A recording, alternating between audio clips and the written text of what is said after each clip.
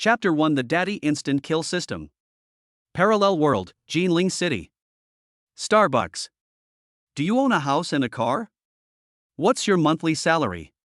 How much dowry are you planning to give when you get married? Shinhao looked at the woman in front of him, bewildered by her barrage of questions. Are blind dates this direct nowadays? Shinhao sighed and answered truthfully, no house, no car, monthly salary of 8,000 as for the bride price. I think it's negotiable, but let's try to keep it under 100,000, any more is indeed beyond my means. Chen Xan, the woman on the blind date, rolled her eyes and gave a cold laugh. With looks like yours, you actually dare to go on a blind date? They're not even willing to give a large dowry, they have no sincerity at all. Don't we women need support after childbirth, which is so hard? Shinhao was speechless. Some people's thought processes were indeed very strange. Marriage and having children are matters for both people, it's not just a one-sided effort from the woman. If you don't see eye to eye, even half a sentence is too much. Shinhao called the waiter over to settle the bill. Waiter, let's split the bill. Chen Xian's expression suddenly became quite interesting. She reluctantly handed over the money, then glared at Shinhao and said, "You're so stingy, you'll never find a wife in your life." Shinhao ignored her and walked to the side of the road to wait for the bus. Boom! A deafening roar echoed through the sky. A pink Maserati sports car pulled up beside Shinhao. The passenger window slowly rolled down, revealing a stunningly beautiful woman sitting in the driver's seat. She had long, beautiful black hair that was casually draped over her shoulders.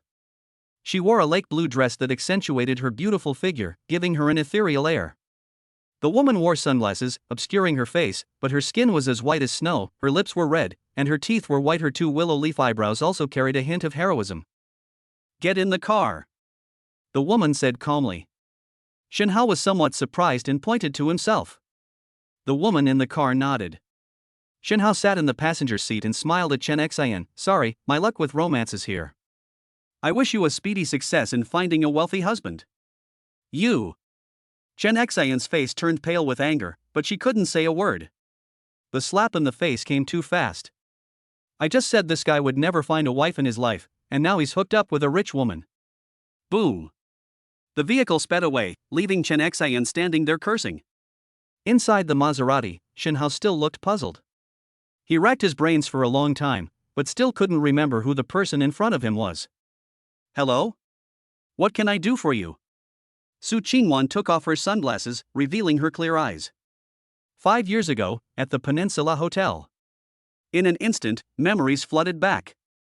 It was a weekend at university, and Shinhao was working as a waiter at the Peninsula Hotel as usual to earn his living expenses. Just before he was about to leave work, he encountered Su Qingwan, who was on the run. Shinhao's values followed his eyes, and he decisively chose to hide her. What happened next shocked him for a whole year. A scene from a movie appeared. Several men in suits, wearing sunglasses and in-ear monitors, ran past him. Shinhao's palms were sweating with nervousness. After narrowly escaping disaster, the two, under the influence of hormones, somehow ended up kissing and rolling onto the same bed. When he woke up the next day, Su Qingwan had already disappeared. For the past 5 years, the two have had no contact whatsoever and have never met again. Unexpectedly, Su Qingwan has come knocking on our door. But judging from her appearance, she doesn't seem to be short of money. What could she possibly want from me? I had 2 children, yours. Su Qingwan said calmly. It was as if a thunderbolt had exploded in Shinhao's mind. Child? Or 2? The ups and downs of life are just too exciting. 1 second he was a single man in his late 30s who had been repeatedly rejected on blind dates. The next second, he'll become a dad? Are you sure it's mine? Shinhao asked excitedly. I only did it once, so it must be yours. If you don't believe me, we'll do a paternity test in a bit. At this point, a blush crept onto Su Qingwan's cheeks. Just as Shinhao was about to speak, an electronic voice sounded in his mind. Ding! Congratulations, host, you have found your biological child. The Super Daddy system is activated. The host only needs to take care of the child to get a chance to win a flash sale for just 1 yuan. Items available for instant purchase include real estate, stocks, and various other assets, as well as a wide range of practical skills. System? Shinhao was overjoyed. It seemed that his luck had truly turned around this time. Not only did he get a wife for free, but he also got 2 kids, and he even had a system boosting his luck. In this way, he would not worry about the child's parentage. The system has already confirmed that they are biological children, which is definitely more accurate than any identification agency. No need, I trust you, Shinhao said. This answer surprised Su Qingwan somewhat. In her opinion, a man may not care about many things, but he values the matter of bloodline very much. It's not that I'm old-fashioned after all, anyone would be furious if they had to raise the neighbor's child for him. I know I owe you a lot. What can I do for you and your 2 children? Shinhao felt terrible thinking about the pressure Su Qingwan must have faced after having a child out of wedlock. I couldn't come to see you before because of some trouble, but having a child was my own choice, so you don't need to feel guilty. Now that my 2 daughters are growing up, they constantly ask for their father, and in order to provide them with a better environment to grow up in, I've decided to come find you. Here's an agreement. Take a look, and if there are no problems, sign it. Su Qingwan didn't say much, and took out an agreement that she had prepared in advance. Shinhao picked it up and looked at it. Although there were many terms in the agreement, the main points were only 2. First, the 2 live together as husband and wife and raise their 2 daughters together. Secondly, she hopes that Shinhao will stay home full-time to take care of the child, and Su Qingwan will pay him 20,000 yuan a month. Shinhao frowned after reading the agreement. What? Is there anything you're not happy about? You can tell us. If you want more money, no problem at all. When the woman saw Shinhao's appearance, she asked him a question. It's not about the money, Shinhao replied. A man must have his own career to pursue. I can't stay home with my child full-time. Su Qingwan was somewhat puzzled. Before she came to see Shinhao today, she had already asked someone to investigate him. I work for a small company and my monthly salary is only 8,000. She never expected that Shinhao would use focusing on his career as an excuse to refuse to take care of the child full-time. Su Qingwan wanted to persuade Shinhao further, but he continued. When 2 people live together, they must be equal. No matter how much money one of them earns, neither of them is subservient to the other. Of course, I can see that you seem to be very busy with work and earn a lot of money, so I will definitely spend more energy taking care of our daughter. I hope you understand. Seeing Shinhao's insistence, Su Qingwan didn't say anything more. No problem, I don't require you to be a full-time stay-at-home dad, let's sign the agreement. As she spoke, Su Qingwan took out a pen and crossed out the corresponding line. Shinhao solemnly signed his name. As for the agreement stipulating that they would only live as husband and wife, Shinhao was not worried at all. He was a hard-working young man, and now he had the system to rely on. He was confident that after living together, the 2 of them could gradually develop feelings for each other. May I go see my daughter? Shinhao asked. Good. When Su Qingwan mentioned her daughter, her eyes were filled with tenderness. Boom! The roar of the Maserati filled the air once again. We sped off toward the upscale residential area in the west of the river. Shinhao couldn't wait a moment longer and wanted to see his daughter as soon as possible. Hey, Sister Yan, have you brought Tuanchuan and Yuan back yet? Tell them that Daddy will be home to see them today. Su Qingwan answered the phone with the nanny at home, informed her, and then hung up. Upon hearing his daughter's name, Shinhao immediately became curious. Our daughter's name is Tuanchuan or Yuan? Yes, that's her nickname. Her full name is Su Nian. Su Qingwan nodded. Shinhao was immediately moved. It seemed that Su Qingwan had not had an easy time these past few years. Her daughter's name reveals her longing for family reunion. Miss Su, although I don't know why you waited so long to come to me, I believe you have your own reasons. Now that I'm by your side, I will protect you 3 from now on. A resolute look appeared in Shinhao's eyes. Chapter 2, Daughter Admits, Instantly Wiping Out Millions in Savings. Hearing Shinhao's words, Su Qingwan felt a warmth in her heart. Surprisingly, he's quite responsible. Actually, Su Qingwan had already figured it out when she had someone investigate Shinhao before. Shinhao's parents passed away unexpectedly when he was young, and he was able to continue his studies entirely thanks to the financial assistance of his neighbor, an elderly man surnamed Zhao. Grandpa Zhao was kind-hearted, but unfortunately his later years were miserable. His own children sent him to a nursing home and didn't visit him even once every 6 months. Only Shinhao consistently visits the nursing home every week. This reveals his character and moral integrity. Shinhao was a little nervous, wondering if his 2 daughters would like him. Shinhao, don't worry. Su Qingwan noticed Shinhao's nervousness and couldn't help but laugh. Tuanchuan and Yuan are very well behaved and smart. Shenhao nodded, of course, I'm just afraid they won't like me. Su Qingwan drove very fast, and the two arrived at the residential area in less than half an hour. Shenhao followed Su Qingwan into their home. The house is not big, only 200 square meters. However, its advantage lies in its prime location, adjacent to the commercial center of Hushi, and next to the Olympic Sports Park, as well as two 4-star junior and senior high schools. Mom, you're back. As soon as I entered, two chubby human cubs ran over. One on each side, they grabbed Su Qingwan's legs. Shenhao looked at his two daughters. Their little faces were delicate and beautiful, and they were wearing well-fitting pink dresses. They were absolutely adorable. Tuanchuan, Yuan, Daddy's back today. Say hello to him, Su Qingwan introduced. The two little girls let go of their mother's arms and carefully examined Shenhao. They fiddled with their fingers while whispering secrets to each other. However, their voices were quite loud, and Shenhao and Su Qingwan, who were standing nearby, heard them clearly. Tuanchuan, Mommy wasn't scammed, was she? Yuan, I think it's very possible.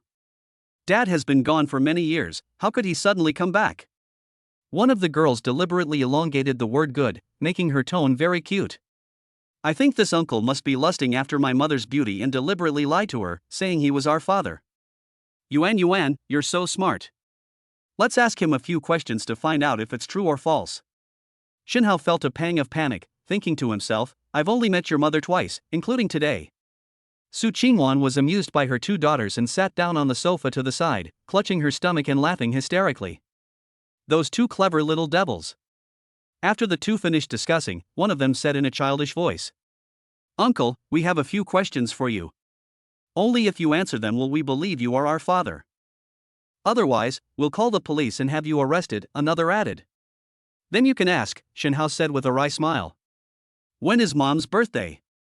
What is Mom's favorite bag? What kind of scooter does Mom drive? The two little girls bombarded each other with questions, one after the other. He asked more than a dozen questions in a row.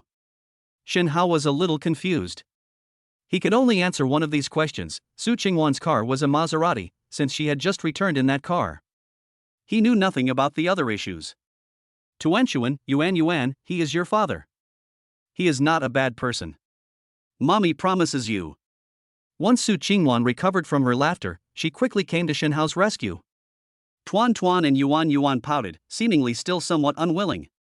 But if Mom said yes, then it must be. Tuanchuan sighed, Yuan, I told you long ago, women who fall in love are foolish. Mum. Yuan nodded seriously. Shenhao and Su Qingwan both burst out laughing at the same time.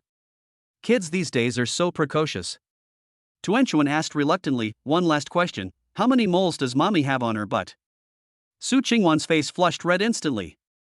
These two little guys are getting more and more out of control. I'll treat you to stir-fried bamboo shoots with pork in a little while. Tuanchuan, Yuan, go play in your room. Daddy and I have something to talk about, Su Qingwan said, feigning seriousness. Your mother doesn't have a mole on her buttocks, Shenhao said quickly after a moment's thought. What did you say? How did you know? Su Qingwan covered her mouth, looking shocked. The two little ones, Tuanchuan and Yuan, were also briefly shocked, then rushed towards Shenhao, hugging his legs just like they had hugged Su Qingwan earlier. Daddy! The two little ones called out in their babyish voices. Actually, the two little girls felt an immediate sense of familiarity upon meeting Shenhao. This is a blood connection, an unbreakable bond. However, their mothers taught them from a young age not to trust strangers. So the two little ones resisted the urge to rush up and call him Dad, and instead chose to test him by asking him questions. The two were initially disappointed that Shenhao hadn't answered the question correctly. But Shenhao answered the most crucial question, which made them let down their last bit of guard and confirm that this was indeed their father. Because my mother taught me that I should never show the parts of my underwear in front of strangers. Looking at his two daughters and hearing them call him Daddy again and again, Shenhao's heart melted. Dad, why are you only getting home now? You went on such a long trip. Yes, we used to ask Mom, and she would always say you went on a long trip, but she never told us where you went or what you did. Once Tuan and Yuan let their guard down, they became extremely clingy, constantly asking Shenhao questions. After a moment's thought, Shenhao replied, Earth has been invaded by aliens, and Dad is going to fight them. Wow, that's so cool. So, Dad, how did you fight the aliens? Was it done while flying a plane? Tuanchuan, you're so stupid. Fighting aliens must be in space, you need a spaceship, not a plane. Oh, Yuan, you're right. Seeing that his two daughters quickly became friends with Shenhao even made up a story to cover up his lie. Su Qingwan was very happy. Shenhao, you play with Tuanchuan and Yuan for a while. I'm going to my room, I have a video conference to attend. Don't worry, honey. Su Qingwan stumbled and almost fell. This Shenhao is going a bit too far. Does he really think he's my husband? Humph. You're just the father of my child. At the same time, the system was also running automatically in Shenhao's mind. Ding. Host detected. Daughter's approval granted. Reward, 1 chance for a quick kill. Option 1, 10 million yuan in deposits at China Construction Bank. Option 2, Lego Master Level Talent. Option 3, a Porsche 911 luxury sports car. Shenhao analyzed his current situation and realized that he was still quite short of money. He's never been a vain person and doesn't need luxury cars. As for Lego Master Level Talent, there's no rush to acquire it. If there's a chance in the future, I might accept it, since it's a tool that develops intelligence and hands-on skills, and I can play with it with my daughters. Shenhao silently thought to himself, instant kill option 1, 10 million in savings. The next second, the phone rang twice. Your China Construction Bank savings card has been charged 1 yuan. Your account balance is now 10,037 yuan. Your China Construction Bank savings card has received a deposit of 10 million yuan. Your account balance is now 10,010,037 yuan. Chapter 3, Stacking Blocks, Instantly Destroying Thomson Riviera. Shenhao was overjoyed. Sure enough, the system hadn't lied to him. Now that I have millions in savings, I feel much more confident. He had been a little reserved at home, but now that he had gotten to know his daughter for a while, Shenhao was much more relaxed. Tuanchuan, Yuan, what do you usually play at home? Shenhao asked with a happy expression. Let's play with building blocks. The two little cuties shouted in unison. Then Dad will play with you. Okay. Dad's playing with building blocks with us. Tuan and Yuan were very happy, their little mouths wide open in a smile. Su Qingwan certainly loves her two daughters very much, but she is usually too busy with work to play these things with them. This was also the reason why she initially wanted Shenhao to take care of the child full-time. The two daughters do indeed lack parental companionship. Sister Yang is just a nanny, and she is also older, so her way of taking care of the children is rather old-fashioned. Shenhao carried one daughter in each arm and went to the playroom with his two daughters. This is a room that Su Qingwan prepared especially for her two little princesses, and it is filled with all kinds of toys. The shelves were filled with various Barbie dolls, and there were two adorable large teddy bears on the floor. On a table, there were scattered building blocks. Shenhao put his daughter down, and the two little ones skipped and ran over. Working together, the two of them pulled a large box full of building blocks out from under the table. Daddy, come play. They're here.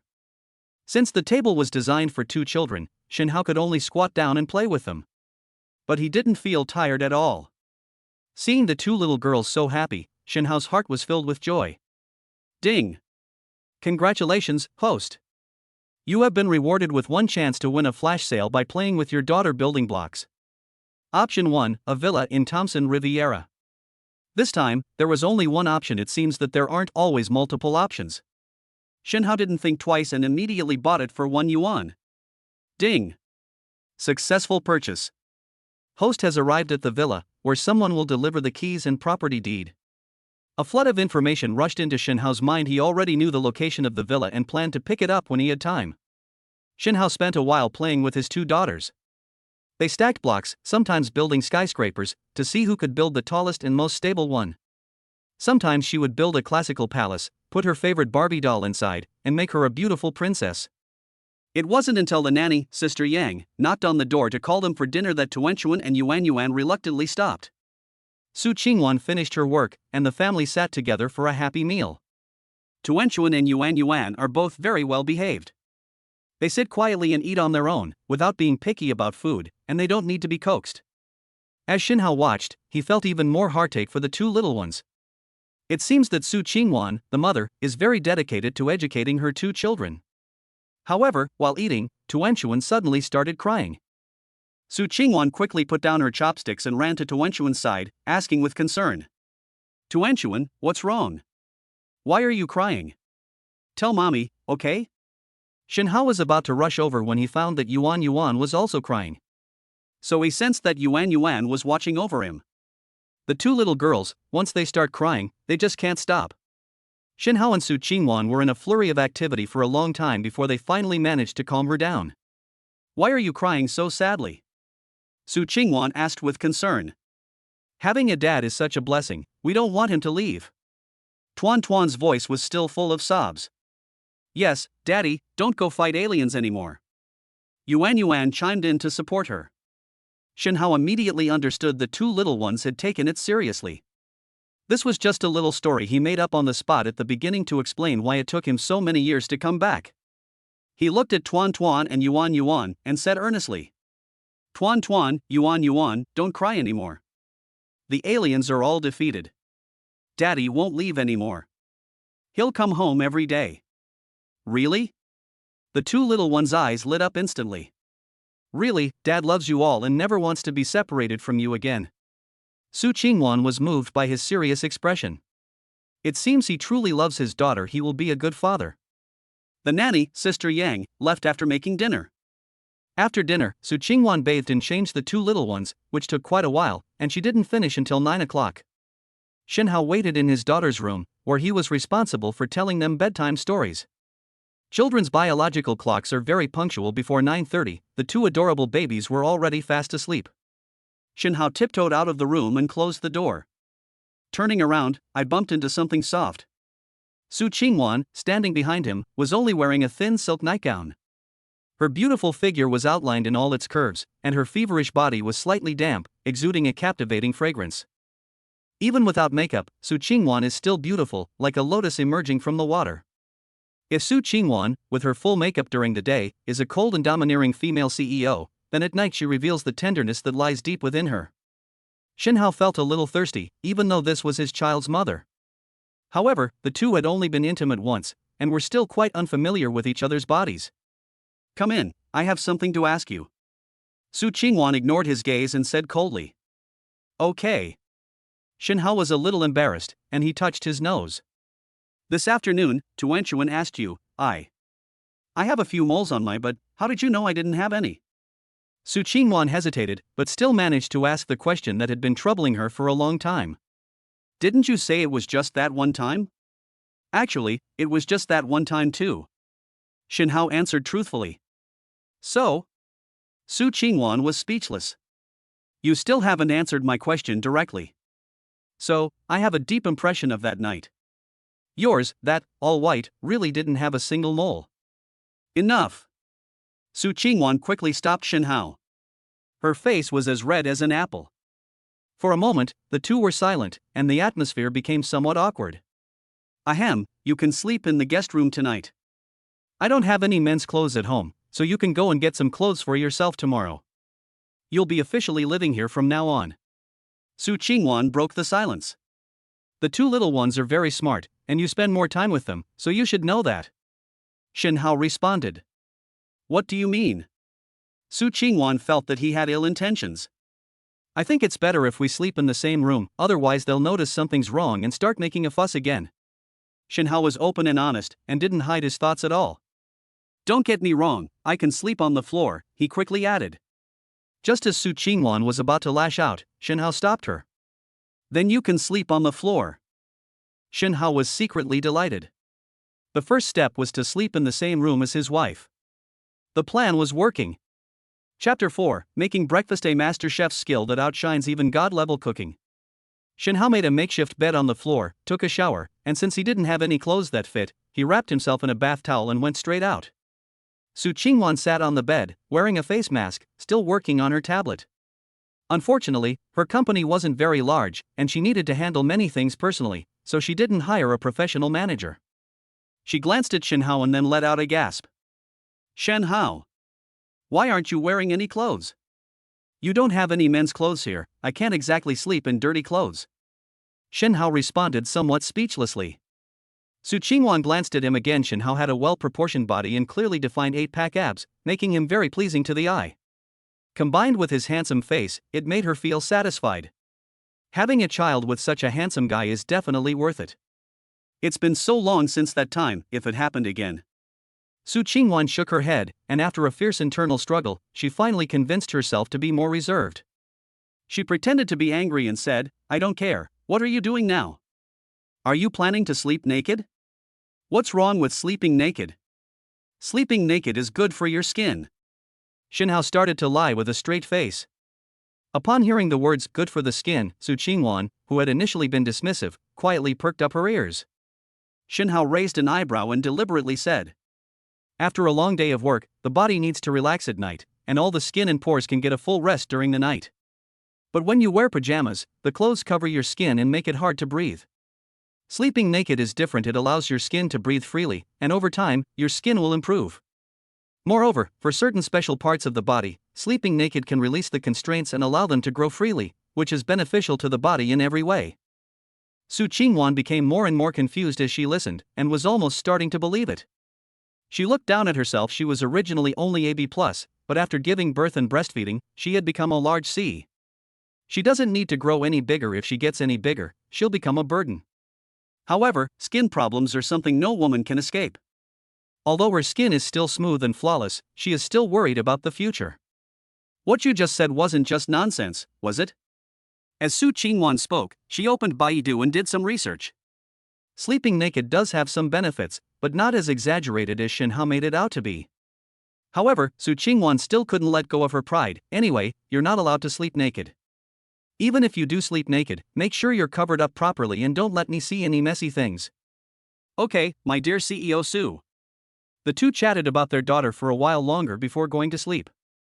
The next morning, just as dawn was breaking, Shen Hao quietly got up, considering himself an all-around super dad, to prepare a nutritious breakfast for Su Qingwan, Tuanchuan, and Yuan Yuan. Ding! Detected that the host is preparing breakfast for the mother and daughter. Reward: 1 chance to instantly kill. Option 1, God-level cooking skills. Option 2, acquire 51% of Jiangnan shares. Hiss. Shen Hao was a little surprised, as Jiangnan was a nationally renowned Huayan cuisine restaurant. With its authentic Huayan cuisine, the company has expanded to various locations and has even been listed on the Hong Kong Stock Exchange. This 51% stake is worth hundreds of millions. Shen Hao smiled and shook his head. Forget it, money is just an external thing. Now that he has a wife and children, a warm bed, millions in savings, and a villa in Thompson Riviera, why pursue more asset accumulation? It's better to have God-level culinary skills, be able to make delicious food, and enjoy life with your family. Shen Hao decisively chose God-level cooking skills. A warm feeling welled up in his mind. A vast amount of cooking information and methods entered his mind, and at the same time, specific operating techniques were transformed into muscle memory and gathered in his hands. Shen Hao opened the refrigerator, checked the dishes, and found that there wasn't much food left. All that was left were simple ingredients such as eggs, milk, and bread slices. His eyes were full of confidence. Breakfast wasn't anything fancy. As long as you have enough nutrition and are full, these ingredients are sufficient. The early bird catches the worm. Eating a hearty breakfast is crucial for maintaining energy throughout the day. Shen Hao busied himself in the kitchen. Turn on the heat, add oil, fry the eggs. The entire operation was performed flawlessly, without a single unnecessary movement from beginning to end. Su Qingwan was half asleep when a fragrance woke her up. "It smells so good, who's cooking?" She looked down at the floor beside her. The bedding had been neatly arranged, and Shen Hao was nowhere to be seen. Could it be Shen Hao? How could a grown man like him know how to cook? "Don't waste my ingredients." Su Qingwan didn't have time to put on makeup, so she scratched her head and hurriedly left the room. "What did you make?" "Sandwiches are nutritious, healthy, and filling." Shen Hao responded with a smile. Su Qingwan nodded, looking at Shen Hao wearing an apron. "It actually looks pretty convincing." The family sat together happily once again. Shen Hao made 3 sandwiches in total. He and Su Qingwan each had one, and the 2 little ones each had half a sandwich. Sandwiches are easy to make, just put meat and vegetables in a slice of bread. However, making it taste delicious is still a bit challenging. "Do you used to cook often?" "This sandwich looks delicious. Su Qingwan asked. Shinhao answered truthfully, no, this is my first time making sandwiches. Su Qingwan was speechless for a moment. It was her first time doing this. So, you think we, the three of us, were your guinea pigs? I doubt it will taste very good. Tuan Tuan and Yuan Yuan took a bite and exclaimed, wow. So delicious. Daddy's awesome. Shinhao smiled broadly, feeling extremely satisfied after receiving praise from the two adorable children. He poured milk for the three of them and said, Tuan Yuan, Yuan, eat slowly and drink some milk. Su Qingwan looked doubtful. Was it really that delicious? She parted her cherry-like lips slightly and took a bite. The bread was lightly toasted, giving it a hint of wheat aroma. The ham slices inside were even more delicious, and Shinhao's carefully crafted soft-boiled egg had a clear distinction between yellow and white, and the delicious juices flowed into your mouth the moment your teeth touched it. This reminded Su Qingwan of her mother's cooking. Before I knew it, my eyes were filled with tears. Wanner, why are you crying? Looking at Su Qingwan's tearful face, Shinhao felt a pang of heartache, even though he didn't know why she was crying. It's nothing, I just thought of some things. Su Qingwan realized her loss of composure and quickly wiped away her tears. I can't say it's because your sandwich was so delicious it made me cry. That would be too embarrassing. Shinhao would definitely think he could use this to control me in the future. No, I can't admit it. Shinhao didn't think too much about it. He now possessed god-level culinary skills and could make any dish with ease.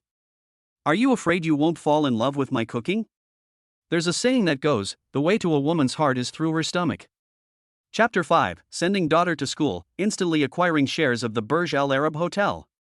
Walking along the familiar paths of the campus, I come to read under the trees in the early morning. The rising sun shines on my face, and also on the little tree beside me. Shinhao, driving his Maserati, started singing at the request of his two adorable children. After the initial nervousness, he got used to the sports car. It was just a spur-of-the-moment decision. I casually mentioned that I wanted to drive. Who knew that the two adorable kids would start a fuss, saying they'd never ridden in their dad's car before and insisted on doing so. Su Qingwan had no choice but to let Shinhao drive. Following the navigation, he first dropped Su Qingwan off at the China Financial Center HFC, and then took the two little cuties to kindergarten. Su Qingwan's company, Qingwan Entertainment, is located on the 30th floor of HFC. It is a medium-sized film and television company. She initially refused her family's arrangements, and later became pregnant with Shinhao's child. She then left the Su family and started from scratch, building Qingwan Entertainment into what it is today. Su Qingwan got out of the car, and her cold demeanor returned to normal. Drive carefully, she said, turning back to remind him. Okay, thank you, honey. Taking advantage of the presence of the adorable baby, which prevented Su Qingwan from retaliating, Shinhao recklessly tested the limits of danger. Su Qingwan's lips twitched slightly. I'll hold back. Wait a minute, why would I care about his driving safety? I am concerned about the safety of Tuanchuan and Yuan, that must be it. I don't care about that jerk at all. Su Qingwan comforted herself and felt much better. Shinhao, of course, was unaware of her inner thoughts. At that moment, he had already sped off in his car toward the two adorable children's kindergarten. Daddy, Daddy. The two adorable little ones in the back seat suddenly started shouting again. Shinhao quickly asked, Tuanchuan, Yuan, what's wrong? Daddy, Daddy. The two little cuties kept calling his name, but didn't say what they wanted. What happened? You have to tell Daddy what's wrong. He. A sweet, innocent laugh rang out. Actually, it's nothing, we just wanted to call out to you. We had a dream last night that you left again to fight aliens, and I cried so hard, Tuanchuan said. Yuan retorted, not to be outdone, me too. Seeing this, Shinhao smiled and said, Dad already promised yesterday that he won't leave again, so you two can rest assured. And from now on, Dad will pick you up from school every day, okay? Yay! Yay! The two adorable little ones burst into laughter in an instant. Watching the two adorable children, hand in hand, enter the kindergarten under the guidance of their childcare teacher, Shinhao finally left with peace of mind. Ding! Congratulations, host! Sending your daughter to school has earned you a chance to snag a flash sale. Option 1, 50% stake in the Jinling Sale Hotel. Option 2, master-level driving skills. Shinhao looked at the two options, but it seemed he had no choice. The second one seems too useless. He's not a race car driver, so he doesn't need to be a great driver for now. We decisively chose option 1, Jinling Sailboat Hotel Company, Ltd. The Jinling Sailboat Hotel is the only 7-star hotel in the country. Built on an island in the middle of the river in Nanjing, the hotel's exterior resembles a sailboat, hence its name, the Sailboat Hotel. Together with the Baiti Burj Al Arab in Central Asia, they are considered 2 shining pearls in the hotel industry. These 2 hotels also have a direct connection. The Jinling Sail Hotel was built in China by Baiti Sail Hotel Group in conjunction with numerous local Chinese investors. Its internal shareholding structure is intricate and extremely complex. Baiti's Burj Al Arab Hotel Group holds a 50% stake but has not participated in direct operations for many years, only receiving dividends. For other companies, each holding a 12.5% stake, are directly competing for operational control. It can be said that whoever gets the support of Baiti will have the operating rights in their pocket. These are business secrets that are generally unknown to the public. However, Xinhao quickly acquired 50% of the shares of Jinling Sailboat Hotel, replacing the Baiti Sailboat Hotel Group. Naturally, the system also pushed important information to him. Xinhao processed this information. He didn't care about the management rights at all, he just wanted the dividends corresponding to his 50% stake. The Jinling Sailboat Hotel has an annual revenue of several billion yuan and a profit of around 800 million yuan, which can reach the billion yuan level in good years. Conservatively estimated, Xinhao Guang could earn 400 to 500 million yuan annually from the hotel's dividends. Xinhao was momentarily dazed. He shook his head. No matter what, life had to go on. Even if you become rich, you should still strive to be a hard-working person. He then drove to the company. Longhai Real Estate, Sales Department. Despite rushing, I was still a minute late.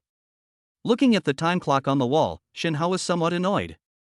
Hey, Xinhao, you're late again today? I'm going to dock your pay. Some people, when they're at work, they have this sullen face, but as it gets closer to the end of the workday, they start acting all high and mighty. I'm really fed up with them. What are you guys even doing here? Eating rice for free. Don't you have any shame? When Zhang Chang, the sales manager, saw Xinhao enter, he immediately became sarcastic. He had a fleshy face and a big beer belly. In fact, Longhai Real Estate implemented a flexible work system, and everyone was originally very happy at work. But everything changed after Zhang Chang arrived. It is said that this person is uneducated and incompetent, and that he got in through connections by being a relative of someone in a higher position. He definitely knows nothing about sales or management. If you want to make a name for yourself, you have to focus on these superficial things.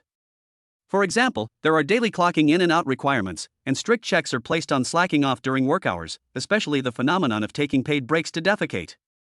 And those who frequently demand that others write self-criticisms, often requiring 10,000 words, are simply insane. This caused widespread complaints within the sales department.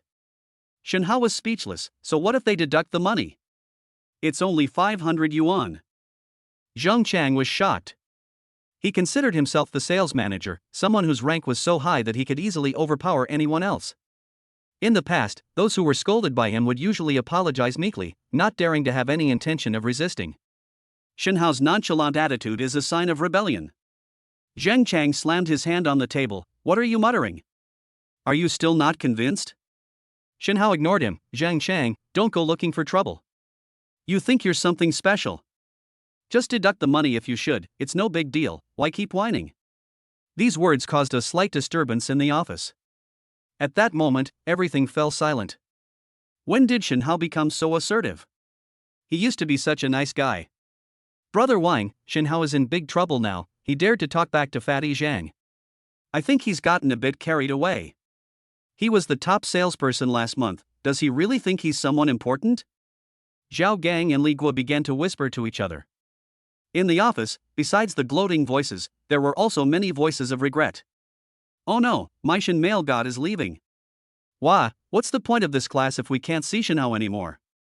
Sigh, if only he had given in to President Fan. Shen Hao. Zhang Chang flew into a rage, do you want to quit? Go write a 10,000-word self-criticism. Otherwise, I'll fire you immediately. Xinhao didn't bother to waste any more words with Zhang Chang and simply ripped off his employee badge from around his neck. He fell down in front of Zhang Chang. I quit. Look at you, so stupid. Writing a self-criticism? Are you a primary school student? After saying that, Shinhao strode out of the office, waved his sleeves, and left without a trace. Chapter 6. Is Mr. Shin here? After leaving the company, Shinhao thought about it and realized he had nothing to do, so he went straight to the Thompson Riviera villa. After all, it's your own assets, so it's best to check and get the keys and property certificate. This is a newly opened residential development, and it's still on sale. Before even reaching the sales center, we saw well-dressed security guards saluting us from afar. Shinhao surveyed the surroundings nestled against the mountains and beside the water. It was filled with birdsong and fragrant flowers, and the landscaping was quite impressive. The scene where he was stopped by security guards and humiliated, which he had imagined, did not occur, leaving Shinhao somewhat disappointed. There was nothing I could do. I was driving my wife's pink Maserati, and that didn't look like I was poor. Push the door open and enter.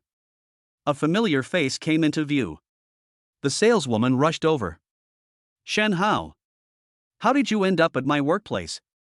What? You only remembered me after being dumped by that rich woman. The person in front of him was Chen Xian, Shinhao's previous blind date. Now that Shinhao has come to claim the villa, he unexpectedly runs into her. However, Chen Xian had clearly misunderstood. Chen Xian, I didn't come here to see you. I have something to do here.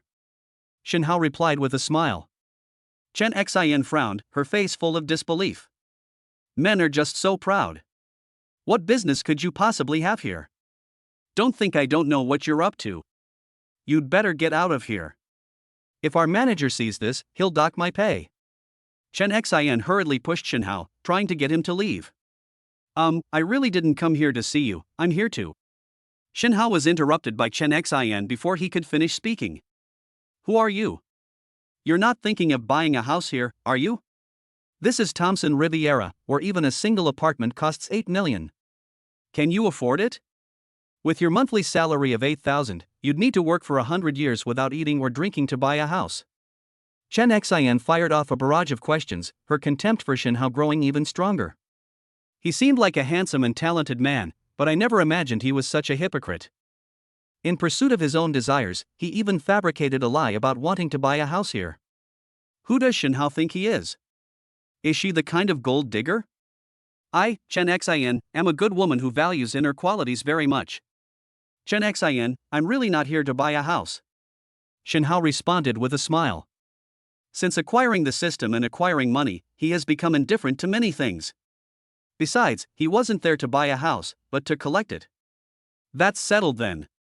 Now go ahead and leave, don't disturb my work. Chen Xian saw a boss in an expensive suit enter through the doorway and quickly went to greet him. Mr. Kai, you're here.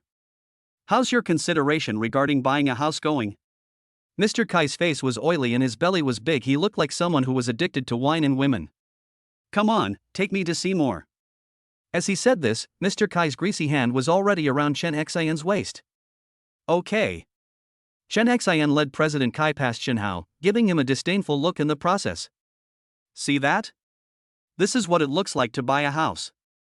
Why don't you take a piss and look at yourself in the mirror? Is Mr. Shin here? Just then, Manager Huang from the sales center ran out carrying a file folder. Is Mr. Shin, who just made an appointment to pick up the keys, here? Manager Huang called out again. Huang Helu is the manager of the Thompson Riviera Sales Center. This morning, he received a call from a Mr. Shin, who said he would come to pick up the keys and property certificate for Villa Number 1. So he quickly prepared his things and waited for Shinhao to come and collect them.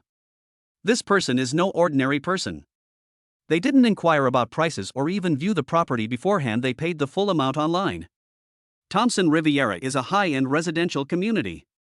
It features mid-rise buildings and a villa area. The total price of a typical mid-rise apartment is around 8 million, while the total price of a villa is tens of millions. Especially those who are so generous with their money, they might just be nouveau riche casually investing in assets. If you treat him well, he might just give you 2 more sets of clothes with a wave of his hand. With the appointed time fast approaching and Mr. Shin still not arriving, Manager Huang grew anxious. At the same time, Chen Xian was also stunned for a moment. Mr. Shin? Could it be Shinhao? No way, he's a penniless wretch. The last time I went on a blind date with him, he even took the bus. How could anyone possibly afford Thompson Riviera? However, what happened next surprised Chen Xin. Shinhao raised his hand slightly and gestured, "Manager Huang, I'm over here." Huang Helu hurriedly ran over and shook hands with Shinhao. "Mr. Shinhao, right? I've been waiting for you for so long. You're so generous. You didn't even look at the house, you just bought the Thompson Riviera Villa #1 online with full payment. Today's meeting proves you are indeed a young man of great talent." Shinhao waved his hand, signaling Yellow Crane Tower to keep a low profile. Huang Helu quickly lowered his voice and handed over the file bag. "The property certificate and keys for Villa #1 are here. Would you like to take a look at the house? Then I'll have to trouble Manager Huang." Chen Xin, who was standing nearby, heard everything clearly. He quickly made an excuse, pulled away from Mr. Kai's embrace, and handed Mr. Kai over to another salesperson. Then, he hurriedly followed Shinhao to the Yellow Crane Tower. "Brother Hao, look, the misunderstanding between us is quite serious." Shinhao didn't want to waste his time talking to this gold-digging woman. "I don't think there's anything special between us, right? Since there is no intimate relationship, how can there be any misunderstanding?" Huang Helu looked suspicious. "Mr. Shin, do you know our saleswoman, Miss Chen Xin?" Shinhao shook his head. "We met once, I think." "I was rejected by Miss Chen on a blind date before." "Oh?" Huang Helu was a little confused, wondering what Shinhao was up to. "However, this Miss Chen, ever since I entered your sales center and realized I wasn't there to buy a house, she's been trying to get rid of me." "I really don't know what she means by that," Shinhao added. "Chen Xin." Huang Helu's anger was palpable. "How have I been teaching you all? Service first. Service first. Whenever a customer comes, no matter what the situation, we provide attentive service, serving tea and water, and carefully guiding and explaining the exhibits. We don't skimp on anything. Go to HR and settle your salary. You don't need to come in tomorrow." Chen Xin was struck dumb, her face turning ashen. She quickly bowed and apologized. "Mr. Huang, I was wrong, please give me another chance." Yellow Crane Tower was furious. "They almost drove away one of my biggest clients. This is unacceptable. When people chat casually in their own circles, they can just say a few words. Thompson Riviera's sales staff have such terrible attitudes, how can they even face anyone?" Huang Helu didn't bother with any more words and simply called security to forcibly take her away. "Mr. Shin, are you satisfied with this resolution?" Shinhao shrugged. "This is a minor matter, and it's an internal matter for you. Manager Huang doesn't need to ask me." Chapter 7 Zhao Yud's Warning.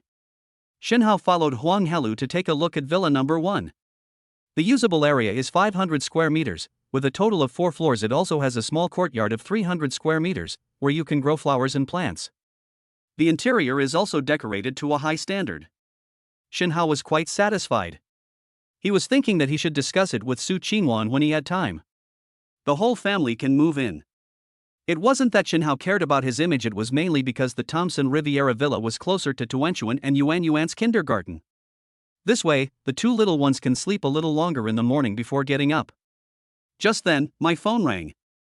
Shinhao looked at that unfamiliar yet familiar name, Zhao Yud. The son of Zhao Weixing, who sponsored him. Aside from Grandpa Zhao, Shinhao had very little contact with the rest of his family. Because his family unanimously opposed Mr. Zhao's financial assistance to Shinhao. Zhao Yud rarely called him, and Shinhao's first thought was that something had happened to Grandpa Zhao. He quickly answered the phone. "Hello? Brother Duh, what's up? Shinhao, did you go to see my old man again?" A questioning voice came from the other end of the phone. "You know I visit Grandpa Zhao at the nursing home every week, so why?" "Hey, isn't it strange? We siblings can't take good care of our old man, so why do we need an outsider like you to keep running to the nursing home? It makes us look unfilial, doesn't it?" "No, it's not that. I thought you guys might be quite busy with work." "I'm practically a free man, so I'll visit you whenever I have time," Shinhao replied. "Alright, I'm not going to waste my breath on you anymore." The old man has that old house in his hands. "You're not after our house, are you?" I said, "You're an outsider, don't you have any shame?" Shinhao sneered inwardly. This Zhao Yud was a real oddball. He didn't care about his father's health and was only thinking about that little bit of money. "Zhao Yud, don't worry, I, Shinhao, am an upright person. Don't judge me with your petty mind. You should visit Grandpa Zhao more often when you have time, you unfilial son. Shen Hao didn't stand on ceremony and hung up the phone immediately after speaking. Beep, beep, beep. On the other end of the phone, Zhao Yud was so angry that he started cursing. Shen Hao was quite helpless. Not to mention that he now had a net worth of hundreds of millions, he couldn't possibly care about the Zhao family's meager possessions. In the past, Shen Hao often visited Grandpa Zhao, driven by a pure heart, simply to repay the kindness he had shown him. The Jinling Sailboat Hotel, 99th floor, top floor. The top floor of the Burj Al Arab Hotel is not open to the public, it is an internal office area. It's clear that something important is going to happen here today. A group of people dressed in all black suits and wearing headphones were on guard here. The atmosphere was extremely serious, with a sense of impending doom. Ding dong. The elevator doors opened, and 4 people dressed in jewels and fine clothes stepped out. 3 men and 1 woman. The leader was a middle-aged man, slightly older, with graying temples, but he was very energetic. With his hair slicked back, wearing a high-end Armani suit and shiny leather shoes, he looked very well dressed. He was Wang Huiyuan, a member of the middle generation of the Wang family of Jinling. Following behind were Li Fucheng from the Li family and Kong Fucheng from the Kong family, both middle-aged men. The representative of the Su family was the only woman present. Moreover, she is quite young. Her name is Su Qingchen, and she is one of the key successors that the Su family is grooming to succeed her. Su Qingchen was dressed in a professional outfit, not the typical combination of a shirt, pencil skirt, and black stockings. She wore black trousers that covered her beautiful legs, but her tall figure was undeniable. She's at the boss level, she doesn't need to use her looks to please people or dress so flamboyantly. All 4 prominent families of Jinling were present. Brother Yuan, what's wrong with Baidi's headquarters? Why did they suddenly call a board meeting? Li Fucheng started a conversation with Wang Huiyuan first. The 2 families have frequent business dealings and are also related by marriage. Wang Huiyuan shook his head, I don't know either. Su Qingchen smiled without saying a word, but her mind was racing. Could it be that Baidi wants to get involved in the battle for operating rights? The management rights were supposed to be changed every year, so it's only the middle of the year, and suddenly a board meeting is being held. There must be something fishy going on. The 4 men each harbored their own secrets, checking their phones every now and then to see if their subordinates had received any new information. Hello? As the large screen lit up, the face of a Central Asian person dressed in a traditional white robe appeared. It is Mr. Abu Dhabi, chairman of the Burj Al Arab Hotel Group. Everyone present nodded in greeting. My dearest friends, I'm sorry to call this emergency board meeting, but I have something important to tell you. BYD Sale Hotel Group made a major transaction this morning. We have sold all of our shares in the Jinling Sale Hotel.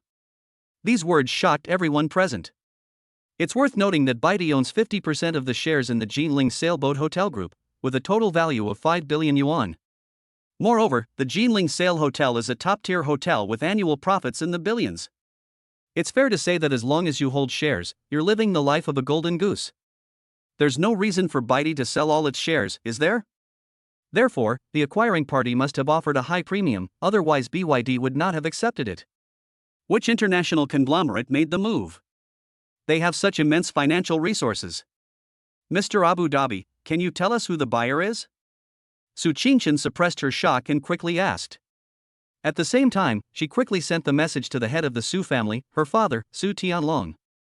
Yes, Mr. Abu Dhabi, could you please tell me? The other 3 also realized what was happening. The new major shareholder might bring about new rules. Whoever gets involved with the new shareholders will gain control of the business.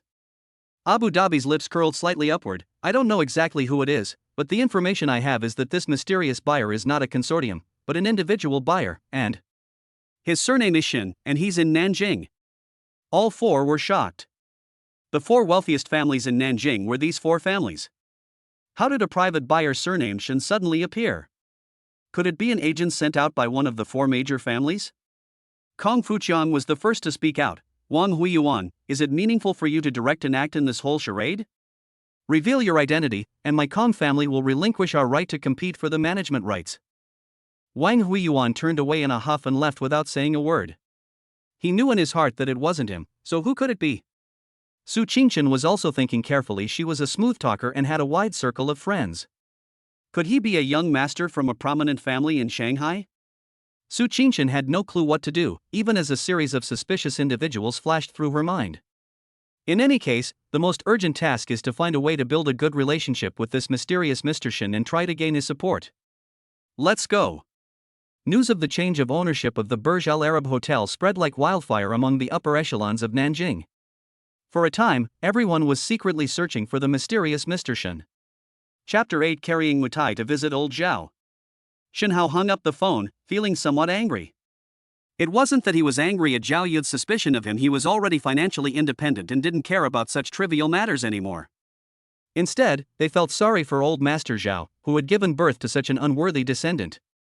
After a lifetime of hard work, I end up in a nursing home in my old age. Shen Hao went to a specialty store, bought 2 bottles of mutai, and then drove straight to the nursing home.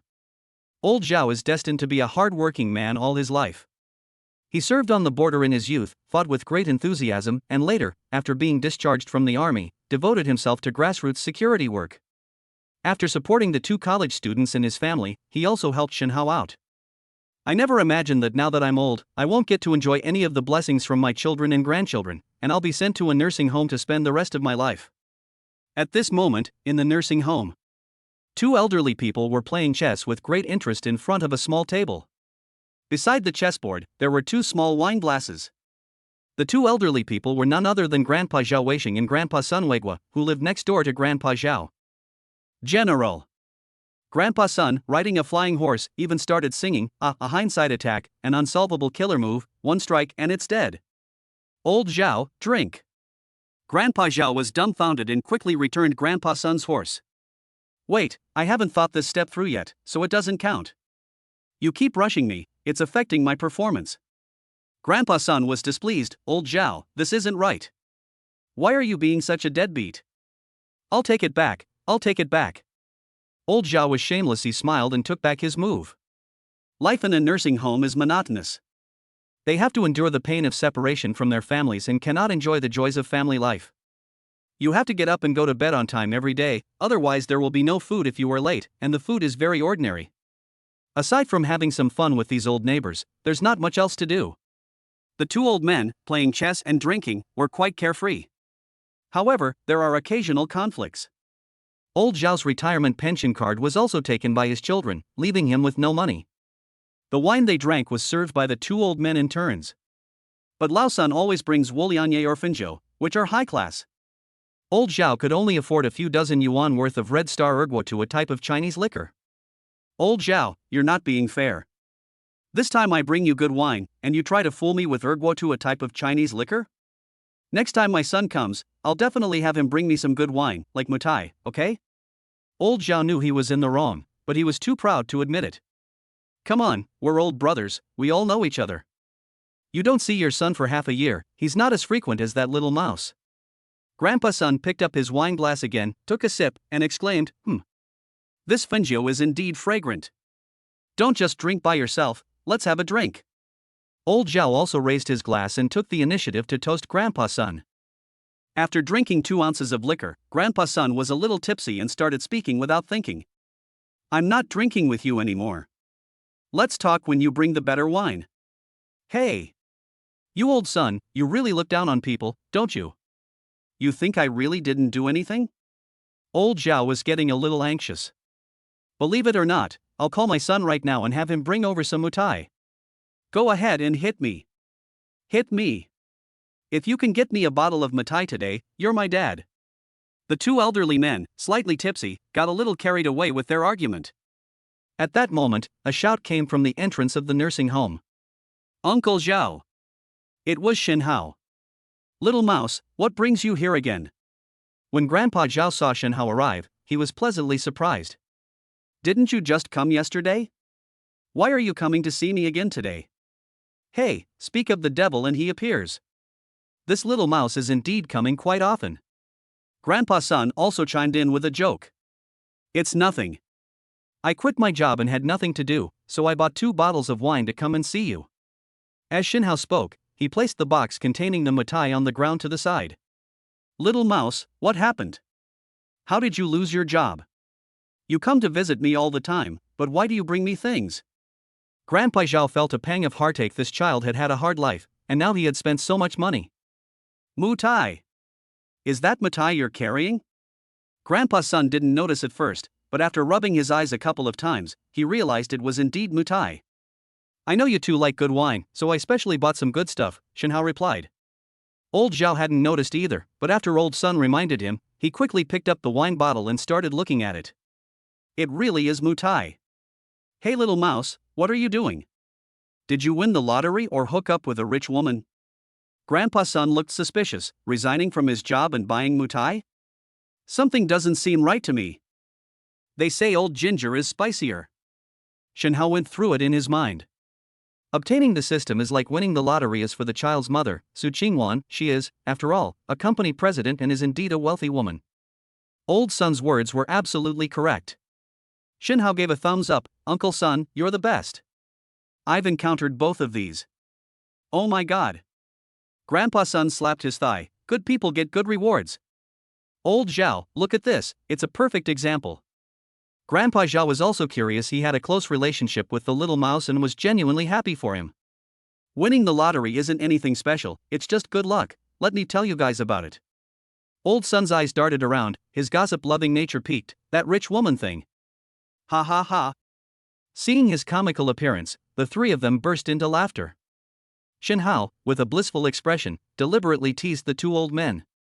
The woman is a really nice person, tall with long legs, the president of a big company, and she bought a house in Heshi. Well, there's just one downside.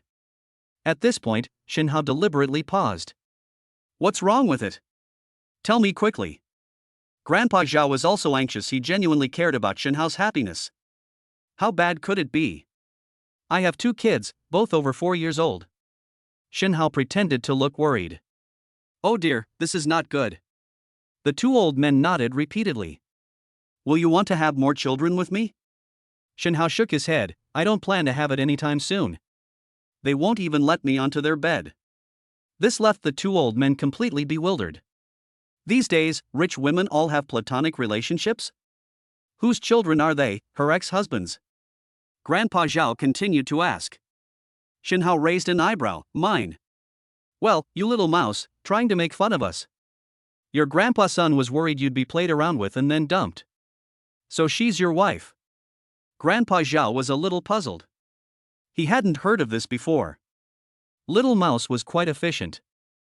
Shenhao took the initiative to explain. We separated before because of some things, and she gave birth to and raised the child by herself. I am sorry for them. The 3 of them chatted for a while longer. Shenhao planned to take the 2 old men out to a restaurant, as he knew the food at the nursing home was bad. Chapter 9: An Encounter with Ji Yan. When Grandpa Sun and Grandpa Zhao heard that they were going to a restaurant, their spirits immediately lifted. But the 2 argued fiercely about where to eat. One suggested going to eat at the old noodle shop in the east of the city, while the other suggested going to eat beef pot stickers at Kajiawan. Neither of them would give in. Finally, the 2 of them looked at Shenhao. Little mouse, you decide. Shenhao thought for a moment and said, how about we try the Jinling Sailboat Hotel? Grandpa Sun was startled. My goodness, you're so rich? Grandpa Zhao also quickly tried to dissuade him. Don't go to that lousy place.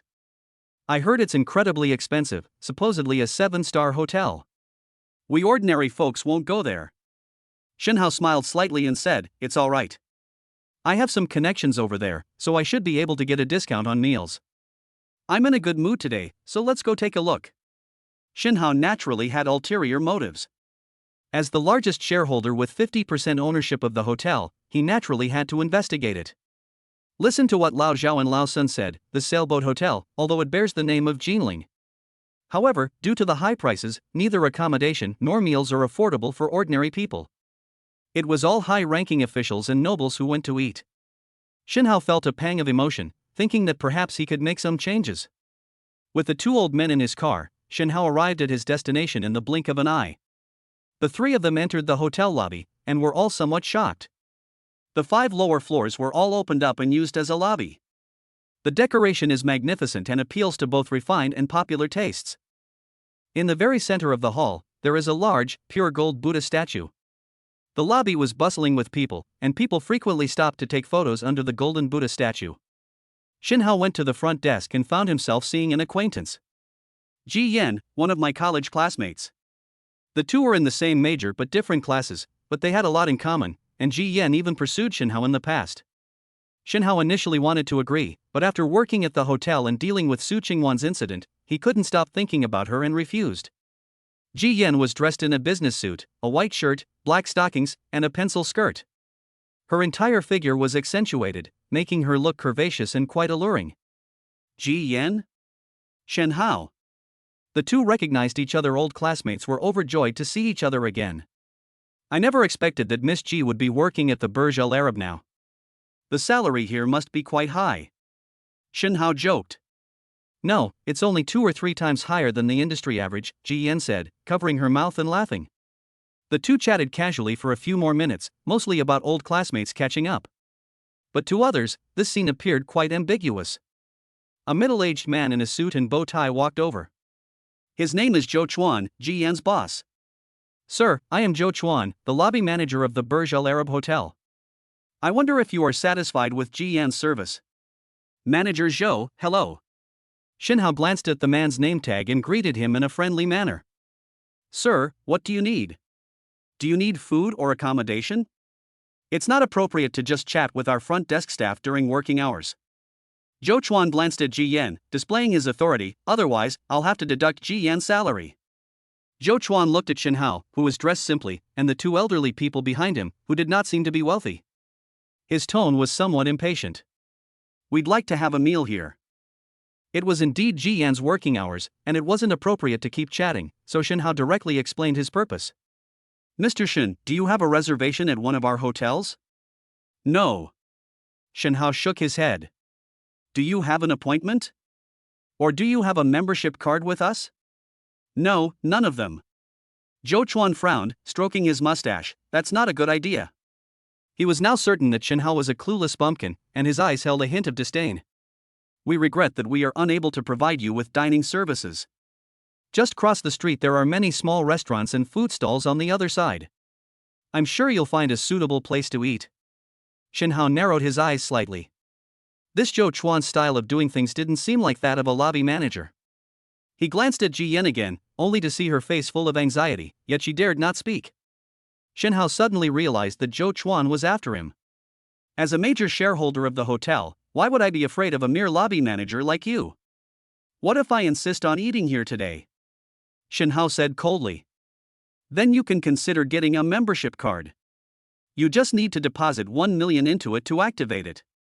Zhou Chuan's face was full of disdain, and his tone was full of sarcasm. In his view, such a country bumpkin could not possibly afford a membership at the Burj Al Arab. 1 million. That's a lot of money. That's enough for a down payment on a small apartment. How could an ordinary person possibly afford that? Okay, then I'll open a card. Okay, welcome back next time. Zhou Chuan gave a professional, fake smile and raised his hand to see the guest out. What? You said you want to open a card? It wasn't until the words left his mouth that he realized Shinhao said he wanted to open a card. Excuse me, what did you just say? Zhou Chuan's face darkened instantly. I'll repeat myself, opening a membership card requires a deposit of 1 million. If Mr. Shin is trying to make fun of me, I won't be polite. As he spoke, Zhou Chuan gently pressed the button on his headset and called out. Security. Several security guards nearby immediately came over and, although they kept a certain distance, they had already surrounded Shinhao. Shinhao didn't say anything, but took out his China Construction Bank card and handed it to Ji Yan. Zhou Chuan snorted coldly, staring intently at Shinhao. Open the card, Miss Ji Yan. Ji Yan was stunned. She picked up Shinhao's card somewhat blankly. She knew about Shinhao's family situation. How could an orphan who relied on others to complete his studies possibly have 1 million? Ji Yan hesitated for a moment, then quickly said to Zhou Chuan. Manager Zhou, I think this is a misunderstanding. Shinhao is my classmate. It's all my fault. I shouldn't have been slacking off during work hours. Please punish me. I'll give you face by not calling security to throw you out, just leave on your own. Zhou Chuan looked smug, then turned to Ji Yan and said, Come to my office, I'm going to teach you a lesson. Ji Yan looked desperate, but for Shinhao's safety, she couldn't refuse. Wait. Shinhao grabbed Ji Yan's arm. Just swipe your card. Is it that difficult for me to open a membership card? Ji Yan was also stunned, not expecting Shen Hao to be so relentless. Give it to him. Zhou Chuan was also furious. This Shen Hao has repeatedly challenged his bottom line. Ding dong. A notification sounded indicating successful payment. Zhou Chuan's expression changed drastically. Could it be that I really misjudged him? The guy in front of me is a hidden little tycoon. Chapter 10 You're no longer needed as manager. Seeing this, Zhou Chuan quickly waved his hand with an embarrassed smile.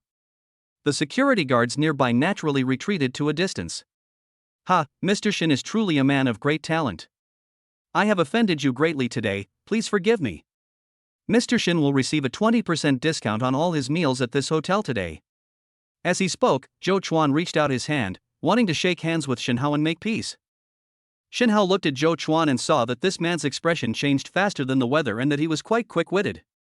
He's quite a character, though. However, in Shen Hao's eyes, they were nothing more than insignificant people.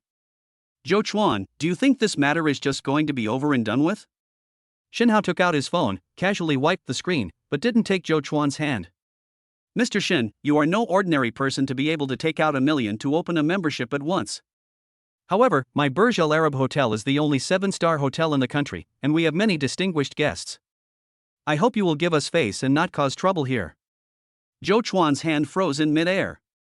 In an effort to save face, he forced himself to speak. What if I don't give them face? Then you can complain to the hotel about me.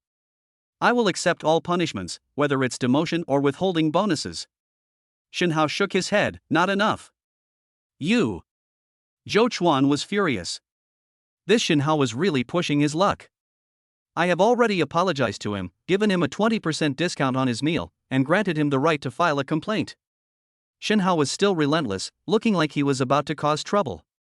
Mr. Shen, how would you like this matter to be handled? Zhou Chuan was not flustered his sister had married into the Su family. Everyone knows that the Burj Al Arab is backed by 4 of the most powerful families in Nanjing. He was able to get the position of lobby manager at the Burj Al Arab Hotel precisely because of his sister. Inside and out, I am also half a member of the Su family. Therefore, he didn't take a small complaint to heart at all. In my opinion, you don't need to be a manager anymore, Shen Hao said calmly. Upon hearing this, Zhou Chuan was so angry that he laughed instead. Shen Hao. Don't think you're someone special. I have at least 800, if not 1,000, members at the Burj Al Arab Hotel. You really think I'll lose my manager position just because you say one thing? Ding dong. Shen Hao glanced at his phone. It was an email. The sender is from the distant Central Asian region. He glanced at the contents briefly. The equity transfer process had been officially completed. Baidi's Burj Al Arab board sent him a letter of thanks and provided contact information for the other shareholders of the Burj Al Arab. Su Qingchen, Wang Huiyuan, Li Fucheng, Kong Fuxiang. Shen Hao's eyes sharpened as he looked at the 4 names. Su, Wang, Li, and Kong, truly the 4 great families of Jinling. Why does this Su Qingchen's name sound so similar to Wanner's? Could she be a sister of the same generation as Su Qingwan? Based on the information I've gathered in the past 2 days, Su Qingwan is indeed a direct descendant of the Su family. However, he was disqualified from inheritance because he refused his parents' arranged marriage. Later, a huge joke was made. Su Qingwan gave birth to a child out of wedlock and didn't even know who the father was, yet the entire upper class of Jinling knew about it. In an instant, Su Tianlong lost all face. He also reluctantly kicked Su Qingwan out of the Su family and declared that they would never acknowledge the bloodline of those 2 bastards. After a moment's thought, Shen Hao called Su Qingchen directly. Seeing that Shen Hao was completely ignoring him and was even openly making a phone call, Zhou Chuan became a little anxious. You, Shen Hao, you're calling in reinforcements, aren't you? You think I don't know anyone in high places? After saying that, Zhou Chuan also picked up the phone. Hey, brother-in-law, I'm in the lobby of the Burj Al Arab. There's a troublemaker here. Can you come and settle this? Don't you dare leave, wait here for me. Inside the elevator, Su Qingchen was in a state of distress. Where could she find Mr. Shen, who was elusive and rarely seen? Just then, an unfamiliar number called. Her eyes narrowed, and she was in a bad mood. Her 2 secretaries were both trembling with fear. My phone number is kept confidential. Very few people know it except for a select few. Moreover, as a mobile phone, it has a powerful function to block spam calls. Big data can be used to accurately block harassing calls. In other words, although the number is unfamiliar, it must have been a contact number provided by someone within one's circle. Su Qingqian's beauty and competence were well known among the upper class of Jinling. It's probably the mistress of some big conglomerate calling to arrange a blind date for her son. Su Qingqian composed herself and answered the phone. Hello. This is Su Qingqian. How can I help you? My surname is Shin. On the other end of the phone was a magnetic male voice. I believe you know who I am. Su Qingqian's pupils dilated rapidly as she mentally processed the information. She immediately realized who it was. It was Mr. Shin, the new major shareholder whom I had been searching for. I was sent by my family to the Burj Al Arab project, and I had only been there for a month when the major shareholder was changed. The 4 major shareholders are all very nervous and want to be the first to contact the new shareholders. Cultivate good relationships to secure future operational control. If I can accomplish this and establish a good relationship with the new major shareholder, it will be a great achievement. Suppressing her excitement, Su Qingqian replied. Of course, Mr. Shin, what do you need now? I will do my best every morning. Her voice carried a hint of allure. Any hot-blooded young man on the other side would have wild thoughts. Shinhao was no exception. A thought suddenly struck him, and he quickly thought of his wife and children. Only then did I calm down. Ahem, Miss Su Qingqian, I am currently on the first floor of the Jinling Sailboat Hotel, and I have been repeatedly harassed by your lobby manager, Zhou Chuan. He even threatened to call in security to forcibly remove me. Su Qingqian's face immediately darkened. Who is this bastard? If you offend the major shareholders, you won't even know how you're going to die. Mr. Shin, I'm at the hotel, I'll be there in a minute. Okay, I hope you won't keep me waiting too long. The call ended.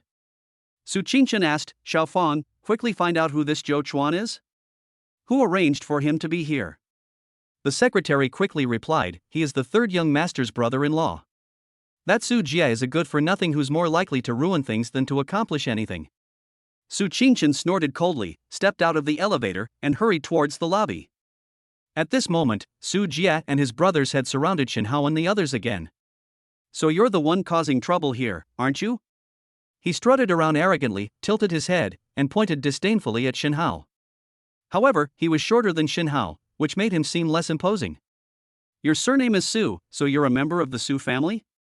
Shinhao said, what a coincidence, I also know 2 members of the Su family. Su Jia looked disdainful. I say you're an interesting person. How many people in Nanjing don't know the Su family? Come on, tell me, who do you know? Get out of here right now. I'm kicking you out as the security manager of the Burj Al Arab. Don't force me to cook it myself. Chapter 11 Twins? Smack. A crisp, resounding slap. It hit Su Jia in the face. As the only male heir of the new generation in the Su family, he has been pampered since childhood, and no one has ever dared to touch him. Su Jia vowed that whoever hit him would pay a bloody price. He turned his head and saw his second sister, Su Qingqian.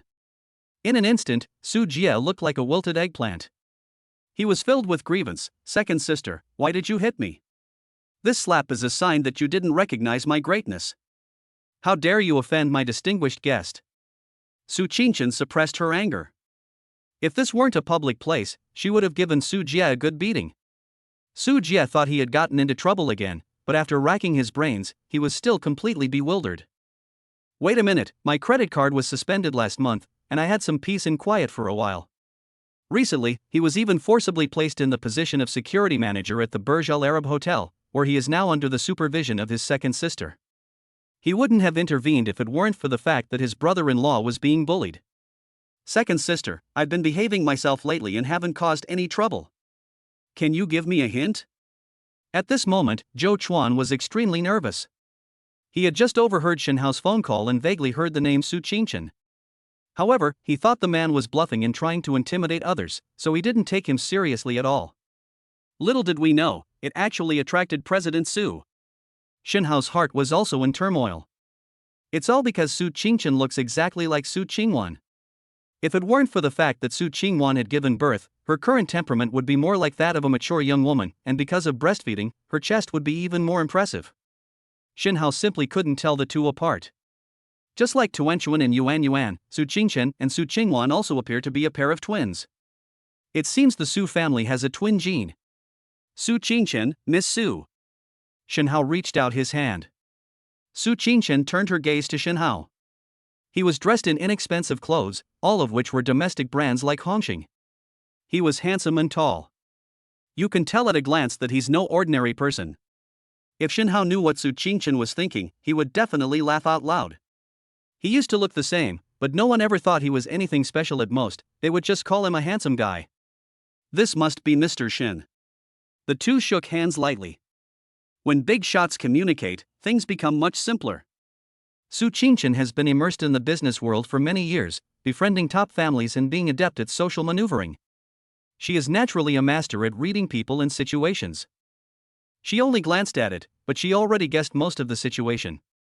Everyone present except Shenhao. Under Su Qingchen's sharp gaze, everyone felt their hair stand on end. It seemed that none of their thoughts could escape Su Qingchen's phoenix eyes. Zhou Chuan. Su Qingchen shouted sternly, report to HR. You're fired. Zhou Chuan's face turned ashen, but he dared not utter a word of rebuttal and slunk away. His position was given to him by the Su family, mainly because he was Su Jie's brother-in-law. Su Qingchen is the backbone of the Su family in this generation, and his current status is significantly higher than Su Jie's, so he naturally dares not resist. As for you, Su Jie. Xiaofang, take him back to Zijin Villa. I'll go back and explain to my father later. Yes, Mississippi. Second sister. No, I don't want to go back. Please, let me stay with you. Su Jie was very reluctant to be sent back. Su Qingchen waved her hand, not wanting to say anything more. He only has one good-for-nothing younger brother, and his parents and elders spoil him terribly. Two bodyguards came up and dragged Su Jie away. Su Qingchen turned to look at Shenhao. I wonder if Mr. Shin is satisfied with this outcome. Shenhao nodded. I originally planned to come here for a meal today and also check out the environment. But what I experienced made me very disappointed with this hotel. The Jinling Sailboat Hotel is unworthy of being called a 7-star hotel. The quality of many of its service staff falls far short of that standard. It seems that sweeping reforms are inevitable. Just as I expected. Su Qingchen thought to herself, this Mr. Shin is up to no good.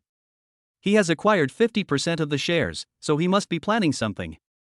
Of course, Mr. Shin is new to the hotel and is eager to make a strong impression.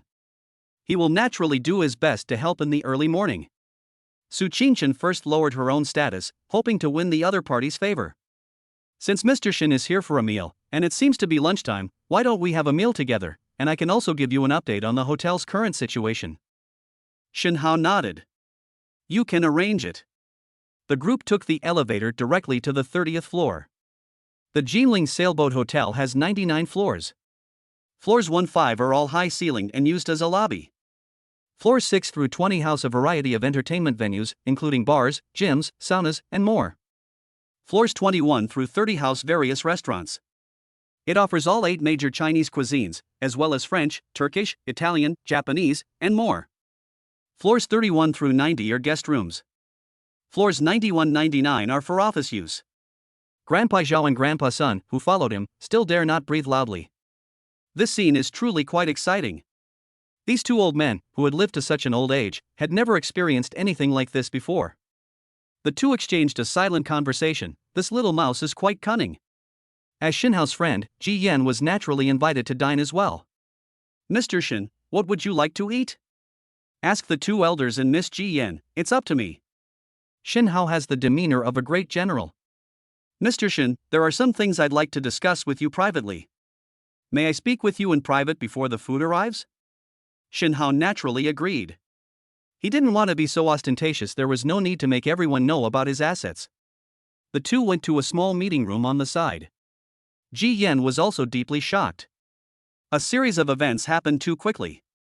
Before she could even react, Shenhao had already resolved the situation. First, he generously spent 1 million yuan to become a member of the Jinling Sailboat Hotel. Then, Miss Su Qingchen, the hotel's director, was alerted and directly fired Zhou Chuan for his bullying behavior. Just how much power does Shenhao possess? Why didn't I notice any clues before? Ji Yan was filled with regret. I had a crush on Shenhao when I was in college. But when he refused even slightly, she felt disheartened. Ji Yan was beautiful and came from a good family, so she naturally had her own pride and gave up at the time. She inwardly resented Shen Hao for being so clueless about romance. Now it seems that they look down on me. Ji Yan felt a mix of emotions, but this time, she made up her mind. In any case, love boldly.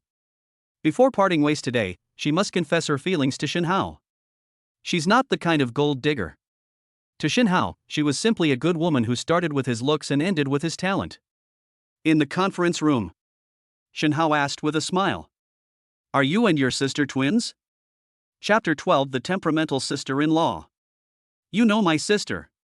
Su Qingqian's eyes suddenly sharpened. Shen Hao nodded. "Actually, I'm your brother-in-law."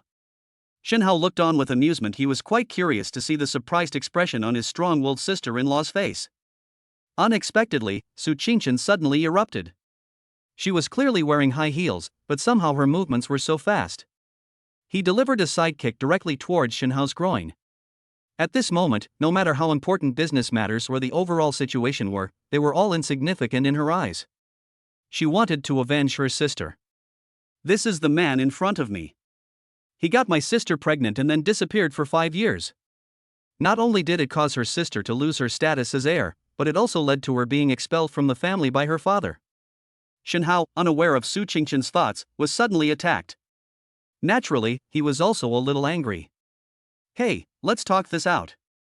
A gentleman uses words, not fists. Shen Hao was quick and caught Su Qingqian's kick. Su Qingqian's calves are very slender and fair. At this moment, Shen Hao was holding her ankle tightly. Su Qingqian remained calm and used the momentum to perform a beautiful mid-air somersault. The other leg was about to kick Shen Hao hard in the face. Shen Hao had no choice but to release her left leg and take a step back. "Su Qingqian, what's wrong with you?" Seeing that her offensive was ineffective, Su Qingqian secretly held Shen Hao in higher regard. "It seems my kung fu skills are indeed lacking."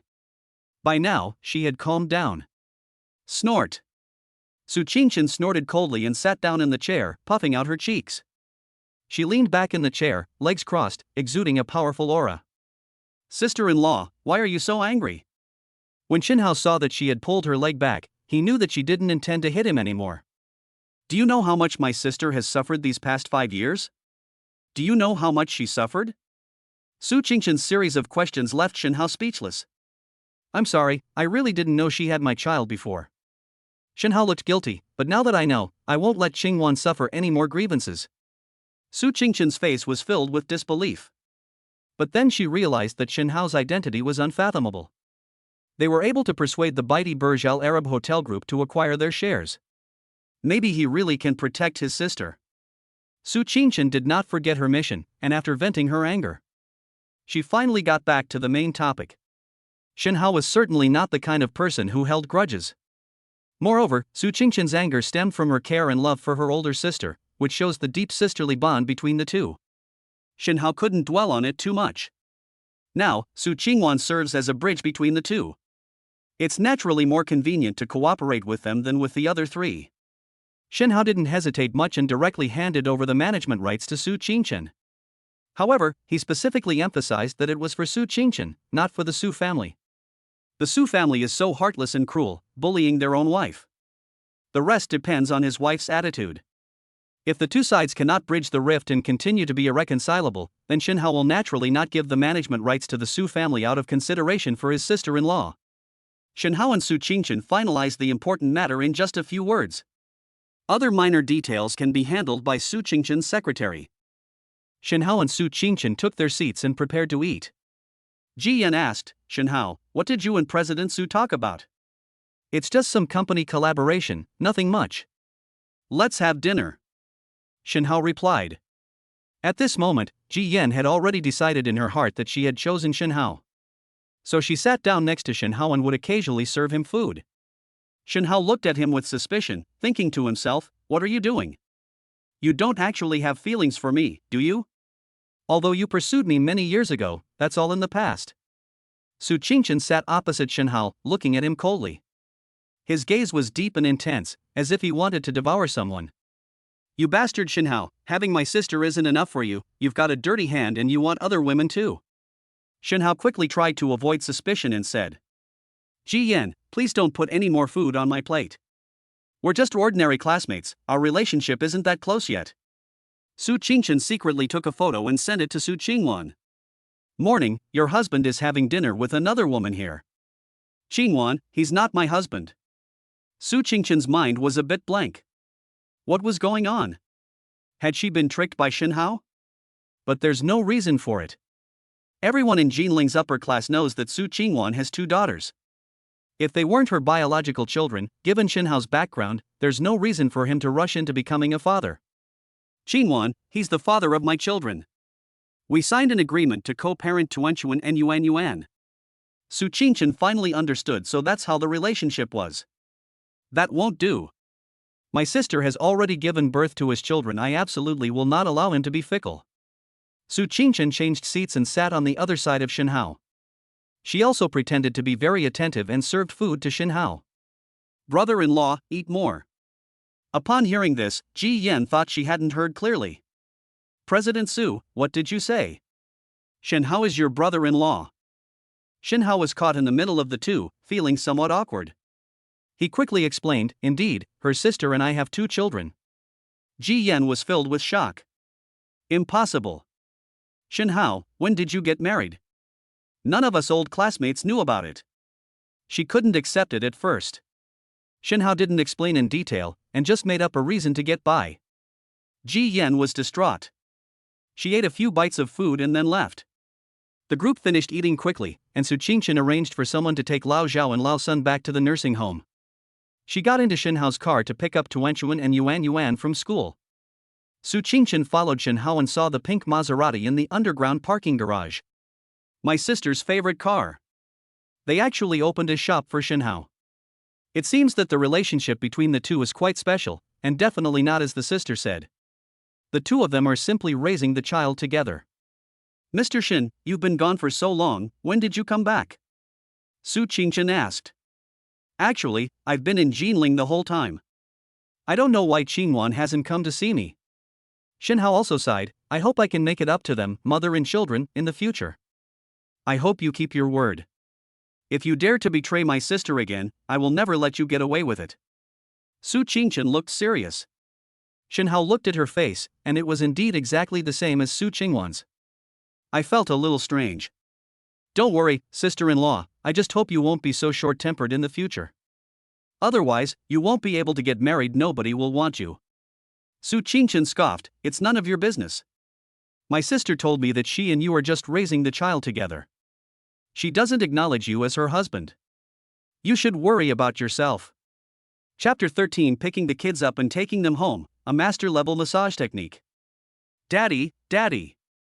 As soon as Tuanchuan and Yuan Yuan got in the car, they were overjoyed to see that their father had indeed come to pick them up on time, just as he had promised.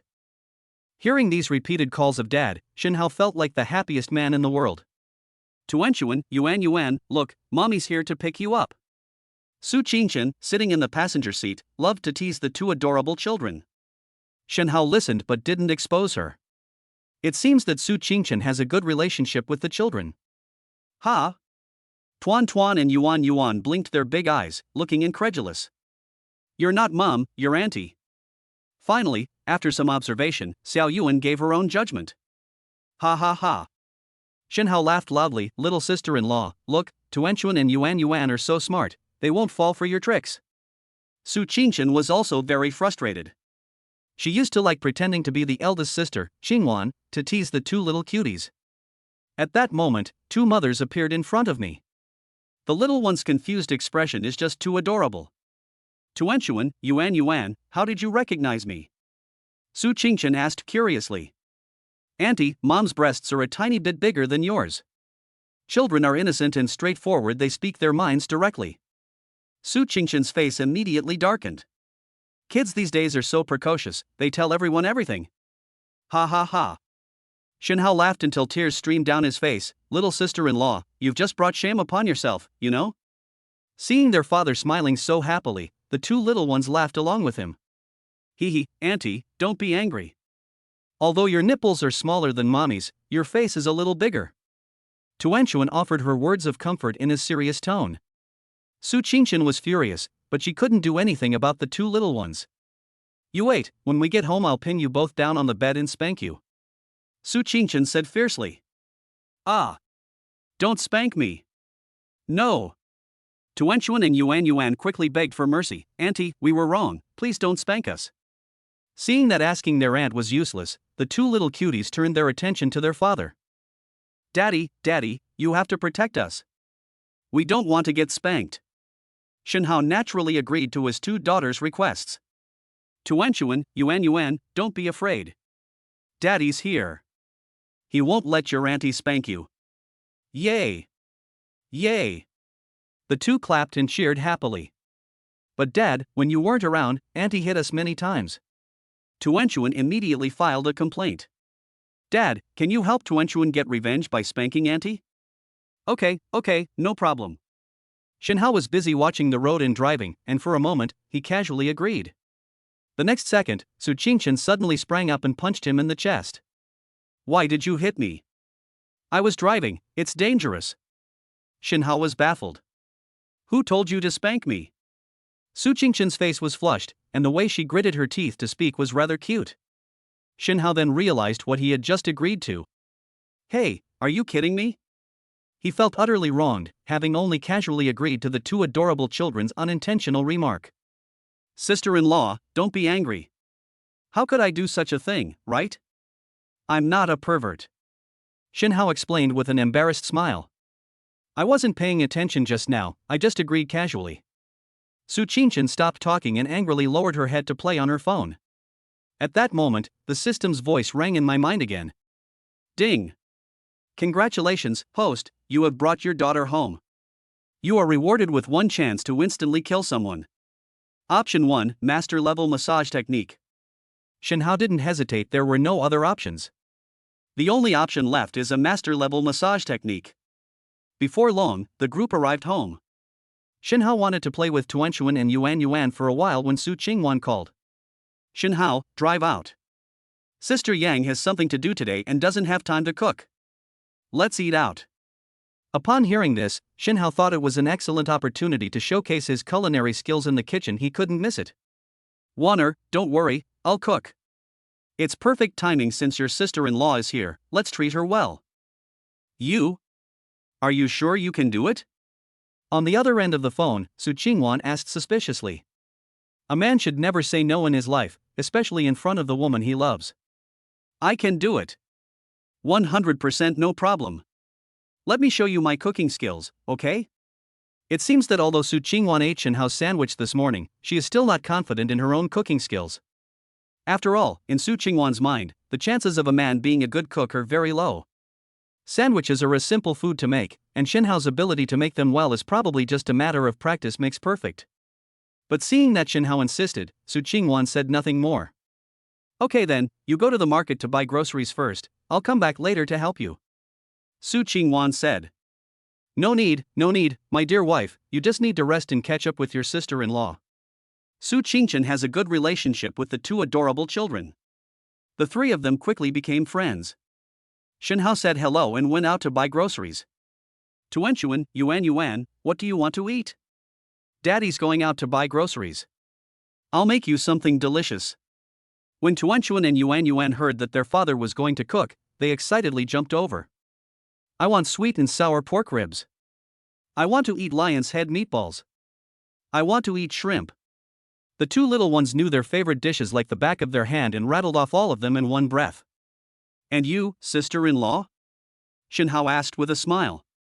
Su Qingchen took off her high heels and casually stepped barefoot on the floor. I don't care, I don't eat staple food at night anyway, just make me some salad. In the blink of an eye, Shenhao had bought a large amount of ingredients. Su Qingwan also returned home. The two sisters accompanied the two adorable little ones to the playroom to build with blocks. Looking at the two sets of twins in his family, Shenhao felt somewhat out of place. He smiled and shook his head, then happily disappeared into the kitchen. Chop vegetables, chop meat. Heat the oil in a wok. The Three Musketeers for removing fishy smells, scallions, ginger, and cooking wine. On the other side, Su Qingchen and Su Qingwan were having a private conversation, like sisters. Big sister, how did you find Tuanchuan and Yuan's father? In Su Qingchen's view, Shinhao has a powerful background and may have just recently returned to Jinling. It didn't take much effort, I just had someone look it up and found it. Su Qingwan was surprised that Su Qingchen would care about Shinhao. Also, why would Shinhao go to the Burj Al Arab for dinner? Even though the Su family owns a share in that place, she rarely goes there. Shinhao's job is very ordinary, there's no reason for him to go there. What's wrong? I haven't even asked yet how you two met. Chapter 14, Conquering the Two Sisters in One Go. Su Qingchen told Su Qingwan everything she knew. Su Qingwan was very surprised to hear that Shinhao had become a major shareholder of the Burj Al Arab Hotel. That's impossible. I had someone investigate him. He's just an ordinary college student. How could he have such a powerful background? Su Qingchen pondered for a moment and guessed. It's precisely because Shinhao has a powerful background that he deliberately and easily fabricated an ordinary identity so that you could investigate. That makes sense. Su Qingwan nodded, a feeling of being deceived welling up inside her. But in an instant, she laughed at herself. No wonder Shinhao refused to work full-time, saying he had his own career. My connection with him is only that we have 2 children together. We are just a couple in a contractual relationship, raising Tuanchuan and Yuan together. It's normal for him to have his own secrets. Sister, don't think like that. That jerk hasn't come looking for you in 5 years. I'm going to beat him up for you today. Seeing Qingwan's sorrowful expression, Su Qingchen quickly comforted her. Good morning, how are mom and dad doing lately? As she spoke, Su Qingwan began to show concern for her family. She has now severed ties with the Su family and is no longer in contact with them, but she still misses her parents. When this was mentioned, Su Qingchen's thoughts suddenly became active. Sister, now that the child's father has been found, it seems that Shinhao is no less capable than those young masters from aristocratic families. Why don't you go back together and apologize to mom and dad? Why suffer such loneliness and helplessness outside? A hint of apprehension flashed in Su Qingwan's eyes. Qingchen, you don't understand. The reason why aristocratic families are called aristocratic families is that they are fundamentally different from ordinary large families like ours that only have wealth. Even if, as you say, Shinhao has some wealth, it's still not enough compared to the power of aristocratic families. If people found out he was the child's father, I'm afraid his life would be in danger. Su Qingchen wanted to say something more, but Su Qingwan stopped her. Let's go check out the kitchen. As soon as the two opened the door, a fragrant aroma wafted out. Coo. Su Qingchen's stomach started growling loudly. Her face flushed slightly, and she quickly explained, I ate too much seafood and my stomach is upset. Don't misunderstand. Shinhao happened to be carrying out a plate of sweet and sour pork ribs. Hey, don't just stand there, hurry up and prepare the bowls and chopsticks for dinner. Looking at Shinhao wearing an apron, he exuded a strong sense of everyday life. Su Qingwan felt that her decision might actually be the right one. Su Qingchen's opinion of Shinhao has also changed significantly. She originally thought he was just a spoiled rich kid who relied on his family. Unexpectedly, she's quite good at cooking. Regardless, he is not an aloof person, but someone worth getting to know better. Tuanchuan, Yuan, come out for dinner.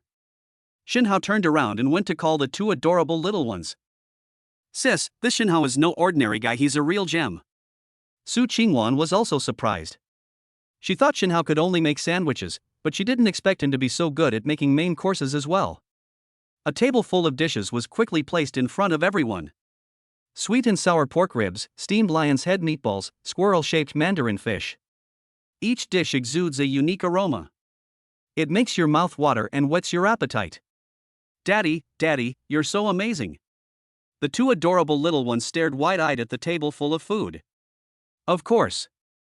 Dad is a superhero, he's amazing at everything he does. Superman Daddy. Yay! The 2 little cuties clapped their hands, looking quite adorable. Shinhao beamed with joy, looking at Su Qingwan with a happy expression. Why are you looking at me? Hurry up and eat. Let me make this clear first, I'm on a diet right now, it's not because I think your cooking is bad. Su Qingwan said something that didn't reflect her true feelings. And me, I don't eat staple foods. As she spoke, Su Qingchen began to eat the vegetable salad in front of her. Shinhao shrugged, indicating that they could do as they pleased. Su Qingwan picked up a piece of pork rib and carefully began to gnaw on it. Her eyes widened suddenly, and her expression was quite remarkable. What's wrong? Shen Hao asked nervously. Mr. Shin, your ribs are really delicious. I'll have another one.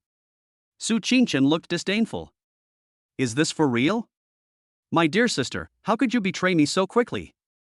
We agreed to lose weight together. Su Qingchen said, what you say is useless. The most important people in our family are Tuanchuan and Yuan Yuan. If they say it's delicious, then it's truly delicious. Hey! Why aren't the two little ones saying anything? Su Qingchen looked up and saw Tuanchuan and Yuan Yuan frantically gnawing on ribs. Several bones were already piled up in front of him. Su Qingwan swallowed a mouthful of meat and then said, You should try this early in the morning, it's really delicious. Su Qingchen was already starving, and since she had been eating vegetables every night recently, she was really craving them. Right now, everyone at the table is gnawing on ribs. Moreover, the ribs really do smell delicious. Su Qingchen tentatively picked up a piece. Then I'll just have one piece, just one. They are all carefully selected spare ribs, with the right size and fat to lean ratio. At the same time, Shen Hao carefully prepared the ingredients, and now the sweet and sour pork ribs dish was ready. Even chefs who prepare state banquets would admit their inferiority. Su Qingchen ate one piece and thought about having another. In no time, the plate of ribs was empty. At dawn, Xingwan, Tuanchuan, and Yuan Yuan all stared expectantly at Shen Hao. Okay, let's eat ribs next time. We need to eat a balanced diet. It's definitely not good to always eat the same thing. Tuanchuan and Yuan Yuan nodded. Okay, Daddy. What are you two standing there for? Want to eat something else? Shen Hao quickly reminded Su Qingchen and Su Qingwan. Su Qingchen realized she had eaten so many ribs in one go. No, I'm not eating. Seeing this, Su Qingwan quickly added, Me too, I'm full. Shen Hao smiled and said, It's okay, don't eat the main course. There are still plenty of dishes. You should all try them, otherwise my two little cuties and I won't be able to finish them. Try the food, it's not a big deal. Su Qingwan and Su Qingchen exchanged a glance. I saw agreement in the other person's eyes. The two then picked up their chopsticks again and continued to enjoy their meal. The table, which was originally full of food, was quickly cleared away. Shen Hao wanted to wash the dishes, but Su Qingchen and Su Qingwan told him to rest. Mr. Shin, you cooked the meal, so naturally we should wash the dishes. Shen Hao felt very comforted. There aren't many women as understanding as my wife and sister-in-law. Some people only think about receiving, but never about giving. How is that possible? Su Qingchen has a morning meeting tomorrow. She is now the pillar of the new generation of the Su family. The group has many matters awaiting her attention. After a quick tidy up, I prepare to leave. Shen Hao, Sister Yang is planning to come back tomorrow, but I see she's been working quite hard lately. Would you like to cook a meal with her again? Su Qingwan's gaze wandered, and she made up a reason on the spot. Su Qingchen had already taken one foot out when she spoke. Sis, it's been so long since we've had this much fun. I'll come chat with you again tomorrow. Okay, be careful on the road this morning. Shen Hao looked at the two men. Xiang Zhuang's sword dance was actually aimed at Lu Bang. There's no way around it, my cooking skills are just too amazing. Judging from his posture, he had won over both sisters in one go. Chapter 15, Helping My Daughter with Her Homework. Platinum Level Writing Talent. Goodbye, Auntie. The two adorable little ones also ran to the door. They waved their chubby little hands and called out in their childish voices. After Su Qingchen left, the two little cuties snuggled into Shen Hao's arms again. Dad, the kindergarten assigned homework today. Will you help us do it? Shen Hao doted on his two daughters, so he readily agreed. Let's go, Dad will help Tuanchuan and Yuan Yuan with their homework. With that, he swept his arms around his two daughters and carried them to their room. Su Qingwan watched the scene silently, and at this moment, her heart was filled with warmth. Shen Hao, you are a good father. Upon entering the room, Shen Hao asked, Tuanchuan, Yuan Yuan, what's your homework today? Tuanchuan answered first, it's about writing a fairy tale. Next week we'll be going on stage, and everyone will read a short story they've written, Yuan Yuan added. So that's how it is, Shen Hao understood. Okay then, you two write first. If there are any typos or grammatical errors, Dad will take a look and help you correct them, okay? Aha! The two adorable babies nodded in unison, their little heads looking incredibly cute. They moved their little stools, turned on their eye-protecting desk lamps, and sat down obediently to do their homework. Shinhao stood behind the two women, watching them write with great interest. But then the two little cuties got upset again. "Oh, Dad. Don't look. Go away." Yes, when you're standing behind, Yuan gets nervous and can't write." The two of them covered their notebooks with their hands, looking very nervous. Shinhao retorted, "If Dad can't see it, how is he supposed to check for typos and grammatical errors? Read it after you finish writing it, don't look at it now." Shinhao could only sit to the side. He suddenly remembered that it seemed to have been like that when he was a child. Writing an essay or something seems embarrassing. I don't want anyone other than my teacher to see it. Especially parents. It seems that Tuanchuan and Yuan probably feel the same way I do. Ding. Congratulations, host. Helping your daughter with her homework has triggered a 1 yuan flash sale reward. Option 1, Platinum level writing talent. Shinhao's mind raced, and he instantly killed the enemy. In an instant, a vast amount of storylines, captivating characters, and beautiful sentences filled his mind. Looks like it's time to start a side hustle. It's said that you can earn some money writing online novels these days. I have platinum level writing talent, so I can't let it go to waste. Shinhao quickly registered a writer account for himself. Then I started browsing the top-ranked novel website in the universe, The Endpoint. Writing novels is a lot like fighting a war. An army marches on its stomach, supplies must be prepared before it can move. Prepare an outline, character designs, main storyline, key turning points, etc. You absolutely cannot just jump into any idea that pops into your head, otherwise you'll run out of inspiration and the novel will soon be abandoned and left unfinished. In addition, we need to broaden the channels for expression. We should scan the charts extensively to see where the current trend is. Writing novels, in the final analysis, is an activity under a market economy, and it must cater to the tastes of the mainstream readers at present. Dad, I've finished writing. Come and check it for me. Yuan was quick and efficient, and had already finished writing. Seeing this, Tuanchuan, who was still biting her pen, also wrote furiously and hastily drew a period. Me too. Shinhao walked over, and the two little cuties eagerly handed over their homework. It seems they still have to argue about who should go first. Shinhao could only collect both notebooks, one in each hand. Yuan wrote a story about Snow White. Tuan wrote a story about a tin soldier. This shows that the two people do have slightly different hobbies. Although they are twins, they were not copied and pasted. Shinhao patiently helped the two little cuties correct typos and grammatical errors. Then I had them read it aloud from beginning to end again to see if it flowed much better. After a series of operations, it took me about an hour to complete the task. Seeing that it was getting late, Su Qingwan took Tuanchuan and Yuan to take a bath and get ready. After settling his two daughters to sleep, it was time for Shinhao and Su Qingwan to be alone in the large house once again. It's the same as always. Shinhao sat on his futon on the floor, idly glancing at his phone. Su Qingwan was sitting on the bed, wearing a face mask and working on her MacBook. Although Qingwan Film and Television Company is only of medium size, Su Qingwan personally handles many things in order to save costs. So I'm always busy until very late before I can rest. Su Qingwan yawned and glanced at Shinhao. You don't need to wait for me, you can go to sleep first. Shinhao smiled and said, it's nothing. Half an hour later, Su Qingwan stretched, feeling very tired, her eyelids drooping. She forced herself to take a sip of coffee, but still felt aches and pains in her back and neck. Warner, I've learned a little massage. How about I give you a quick massage? Shinhao was a little nervous and brought it up cautiously. He wasn't worried about the massage technique being subpar, he was joking. The system had serious, master-level massage techniques, okay? The methods were absolutely top-notch. Shinhao was mainly afraid that Su Qingwan would think he was looking for an opportunity to take liberties with her, thus leaving a bad impression on him. When you fall in love with someone and care about someone, you can experience that feeling of being anxious and insecure. A hint of doubt flickered in Su Qingwan's eyes. Could you give me a shoulder massage? But in the end, she agreed. Shinhao was so excited that he jumped up from his bed like a monkey. Su Qingwan smiled bitterly to herself, this doesn't seem very reliable. However, everything changed when Shinhao's hands touched Su Qingwan's shoulders and neck. Shinhao's fingers tightened slightly.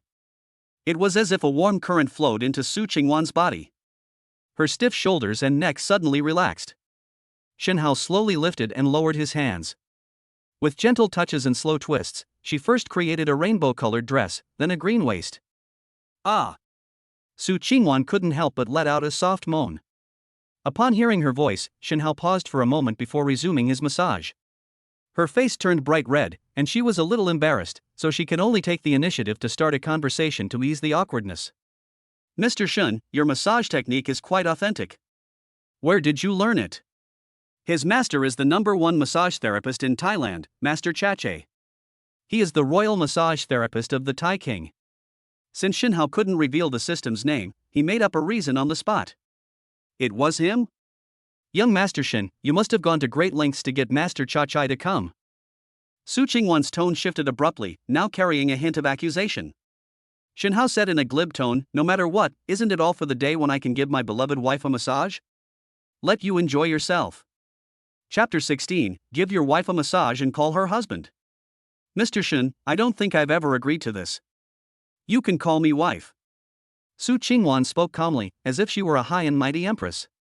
Lie down. Shin Hao ignored her and pushed her down. Su Qingwan naturally obeyed. You are very stiff, and you have a lot of back problems. If this continues, you will definitely get a herniated disc. I'll give you a thorough treatment to improve blood circulation and clear your meridians. As he spoke, Shin Hao began to massage vigorously. Su Qingwan was relentlessly attacked by Shin Hao until she could barely speak, so she had no choice but to shut up. Enjoy Shin Hao's massage. She only felt Shin Hao's hand moving around behind her, changing its technique. Warm currents flowed into her limbs and bones. The comfortable feeling is continuous. Like the waves of the ocean, one after another. Su Qingwan thought to herself, this is a top-notch massage master. Shin Hao is really amazing. Now, will you still let me call you wife? Shin Hao asked flippantly. Call me whatever you want, my dear husband. Su Qingwan was now completely captivated by Shin Hao's massage skills. Where can you find a husband who is not only an excellent cook but also a great masseur? What's more, he's the father of her own child. Don't get up, it's not over yet. Shin Hao grabbed Su Qingwan and continued his work. He hugged Su Qingwan from behind. Ah! Su Qingwan was still completely bewildered. The next second, I heard a crunching sound coming from inside my body. My bones are broken. She was so frightened that she cried out immediately. Don't be afraid, this is called bone setting. Ancient Chinese medicine is profound and extensive, and this is one of the few good things that have been passed down. Shin Hao changed positions 7 or 8 more times. This caused Su Qingwan's entire body to crack and pop with each bone. Ah, this feels so good, honey, how are you so amazing? Afterwards, Su Qingwan lay limply on the bed. She had been to hospitals and massage parlors before, and they all said that her muscles were stiff and that she needed to exercise more. I also gave her massages in physical therapy, but the effect was not obvious. Her back pain has not been relieved. I never expected to be so shocked by my husband today. Such amazing massage techniques and bone-setting methods are truly incredible. Oh dear, I'm exhausted. Your health is really bad. Shin Hao was also exhausted at the moment. This was physically demanding work, after all. Especially when it comes to his wife, he has to give it his all. The two of them were lying side by side on the bed, staring at the ceiling. Honey, you're so good to me. Su Qingwan suddenly blurted out a sentence. Wife, you are so beautiful. Shin Hao replied playfully. Come up here to sleep tonight, the floor is cold. Su Qingwan turned her head away and said casually. It's not cold at all, I like sleeping on the floor. Shin Hao smiled broadly, deliberately teasing her. Su Qingwan turned around and pinched his waist hard. I made a mistake, I'll come up here to sleep. Shin Hao quickly begged for mercy. That's more like it. Su Qingwan said with satisfaction. Shin Hao felt very satisfied. It seemed his wife was gradually accepting him. It shouldn't be long before the two of them become a real couple. Just as Shin Hao was looking forward to his future happy life, a delicate hand quietly reached out to him. Why? What are you doing? Shin Hao stared at Su Qingwan in shock. But she had alluring eyes and a captivating charm. Thank you, husband, for the massage. It relieved my fatigue after a long day. Honey, you've worked so hard. Now it's my turn. Su Qingwan winked playfully. I never expected her to have such a cute side. 0. Shinhao took a shower, and Su Qingwan was already asleep. She resembles a little hedgehog, with her limbs tightly curled up when she sleeps. He carefully picked up Su Qingwan and took her to sleep in the guest room. As for the sheets and duvet cover in the master bedroom, I'll tidy them up when I have time tomorrow, since no one can sleep in them now. The Yi family in Shanghai. Bang. The cup in Yi Fan's hand shattered into dust. Breaking a cup is easy. However, the force required to shatter a cup like that using only grip strength is astonishing. Young master, please calm your anger. The middle-aged man, dressed in an expensive suit, could no longer control his inner fear. He immediately knelt down on the ground. Who would have thought that Hua Zhengping, the usually powerful and influential business tycoon of Shanghai and president of Shanghai Huatian Group, was actually? They would fall silent in the presence of a young person. Yi Fan's eyes burned with rage. Does the person who's with Warner have any special background? Reporting to the young master, this person was very ordinary for the first 20 years of his life, and we have not found anything special about him. No connection was found between this person and any of the major aristocratic families. Yi Fan frowned. Just an ordinary person? Hua Zhengping braced himself and replied, if I had to say what's special about him, it would be that he's a loyal and righteous person, and you could say he's a good person. However, recently, some assets suddenly appeared under his name, including a villa in Thompson Riviera and tens of millions in savings. Hua Zhengping quickly added, this was all discovered through shady family methods. Yi Fan waved his hand, indicating that it was nothing special and there was no need to talk about such a trivial matter. Assets in the tens of millions only qualify someone as a lower middle class. They are far from their current social standing and not worth worrying about. However, there is one unconfirmed piece of information, which is my speculation. Baidi Hotel Group sold its shares in Jinling Sale Hotel, and the buyer was a native of Jinling. The Abu Dhabi representative revealed that the buyer's name is Mr. Shin, and the surname matches. Yi Fan shook his head. It can't be him. That's nearly 5 billion in cash.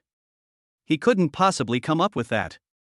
Even if he were an illegitimate son of a powerful family, he could not possibly receive such strong support.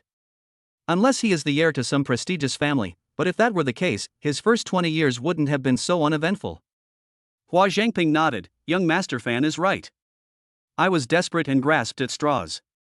I even lost my most basic logical analysis skills. I'm leaving Shanghai in the next couple of days. There's something going on there. Could you keep an eye on Nanjing for me? Yes, young Master Fan. Hua Zhengping thought about it and decided that he should be an upright official. Young Master Fan, Su Qingwan is just a woman who has given birth to 2 children.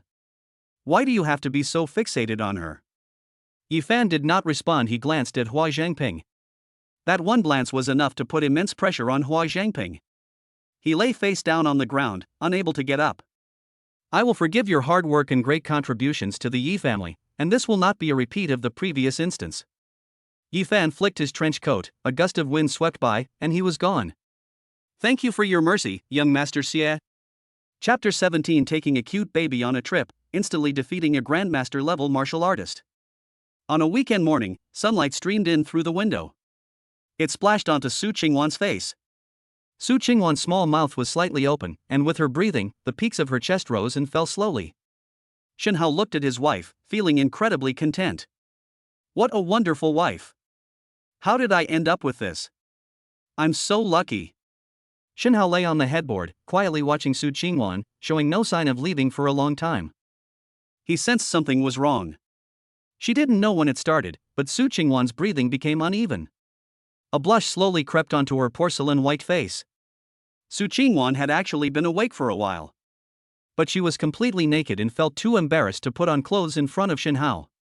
She was just waiting for Shinhao to go out and make breakfast so she could quickly wrap herself up. Despite the night of pleasure, Su Qingwan was still very shy. How could I have been so out of my mind last night? I was the one who took the initiative. Thinking this, Su Qingwan's face turned even redder. Even if Shinhao was stupid, he would have noticed something was amiss at this point. Warner, get dressed now that you're awake. Seeing that her act of pretending to be asleep had been discovered, Su Qingwan opened her big, watery eyes, her cheeks puffed up with anger. Shinhao, now that you know I'm awake, why aren't you getting out of here? I need to get dressed. Then go ahead and wear it. I didn't tell you not to. Shinhao was somewhat of a straight man, so naturally he couldn't understand women's thoughts. Su Qingwan was speechless for a moment, then decided to be direct. I don't like having other people around me when I'm getting dressed. I'm not just anyone, you can wear it, Shenhao said with a wicked grin. Su Qingwan felt extremely embarrassed looking at his frivolous manner. She wrapped the blanket tighter around herself and put on an angry look. Shenhao, I'm going to get angry if you keep doing this. Get out of here. Shenhao pretended to be aggrieved and walked out of the room. He walked along, sighing with admiration. She called me husband last night, but now she just calls me Shenhao. They invited me in last night, and now they're telling me to leave. Women are heartless. Hearing this, Su Qingwan was even more embarrassed and angry, and she picked up a pillow and threw it hard at Shenhao. The weather is nice today, and Shenhao is going to take his two adorable little ones out. Su Qingwan still had documents to process and originally didn't plan to go out with them, but she couldn't resist the two little cuties. After the family finished getting ready, they drove Su Qingwan's Maserati towards Yida Plaza. Dad, I want to eat candied hawthorn. Daddy, I want to eat cotton candy. Daddy, I want to buy a Barbie doll. Daddy, I want to buy a little dress. Dad. Yida Plaza is a well-known commercial center in Nanjing. The store offers a wide variety of goods, including food, drinks, and entertainment.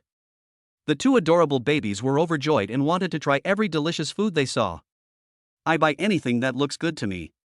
Shenhao dotes on his two daughters and naturally agrees to all their requests without hesitation.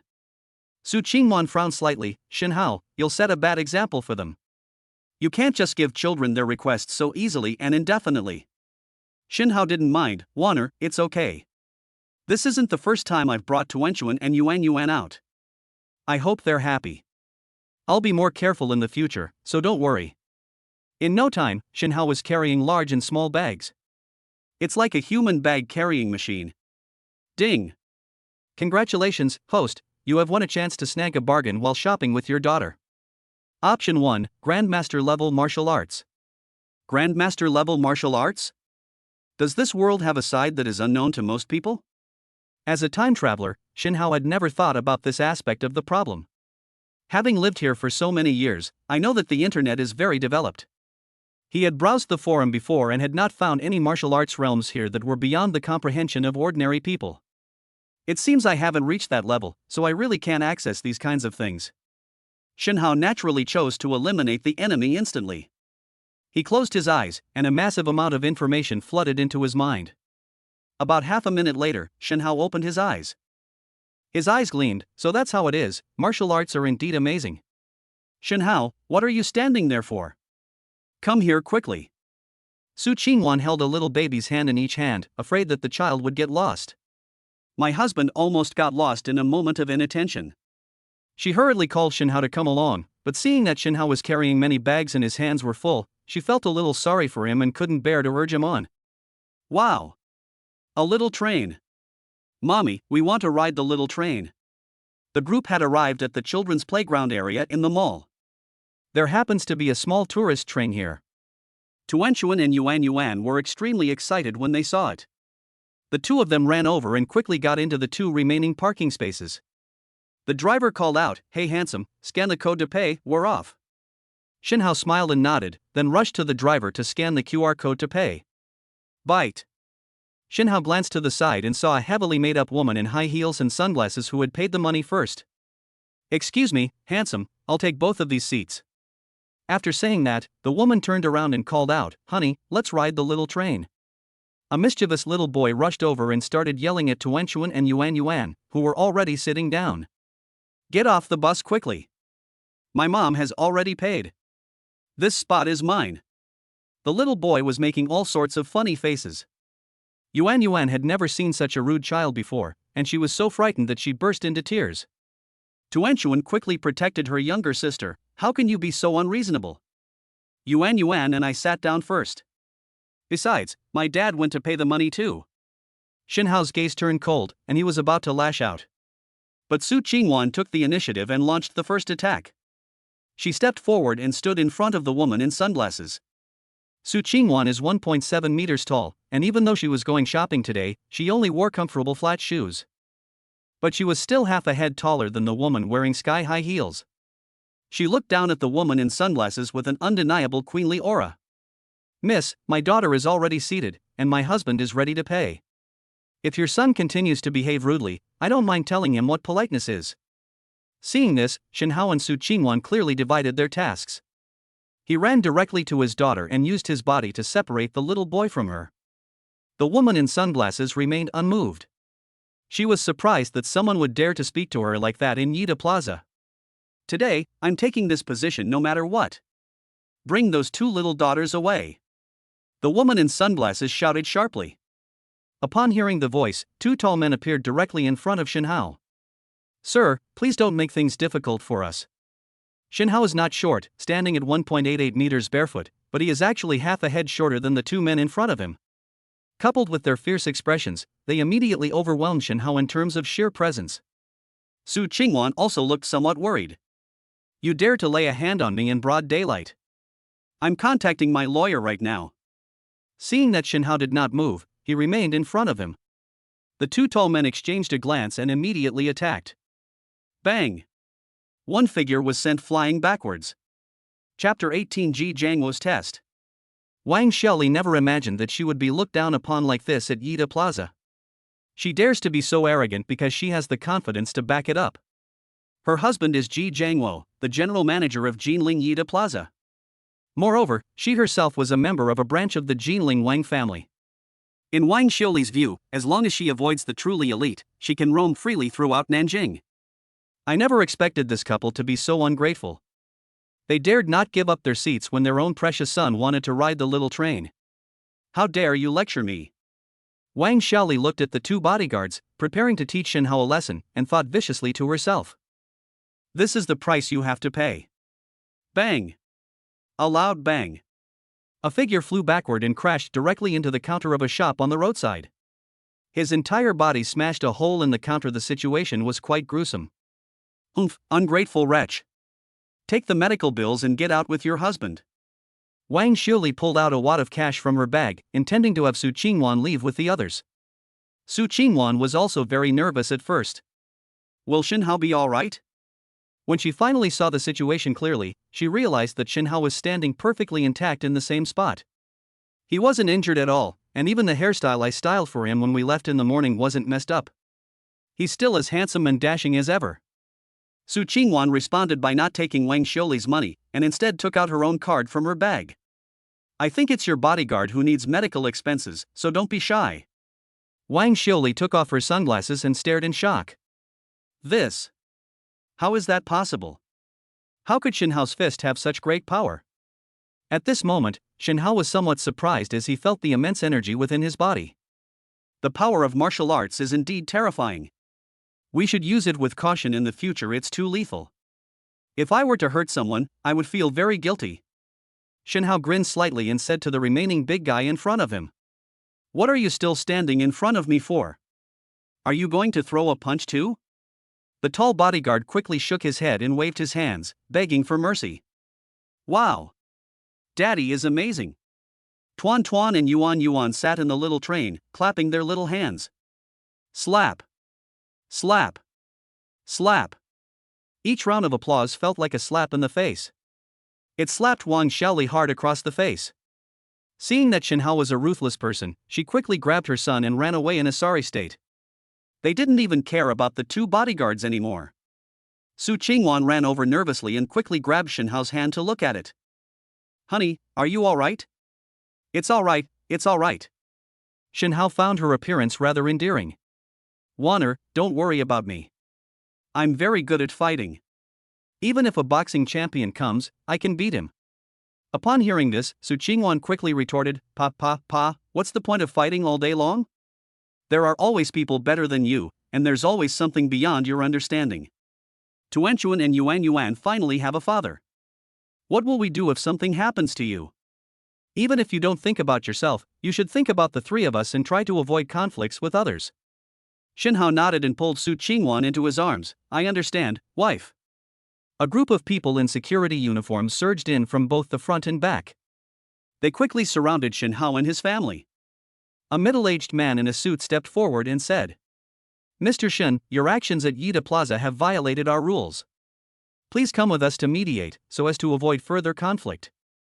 Shenhao scoffed, "Where are you going?" That bodyguard hit me first. I was just retaliating. The middle-aged man shook his head. We'll check the surveillance footage to see what happened. In any case, you can't continue shopping now. Shin Hao scanned the dozen or so security guards. Since acquiring the Grandmaster level of martial arts, Shin Hao has become exceptionally accurate in judging people. He could already vaguely discern a person's combat strength. If an ordinary person's combat strength is 5, then the tall bodyguard he just defeated has a strength of 20. One of them could easily take on 3 or 4 ordinary people. As for myself, my combat power is definitely over 100. The security guards in front of me are only slightly better than ordinary people, with a strength level between 6 and 10. Shin Hao was confident that he could beat all the security guards present to a pulp in less than a minute. However, he also had concerns. First, Shin Hao didn't want to escalate the situation, and his actions could be considered legitimate self-defense. He simply didn't control his strength well. Secondly, his wife and children were present, and it would be bad if someone targeted them. Shin Hao looked at Su Qingwan, who whispered, "Shin Hao, let's go with them to mediate." Shin Hao said, "All right, lead the way." Having said that, he carried a cute little baby in each arm and strode forward. "Tuanchuan, Yuan, don't be afraid, this uncle will treat us to something delicious." Having just witnessed their father's imposing presence, having sent the big guy flying with a single punch, Tuanchuan and Yuan naturally trusted Shin Hao completely. Don't be afraid, don't be afraid. These bad guys are just weaklings with a combat power of only 5. Daddy is the strongest. The middle-aged man following behind stumbled. He secretly complained to himself. Are kids these days so mature for their age? Shin Hao and his family followed the middle-aged man to a large conference room. On the other side of the conference room were Wang Xiaoli and her son. In addition, Ji Jiangwo, the general manager of Yida Plaza, was also standing there. He glanced at the middle-aged man who had brought Shin Hao in, and then the man left. Ji Jiangwo walked over with a warm smile and outstretched his hand. "My friend, I think it's all a misunderstanding. Let me introduce myself. I am Ji Jiangwo, general manager of Yida Plaza, and this is my wife, Wang Xiaoli. Please forgive me if there is any offense. As the saying goes, you can't hit a smiling face, even if you know that this person is a wolf in sheep's clothing." Shin Hao shrugged and shook hands with him. "My name is Shin Hao, and this is my wife, Su Qingwan." "Oh? Su Qingwan, Miss Su, I knew you looked familiar, it's you." Ji Jiangwo looked surprised, then his expression turned disdainful. Everyone knows that Su Qingwan became pregnant out of wedlock and gave birth to 2 children. The key issue is that she still refuses to reveal who the father of her child is, that she has already been jilted by a prominent family, and that she has been expelled from the Su family. Therefore, Su Qingwan is not a threat. This Shin Hao, however, is quite skilled. Ji Jiangwo sat down and said casually, "Mr. Shin, you are quite skilled. May I ask which martial arts master you studied under?" Shin Hao said calmly. "I have no teacher, I am self-taught." "Oh?" Ji Jiangwo's expression changed slightly, and it was unclear what he was thinking. He slightly raised his left hand. 2 people walked out of the door behind them. Both men were dressed in Taoist robes and had fierce expressions. Chapter 19 One Punch. "Mr. Ji, what do you mean by this?" Shin Hao's expression turned cold. "Shin Hao, you don't really think that just because you stole some rudimentary kung fu from somewhere, you can run rampant without any consequences, do you? Let me tell you, you've met your match today. My wife and children are not to be trifled with." Su Qingwan looked nervous. She could clearly sense that the 2 young men in martial arts uniforms opposite her were exuding a terrifying aura. That aura. She was certainly familiar with it. She had been in contact with aristocratic circles before. Those scions of aristocratic families never bring ordinary bodyguards with them. Instead, they always bring along these masters dressed in Taoist robes. They are no ordinary people. "Mr. Ji, since you know me, I suppose you can give my Su family some face. I apologize for offending Madam today, and I hope you will be magnanimous." Su Qingwan took the initiative to speak, not wanting Shin Hao to be put in danger because of her. The 2 little ones, Tuanchuan and Yuan, looked relaxed. In their simple worldview, their father had even punched that big guy flying. "These 2 people in front of me aren't even as tall as Dad, so they definitely can't beat him." Ji Jiangwo looked disdainful. "Miss Su, who doesn't he know that you were kicked out of your home long ago and are now nothing more than a worthless piece of trash that no one wants?" Bang! Ji Jiangwo had just finished speaking. He fell backward, and his right cheek swelled up high. Who? Who hit me? Ji Jiangwo looked shocked. The two young men in Taoist robes standing next to him changed their expressions drastically. What incredible speed! Looks like we've met a formidable opponent. I originally planned to have a fair fight with him, but now it seems I'll have to fight both of them at once. Ji Jiangwo was terrified as he looked at Shen Hao. The latter stood still, as if he had never moved. Shen Hao took out a tissue and carefully wiped his right hand. Hitting you would only dirty my hands. You snobbish fool who looks down on people. Ji Jiangwo's anger at this moment had already affected his judgment. Ah Fong, Ah Yuan, kill this brat for me. The two young men on the left and right spread their legs apart, their bodies slightly lowered, assuming a posture of exerting force. Stance. Shen Hao's martial arts cultivation has now reached the grandmaster level, so his vision is naturally extraordinary. He could tell where the other party came from at a glance.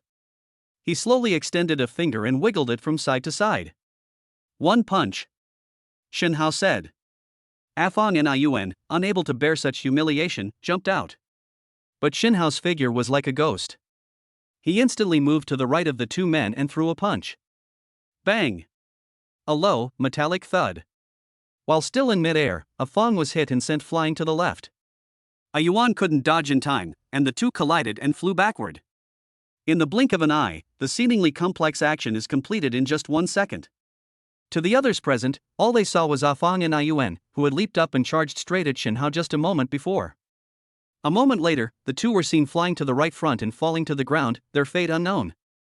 Shen Hao had already arrived in front of Ji Jiangwo. It only takes one punch to take down both of them, Shen Hao explained to Ji Jiangwo with a smile. At this moment, Wang Xiaoli was already holding her son, trembling, and hiding under the desk. Ji Jiangwo's face was ashen, and his eyes were dark and unfathomable, as if he were thinking about something.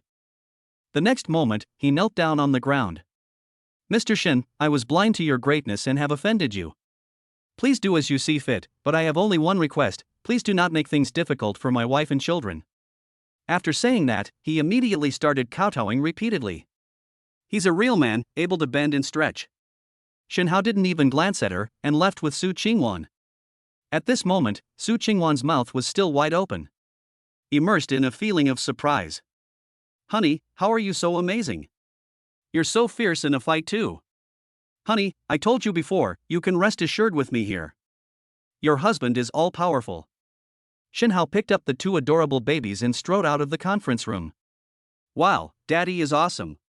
Tuanchuan and Yuan praised Shen Hao, and he replied with a smile. Daddy is so amazing, so let's reward him with a kiss. Mada 3. The two little cuties each kissed Shen Hao on one cheek. Oh dear, Mom hasn't given Dad a reward yet. Shen Hao smiled and looked at Su Qingwan. The two little ones chimed in, yes, Mommy should give Daddy a reward too. Su Qingwan was somewhat unwilling and complained, we're talking about children, can't you say something serious? I'm very serious. Shen Hao looked completely at ease. Ha, Tuanchuan, look, Mommy's shy. Omega? Really? Mom's face is so red. The family returned to the mall amidst laughter and chatter. After all, Tuan and Yuan haven't ridden the little train yet. The two of them took their little one on a ride on a miniature train and then put them in an inflatable castle to play. Finally, the two got a short break. Shen Hao and Su Qingwan leaned against the outer wall of the inflatable castle, watching the two little cuties inside. They chatted intimately. Mr. Shen, I really can't understand you anymore. How many secrets are you still hiding from me? Su Qingwan spoke softly, sounding somewhat aggrieved. Shen Hao leaned close to her ear and said, you can ask me anything you want to know. Shen Hao originally thought that Su Qingwan would interrogate him relentlessly. To everyone's surprise, she blinked and smiled mischievously. I want to ask. This way, you'll reveal a new secret every day, as if you're a completely different person every day. Shen Hao looked around to make sure no one could hear their whispers. That's not fair. You have to change a little bit every day too. Su Qingwan clearly did not understand Shen Hao's meaning. She tilted her head, looking puzzled, and her appearance was pitiful. Let me give you an example. Today you're the CEO, tomorrow you can become a secretary, the day after tomorrow you can become a nurse, and later on, you can buy some bunny ears and cosplay as Xiao Wu. Su Qingwan was a little angry, and she grabbed Shenhao's ear. Oh, Shenhao, it's only been a few times, and you're already getting tired of me? Want to try something new? Wife, I was wrong. Shenhao quickly begged for mercy. Su Qingwan turned her head away, and Shenhao quickly said some nice things, begging for forgiveness. I was just saying it casually. I thought you meant it that way. It's a misunderstanding. Su Qingwan grabbed Xiao Shenhao. I'm up here today. Either is fine.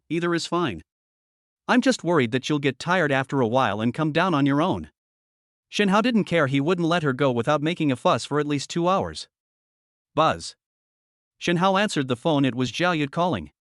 Shenhao, I knew you were after our house all along. Come to the nursing home, and we'll settle this score today. Chapter 20 Real Estate Turmoil. Beep beep beep. The call was disconnected.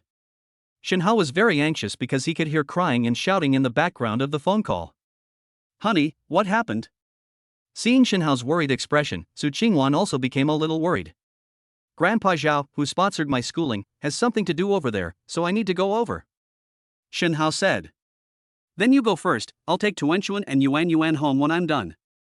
Su Qingwan is, after all, the company president, and she can distinguish between what is important and what is urgent. She's not the kind of woman who's blinded by love. Shenhao shook his head. I just dealt with Ji Jiangwo. We don't know anything about his background. I'm afraid it's not safe for you to stay here.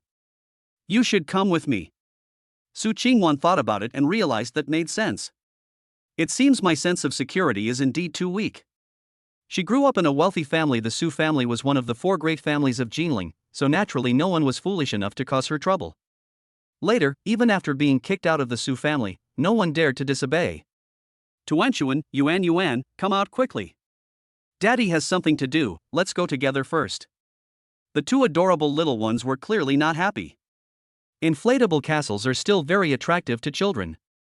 Finally, after receiving Shenhao's promise to buy lollipops, the 2 reluctantly came out. Shenhao drove to Jiling nursing home and rushed inside. When they arrived at Lao Zhao's room, they found several people standing inside. Old Zhao sat alone on the edge of the bed, not saying a word. Zhao Yud, what do you want with me? Shenhao didn't hold back either. After their last phone call, the 2 had essentially broken off all ties. There's no need to save face for him. Shenhao, look at the mess you've made. What kind of bewitching potion did you give my old man? He actually wants to make a will, leaving the house to you. Shenhao was somewhat surprised. This was definitely not something he had pushed forward. Yud. This was my own idea, and it has nothing to do with anyone else. Old Zhao finally spoke. Dad. You've been fooled by Shenhao. He's no relation to us, he only received favors from our family, and in the end, you still gave him the house? Isn't that stupid? Zhao Yud's wife, Wan Chunyan, hurriedly cried out in tears. Shayan, this is your first time here since I moved into this nursing home, isn't it? Old Zhao responded indifferently. Dad, what are you saying? I don't want to go to work. I can't live like this anymore, why? Wan Chunyan started howling like a ghost again. Yud, Dad dislikes me so much, let's get a divorce. Zhao Yud got anxious and tried to grab Shenhao by the collar. Look at this, you're going to ruin my wonderful family. Shenhao looked displeased and took a step back. Zhao Yud's attempt to grab empty air only fueled his excitement. He already felt that Shenhao was trying to take over his house, and now that he was going to beat him up, Shenhao dared to hide. Zhao Yud grabbed a stool from the side and smashed it over Shenhao's head. Too slow. Since acquiring the Grandmaster level of martial arts, Shenhao's abilities in all aspects have greatly improved. Dealing with an ordinary person is extremely simple. Shenhao held back his strength and simply stretched out his foot to lightly touch Zhao Yud's knee. Zhao Yud's balance was instantly disrupted. He fell flat on his face. Oh, so you dare to hit someone? When Wan Chunyan saw her husband lying on the ground, her shrewish nature suddenly erupted. She immediately started throwing a tantrum. They grab things and start throwing and smashing them. Shenhao's eyes turned cold. Most of the things in old Master Zhao's room were gifts from him. This couple doesn't care about the elderly at all. Now you dare to cause trouble here.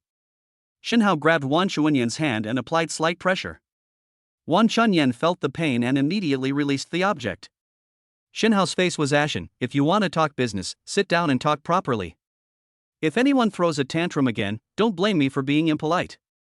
The two eventually quieted down and each found a chair to sit in the room. After a conversation, Shin Hao understood the cause and effect.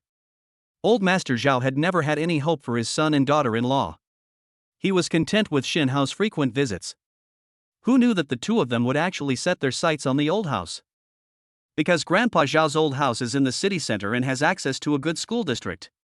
Although it's old, dilapidated, and small, it can still fetch a high price of tens of millions.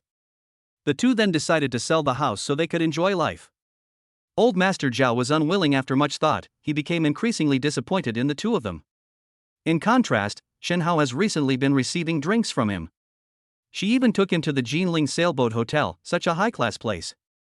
Old Master Zhao simply made up his mind. So he hired a lawyer and prepared to make a will, leaving the house to Shin Hao. Who knew Zhao Yud had such sharp ears? He immediately got the news and rushed over to find Old Master Zhao. When his attempt to feign injury failed, he decided to summon Shin Hao and make things clear in person. This house is absolutely not going to be given to him. After hearing the whole story, Shin Hao spoke. Old Zhao, I don't want this house. I've already received enough kindness from you when I was young. It would be unreasonable and morally wrong for me to take this house. Upon hearing this, Zhao Yud and Wan Chunyan immediately perked up. Is this even human language?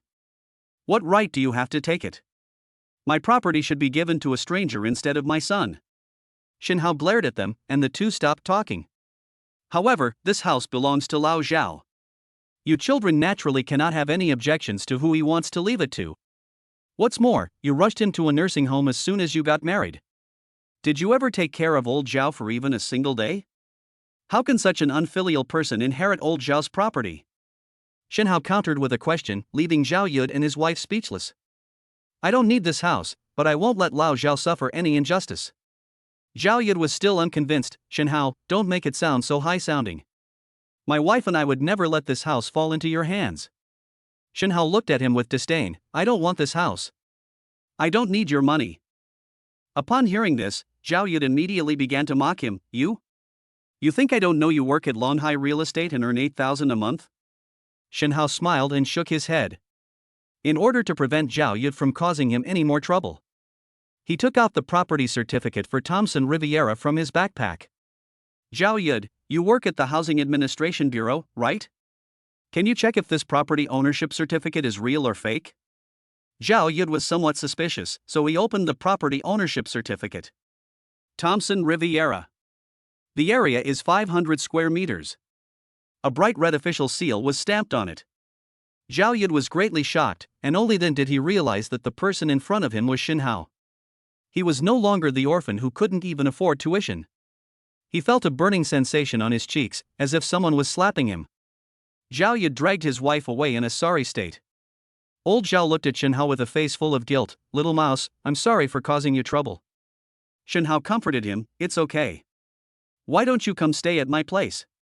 My villa is spacious. Old Zhao declined Shin Hao's offer. He already had friends at the nursing home and was unwilling to easily change his environment. Shin Hao didn't try to persuade him further, but told Lao Zhao to call him if anything happened, and then left. Chapter 21. The editor made an overnight invitation. Ma Putsung Cheong. Back home, the two little ones were exhausted from playing all day.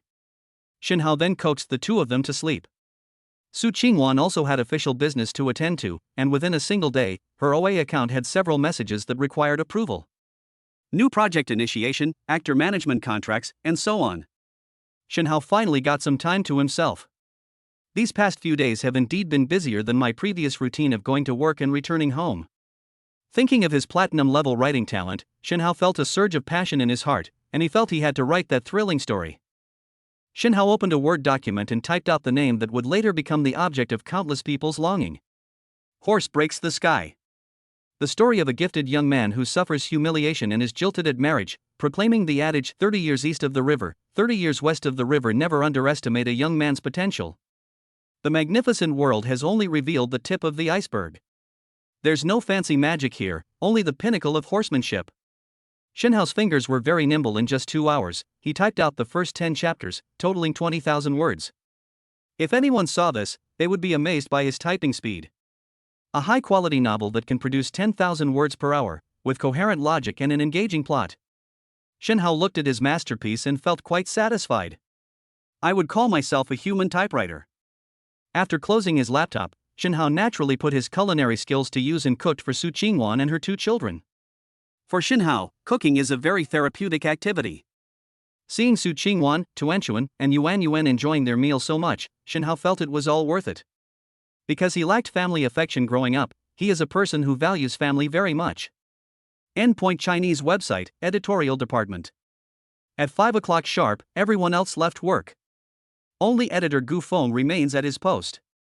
There's no way around it. I'm a newbie, still in my internship, so I should always work harder than my seniors.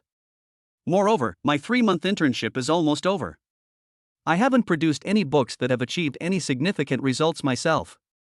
Gu Feng was very anxious, worried that he wouldn't be able to get a permanent position. Just then, a new book appeared in his editor's backend. Gu Feng quickly clicked on the link and began the review process. Generally, when editors review books, they first glance at the title and synopsis. Then browse through the first 3 chapters. Once the above steps are completed, it can be basically determined whether the book is worth signing a contract. If you feel it's necessary to review it again, the editor will flip through a few more chapters to prevent a gem from being overlooked. Gu Feng looked at the book, turning the pages one by one. A genius falls from grace, ridiculed by his own people. The anticipation is off the charts. Nalan's annulment of the engagement was such a disgrace. I feel as if I could empathize with him. Old Yao showed up. You old geezer, you're wicked. You're the one who got me into trouble. You have finished reading the latest chapter. The author is working hard to write more. Gu Feng was a little surprised. What was going on? As an editor who has read extensively and seen countless books, I was surprisingly engrossed in this one. That magnificent and dazzling world of martial arts. The revenge legend of that boy. I really want to know how it goes. Gu Feng calmed his excitement and realized that he had struck gold this time. He quickly sent the author a private message announcing the signing of the contract. At this moment, Shinhao had both hands busy with something. They had no time to worry about the contract details. 2 hours later, he finally finished. Shinhao noticed that the notification light on his phone was flashing. Upon opening it, I found it was the signing information for a writer's assistant. He casually clicked confirm and then uploaded some of his personal information. Honey, what are you looking at? At this moment, Su Qingwan felt weak all over and couldn't muster any strength at all. She looked like an adorable kitten, her upper body resting on Shinhao's chest, rising and falling slightly with his breath. Shinhao was completely unguarded around his wife. He simply turned the phone to a different angle so that Su Qingwan could see it directly as well. I wrote a novel online and just signed a contract. Wow, honey, you're amazing. You can even write books. Su Qingwan's eyes lit up with excitement. Shinhao smiled somewhat embarrassedly. I know a little bit, and my writing isn't very good either. I don't know if I can achieve any results. In fact, he knew very well that this book would definitely be a success. Because Mappa Sanxiong's success had been proven in his original world. Su Qingwan also promptly offered words of comfort. Honey, you're so talented, I'm sure you'll become famous. By the way, can you write variety show plans or scripts? Thinking of the company's recent difficulties, Su Qingwan casually asked. Qingwan Film and Television Company has been having a very rough time lately. The TV series and movies they invested in suffered dismal box office and viewership ratings, resulting in huge losses. The artists under his name were also poached by his peers with high salaries. The variety shows currently in preparation have also been suspended. I don't know if it was due to corporate espionage or a copycat idea.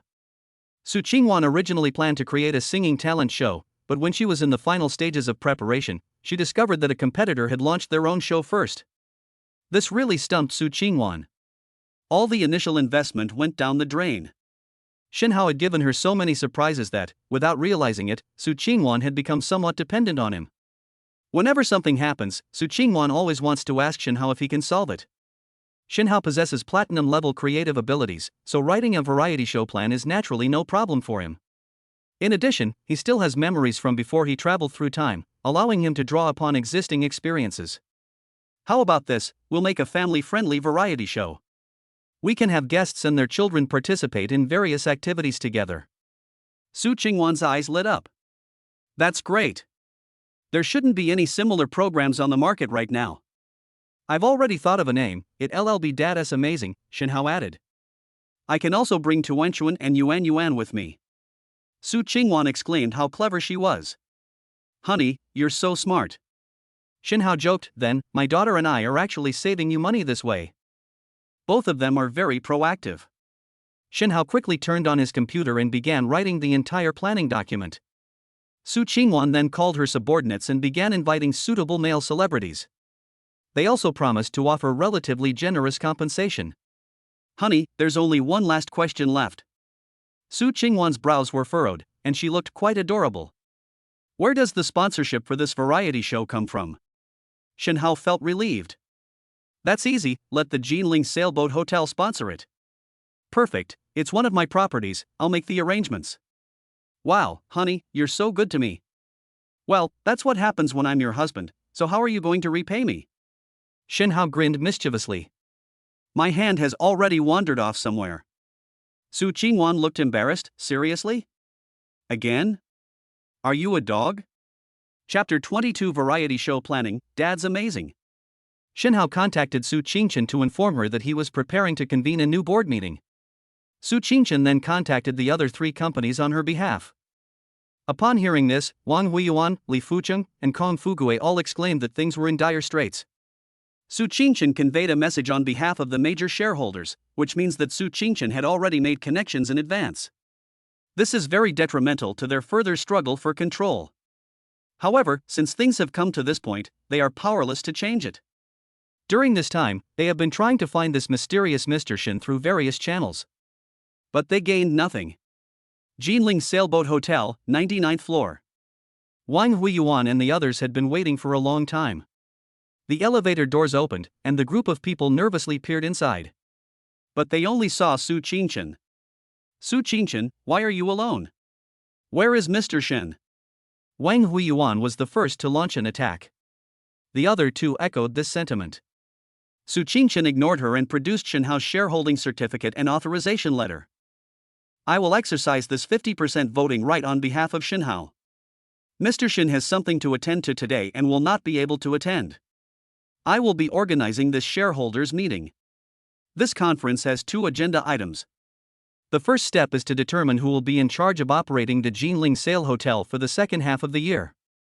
Secondly, we will review the investment proposal, specifically the title sponsorship investment for Qingwan Film and Television Company's new variety show. Wang Huiyuan said sourly. You represent the major shareholder, Mr. Shen, so you have complete control over the hotel. I don't think there's any need to hold this meeting. All we're left with is a rubber stamp function besides signing for confirmation. What else can we do? Shenhao's shareholding, together with that of the Su family represented by Su Qingchen, has reached 63.5%, far exceeding the requirement for absolute control. It's safe to say that her proposal, which she wanted to pass, would have been impossible for it not to pass at the Jinling Sail Hotel. Su Qingchen was all smiles, thanks to the help of her brother-in-law Shenhao. She successfully secured the management rights, which will leave an excellent impression on the Su family's higher-ups. Her position in the Su family will be even more secure. The investment in Qingwan Film and Television Company's new variety show has also been successfully finalized. Su Qingwan has already contacted 4 male celebrities whose schedules are suitable. Because they were generous, they gave enough money. Both parties expressed preliminary interest in cooperation. Su Qingwan decided to take matters into her own hands and fly to Shanghai to have a meal and a meeting with a popular male celebrity. After all, the boss personally taking action demonstrates the importance he attaches to the matter and his sincerity, which is also an effective communication tactic. Shenhao was a little worried about Su Qingwan, fearing that something might happen to her if she was alone. Honey, how about I go with you? Su Qingwan retorted without any politeness. I'll definitely bring my assistant with me when I go out, so don't worry. The male celebrity you're meeting this time is named Wu Fengye. I heard he has a bad reputation, so you'd better drink less. Shenhao was still a little worried and repeatedly gave him instructions. Seeing that Shenhao was unhappy and looked aggrieved, Su Qingwan spoke up again to comfort her. Okay, stop being so clingy. It's not like I'm new to running a company. I've been through a lot of ups and downs in business. I'll take care of myself. Shinhao thought about it and realized that Su Qingwan had asked him not to interfere with his career. Looking back now, I realize I shouldn't have been so overprotective of Su Qingwan. Before I came back, she had built Qingwan Film and Television Company from scratch. She was quite wealthy, so I should trust my wife's abilities. According to Shinhao's variety show plan, the variety show Dad is Amazing is a success. 5 fathers will participate, each bringing their own children. 4 of the fathers are celebrities, and 1 is an ordinary father. Due to the immense pressure of modern society, in many families, the father is always busy making money. After getting off work and going home, I finally have a little time to rest. They'd rather scroll through their phones or play games than interact with their children. The rare opportunity for interaction was when we helped the kids with their homework. However, this situation is often detrimental to the closeness of the parent-child relationship, and may even lead to various mistakes made by the child while doing homework. He was scolded by his father. Over time, this creates a vicious cycle. In many families, the father almost never takes care of the children. Or rather, they all made the mother play the villain, leaving all the things that required effort to her. The variety show Dad is Amazing films the interactions between fathers and their children.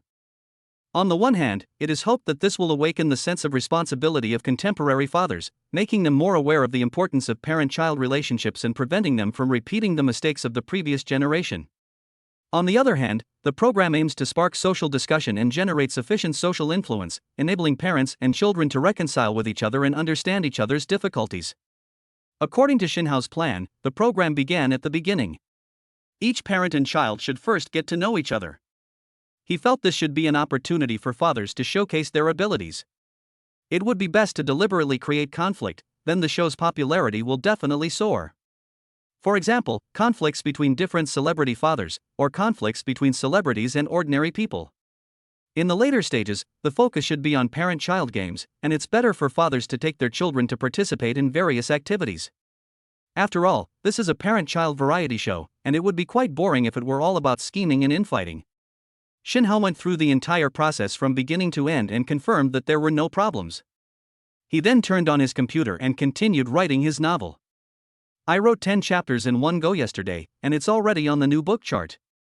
Moreover, it has already gained several loyal readers. They not only left comments urging him to update, but also gave him a lot of recommendation votes. Shinhao Gong opened the author's assistant app. A message popped up. This comes from my own editor, Gu Feng. Hamster Beta, the editor-in-chief, is very interested in your novel and would like to request a complete outline. Could we schedule a time to discuss it in person? Hamster Beta is the author's name, Shinhao. There's a reason behind this name. During his university years, Shinhao kept a pet hamster. This little hamster is very energetic and has a big appetite. It's as strong as a small tank. Shinhao remembered Beta, who drove a tank, so he named the little hamster Beta. Now that time has passed and Beta is long gone, Shinhao has adopted the pen name Hamster Beta in memory of it. Upon seeing the editor's message, Shinhao immediately replied, "No problem, I'm available anytime. You decide the time and place." There's no time like the present, let's do it today at noon. The two agreed on a time, and Shinhao went out to keep the appointment. On the other side, editor Gu Feng was also very excited. Whether I can get a permanent position depends on this article. Horse breaks the sky. However, I have high hopes for this book. It has the potential to become a bestseller. He straightened his hair, looking quite spirited, and headed towards the agreed-upon location. Chapter 23's Rank Contract. When Shinhao arrived at Starbucks, he saw a young man sitting by the window. The young man was wearing glasses and looked somewhat nervous. Is that editor Gu Feng? You must be Beta the writer, the hamster. When Gu Feng saw Shinhao coming over, he quickly greeted him warmly. My name is Shinhao, but please call me by my real name in private. The two shook hands. Editor Gu, there's something I don't understand. For website contracts, we can just follow the process, download the contract, sign it, and send it over. Why did you have to come all the way here in person? Gu Feng smiled, making no attempt to hide his smile. Mr. Shin, to be honest, the S-level contract I'm bringing you this time is of great importance. The editor-in-chief insisted that I make this trip in person. Oh? What is an S-level contract? Seeing Shinhao's puzzled expression, Gu Feng offered an explanation. Originally, this contract was intended for established writers who had made a historical record, but now, because your book Horse Breaks the Sky is so well written, our company is making an exception in giving you this contract. An S-level contract guarantees you a minimum income of 1 million. That means no matter how well your book sells, our company will pay you this amount. In addition, they enjoy extra benefits, such as access to various recommended resources, priority in selling copyrights, and opportunities for manga adaptations. Upon hearing this, Shinhao thought, that's a good idea. He carefully checked the contract again, found no pitfalls, and successfully signed the contract with the editor. Back home, Shinhao prepared to write a novel for a while. After all, the most important thing in writing novels is perseverance. To live up to the reader's love and support, it would be a crime not to write at least 20,000 to 30,000 words every day. But for some reason, he was restless. Shinhao picked up the phone and called Su Qingwan's company directly. Hey, Xiao Wang, can you check Mr. Su's business schedule for tonight? They also knew the son-in-law and informed Shinhao directly. Shinhao made a quick decision and drove straight to Shanghai, intending to give Su Qingwan a surprise. Shanghai Hotel. Inside private room number 888. Su Qingwan is hosting a banquet for Wu Fengye. Wu Fengye was originally from China, but emigrated abroad in his early years. He easily entered a top-performing arts academy in China by virtue of being an international student, and later, with the help of influential figures, his career progressed smoothly. Now that he's over 30, his online popularity has waned considerably, and he's been seeking a breakthrough recently. When Qingwan Film and Television Company approached him for a parent-child variety show, Wu Fengye carefully considered the matter and discussed it with his agent. Feeling that this variety show had the potential to be a huge hit, I decided to join. However, they still planned to whet Qingwan Film and Television Company's appetite, preparing to wait for a higher price and see if they could get a better deal. During the meal, as they toasted and drank, Su Qingwan proved herself to be a successful businesswoman who had worked her way up in the business world for many years. Its momentum is in no way inferior. President Su, drink this glass of wine. If you don't, you're disrespecting me. Wu Fengye picked up a full glass of wine and handed it to Su Qingwan. Su Qingwan's face was slightly flushed. She knew her limit was 1 gin 500 milliliters of liquor anymore and she would get drunk. They had already drunk so much that the atmosphere between them was quite harmonious. The cooperation has been finalized. To my utter surprise, Wu Fengye is up to something like this again. Su Qingwan was somewhat embarrassed. She touched her forehead and forced a smile. Brother Wu, I really can't drink any more of this wine.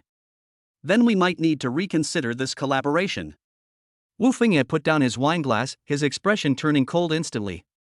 Su Qingwan was a little anxious. The program Dad is Amazing is in preparation in all aspects. With only Wu Fengye left, it would be disastrous if this small mishap delayed the entire filming schedule. That won't do. Su Qingwan steeled herself and decided that drinking one more cup wouldn't be a big deal. Just go to the bathroom and throw up as soon as possible. Su Qingwan picked up her wine glass and downed it in one gulp. Wu Fengye clapped her hands enthusiastically. President Su truly deserves to be called a heroine among women. At this moment, Su Qingwan felt dizzy. She felt her world spinning wildly. Su Qingwan hurriedly ran to the bathroom and the private room, intending to vomit. She locked the door from the inside and then leaned over the sink to vomit. My stomach feels like it's burning, and I feel very uncomfortable. Knock, knock, knock. Just then, Wu Fengye knocked on the door. Mr. Su, are you all right? Open the door and let me in to check on you. Su Qingwan had a bad feeling, but she didn't know why. The dizziness was getting worse and worse. She had drunk alcohol before, but never had this reaction. She suddenly realized that she had been drugged. Wu Fengye was definitely up to no good. Bang! Seeing that the door wouldn't open, Wu Fengye started banging on it. Su Qingwan quickly braced herself against the wooden door.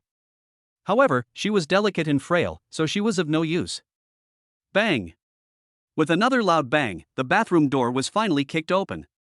Wu Fengye, what are you trying to do? Su Qingwan's mental and physical strength had reached its limit. She felt that once she closed her eyes, she would never be able to open them again. My whole body felt weak and powerless, leaving me completely at their mercy. President Su, I've heard that you've had children before, and that they don't even have a father. You must be a very outgoing person, don't pretend with me. Sleeping with me 1T hurt you consider it finding a godfather for the kids. Wu Fengye's face was full of lewd smiles, extremely lewd. He was about to pounce on her. Su Qingwan was filled with regret. She should have listened to Shen Hao. I had long heard that Wu Fengye had an improper conduct and a bad reputation in the industry, so I shouldn't have taken the risk. Wu Fengye was quite excited. He was captivated by Su Qingwan's ethereal beauty the moment he saw her. Even if this collaboration falls through, he's not afraid. After all, it's a one-stop service of drugging and taking photos in a short while. He really didn't believe any woman of high standing would dare refuse. Wu Fengye patted Su Qingwan's face again to confirm that she had fainted. He reached out and unbuckled his belt. The next second, he felt a tremendous force coming at him. They grabbed his hair and threw him backward. A tall, muscular man looked down at him. His eyes were calm and still. It was as if I were looking at a dead person. Who are you? Wu Fengye roared, you dare touch me? I think you have a death wish. He hurriedly took out his phone and called the general manager of Shanghai Hotel. The hotel's general manager was his good friend. The two colluded and harmed countless people. Hey, Lao Qian, bring some men over here. There's someone causing trouble in room 888. Xian Yi listened on the other end of the phone. He quickly called over 4 tall and burly bodyguards and headed straight for private room number 888. Chapter 24 Shen Hao's Fury. Kid, do you know who I am? Even as he lay on the ground, Wu Fengye continued to utter harsh words. You'll regret this today. I'll make you pay for your actions. Shen Hao cracked his fists, making a series of crisp crackling sounds. His hand gently pressed down on Wu Fengye's head. They lifted him up. Bang! One punch. Wu Fengye's internal organs were all burning with pain. It felt as if someone had poured a bucket of boiling water inside his body. He could no longer hold on. Like a shrimp with its legs limp, it collapsed to the ground. Saliva dripped from the corners of Wu Fengye's mouth, and his whole body twitched uncontrollably. You dare touch my wife? You've got a death wish. Shen Hao declared domineeringly. He turned around, picked up Su Qingwan, and took off his own clothes. They covered her with the blanket, preparing to take her to the hospital. The door to the private room was suddenly flung open with a loud bang. It was Qian Yi from Shanghai Hotel who arrived with his men. He glanced around the messy private room and immediately understood what had happened. It must be Wu Fengye's best friend, who can't control his penis. He drugged the girl. I often advised him not to harm respectable women who already have families. Otherwise, her husband will come knocking on her door sooner or later. Losing money to avoid trouble is a small matter. The real problem is when the scandal gets out and he can no longer be a celebrity. Brother, I think there must be some misunderstanding. Can we talk about it? Xian Yi quickly spoke up. Shen Hao's gaze was icy. Who are you? I have nothing to say to you. I am Qian Yi, the general manager of Shanghai Hotel. This Wu Fengye is my friend and also a big star. Looking at the situation, you seem to have calmed down, and your wife doesn't appear to have suffered any real harm. How about we settle this privately? Besides, if things get out of hand, it won't do you any good. Shen Yi's words laid out the pros and cons directly, and while he was yielding, they also carried a hint of threat. What's more, behind him stood 4 burly, tall bodyguards. He didn't believe Shen Hao disagreed. As long as the matter is put on hold, everything else will be easier to handle. Shen Hao shook his head. Who do you think you are, to try and negotiate with me? Xian Yi's face darkened, thinking to himself that this person was so ungrateful. They have already given him a way out. Since you don't know how to appreciate kindness, then don't blame yourself. Xian Yi shook his head. Brother, having more friends means having more options. You've really pushed yourself to the limit today. He waved his hand gently. The 4 people behind him leaped out and rushed towards Shen Hao. The next moment, Shen Hao unleashed a series of deadly punches. He didn't even put down Su Qingwan, whom he was dragging, with his left hand. Xian Yi's 4 bodyguards were sent flying backwards. They were even faster than they were rushing towards them. He crashed into the wall and fell to the ground groaning. Not good. We've met our match. Xian Yi turned to run away, but before he could even open the door to the private room, a large hand. It was already placed on his shoulder. A bead of cold sweat slid down Xian Yi's forehead. He swallowed hard and slowly turned around. Brother, go easy on him, we can talk this over. Shen Hao sneered. Now do you know whose path has been blocked? Xian Yi said with an embarrassed smile, I was blind to your greatness, please forgive me, sir. Shen Hao nodded, who's the big shot behind you? He now has a basic understanding of the truth about this world and most of the forces involved. Behind them all stands the shadow of powerful families. Some even have direct connections with aristocratic families. Mr. Shin, the Yi family is behind me. Oh, the Yi family. Tell me, what's so special about this family? Shen Hao became interested and urged Xian Yi to speak frankly. Xian Yi shook his head violently. You might as well give me a beating. If you dare to tell anyone about the Yi family's affairs, I won't just suffer a beating. I might even lose my life. Shen Hao didn't make things difficult for him. So, can you touch Wu Fengye? At this moment, Xian Yi was only thinking about himself, and had completely forgotten about his friends. He nodded repeatedly. Don't let his celebrity status fool you, he's nothing in the eyes of powerful families. What do you intend to do, sir? I want him to be completely disgraced and never be a star again. Shen Hao said coldly. That's easy, I'll arrange it, I guarantee you'll be satisfied. Xian Yi quickly replied. He immediately made a phone call to a reporter he knew. Mr. Shin, reporters will be coming over in a little while to take photos and report on Wu Fengye's drunken disturbance and disruption of our private rooms. Once this negative news comes out, the positive image he had previously cultivated is completely destroyed. At that time, I estimate that many companies will terminate their contracts with him, and his original agency will also freeze him out. At that time, he will really be helpless. Shen Hao nodded, indicating his satisfaction with the result. I never expected Xian Yi to be so ruthless when it comes to betraying his teammates. However, he is quite a character and has some tricks up his sleeve. After resolving the matter here, Shen Hao carried Su Qingwan and hurried to the hospital. Su Qingwan felt as if her head was about to explode from the pain. She groggily opened her eyes and groped for water to drink.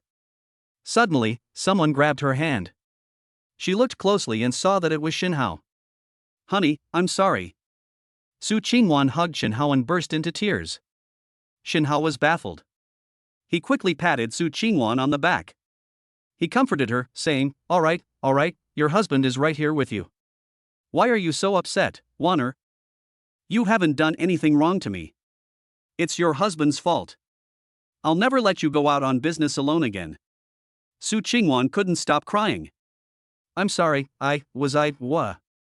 Shen Hao was relieved. It turned out that Su Qingwan was worried about this.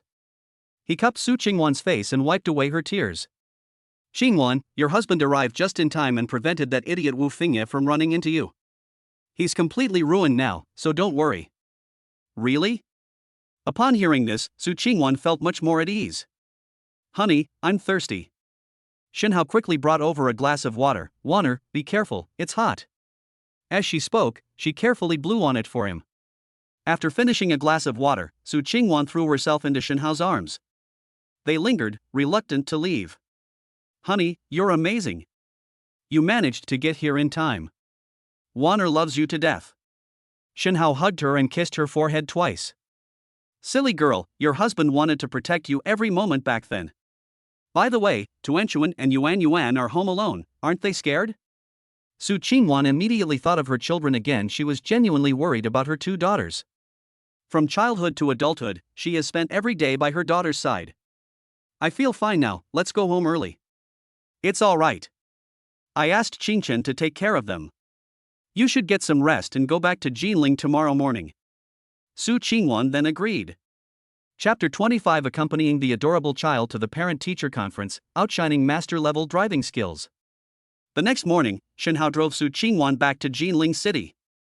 The two adorable babies hadn't seen their mother all night and hadn't slept well. As soon as Su Qingwan entered the door, the two of them ran over shouting. Mom and Dad are back. Su Qingwan squatted down and hugged the two babies, feeling a warm glow in her heart. Shen Hao then said, Okay, Mom isn't feeling well.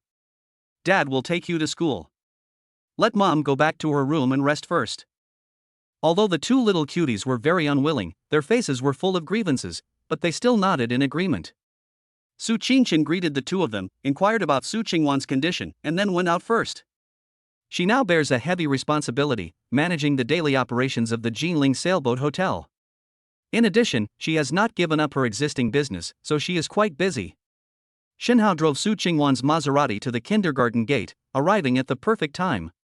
She handed the two adorable babies over to the teacher before leaving with peace of mind. By the way, you must be Tuanchuan and Yuan Yuan's father. I haven't seen you much before. The teacher was dressed casually, with her hair in a ponytail, and looked quite sunny. Her surname is Xie, and her given name is Xie Meng. Yes, my name is Shinhao. Hello, teacher. Shinhao greeted the teacher with a smile. My name is Xie Meng, and I am Tuanchuan and Yuan Yuan's teacher. Mr. Shin, there is a parent-teacher meeting this afternoon. Please remember to attend. Shinhao naturally agreed. During their conversation, the two added each other on WeChat, and Shinhao was also added to the kindergarten's notification WeChat group. Shinhao returned home and quickly turned on his computer to look at his writer's assistant. Many messages were criticizing him for not updating yesterday. He quickly posted a separate chapter explaining that he had something to do yesterday and was delayed in updating. He also promised to update twice today as compensation to readers. Shinhao started typing, and before he knew it, 2 hours had passed. Su Qingwan's physical condition was originally very good. After a short rest, she recovered quickly and wanted to go to work. On her way back, through her conversation with Shinhao and browsing Weibo, she learned that Wu Fengye's path was now closed. She needs to find a replacement as soon as possible, otherwise the entire program will be unable to proceed due to a shortage of people, and the losses will be incalculable. Although the main sponsor of this variety show, Dad is Amazing, is the Jinling Sale Hotel, owned by Shinhao. But she still wanted to make a name for herself to prove her abilities. Otherwise, she worried that Shinhao would gradually look down on her and treat her as his possession. This is something she doesn't want to see. Honey, going to the company? Yes, the preparations for the variety show are almost complete.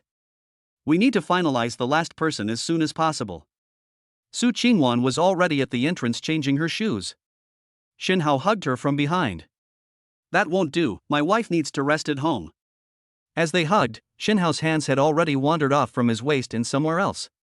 If it were the old Su Qingwan, she would have already pushed him away like a cat with its fur standing on end. However, ever since Shinhao heroically saved the damsel in distress at a crucial moment, their relationship has grown much closer. Su Qingwan's mind was in turmoil, and she couldn't help but ask. Do you want me to rest at home, or do you want me to stay with you? That's enough, don't go too far. Shinhao verbally agreed. Okay, I'll listen to my wife. But his hands continued moving. After taking a shower, Shinhao prepared lunch for Su Qingwan and brought it directly to her bed to eat. Su Qingwan felt as if her body was falling apart. I can't muster any strength at all. It's all your fault, you made me unable to work all day. Su Qingwan looked at Shinhao with a resentful expression. Shinhao looked at her with a doting expression. It's all right. Wanner, just rest well today and treat it as a vacation. Tuanchuan and Yuan Yuan have a parent-teacher meeting this afternoon, so I'll just go there. Su Qingwan clung to Shinhao's arm, somewhat reluctant to part. Come back soon. Shinhao kissed her forehead and walked away. Today is Tuanchuan and Yuan Yuan's last day at school. Summer vacation starts tomorrow. The content of the parent-teacher meeting was rather boring. It was nothing more than summarizing the performance of each child and awarding them a bunch of certificates. Parents were also reminded to pay attention to their children's safety during the holidays. Finally, a group of people from educational institutions came on stage. This batch is for kindergartners who will be starting first grade in the second half of the year. They said they opened a preschool to primary transition class to help children learn first grade material in advance. Let your child win at the starting line. Shinhao scoffed at this stuff. It was practically poisonous. Such young children should have fun at home during their holidays. If the child is interested in something, you can enroll them in a few extracurricular classes. On his way home, Shinhao received another system reward. Ding! Congratulations, host, you have been granted a chance to instantly kill. Option 1, Master Level Driving Skills. Shinhao felt that this skill was somewhat useless. Given the current traffic situation, even though elevated roads are being built everywhere in Nanjing. However, the road conditions are still very congested. The car is on the road, but it can't move at all. No matter how good your driving skills are, it won't help. The only useful thing about it is parking. You can reverse into a parking space in one go. Or it could be a drift parking, which is pretty cool. At that moment, Su Qingchen called. Hey, brother-in-law, my sister says you're pretty good at fighting? On the other end of the phone, Su Qingchen's tone was full of disbelief. Shen Hao replied with a smile. I know a little bit, enough to take on 10 ordinary people. Then come to the A1 parking lot at Jinzishan parking lot tonight. I need to help you with a small favor. Are you free? Shen Hao had no objection. My sister-in-law needed my help, and as her brother-in-law, it was only right that I do it. I'm fine with it. I'll call your sister to ask for her opinion. I already told you, just come over here, you can eat here. Su Qingchen extended a warm invitation. After hearing what she said, Shen Hao sent the two little ones home and went on his own. Wanner, do you know why Su Qingchen wanted to see me? Before leaving, Shen Hao asked. She asked you to go to Jinzishan, it must be about her motorcade. Su Qingwan thought for a moment and then said. The two sisters are twins who grew up together and have a very close relationship. We share everything and never keep anything to ourselves. Even after Su Qingwan was kicked out of the Su family, Su Qingchen still defied her parents' strict orders and secretly contacted Su Qingwan. Shen Hao was quite surprised to hear this. I never expected my sister-in-law to have this hobby. He even owned a racing team. Chapter 26: An encounter in the parking lot. It seems I underestimated her. Shen Hao thought to himself, these two Su sisters are not simple. Needless to say, his wife, Su Qingwan, is a true business prodigy. Starting from scratch, she built Qingwan Film and Television Company into such a large-scale enterprise in just 5 years. Su Qingchen, now a key member of the new generation of the Su family, has been assigned to manage the Jinling Sailboat Hotel. She used to run a car fleet herself. A motorcade is a very expensive thing. A lot of thought and effort is required for business management.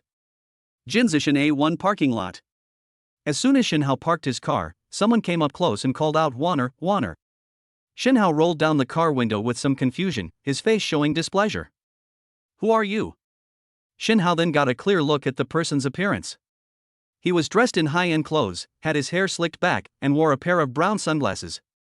He's obviously a spoiled brat. Shen Hao thought to himself, are you bald? It's so late, why are you wearing sunglasses to show off? The man in sunglasses ignored Shen Hao's question and looked at the passenger seat on his own. But they found the place deserted. You're Wanner's driver, right? Where is Wanner? Where did she get off? Shen Hao was too lazy to waste words with him, so he parked the car and took out his phone to call Su Qingchen. Sister-in-law, I've arrived. I'm parked in section A1, at position 3065. Can you come and pick me up? The man in sunglasses kept pressing for answers. I'm asking you a question, didn't you hear me? I'm warning you one more time, tell me where Wanner is right now, or you'll regret it. Shen Hao decided to stop hiding and revealed his identity. You're the one who calls her Wanner. She's my wife. Only I can call her Wanner, understand? The man in sunglasses looked at Shen Hao and couldn't help but exclaim, holy crap. His name is Wang Huijing. Wang, a second-generation member of the Wang family, is a fervent pursuer of Su Qingwan. Even after learning that Su Qingwan had been kicked out of the Su family because of her pregnancy, he never gave up. Instead, they saw this as a great opportunity for themselves. However, over the past 5 years, Su Qingwan has remained unmoved, rejecting many suitors similar to him. However, Wang Huijing can be said to be the most persistent. Even today, he has not given up. In his view, Shen Hao was probably just another suitor like himself. Wang Huijing considered himself to have a certain amount of heroic spirit. Hearing Shen Hao's words, he didn't get angry but laughed instead. Ah, brother, we're kindred spirits. Shen Hao thought it would be another old trick, but to his surprise, the man greeted him with a smile. Are you also one of Wanner's suitors? Wang Huijing asked. Shen Hao nodded. Strictly speaking, the two are not yet legally married. That's right. Your car is interesting, it's the same model as Wanner's. Wang Huijing leaned closer and whispered. Even the license plate is exactly the same. Using a fake license plate is illegal, so be careful. Shen Hao shook his head, we're not the same. This car of mine is Wanner's. Come on, bro, we're like brothers, stop pretending. Wang Huijing looked incredulous. Brother-in-law. Just then, Su Qingchen arrived. Shen Hao waved, sister-in-law, over here. Wang Huijing took off her sunglasses and stared wide-eyed. That's impossible. When did you take over? Warner clearly told me that she wanted to raise her 2 daughters properly before considering marriage. Shen Hao said quietly, You mean Tuanchuan and Yuan Yuan are my daughters? What's wrong? Wang Huijing was in a state of shock. I was stunned for a moment. That's impossible. What happened? How could Warner be with someone else? Su Qingchen was clearly familiar with Wang Huijing. Hey, Wang Huijing, what brings you here too? Wang Huijing was still unwilling to give up. Su Qingchen, is this person really your brother-in-law? Nonsense, he's already calling Tuanchuan and Yuan Yuan's dad, so tell me, isn't he my brother-in-law? Su Qingchen smiled gently. She knew that Wang Huijing had been shamelessly clinging to her sister. The Su and Wang families have always cooperated, but there are also many disagreements behind the scenes. Specifically, in this generation, Su Qingchen and Wang Huijing's racing teams have always been competitors. Seeing Wang Huijing's incredulous expression upon learning of Shen Hao's existence, she felt a secret sense of satisfaction. Wang Huijing, I advise you not to have any bad intentions. My brother-in-law is a very good fighter. Wang Huijing was glaring angrily at Shen Hao. He was wondering why there was no one named Shen Hao among the upper-class young people in Jinling. Where did this Shen Hao come from? Who is he? He was quick-witted and immediately realized that Shen Hao had likely gained Su Qingwan's favor through some skill. Su Qingchen's words were just what woke him up. Could it be that Shen Hao's skill is simply that he's a great fighter? I don't believe it. Su Qingchen glanced at him. You have no choice but to believe me, my brother-in-law can take on 10 of them. Ip Man? Upon hearing this, Wang Huijing laughed instead, realizing it was clearly boasting. By the way, that's me. I'm even better at fighting than Ip Man. Shen Hao added. Su Qingchen glanced at her phone. It was getting late. I'm too lazy to waste words with you, let's start the game. Wang Huijing could still throw in a few words of banter, but Su Qingchen immediately shut him down. For a moment, I felt extremely frustrated. Su Qingchen led Shen Hao directly to a high platform. There are already quite a few people waiting here. Sister Chen. Brother Jing. Each of them greeted Su Qingchen and Wang Huijing. Although the group of people were still standing together, they were suddenly divided into 2 groups. Shen Hao was somewhat puzzled. It seemed these 2 were no match for him tonight. Sister-in-law, have you 2 teamed up? Su Qingchen whispered, Today, the Shanghai Longxiang racing team is here to challenge us. Although Wang Huijing and I don't get along, we're still joining forces today. Otherwise, neither of our teams is as strong as Longxiang. Shen Hao understood, so that's how it is. It seems that these 2 people have a strong sense of identity with Nanjing. Where are they? Why haven't they arrived yet? Just as Shen Hao asked the question, a strong gust of wind blew in. With the roar of its engines, a helicopter slowly appeared in front of everyone. What a grand display! Shen Hao said. Su Qingchen responded calmly. After all, Longxiang is a racing team based in Shanghai, and they have much more funding than we do. This competition is about the honor of the Jinling local team. If we lose, we will have to merge with them and become a subsidiary of the Longxiang team. Shen Hao nodded. That's definitely not something we can allow. The local racing teams need to unite. Are you confident you can win? Should I give it a try? Shen Hao asked. Su Qingchen turned her head, trying her best to remain polite, but she couldn't help but laugh. Brother-in-law, I admit you have some skills, but racing is a highly specialized sport, not just about knowing how to drive. Chapter 27 The Arrogant Yi Long. Shen Hao shrugged, unconcerned. Since Su Qingchen was confident, there was no need for him to take the lead. Wang Huijing then came over again. Su Qingchen, why don't I see Zhao Kong? Su Qingchen frowned slightly. That's impossible. Zhao Kong is our team's chief driver. He should have arrived long ago. Wang Huijing searched carefully among the crowd behind him again, but there was indeed no one there. He shook his head with a solemn expression. Su Qingchen felt a heavy weight pressing on her heart. Not good. For this race, the Shanghai Longxiang racing team and the Nanjing local team each fielded 2 cars. Let's compete on the Jinzishan racetrack in Jinling. The time of the first person to cross the finish line will be used.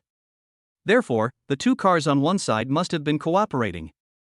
On the Nanjing local team side, Su Qingchen's Chenxi team and Wang Huijing's Jingfeng team's chief drivers will be competing. The chief driver of the Jingfeng team had already arrived. However, Zhao Kang from Chenxi's side was late in arriving. Su Qingchen reluctantly dialed Zhao Kang's number. On the other end of the phone, there was the sound of a tremendous gust of wind. Zhao Kang, where are you? The competition is about to start. Su Qingchen's tone was very urgent. Zhao Kang calmly replied, President Su, I've arrived, right above you. Su Qingchen looked up and saw that the helicopter had already landed. Zhao Kang took the lead and strode out from the middle. Su Qingchen's expression changed drastically. Traitor! Wang Huijing rushed over immediately, ready to make a move. The situation is quite clear. The Longxiang racing team poached players from the Chenxi racing team. Zhao Kang has already betrayed us. But then, Wang Huijing stopped in his tracks. Good morning, brother Huijing, and good evening to both of you. A distinguished young man followed closely behind and stepped off the helicopter. It was Yi Long, the owner of the Longxiang racing team. Su Qingchen and Wang Huijing were both furious at this moment. Su Qingchen directly questioned. Yi Long, I've long heard that the Yi family of Shanghai is a prestigious family, but I never expected them to be so unscrupulous, resorting to such tricks as poaching people at the last minute. Yi Long, don't push your luck. Even a powerful dragon can't suppress a local snake. Do you think the Wang family is easy to mess with in Jiling? Wang Huijing also questioned him with displeasure. Yi Long smiled and calmly shook his head. Those who achieve great things do not concern themselves with trifles. There has never been anything that I, Yi Long, have failed to do. As he spoke, Yi Long walked over and reached out to put his arm around Su Qingchen. For example, I must have you too. Yi Long's eyes were filled with an unbridled domineering aura. Su Qingchen is, after all, a president-level figure and the owner of a racing team. How could he possibly save face by being ridiculed like this in public? She shoved Yi Long aside and shouted sharply. Yi Long, do you really think you can do whatever you want just because the Yi family is behind you? I won't let you succeed. Yi Long smiled contemptuously. What, your sister ran away from her marriage to my brother and did such a disgraceful thing? Are you also planning to find a man to get pregnant? Smack!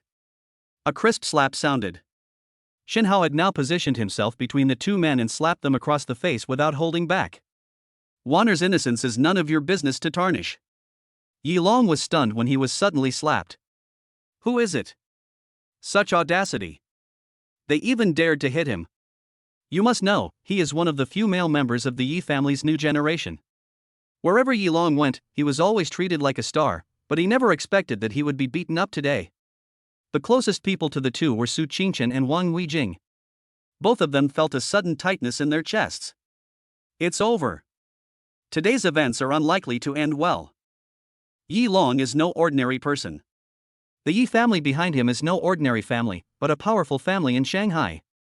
What makes aristocratic families aristocratic is that, in addition to possessing astonishing wealth, they also possess knowledge of the hidden aspects of this world. That is ancient Chinese medicine and martial arts. Su Qingchen regretted it a little. She should have known better than to ask her sister to lend her brother-in-law over. I never expected him to act so impulsively. Su Qingchen thought to herself, this matter started because of me, I must not let Shen Hao suffer a loss. Young Master Long, are you all right? She quickly asked to comfort him. But it was too late. Wolf, tiger! Yi Long roared angrily. The two men behind him were martial arts experts provided by the Yi family as bodyguards for his safety. Under normal circumstances, you should never make a move against ordinary people. Su Qingwan knew in her heart that something was wrong. Yi Long was really angry. The wolf and tiger he was accompanied by had a formidable reputation. Seeing that she couldn't stop it, she quickly stepped in front of Shen Hao. Young Master Long, let's talk this over, don't resort to violence. Discuss? Sparks practically flew from Yi Long's eyes, no room for compromise. Today I'll make him wish he were dead. Lang and Ah, who had already noticed Shen Hao and were secretly on guard. Shen Hao is a grandmaster-level martial arts expert, and his aura is difficult to hide in front of fellow martial artists. But to their utter surprise, Shen Hao was as still as a virgin and as swift as a rabbit, his movements so fast that they didn't even see it clearly. The two quickly shielded Yi Long behind them. Young master, please forgive us.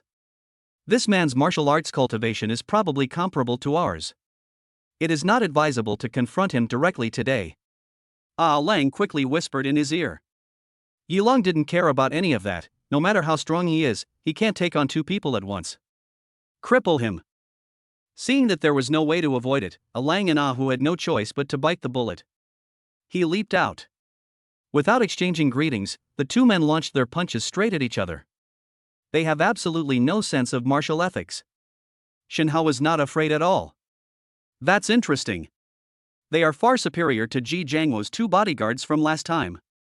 Shen Hao unleashed both fists, intending to face both of them alone. Boom! A tremendous roar erupted. Two figures were sent flying backward. Lang and Ah Hu lay on the ground, looking utterly disheveled. The two tried to stand up, but they were indeed coughing up blood and unable to move. It was clear that he had suffered a serious internal injury. Su Qingchen and Wang Huijing both stared wide-eyed. This was just too exaggerated. Yi Long's pupils constricted slightly as he cursed, "Two pieces of trash, disgraceful wretches, unable to even beat one of you." However, he remained completely unafraid of Shen Hao and continued to spout arrogant remarks. "I admit, you've got some skills. But do you know who I am? Do you know who my brother is?" Shen Hao shook his head. "I don't care." Having said that, he was about to throw a punch.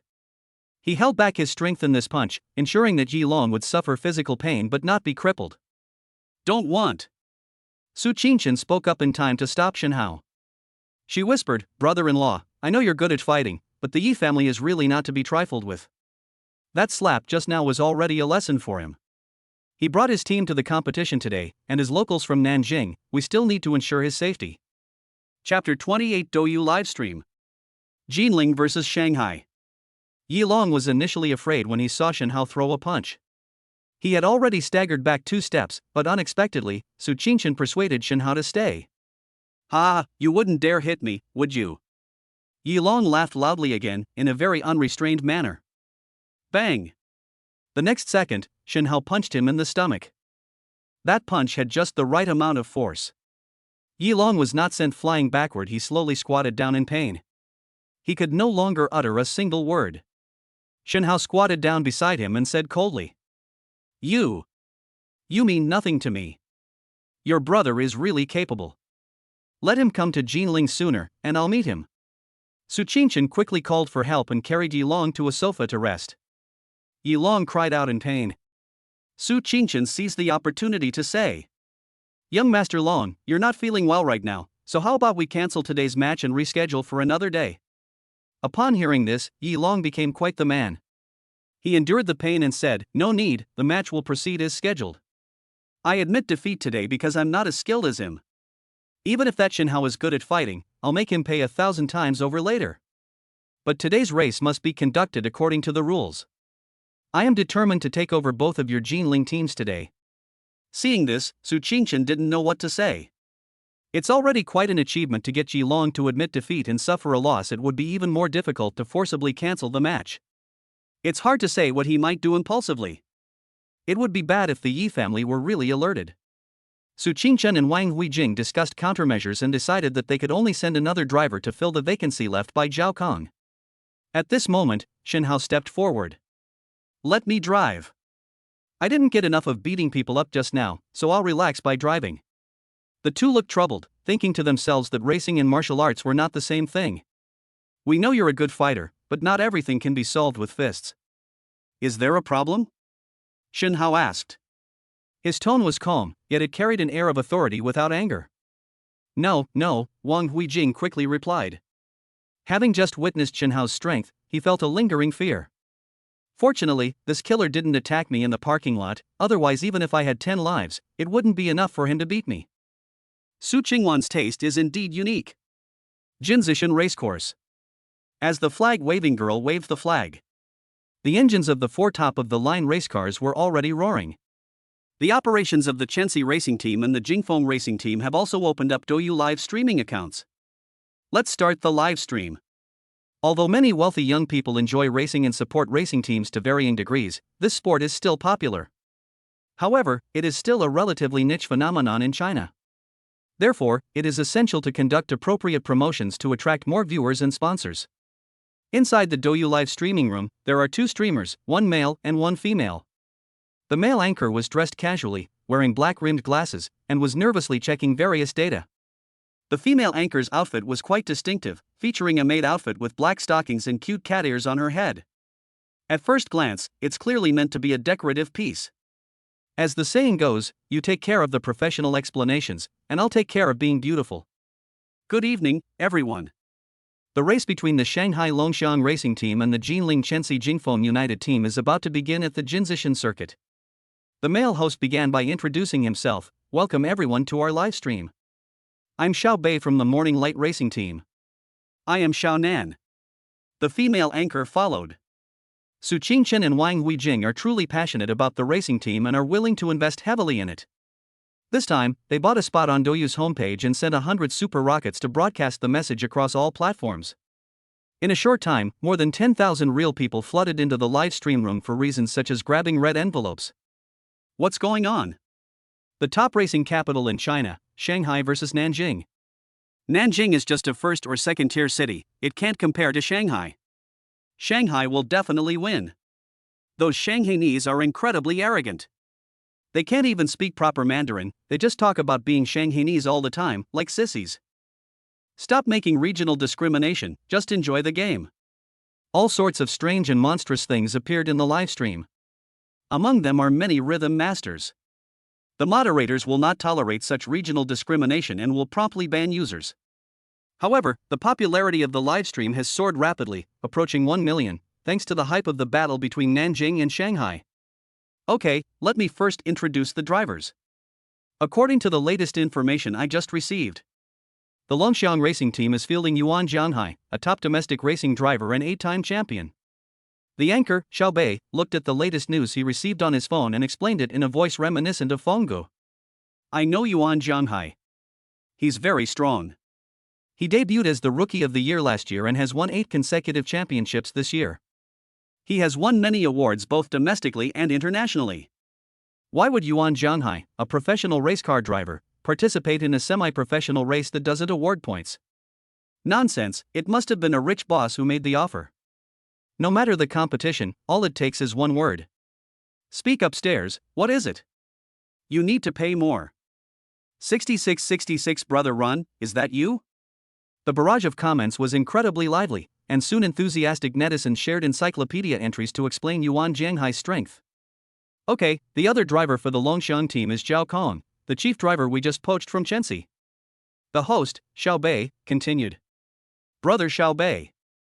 On the other side, the anchor Xiao Nan added fuel to the fire.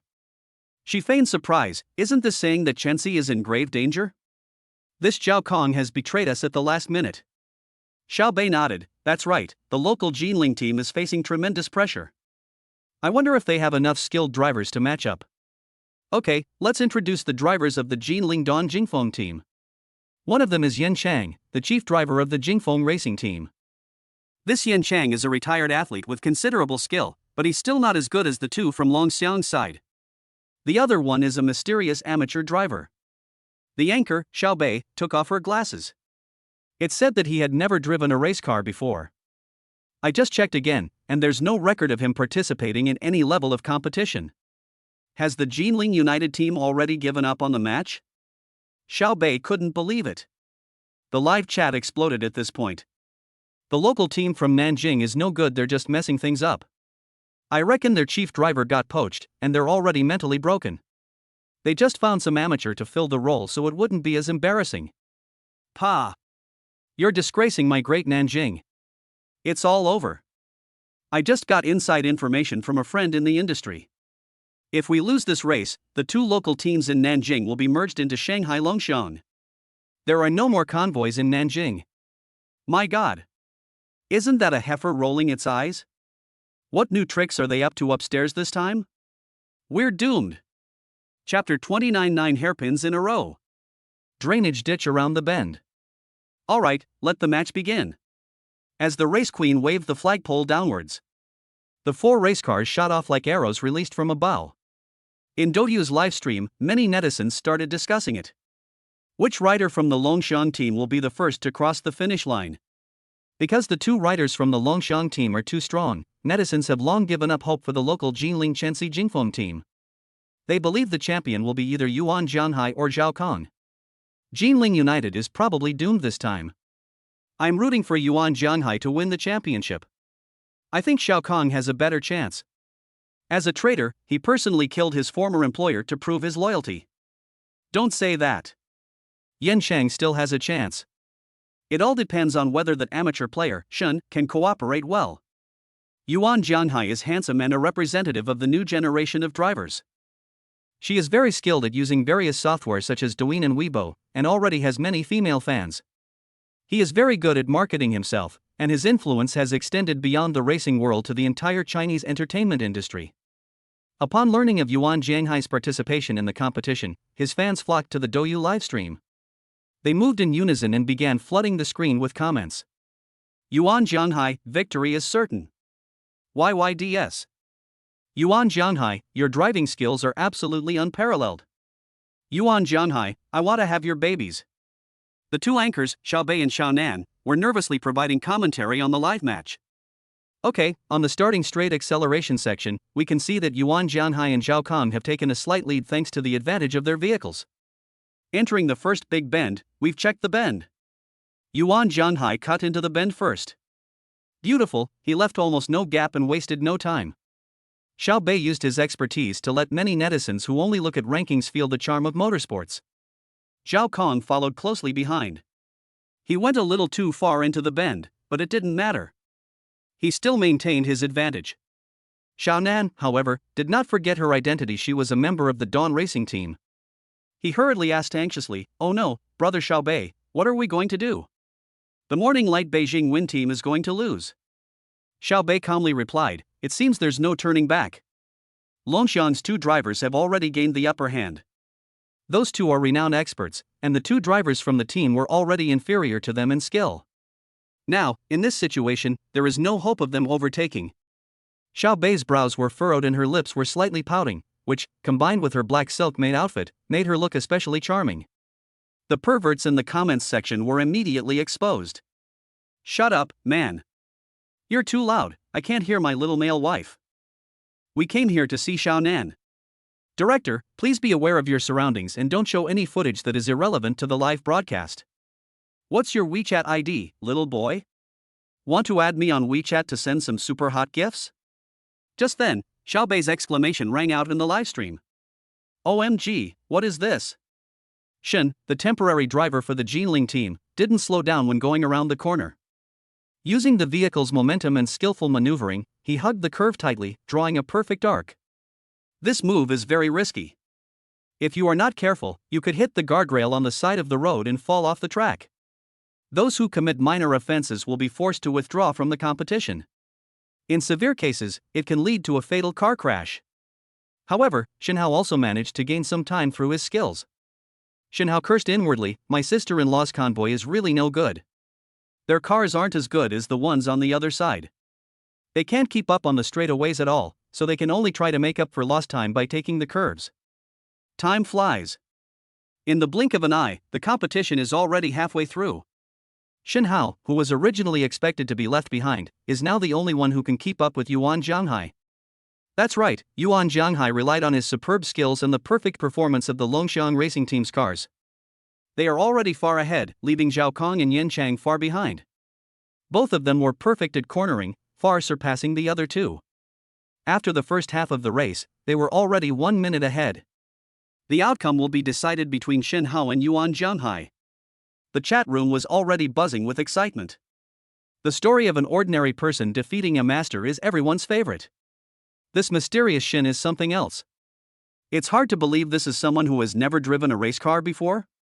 The host, Xiaobei, said that he couldn't find his participation information, so he might have used an alias to participate this time. But in today's racing world, who can keep up with Yuan Jianghai so closely? His strength is terrifying. At the same time, many people spontaneously became fans of Shenhao.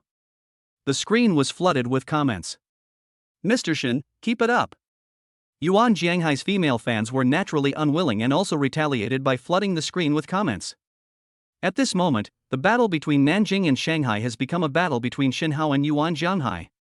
Commentator Xiaobei shouted hoarsely, "Dear viewers, what follows is the most thrilling section of the entire Jinzishan racetrack. 9 consecutive hairpin bends." Yuan Jianghai's heart was filled with anger. He couldn't understand this hothead he'd never heard of before. How can someone keep such a close eye on themselves when driving a car that's inferior to their own? Ahead lies a series of 9 hairpin bends, a series of dangerous turns. He believed that no one else could navigate this bend perfectly except himself. It's over. Right at this bend, I'll leave you far behind. Yuan Jianhai hardened his heart and slammed the accelerator down hard again. Accelerate into the corner. A technology that presents both danger and opportunity. Shinhao followed closely without hesitation. He used the exact same technique and slashed in hard. The two cars were pressed very close together, and the situation was extremely tense. They've made it past each other, and now they're both turning at the same time. Xiaobei shouted excitedly in the live stream room. This is bad. Yuan Jianhai still has some advantages in his position. He has blocked the route too tightly, and Mr. Shin has nowhere to go. The viewers in the live stream were also stirred up by Xiaobei, and they were all worried for Shinhao. Faced with such a critical situation, Shinhao's eyes shone even brighter. In the darkness, a light seemed to shine. At this moment, the spirits of Schumacher, Senna, and Takumi Fujiwara possessed me. Shinhao pulled off an amazing feat, using the drainage ditch to navigate the bend. Yuan Jianhai was greatly shocked, never expecting such a move. Damn it! He hurriedly tried to squeeze the space in further, but it was too late. Shinhao was the first to exit the corner. He was left far behind. A distance of several hundred meters is covered in the blink of an eye. After exiting the corner, Shinhao gave Yuan Jianhai no chance and crossed the finish line directly. We won! We won! Xiaobei roared excitedly. In the live stream, Xiaonan was also very excited, and the two hugged each other excitedly. Chapter 30. The entire internet is shocked. Searching for the legendary driver, Mr. Shen. The comments section immediately erupted in displeasure. You beast Xiaobei, let go of my gay wife. Gun in hand, follow me, let's kill Xiaobei and rob Nan Nan. At the same time, it was also filled with countless celebratory bullet comments. Well done, Jinling United Team. Shanghai Dragon soaring, is that all? 8-time champion Yuan Jianhai, is that all? Yuan Jianhai's female fans, however, were not happy. They all started arguing and insulting each other in the aforementioned bullet comments. At the same time, they spared no effort in searching for information about the unknown driver, Shinhao. But they gained nothing. Many people are clamoring that there must be something fishy going on, but my Hai is an 8-time champion. How could I possibly lose in such an amateur competition? A high-end clubhouse at the foot of Jinzi Mountain. Su Qingchen and Wang Huijing finally relaxed. The two cheered and celebrated wildly, making sarcastic remarks towards Yilong. He was put in an extremely awkward position by the pressure. Yilong cursed under his breath, what kind of rotten fish and shrimp is this? 8-time champion? You want to offer me $1 million? Don't even think about getting a penny. After saying that, Yilong boarded the helicopter and left. He was first taught a lesson by Shinhao, who appeared out of nowhere, today. Then they lost the race again. The plan to acquire the two major car teams in Jinling was suddenly thwarted. You know, this is a once-in-a-lifetime opportunity. Now that he had failed, Yilong felt extremely frustrated. His eyes revealed a cold killing intent. Shinhao, I'll remember you. Although my older brother is heartless and never treats me like a younger brother, now that you've gotten involved with Su Qingwan, you have no choice in the matter. Just wait to die. In the live stream, Yuan Jianhai's fans and casual viewers who support Shinhao are still engaged in a heated debate. Fang Guan banned tens of thousands of accounts in one go. That made the comments section a little cleaner. The camera shifts to the finish line. Shinhao stood up from the car with an air of authority and took off his helmet. His handsome face was displayed in front of the camera. The anchor, who had been waiting there, immediately rushed over to arrange an interview. Xiaobei was extremely excited, especially towards Shinhao. He saw the shadows of those racing legends. Mr. Shin, your skills are truly amazing, they've broadened our horizons. But as far as I know, you have never had any competition or training record. How did you manage to do that? Shinhao smiled slightly, just about to show off. To be honest, I learned all of this by driving my wife's Maserati with one hand. But his phone rang. The viewers in the live stream were stunned the moment they saw Shinhao. My God! This is the unknown driver who defeated Yuan Jianhai, he's so cool.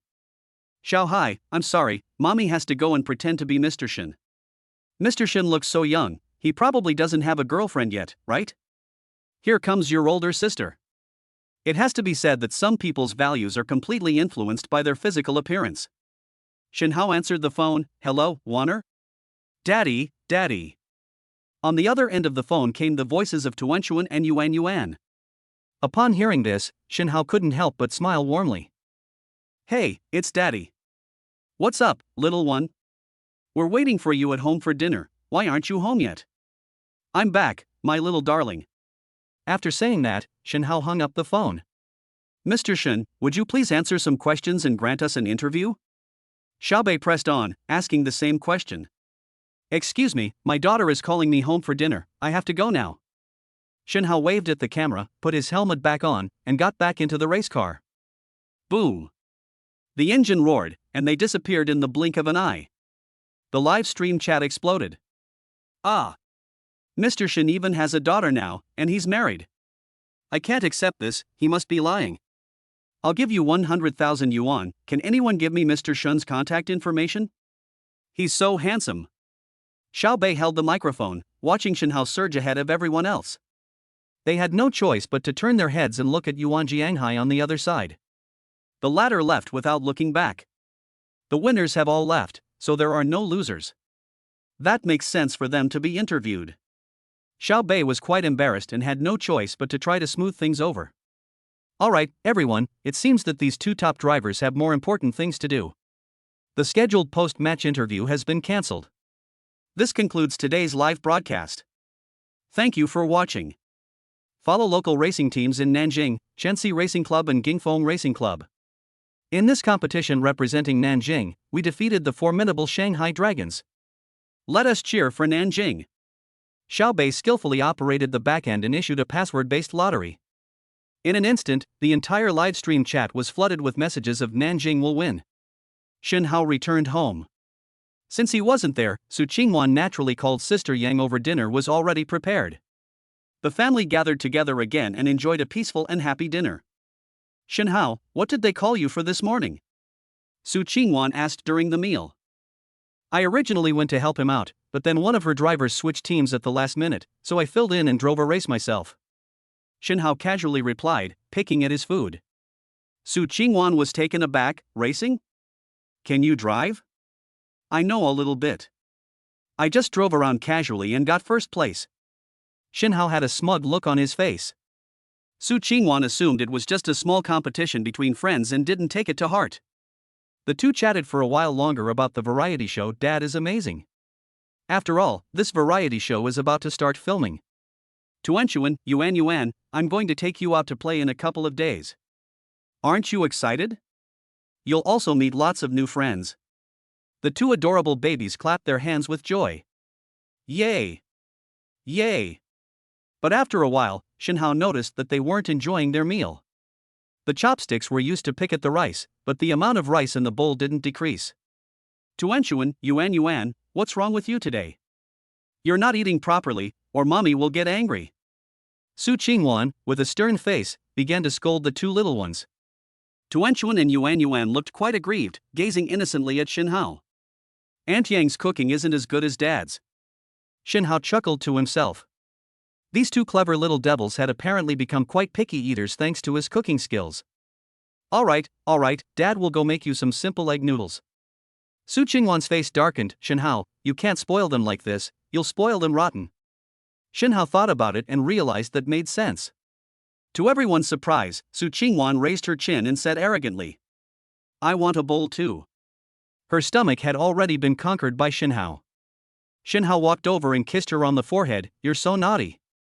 The two adorable little ones saw it and immediately started making a fuss, shouting.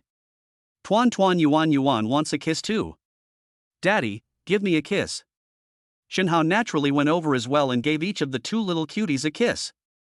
Looking at his three adorable children, Shinhao felt incredibly happy. Chapter 31 Mr. Shen is my husband. Jinling HFC. Day. Su Qingwan stepped into the elevator in her high heels. She always arrives a little after 9 a.m., just after the morning rush hour. As the boss, she doesn't have to squeeze into elevators with other people. There weren't many people in the elevator besides her, there were only two other women. They greeted Su Qingwan as soon as they saw her. Good morning, Mr. Su. Su Qingwan then realized that the two people were the two vice presidents of Tenghui Film and Television Company downstairs. Lin Jingwen and Yu Ruixue. The two women wore sunglasses and long dresses, which accentuated their curvaceous figures. However, compared to Su Qingwan, he was naturally slightly inferior. Su Qingwan nodded, even though they were competitors. But since we're neighbors, we see each other all the time, so there's no need to make things so awkward. Good morning, Mr. Lin and Mr. Yu. After a brief greeting, Su Qingwan walked to a corner of the elevator. Lin Jingwen and Yu Ruixue naturally wouldn't let this opportunity slip by. Lin Jingwen cleared her throat and asked first. President Su, I heard that Qingwan Film and Television Company's cash flow is not very healthy recently, and they are going to sell some of their high-quality assets at a low price. They are even considering selling the entire company. Su Qingwan rolled her eyes, not wanting to pay any attention to her. No, that's not true. Qingwan Film and Television is doing very well. Lin Jingwen was naturally unwilling to give up, thinking to herself, he's stubborn as a mule. They were already discussing this in their internal meeting yesterday. They'll have to strike first. They aim to acquire Qingwan Film and Television Company in one fell swoop. President Su, please don't be so formal. We're old friends. After clearing out the film and television industry, everyone in the industry knows that you should contact Tenghui as soon as possible. It's good to keep the profits in the family. Yu Ruixue added, yes, President Su, if you don't mind, I can talk to President Chen after our two companies merge. I'll make you a director under me. I believe that with your extensive experience in the film and television industry over the years, Mr. Su, you will definitely be able to do this job well. Every word these two said was barbed. Su Qingwan was furious upon hearing this. I think you're overthinking it. Qingwan Films recently secured a large investment and is currently preparing a new variety show. Su Qingwan retorted without holding back, we might be short two cleaners over there. Would you two like to come? Su Qingwan, don't push your luck. Let's see how long you can keep up your stubbornness. Seeing that Su Qingwan was unyielding, Lin Jingwen became too lazy to say anything more. She chatted with her best friend, Yu Ruixue. Ruixue, did you go on Weibo yesterday? Did you see that Mr. Shin? Yu Ruixue became interested as soon as she heard the topic. I saw it. I even went to find Do Yu's recorded video later. Mr. Shin's driving skills are really amazing. Lin Jingwen asked, is he a great driver too? All I know is that when he takes off his helmet, his profile is absolutely stunning. Yes, especially his eyes, they're so melancholic yet sparkling, they're mesmerizing. Yu Ruixue replied. The two then continued their enthusiastic conversation, completely disregarding Su Qingwan, the third person in the elevator. Su Qingwan didn't care at all. These two were full of nonsense and had no right to be vice presidents. He only got this position by being Chen Hui's mistress at Tenghui Films. These two characters, who resembled fangirls, really didn't interest her in dealing with them. Su Qingwan had absolutely no interest in the topics they were discussing. However, some keywords still uncontrollably reached Su Qingwan's ears. Mr. Shen? Racing? Last night, Shin Hao was called over to help in the early morning. When he came back, he casually mentioned that he had gone racing. Could this Mr. Shin be Shin Hao? Su Qingwan subconsciously denied it, because she already knew many aspects of Shin Hao. She cooks delicious food, knows traditional massage techniques and martial arts, and has an unfathomable background. There's no reason why he would drive a race car, right? That would be too omnipotent. Even if someone studied from childhood without eating or drinking, they couldn't master so many skills at the same time. But the more Su Qingwan listened to their descriptions, the more she felt it resembled Shin Hao. Unable to contain her curiosity, she opened Weibo and searched for Mr. Shin's racing. The first one is a huge profile picture. In the photo, Shin Hao has taken off his helmet and is facing the camera from the side. He looks very handsome. Oh my god. Su Qingwan was somewhat shocked, but quickly calmed down. This wasn't the first time Shin Hao had shocked her. Over time, she'd become numb to it. My Mr. Shin, how many things are you still hiding from me? Unconsciously, Su Qingwan muttered to herself. Little did they know that Lin Jingwen and Yu Ruixue overheard these words. Oh, Mr. Su, don't you dislike reading Weibo? Why are you so presumptuous as to talk about Mr. Shin? Lin Jingwen retorted sarcastically, clearly dissatisfied. Yu Ruixue also smiled broadly, staring at Su Qingwan, hoping to hear her flustered explanation. Su Qingwan replied calmly. What a pity, the Mr. Shin you're talking about is my child's father. Lin Jingwen and Yu Ruixue were speechless for a moment. Su Qingwan, what did you say? Is the company about to go bankrupt? Are you losing your mind and starting to talk nonsense? Su Qingwan coldly retorted, I said, Mr. Shin is my husband. Having said that, she said no more. The elevator doors opened, and I walked straight out. Hey! What nonsense are you talking about? Lin Jingwen and Yu Ruixue looked dissatisfied. Su Qingwan walked into the company and went straight to her office. Secretary Xiaoyu had been waiting for a long time. She held a thick stack of documents in her hands, all awaiting Su Qingwan's signature and decision. Su Qingwan sat to one side and casually poured a pot of tea. Let me read today's schedule first. Xiaoyu nodded, okay, President Su. At 10 a.m., a representative from the Jinling Sailboat Hotel will come to formally sign the sponsorship contract. This afternoon, I have a meeting with the company director to discuss the specific start date for filming Dad is Amazing, as well as the question of who to choose for the last non-celebrity dad. Tonight, I need to discuss some asset sales matters with Tenghui Film Television. That's the main arrangement. Mr. Su, do you have any further questions? Su Qingwan shook her head, no, you did very well. Suddenly, Su Qingwan thought of something. By the way, which representative from the Jinling Sailboat Hotel is coming? It is said to be the new chairman, a mysterious Mr. Shin.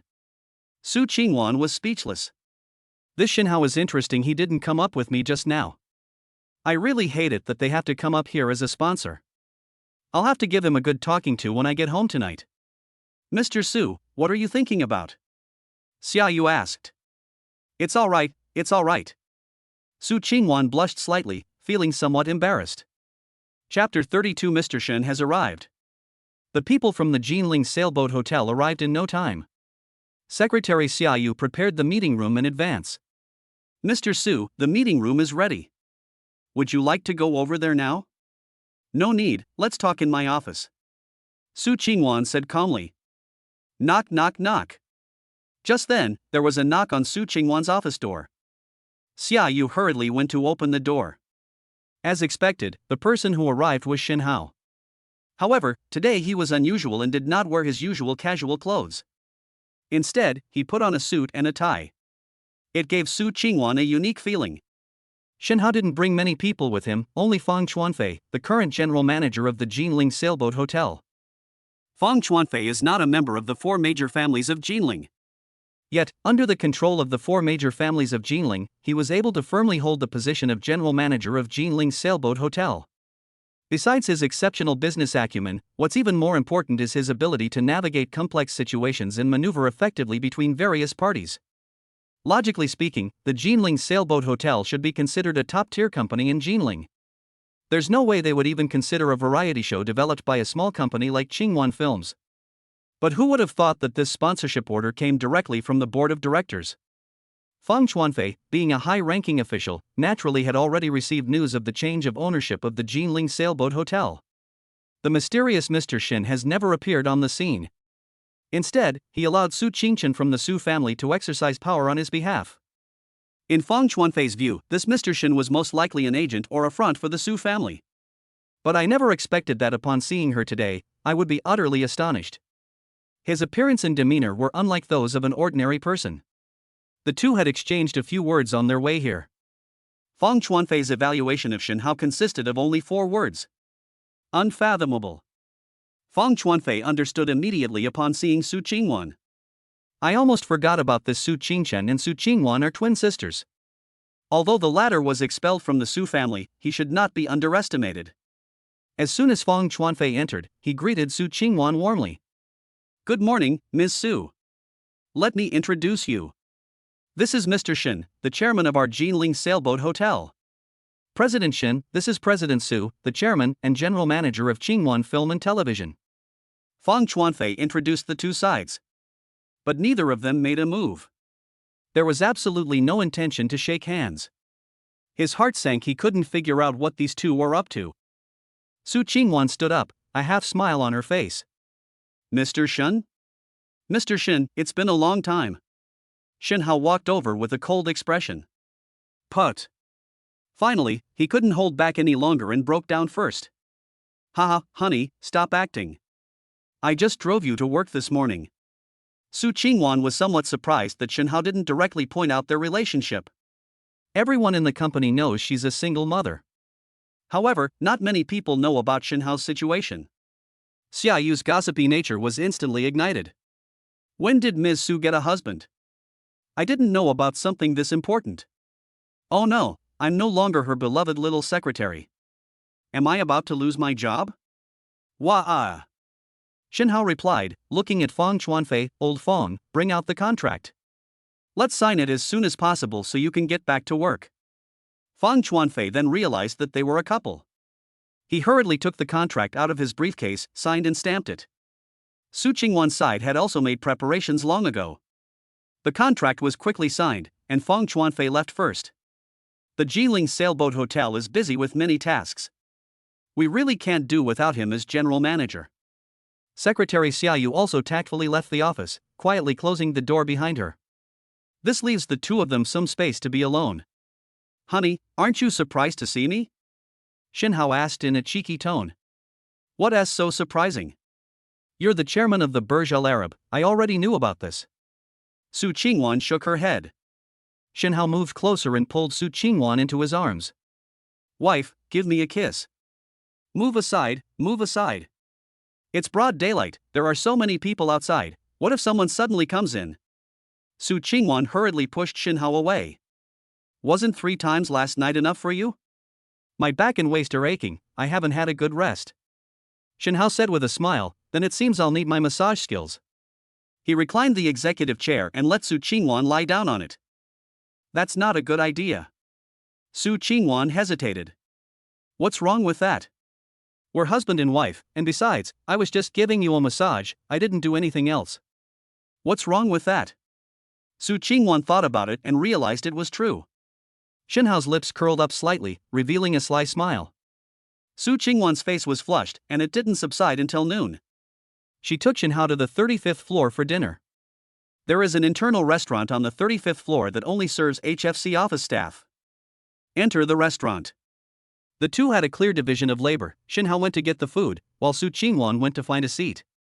Turning her head, Su Qingwan saw Yu Ruishui and Lin Jingwen, 2 gossipy women. What a small world. Su Qingwan thought of avoiding the two of them to save herself the trouble of arguing with them. Oh, isn't this President Su? Lin Jingwen noticed Su Qingwan and took the initiative to start a conversation. President Su, come, sit here with us, don't be shy. Yu Ruishui also chimed in. These two seemed to be goldfish, completely lacking in memory. They had an unpleasant argument in the elevator before, and now they've started a tea ceremony performance. Su Qingwan shook her head indifferently, no need. Too lazy to walk any further, she sat down at an empty table nearby. President Su, why did you come alone? Didn't you say this morning that Mr. Shin is your husband? Lin Jingwen was not giving up and continued to mock him. Yes, let's call him out so we can meet him. Yu Ruishui added. Then the two of them started talking to themselves again. Presumably, President Su is just teasing us. That's true. How could anyone want someone who's pregnant out of wedlock and raising 2 kids alone? Just then, at the food serving area, it suddenly became noisy. Mr. Shen. It's that legendary racer, Mr. Shen. I don't know who shouted it first. Many women also put down their bowls and chopsticks. They surged toward the food serving window. Lin Jingwen and Yu Ruishui exchanged a glance. He quickly put down his chopsticks and bowl, grabbed his phone, and rushed over. President Su, didn't you say Mr. Shin is your husband? Aren't you going to come and see him? But there were just too many people, and they were squeezed on the outermost edge. I can't see anything clearly. Su Qingwan rolled her eyes, not wanting to pay him any attention. She was a little worried about Shinhao at this moment. With so many people surrounding him, how was he going to get away? When will I be able to eat my meal? Don't rush to take photos, I need to get my wife her food first and take it over. Shinhao's voice could be faintly heard. Su Qingwan watched the slowly moving crowd, while Shinhao, protecting a meal, walked out from the crowd. Chapter 33. People from the Su family arrive. Shen Hao squeezed through the crowd and placed the food he had prepared in front of Su Qingwan. Honey, you eat first. Su Qingwan smiled faintly and said, Mr. Shen, thank you. After saying that, she turned to look at Lin Jingguan and Yu Ruishue. The two of them looked embarrassed.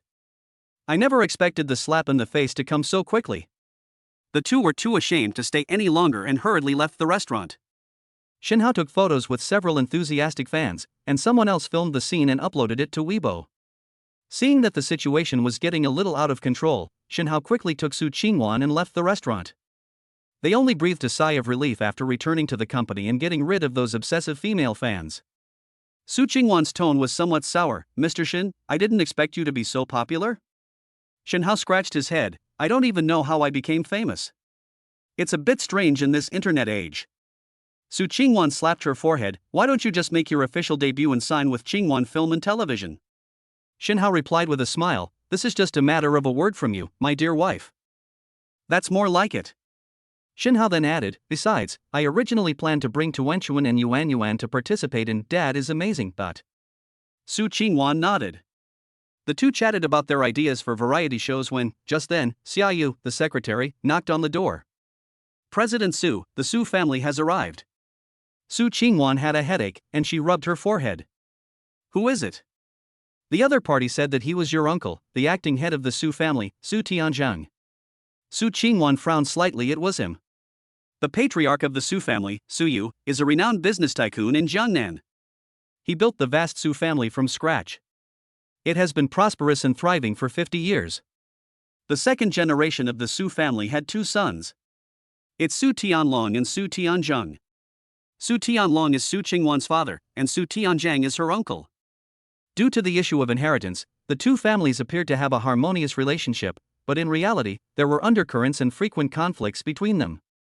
Originally, Su Tianlong's faction could have relied on Su Qingwan to establish connections with aristocratic families, thereby gaining a huge advantage in terms of massive resources. Unexpectedly, Su Qingwan ran away from her arranged marriage and ended up pregnant before marriage, giving birth to two daughters. This completely humiliated the entire Su family. The Su Tianlong faction, in particular, suffered a severe blow. Su Tianlong was forced to cut off his arm to survive and forcefully expelled Su Qingwan from the Su family. Later, Su Qingwan founded Qingwan Film and Television. With the help of some of her former friends, she established a firm foothold and started a successful business. At this juncture, news broke that Qingwan Film Television was facing bankruptcy. Su Tianjing's visit must have been ill-intentioned. Ah, my dear niece, it's been so long. Why haven't you come back to the Su residence to see your old uncle for so long? Su Tianjing's voice was quite penetrating. One could hear it before seeing him. Immediately afterwards, a middle-aged man with a prosperous-looking face pushed open the door and entered. He wore gold-rimmed glasses and was slightly overweight, but he was still in good shape overall, and his belly was not as big as if he were 10 months pregnant. To Su Tianjing's surprise, there was a man sitting in Su Qingwan's office. He automatically ignored the person, assuming he was a subordinate who had come to report to his niece. Hello, uncle. You never come here unless you have a specific reason. What brings you here today? Su Qingwan replied politely. Can't I come to see you even if there's nothing wrong? Qingwan, why are you being so distant with me? Su Tianjing sat down opposite Su Qingwan as if they were old friends. Not wanting to be impolite, Su Qingwan poured him a pot of tea. I've come here this time because I really have something to tell you. Su Tianjing took a sip of tea and finally got to the point. I heard that your company is currently experiencing financial difficulties. If you need money, just let me know. I can afford to pay for it. But these shares will be transferred to me proportionally when the time comes. Su Qingwan narrowed her almond-shaped eyes slightly. As expected, the visitor was up to no good. He didn't even trust his own little business. We must nip all possibilities in the bud. Uncle, you're overthinking it. Just this morning, Qingwan Film and Television received a big sponsorship. Our new variety show is about to start, so please be sure to come and watch it. Su Tianjing's hand, which was holding the cup, stopped. He glanced up at Su Qingwan, then quickly reverted to his usual gentlemanly demeanor. That's wonderful. Congratulations. May I ask which company sponsored you? Su Qingwan replied calmly, Jiling Sailboat Hotel. Su Tianjing's pupils contracted, then he became frank. That's true. Your younger sister is in charge over there in the early morning. It's good that you, her older sister, can do her a favor. Seeing that his plan had failed, Su Tianjing was somewhat frustrated. If you don't see eye to eye, even half a sentence is too much. He simply said one sentence and prepared to leave. I came here for another matter. The old man is turning 80 soon, and he specifically asked me to come and let you know that he hopes you can come. Seeing that Su Qingwan hadn't answered for a while, Su Tianjing tried to persuade her. This trip home is also an opportunity. If you bring some good things and make the old man happy, you can officially rejoin the family. Your father values the reputation of filial piety most, so he certainly refused the old man's request. Su Qingwan nodded. Don't worry, uncle, Qingwan will go. After Su Tianjing left, Shenhao, who was sitting on the sofa to the side, finally spoke. Wanner, shall we go? Su Qingwan sat in her CEO chair, remaining silent for a long time. On the desk, there was a huge computer screen. Therefore, Shenhao cannot see her face from this angle. Shenhao noticed that Su Qingwan's shoulders were trembling slightly. He then realized something was wrong and rushed over. Su Qingwan bit her lip tightly, and 2 streams of hot tears flowed down her cheeks. Shenhao held Su Qingwan tightly, whispering comforting words in her ear. Wanner, what's wrong? Tell your husband if you have any grievances, and he will stand up for you. Su Qingwan nestled in Shenhao's arms. In the end, she burst into tears. They kicked me out of the house, completely disregarding whether I lived or died. From the time I was pregnant until Tuanchuan and Yuan were born, do you know how much I suffered? I'm not willing to go back with just a word. Shenhao felt a pang of guilt. Logically speaking, he also bears responsibility for these things. Wanner, I'm sorry, it's all my fault, I'm late. It's not your fault. At that time, your status was indeed not enough to bear the wrath of the Yi family. If I had taken the initiative to find you, I'm afraid you would have become a skeleton in the Jinling River in the blink of an eye. Shenhao clenched his fists and made a silent vow in his heart. He will make the Su family of Nanjing and the Yi family of Shanghai pay the price for this. Chapter 34 Iron Army Boxing Gym. After a simple tidying up, Shenhao moved into the Thompson Riviera Villa with Su Qingwan, Tuanchuan, and Yuan. Now this place is more secluded and offers better privacy. In particular, there is a small courtyard where you can plant some flowers and plants. Su Qingwan also enjoyed these things, and she patiently tended to the small courtyard. Shenhao thoughtfully built a swing for them. Tuanchuan and Yuan like it very much. Shenhao's life was simple and happy, but he was never idle. Be mindful of potential dangers even in times of peace. If you are mindful, you will be prepared, and if you are prepared, you will have no worries. After instantly defeating a master-level martial arts practitioner, Shenhao learned about another side of this world. He studied martial arts with great patience. He also asked someone to collect information on martial arts. Logically speaking, Shenhao had already met several people who also knew martial arts. Ji Jiangwo's 2 bodyguards were beginners in martial arts, just starting out. For someone like this, beating ordinary people is like Han Xin commanding his troops. Even professional athletes who have studied combat sports can take on about 3 opponents. Yi Long's 2 bodyguards were even stronger.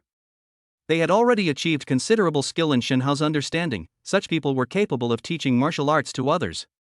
One's own strength, as the name suggests. He's considered a grandmaster, but he doesn't have any specific moves in his mind right now. However, when others make a move, his reaction, speed, and strength far surpass those of his opponent. In an instant, one can see through the opponent's weakness. Thus, defeat the opponent in the shortest and fastest way. This is what a master is. However, upon closer investigation, Shenhao discovered that the existence of martial arts was almost impossible to find. Ordinary people, in particular, seem to have absolutely no opportunity to come into contact with it. There is absolutely no video footage online, and even some news reports are vague and unclear. It seems that many forces are secretly hiding, determined to keep this secret. Ultimately, after combining information from various sources, Shenhao decided on a place called Iron Army Boxing Gym. According to Ji Jiangwo's 2 bodyguards, they had studied here for 3 years. Iron Army Boxing Gym. Shenhao finally found the boxing gym on the basement floor of a dilapidated building. The door was old and covered with a layer of dust. Shenhao had some doubts. He pushed the door open and entered. Inside the front desk sat a bald old man wearing sandals. Hearing the sound, the old man looked up and glanced at the screen, then pulled up his pants and closed the web page he was browsing. Young man, a new face? Is this your first time here? The old man extended his hand, ready to shake hands with Shin Hao. Shin Hao hesitated for a moment, then smiled and nodded in polite refusal. The old man didn't mind and led Shin Hao inside. Here, Shin Hao saw rows of fitness equipment, as well as boxing gloves, punching bags, and so on. The items are old, but they are well maintained.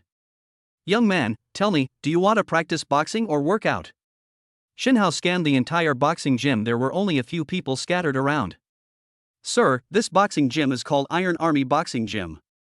May I ask which one of you is Iron Army? It's me, your grandpa. The old man led the way, speaking with a proud expression. So, you've seen it all. Are you going to become a member or not? Monthly subscription is 200 yuan, annual subscription is 2,000 yuan. You can't find a restaurant as affordable as mine in all of Nanjing. Shin Hao shook his head. I'm not here to work out or practice boxing. I'm here to make friends through martial arts and exchange skills. Upon hearing this, Uncle Tai spat out, don't talk nonsense. I don't offer that kind of program. You pay to become a member, or you don't have to. I'm going to start learning Japanese now. Shin Hao stared at Tai Jun, without moving his feet. Grandpa Tai Jun took a couple of steps and then slowly turned around. His hunched back slowly straightened. His cloudy eyes also became bright. His lips curled slightly upward, and confidence filled his face. Grandpa Tai Jun exuded a powerful aura. Standing in front of Shin Hao did not appear to be a thin, bony old man. It is not a lion in its prime. Shin Hao quickly made a judgment about Grandpa Tai Jun, based on his imposing manner. This person's strength is no less than mine. Bang! The two attacked simultaneously, unleashing a punch. The fist collided with the metal object, producing a dull thud. It's remarkable that a young person has such skill. It's quite rare for an elderly person to have such a reaction. Their initial probing was met with immediate backlash. No one is willing to take action unless they are absolutely certain of victory. Instead, they started praising each other. You've come here to seek revenge? Who is your master? Uncle Tai Jun asked. No, I came across an ancient book by chance and have studied it to this extent. However, I found it difficult to make any further progress, so I thought of seeking out a master to break through. Shin Hao told a little lie, concealing the matter of the system. The second half was actually the truth. When speaking, one should always be 3 parts false and 7 parts true. Only speak 3 sentences to each person you meet, never reveal your whole heart. Heavenly fist. Unexpectedly, Grandpa Tai Jun threw another punch. Shin Hao exclaimed in alarm, thinking that the old man had already let his guard down. I didn't expect him to pull this stunt again. Shin Hao sidestepped, narrowly avoiding a punch. Then they launched a head-on attack. It rammed directly into the head of Grandpa Tai Jun. Tai Jun quickly turned his hand back to defend, blocking the attack with his side arm. However, Shin Hao's strength was too great, and Tai Jun was directly knocked away. He contorted his body dramatically in mid-air and landed steadily on the ground. Shin Hao kicked out and continued his attack. I don't know the old man's cultivation level, but from the test just now, their combat abilities are similar. Shin Hao, now on the offensive, naturally decided to teach him a lesson. Stop. Stop. We're not playing anymore. Who knew that Tai Jun would find his defense inadequate? They started acting like scoundrels. They called a stop immediately and abandoned the defense. Logically speaking, unless the two sides are mortal enemies. In this situation, you should stop. Uncle Tai Jun always does this, which causes his opponents to mentally collapse. But Shin Hao wasn't buying it at all. He still kicked it out. Bang! Under tremendous impact. Grandpa Tai Jun could no longer be so dashing this time, he flew backwards. However, after that kick, Shin Hao did not continue to pursue. He went over and helped Grandpa Tai Jun up. You shameless young man, you have no sportsmanship. I already told you to stop, why did you still attack? Shin Hao smiled slightly, I'm not falling for your act. Seeing that his little scheme had been seen through, Grandpa Tai Jun said no more. He hummed and found a chair to sit down. I was just testing your lineage. In a most critical situation, a person will definitely use the move they are most familiar with and best at. Your technique is indeed unlike anything I've ever seen before. Your account from that ancient text does seem to have some merit. Shin Hao remained calm and composed. I came here with a request, so naturally I have not lied. Chapter 35 Martial Arts. Grandpa Taijun stood with his hands behind his back and looked Shin Hao up and down 3 times. He then found a chair and sat down. Speak, what do you want to know? Shin Hao knew that this meant she was willing to speak. Overjoyed, he hurriedly asked, this junior would like to know the specific realms of martial arts. Grandpa Taijun gently stroked his beard and laughed heartily. You're quite an interesting kid. I thought you'd ask me some martial arts secrets, but I didn't expect you to ask such a straightforward question. It seems that you truly achieved the Grandmaster level through your own efforts and self-taught expertise. Shin Hao nodded. This junior has not lied. At this point, Grandpa Taijun was almost 80% convinced by him. He felt a surge of excitement. Is there really such a martial arts genius in this world? If this person were willing to learn the Iron Fist technique he inherited from his master, he might actually have a chance to reach that level. To revive and promote this art. Since you have no teacher and are self-taught, I have a request. That's what Grandpa Taijun said. Please speak, senior. Would you like to learn my mountain-splitting Iron Fist? If so, I'm willing to accept you as my disciple on behalf of my master, and we'll be fellow disciples from now on. Shin Hao was somewhat surprised, not expecting that Uncle Taijun would make such a strange request. He shook his head. With this system in my possession, I might be able to instantly kill anything related to martial arts in the future. Moreover, he doesn't know much about martial arts or the old man Taijun in front of him. If he rashly joins the Kaishan Taekwon sect, he might be in trouble. If we get into any trouble, wouldn't that be asking for trouble? Senior Taijun, let's put aside the matter of joining your sect for now. Let's talk about something else. After thinking it over, Shin Hao gave his answer. Old Master Tai shook his head. You have no master, and it will not do you any good to rashly learn about those things in martial arts. He continued, how about this, wait for me a moment. After saying that, Old Master Taijun entered a hidden door inside the boxing gym. A moment later, he reappeared in front of Shin Hao, holding a sandalwood box. Shin Hao couldn't figure out what he was up to. The body's energy flows freely, ready to strike at any moment. Who knows what tricks this old man is up to? Old Master Taijun sensed Shin Hao's nervousness and smiled. As people age, their skin sags, and their entire face resembles a blooming chrysanthemum. Young man, don't be nervous. We've already fought. Neither of us can hurt the other in a short time. I have no reason to scheme against you. Hey, they're still wary of me. Seeing that Shin Hao had no intention of relaxing, Old Master Tai shook his head to himself. They opened the sandalwood box. A flower, sculpted from ice and jade, lay prominently in the wooden box. Shin Hao's pupils suddenly dilated. This is Tian Shan Snow Lotus. He had seen this kind of thing in a natural history magazine before. The aroma wafted into my nose, accompanied by a slight chill. Shin Hao shuddered, feeling a chill run through his entire body. This is a rare find. It only grows on mountain peaks above 8,000 meters in altitude, and there are only a handful in the entire world. As for the benefits, ordinary people can prolong their lives by eating it, but for martial artists, it is even more remarkable, with numerous benefits. Iron Army Grandpa spoke, his eyes full of pride. If you submit to me, tui, join my sect, and inherit my legacy, I will give it to you. Grandpa Taijun thought to himself, you still don't agree to this? Those old monsters would probably shamelessly ask me for it if they saw it. He looked around, but Shin Hao was nowhere to be seen. That's strange, you can't see ghosts in broad daylight. Grandpa Taijun was puzzled. But then a loud voice came from beside my feet. But Shin Hao knelt down respectfully on the ground. Senior brother, please accept my bow. Grandpa Taijun laughed heartily, revealing his old, leaky teeth. This kid's got something special. He excitedly picked up Shin Hao. No need for formalities. From now on, we shall address each other as brothers and be of the same generation. Let's skip these formalities. After helping Shin Hao up, the two sat down.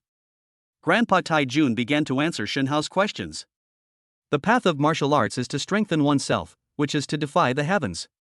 Chinese history is long and rich, and the history of martial arts is naturally the same. Logically speaking, the path of martial arts begins with activating the blood and qi, then refining the skin, and finally, forging the bones at the highest level. A martial artist at the bone forging level who has integrated all the knowledge he has learned in his life can be called a grandmaster. You are self-taught and have now reached the level of a grandmaster. At such a young age, you have achieved such a level. I have never seen anything like it in my entire life of martial arts practice. Upon hearing this, Shen Hao frowned and asked, what about those above the grandmaster level? He is now a master level expert, so he is naturally concerned about whether there is any path he can take next. Grandpa Taijun nodded, good lad, you have ambition. There are naturally higher realms beyond grandmaster. As far as I know, it is the meridian opening realm. Unblock the meridians. Shen Hao was greatly alarmed. Sure enough, they had entered a realm that modern science could not explain. The concept of meridians does not exist in modern medicine. On the contrary, this concept exists in ancient Chinese medicine. However, the inheritance of ancient Chinese medicine has almost been cut off, and Shen Hao has never met a true master of traditional Chinese medicine. Therefore, he subconsciously believed that ancient Chinese medicine was an outdated medical practice. If that's the case, then the ancient Chinese medical techniques are also genuine? Shen Hao asked. Grandpa Taijun nodded, that's for sure. Although it doesn't quite reach the level of bringing the dead back to life and healing flesh and bones, its miraculous effects far surpass those of Western medicine. Senior brother Taijun, how does one reach the meridian opening realm? Taijun shook his head, I have been stuck at the grandmaster level for many years. How to reach the meridian opening level is a problem that has troubled me for a long time. However, I remember my master saying when I was young that opening the meridians means connecting the meridians. What do we use to connect them? True Qi, of course. True Qi. This is another term I've only ever seen in martial arts novels. Shen Hao was shocked. The world of martial arts is truly wondrous. Then how do we cultivate true energy? Shen Hao asked. If I had known, I wouldn't have been stuck at the grandmaster level for so long. Shen Hao thought about it and realized that he had been asking too much of others. However, it is said that eating so many snow lotus flowers should cure it. Then why don't you give it a try? Shen Hao subconsciously remained wary of old Master Taijun. After all, the two had only known each other for a short time. The so-called brotherhood among fellow disciples is not so stable. Old Master Taijun said, I'm old. Even if I eat it, the chances are slim. Before he passed away, my master entrusted me with the task of carrying forward the iron fist of opening the mountain. I can't be so selfish. I should keep this and give it to a genius martial artist who can inherit my legacy and break through to the grandmaster level. This snow lotus, I said it was for you, so it is for you. Take it. Old Master Taijun didn't hold back and handed this priceless treasure to Shen Hao. A heavy burden suddenly fell on Shen Hao's shoulders. He accepted the sandalwood box with utmost solemnity and carefully placed it close to his body. Thank you very much, senior brother Taijun. Taijun waved his hand, this is what you should take. Since that's the case, let's do it now. Today, I will teach you the iron fist of mountain splitting. Shen Hao nodded, okay, please give me the manual, senior brother. Old Master Taijun smiled. Real combat is the sole criterion for testing truth. Prepare to be challenged. Having said that, Old Master Taijun took the lead in attacking. Mountain splitting iron fist, first move. Fist shattered. Old Master Taizhan threw a punch straight at Shen Hao's face. Shen Hao was not afraid at all and exchanged blows with a punch. As the saying goes, youth has the upper hand in a fight and a head-on confrontation. How could he possibly be a match for an old man? Bang! The two fists collided, and both men's faces suddenly turned red. Collapse! Old Master Taizhan showed no mercy and attacked them by surprise. A surge of energy erupted from Old Master Tieshan's fist. Caught off guard, Shen Hao was sent flying backward by the blow. He took many steps backward before he could barely stop. Shen Hao narrowed his eyes, his imposing aura intimidating. Put! Finally, he couldn't hold on any longer. He coughed up a mouthful of blood. Senior brother, excellent skill. The iron fist of mountain splitting is truly worthy of its name. Old Master Taijun was all smiles, having finally gotten revenge for the arrow he had just failed to hit. He casually took out a pill and tossed it to Shen Hao. Shen Hao didn't suspect anything, and swallowed it with a crunchy bite after a couple of chews.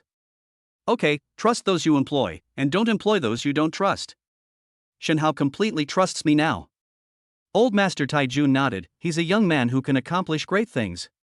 Eat it, meditate and regulate your breathing for a minute, and you'll be fine. Shin Hao did as instructed, and sure enough, the boiling blood and qi in his body calmed down very quickly. The burning sensation in my stomach gradually subsided. Kid, this is the power of our unique boxing style. The ancient book you're reading probably starts from the philosophy of martial arts and directly strengthens yourself through a lot of basic training to achieve the physical and mental physical requirements of a master. However, there are no specific moves you fight based entirely on instinct and reflexes. How could anyone possibly defeat a martial art with unique and inherited techniques? Shin Hao nodded. Old Master Tai Jun was basically right. He did indeed possess the strength of a grandmaster, but he lacked martial arts skills to match that strength. It seems that coming to us this time was the right choice. If we wait until a real enemy comes knocking, won't we be like fish on a chopping block, at their mercy? Your senior brother's words of advice are correct. Grandpa Tai Jun nodded in satisfaction. He was very pleased with Shin Hao's humble attitude. He immediately began his teaching. That move just now was called Fist Collapse, which is the first move of the mountain-splitting Iron Fist. You should carefully contemplate the mysteries within. This is a diagram illustrating the principle of force generation. Take a good look at it. After saying that, Old Man Tai Jun tossed a thin comic book over. Shin Hao naturally began to study it carefully. The power generation mechanism of Kai Shangquan is vividly illustrated in this book. There are some black characters next to it, which are the insights and notes that Grandpa Tai Jun himself had when he practiced martial arts. Shin Hao was completely absorbed in watching. Before I knew it, I had entered a meditative state. Entering a meditative state is a rather mysterious state. Such opportunities are rare and hard to come by. They are difficult to obtain under normal circumstances, even for grandmasters. Only by immersing oneself in the study of martial arts and completely focusing one's mind can one have a chance of entering the realm of martial arts. Those who enter it can achieve twice the results with half the effort when studying various martial arts techniques. When Old Master Tai Jun saw this, he was deeply moved. Truly a martial arts prodigy. Master, may your spirit rest in peace now. I have found a successor for our sect. Gaga. A crow cawed, and Shin Hao opened his eyes. At that moment, his eyes were full of light. There was absolutely no sign of fatigue. He stood up and stretched his limbs. A terrifying cracking sound erupted from his entire skeleton. Ah, that feels good. Junior brother, how well have you grasped the first move? Old Master Tai Jun sat beside Shin Hao and kept him company for the entire afternoon. When entering a meditative state, someone must be there to protect you. Otherwise, if one is interrupted, the meditator will fail to comprehend the truth, and the loss of the opportunity is a minor matter. If one were to go astray in their practice or become tainted by inner demons, they would find it difficult to make any further progress, which would be a grave mistake. Shin Hao nodded. Senior brother, I have completely mastered it. Tai Jun was very satisfied. He nodded and said, I won't test you anymore. These are the remaining 4 moves. Since you have already thoroughly understood the first move, you don't need me to teach you the rest. Just practice according to these 4 books. Shin Hao knelt down again, this time sincerely, not for the sake of something like the snow lotus. Junior brother Shin Hao, thank you senior brother for passing on your skills. Tai Jun did not flinch and accepted this great gift with a clear conscience. Shin Hao, remember this, the path of a martial artist is to defy the heavens. One must be low-key and never use advanced martial arts on ordinary people. We martial artists must keep this secret. Shin Hao nodded, although Tai Jun did not say it explicitly. However, Shin Hao had already roughly guessed why martial artists could not reveal their secrets to the world. With today's advanced technology, it is extremely difficult for martial artists to master their skills.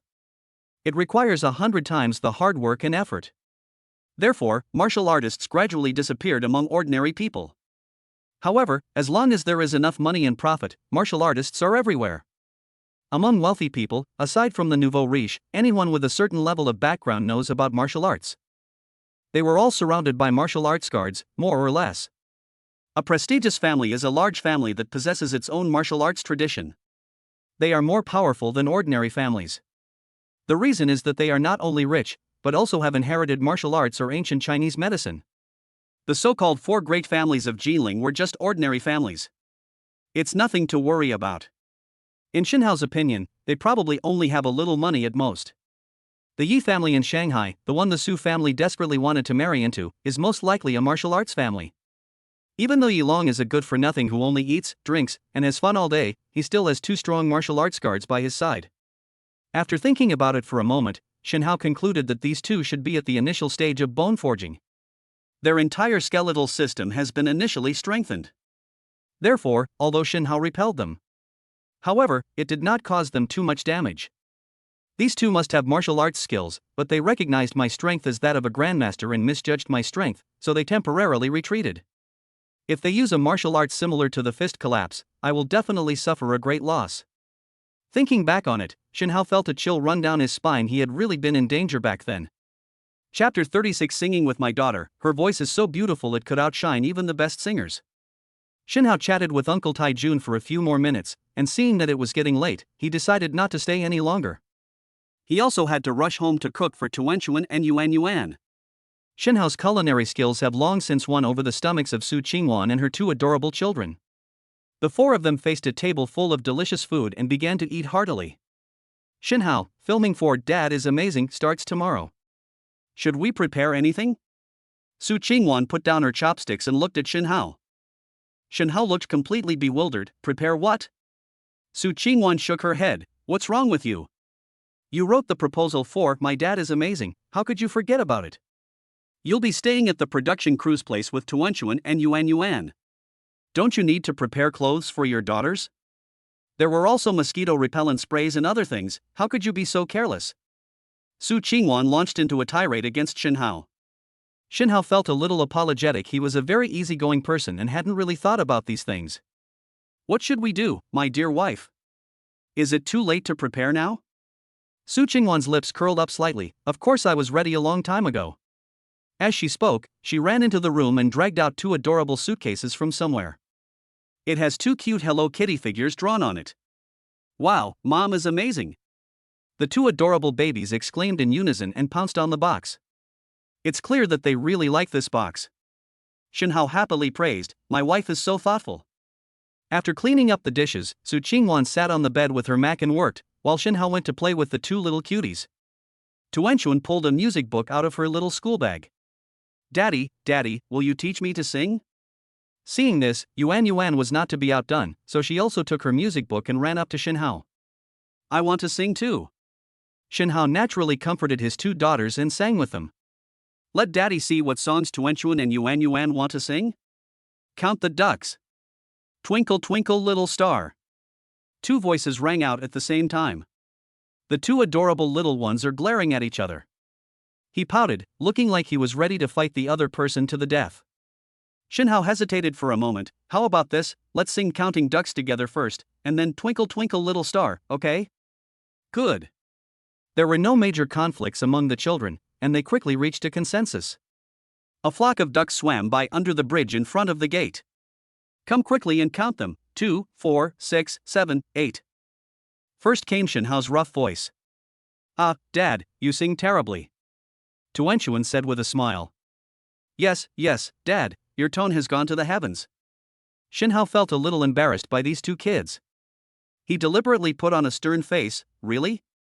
Then it's your turn to sing. Dad thinks you might not sing as well as I do. No, we sing really well. The two adorable little ones naturally wanted to prove themselves.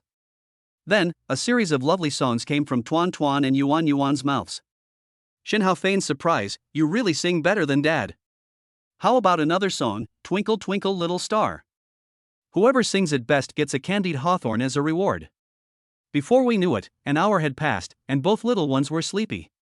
Shinhao gently placed them on the bed, covered the two little cuties with blankets, and then tiptoed out of the room. The system naturally gave us another chance to snag a deal. Shinhao chose to instantly defeat the king-level singing voice. Shinhao found it strange. In the past, when he received rewards for instantly killing skill-type items, countless muscle memories would be infused into him. This time, however, it didn't happen, which is a bit strange. He was too lazy to think about it. Perhaps a king-level singing voice only changes a small part of the throat muscle, and he would hardly notice it. Casting aside his worries, Shinhao, like a fish swimming, slipped straight into Su Qingwan's quilt. Hey, Shinhao, what are you doing? I still have work to do.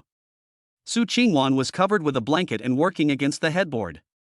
She felt a little flustered when she saw Shinhao come in. Moreover, Shinhao groped around in the blankets, making her feel itchy all over and wanting to laugh.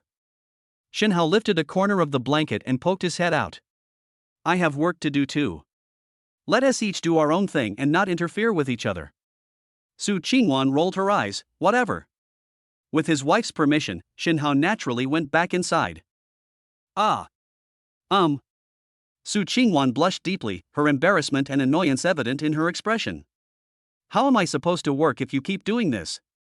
We're not supposed to be completely unrelated. This Shinhao is going too far. Su Qingwan angrily put down her Mac and crawled into bed.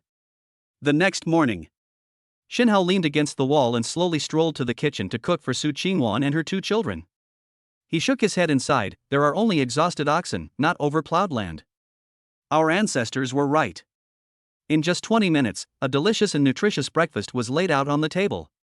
Shinhao glanced at the time. It was still early. He then went to the small courtyard alone. I have to say, living in a villa is really comfortable.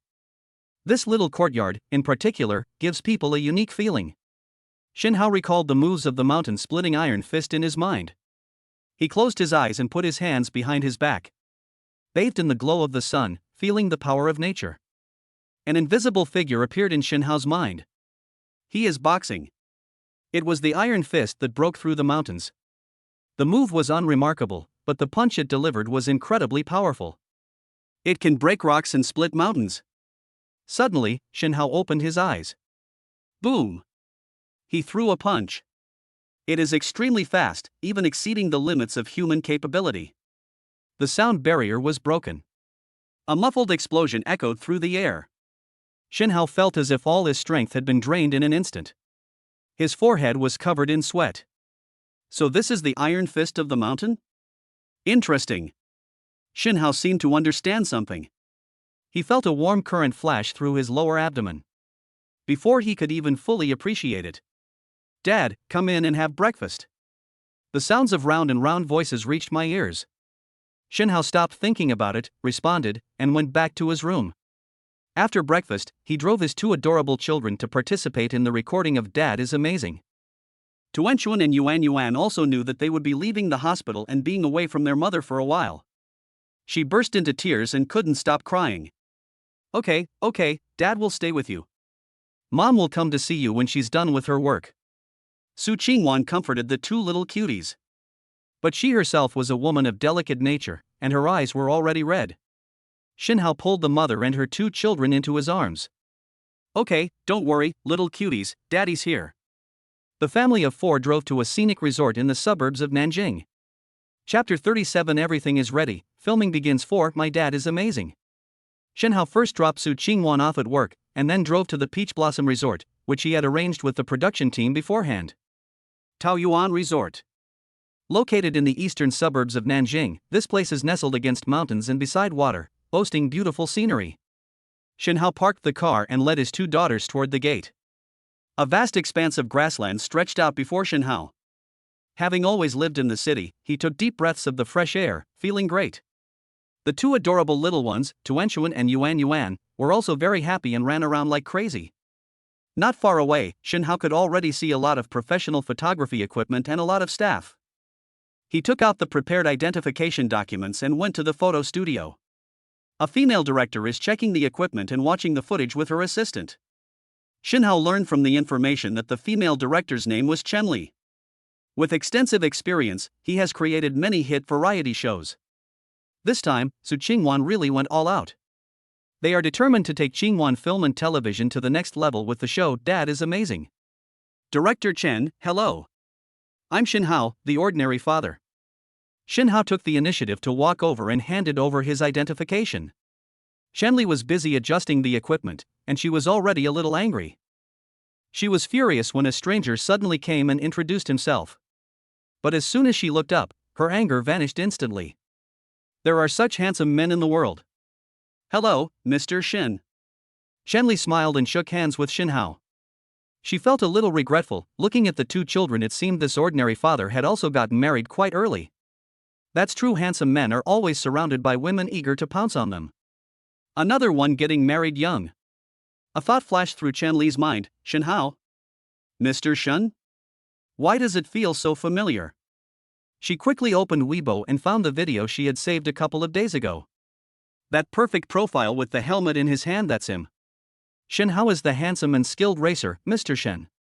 Chen Li smiled and said, "It seems that President Su of Qingwan Film and Television has some connections, as she was able to invite Mr. Shen."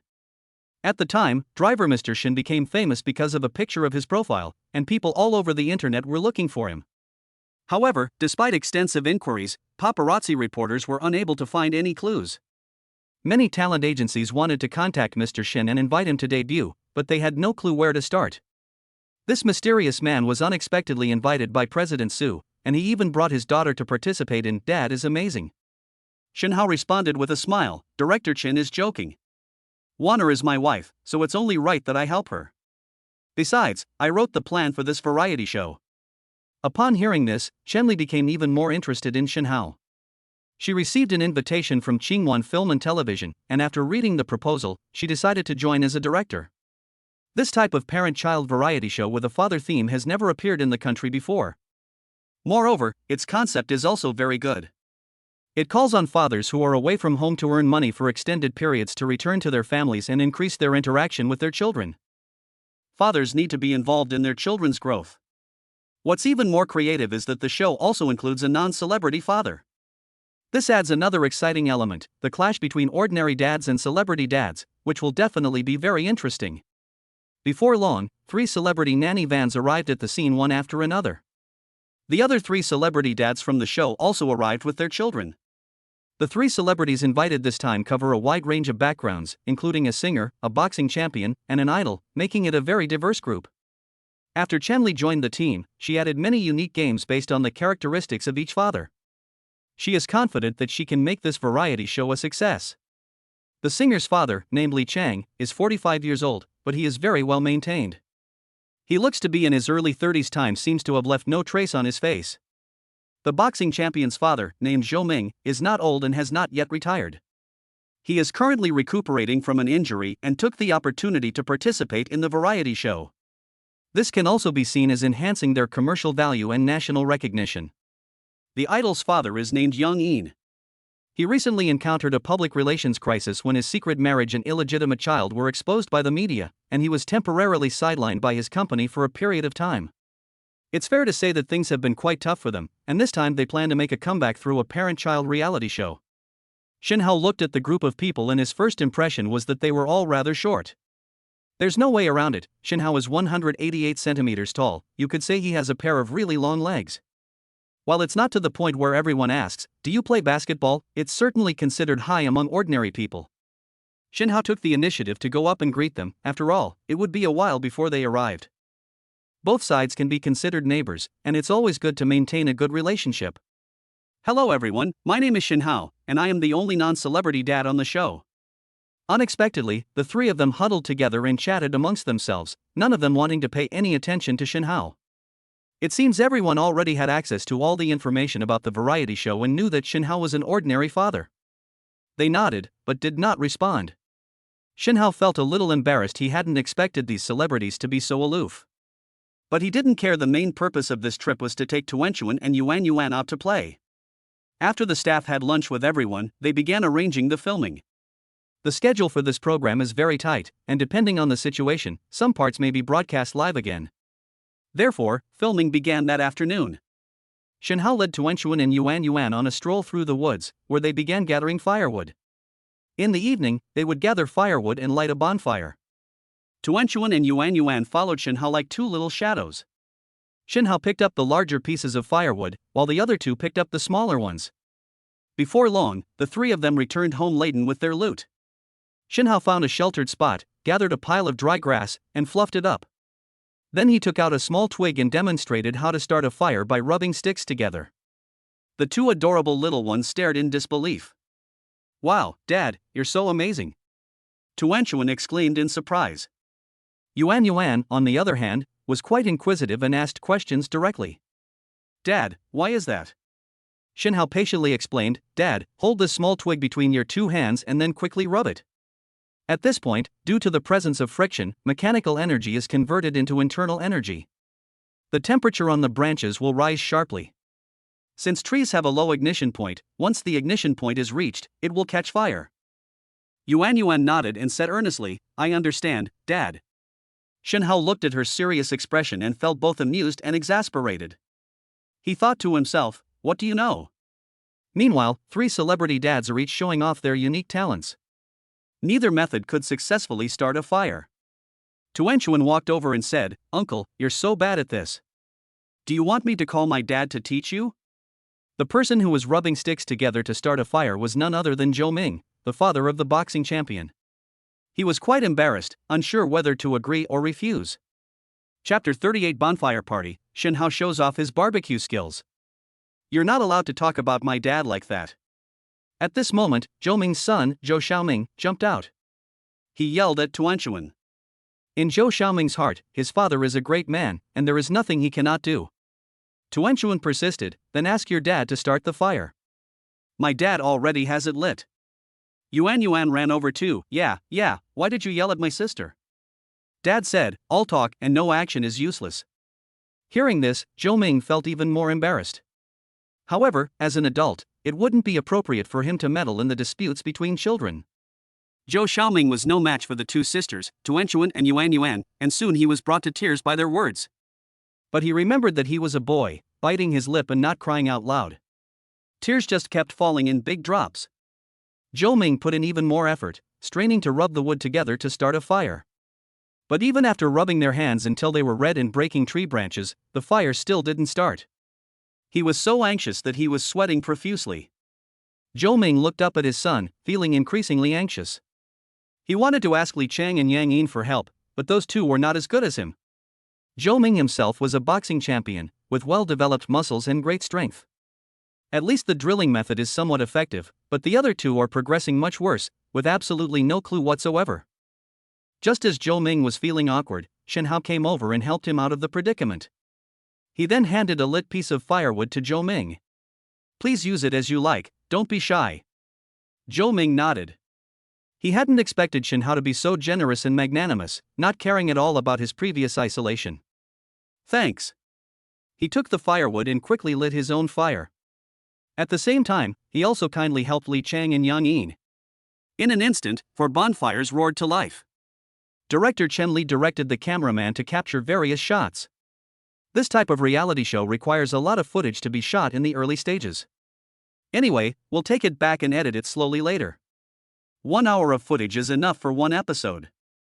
Moreover, the content should ideally contain some conflict, as this can attract a great deal of attention and interest from the audience. The conflict that had just been secured never materialized. Chen Li felt a little regretful, not expecting Shen Hao to be so magnanimous. No wonder he's so good looking, he's handsome and has excellent character. Following the script, Chen Li walked to the middle of the 4 bonfires. Dads, gather around here. Now that everyone has completed their first task for the day starting a fire, we're going to have a bonfire party. Let's have a barbecue together. Let's show off the culinary skills of all the dads. Finally, we'll all have a barbecue together and decide who the champion is. The father who wins the championship will stay in a nice house with his baby, while the other 3 families will stay in tents. Upon hearing this, everyone's hearts began to pound. This production team really knows how to have fun. If you want to have a good place to stay, you have to be careful. As long as Shen Hao remains unusually calm, barbecue? A piece of cake. I have God-level cooking skills, there's nothing I can't cook. Several children clapped happily upon hearing this. They all shouted to the fathers, we want to live in houses, not tents. Yang Yin's son, Yang Tian, and Li Cheng's daughter, Li Xian, also seized the opportunity to stand up for their friend Zhou Xiaoming. Su Si, Sun Yen, just you wait and see. Our dad will definitely be more powerful than your dad. Anything grilled will definitely taste better than what your dad grills. You can stay in tents then. Tuanchuan and Yuan Yuan were equally determined not to give up. We don't want to stay in tents. My dad is an amazing cook. He'll definitely beat your dad's. Humph. My dad said that what you're doing is just empty talk. There's a guy called Mouth Cannon who likes to spout nonsense before every fight, and as a result, he's been beaten up many times in a row. Yes, McGregor was in a terrible state, he was beaten to a pulp and crawling on the ground. Zhou Xiaoming's father is a boxing champion, and under his father's guidance, he has learned a lot about combat sports. Listening to Tuanchuan and Yuan talk about their areas of interest, I naturally joined the discussion. Zhou Xiaoming, whose side are you on? Yang Tian shouted angrily. Zhou Xiaoming quickly shut up and stepped aside. All right, kids, stop fighting. Now let the dads get to work and make some barbecue for everyone. Chen Li acted as a peacemaker. The staff were already prepared and had brought over the barbecue grill. There are 4 barbecue grills in total, 1 for each person. All kinds of ingredients and seasonings are available. All right, dads, everything is ready, let's get started. With Chen Li's command, the 4 of them hurriedly and nervously got to work. Barbecuing may seem simple. It's actually quite technical. The heat, grilling time, and location need to be adjusted according to the type of food being grilled. All of these aspects require careful consideration. For example, when grilling lamb skewers, you must ensure the grilling time is right, since it's meat and eating it undercooked may cause diarrhea. Secondly, add an appropriate amount of seasonings during the grilling process. This way, the aroma of the seasonings can permeate into the buns. For example, when roasting eggplant or steamed buns, it's important to control the heat.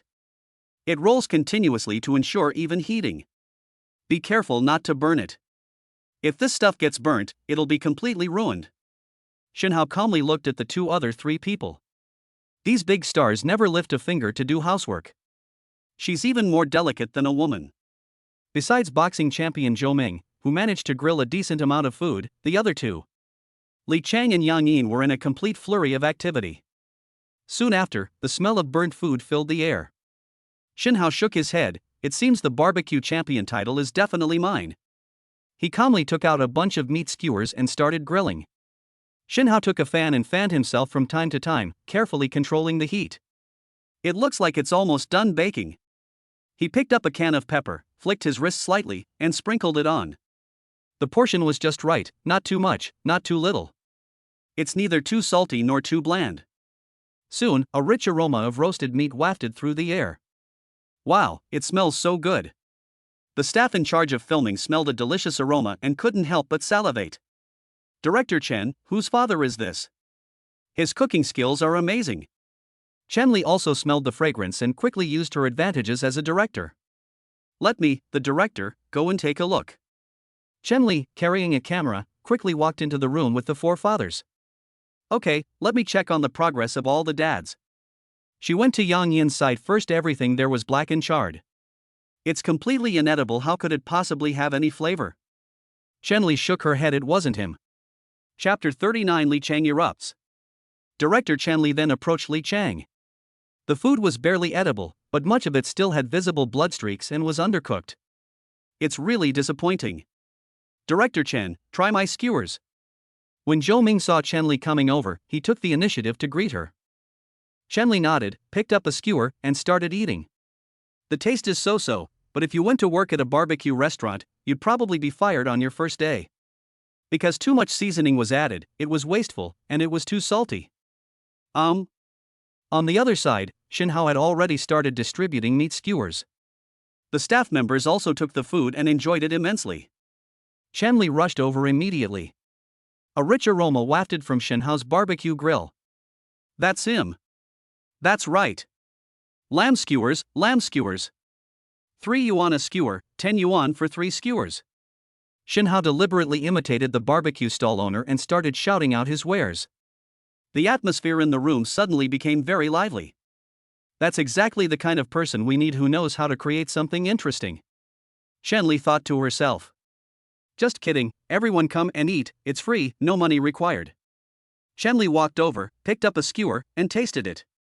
Something smelled delicious, but tastes just so-so. She wanted to verify it herself. 1 bite and it's bursting with juice.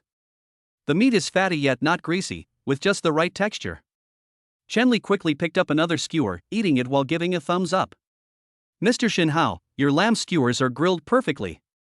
Shenhao smiled without saying a word and pointed to his barbecue grill. The illustration shows that there are many other items available. Feel free to take them as you like. Hey, 3 dads, come and eat with your kids.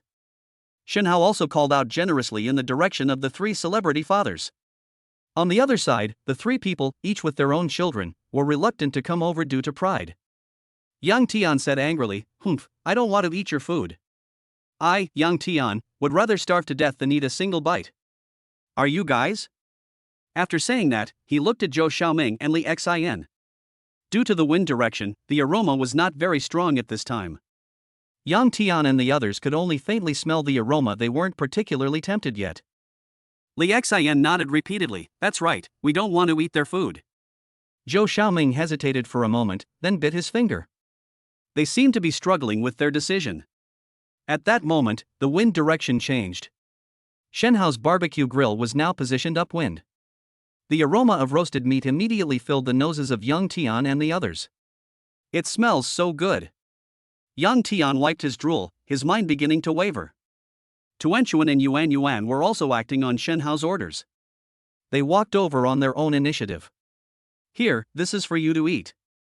Dad said you shouldn't be shy. Everyone has their own expertise. He just happens to be a good cook. Yes, don't be shy, it's on us. Zhou Xiaoming was the first to surrender, grabbing a skewer and eating it in large bites.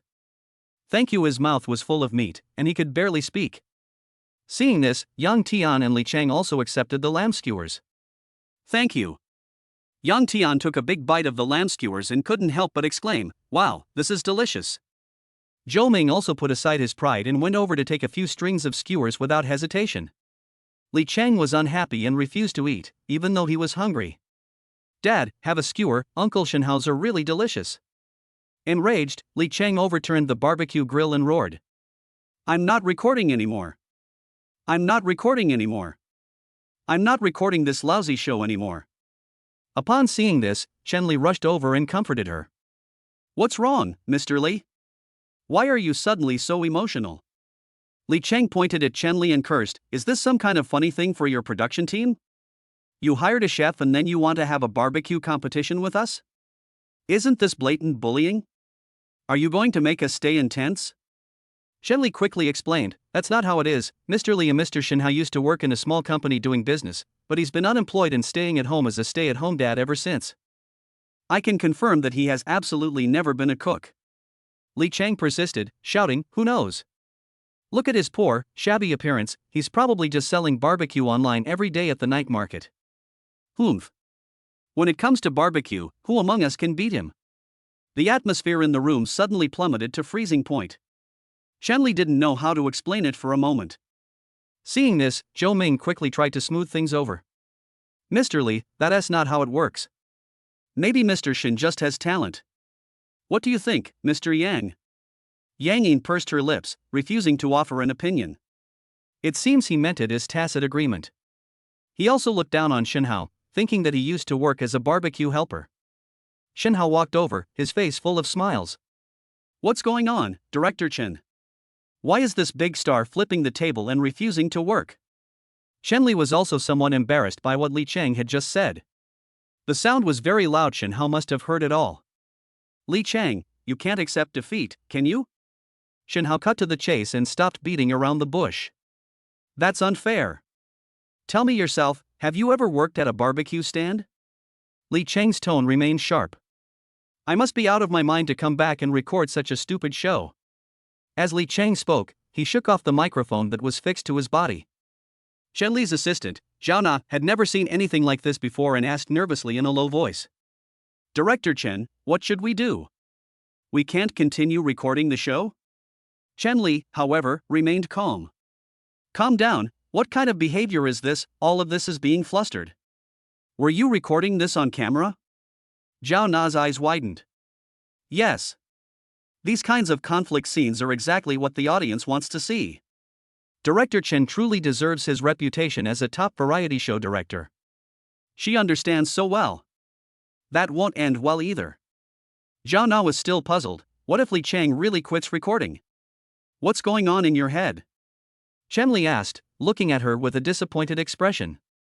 You followed me for so long, and you don't even know this little thing? The contract was signed long ago, covering every detail. If he really walks away from the recording, he will have to pay a lot of money. Zhao Na nodded, thinking to herself that the director was truly brilliant. Wait a minute, let's find someone to persuade him, to appeal to his emotions and reason with him. How could he not come back? Just then, something unexpected happened. Tell me what you want to compete in. And I'll compete with you in whatever you say. Shin Hao shouted loudly at Li Chang. Li Chang was well aware of the situation, he was just venting his emotions. Unexpectedly, Shin Hao proposed such strange settlement terms. Li Chang turned around. You said it. Director, did you hear that? Chen Li was taken aback by Shin Hao's sudden action. She paused for a moment before replying. I heard you, okay. That. Let's have a singing contest. Li Chang smiled wickedly, his face full of smugness. Chapter 40, a singing performance shocks the entire audience. 1.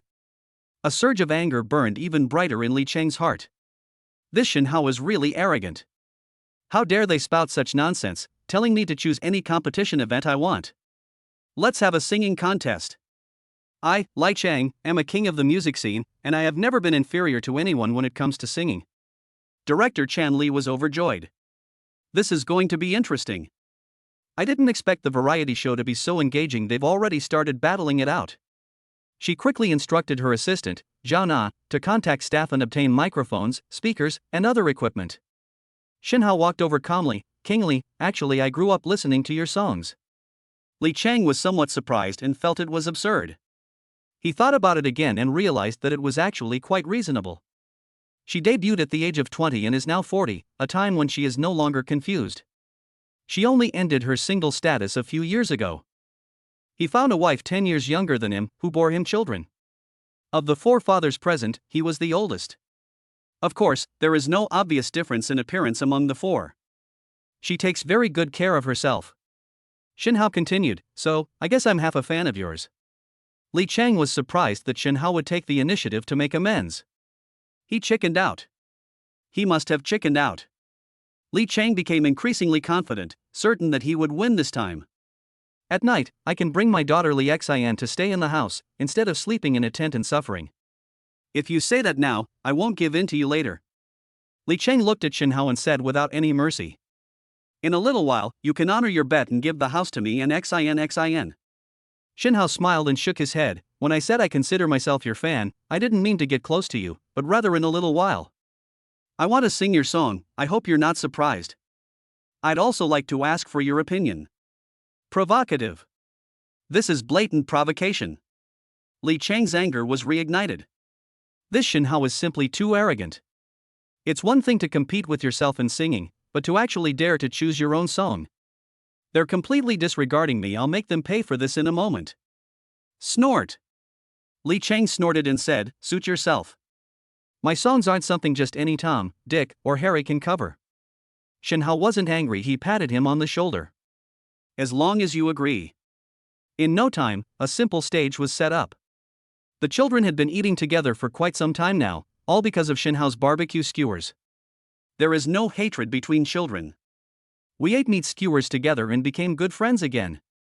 Tuanchuan spoke first. Xin, tell me, between your dad and me, who sings better? Yang Tian blurted out. That goes without saying, it's definitely Xin's dad. He's a superstar, he makes a living by singing. When his father was singing, your father was probably playing in the mud somewhere. Round and full of displeasure, Yang Tian, you talk too much. Give me back my dad's kebabs. Yang Tian made a face. I won't give it to you, it's all in my belly, come and get it if you dare. Li Xian also comforted him, saying, although Uncle Shin Hao's barbecue skewers are delicious, I still support my dad when it comes to singing. Tuan and Yuan cried out in disappointment. What are we going to do? Is Dad going to lose? Yuan said, won't Daddy be very sad? Tuanchuan, we must comfort Daddy later. Tuanchuan replied. The remaining 2 fathers have already gotten together with director Chen Li. Director Chen, the script we were given didn't include a singing competition segment? Zhou Xiaoming spoke first. Yes, we can't keep dealing with these kinds of unexpected situations, otherwise we want to be prepared, Yang Yin added. Chen Li, however, thought differently. You too, these unexpected situations can reveal everyone's true feelings. That's exactly what the audience loves to see. A good reality TV show should explore another side of public figures. For example, a cold and aloof male god is actually very warm in private, and a sweet female god is actually very feisty in private. This kind of reversal is very appealing. Now I'm the director, so trust my professionalism. From now on, please relax and enjoy your holiday. Just be yourself and have fun. After hearing this, the two stopped discussing the topic. Zhou Xiaoming started the conversation, saying with a hint of regret, however, Shenhao is definitely going to lose the singing competition. Yes, he was a bit impulsive. When such a conflict occurs, our production team will definitely mediate. There's no need for him to be the one to take the blame. Chen Li also said. Yang Yin was quite pleased. Shenhao really stole the show during the barbecue. It's good to curb his arrogance. So that he doesn't actually think he's omnipotent and forget that he's just an ordinary person, and there's a difference between him and us public figures. Chen Li outwardly agreed, but inwardly she secretly gave Yang Yin a low score. This idol-turned-artist really takes himself too seriously. Little did they know that he was someone who lacked talent, had no works, was good at nothing, and whose height and looks even diminished significantly once he was away from the camera and filters. I really don't know what gives him the right to be so arrogant. Hey, look, it's starting. With a signature greeting, friends, this is Li Chang, good evening. Li Chang began singing his signature song, the very famous I Can't Stop Loving You. The lamps are lit and the night is not yet over. People come and go in a hurry. I don't need to be too nervous, I should act like everyone else. But when you looked at me, with your big, bright eyes, I began to lose my composure. The wind makes the road seem so long, my heart is swaying, I long for someone to walk with me. When the song ended, it seemed to take people back to those youthful days. The only slight regret was that Leon Lai was getting old, and he couldn't quite reach the high notes towards the end. However, the song as a whole is still very catchy and has a very high level of completion. Sparse applause erupted from the staff at the scene. Zhou Ming couldn't help but shout, "Great!" Li Chang glanced at Shenhao below the stage, his eyes filled with provocation. Mr. Shen, it's your turn now. Which song would you like to sing? After saying that, Li Chang directly handed the topic to Shenhao. I'd like to see what kind of songs you can come up with. Don't even think about trying to escape, you're going to make a fool of yourself today. Shenhao spread his hands and shrugged. Thank you for Mr. Li Chang's kind invitation. Out of respect for this senior figure in the music industry. Shenhao paused for a moment, his gaze sweeping across the entire room. A moment of silence fell over the room as everyone wondered which song Shenhao would choose to sing. Let's play Radiant Sun then. These words shocked the entire audience. Chapter 41. A singing performance shocks the entire audience too. For a time, whistles, cheers, and applause filled the air. As that familiar, moving prelude began, the atmosphere in the venue temporarily reached a small climax. Li Chang was also taken aback. This song is very difficult to sing, and it is one of his most representative works and also his most widely sung song. He originally wanted to choose this song, but after considering all factors, he changed his mind. I'm getting older, and my breath control might not be as strong as before, so I opted for my debut hit song. Unexpectedly, Shenhao is so bold as to choose this song. Ah! Shenhao picked up the microphone and began to sing. The sound soared into the sky, shocking the entire audience. My God, what an amazing scene! As a renowned director and producer, Chen Li is quite knowledgeable and experienced. As a classic song, Radiant Sun has naturally appeared in many programs. But very few people can sing it well. This is true even for many established singers. They wanted the original singer of the song, the superstar Lai Xing, to sing it. It's impossible to recreate the feeling from back then. Because this song contains vibrant life and an indomitable spirit. This is not something a middle-aged person in their 40s could sing. Yang Yin was also in a state of confusion. He had originally looked down on Shenhao, but he never expected this. This ordinary, unremarkable dad has such a powerful singing voice. The children over there were already blown away by that incredible high note. Wow, your dad is amazing! Zhou Xiaoming shouted. Tuan Tuan and Yuan Yuan were also surprised that their father was so amazing. The two were very excited and jumped around to the rhythm of their father's singing. Li Xian looked worried. Oh no, this person sings even better than dad. Fate is about wandering and hardship. Fate is about twists and turns. Shenhao, on the other hand, relaxed and let loose, freely expressing himself through his singing. He lived a very repressed life for the first 20 years of this life. But ever since Su Qingwan re-entered his life and gave him 2 daughters, everything has changed. With the help of a self-help dad system, he instantly became a winner in life. That was so satisfying. A true man should be like this. Ah! The song ended. The entire room fell silent. Thunderous applause erupted immediately. The applause was thunderous and prolonged. Everyone was moved by Shenhao's singing. Shenhao bowed slightly. Thank you all for coming. Li Cheng's face turned ashen. He was very unhappy, not expecting that Shenhao had a trick up his sleeve. This was a real miscalculation. Shenhao was equally unceremonious, looking directly at Li Cheng with an air of dominance. The two stared directly into each other's eyes, the tension palpable. Upon seeing this, Chen Li also rushed over. All right, the singing competition is over. King Li, the result is quite obvious. Let's not argue about it. Li Cheng couldn't lash out, since it was Li Cheng who had suggested singing. Now that I've lost to someone else, I'm too ashamed to say anything more. Daddy, you're so amazing. Tuan and Yuan rushed over at this moment. Shenhao held them in his arms, one in each hand. All right, that concludes today's outdoor shoot. Thank you all for your hard work. Shenli called to everyone to pack up the machines and various equipment. Staff members led the four fathers and their children to their accommodation. Shenhao essentially won 2 games tonight. Without hesitation, he took Tuanchuan and Yuan and moved into the only room. The other 3 couples were in a worse situation. They had to stay in tents. It's just a tent, so it's not that bad. The interior facilities are complete, but the production team imposed some penalties to make it look like a show. These 2 different accommodation environments were simply set up intentionally. But children don't understand that much, they only know that they lost. While others lived in houses, he lived in a tent. They felt it was a very humiliating thing. Yang Tian and Li Xian cried terribly and kept insisting on not staying in the tent. The production team had to persuade them at length, and with the reassurance of their respective fathers, they finally reluctantly agreed. Shenhao, on the other hand, didn't need to consider so much. His 2 daughters now idolize him.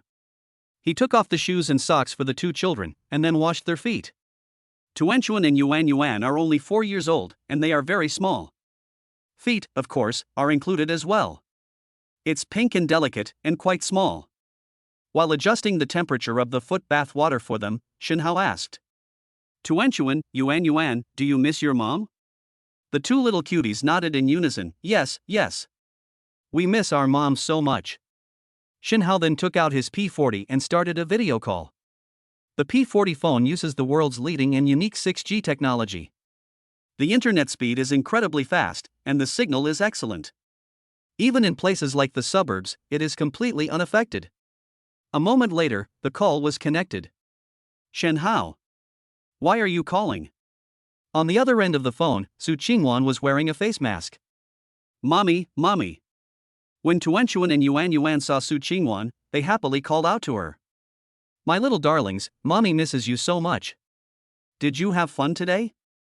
Su Qingwan's heart softened when she saw her daughter. Happy. Has Dad taken good care of you? Su Qingwan asked. Dad was amazing today. The meat he grilled was so delicious. Dad sings so well. Tuanchuan and Yuan eagerly spoke up. Su Qingwan was somewhat surprised. Shenhao, when did you learn to sing? I learned it when I was dating a girl. Shenhao looked completely wronged. How could I dare, my dear wife? My singing was originally meant to be shown only to you. Who would have thought that today, when we were having a barbecue competition, King Li Cheng was not convinced and insisted that I came from the catering industry and wanted to compete with me in singing. I just showed off a little bit, and it amazed everyone. Su Qingwan looked incredulous. This Shenhao. It's really too mysterious. There's practically nothing he can't do. I never expected him to be able to sing, and to be able to sing at a level that can beat the king of pop. This is outrageous. However, considering Shenhao's previous actions, it seems quite reasonable. Su Qingwan said, Director Chen's staff will be editing the sample footage overnight, and I'll know when I see it. Shenhao replied with a smile, you'll have to enjoy it when the time comes. They chatted briefly for a few more minutes before saying goodnight to each other. Su Qingwan will be very busy with official business tomorrow, having recently secured a sponsorship contract for the Burj Al Arab Hotel. Xinguan Film Television now has money in its pocket. We certainly can't just sit idly by and wait for the variety show. Dad is amazing. Although the company has always been optimistic about this project. However, Su Qingwan still launched another film and television project as Plan B. You can't put all your eggs in one basket. After tidying himself up and settling the two little cuties in, Shinhao went to sleep as well. Chapter 42: The Great Slacking Off Operation. The next morning, the production team woke everyone up. They also informed me of today's recording schedule. Shinhao brought the two little cuties to the cafeteria and had breakfast with them. It must be said that the logistical support provided by the Dad's amazing program team is quite thorough. Breakfast is served buffet style, with a variety of breakfast options. What do Tuanchuan and Yuan want to eat? Shinhao picked up the two little ones so they could see the breakfast and choose for themselves. Tuanchuan bit her finger and looked at the dazzling array of breakfast options, feeling overwhelmed by the choices. I want a sesame ball, a small steamed bun, a small sesame seed cake, and one. Oh dear, Tuanchuan doesn't know what to eat anymore. Dad, can you help me choose? Yuan is the same, both of them are greedy and want too much. Shinhao smiled and helped the two of them to their seats. He then went to get 3 cups of soy milk and took a sesame seed cake for each of them. Okay, eat up. Aha! The two adorable babies nodded in unison, looking incredibly cute. Soon after, Director Chen-Li also arrived at the scene. She brought a bowl of plain porridge and sat down next to Shinhao. Mr. Shin, do you have time to chat? Shinhao nodded. He felt a little strange, as he and Chen-Li shouldn't have had any interaction. I really couldn't believe what Chen-Li wanted to talk to me about. Could it be that I was too popular yesterday and affected the filming schedule of the entire variety show? Is Director Chen here to confront me? To Shinhao's surprise, Chen-Li's next words took him by surprise. I wonder if Mr. Shin has signed with a management company? If not, I do have a studio under my name. You can come to my place. With my connections and resources in the entertainment industry, I can definitely help you become famous. Chen-Li's eyes gleamed, clearly showing that she had great confidence in Shinhao and her own abilities. Shinhao shook his head. Thank you, Director Chen, but I don't need that at the moment. As you know, I also have to take care of the children and Xingwan's daily life, so I don't have much free time. Chen-Li said oh and then fell silent. Oh right, how could I forget? Although Shinhao participated in the show as an ordinary father, he is Su Qingwan's husband. Even if someone were to debut, it would be under their wife's management. There's no reason to let outsiders earn this money. After breakfast, the group headed to the filming location. This morning's activity was catching fish in the fish pond. The production team has managed to pump the water in the fish pond down to half a meter deep, and the fathers, wearing waterproof clothes and carrying nets, went to catch the fish. Finally, the group that scoops the most fish wins. There will be an unexpected reward. Shinhao thought to himself, this is practically another freebie. Fishing is mainly a test of reaction time and speed. As a martial arts master, I am top-notch in both of these aspects. No one else can be my match. The 4 fathers arrived at the designated location and, with the help of staff, changed into specially made wading suits. The little ones were kept on the shore to cheer on the children, and were well looked after by the staff. Go, Dad! The 2 adorable little girls, Tuanchuan and Yuan, cupped their faces and shouted loudly. The other children, seeing this, were equally unwilling to give in. Cheer for your dad! No matter how much they shouted, their voices weren't as loud as Tuanchuan and Yuan's. There's strength in numbers. With a bucket in his left hand and a net in his right, Shinhao slowly searched for an opportunity in the shallow pond. Suddenly, a dark shadow flashed by. Shinhao's heart stirred. He stopped trying to catch the fish and slowly made his way towards the center of the fish pond. The other 3 have already made several attempts, with some achieving small gains and others returning empty-handed. The fish in the ponds are exceptionally cunning. Yang Yin was the first to give in and her mental state collapsed. He made more than 10 attempts, and each time he was on the verge of catching a fish. But in the end, the fish escaped by the narrowest of margins. He returned to the shore and threw down the net and the empty bucket. He shouted angrily, "We can't catch any fish at all. What a terrible project the production team designed. It's such a rip-off." Director Chen-Li was also helpless and hurried over to comfort her. Unexpectedly, it would have been better if she hadn't gone. His visit triggered a chain reaction, and Li Cheng also quit. He worked hard all day and was covered in sweat. But his harvest was better, he even had a small fish fry. Director, this project definitely has a problem. The fish here are too cunning, most people can't catch them at all. Zhou Ming didn't run back after all, he was a boxing champion. Boxing is a sport that requires a high degree of concentration, and his reaction and speed are quite good. With his good judgment, he had already caught 5 or 6 fish. Looking at Shin Hao, his bucket was also empty, and for some reason. Shin Hao reached the center of the fish pond by himself. Zhou Ming didn't think too much about it. He was very happy. It seemed he was going to win this round. He gave his son a victory sign from afar. Then he lifted his bucket to show that he had caught a fish. Zhou Xiaoming, who was on the shore, witnessed this scene and was extremely excited. Yay! My dad caught so many fish. The two adorable children, Tuanchuan and Yuan Yuan, also laughed foolishly. Wow, your dad is amazing. Zhou Xiaoming was also very surprised, not expecting Tuanchuan and Yuan Yuan to be so generous. He hesitated for a moment, but then happily joined in the fun with them. The other two children, Yang Tian and Li Xian, were not so happy. They seemed destined to lose this game. Shin Hao walked to the center of the fish pond and closed his eyes. Use your body to feel the changes in flow of the water. The water level here is a little deep, but it's not a big problem. After all, it's an artificial fish pond, so there's no need to worry about sudden deep pits or danger. Suddenly, Shin Hao opened his eyes wide. A pair of large hands swiftly reached into the water. The sound was like thunder, and the speed was like lightning. Shin Hao mustered his strength and lifted the fish he had caught above his head. Everyone present was stunned. He caught a 10-pound grass carp. They didn't even use a net, they caught it with their bare hands.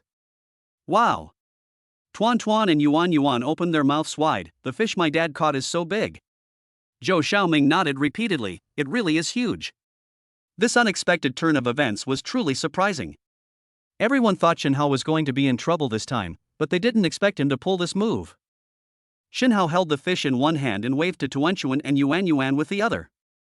Then he waded back slowly. Zhou Ming also sighed and shook his head, truly not expecting this. Shin Hao is really something. Shin Hao was even happier, not expecting the system to prepare another gift for him. Chapter 43 instantly kills ancient Chinese medical techniques. Ding! Congratulations, host. You have won first place in the fishing contest and are rewarded with a chance to win a prize instantly. Option: Ancient Chinese medicine. Looking at the information in his mind, Shin Hao's eyes lit up. Shin Hao benefited greatly from his conversation with his senior brother Tai Jun last time. Now he knows who the true ruler of this world is. These are those long-established families. For a large family to become a prestigious family, there are 2 roads. First, there is a martial arts tradition, and second, there is a tradition of ancient Chinese medicine. Now that he is a martial arts master and has inherited the legacy of the Iron Fist sect, he can now easily defeat ancient Chinese medical techniques. Wouldn't that be adding flowers to brocade? Shin Hao didn't hesitate and instantly killed him. In an instant, a massive amount of information flooded my mind. Many ancient prescriptions that have been lost, as well as the Taiyi Xuanjin, a type of acupuncture needle, left Shin Hao amazed. Ancient Chinese medicine is profound and extensive, truly a national treasure. Tuanchuan and Yuan Yuan bounced and pounced on Shin Hao. Shin Hao then grabbed the huge bluefish and showed off his spoils to his daughter. Wow, what a big fish! Wow! Dad is amazing! Director Chen Li also came over to check, until she got a close look at the size of the bluefish. That made it even more unbelievable. Such a big fish is very strong and swims very nimbly. It's hard to imagine how Shin Hao managed to catch him. In the fishing competition, Shin Hao naturally won again. Yang Yin and Li Cheng found Shin Hao increasingly unpleasant to look at. Zhou Ming was quite disappointed, as he had thought this would finally be a chance for him to show off his skills. Unexpectedly, Shin Hao still stole the limelight. Surprisingly, his son, Zhou Xiaoming, was very sensible. She comforted her father. The 2 of them went together to congratulate Shin Hao and looked at the big bluefish around the bucket.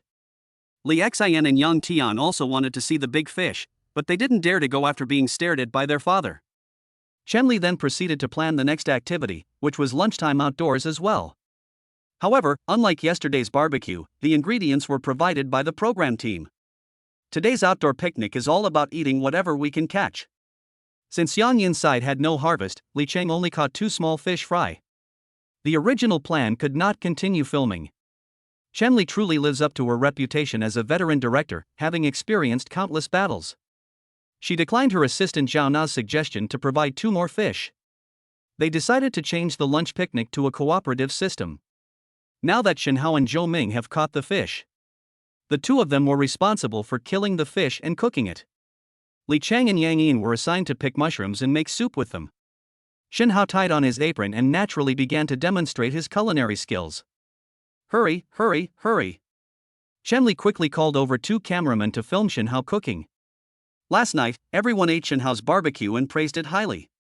Chen Li specifically asked Su Qingwan on WeChat how Shenhao acquired his cooking skills and whether she had trained him at home. Su Qingwan simply replied, "Everything he makes tastes good. My baby has become quite picky about food. I don't like the food that anyone else cooks." Chen Li immediately realized Shenhao's unique talent. Therefore, it's essential to film Shenhao cooking. That would be a major talking point. A father whose singing is comparable to that of a superstar and whose cooking is comparable to that of a master chef. Who wouldn't love that? Shenhao looked at the several cameras surrounding him. Without any attempt to avoid suspicion, he immediately began to order Zhou Ming around. Zhou Ming can't cook, but the two of them were assigned to work together anyway. He naturally helped Shenhao with his work. Shenhao then scooped the large bluefish out of the bucket with one hand. The grass carp is very resilient and keeps wriggling its body. But Shenhao's large hand was like a pair of pliers. It was firmly locked up, and no matter how much it struggled, it couldn't escape. Several cameramen, seeing this, secretly admired it. This Shenhao is something else. They previously did a cooking-themed film, featuring a seasoned chef facing such a large blue carp. It cannot be said that it was controlled so well. Shenhao looked at the children and said with a grin, "Everyone turn your faces away, we're about to kill the fish, it's going to be very violent." Tuanchuan and Yuan Yuan had become the leaders of the children. The 2 girls always listened to their father, so they arranged for their friends to not be able to go around or watch. Bang! Shenhao slammed his right hand down forcefully. A lively, wriggling bluefish died instantly on the cutting board. That kind of strength is something most people don't have. Even so, Shenhao held back, using only 1/10 of his strength. After all, he was a martial artist. He was afraid that if he really used all his strength, he would smash the fish into powder. He then began to skillfully process the fish. The scales were scraped off, the internal organs were removed, and everything was done in an orderly manner. Heat oil in a wok, add scallions, ginger, and cooking wine to remove any fishy smell. Shenhao's skillful technique amazed everyone. In no time at all, a braised fish was ready. The meat is tender and smooth, and has an enticing aroma. Yang Yin and Li Chang, on the other hand, finally lived up to expectations and brought back a lot of mushrooms. They also started making mushroom soup, and they were all very busy. Ultimately, with the help of other staff members, it was barely completed. 4 fathers, each with their own baby, sat together for a meal. The scene was warm and delightful. The children quickly finished eating and then ran to the grass to play wildly. Just then, a sudden change occurred. From Shenhao's and the others' perspective, it seemed that young Tian had given Tuan a push. Tuanchuan fell directly to the ground. He yelled, "Daddy! My tummy hurts so much." Shenhao's expression changed drastically, and he said to Yang Yin, "Did you instigate your son to beat my daughter because you couldn't beat me on the surface? If you're a man, be direct. Don't resort to these underhanded tricks." Yang Yin's expression was also solemn. "Shenhao, I do dislike you, but don't frame people." Without wasting any words, Shenhao headed straight for Tuanchuan. To his surprise, as he ran over, one by one the children clutched their stomachs and collapsed to the ground. Yang Yin and the others also got up and prepared to rush over. But they also felt as if there was a drill in their stomach, causing severe cramping pain. Shenhao also sensed it, but as a martial arts master. His physique was different from that of ordinary people, and a warm current surged in his lower abdomen. The pain disappeared quickly. Shenhao then realized something was wrong and hurriedly shouted at the staff who were still filming. "There's something wrong with the food. Stop filming, save people." Upon hearing this, Chen Li also rushed over. Shenhao picked up Tuanchuan and Yuan and laid them flat on the ground. They observed their symptoms. Lips are aroused, and there is abdominal cramping. These are typical symptoms of poisoning. Shenhao looked at Yang Yin and the others and saw that they had also collapsed to the ground in pain, their expressions feigning death. Mushroom. Yang Yin is an idiot, he doesn't even know what poisonous mushrooms are. The mushrooms they picked are problematic. Chapter 44 Emergency Medical Treatment. Shen Hao keenly realized that Yang Yinli and Chang had picked mushrooms that were problematic. He quickly scooped the mushrooms that he hadn't finished eating out of the pot. In that instant, Shen Hao's pupils dilated sharply. It's a heart-eating mushroom. Now that Shen Hao is a successor of ancient Chinese medicine, he naturally possesses a vast amount of pharmacological knowledge. He recognized it at a glance. It was the mushroom described in ancient books. Highly poisonous fungi. This mushroom contains a special substance called the heart-eating fungus. If a person eats it and doesn't receive timely medical treatment, their entire heart will be devoured. The manner of their death was extremely gruesome. Director Chen Li was also panicked. She had never encountered such a large-scale poisoning situation before. She rushed to Shen Hao's side and saw that he was checking on everyone's condition. She quickly asked, "Mr. Shen, what happened?" Shen Hao said in a deep voice, "We drank the soup made from the heart-eating mushroom and we've all been poisoned. We must get to the hospital immediately, or the consequences will be unimaginable." Although Chen Li did not know that Shen Hao was skilled in medicine, she did not know why. She had an inexplicable trust in Shen Hao. Perhaps it was because Shen Hao was handsome and had given them many surprises. Chen Li quickly called on the staff to lift the poisoned people up and put them in the car to be taken to Jinling People's Hospital. Put.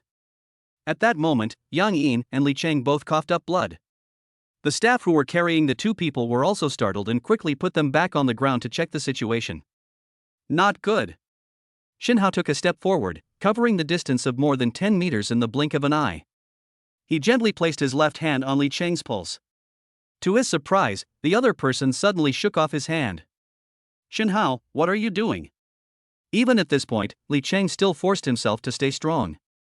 Shen Hao's gaze held a hint of authority. "Shut up, I'm taking your pulse." Li Cheng wanted to say something more, but Shen Hao shut him up with a "Shut up if you want to live." He could feel his life force rapidly draining away. He was scared. Although he still disliked Shen Hao, the fear of death kept him silent. Shen Hao took Li Cheng's pulse, and after a moment, he then took Yang Yin's pulse. "Director Chen!" Shen Hao shouted. Chen Li, who had been closely following Shen Hao, naturally responded promptly. "Shen Hao, what's wrong?" Shen Hao said with a serious expression, "Listen to me, it's because Yang Yin and Li Cheng ate the most heart-eating mushrooms, and the poison has penetrated deep into their internal organs. If we don't get treatment soon, his life will be in danger." "It's too late to get to the hospital." Chen Li asked with a serious expression, "What should we do?" Shen Hao said, "Don't you always carry acupuncture needles with you? Lend them to me. I'm confident I can save their lives." As for the others, Director Chen will lead the team to send them to Jinling People's Hospital. "I'm also entrusting my daughters Tuanchuan and Yuan Yuan to you." Upon hearing this, Chen Li naturally said no more. Everything proceeded according to Shen Hao's plan. After all, she had already witnessed Shen Hao's amazing abilities, and now she was quite convinced by his words. After arranging the follow-up matters, all the staff got busy. With the help of the two, Shen Hao moved Li Cheng and Yang Yin to a shady spot in the city. They then brought acupuncture needles from Chen Li's residence. Yang Yin and Li Cheng were already in a daze and began to talk nonsense. Li Cheng yelled and screamed, "Shen Hao! You can't possibly sing better than me. I, Li Cheng, am the king. The king. Do you understand?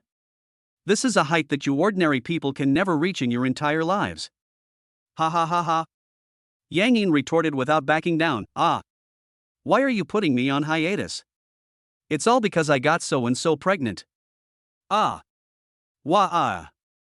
The two of them alternated between looking pained and laughing, clearly indicating that they were seriously ill. They've started leaking bombshells. However, Shen Hao was not interested in these trivial matters. As a doctor, he had a compassionate heart and only wanted to save the two people. Although there had been some minor conflicts between the two sides before, they were all trivial matters. With Shen Hao's magnanimity, he naturally didn't take it to heart. Even if we were to retaliate, it would be to annoy them with something harmless, not at a time like this where life and death are at stake. Shen Hao's hand wandered over the open acupuncture bandage. In the end, I chose one that suited my hand. A needle was inserted into Yang Yin's Xuanming acupoint. Then, with a strange technique, he pressed down on Yang Yin's lower left abdomen with both hands. Put. In less than half a minute, Yang Yin spat out another mouthful of blood. However, this time the blood he vomited was not bright red, but dark red. It appears to be a part containing toxins. As expected, Yang Yin vomited blood this time. His pale face quickly turned rosy, and Xinhao felt much more at ease. It seems my medical skills are not bad. On the other side, Li Cheng had just regained consciousness for a while when he saw Xinhao prick Yang Yin with an acupuncture needle, and then the other party vomited blood. He was so scared he nearly jumped out of his skin. Xinhao has killed someone. Help! Li Cheng's shouts went unheard. The staff were all extremely busy, some taking people to the hospital, others handling other matters. No one has time to worry about this. Xinhao followed Li Cheng's advice: cooperate if you want to live. But Li Cheng, with a strength he didn't know he had, struggled to get up. Xinhao was unable to insert the needle, he had no other choice. He smacked Li Cheng on the back of the neck, knocking him unconscious. He then used acupuncture to save the person. Phew! Both of their conditions were visibly improving. Xinhao finally breathed a sigh of relief, feeling extremely fortunate. Fortunately, he possessed traditional Chinese medicine skills, otherwise, these two big stars would have been in grave danger. However, this is actually their own fault. First, they picked the poisonous heart-eating mushroom. Although the heart-eating mushroom looks similar to ordinary mushrooms, it is difficult for ordinary people to distinguish it. However, if the two of them had been willing to put aside their pride and humbly examine Xinhao, this whole mess wouldn't have happened. Then, at the dinner table, Yang Yin and Li Cheng, even more so because of face. Choosing not to eat the braised fish that Xinhao made, the two hungry people had no choice but to desperately pick out mushrooms to eat. The others only drank the soup, so their condition was not serious and they only needed to be taken to the hospital for gastric lavage. These two are already seriously ill, and if Xinhao doesn't treat them, their lives may be in danger. With the help of staff, Xinhao lifted Yang Yin, Li and Chang into the car and then hurriedly drove to Jinling People's Hospital. Their condition has stabilized initially, but they will still need to receive further treatment and recuperation in the hospital. The filming of the variety show Dad is Amazing will be suspended for a period of time. Meanwhile, upon learning of the food poisoning incident involving the production crew, Su Qingwan immediately put aside her work and rushed to the hospital. She was especially anxious when she learned that her daughters, Tuanchuan and Yuan Yuan, had also been poisoned. Chapter 45 Processing. Emergency Department, Jinling People's Hospital. Wang Guifang, the director of the emergency department, was working up a sweat. She counted on her fingers and found that they had admitted 1 adult and 5 children that afternoon. Fortunately, the poisoning was relatively mild, and gastric lavage and fluid replacement were sufficient. Upon inquiry, it was learned that they were participating in a variety show. I got food poisoning from the mushroom soup I made myself for lunch. Wang Guifang was also speechless. It's common sense that you shouldn't eat wild mushrooms. Who made such a basic mistake? A tall woman dressed in business attire came to the emergency department to inquire about the situation. After her identity was confirmed, she was led by a nurse to the bedside. It was Su Qingwan. Looking at the 2 adorable babies on the hospital bed, Su Qingwan finally breathed a sigh of relief after confirming that the children were all right. Xinhao arrived at that moment. Upon seeing Xinhao, Su Qingwan, without saying a word, punched him twice in the chest. Xinhao didn't fight back, letting Su Qingwan vent her anger. I'm sorry, Wanner, I didn't take good care of Tuanchuan and Yuan Yuan. For so many years, Su Qingwan has been raising her child, running her company, and socializing all by herself. She has seen all kinds of storms and is already a strong woman. But her children were her Achilles heel. Moreover, since Xinhao entered this family, he has given her too many surprises. This made her extremely dependent on this man. After punching Xinhao twice, Su Qingwan could no longer suppress the grievances in her heart. She immediately hugged Xinhao and started crying. You know how worried I was about Tuanchuan and Yuan Yuan, how could you be so careless, boo-hoo? What should I do if something happens to Tuanchuan and Yuan Yuan? Xinhao held Su Qingwan tightly, offering no explanation, but gently patting her back and whispering repeatedly, "It's all right, it's all right." The 2 adorable babies were already in excellent health under Su Qingwan's care. Since the poisoning wasn't severe, he had already woken up. They blinked their eyes, and the first thing they saw was their mother crying in their father's arms. He he he. A burst of playful laughter pulled Su Qingwan out of her sadness. Turning around, I saw 2 adorable little babies staring at me. Mom, you're so shameful. You're such a grown-up, yet you're still crying in Dad's arms. The little devil, Tuanchuan, spoke first. Yuan Yuan chimed in, adding insult to injury. "Humph, She always teaches us not to suffer when things go wrong. Mom's a hypocrite." These words made Su Qingwan blush. She was furious. "You two little brats. I'm your mother, and I'm always worried about you." If it were Shinhao lying in the hospital bed today, I definitely wouldn't shed a single tear. No, Shinhao is such a good person, I really can't bear to see him die." Su Qingwan looked at Shinhao with teary eyes, feeling even more aggrieved. "Shinhao, don't die." Shinhao, of course, had no idea about Su Qingwan's complicated emotional journey. He smiled and replied, "Of course I won't die. Don't cry, silly girl." After saying that, he flicked Su Qingwan's nose. Director Chen Li also learned that Su Qingwan had come to the hospital and was preparing to discuss with her how to handle the matter. She just happened to push the door open and enter. Upon entering, one sees Shinhao and Su Qingwan in a tender and affectionate scene. Both sides froze for a moment.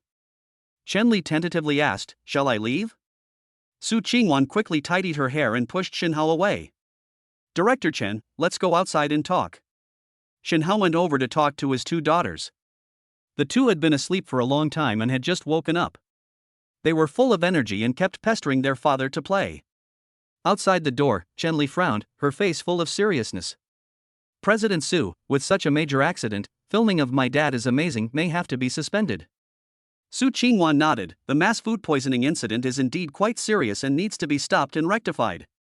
The medical staff and some specialized professionals we have on site are still insufficient. After all, it's our first time doing this kind of variety show, so it's understandable that we lack experience," Chen Li comforted her. "Director Chen, have you found out the whole story? How exactly did this happen?" After thinking for a moment, Chen Li called Shinhao out as well. Shinhao was involved in the entire recording of the variety show. Furthermore, he was the first to notice the anomaly, and Chen Li felt that he might have a better understanding of the overall situation. Shinhao thought for a moment and said in a deep voice, "This morning, the four of us dads went down to the fish pond to catch fish. The original plan was for each of us to cook the fish we caught at noon. Later, because Yang Yin and Li Cheng didn't get enough, the rules were changed. Zhou Ming and I cooked the fish, while the other two found mushrooms to make soup, and then we all ate together. The problem lies in the mushrooms that Yang Yin and Li Cheng picked." Su Qingwan raised a question. "Shinhao, aren't you an expert in cooking? Whether mushrooms are poisonous or not shouldn't be a problem for you." Chen Li added, "Mr. Shin is not only a master of cooking, but he is also an expert in ancient Chinese medicine." Su Qingwan glanced at Shinhao with some surprise. She roughly knew, but Shinhao had never talked to her about this. Since Shinhao had set her bones before, she had guessed that Shinhao might have learned ancient Chinese medicine from some master of traditional Chinese medicine. She never expected that Chen Li would confirm it now. Shinhao sighed helplessly. "Yes, this could have been avoided. But I have some conflicts with Li Cheng, Yang and Yin. I guess they are resentful because I always stand out, always get first place and get the rewards. Therefore, after they finished picking the mushrooms, they wouldn't let anyone see them and insisted on making soup for themselves. Later, they even covered the mushrooms in the mushroom soup and ate them themselves, only letting us drink the soup. This was because these two were concerned about their image and wouldn't eat my fish. They could only eat mushrooms with rice." Su Qingwan seemed to be deep in thought. "So, the main responsibility lies entirely with Yang Yin and Li Cheng. Moreover, these reality TV shows film you the whole time, except when you're showering or pooping. There were 5 to 10 cameramen working at the same time, so there shouldn't be any problem with preserving the evidence. However, as the organizer, the production team must still bear a certain share of management responsibility." Su Qingwan quickly realized something was wrong, then Yang Yin and Li Cheng must have been poisoned. "I didn't see them on the emergency list." Chen Li glanced at Shinhao. Shinhao didn't hide anything and told Su Qingwan about how he had used acupuncture to detoxify and prolong the lives of the two of them. Su Qingwan was somewhat surprised. She comes from a prominent family and has seen many things. Shinhao's technique is something that only ancient medical families could come up with. Shinhao's identity became increasingly mysterious. However, now is not the time to dwell on this matter, so Su Qingwan didn't say anything more. Let's focus on how to handle the current mass food poisoning incident. Chapter 46 of My Dad is Amazing aired, and the ratings exploded. The mass food poisoning incident was resolved thanks to Shinhao's timely handling. Fortunately, there were no casualties. All the injured sustained only minor injuries and were discharged from the hospital the following day. Over the next 2 days, Su Qingwan made public relations efforts with various mainstream media outlets. The production team of the show Dad is Amazing also issued an apology letter. Many fans left comments expressing their understanding. At the same time, Xinhuan Film Television also reached a settlement agreement with the management companies of 3 celebrities, including Li Chang. Li Chang and Yang Yin are easy to deal with. The direct cause of the incident is the two of them. It can be said that they bear an unshirkable responsibility. Zhou Ming's situation was a bit more complicated, but Zhou Ming was a generous person and didn't pursue the production team's responsibility any further. Meanwhile, during the filming of Dad is Amazing, they've already bought various trending topics about visiting the set, and occasionally released some behind-the-scenes footage. This variety show has already attracted the attention of some viewers even before it has been released. Dad is Amazing premiered online during a prime Friday night. Unexpectedly, the premiere was a huge hit. The total viewership across the internet reached an astonishing 5%. This is an achievement that would terrify anyone in the industry. You know, there are many popular IP dramas now. Even with adaptation, it would only achieve a 3% viewership rating. This is enough to make a fortune and make investors very happy. What does 5% mean? Moreover, it's a completely new variety show without any prior foundation. A wave of discussion about Dad has swept across the internet. Discussions on Weibo and Zhihu have repeatedly topped the trending searches. Father. They play an extremely important role in a child's growth. The image of a father is often towering in the eyes of his children. Therefore, a father's role model will instill habits in his children that will benefit them throughout their lives. For example, a father teaches his children by example from a young age to respect others, be polite, and abide by public morality.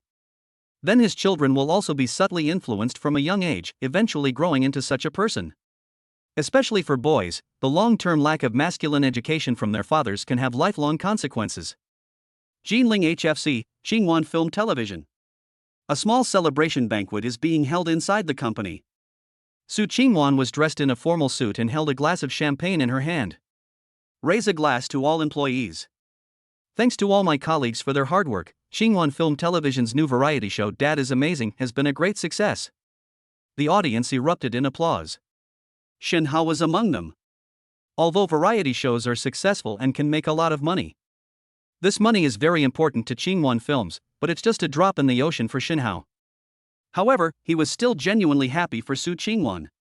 After all, Xinhuan Film and Television is a business that Su Qingwan built from scratch. This is her own business. It was also the first business she started after leaving the corrupt and decadent Su family, and it was of great significance to Su Qingwan. Su Qingwan pressed her hands down. The applause gradually subsided. She continued, "Here, please allow me to express my special gratitude to one person, my husband, Mr. Shen Hao." Wow! The audience erupted in commotion, as everyone knew that President Su was a single mother with 2 children. People living in Nanjing have heard more or less about President Su's tragic past. They had no idea that Ms. Su had already found a husband. The female employees applauded, feeling proud of Su Qingwan, a woman who single-handedly carries her family forward. The male employee immediately deflated, thinking, "I'm doomed. My goddess has run off with someone else. I don't even have the energy to go to work anymore." Su Qingwan was not shy at all and walked confidently in front of Shen Hao. Shen Hao, on the contrary, felt a little embarrassed. He and Su Qingwan had been living together for so long that they had already consummated their marriage. However, Su Qingwan never introduced him in public. This is the first time. Shen Hao stood up and smiled and nodded at the employees around him. A female employee with sharp eyes immediately recognized Shen Hao as the ordinary father from the variety show. So it was him. Some female employees even found videos that had been stored on their phones before. Shen Hao is the handsome driver with the striking profile from back then. Su Qingwan continued, "The initial plan for this Dad is Amazing variety show was written by Shen Hao, and he really gave me a lot of help. As you all know, the variety show Dad is Amazing saved our company. On behalf of all the employees of the company, I would like to express my sincere gratitude to you." Shen Hao replied, "You're welcome. It's what I should do. I hope everyone will continue to support President Su's work in the future. Let's make Xinhuan Film Television bigger and stronger, and create new glories." In the evening, after the celebration banquet, Shen Hao drove Su Qingwan home. It was still that pink Maserati. Shen Hao is a sentimental person. He doesn't change his house or car just because he has money. He still prefers the old things, they're more convenient to use. Just as he drove off the elevated road and was about to head towards Thompson Riviera Villas, two cars quietly followed him. Shin Hao is at the Grandmaster level. His sixth senses far surpassed those of ordinary people. He noticed the anomaly immediately. Su Qingwan, who was in the passenger seat, had been drinking. She had already closed her eyes and was dozing off. Shin Hao hurriedly called out, "Wanner, wake up." Su Qingwan opened her blurry eyes, looking puzzled. She patted her yawning mouth. "Are we home yet, honey?" In a daze, she looked outside. The roadside trees rushed past. "Why are you driving so fast?" Shin Hao's expression turned grave. "Someone is watching us." Su Qingwan sobered up instantly. The Yi family. It must be the Yi family from Shanghai. "Husband, I'm sorry, it's all my fault." Shin Hao had never heard Su Qingwan mention this matter before, so he asked her to explain the whole story. Su Qingwan explained, 5 years ago, my grandfather betrothed me to Yi Fan, the direct descendant of the Yi family, hoping to use this to climb the social ladder and ensure the long-term continuation of the Su family. But I refused and ran away from the Peninsula Hotel room. Shin Hao's eyes lit up when he heard the name Peninsula Hotel. "Yes, it's the place where we first met, and then you helped me hide it." Su Qingwan hesitated a bit before speaking, and the rest of the content was somewhat inappropriate for children. Shin Hao coughed twice. At that time, Su Qingwan was already 20 years old, but she had never been a woman. The subsequent passionate encounter was indeed partly guided by my own initiative. Later I found out I was pregnant, and Yi Fan was very generous, saying he was willing to support me and the child. But things weren't going well at my home. They forced me to abort the child. Upon hearing this, Shin Hao gripped the steering wheel tightly. The Su family actually made such an unreasonable demand. It seems we must teach them a lesson. Chapter 47 First Meeting with Yi Fan. Shin Hao was filled with rage. He thought of Tuan Tuan and Yuan Yuan's two lovely smiling faces, and almost lost because of the Su family's pedantry. This resulted in the father and daughter never being able to see each other again. This is an intolerable and enormous mistake. Su Qingwan was unaware of Shin Hao's thoughts. She continued, I disagreed with aborting the child, so I voluntarily left the family. In order to protect themselves and prevent the Yi family from taking their anger out on them, the Su family went along with it and said they would expel me from the family. Later, I became homeless and had a very difficult time. With the help of Qing Chen and my old friends, I opened Xinguan Film and Television, and my life finally stabilized. Shin Hao felt extremely guilty. Wanner, you've suffered so much. Su Qingwan said calmly, it's okay. I've gotten used to it over the years. If it weren't for Tuanchuan and Yuan Yuan always asking for their dad, I wouldn't have come to you at all. I didn't expect it, but it still happened. The Yi family is a martial arts family. Not only is it incredibly wealthy, but it also possesses a martial arts heritage. He has many martial arts masters among his henchmen. You have humiliated the Yi family. Once they find out, they will definitely not let you off the hook. Shin Hao said earnestly, Wanner, believe me, now that I'm back by your side, I won't let you suffer any more grievances. The Su family and the Yi family, I will make them pay the price. Su Qingwan still looked troubled. Shin Hao, I know you are very good at fighting, but that's only relative to ordinary people. The Yi family members are all martial arts masters, don't confront them head on. Shin Hao revealed a sly smile. Who told you your husband is an ordinary person? I've encountered a few martial arts practitioners, but so far I haven't met anyone who has caused me any trouble, except for that shameless old geezer who ambushed me. Shin Hao thought of his senior brother Tai Jun, an old man who was quite old but never serious. He spends all day guarding that deserted boxing gym, sitting at the entrance watching short Japanese language teaching films. Su Qingwan was somewhat surprised. You're also a martial arts master? Why didn't you tell me? Shin Hao said helplessly, Wife, how many times have I surprised you since you met me? Su Qingwan was quite adorable. She held up her fingers and counted, 1, 2, 3. Oh no, I can't count them all. Su Qingwan hugged Shin Hao's neck and kissed him, then whispered in his ear. My dear husband, how many things are you still hiding from me?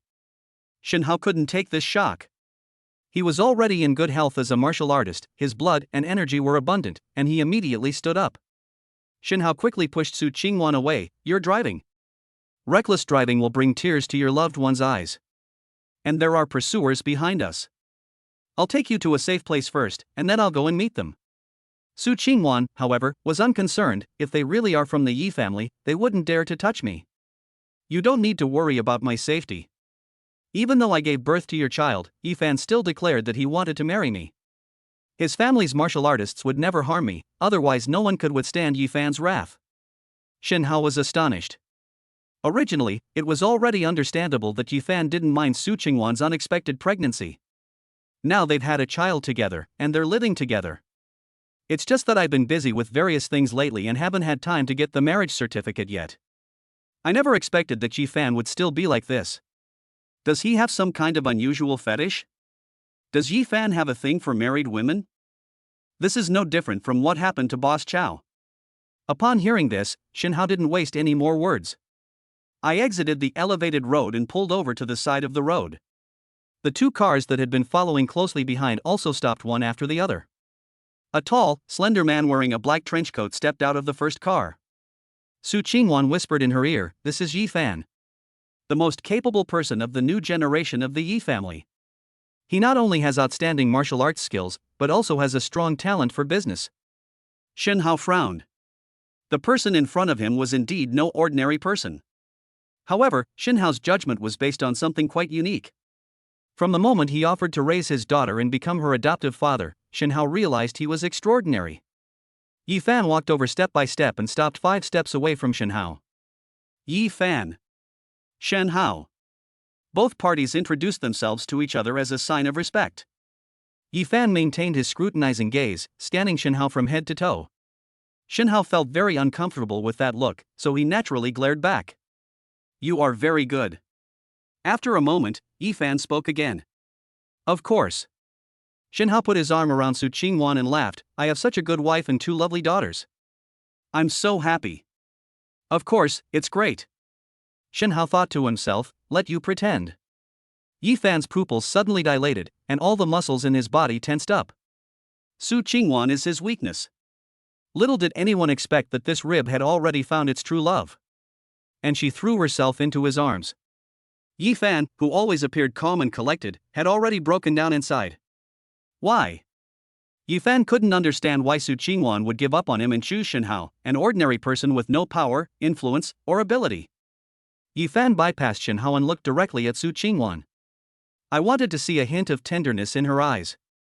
But no, this daughter's eyes and heart were filled with nothing but Shen Hao. She has absolutely no room for any other man. Unwilling to give up, he still spoke up. Wanner, do you really have no feelings for me at all? After spending so many days with Su Qingwan, Shen Hao. Naturally, he knew that their love was stronger than gold and that there was no way they could have any ulterior motives. But men are prone to jealousy, they just pretend to be magnanimous on the surface. Shen Hao focused all his attention on carefully sensing the changes in Su Qingwan's physical condition. As a result, Su Qingwan remained completely unmoved when faced with Yifan's question. She replied casually, no. Shen Hao finally felt at ease and couldn't help but whisper in Su Qingwan's ear. Little Bull is such a good boy, tonight you'll be on top as a reward. Upon hearing this, Su Qingwan blushed with embarrassment. Fortunately, it was nighttime and the light was dim, so no one could see her. She gently pinched Shen Hao and whispered back, I want a reward from you. I'm the queen in bed, I can be wherever I want. However, Yifan is also a master-level expert with astonishing 6 senses. Naturally, everything is within sight. He clenched his fists tightly, suppressing his urge to kill. He didn't know Shen Hao's strength, but he guessed it. Shen Hao should only be at the level of an ordinary martial artist, and he wouldn't last a single round against me. Yifan was annoyed, wondering how to provoke Shen Hao into taking the initiative. To avoid making the first move and leaving a bad impression on Wanner. Chapter 48 Yifan retreats. Shen Hao, I won't give Wanner to you so easily. Yifan spoke up in a provocative manner. Shen Hao glanced at him, his eyes seeming to want to devour him. He said in a deep voice, Yifan, I'm warning you, from now on, only I can use the name Wanner. If you dare call me that again, I won't be polite. Yifan never expected that he had painstakingly planned to get Shen Hao to take action. Shen Hao was so arrogant, daring to say such things. Who does he think he is? The Yi family of Shanghai. That's a family with a long tradition of martial arts. The Yi family's family martial arts are the superior martial art, Flying Dragon Leg. This is a leg technique. After mastering the skill, it not only greatly increases movement speed, but also has astonishing combat power. This Shen Hao is so ungrateful he shouldn't be blamed for teaching him a lesson. Of course, I will go easy on them. After all, Su Qingwan's heart is with Shen Hao now, and if she goes too far, she might just kill him. Wouldn't Su Qingwan hate herself for the rest of her life? This is still an unacceptable consequence. Yi Fan looked at Shen Hao, his gaze sharpening. Ignorant brat, I've tolerated you for too long, how dare you be so arrogant? With such ignorance and arrogance, how can he protect Wanner when danger arises in the future? Shen Hao narrowed his eyes slightly. It seems you don't take what I said seriously. Neither of them wanted to hold back any longer, so they attacked simultaneously. Fist collapse. Flying dragon kick. One person throws a punch, the other throws a kick. Bang! A muffled thud echoed all around. An invisible wave of energy emanated from the two of them and spread outwards. Su Qingwan also sensed it, and she quickly hid behind the car. Yi Fan and Shen Hao were also in a bad mood, and both of them took 3 steps back at the same time. Both of them were very surprised that their opponent possessed such strength. Shen Hao had met the Yi family when he helped his sister-in-law Su Qingchen. That Yi Long is a complete playboy, he has absolutely no martial arts skills. The 2 guards he brought with him, A Lang and Ah Hu, were also 2 worthless scoundrels. Although he was a martial artist, he could only fight ordinary people. In the eyes of a grandmaster like Shen Hao, he was no match for him and was not worth a single blow. Yi Fan was even more shocked. Shen Hao actually clashed with him head-on, and he didn't gain the upper hand. Yi Fan was a martial arts prodigy from a young age, and his family placed high hopes on him and focused on cultivating him. They consumed rare and precious medicinal herbs without regard to cost, and also invited many renowned ancient martial arts masters. Among his peers, he rarely met a worthy opponent, but unexpectedly, he encountered a tough nut to crack today, Shen Hao. Shen Hao quickly adjusted his pace, calmed the boiling blood and qi in his body, and prepared to attack again. Yi Fan's appearance was also completely undamaged. But he put his hand behind his back and secretly rubbed the base of his thigh. Shen Hao's punch was so powerful that it had already caused him some damage. Yi Fan estimated that Shen Hao must have also suffered internal injuries. But he forced himself not to show it. Seeing that the first move was evenly matched, Yi Fan did not decisively kill Shen Hao. Yi Fan's subordinates could no longer sit still. 2 people quickly got out of the second car. They stood in front of Yi Fan, their fighting spirit fully unleashed, ready to fight to the death at any moment. Shen Hao sneered, "What, is this the young master of the Yi family who just threatened to teach me a lesson?" "Nothing special." Yi Fan's expression changed slightly, and he snapped, "Who let you out? This is my private matter." The next second, Yi Fan unleashed his full power. His terrifying fighting spirit soared to the heavens. He was determined to truly fight Shen Hao to the death. The 2 subordinates were at a loss for what to do. One of them had a black birthmark on his face that covered most of his left cheek. He whispered a few words to Yi Fan. "Young Master Fan, we have official business to attend to in Jinling. We must complete that task, otherwise we will have difficulty explaining it to our superiors." Yi Fan's eyes flickered, his heart filled with resentment. But that matter is extremely important. If it cannot be accomplished, the entire Yi family will likely be affected. The serious underestimation of Shen Hao's strength has really ruined things. After weighing the pros and cons, Yi Fan finally calmed down. He said coldly, "Shen Hao, I have come to Jinling on business. We can settle our grudges another time. I'll let you off this time." Shen Hao was naturally full of disdain. "If you can't beat them, just say you can't beat them. Why make up excuses?" Yi Fan said no more and drove away with his men. Seeing that the other party had really left, Shen Hao did not pursue the matter further. "Ultimately, my foundation is too shallow if the opponent had attacked with 3 people just now. Shen Hao definitely can't withstand it. Moreover, this time the opponent is Yi Fan. Yi Fan, being in love with Wanner, naturally wouldn't harm her. What if next time I encounter another ruthless individual who uses their numerical advantage to fight me? Then, if a warrior were to be sent to capture Wanner and use her to blackmail him, the situation would be very difficult to control." Shen Hao sighed inwardly, realizing that even the strongest fists can't fight against a multitude of hands. However, hiring ordinary bodyguards has no deterrent effect on martial artists. Shen Hao had made up his mind and decided to use the Iron Army boxing gym to start building his own martial arts force. That way, you'll have some security for your family. Shen Hao led Su Qingwan back to the car. Su Qingwan threw herself into his arms, complaining about why he had taken such a risk. To Su Qingwan, the man before her, no matter how many secrets he had or how powerful he was, was ultimately just her husband and the father of her children. She didn't want Shen Hao to put himself in danger. I don't want him to get into a fight or brawl because of a moment of anger. Shen Hao patted Su Qingwan's head and comforted her, "Wanner, it's all right. I did it myself, which can be considered as testing Yifan's strength. Therefore, I can use my own channels to estimate the overall strength of the Yi family, and then we will take revenge on this family severely." Su Qingwan was somewhat surprised. She hadn't expected this. Shen Hao was actually doing this to avenge himself. "Shen Hao, powerful families are not so simple. Your intention is enough. Besides, we are together now. We just need to avoid provoking them." Shen Hao shook his head. "Wanner, there are some things you don't understand." Su Qingwan was as obedient as a kitten at this moment. "This kind of thing is indeed a bit unfamiliar to me, the level is too high. Whatever you say, I'll do it, I'll listen to you."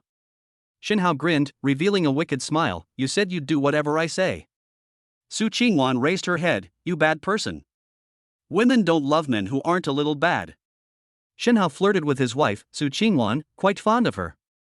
She is equally at home in the living room and the kitchen. A domineering CEO in public, a gentle cat in private, and a queen of 1,000 faces in bed. As he spoke, Shen Hao reclined the car seat and pulled Su Qingwan onto his lap. Chapter 49 Business Negotiation. With the online popularity of Dad is Amazing, many companies have extended offers to Qingwan Film Television. They want to snatch the title sponsorship rights for Dad is Amazing. However, the naming rights had already been acquired by Shen Hao's Jinling Sailboat Hotel. Furthermore, with Su Qingshan's help, Shen Hao renovated the Jinling Sailboat Hotel, a high-end hotel. A portion of it will be transformed into a special offer zone. This significantly reduces the price, making accommodation available to ordinary people. This move has been widely praised. Not only in Nanjing, but also many influential bloggers from other places flocked to the Nanjing Sailboat Hotel to stay and review it. As for the original high-end user group, Su Qingshan also maintained it very well, because the special offer area and the business area were separated by an inconspicuous but strict boundary. Strictly speaking, the current Jinling Sail Hotel is a combination of two hotels. The Burj Al Arab's revenue has repeatedly hit new highs in recent months. Shen Hao's fanny pack was getting fuller and fuller. Speaking of Qingwan Film and Television, although the title sponsorship of the variety show Dad is Amazing has been given to the Burj Al Arab Hotel. However, other manufacturers are still not giving up. The show is so popular that it has become a national phenomenon. Even those manufacturers who originally refused naming rights have now lowered their expectations. Any rights are negotiable, as long as we can insert advertisements into the variety show Dad, Where Are We Going? Money is negotiable. With funds recovered, Qingwan Film Television is now fully capable. On the other hand, preparations for the filming of Dad are in full swing. On the other hand, they are also inviting the editor-in-chief of Endpoint Chinese Network, hoping to acquire the IP of a number of hit novels. This is the way to create blockbuster TV dramas. On this day, the editor-in-chief and copyright manager of Destination Chinese website were invited to the Jinling Sailboat Hotel to discuss cooperation matters. Mu Gang finished tidying himself up and looked at the towering Burj Al Arab Hotel. A wave of emotion washed over me. The Burj Al Arab was very popular on the internet before, but that was in the Baidi region of Central Asia. Later, the Baidi Sail Hotel Group spearheaded an investment in the Jinling Sail Hotel. This place quickly became the most prestigious venue for high-end business banquets in East China, and even the entire China region. As the editor-in-chief of the station, this was also Mu Gang's first time here. After all, no matter how big the novel business is, it's still not enough compared to the giants in the real economy and the internet. However, IP development is now in full swing. This time, Qingwan Films extended an invitation to them. The Chinese website, Destination China, is also asking for an exorbitant price. The entire copyright market needs to be developed to a very high level. In this way, copyright sales may become a core part of the group's revenue in the future. It's obvious to anyone with a discerning eye that copyright transactions have enormous commercial potential and value. Mu Gang said to Xie Gong, the copyright manager standing beside him. Xiao Xia, is this your first time here? Be more confident later. Don't worry about Qingwan Film and Television not having money. Their variety show Dad was a hit and made a fortune. Xie Gong nodded. Don't worry, Mr. Mu. I'm a professional in copyright negotiations. As soon as the two entered the room, they gave the room number they had reserved. Someone led them there by elevator. The two were filled with emotion as they journeyed together. The Jinling Sailboat Hotel is indeed very grand and has strict management. We arrived at the room shortly after. The two pushed open the door and entered. Shenhao and Su Qingwan were already waiting there. The initial negotiations went smoothly, but we moved on to the final pricing stage. One side wants an additional 5 million, while the other side hopes to get it for around 3 million. Mu Gang shook his head. President Su, please don't joke with us. Our novelists sit in front of the computer for 7 or 8 hours every day. The workload is no less than that of ordinary office workers. It's not easy to buy the copyright of a book, so we still hope to help the author earn as much as possible. Su Qingwan, however, was somewhat dismissive. President Mu is joking. I know about the novel writing. My husband, Shenhao, writes every day too. Shenhao, he only sits in front of the computer for 2 or 3 hours a day, and he can write more than 10,000 words. After saying that, Shenhao nodded in acknowledgement. Oh? You're writing it on our Chinese website too? Mu Gang became interested. Yes, my editor is Gu Feng. Oh, that's true. If I had known there were old acquaintances here, I would have called Xiao Gu along as well, Mu Gang said with some regret. By the way, which book did Mr. Shen write? I'll take a look and make a recommendation for you. Shenhao shook his head. That's not necessary. Recommendations should be allocated fairly based on back-end data. Mu Gang nodded, surprised that Shenhao had such integrity as an author. However, based on this, it's safe to say he's a complete flop. Mu Gang comforted him. It's okay if there's no recommendation. Keep writing and wait for an opportunity. The editor might give you one later. Shenhao then realized that Mu Gang had misunderstood. No need for that, I've already checked all the recommendations on the Qidian Chinese website. Mu Gang was somewhat surprised. Which book is it? Shenhao grinned. The Horse Breaks Through the Sky. Mu Gang and Xiegong exchanged a glance and chuckled. Mr. Shen, please don't tease us. Breaking Through the Sky is a wildly popular book that has gone viral across the internet. Shenhao shrugged. I did write this book. He opened the author assistant backend and showed it to Mu Gang, who was greatly surprised. I never expected this. Mu Gang also exclaimed, Mr. Shen is truly a young man of great talent. He is even a renowned writer on my site. Since we're all acquaintances. Moreover, there are vested interests involved. Both sides compromised, and the final copyright price was set at 4 million. With the contract successfully signed, Su Qingwan was in high spirits. To her surprise, Shenhao once sat in front of the computer every day. He typed away on the keyboard, and in just 2 hours he had already typed over 10,000 words. Su Qingwan thought Shenhao was just writing nonsense for fun. Surprisingly, he actually made a name for himself with his writing. Indeed, some people are very good at everything they do and learn everything very quickly. I'm not afraid of not working hard myself, I'm afraid of people who started from a higher point than me still working hard. Su Qingwan opened the Endpoint Chinese website, searched for the books whose copyrights were acquired, and checked the data. Exquisite badges, hundreds of thousands of collectors. She didn't understand the specific function of many of the data, so Shenhao patiently explained them to her. Considering the huge profits from film and television adaptations, as well as the fan base generated by the original work, the final copyright price is reasonable. Su Qingwan then opened the details page for Horse Breaking the Sky. Shenhao, your book sales are phenomenal. How come I've never heard you mention it before? Su Qingwan looked at Shenhao's book of honors. I was greatly alarmed. With millions of collections and an average subscription rate exceeding 10,000 badges, the actual results will only be higher. She felt a pang of jealousy. How much will the copyright fee be if I want to buy your book? Shenhao kissed her forehead. I estimate that Qingwan Films can't afford it yet. It'll definitely be more than 10 times the price of the one they acquired today. Su Qingwan felt quite aggrieved. It's all your fault for writing books outside. It's like letting outsiders benefit from your work. Now I'll have to spend a lot more money if I want to buy the film and television adaptation rights later. Shenhao hugged Su Qingwan and said, then I'll make it up to my wife and give you more of other things. Su Qingwan wanted to say something more, but Shenhao had already covered her mouth. Wah wah.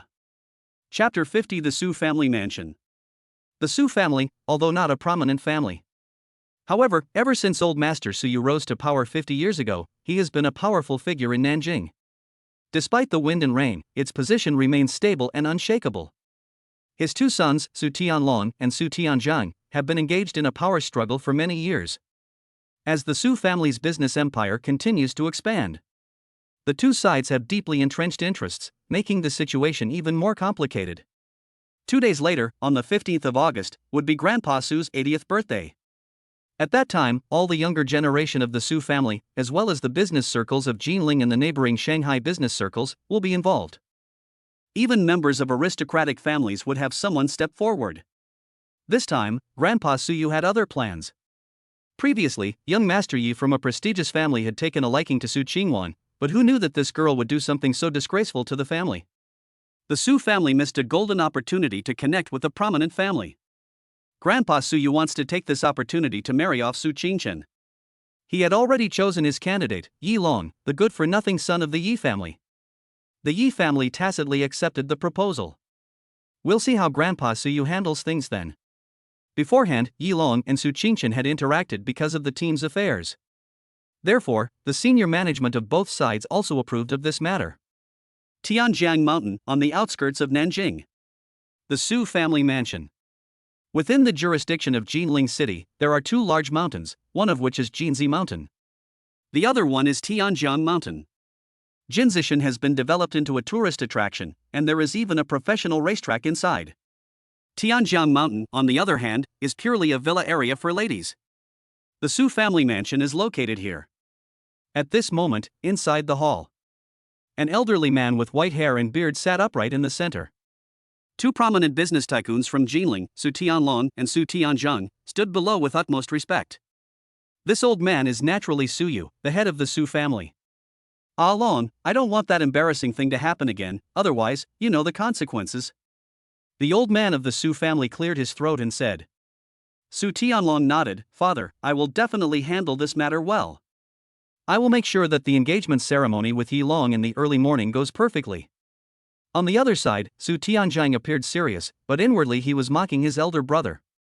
The eldest brother's only second-tier disciple, Su Jie, is nothing but a good-for-nothing spoiled brat. I worked at Qingchen for 2 days a while ago, but I offended someone and was sent back. Given that the girl in the early morning has a strong personality and her older sister's example serves as a cautionary tale, she's likely to cause trouble again. Ah Zhang, how's the situation at the real estate company lately? Su Tianzhang has been quite successful over the years, and the core real estate company of the Su Group is under his control. Dad, the financial report for the first half of this year has been released. Although the profit is not high, this is mainly due to the nature of the industry. Our cash flow is very healthy. The debt-to-asset ratio is also well controlled, and has been reduced to about 30%. Grandpa Su nodded. Good, Zhang, you're very good. The Su family was large and powerful, and old Master Su never worried about trivial matters. He's getting old, so he only worries about the important matters that he has to decide for himself. For example, today he only asked about the two things mentioned above. One of them is related to whether the family can get connected with a prestigious family. The other matter concerns the family's core business. All right, nothing else, you can all rest now. Grandpa Su yawned. His habit was to go to bed early. Su Tianlong was about to leave when he caught a glimpse of a smile on Su Tianjing's lips. He felt inexplicably uneasy, wondering what kind of mischief his younger brother was up to this time. Old man, there's one more thing. Su Tianjing spoke. Su Yu glanced at him, somewhat surprised, wondering what important matter Su Tianjing had to report. Speak. Su Tianjing said, a couple of days ago, Wanner came to my company and begged me, saying that it was her grandfather's 80th birthday and that no matter how unfilial she was, she had to come back to visit and do her part. Su Yu's eyes suddenly filled with rage. An 80-year-old man, dignified without being angry. The two people in the audience dared not speak. He has the intention, but instead of asking his father, he comes to you, his uncle, for help? Old Master Su asked. At this moment, Su Tianlong had cursed Su Tianzhang to death 1,000 times over in his heart. The old man has finally come to terms with Wanner's situation over the past few years. They've already started planning a marriage between Su Qingchen and the Yi family. This Su Tianzhang, he really knows how to bring up the very thing you shouldn't say. No. He did it on purpose. He just wanted to keep rubbing salt into the old man's wounds so that he could suppress me. What Su Tianjing said was, of course, a lie. Su Qingwan was coming, clearly at his invitation. However, he was certain that Su Qingwan was not capable of coming back to confirm this matter, because she had a very bad falling out with her father, Su Tianlong. At that time, Su Qingwan was kicked out of the Su family, which was a very miserable situation. Dad, it's not that my eldest brother was too harsh back then. Qingwan's personality is like his, very strong-willed. The relationship between her and her father is still not thawed. On the contrary, I, as an outsider, can act as a go-between. Su Tianzhang added. Su Yu nodded repeatedly upon hearing this. All right, at least she's filial. After Su Zhang finished speaking, he yawned twice more.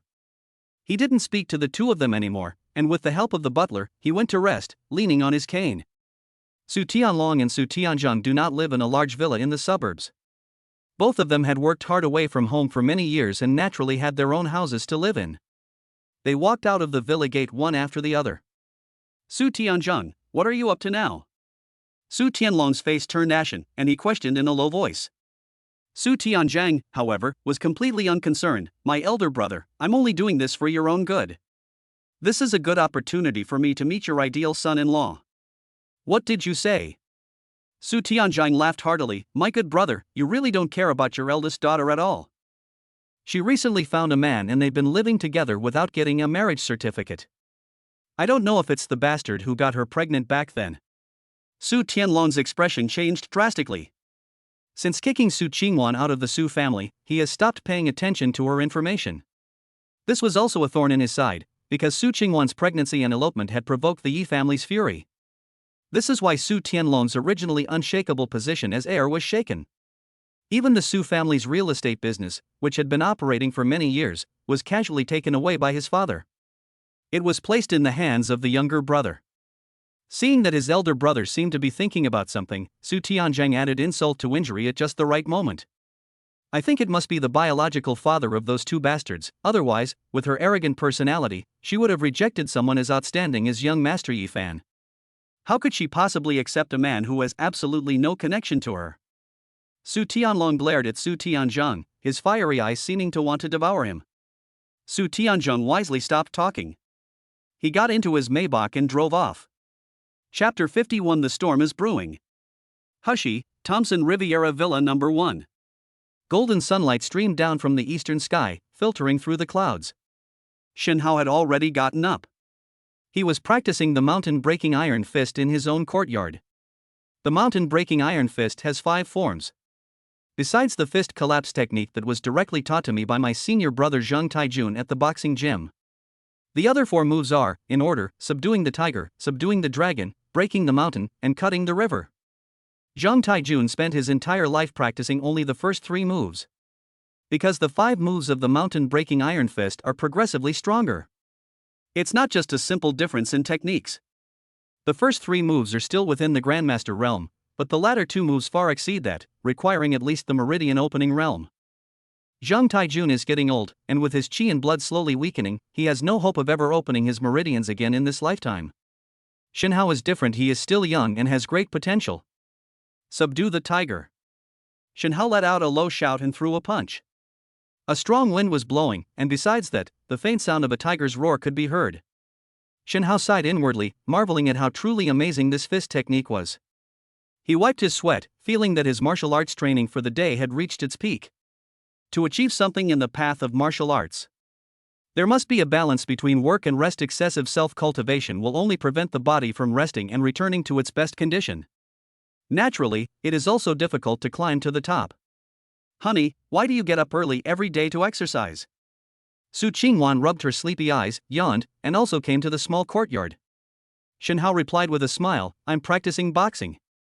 I met a senior who passed on his mantle to me, so I can't let him down. Su Qingwan said, oh, no wonder Shen Hao is so good at fighting. Indeed, he had a remarkable encounter and received the inheritance from his predecessor. Tomorrow is my grandfather's 80th birthday. My uncle came to inform me a while ago, and you were there too. I thought it would be good to go home for a visit. But when it came to going back, Su Qingwan still felt a little hesitant. Shen Hao noticed that Su Qingwan seemed preoccupied, so he asked, what's wrong, Wanner? What is it? Su Qingwan rested her head on Shen Hao's chest, looking adorable and endearing. I'm afraid this could be a trap, and someone might try to harm you then. Xinhao gently patted Su Qingwan's shoulder and comforted her. Don't worry, your husband isn't someone everyone can bully. As you saw yesterday, my chances against Yifan in a direct confrontation are even, and I am not afraid even if Yifan comes in person. Su Qingwan felt somewhat relieved upon hearing this. Yes, if Yifan couldn't do anything to Xinhao, then his uncles and brothers were even less likely to. I'm just too concerned to think straight. A huge weight was lifted from Su Qingwan's heart. A villa somewhere on Tianjiang Mountain. At this moment, everyone in the family gathered together, waiting for Su Tianzheng to return. Honey, I'm home. As soon as Su Tianzheng entered the room, he shouted loudly. This move today is tantamount to putting Su Tianlong in a difficult position once again. When Su Qingwan brings that pretty boy to celebrate the old man's birthday, there will likely be another conflict. Su Tianlong's face was as if it had been trampled on the ground. A middle-aged woman, adorned with jewels and rather plump, came to greet them. It was Zhou Qin, Su Tianzheng's wife. Tianzheng, how is it? Su Tianzheng, with a smug look on his face, had already given her the answer. It was a success, of course.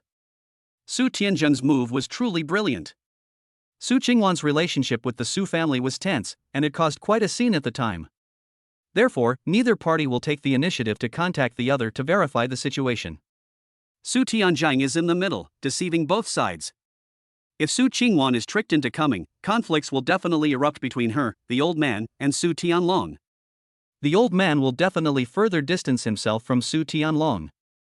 Their family will then gain even more control over the Su family's power. Su Tianlong's faction will decline even further. Dad, you're amazing.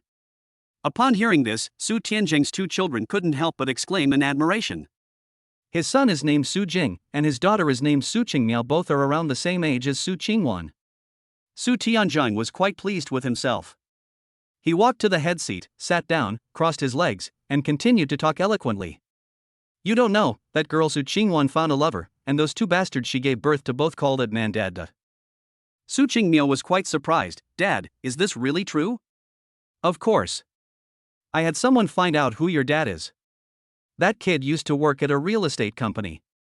He's an orphan and so poor he doesn't even own a car. Apart from being a little good-looking, he's pretty much useless. Zhou Qin, her face full of disdain, said, that girl Su Qingwan is probably blinded by greed. She did such a shameful thing back then, and Fan Xiao didn't look down on her, but she still rejected him. Now that they've found such a pretty boy, isn't that a slap in the face to young Master Fan? Su Qingmiao said thoughtfully, Mom and Dad, when the time comes, we'll thoroughly humiliate that pretty boy. That will also be a way to avenge young Master Fan. Of course, Qingmiao. Just do your best. I'll arrange cameras in advance to record everything and then pretend it was an accidental leak so that young Master Fan can see it. With your beauty, you are in no way inferior to those two wretched girls, Su Qingwan and Su Qingchen. Zhou Qin said. Su Qingmiao said with some resentment, Mom, my life is so hard. Why is it that Fan Xiao is not interested in me? Even young Master Yilong was arranged to get engaged to Su Qingchen by Grandpa and the Yi family as higher-ups on their own initiative. Why not consider me? Zhou Qin comforted her daughter, saying, Grandpa is confused. We've been lying low for so long. This time, we must bring down Su Tianlong. Then the entire Su family will be ours. Su Tianzheng then began to instruct his son to get to know young Master Long properly. Let's see if things take a turn for the better. She, Su Qingchen, is a woman of the Su family, and so is my Su Qingmiao. Su Jing nodded in agreement. Don't worry, father, I've already made contact with young Master Long. Last time he came to Jinling, he lost to that girl Su Qingchen in a car race, which made him very angry. At that time, I took the initiative to approach young Master Long. Moreover, from my interactions with young Master Long, I learned that he did not like that bitch Su Qingchen. I suspect there may be changes in this matter, but there is still hope for Qingmiao. Upon hearing this, Su Qingmiao's eyes lit up immediately. Really? Thank you, Brother Jing. Su Tianzheng also gave a thumbs up. Well done, Xiao Jing. He then changed his mind and asked, how is the gift preparation going? Zhou Qin patted her chest and said, Don't worry, Tianzheng, I've never made a mistake when it comes to etiquette. I guarantee that by then, we'll make the old man beam with joy and outdo Su Tianlong and his group. Even though it was late at night, the Su family's discussion was still lively. In their plan, this was to be foolproof, and to make Su Tianlong's faction lose even more. Chapter 52 Birthday Celebration. Tianjiang Mountain, Su family mansion. Shen Hao drove Su Qingwan and their two adorable children directly to the parking lot inside the Su family's residence. Many luxury cars of different brands are already parked here. Shen Hao sighed inwardly, realizing that the old man of the Su family still held considerable prestige. So many people have come to celebrate his birthday today. Shen Hao and Su Qingwan each carried a cute little baby and headed straight for the hall. The luncheon had not yet started, but many people were already waiting there. The guests at the Su family patriarch's birthday celebration were all either wealthy or influential. Therefore, those who are interested will naturally seize the opportunity to make friends with each other. As soon as Su Qingwan entered the door, she encountered a glamorous woman. She wore a long black dress, revealing part of her breasts, and her makeup was very Western, giving her a seductive air. Hey, what brings my dear sister here? Didn't you swear you'd never come back? Su Qingwan's expression was serene. She had weathered many storms. This verbal provocation could not harm her at all. Su Qingmiao, it's none of your business how I am. Mind your own business. The woman before them was Su Qingmiao, Su Qingwan's cousin. Is this your brother-in-law? Seeing that Su Qingwan was unresponsive, Su Qingmiao changed her target and started talking to Shen Hao. Seeing that the two didn't get along, Shen Hao didn't even glance at her. I picked up Tuanchuan and found a seat. You. Seeing that she was being ignored, Su Qingmiao returned to her seat in a huff. Qingmiao, don't get angry with this kind of person. She's just a stray dog who was kicked out of the Su family. Su Jing had a clear view of what was happening in the arena. He could only comfort his sister. Just then, the butler, Uncle Fu, shouted loudly. Old Master Su has arrived. With the help of the servants, the old master of the Su family sat shakily in the main seat. His hair and beard were stuttering, but his eyes were still bright. Su Yu glanced down and nodded in satisfaction. Okay, everyone who was supposed to come has come. Suddenly, his eyes narrowed. Their gazes lingered on Su Qingwan. Su Qingwan and Shen Hao each held a daughter in their arms. Su Qingwan actually found a man. This is a slap in the face to the Yi family. Old Master Su Yu's anger flared up instantly. But he restrained himself. This is my own birthday banquet. I absolutely cannot let others laugh at me. After lunch, we'll close the door and beat that brat. Grandpa Su continued to scan the room, then waved his hand. Butler Fu had served Old Master Su for 30 years, and he could tell what his master was thinking with just a glance. He announced loudly, the birthday celebration begins. As the eldest son of the Su family, Su Tianlong was the first to present a gift, without hesitation. Dad, this is a copy of the preface to the poems composed at the Orchid Pavilion from the Tang Dynasty. Only 10 copies exist in the world, making it extremely precious. I know you particularly admire Wang Shiji's calligraphy, so you specially sent someone to purchase it at a high price at an auction abroad. Good, you are a filial son-daughter. Su Yu's eyes lit up, and he was in a great mood. Everyone knows that the original of the preface to the Orchid Pavilion gathering was buried with Emperor Taizong of Tang, and what has been passed down to us are all copies from that time. It was auctioned off for a sky-high price of 30 million in Hong Kong before. I didn't expect you to go to such lengths to find another one from abroad. I'm so sorry to have troubled you. This is what a son should do, Su Tianlong said repeatedly, then tactfully stepped aside. Then it was Su Tianjing's family's turn. Su Tian was touching a vase. Dad, this is an official kiln piece from the Hangu period of the Ming Dynasty, with the dragon symbolizing the 4 seas. I know you have always liked these kinds of things, so I searched carefully among the people and finally found this treasure. The many guests in the audience nodded in approval. The 2 members of the Su family were truly remarkable. Su Yu nodded repeatedly. This item is more valuable than the calligraphy and painting we just saw, however. Both have their own merits, and I am very satisfied with it. These 2 sons are truly filial. Logically speaking, the Su family only has 2 branches. After the 2 sons presented their gifts, it was time for the guests to arrive. But today is different. The situation is special. Su Qingwan was kicked out of the Su family. Although she has returned, she is no longer part of the 2 branches of the family. She could be considered to have her own unique style. Su Yu looked at Su Qingwan and said in a deep voice, Wanner, it's been a long time since you've come to see your grandfather. What did you bring? Su Qingwan was somewhat surprised. She had indeed prepared a gift. But compared to the gifts from dad and uncle, it was really too meager. Some of them are not presentable. It seems that old Master Su is deliberately trying to embarrass me. Su Qingwan forced herself to stand up and said, "Grandpa, I have prepared a century-old ginseng for you. I wish you a long and healthy life." These words caused an uproar in the audience. Wild ginseng? It's something worth only tens of thousands of yuan. It's really not worth mentioning. Grandpa Su's face darkened, and he waved his hand, saying, "I'm still in good health, I don't need your little things." Seeing Su Qingwan become a laughingstock, many people started talking about it. "Wait!" A loud and powerful voice rang out. The entire hall fell silent. They wanted to see who had the audacity to do that. Shen Hao stood up. "Actually, besides the ginseng, Wanner also prepared a prescription for the old man, which will surely cure his illness." Upon hearing this, someone in the room scoffed. "What kind of prescription is this? How much could it be worth? Is this the gigolo that Su Qingwan is keeping? He's really shameless. He's probably just trying to save face by sticking his neck out there. This kid is really overestimating himself. Does he think he has the right to interrupt in a situation like this?" A cacophony of mocking laughter filled Shen Hao's ears. Su Tianjiang, his face ashen, shouted, "Ignorant brat, what are you yelling about? Our old man has a private doctor who monitors his health 24 hours a day. He's in perfect health." Su Jing and Su Qingmiao were also filled with sarcasm.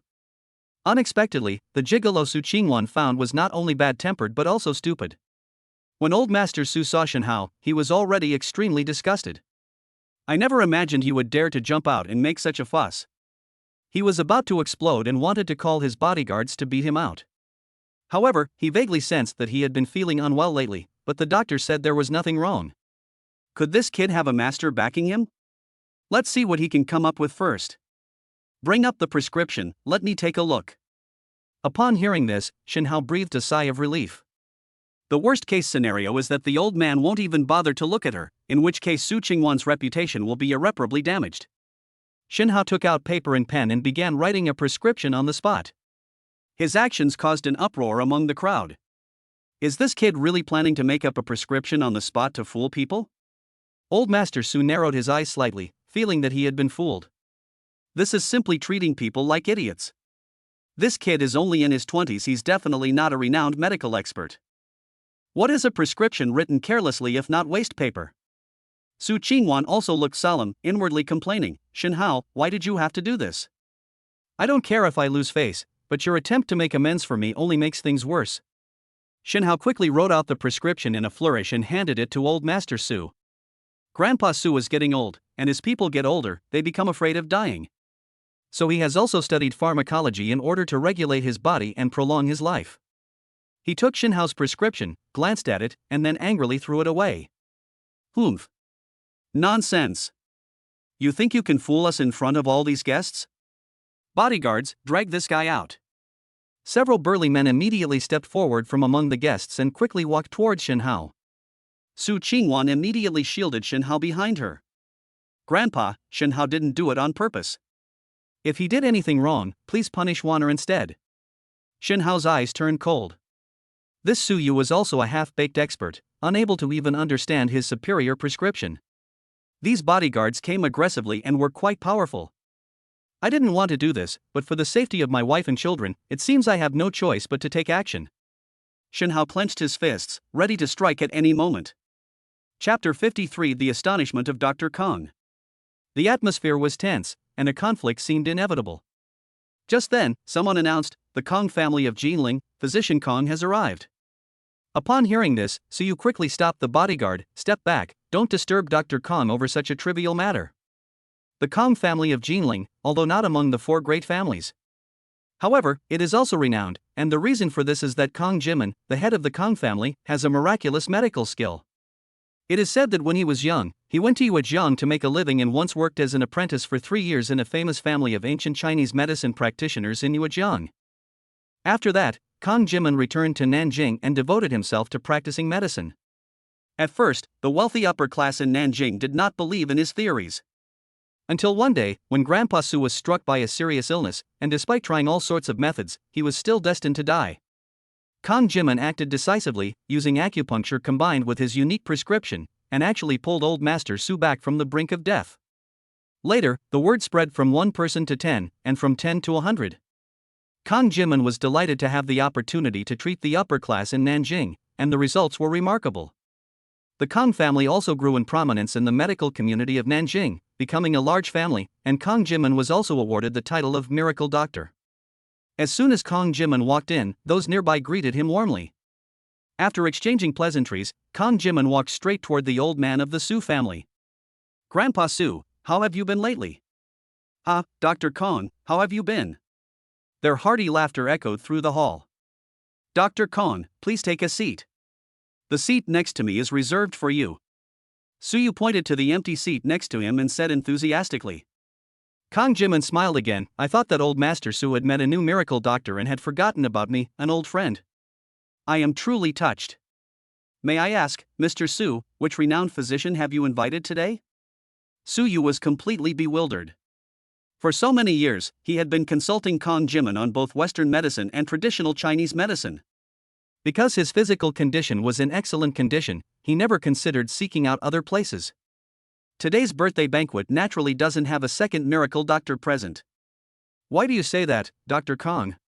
Kang Jimin said, Old Master Su, are you deliberately trying to make fun of me? You just threw out this top-quality pharmacy, weren't you testing me? Having said that, Kang Jimin raised his right hand. He was clutching a crumpled piece of paper in his hand. The prescription that Shin Hao had just written on the spot was presented to old Master Su, but he discarded it like trash. Everyone in the room immediately realized what was happening. Impossible. Is Dr. Kong saying that the prescription written by Shin Hao is genuine? It's a top-quality prescription, enough to make Dr. Kong think that the writer's skill level is comparable to his own. Could Shin Hao really be a miracle doctor as well? Grandpa Su was also deeply shocked. He felt that things were absurd. Shin Hao's prescription was clearly written on the spot, so it couldn't possibly be real. Dr. Kong, please stop joking.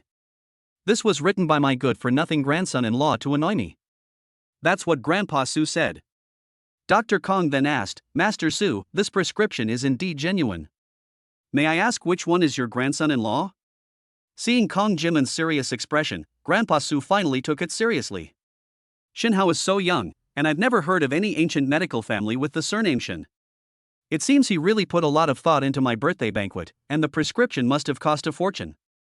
Then he deliberately pretended to write it down casually, and used it to amaze everyone. Humph, what a cunning kid. However, this is just cleverness, and it won't lead to great achievements. Grandpa Su's opinion of Shin Hao not only did not improve, but actually got worse. Grandpa Su pointed at Shin Hao. Dr. Kong hurried over and greeted Shin Hao. Shin Hao wasn't sure what Kang Jimin's intentions were, but as the saying goes, you can't hit a smiling face. He then dealt with the situation cautiously. To everyone's surprise, Kang Jimin did indeed bring up some pharmacological issues in his conversation. Shin Hao responded appropriately, and after a few tests, Kang Jimin was completely convinced of Shin Hao's abilities. Master Su, I congratulate you on gaining another excellent son-in-law. After saying that, Kang Jimin sat down next to Suyu. At this moment, the guests in the room were already speechless with astonishment. Oh my god! The prescription Shin Hao gave was actually genuine. Thinking back to how they had just mocked Shin Hao, everyone felt a bit embarrassed. However, since they didn't understand pharmacology, they naturally couldn't grasp the hidden meaning in Shin Hao and Kang Jimin's conversation. Everyone believed that Shin Hao must have bought the prescription in advance and then deliberately leaked this information in order to cause trouble. Therefore, everyone still looked down on Shin Hao. In their eyes, Shin Hao was nothing more than a gigolo who relied on Su Qingwan, the abandoned daughter of the Su family. Especially with his outstanding appearance, no one would believe he wasn't a pretty boy. Afterwards, the guests presented their congratulatory gifts, all of which were quite valuable. Some are more straightforward, giving gifts of hundreds of thousands of yuan. It was a token of his appreciation, so Grandpa Su was naturally all smiles, putting aside all the unpleasantness he had with Shin Hao. After the gifts were presented, the banquet naturally began. Su Qingchen had been staying by her father's side. Her previous contact with Su Qingwan was all private, so she naturally had to be more discreet in front of the family to avoid suspicion. At this moment, we have enjoyed 5 dishes and 3 rounds of drinks. Su Qingchen finally managed to sneak over. Brother-in-law, where did you buy that prescription? Dr. Kong praised Grandpa to the table. Shin Hao replied truthfully, I only wrote one because I wanted to save face for your sister. Su Qingwan glared at him. Don't talk nonsense. I know you have some medical skills. If you're going to prepare in advance, you should have told me. I was so worried about you. Shinhao was also helpless these days. No one believes you when you tell the truth. If you really get into a fight with Grandpa's bodyguards, I'm not worried about your safety since you're so skilled. I'm just afraid it will turn into an ugly scene, and I'll be too ashamed to come back later, Su Qingwan continued. Shinhao didn't care. Your grandfather treats you younger generations as tools for marriage alliances. You might as well not come back to this house. Su Qingchen was somewhat displeased. Brother-in-law, what you're saying isn't quite right. Grandpa has always been very good to us. Although Dad kicked my sister out of the Su family because of pressure from Grandpa, I believe he had his own reasons. After all, as the head of the family, he should do his job and consider the continuation and prosperity of the family. I can understand that. Su Qingwan nodded as well. Shinhao was speechless. I never imagined that these two little girls would have such blind filial piety. I don't understand the thinking of people from large families like yours. I still think everyone should live their own life well. Just then, a loud voice rang out. Grandpa Su spoke again. Ladies and gentlemen, one of our distinguished guests for this birthday banquet is late due to some matters. They have now arrived at the door, so please welcome them. Two direct descendants of the prestigious Yi family of Shanghai. Upon hearing this, the entire room fell silent. Young master of a prestigious family. These powerful families weren't detached immortals, they also owned vast assets and supported ordinary families. When the heads of the powerful families who have been supported celebrate their birthdays, their stewards and other family stewards will naturally come to offer their congratulations. But the direct descendant of a noble family arrived in person. This indicates that the Su family holds a very high status. It could even mean that the two families might be planning a marriage alliance. If so, the Su family will rise to prominence. In Jinling, where no powerful families existed, they became a unique force, and no one could rival them. The landscape of Nanjing's business community may be about to change. Shinhao also narrowed his eyes slightly. Of the direct descendants of the Yi family, he knew of only two who might have connections with the Su family. Yi Fan, Yi Long. He happened to have dealings with both of them. Chapter 54 Marriage Alliance. A tall, slender man wearing a black trench coat walked in. Following closely behind was a young man who was slightly shorter but whose appearance was about 70–80% similar to his. They were the two young masters of the Yi family's direct line. Yi Fan and Yi Long. Grandpa Su, I hope you are in good health. My father specially instructed me to bring my younger brother Yi Long to celebrate your birthday. Ah, good. Please give my regards to Patriarch Yi when you get back. Grandpa Su's smile had never been so genuine. Yi Fan raised his right hand, and Yi Long also touched a sandalwood box quite promptly. Grandpa, this is a gift that your father prepared for you. After saying that, he opened the sandalwood box. Inside the box was a herb called golden cicada. The term golden cicada simply refers to the molted skin of a cicada. However, only 1 in 10,000 is a truly special cicada molt. The secrets of this art can only be known by those who have inherited the ancient Chinese medical techniques. Beside Su Yu, Kong Jimin's eyes burned with fervor. Grandpa Su immediately realized that this was a priceless treasure. Otherwise, given Kong Jimin's broad perspective, he wouldn't have lost his composure. He immediately beamed with joy. Good, thank you very much, young masters of the Yi family. Perfect timing. Since we're all so happy today, I, the old man, also have some good news to announce. For some reason, Su Qingchen's heart sank. She had a bad feeling. At this moment, she was sitting next to Su Qingwan, in a position relatively close to the door.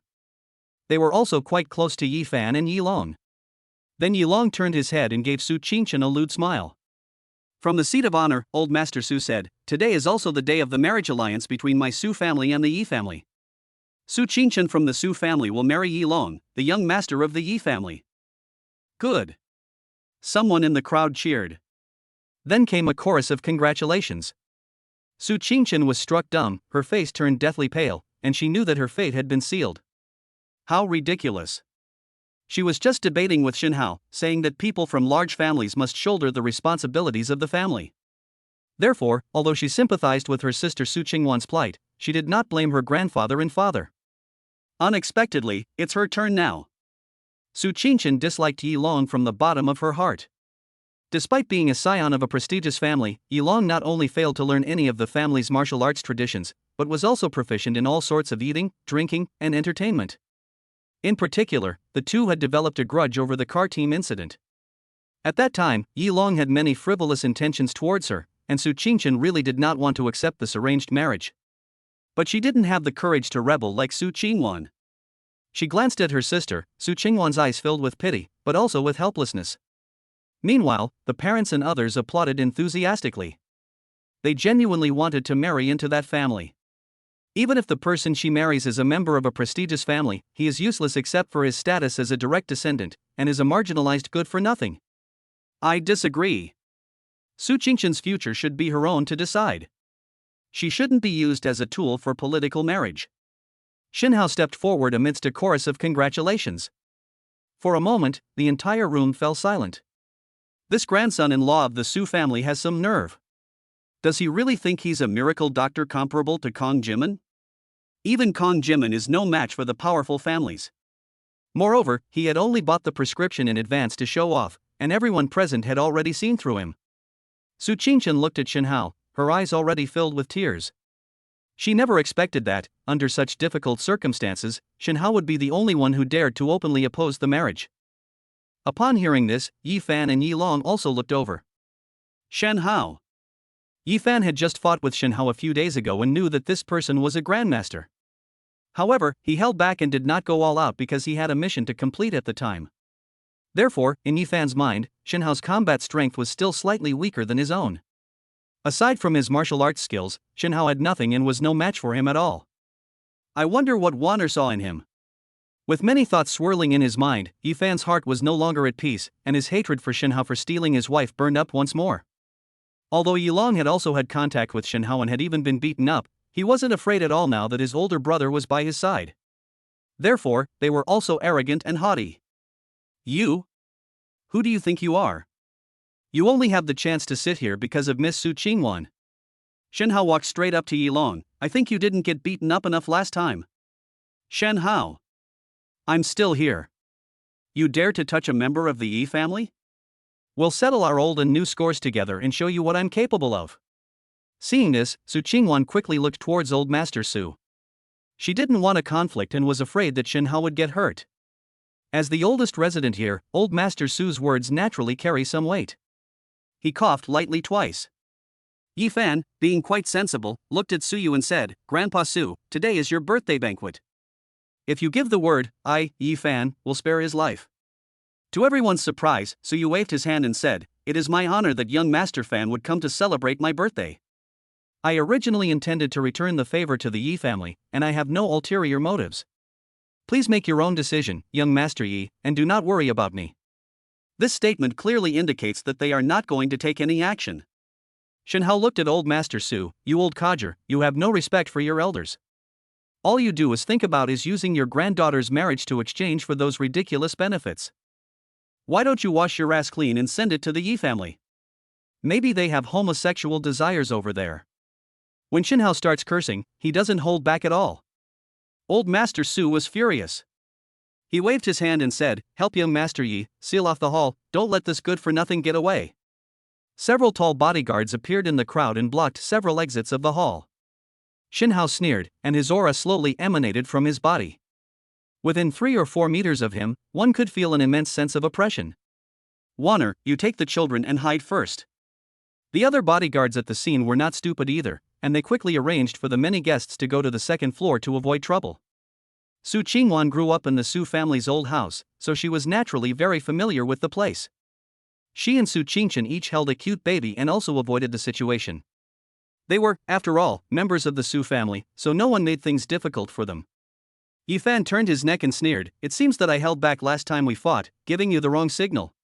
You dare to think you're my opponent.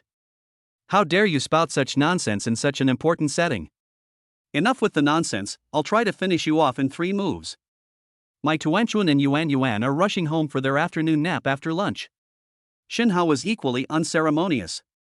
At this time, the guests who had taken refuge on the second floor were already chatting in 2s and 3s. This Shen Hao must be insane. Do you even know why the Yi family is considered a prestigious family? Please enlighten me, Brother Tang. What distinguishes aristocratic families from ordinary large families is that they possess martial arts lineages and can cultivate martial arts techniques that are inaccessible to ordinary people. Once mastered, the chi will be as powerful as mountains and rivers, like a myth. Even if Shinhao is better than the average person, he won't last a single round against young Master Yi. I see. It would be too lenient for Shinhao to lose an arm or a leg. I'm afraid he won't even be able to withstand one punch and will be killed by young Master Yi. That's too pitiful. Look at Miss Su Qingwan, so young and beautiful, isn't she going to live a life of widowhood? Su Qingwan and Su Qingchen were also quite worried. The only ones who weren't worried were Tuanchuan and Yuan Yuan. The two children waved their little fists, shouting, "Go, Daddy! Beat him up!" In the memories of these two adorable children, their father is invincible and has never suffered a loss. Shinhao, Yifan, and others were martial artists. With his five senses working at an amazing pace, he naturally heard everything that was said in the room. Yifan gave a cold laugh. Today, I'll turn you, Shinhao, into a cripple. Once Wanner sees my true strength, she will naturally fall for me. Chapter 55 Rematch with Yifan. The old master of the Su family sat upright on the second floor, naturally surrounded by his family members. The situation has developed to such an extent that it has truly exceeded everyone's expectations. Su Tianjing naturally wouldn't let this opportunity slip by. Old man, this Shinhao really doesn't know what's good for him. His current status is nothing more than an unrecognized grandson-in-law, yet he dares to be so arrogant and openly interfere with the marriage alliance between my Su family and the Yi family. I reckon that with his courage, he would never dare to do such a rebellious thing. He must have been taught by someone else. Seeing this, Su Tianlong realized that this person was trying to shift the blame onto himself. He quickly replied, "Tianzheng, what do you mean by this?" "You should know what I mean, brother." The two were evenly matched, neither giving an inch. Su Tianzheng continued, "My elder brother is naturally filial. When Qingwan did something shameful, he selflessly kicked her out of the house. It's impossible that my elder brother arranged this for father's birthday banquet today. But Qingwan has suffered a lot outside over the years. It's hard to say whether she really cares about the Su family." Su Tianlong was speechless, especially since the troublemaker was Shinhao, Su Qingwan's current husband. "This mud is stuck to my crotch. Even if it's not poop, it looks like poop." The old master of the Su family snorted coldly, "Shut up, all of you. Shinhao is nothing but a clown. Young Master Yi will probably be able to deal with him within 3 moves. The birthday banquet will continue as usual. The engagement will naturally not be delayed. I will personally write a letter to the Yi family to apologize. This can be considered a good thing after many difficulties. By the way, where's Qingchen?" Su Tianlong quickly added, "She was just with Su Qingwan, and she's probably hiding on the other side now. All the exits in the hall are blocked off, so there's no way she can get out." The patriarch of the Su family nodded. Off the field, Yifan and Shinhao were already at each other's throats, ready to fight at any moment. But both of them waited, their momentum steadily rising. Both of them were waiting for their momentum to reach its peak. Flying dragon kick. Suddenly, Yifan pushed off the ground with his back foot. With its powerful recoil, it instantly moved in front of Yifan. He kicked out hard, aiming straight for Shinhao's heart. Yifan covered the 4 or 5 meters between them in just 0.1 seconds. Before the sound arrived, the person was already there. It seems poised to break the sound barrier. In the blink of an eye, Shinhao threw a punch to block. However, he still couldn't withstand it, and under the immense force, he was sent flying backward. Shinhao didn't take the blow head on. Instead, he did a backflip, dissipating most of Yifan's force. Yifan gave him no chance to catch his breath and continued to attack with his legs. Shinhao dodged repeatedly, and although he looked somewhat disheveled, his steps remained steady and his breathing stable. Wherever Yifan went, tables and chairs were shattered into dust. The massive load-bearing pillars in the hall were also smashed, leaving visible dents. Yifan unleashed more than a dozen moves, seemingly advancing without retreating, but he failed to inflict any real damage on Shinhao. He felt a little anxious. He went all out today, but still couldn't defeat Shinhao. Shinhao changed his playing style from the last time they met, and instead focused on defense and dodging. Another kick was launched, but Shinhao once again deflected the force and dodged it. Yifan did not pursue further, but stopped where he was and looked at Shinhao. He coldly shouted, "Shinhao! You spout nonsense, is that all you've got? Dare to take my leg head on? I'll make you regret showing your face here today. The people in the room were not martial artists. Naturally, the mystery cannot be discerned. All they saw was Yi Fan's astonishing momentum as he relentlessly pursued and attacked Shen Hao. They kicked and destroyed whatever they encountered along the way. Shen Hao was repeatedly forced to retreat several steps by the blows. Sister, will brother-in-law be all right? Seeing Shen Hao constantly retreating, Su Qingchen anxiously asked, since today's events could be said to have started because of her. If something were to happen to Shen Hao, how could I face my sister? Su Qingwan was not a martial artist either, and she was quite worried. However, only a very small number of people on the second floor of the entire hall were worried about Shen Hao. Most people are waiting to see him make a fool of himself. After all, when Shen Hao first presented that handwritten prescription, everyone ridiculed him. To everyone's surprise, Kang Jimin showed up and praised the prescription highly. They hit it off immediately. This was a slap in the face to everyone present. Now, most people want to see Shen Hao get a good beating from Yi Fan. As most people expected, Shen Hao was completely suppressed by Yi Fan and unable to fight back. They could only desperately try to escape. Just then, Yi Fan stopped and angrily rebuked Shen Hao for not daring to confront him directly. An uproar erupted in the room.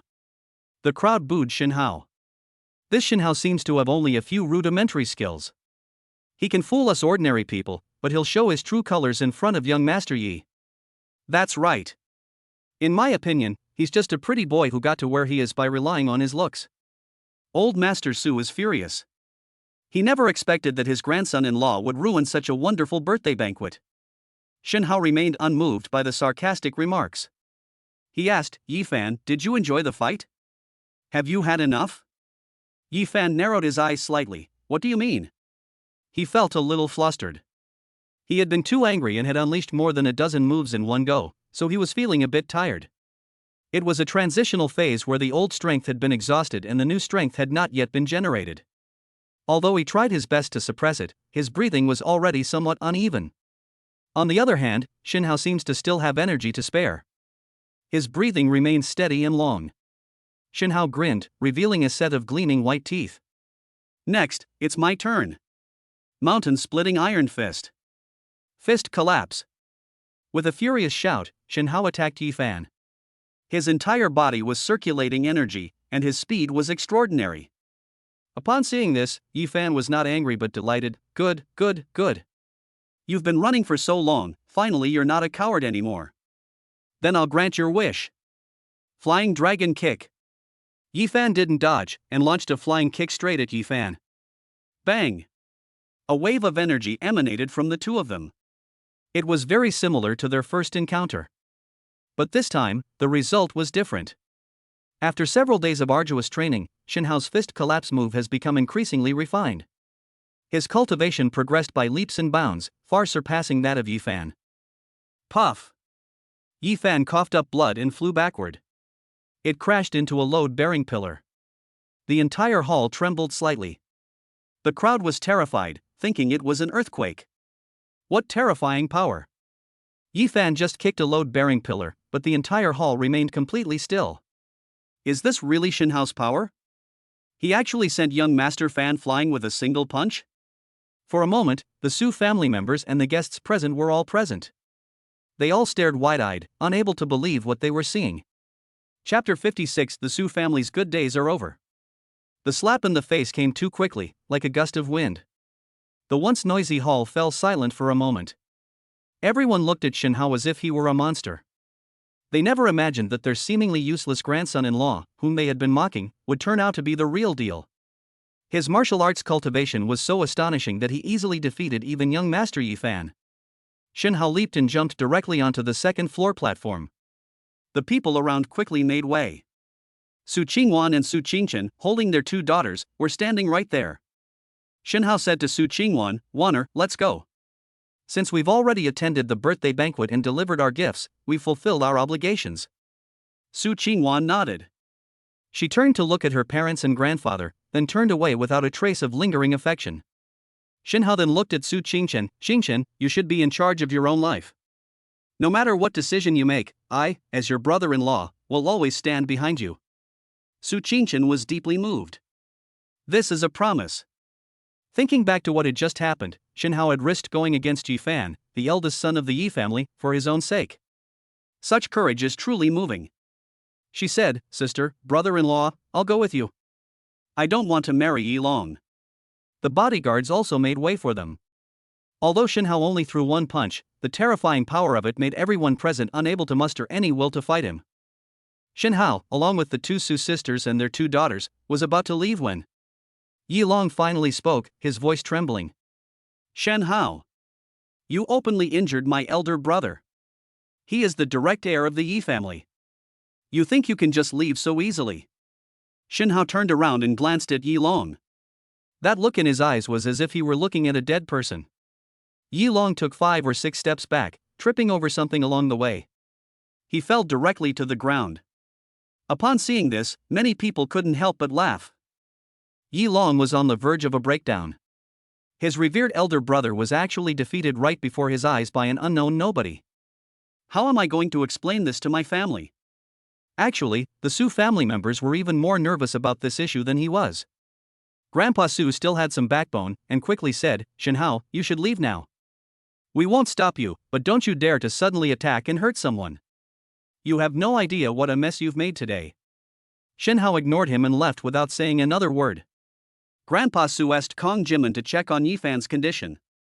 On the one hand, Su Tianzhang was sent to appease Yi Long. Su Tianlong, on the other hand, took care of the feelings of the many guests. However, many people felt that the Su family mansion had become a place of trouble. They all withdrew through the main gate. Now that the eldest son of the Yi family is seriously injured here, who knows what kind of retaliation he will suffer. Although Shinhao was the one who caused the injury, he and Su Qingwan were, after all, husband and wife. I'm afraid that the Yi family's wrath might also affect the Su family. The Su family's good days are probably coming to an end. Shinhao drove back to his home in Thompson Riviera. Su Qingchen wasn't in a good mood. What happened today was giving her a headache. She always thought she was well liked by her family, but she never imagined that in the face of interests, she was nothing more than a tool for a marriage alliance. Su Qingwan had already gone through a similar emotional journey, and she understood that feeling very well. She helped Su Qingchen to her room to rest and chatted with her about intimate things that only sisters can do. The two little ones looked adorable and happy. After all, it's another day of watching Dad show off and beat people up. The two were arguing over a trivial matter. Yuan, I think Daddy's punch should be called the invincible puff puff punch. Tuanchuan, you're wrong. I think it should be called Mighty Fist. Dad punched that guy so hard that blood gushed out, it should be called the poo poo punch. Dad is really strong, he knocked that guy flying. He's called Mighty Flying Punch. The dispute remained unresolved. The two went together to seek help from their father, Shinhao. Shinhao smiled, not expecting the two little ones to argue over something like this. This move is a punch that will break through. He wasn't going to fool his two daughters. Instead, he explained it in a serious tone. The fist strike, on the surface, is nothing special. It is simply a combination of the waist swing and the power of the whole body concentrated in the fist. But for a martial artist like Dad, besides strength, there's also chi. At the same time as the fist is thrown, it can also transmit the martial artist's own energy, thereby disturbing the opponent. Therefore, the opponent often appears to be able to fight me on equal terms before, but once I find a weakness, they collapse at the first touch. This is what is meant by collapse. The two adorable babies had their mouths open in an O shape, and their big, watery eyes were wide open as well. Wow! That's amazing. Then, the two of them stretched out their little hands and clapped. Dad, we want to learn too. Tuanchuan said in a childish voice. Yuan followed suit and agreed. Shinhao was somewhat surprised, not expecting that two little girls would be interested in such a thing. However, he still carefully examined his daughter's bones. Shinhao's current martial arts cultivation is at the peak of the Grandmaster level, but judging from the two children's aptitude, they are still quite capable. This was shocking. Even Shinhao was stunned when he saw it. Tuan and Yuan surprisingly have a special talent for martial arts. If they are taught from a young age, they will likely achieve great things in the future. Shinhao had a plan in mind, and he didn't expect his two daughters to go very far on the path of martial arts. In daily life, if you can resist the harassment of gropers and help those in need, that's enough. Parents who love their children plan for their future. Shinhao nodded. Practicing martial arts is very tough. Can you two persevere? Upon hearing this, Tuan Tuan and Yuan Yuan immediately backed down. Oh. It's very bitter. Then Tuan Chuan will have to think about it. This reaction surprised Shen Hao somewhat. Wait a minute, in this situation, the two of them should be saying with firm expressions, "Can you endure hardship?" He then looked at Yuan Yuan, and the little cutie also looked troubled. Dad, when things are really tough, can I eat a lollipop? Yuan Yuan wants her life to be a little sweeter. I don't want to suffer. Shen Hao could only smile helplessly. You guys are really making fun of Dad. Shen Hao hugged the two little ones and kissed each of them. He thought to himself, if you don't want to train, then don't train. But as your father, I still need to grow up as soon as possible and become a big tree to shelter you from the wind and rain. He then went into a guest room. The snow lotus that his senior brother Zheng Taijun gave him is placed here. Without hesitation, Shen Hao swallowed it whole. The next second, an aura of icy coldness, unyielding for millennia, emanated from his stomach. It rushed straight down to his limbs and bones. Shen Hao's vision went black, and he fainted. Chapter 57 Blood Knife Club. Shen Hao opened his eyes, and what came into view was Zheng Tiejuan's old face. Woke up. Seeing that Shen Hao had woken up, Zheng Taijun quickly greeted Su Qingwan. She rushed over as well. Seeing Shen Hao lying weakly on the bed, Su Qingwan felt a pang of heartache. Wanner, I'm fine, don't worry about me. Su Qingwan's tone was full of reproach. Why didn't you tell us you were injured? If it weren't for Grandpa Zhang arriving in time, I was afraid something terrible might have happened to you. Shen Hao looked at Zheng Taijun and thanked him solemnly. Thank you for saving me, senior brother. You rest well first, I'll go cook you something to eat. After Su Qingwan finished speaking, she left, leaving the place to Shen Hao and his companion. Shen Hao asked, Senior brother, what happened? Zheng Taijun patted him on the shoulder and comforted him. Your wife told me everything that happened today. It seems that you sustained some internal injuries when you fought with Yifan. After you got home, you hastily consumed the snow lotus. As a result, you couldn't withstand the snow lotus's enormous and pure icy energy, which caused the problem. Shen Hao looked puzzled. Senior brother, I know my own body well, there are no hidden injuries. I had complete control over my fight with Yifan, and I was indeed not injured. After listening to Shen Hao's words, Zheng Taijun fell into deep thought. That means Yifan tampered with his own fists and feet. He used fire poison. Moreover, this poison is delayed and does not take effect immediately. That's why you fainted after consuming the snow lotus after you got home. Shen Hao was startled. He had been careless. I thought Yifan was an upright man, but I never expected him to resort to such shameless means. You left me your address last time. I happened to have something to do today, so I came to find you. It is also because heaven has eyes that my iron fist of breaking mountains is not destined to die, allowing me to save you. I have just fed you my sex unique elixir. Now sit in meditation and regulate your breathing. In less than half an hour, you should be about 70-80% recovered. Shen Hao did as instructed and sat up cross-legged. Zheng Taijun didn't leave either, but stayed by his side to protect him. Shen Hao felt a warm current slowly flowing in his lower abdomen. That feeling again. Shen Hao didn't have time to think too much. Healing his injuries was the priority at the moment. Looking at Shen Hao's face, it gradually regained its rosy color, and his aura swirled around him once again. He nodded in satisfaction. As expected of someone I value, their physique is extraordinary. 20 minutes later, Shen Hao opened his eyes again. At that moment, flames flickered in his eyes. You bastard Yifan. Just you wait, I'll make you pay the price. Senior brother, I have fully recovered. What did you come to see me about? Please tell me. Zheng Taijun looked at Shen Hao and said with a solemn expression. Shen Hao, I recently received information that members of the Blood Blade Society have secretly infiltrated Jinling City in order to seize a treasure. Blood Knife Club. Shen Hao looked puzzled, wondering what kind of organization this was. However, just from the name, you can tell he's not a good person. Zheng Taijun sighed and said reluctantly, I didn't want to bother you with this matter. But I'm getting old and I'm really not up to the task anymore. I need a helper. Shen Hao said firmly, Senior brother Zhang, there's no need to stand on ceremony. Since I accepted the inheritance of the Broken Mountain Iron Fist sect, I must bear the corresponding responsibilities. Zheng Taijun nodded, well done, Lao Shang, was right about you. Then he began to recount that secret of the martial arts world. The specific details were so graphic and bloody that even Shen Hao felt a chill run down his spine upon hearing them. In short, the Blood Blade Society is an extremely brutal organization. Its members were all desperate criminals. Besides that, Zheng Taijun received very little information.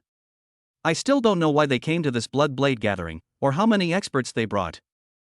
Shinhao, this trip is likely to end badly. You can back out now and don't need to get involved in this mess.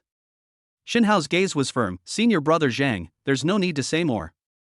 I will definitely go on this trip. The two made up their minds. After having a quick meal at Shinhao's house, they hurriedly set off. Su Qingwan looked worried. She was still somewhat concerned about Shinhao's health. After all, Shinhao suddenly fainted at that time, and his whole body was as cold as ice, which really frightened her. But Shinhao picked her up and spun her around 3 times, telling her that he was fine. Now I'm going out with senior brother Zhang to handle something important. Although Su Qingwan was used to being a domineering CEO, Shinhao always managed to help her solve many problems after he appeared. Over time, she became very dependent on Shinhao. She naturally couldn't bring herself to object to Shinhao's words, so she let him be. Along the way, in order not to be too conspicuous, Shinhao didn't drive the pink Maserati. Instead, he chose to drive Zheng Tiejuan's small Toyota. Senior brother, where are we going now? Zheng Taijun replied, the Blood Blade Society is a powerful organization of villainous martial artists. We righteous martial artists naturally also have our own organizations. A gathering of heroes. After exiting the overpass, the car turned left and right in a small alley, eventually arriving at a dilapidated repair shop. The massive iron gate opened, and Zheng Taijun drove straight in. Then, someone blindfolded the two of them. Shinhao was somewhat displeased. He glanced at Zheng Taijun, who gave him an approving look. Finally, the two were led along a winding path. We must have taken an elevator along the way before finally arriving at a dimly lit lobby. Several people were already waiting in the hall. Shinhao glanced at them and realized he didn't recognize any of them. Sitting at the head of the table was an elderly man with white hair and a youthful face. The old man, dressed in a tang suit, sat on a pearwood chair. His back was very straight, and his eyes were bright and piercing. If it weren't for his white hair and beard, it would be hard to tell that he was an old man. Zheng Taijun, I'm quite surprised you came. You're 67, aren't you? You're an old man, why aren't you taking good care of your boxing gym and enjoying your retirement? Why are you coming here to die? Zheng Taijun sneered, Zhao Ting, you old codger, how come you're still so energetic? You're 10 years older than me, you're almost in your grave. Even the old man Zhao, sitting in the main seat, was not angry. That's just how the two of them talk. Alright, now that everyone who was supposed to come has come, those who weren't supposed to come probably won't either. Let's begin today. Grandpa Zhao Ting glanced around the room and found that, including himself, only 4 families were present. One can't help but sigh at how fickle human nature has become and how unpredictable the world is. However, the Blood Blade Society is now so powerful that many people are trying to avoid it, so who would dare to confront it? Immediately afterward, Old Master Zhao Ting cleared his throat and spoke loudly. This invitation to heroes was issued by me, Zhao Ting, and there are a total of 13 invitations. Including my Thunderblade, there are 4 invitations in total. Fellow veterans, each of our sects will send 1 martial artist to carry out this mission in our place. Any objections? Chapter 58 Entering the Mountains. Everyone tapped the table in front of them to indicate their agreement. Alright. Without further ado, let's pack our things tonight and get the young men off as soon as possible. Before long, the representatives of each sect emerged from the shadows. Those old men in front of the stage are all leaders of their respective sects, so naturally they wouldn't personally handle everything. Shinhao whispered something to Zheng Taijun. Senior brother, what's the background of this heroes gathering? Zheng Taijun replied, the heroes gathering is an orthodox alliance organized by 13 sects in Jiangnan. They specialize in dealing with evil sects like the Blood Blade Society. But in the last 2 years, their influence has declined significantly. As you can see, there were originally 13, but only 4 are present today. Shinhao then asked, so, does each participant have to send 1 person? Zheng Taijun nodded, that's natural. Shinhao was somewhat curious, these sects seem to have a strong foundation and many disciples, so they must have been sent by someone. Senior brother, before me, how long had our Broken Mountain Iron Fist sect been without any members? Zheng Taijun said, it hasn't been that long, just the 20 years since I took over as sect leader. There's no one else here but me. Shinhao was speechless, then wouldn't you have to go by yourself every time? Zhang Taijun replied with an embarrassed expression. I, old Zhang, have a sincere heart. When I see a hero's invitation, I feel embarrassed not to come, so naturally I have to do it myself every time. Shen Hao didn't say anything more. He thought that over the years, old Zhang had endured a lot of ridicule and mockery. Shen Hao, you must be careful on this trip. Zhang Taijun took out a small medicine bottle and put it in Shen Hao's hand. In here, there is a small red pill and a small blue pill. The red one is a qi and blood pill. Although it's only a 9th grade pill, it can quickly restore qi and blood, making it an essential item for fighting. The blue one is a true qi pill, a relic left by your master. Although you are only a grandmaster and have not yet reached the meridian opening realm, theoretically speaking, this pill is useless to you. However, this journey is dangerous, and this is all the good stuff your senior brother has, so I'm giving it all to you. Shen Hao nodded, and without further hesitation, walked directly towards the center of the hall. The 4 young men, from different schools and sects, met briefly and introduced themselves to each other. Then, led by the young man from Thunderblade, the 4 of them changed into a jeep and headed towards the outskirts of Jinling City. Shen Hao sat in the back seat, carefully observing the 3 people in the car. 2 men and 1 woman. The 2 men are Zhao Xing, the Thunderblade, and Sun Meng, the Splitting Palm. The woman was Li Xin from the Flying Swallow sect. Zhao Xing had dark skin and a ruthless look on his face. Sun Meng was tall and bald, with a fierce-looking face. As a woman, Li Xin's muscles are also somewhat developed. However, she has a great figure. Although her pectoral muscles don't look very full, her glutes are quite well developed. The atmosphere in the car was silent. Apart from the whistling wind and the occasional chirping of birds, there was no other sound. Shen Hao found it strange he had never walked this road before. He opened Baidu Maps and found that the road was not marked on it, but it actually existed. Where are we going now? Why isn't this road we're on shown on the map? Shen Hao finally couldn't hold back and broke the silence. Death Python Mountain. Li Xin glanced at Shen Hao. It seemed he was a young man just beginning his martial arts journey. They don't even know this most basic common sense. Only those who practice martial arts know about Mount Wangmeng. The mysteries involved are too profound to be discussed at length. There are only a few dozen such places on the entire planet. Within China, there are fewer than 2 fingers worth. Such places objectively exist. However, it was hidden by a coalition of various forces. For ordinary people, such a place simply doesn't exist. It's as if it has vanished from the world. Shen Hao realized that he had once again come into contact with a side of the world that was unknown to others.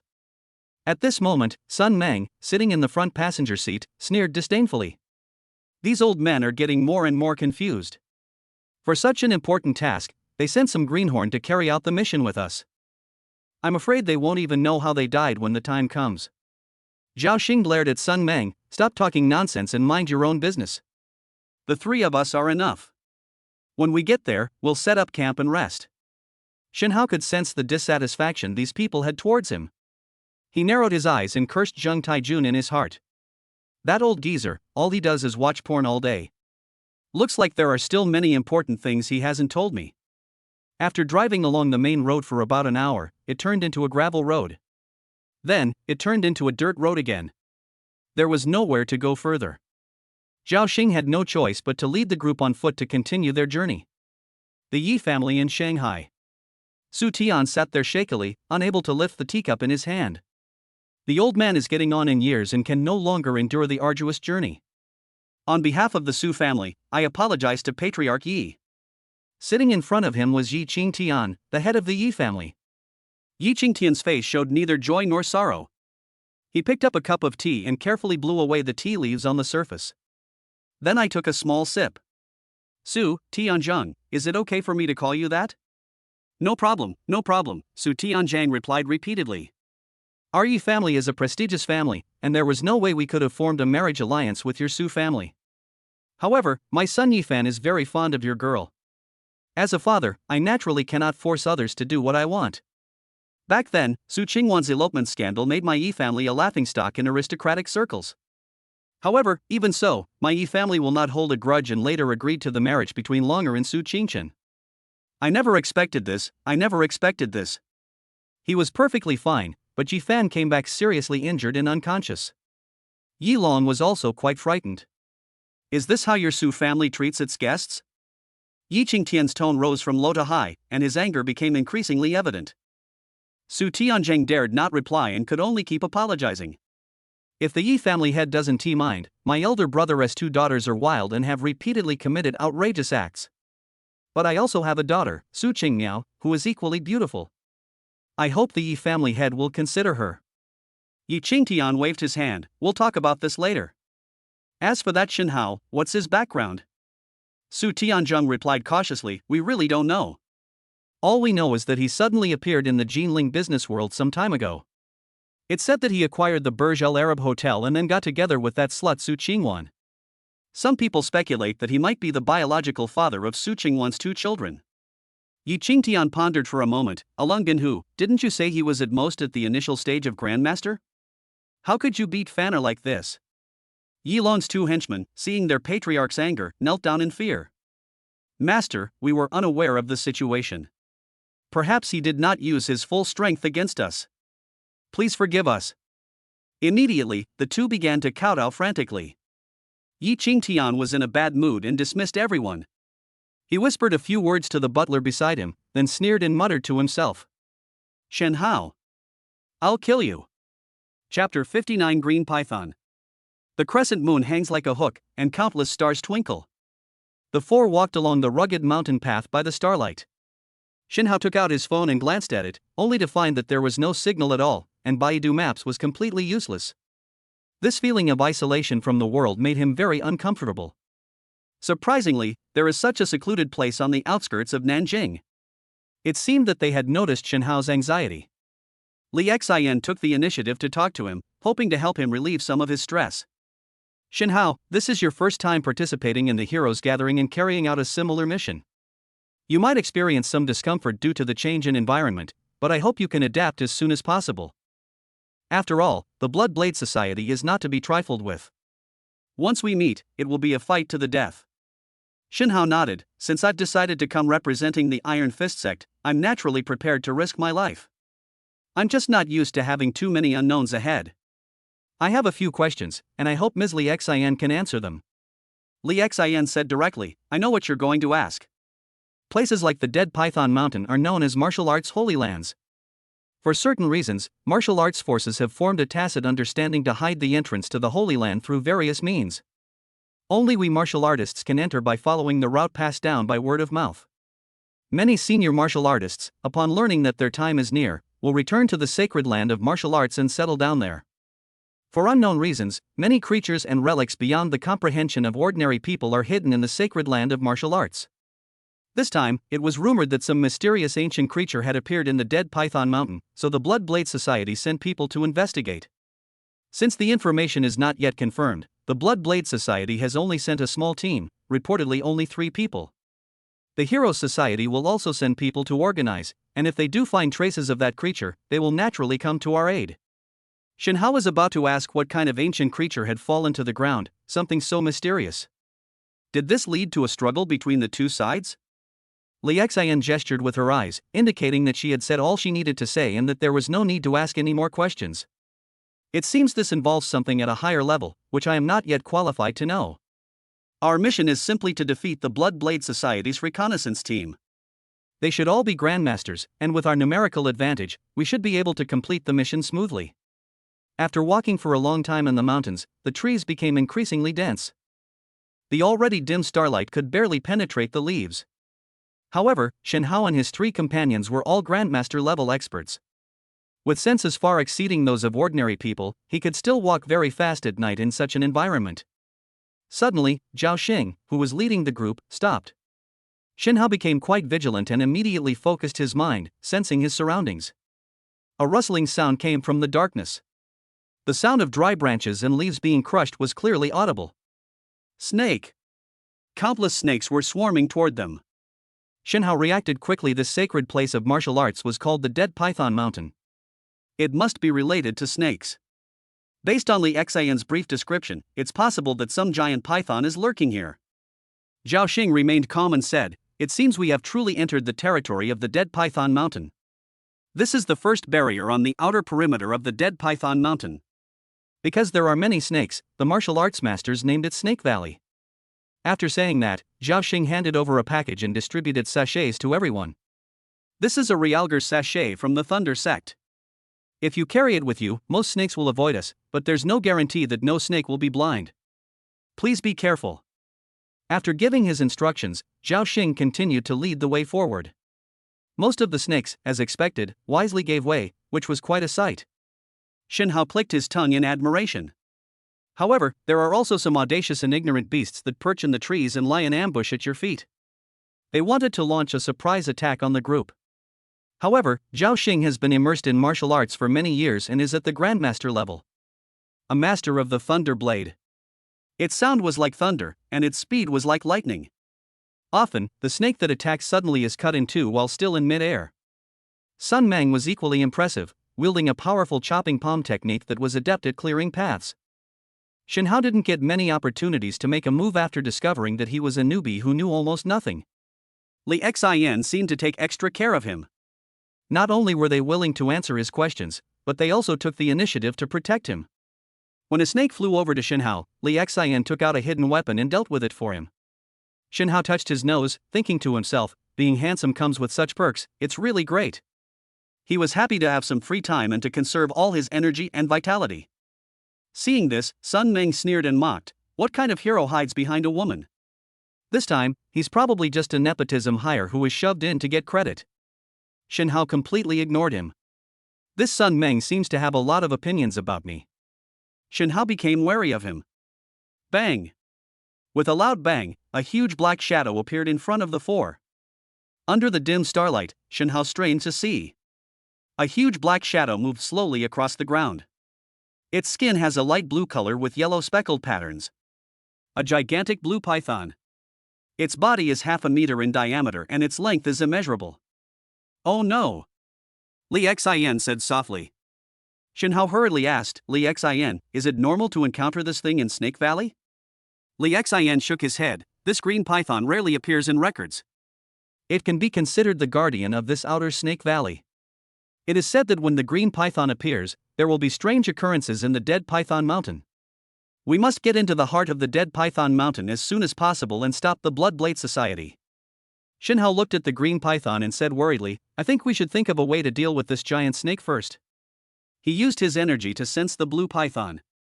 Although in terms of realm, this green python is at most at the level of a human grandmaster. Shen Hao and his 3 companions held an overwhelming numerical advantage. However, the green python is a strange beast with a tough outer skin and strong defense.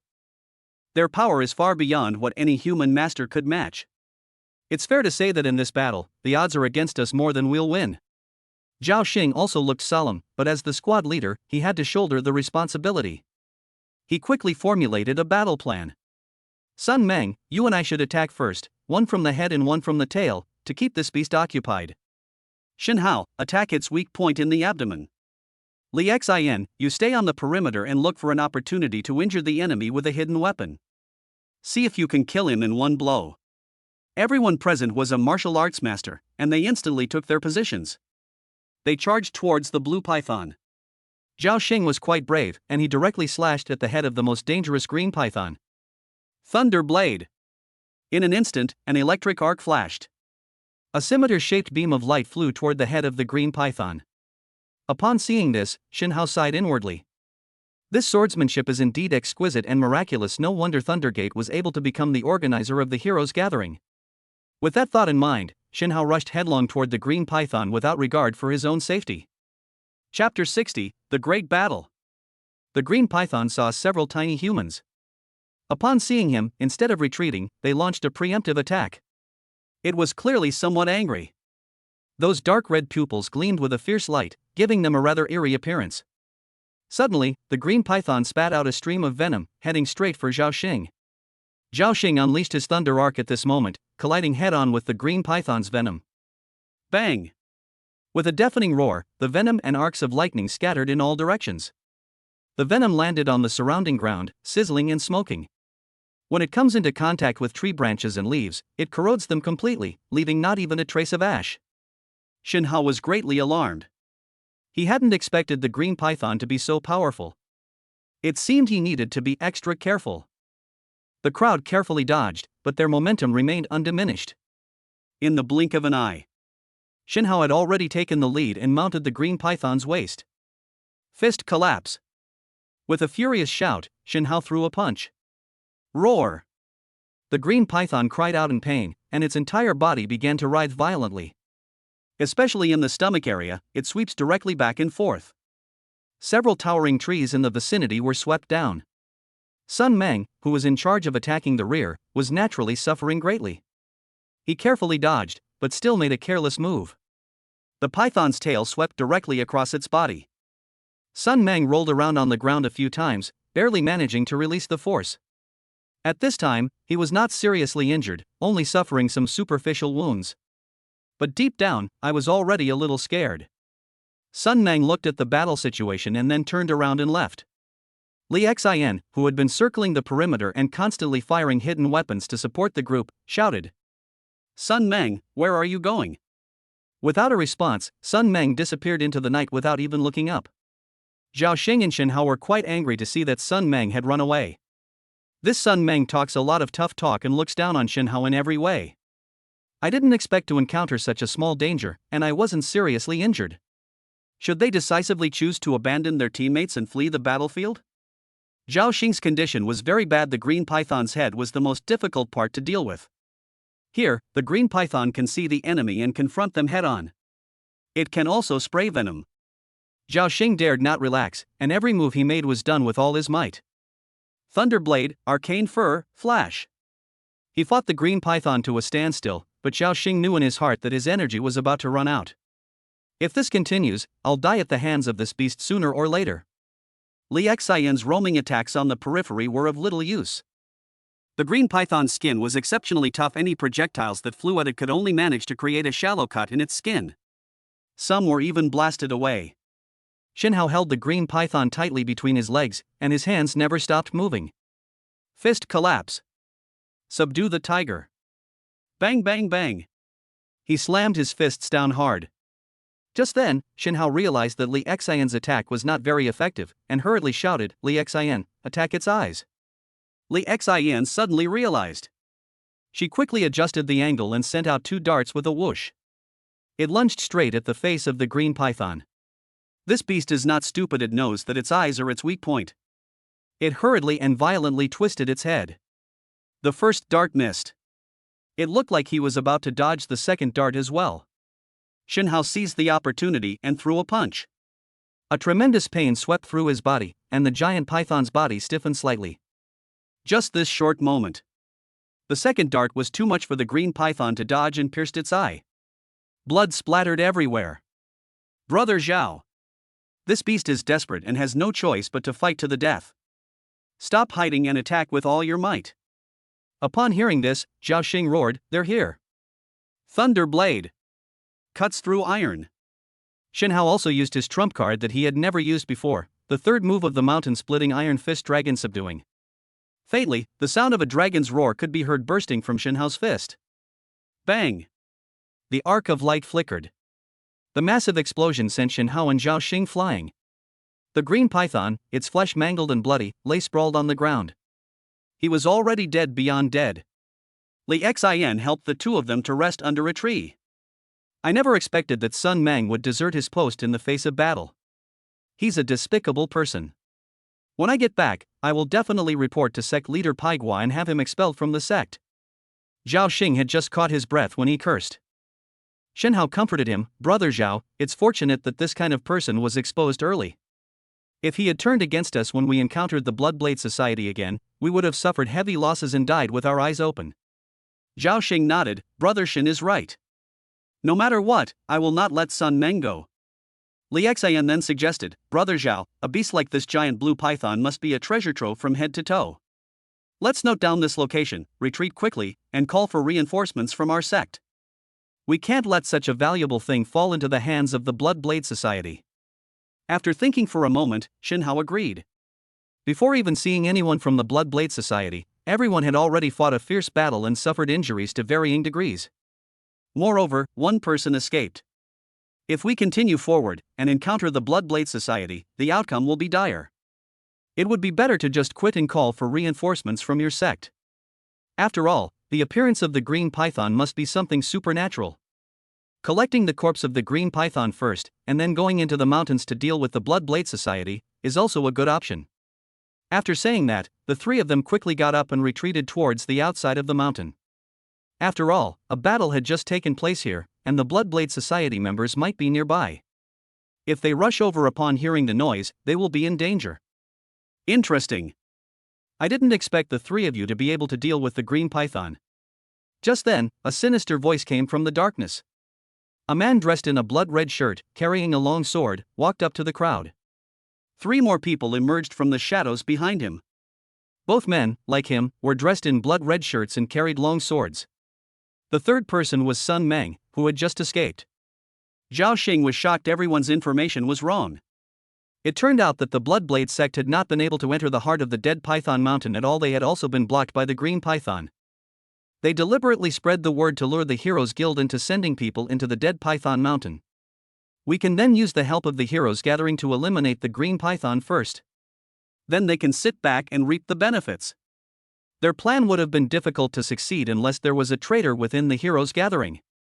The situation is now quite clear. Sun Meng, that's the traitor. Shen Hao narrowed his eyes. He had no intention of sitting idly by and waiting for his doom. He quietly took out the bottle old Zhang had given him and swallowed both small pills. The leading man said loudly, "Everyone, you have just gone through a great battle, and your vital energy must have been mostly depleted, with little left. Otherwise, it would have been impossible to kill the Green Python.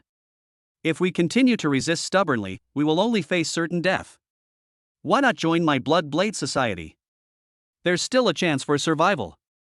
Sun Meng also spoke up to persuade them to surrender. What Leader Jin said is absolutely right. Leader Jin has already reached the Meridian Opening Realm, and his strength far surpasses yours. You have no chance of winning. Surrender to my Blood Blade sect. Zhao Xing spat, "Pa."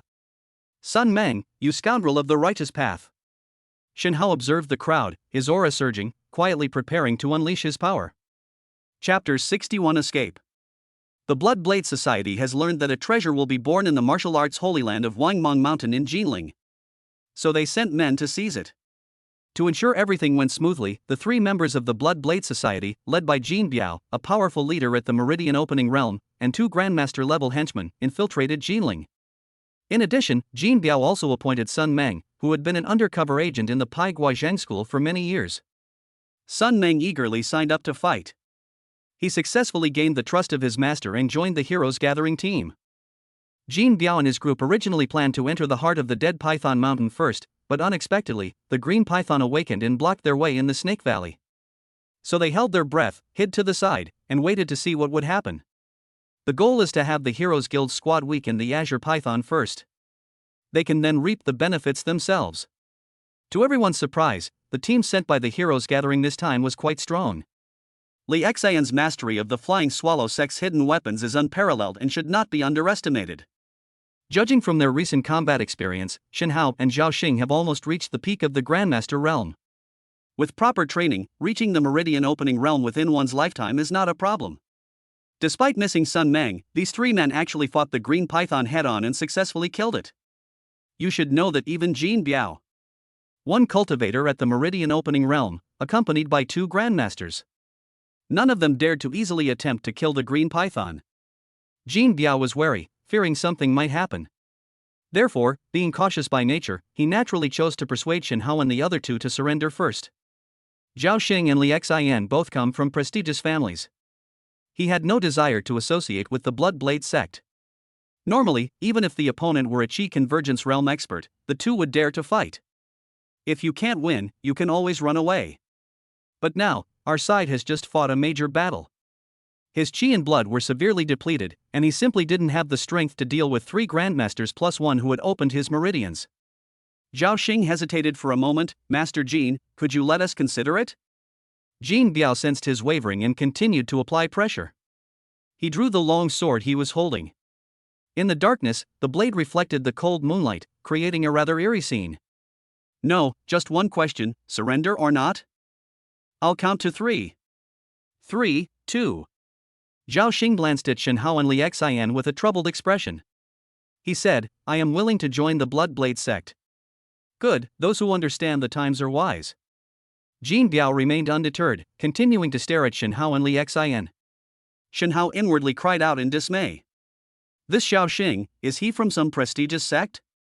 He surrendered so easily he knew in his heart the predicament he was in.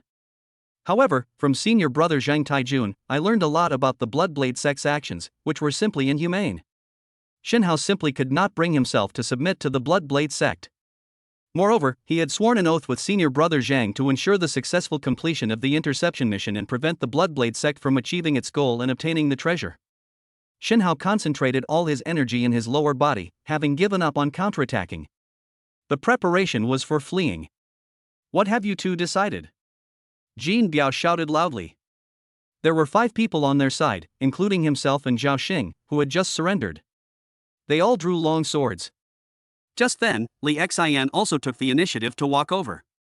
Li Xian of the Flying Swallow sect is willing to join the Bloodblade sect. As he spoke, he walked over. Good. Jin Biao's eyes turned cold. Since that's the case, Li Xian, you and Zhao Xing go and kill this brat to prove your loyalty. Shen Hao felt a sense of foreboding. Oh no. I'm the one who's being ostracized now. Zhao Xing and Li Xian did not hesitate at all.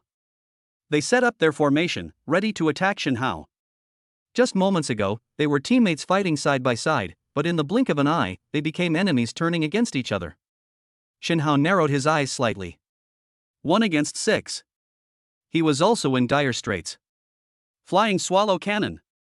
Li Xian shouted and charged towards Shen Hao first. Shen Hao found it strange this woman was incredibly stupid. She clearly uses concealed weapons. Trying to engage in close combat with me is just asking for death. Shen Hao didn't hold back and threw a punch. Fist collapse. Unexpectedly, Li Xian turned around in mid-air. He threw a cluster of hidden weapons directly behind him, towards Jin Biao and the others. Bang! A cloud of smoke billowed out. On nights with already good visibility, you can see absolutely nothing. Run! Shen Hao stopped in time and ran away. Jin Biao and the others scattered. They dodged Li Xian's hidden weapons, fearing the smoke contained poison. However, this delay. Shen Hao and Li Xian had already split up and sped away in 2 different directions through the forest. Let's split up and chase them. Jin Biao assessed the situation and decisively said. This message must absolutely not be passed on. Otherwise, those old fogies from the heroes gathering would have received the news. It's hard to guarantee that we won't risk great danger by entering the Dead Python Mountain and fighting them to the death. Jin Biao quickly assigned 2 teams. He took Zhao Xing to chase after Shen Hao. Sun Meng, along with his 2 subordinates Fu Kuan and Lin Han, went to pursue Li Xian. It will be dawn in 2 hours. Whether you catch them or not, return to this spot to assemble. Yes, Master Jin. The 5 people split up and chased after each other into the forest. Shen Hao ran wildly through the forest, seemingly oblivious to his own mortality. That Jin Biao is a master of the Meridian Opening Realm. Old Zhang once said that the Meridian Opening Realm is a state in which one can utilize true qi. Shen Hao had never encountered such a master before. However, according to his deduction, the physical strength, speed, and reaction of a master in the Meridian Opening Realm are not much different from those of a grandmaster. It simply adds another method for utilizing true qi. Shen Hao was unaware of the mysteries of true qi. However, according to old Zhang, it should be similar in effect to the first move of the Iron Fist of the Mountain, Fist Collapse. A punch can deliver one's own power into the opponent's body. This can cause serious internal injuries. Shen Hao relied on this move to fight Yifan, who was of the same level, and it always worked. He humiliated Yifan several times. We just managed to kill the green python with the help of Zhao Xing. His own internal strength from punching also played a crucial role. It can be said that it played a crucial role.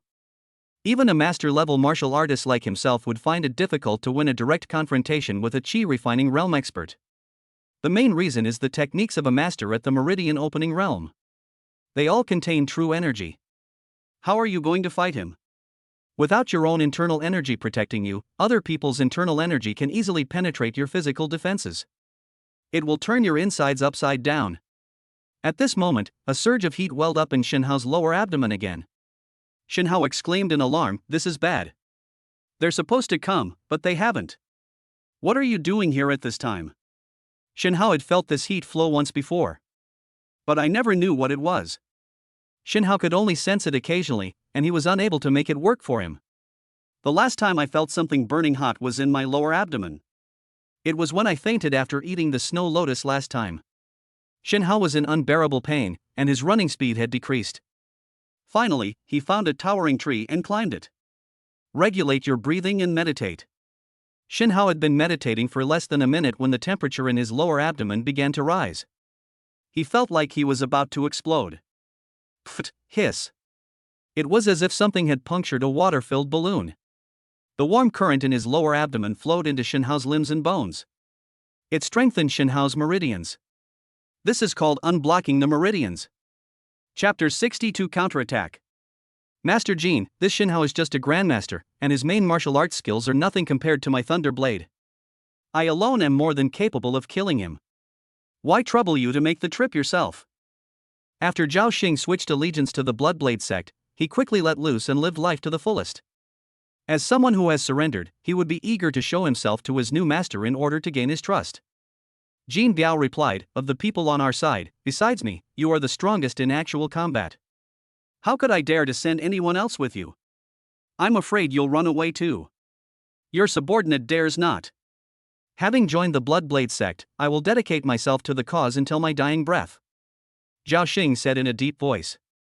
All right, no need to pledge your loyalty to me. My Bloodblade sect doesn't rely on such so-called loyalty to restrain its subordinates. We rely on interests that you will never get in the righteous sects. If we can find the sacred artifact and bring it back to our ancestor after this mission is completed, we will receive immeasurable benefits. Money, women, celestial-level cultivation techniques, longevity-extending treasures, everything is available. Unlike those upright old men who spout benevolence and morality but actually keep all the benefits for themselves, calling it securing the sect, it's better not to stay in such a place. Jin Biao listed a series of benefits that the Bloodblade sect had gained. At this moment, Zhao Xing was genuinely somewhat tempted. He was actually extremely talented and had several chances to break through to the meridian opening stage. However, his master kept telling him that breaking through to a higher realm would require more time and effort. They simply refused to grant him the sect's secret treasures for his breakthrough. Zhao Xing had already felt somewhat displeased. Faced with such an unfavorable situation again, he surrendered to the Bloodblade sect without much hesitation. Circumstances are more powerful than people. You don't need to worry. As long as you kill Shin Hao yourself in a moment, I will treat you as a trusted confidant from now on. I will trust those I employ and not employ those I don't trust. Thank you for your guidance, Master. Jin Biao nodded. He thought to himself that Zhao Xing was a promising talent. He was young and decisive in his work. In a moment, I'll hold off Shin Hao from the outside. You take care of him quickly. With your strength, I expect he'll be powerless to fight back within 3 moves. Yes. The two hurried through the woods, following Shin Hao's trail. Suddenly, Jin Biao stopped. He looked at Zhao Xing, his eyes signaling danger. The two men drew their long swords and carefully observed their surroundings. I can sense that the kid's presence disappeared around here. Look at the bushes ahead, there are no signs that they were forcibly broken open. He should be hiding in a nearby tree. Shin Hao, come out. You can't hide. Zhao Xing shouted. Fist collapse. With a sharp shout, Shin Hao jumped down from the tree. He threw a punch directly at Zhao Xing. Zhao Xing's eyes turned cold. You, Shin Hao, you're something else. I'm not going to bother you, but you've come looking for trouble. Thunder Blade cuts through iron. Zhao Xing showed no mercy and had no intention of sparing Shin Hao's life. Every move he makes is his strongest killing move. He vowed to kill Shin Hao with a single, decisive blow. This was to serve as a pledge of allegiance to Jin Biao. Zhao Xing was confident that if he stepped forward with his sword, Shin Hao would have to dodge it. Then he can press his advantage. He killed Shin Hao on his horse in one fell swoop. To his surprise, Shin Hao saw the arc of light from the Thunder Blade. Neither dodging nor evading. A faint aura of energy appeared on his fist. Break! Shin Hao shouted.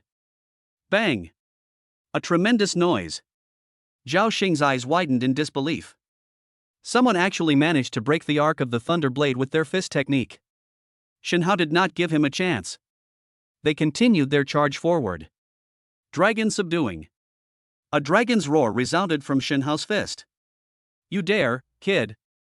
Jin Biao, who had been watching the show from the sidelines, suddenly realized something was wrong. Who said this kid is just a grandmaster? This kid is clearly at the Meridian Opening realm. Jin Biao was increasingly shocked. Could there really be such a young person with a high level of physical cultivation in the world? There's no reason for it. At this age, which aristocratic family's son is he from? In a flash, Jin Biao drew his knife and stood in front of Zhao Xing. Shen Hao unleashed 2 punches in quick succession, one from each side. Fist collapse. He broke through Jin Biao's defense with a single punch. Another punch was thrown. He unleashed the force of his punch, along with the true energy he had just mastered, all at once. Ah! With a scream, Zhao Xing's entire body exploded with a series of loud bangs. He was like a punctured balloon, bleeding from all 7 orifices, slowly collapsing to the ground. Jin Biao was greatly surprised. I never expected this kid to be so skilled in using true qi. If he grows any stronger, even I might not be a match for him. Give me your life. Jin Biao roared, having made up his mind. No matter what, we cannot let Shen Hao leave today. Shen Hao struck successfully, killing Zhao Xing, but did not linger in the fight. He turned and fled immediately. Jin Biao pursued relentlessly. Along the way, the two trampled countless bushes and knocked down countless giant trees. Blood glint. Jin Biao launched attacks relentlessly. However, Shen Hao was determined to escape and had no intention of engaging the enemy. The two were at similar levels, with Jin Biao only having entered the Meridian Opening realm earlier than Shen Hao. The true energy has become even stronger. Shen Hao didn't fight him head-on, and for a while, he couldn't do anything to Shen Hao. After an unknown amount of time, a pale white dawn gradually appeared in the eastern sky. The sound of rushing water reached Shen Hao's ears. He slammed on the brakes and came to a stop. Before I knew it, a towering waterfall was before me. There is no way forward. Jin Biao's figure slowly appeared in the mountains and forests. You little beast, how fast can you run? But I just don't know, where are you planning to go now? Should we not surrender and behead yourselves? The first rays of sunlight fell on Shen Hao's face. He closed his eyes. Listeners hear the sounds of water and the warbling of orioles. Shen Hao spoke up, Jin Biao, the scenery here is really nice, it would be perfect to bury you here. You arrogant brat. Jin Biao spoke with disdain, but his eyes were still full of apprehension. However, he immediately analyzed that after running all night, the kid's true energy must have been almost completely depleted. He must have broken through to the Meridian Opening realm just before the battle, so his true chi foundation must be inferior to mine. His attack skills consist of only 3 moves, Fist Collapse, Tiger Crouch, and Dragon Roar. There is nothing else. He hadn't even used his blood blade yet. This kid doesn't know his moves, while I know him inside and out. We will surely win this battle today. Jin Biao became more confident in defeating Shen Hao and began to gather his strength. He assumed the starting stance of the blood blade technique and unleashed a sword slash. As the energy surged throughout his body, the true energy flowed rapidly from his dantian to Jin Biao's limbs and bones. His swordplay grew increasingly powerful. Bathed in the morning light, it exuded an eerie, blood-red hue.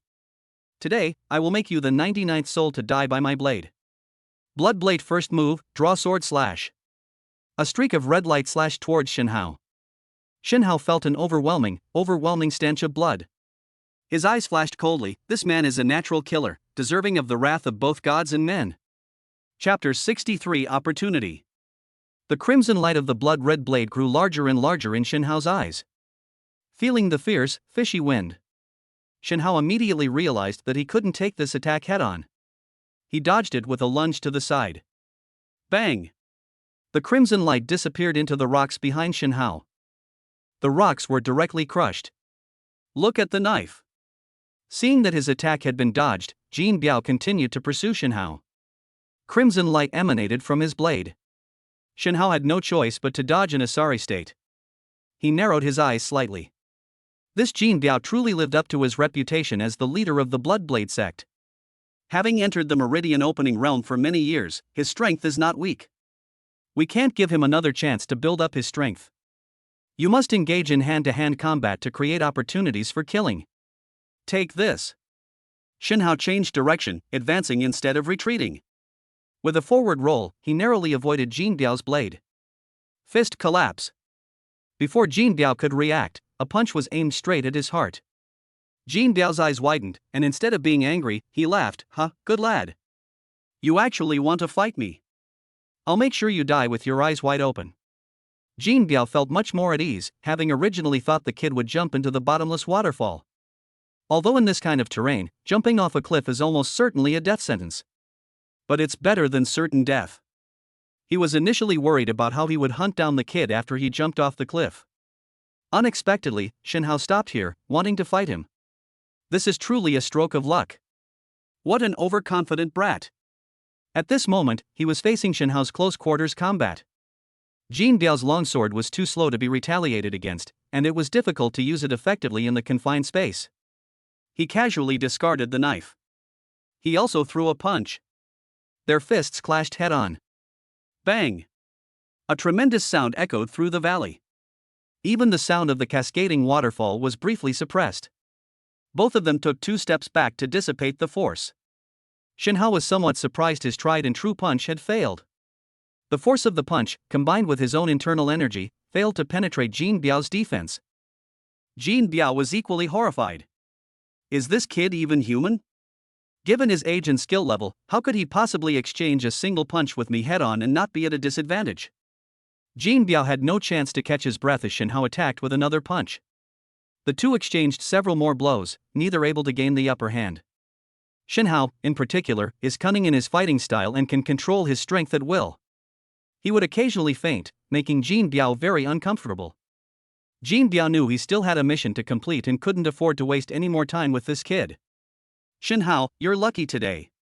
Next time we meet, I'll make sure you're dead. After saying that, he dragged his long sword and turned to leave.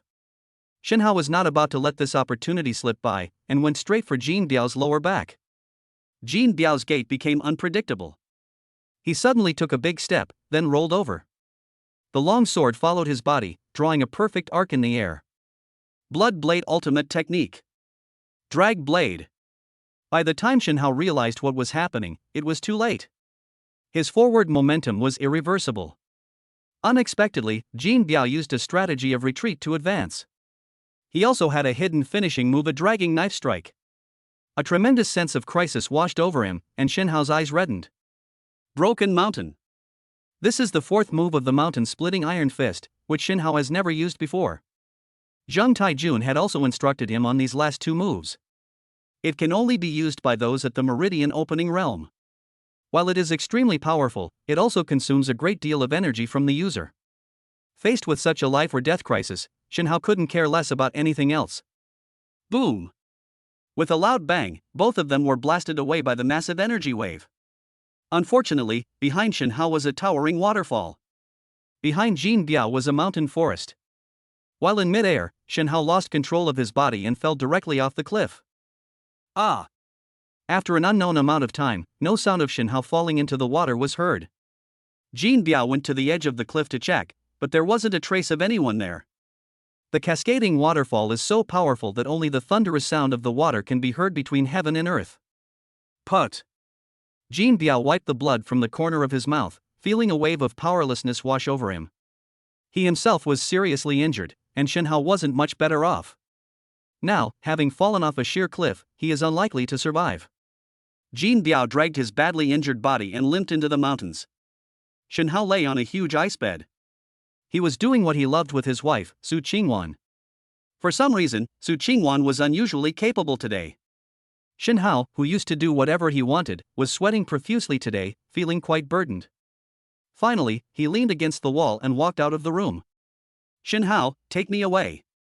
Shen Hao found it strange that his wife would say such a thing. Haven't we always lived together? He looked back. The lovely woman on the bed, her robes half undone, was not Su Qingwan at all. Shen Hao was greatly alarmed. Oh no, what have I done? The woman was stunningly beautiful, her pretty face as beautiful as a dream. Her figure is also amazing. A pair of jade-like legs peeked out from under the thin blanket, her beautiful figure appearing and disappearing in the shadows. Although her face was beautiful, it exuded an eerie feeling. Shen Hao stared at that face, unable to look away, seemingly mesmerized. Suddenly, the woman on the bed transformed into a giant python and pounced on Shen Hao. This giant python, although not as large as the green python he had encountered before. However, the pressure was even greater than before. Shenhao was unable to move, only to see that gaping maw full of venomous fangs charging towards him. Ah! Shenhao suddenly opened his eyes, only then realizing that he had just been dreaming. He sat up in a shallow riverbed. The stream flowed gently past him. The sound of the waterfall can still be faintly heard here. It seems we're quite far from the waterfall. Shenhao recalled what had happened and realized that he must have been swept into the waterfall and then drifted here with the current. As for that strange dream, Shenhao didn't want to think about it. Although it was in a dream, it felt so real. It felt like I had really done something to betray my wife. He walked to the shore. A fire is lit, ready to dry a piece of food. The stream water was icy cold, and I hadn't rested since last night. And they have been engaged in fierce fighting ever since. Even someone as powerful as Shenhao felt utterly exhausted. The branches crackled and popped as they burned in the flames. Shenhao approached the fire, closed his eyes, concentrated, and meditated to regulate his breathing. He focused his energy in his dantian and began to circulate the last bit of true energy he had left there. Suddenly, Shenhao realized something was wrong. My gaze seems to be able to enter my body along with my consciousness. Look inward at yourself. This was such a magical method that Shenhao had only ever seen in novels. I should ask old Zhang when I get back. It seems he still has a lot to say about martial arts. Shenhao's gaze swept over his body. Multiple internal injuries were found. But these wounds are healing rapidly. He saw his heart beating powerfully in the ventricle. Each heartbeat delivers blood to the entire body. Shenhao's gaze fell on the kidneys. Seeing their lively state, Shenhao was very satisfied. Chapter 64 Sky Swallowing Python. As his gaze moved, it finally settled on his dantian. True Qi cannot be seen with the naked eye. However, when viewed internally, true Qi is the brightest part of the entire body. The faint glow in the meridians is actually the flow of vital energy. The dantian, as the source and center of true Qi, shines brightly like a sun within the human body. Therefore, Shenhao's internal gaze had been fixed on his dantian, seemingly out of instinct for fear of burning his eyes. Only when he had adapted to it did he dare to look at his dantian. At the dantian, a small ball of light was slowly rotating. It really is like the sun. Suddenly, Shenhao noticed something strange. A small snake, or rather a snake-like creature, swam across the surface of the small ball of true energy. Then he crawled inside again. What the heck? Shenhao wondered if he was seeing things. How could there be a snake in my dantian? How did it get in there? You're the snake, your whole family are snakes. At that moment, a clear female voice appeared.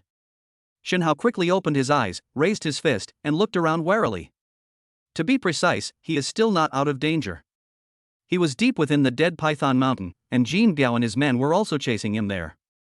Shenhao was naturally extremely vigilant when a stranger suddenly approached. However, after scanning his surroundings and using his inner energy to sense his surroundings, he found no one there. Just as Shenhao was wondering what was going on, the woman's voice appeared again. I am a python, not a snake. Shenhao then realized that the voice was actually resounding directly in his mind, rather than what you hear with your ears. Such methods are quite appalling. Hey Big Oaf, where are you looking? I'm inside your dantian. It seems she can't stand Shenhao's overreaction. The voice spoke first. Could it be? It's that thing in my dantian. Shenhao quickly looked inward again and indeed saw a small snake, no, a small python. It is now happily reveling in its own dantian. What are you? How did you get into my dantian? Shenhao asked, though he was actually quite unwilling. No one would willingly accept discovering a creature inside their body. Me? I am the devouring python. The name of the dead Python Mountain comes from the fact that I died here. However, I did not die. Instead, I faked my death to rebuild my cultivation and break through the innate shackles, thus reaching a higher realm. Now that I have successfully rebuilt my cultivation, my spiritual body is too weak, so I will borrow your dantian to stay for a while. Don't worry, I'll leave when the time is right, and I'll give you a lot of compensation then. To make your martial arts journey smoother. Shenhao was somewhat skeptical, but that was the reality of the situation. Even if he disagreed, he had no way to forcibly drive the python away. Little sister, all you talk is no good. Can you give me some compensation now? Shin Hao asked. Who are you calling little sister? I'm much older than you, don't you dare call me that. Okay, I won't call you that anymore. Now answer my question. Shin Hao was speechless. Although the devouring python was old, its personality was like that of a child. This is such a headache. As for the benefits, I originally had a lot of good stuff stored up, but over the years, I've eaten it all up. So, for now, there aren't any. But don't worry, my word is my bond. Once I've recovered, you'll be well rewarded, the devouring python said. Shin Hao didn't really believe it, but there was nothing he could do. He couldn't get rid of her. I can only let her reside in my dantian for the time being. However, Shin Hao still felt some benefits. His true energy was much stronger than before. It also runs more smoothly. Senior, I have just entered the meridian opening realm, and my realm is not yet stable. Could you please give me some guidance on my future martial arts path? But the devouring python asked, opening the meridians? What kind of stinky fish and shrimp realm is this? If I sneeze, it'll probably kill me. It's a meridian opening, ha ha ha. Shin Hao patiently asked, please enlighten me, senior. Well, that's a concept you humans have. I'm not human, how would I know? Also, calling me senior sounds awful. It makes me sound like an old woman. You should just call me little sister instead. After all, in the devouring python clan, I should be considered to have just come of age. Shin Hao was speechless. This little snake was quite the chatterbox. Moreover, he has an unpredictable temper and talks nonsense. Shin Hao ignored her, feeling that he had almost recovered. They got up and set off. The devouring python grew anxious. Hey? Don't ignore me. I've lived here for so long, and no one has talked to me. I'm so bored. Shin Hao said coldly, then tell me how to proceed after reaching the meridian opening realm. It's very simple. You humans have 8 major meridians. The first 6 correspond to the limbs, head, and torso respectively. The last 2 are the Ren and Du meridians, which connect these 6 meridians. The meridian opening realm, as the name suggests, is about using true Qi to strengthen these 8 meridians. Except for the Ren and Du meridians, which must be placed last, the order of the other 6 is arbitrary.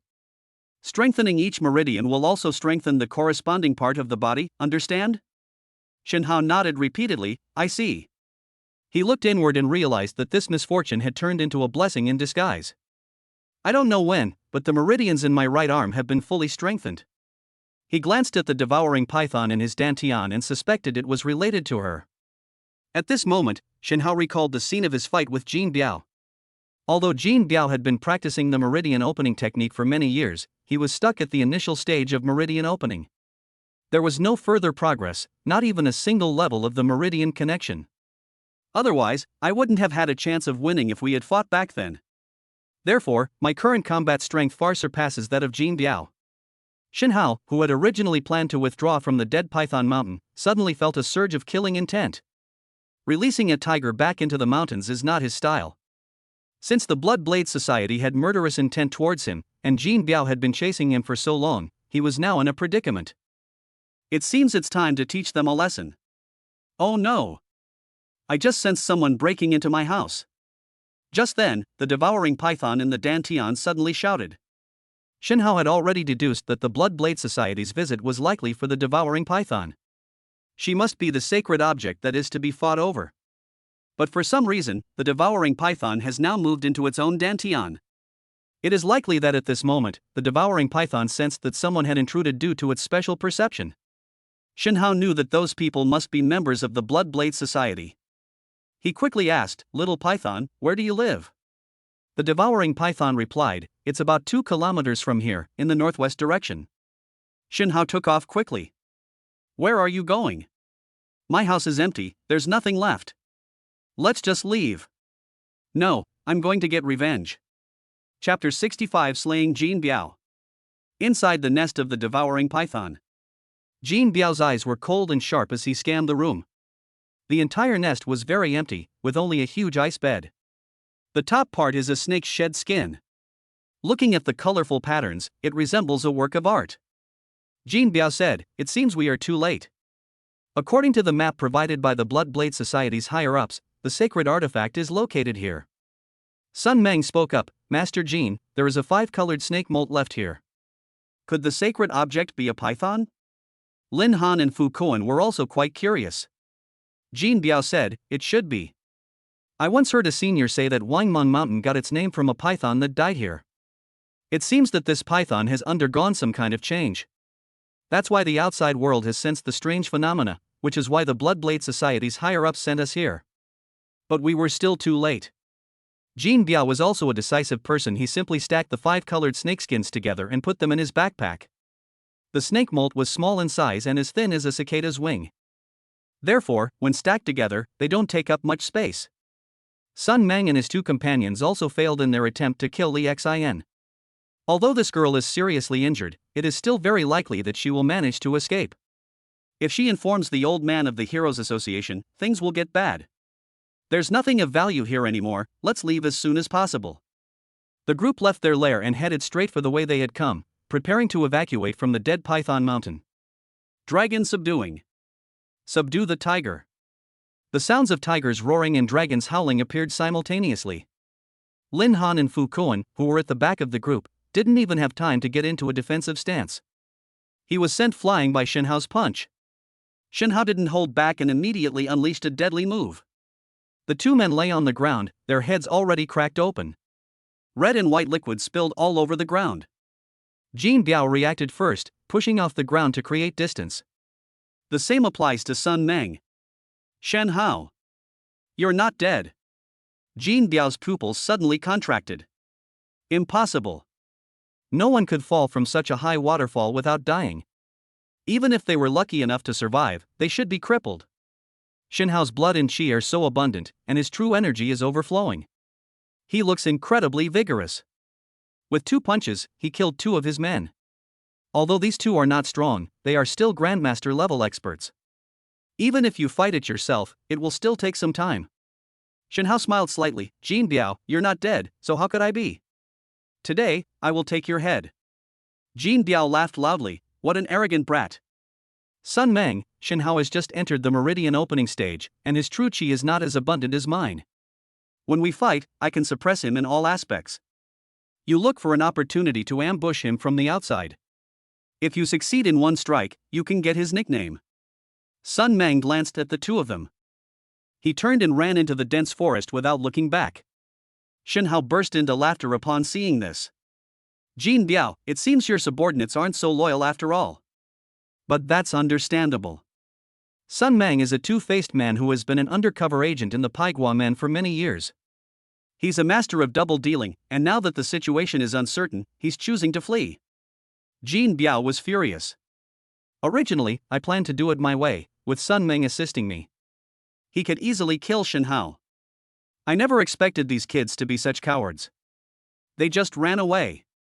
Jin Biao shouted angrily, even without this piece of trash, I can still kill you. Have you forgotten how I knocked you off the cliff? Stop bluffing.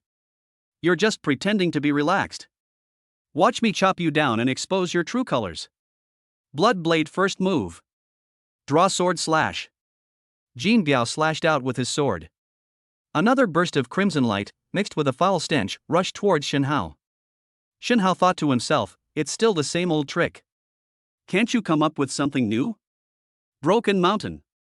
He threw a punch, going head to head with the opponent. Jin Biao was shocked to see that Shen Hao dared to use his bare body to directly confront his long sword. He was extremely excited. This kid's lost his mind. Ha ha ha. Clang. The next moment, a sound of metal clashing against metal rang out. Jin Biao was struck dumb, his face turning pale. What? Shen Hao actually managed to withstand a blow from his own right arm, using his own flesh and blood. Even if he has already entered the meridian opening stage and has true qi protecting his body, this is still impossible. While true qi offers some protection, it cannot stop a blade strike. Unless. Shen Hao's eyes were full of mockery, not bad. I have already reached the first level of the meridian opening realm. Strengthen the tendons and veins in my right arm. Shen Hao suddenly exerted force with his right fist. With a loud shout. Break! The long knife in Jin Biao's hand was broken in 2. Fist collapse. Shen Hao pressed his advantage and unleashed the most unadorned punch. True energy accompanied Xin Hao's punch.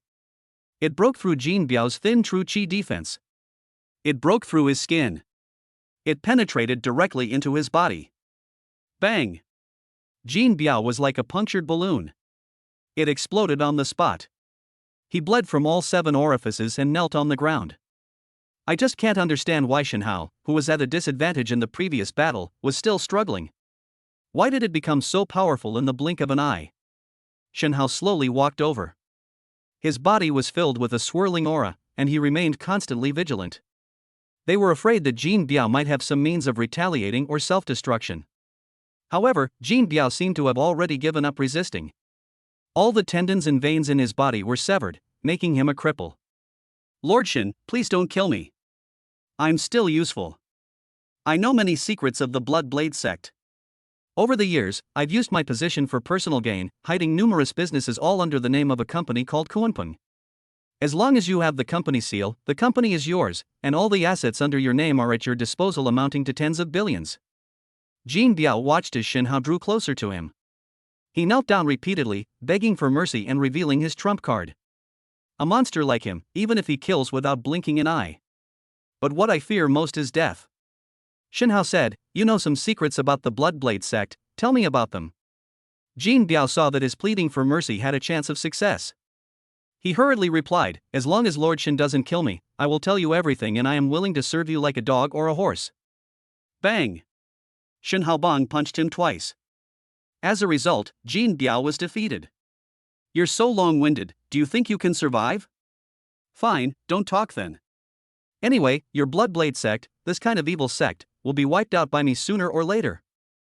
Xin Hao picked up the backpack that Jin Biao had thrown on the ground. Give it a thorough check. The harvest was quite substantial. A colorful snake mold, made of a very tough material, that can't be torn no matter how hard you try. The devouring python in the Dantian spoke, Hey, why are you tearing my clothes? You'll have to pay for them if you rip them. Xin Hao said, "The snake skin really is yours. But how did you shrink so much and end up in my Dantian? Keep it a secret." After saying that, the devouring python crawled into the ball of true energy in Xin Hao's Dantian and fell into a deep sleep. In addition, Xin Hao actually found the seal of Kunpeng Company. This is a special form of financial trusteeship. Jin Biao is a man who can't stand the light of day. He's really cunning. Put your assets in the company and then control the company seal yourself. The company will be managed by a professional agent. The outcome will depend on the person. I can acquire all rights to this company at any time. No matter how others investigate, they cannot find any connection between these things and Jin Biao. However, Jin Biao did not use the escape route he had prepared for himself. This actually benefited Xin Hao. Xin Hao shoved the seal into his pocket. "Jin Biao, I won't stand on ceremony with this generous gift." Chapter 66 Establishing Authority. A Gathering of Heroes. 2 days have passed. In a car repair shop on the outskirts of Nanjing, several old men looked anxious. Zhang Taijun paced back and forth. He was muttering to himself. Hey! Zhao Ting, do you think they'll get into trouble? Master Zhao Ting, the leader of the Thunder sect and also the leader of the Heroes Alliance. He sat upright in the main seat. Xiao Zhang, you're in your 50s or 60s, how come you still can't keep your composure? According to intelligence, the Blood Blade Society has sent 3 Grandmaster-level individuals. We sent 4, and their combat strength surpasses that of the other side, so there's nothing to worry about. Zhang Taijun nodded, that's true, but I'm afraid the intelligence might be wrong. Just then, someone made an announcement. Sect leader Zhao, Sun Meng has returned alone. He is covered in dust and blood. Zhang Taijun was greatly alarmed upon hearing this. I mustn't let Xin Hao, the successor of the Iron Fist School, perish at Mount Wangmeng. Sun Mengang had just entered. Sun Jun, the master of the Pai Gua Palm technique, hurriedly asked, Menger, are you alright? Sun Meng grabbed the teapot on the table and gulped down a large mouthful of water. He then knelt down on the ground. Master, Alliance leader Zhao, Sun Meng has failed to live up to your trust. Zhao Ting quickly said, Sun Meng, what happened? Tell me quickly. Zhao Ting was quite nervous when he saw that only Sun Meng had returned. Sun Meng quickly recounted the manager's events throughout the night, embellishing the story. In his account, he became the one who bravely fought the blue python. Xin Hao, on the other hand, first fled in fear of battle, and then returned with Jin Biao from the Blood Blade sect. They successively killed Zhao Xing, Li Xian, and others. In the end, Xin Hao, in order to keep the sacred artifact for himself, even went so far as to take the Blood Blade sect members. Sun Meng initially feigned reluctance to compromise, pretending to surrender to the Blood Blade sect, and thus his journey was uneventful. He only fled when Xin Hao went on a killing spree. It must be said that Sun Meng is a storytelling genius. He successfully switched his position with Xin Hao's. Without being there in person, it's really hard to tell the difference between the real and the fake. What did you say? Xin Hao couldn't be a traitor. He couldn't possibly do such a thing. Upon hearing this, Zheng Taijun slammed his fist on the table and stood up. Sun Meng ignored Sun Taijun. He knew who was in charge here. He bowed to Zhao Ting and said, "We implore Alliance leader Zhao to uphold justice." Zhao Ting learned that his only son, Zhao Xing, had died. He immediately flew into a rage. Zheng Taijun, don't bully others by abusing your power in bullying a junior. Xin Hao of the Kaishan Iron Fist sect has committed such a heinous act. If you don't clean house today, then I, old Zhao, will do it for you. Sun Taijun tried to explain, but found that Zhao Ting was no longer listening to anything. Just then, someone else came to report. Xin Hao is back. Before the announcement was even finished, Xin Hao barged into the hall. Where is that scumbag Sun Meng? On his way back, he discovered Li Xian's body. It seems that Li Xian ultimately failed to escape and was caught and killed by Sun Meng. Xin Hao was furious. It's worth noting that Li Xian also took the initiative to tell him a lot about the sacred land of martial arts. Of the three, he was the one who treated him the best. Zhao Ting saw Xin Hao barge in and shouted angrily, Xin Hao, give me back my son's life. Sun Taijun tried to stop him, but he was no match for Zhao Ting. Zhao Ting had already reached the Meridian Opening Realm. How could a grandmaster like him possibly contend with him? Thunder Blade cuts through iron. Zhao Ting's attack was a killing blow. It seems he's lost his mind and become senile. On what basis do you conclude that Xin Hao killed the person based solely on Sun Meng's one-sided account? Shouldn't we let Xin Hao and Sun Meng confront each other before making a judgment? Xin Hao narrowed his eyes slightly, showing no sign of weakness. He threw a punch straight at her. Broken Mountain. Sun Taijun was taken aback when he heard the sound. This Broken Mountain is a technique used by those at the Meridian Opening Realm. Could it be that Xin Hao has already broken through to the Meridian Opening stage? We can't go head-to-head with that old man Zhao Ting. You have to understand that he broke through to the Meridian Opening stage many years ago, and his understanding of the use of true Qi far surpasses that of Xin Hao. Moreover, the Thunder Blade is a unique weapon, and it emphasizes killing. How could anyone possibly withstand it with their own flesh and blood? Spare him, old Zhao. At the very moment Sun Taijun shouted it out. Xin Hao's fist had already collided with the arc of Zhao Ting's Thunder Blade. Bang! A cloud of dust passed by. The crowd gradually came to understand the situation on the field. Xin Hao placed one foot on Zhao Ting's chest. Old Master Zhao, on the other hand, was in a miserable state, lying on the ground and being restrained. You old bastard, you're really unreasonable. You didn't even listen to my explanation before you started attacking me. Can you sit down and talk to me properly now? Xin Hao scanned the entire scene, his gaze intimidating the Thunderblade sect disciples who were about to charge forward. After all, this is Thunderblade's territory. The disciples watched as Xin Hao defied his master with a single punch, knocking him down. None of them dared to step forward. Zhao Ting coughed twice, and slowly spat out a mouthful of blood. Young friend Xin Hao, I have offended you greatly. Let's sit down and talk. Sun Meng, standing to the side, looked ashen-faced. He originally intended to frame Xin Hao by fabricating a story. Let Zhao Ting lead the Thunderblade gang to kill him. Unexpectedly, Xin Hao completely subdued Zhao Ting. Sun Meng, you're quite the storyteller. Now that I'm here, you'd better tell the truth, or I won't hesitate to let you die a little slower. The process can take up to 10 hours. Terrifying words came from Xin Hao's mouth. Sun Meng was so frightened that he cowed out and begged for mercy. He wouldn't be surprised by anything this killing god does now. I really messed up this time. I messed with the wrong person. He recounted the whole truth in detail. Xin Hao nodded in satisfaction, then said, This is the truth of the matter. If you do not believe me, you are welcome to come with me into the Dead Python Mountain to see for yourselves. Moreover, with my martial arts cultivation at the first level of the Meridian opening stage, there is absolutely no need for me to join the Bloodblade sect. It's just a pity. I also broke through the barrier just before the battle, otherwise I could have saved Zhao Xing and Li Xian's lives. Upon hearing this, Zhao Ting accepted the explanation. He hurriedly dispatched his Thunder Sect followers to enter the Dead Python Mountain according to the location described by Xinhao, to collect the remains of Zhao Xing and the others. As for how to deal with Sun Meng, Xinhao really couldn't be bothered. Everything is to be decided by the alliance leader, Zhao Ting. Xinhao, along with Sun Taijun, drove back to the city. I thought it would be a simple task. Unexpectedly, this trip turned out to be a long journey. Moreover, there is no cell phone signal in the Dead Python Mountain. Therefore, Xinhao hasn't contacted his wife and daughter for a long time.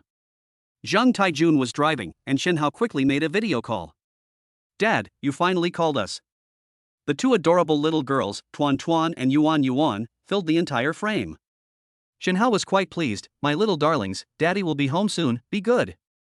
Good. Su Qingwan entered the frame, looking at Xinhao's bloodshot eyes with considerable concern. Honey, what's wrong? Have you been out for days without sleeping? Xinhao yawned and realized he was indeed sleepy. I was under a lot of mental stress before, so I really couldn't feel sleepy. Now I'm sitting in Lao Zhang's car, ready to go home. My mind immediately relaxed, and drowsiness washed over me. Xinhao replied, I wasn't sleepy at first, but now that you mention it, I am a little sleepy. I'll take a nap and we'll talk when we get home, honey. Su Qingwan nodded in agreement. Chapter 67 The Kind Sister-in-Law. Xinhao returned home and immediately fell into a deep sleep, covering his head with the blanket. The two adorable babies missed their dad and wanted him to play with them. However, under Su Qingwan's stern gaze, in the end, the two of them obediently ran away and went to play on their own. Let Dad get some rest. The moon was bright and the stars were few. It was already late at night. Xinhao opened his eyes and found Su Qingwan by his bedside. But this silly woman was so sleepy that she kept yawning. His head, propped up by his arms, was also swaying. It's about to collapse at any moment. Xinhao pulled her close and hugged her. He said gently, Honey, why are you still up so late? Why are you keeping watch over me? The latter let out a scream. Ah! Brother-in-law! What are you doing? Xinhao was also greatly surprised. Holy crap! Sister-in-law! You're just getting me into trouble. Su Qingwan and Su Qingchen look almost exactly alike. They're like two molds poured from the same template. To say what the difference is between the two of them now. The biggest difference is that Su Qingwan has given birth and breastfed, so her chest is more impressive. But Xinhao isn't a pervert, so naturally he wouldn't open his eyes and look at his wife's chest. Xinhao was quite helpless. He quickly released Su Qingchen and apologized repeatedly. I'm sorry, sister-in-law, I didn't know it was you. Su Qingchen tidied her hair, her face flushed red. It's all right, brother-in-law. Where's Qingwan? Why are you here guarding me? My sister has been taking care of you all day and is exhausted. I told her to go lie down for a while and I'll take over for a bit. Xinhao then understood. You sisters have such a good relationship. Of course, twins are bound to have a better bond than ordinary siblings. Strangely enough, my sister and I even have some kind of telepathic connection, Su Qingchen replied. Xinhao immediately became interested. Really? There's such a thing? However, he wasn't particularly surprised. Rather, he felt it was only natural, as the world still holds many secrets hidden beneath the surface of calm and tranquility. For example, the martial arts path that Xinhao has recently come into contact with. It's something that most ordinary people have never even heard of in their entire lives. In fact, they have no access to it, and martial arts have almost no impact on the daily lives of ordinary people. Seeing Xinhao's interest, Su Qingchen said, Of course, my sister and I have been inseparable since we were little. If we are separated, and my sister gets hurt or something similar, I can sense it. What I remember most vividly is when my sister gave birth to Tuanchuan and Yuan Yuan. My stomach hurt for an entire afternoon, and it was so painful. Xinhao said, Your telepathy is quite accurate. Upon seeing this, Su Qingchen immediately said, You scumbag. You weren't even there when my sister gave birth, and you made her a single mother for so long. Xinhao felt quite guilty. Although this is an old saying being repeated, Shin Hao has already explained it. At the time, I was penniless and just a poor student. Su Qingwan deliberately avoided contacting Shin Hao to protect herself. Shin Hao naturally had no way to find him. Although now that he has the system, Shin Hao has accumulated considerable wealth and possesses martial arts skills, enabling him to provide a better life for his mother and her 2 children. But the bitter past cannot be changed. Shin Hao said, that was before. I will never let them suffer any injustice again. Su Qingchen pouted, I believe that, brother-in-law, you're really a man. You were so impressive at Grandpa's birthday banquet. Speaking of which, I should thank you properly. If it weren't for you, I might have married that good-for-nothing Yi Long. Shin Hao said, with your brother-in-law here, I hope your future life will be exactly as you want it to be. Even if you leave the Su family, don't be afraid. I can support you all. Su Qingchen rolled her eyes at him, what are you talking about? I'm your sister-in-law, not your wife. Why should I need you to support me? Besides, if you ask around, my sister and I are considered well-known businesswomen in Nanjing. We have our own careers. Shin Hao said casually, it doesn't matter. My house is so big, one more mouth won't make a difference. Shen Hao. Just then, Su Qingwan also entered the room. So, you two are chatting behind my back. Shin Hao, are you planning to enjoy the blessings of having 2 wives? Upon hearing this, Shin Hao quickly got out of bed and admitted his mistake. Oh dear, my wife, how could I dare? I just woke up and chatted with my sister-in-law for a bit. Please be magnanimous and don't be angry. Su Qingwan laughed too, I was just teasing you. You've worked hard this morning, get some rest. Su Qingchen stood up and stretched. Sis, do you think I'd like to see Shin Hao? He's finally awake. He's like a pig, he can really sleep. Su Qingchen left the room. The room was now empty except for Shin Hao and Su Qingwan. Wife, I want to. Shut up. Shin Hao's mouth was immediately sealed by a pair of red lips. It seems that Su Qingwan has been missing Shin Hao a lot these past 2 days while he was away. Guest room. Su Qingchen's face turned completely red. I cursed my sister and brother-in-law 1,000 times in my heart. I had just subtly mentioned to my brother-in-law that he and my sister had a telepathic connection. Can't these two just tone it down a little? Su Qingchen looked up at the ceiling, feeling that time was passing by unbearably. She excelled academically from a young age, attending prestigious schools all the way through her education, and later became involved in the family business at a very early age. She's much more mature than boys her age, so naturally she doesn't find him attractive. Chapter 68 I almost forgot I also have a nanny system. At 6 o'clock sharp. Shin Hao's biological clock automatically woke him up. He saw Su Qingwan lying naked beside him. Her small mouth was slightly open, and with each breath, the peaks of her chest rose and fell slowly. Shin Hao carefully covered her with the blanket. After getting dressed, I went to practice my skills in the villa's courtyard. Today, the 5 moves of the Iron Fist of Mountain Opening. He has already grasped everything. In addition, he himself has a very high level of martial arts skill and a unique understanding of martial arts. Therefore, Shin Hao focused his efforts on opening up the meridians. This means mobilizing the true qi gathered in the dantian to strengthen the remaining 7 major meridians in the body.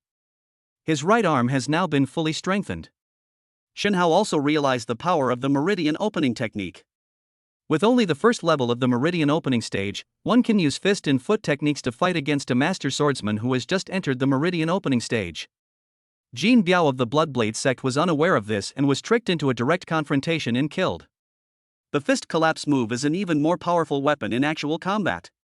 It's not very noticeable at the Grandmaster stage, because at the Grandmaster stage, one can only unleash internal energy that enters the enemy's body. If the difference in their skill levels is not too great.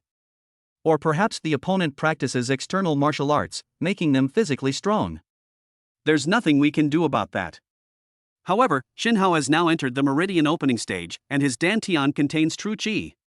Then I will inject my true energy into the other person's body. No matter how strong your physical body is, you can break through it from the inside. The only way to resolve this is for one to also become a master of the meridian opening realm, and then use a massive amount of one's own true energy to encircle and suppress the true energy that has invaded the body. The second major meridian that Shin Hao chose to strengthen was his left leg. He is not known for his legwork, but strengthening his legs has one advantage. whether it's running away or wandering around. They will all have a huge advantage. Moreover, the enemy always knows that Shinhao practices boxing, so they might think that Shinhao's weakness lies in his lower body. Shinhao then deliberately strengthened his lower body. When the time comes, we can take them by surprise and seize the initiative. Just as Shinhao was introspecting and guiding the true energy in his dantian to strengthen his left leg, the little snake popped out again. She seemed to be enjoying herself quite a bit, swimming in the true energy sun in Shinhao's dantian. Shinhao, when are you leaving? He didn't like the little snake who wants a living being inside their body? I already said. I will leave once I have recovered. Shinhao said, how long do you plan to recuperate? At least give me a standard. You jerk, I can't be bothered talking to you. After saying that, the little snake disappeared again into Shinhao's true energy sun. Shinhao was speechless. This devouring python had a strange temper, and he didn't know what he had done to offend her. He was too lazy to think about it further and continued on his path of opening his meridians. About 2 hours later, Shinhao opened his eyes, his gaze filled with relief. Although the process of opening the meridians is extremely difficult, if the total number is 100, I have only completed 1 unit of the work today. However, as long as I persevere, I will eventually be able to finish it. He made up his mind. Twice a day, for at the latest 2 months, the meridians in the left leg will be fully opened, and you will enter the second stage. Go back and find old Zhang again. That old man is unreliable, after all. But there are always some good things to offer. The breakthrough I was able to make before battle last time was also thanks to the meridian opening pill given to me by old Zhang. Shinhao went to the kitchen and prepared breakfast for 5 people. Then they called people to wake up one by one. Knock, knock, knock. Breakfast is ready, sister-in-law. Su Qingshan suddenly opened her eyes and quickly tidied up the mess. She then tidied the bed sheets. Throw it in the washing machine. Shinhao found it strange. Sister-in-law, weren't the sheets just changed? Why are they dirty and need to be washed? Su Qingshan glared at him. I'm happy to. Shinhao thought to himself, these women are all so strange. Whether it's the female snake of the devouring python or her sister-in-law, they always get angry with me for no reason. My Wanner is still the best. Dad, can you help us check our homework? Mom said we can go out and play once we finish our homework today. The 2 adorable little babies, Tuanchuan and Yuan, surrounded Shinhao and spoke. Shinhao was a little surprised. We just finished breakfast. Did you 2 finish your homework so quickly? The 2 looked at each other and then nodded firmly. Yes, we were super diligent yesterday and finished writing today's assignments too. Tuanchuan and Yuan didn't have much homework. When the holiday started, Su Qingwan had already planned out how much and what to do each day. Shinhao examined them and confirmed that it was indeed the case. Ding! Congratulations, host, you have gained a chance to instantly kill someone by checking your daughter's homework. Option 1, God level appraisal skill. Option 2, Eagle Eye. Ouch! I almost forgot I had a daddy instant kill system. Shinhao felt a little annoyed, realizing he hadn't spent enough time with his daughter lately. It seems I need to spend more time with my daughter in the future. Shinhao himself is a martial artist, and his eyesight is far beyond that of ordinary people. This eagle I can only see very far. It seems somewhat redundant. Shinhao decisively chose option 1, the God-level appraisal technique, to instantly kill. Who knew that this instant kill wouldn't have been a problem? After obtaining the divine appraisal certificate, Shinhao noticed something amiss in his 2 daughters' homework. Wait a minute, let's reunite. Shinhao's face darkened, and he called out to his 2 daughters. The 2 adorable little ones were changing their shoes, getting ready to sneak out. I heard my father call out to me, and his tone was quite unpleasant. The 2 of them froze instantly. Dad, what's wrong? Tuanchuan asked, feigning composure. You 2, come here. Shinhao said earnestly to his 2 daughters, the most important thing for us as people is integrity. Don't you agree? The 2 adorable babies nodded. A person who is dishonest will be punished. Tuan's round little face turned deathly pale with fright. Shinhao continued, however, everyone should have the opportunity to correct their mistakes. Now, Dad will give you that opportunity. You should admit your mistakes yourselves. Yuan broke down first, tears streaming down her face. Dad, I'm sorry, we copied your homework. Tuan also kept her head down and didn't say anything. Tell Dad how you copied it. Tuan said, Dad, don't spank Yuan's bottom. It was my idea. We'll each do yesterday's homework and today's homework, and then we'll switch and copy them. That's why you were able to finish 2 days' worth of homework so quickly yesterday. Yes, the two adorable children replied honestly. Shinhao pinched their little cheeks, but not hard. This time I'll just pinch your cheeks as a warning. Next time, you'll get a spanking. The two quickly thanked their father for sparing their lives. Then he happily ran to his room and started doing his homework again. Shinhao said, hurry up and write it. I'll take you out this afternoon when you're done. Chapter 69 Finding Bargains at Street Stalls. Central Park, Jinling City. Shinhao held two adorable babies in each arm. Tuan and Yuan haven't seen their father for several days and have become very clingy. The two children kept asking their father to hold them, so Shinhao had no choice but to take the two little cuties into his arms. As they walked, they arrived at Central Park. Dad, look ahead, there are a lot of people over there, let's go take a look. Tuan stretched out her chubby little hands and pointed to the northwest. Shinhao looked over and saw that there were indeed many people gathered there. It looks like a small market. Shinhao approached. I discovered that this place was actually a mini antique market. There are dozens of business owners operating here. Some elderly people who come to the park for a walk also stroll and shop here. The furnishings here are quite a bargain. The stall owner spread a large red cloth on the ground. Then a bunch of messy, fake, and non-reliable things were piled on the red cloth. There was no price listed. The bosses would set up their little stools and sit there playing on their phones for half a day. Or they might eat sunflower seeds and chat. Dad, I want to see. Yuan was making a ruckus. Shinhao then put the two little cuties down. Tuan and Yuan ran to the stall. Looking at all those strange and unusual things, I was quite curious. Ancient books, bronze statues, lighters, keychains, flower pots. This isn't an antique market, it's a general store. Tuan and Yuan were mesmerized by an ancient painting. Dad, this Pikachu is so cute, Tuan wants to buy it. Tuan grabbed Shinhao's big hand and pointed to a painting. Shinhao glanced at the painting and exclaimed that it was outrageous. An antique-style painting depicts Ash capturing Pikachu. As soon as the stall owner saw a customer coming in, he quickly called out, "Little kid, you have a good eye." This painting was created by the famous Japanese painter, Inoue Ichiro, and it is now 800 years old.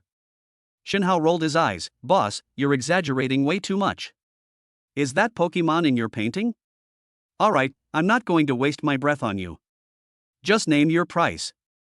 The boss pretended to stroke his beard, looking reluctant. Sir, I can see that your daughter really wants this painting, so let's make it 20,000. When Tuan and Yuan heard the price, they were stunned. That's so expensive. 20,000 yuan could buy so many candied hawthorns. The two looked at Shinhao with pitiful expressions. Dad, maybe we shouldn't buy it? Shinhao replied with a smile, it's alright, it's up to Dad. Shinhao immediately started haggling. He held up 5 fingers. The boss looked at it and smiled so hard his eyes were practically slits. He nodded repeatedly and said, take the 5,000. When did I say 5,000? It's 50. Shinhao said. Oh dear, you're not being sincere at all. I can't even get 50 yuan at cost price, it's not enough to cover my expenses. Shinhao picked up his 2 daughters and turned to leave. Take it for 50, I'll wrap it up for you. Seeing this, the shopkeeper panicked and quickly rolled up the painting, then gave it to Shinhao. Shinhao thought to himself, you little punk, trying to trick me. After buying that antique painting Ash tames Pikachu, the three continued to wander around the antique market. They came across a stall that only sold ancient books. However, there's something special about this stall. Most of the books were placed on a red cloth on the ground. There were more than a dozen books, but they were placed in a glass frame. Shinhao stopped at the money stall and stood there for a long time. Pointing to a book in the glass case, he said, Boss, how much is this one? The bookstall owner was an elderly man who wore glasses. He quickly pushed up his glasses. Actually, many people come to these antique stalls to browse and have some fun. However, most people would choose to buy some small handicrafts. After all, even if you know that thing is fake. However, it's still nice to buy it and display it at home as a decoration. Ancient books contain known information. Its value lies in the year it was made and who copied it. Therefore, if you buy a fake copy, it's really useless except for fooling laymen. His bookstall business has always been so-so. The boss glanced at Shen Hao and found that the man was shrewd and had an extraordinary bearing. Moreover, the first thing he mentioned was the prized possession of his bookstall. Young man, you have a good eye. This copy of the Diamond Sutra in my entire stall is a unique copy from the Eastern Zhou dynasty. Take it home and have an expert appraise it. The starting price at auction is 300 million. At that time, you'll reach the pinnacle of life, achieve financial freedom, and have it all done once and for all. Shen Hao laughed and said, Boss, if there's such a good thing, why don't you get it appraised yourself, instead of letting me have it? The boss was speechless for a moment. Well, Buddha helps those who are destined to be helped. This old man like me is not suited to living the life of a tycoon. Shen Hao retorted again, Boss, that's not fair.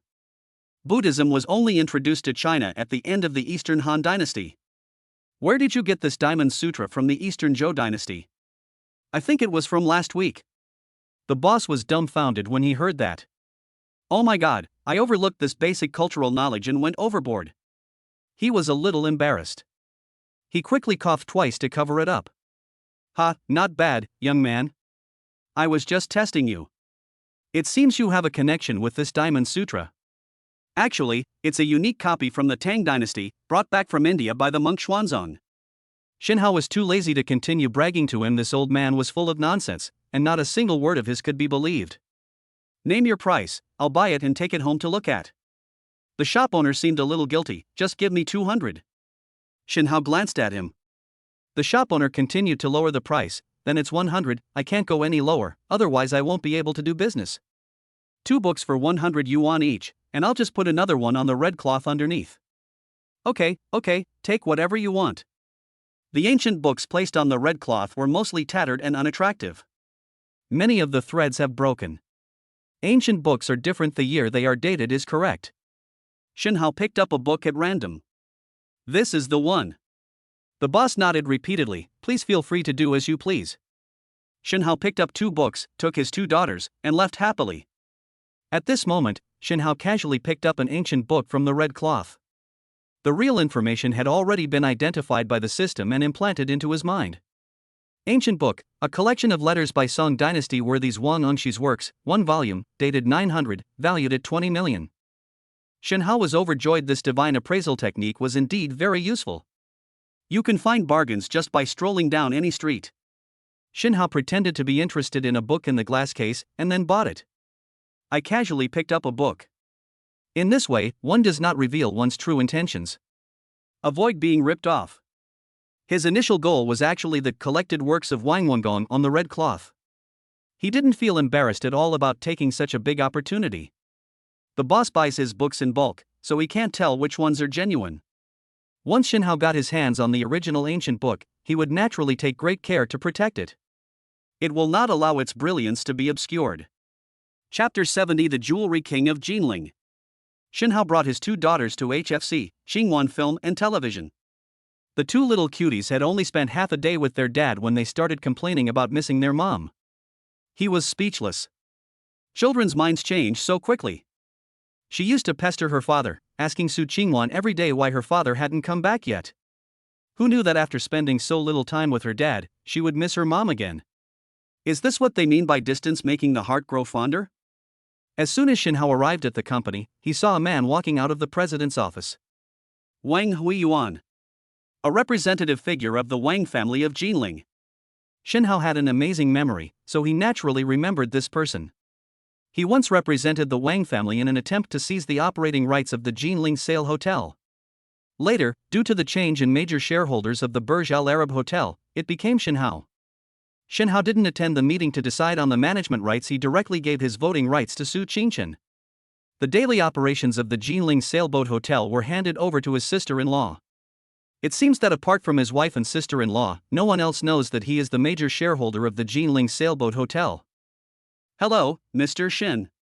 When Wang Huiyuan saw Shen Hao, he took the initiative to go up and greet him and shake hands. You know me? Shen Hao remembered that he had never had any direct contact with this person. Then, Wang Huiyuan whispered in his ear. I was there when you caused a scene at the Su family's birthday banquet a few days ago and got involved with young Master Yi Fan. Those who went there that day were all top figures in Nanjing. They all had a tacit understanding and kept quiet about the matter. However, I am truly impressed by Mr. Shen's bravery. It seems that those scions of noble families are nothing special. You've also helped us vent our anger. Shen Hao then understood. It turns out that even aristocratic families aren't so popular, they also have their share of criticisms among upper-class business people. After all, the family was a family that passed down its medical and martial arts traditions. There are very few people who are good at business. Someone like Yi Fan, who has mastered both business acumen and martial arts, is extremely rare. The vast majority of them, scions of aristocratic families, were not like Yi Long, a complete good-for-nothing who just lazed around and waited to die. But it just means that he has one more martial art to rely on compared to ordinary people. In this modern society, the fastest way to defeat the enemy. It wasn't martial arts, but a pistol. Of course, martial artists like Shen Hao, who have reached a high level of expertise, are not included in this category. His skill level is considered very high among martial artists. I won't offend others unless they offend me. Yi Fan coveted my wife, and I didn't kill him, which is giving the Yi family face, Shen Hao said. That's natural, Mr. Shen is exceptionally brave and skilled in martial arts. Although Shen Hao's words were not directed at Wang Huiyuan was still somewhat afraid. The person in front of me has a martial arts level as high as the heavens. I'm here today to discuss a collaboration with Mr. Su. As you know, our Wang family is in the jewelry business, and in this industry, exposure and fame are very limited. Mr. Su's show, Dad is Amazing, is incredibly popular. I still really want to collaborate with Mr. Su, so please try to persuade him again, Mr. Shen. Upon hearing this, Shen Hao immediately extended a friendly gesture. Of course, I welcome business cooperation, but everything must be done in accordance with business rules. Of course. There's a jewelry exhibition and sales event in a couple of days, which includes an auction. It's organized by my Wang family. I came here specifically to invite President Su and Mr. Shen to come and take a look. If you see anything you like, just let me know, and I'll do my best to give it to you both within my means. Wang Huiyuan's words were quite sincere. Shen Hao felt relieved and laughed heartily. Mr. Wang, you're too kind. By the way, Mr. Shen, you also took your 2 daughters to participate in Dad is Amazing? My kids love watching that show. Can we take a picture together? Shen Hao had no objection. Inside the CEO's office, Su Qingwan and Shen Hao each held a baby. They talked about things there. Warner, what's the deal with the cooperation with the Wang family? Su Qingwan frowned slightly. I'm still considering it. The Wang family is in the jewelry business, and I don't think it fits our program's theme very well. So the results of the campaign might not be good, and it hasn't been decided yet. Shen Hao advised. Warner, you're really foolish. Although the main content of Dad is about fathers and children, you know who the real audience is? It's still the vast number of women. How could a collaboration with the king of Jinling jewelry not be a good match? Su Qingwan was too engrossed in the project, she was too focused on it. I didn't think of that for a moment. That's right, Shen Hao, how come I didn't think of that? In fact, this variety show is very suitable for a family of 3 to watch, and I guess many mothers will drag their husbands to watch it together and say to them, look at how well the fathers take care of their children. Shen Hao continued his analysis. Although our variety shows can bring about some changes in society and allow fathers to participate more in their children's growth, the deep-rooted problems are hard to reverse. In the short term, mothers will still bear the main responsibility for taking care of the children. At this point, when a jewelry advertisement is inserted, mothers will say, it's okay if you don't take care of the kids, but buy me some jewelry as compensation. It's perfectly reasonable. Fathers will also say, okay, they will also spend money to avoid trouble. When Shen Hao was analyzing, he did so with a serious expression, using both his hands and feet. His expressions were quite varied, which made Su Qingwan laugh. Then let's settle on cooperating with the Wang family. Su Qingwan also acted decisively and quickly. He directly assigned his secretary to handle the matter. At the same time, Shen Hao took out 2 tickets. What kind of ticket is this? Su Qingwan asked curiously. Let's go check out the Wang family's jewelry exhibition and pick out a couple of pieces for you, Shen Hao said. Why are you suddenly being so nice to me? Are you feeling guilty? Su Qingwan feigned arrogance. Shen Hao put Tuan Tuan aside and walked over. Su Qingwan was still holding Yuan Yuan in her arms and was at a loss for what to do. What are you doing, Shen Hao? The child is still here. Shenhao took Yuan Yuan from her arms and put her aside. He pulled Su Qingwan and her companion together, looked into her eyes, and spoke earnestly. I, Shenhao, have absolutely no feelings for any other woman in this world, except for Su Qingwan. If I break this vow, may I suffer the consequences. Before he could finish speaking, Su Qingwan covered his mouth. I don't want you to make such a solemn oath. You know I was joking, so why are you taking it so seriously? Shenhao said, some things are not to be joked about, you silly girl.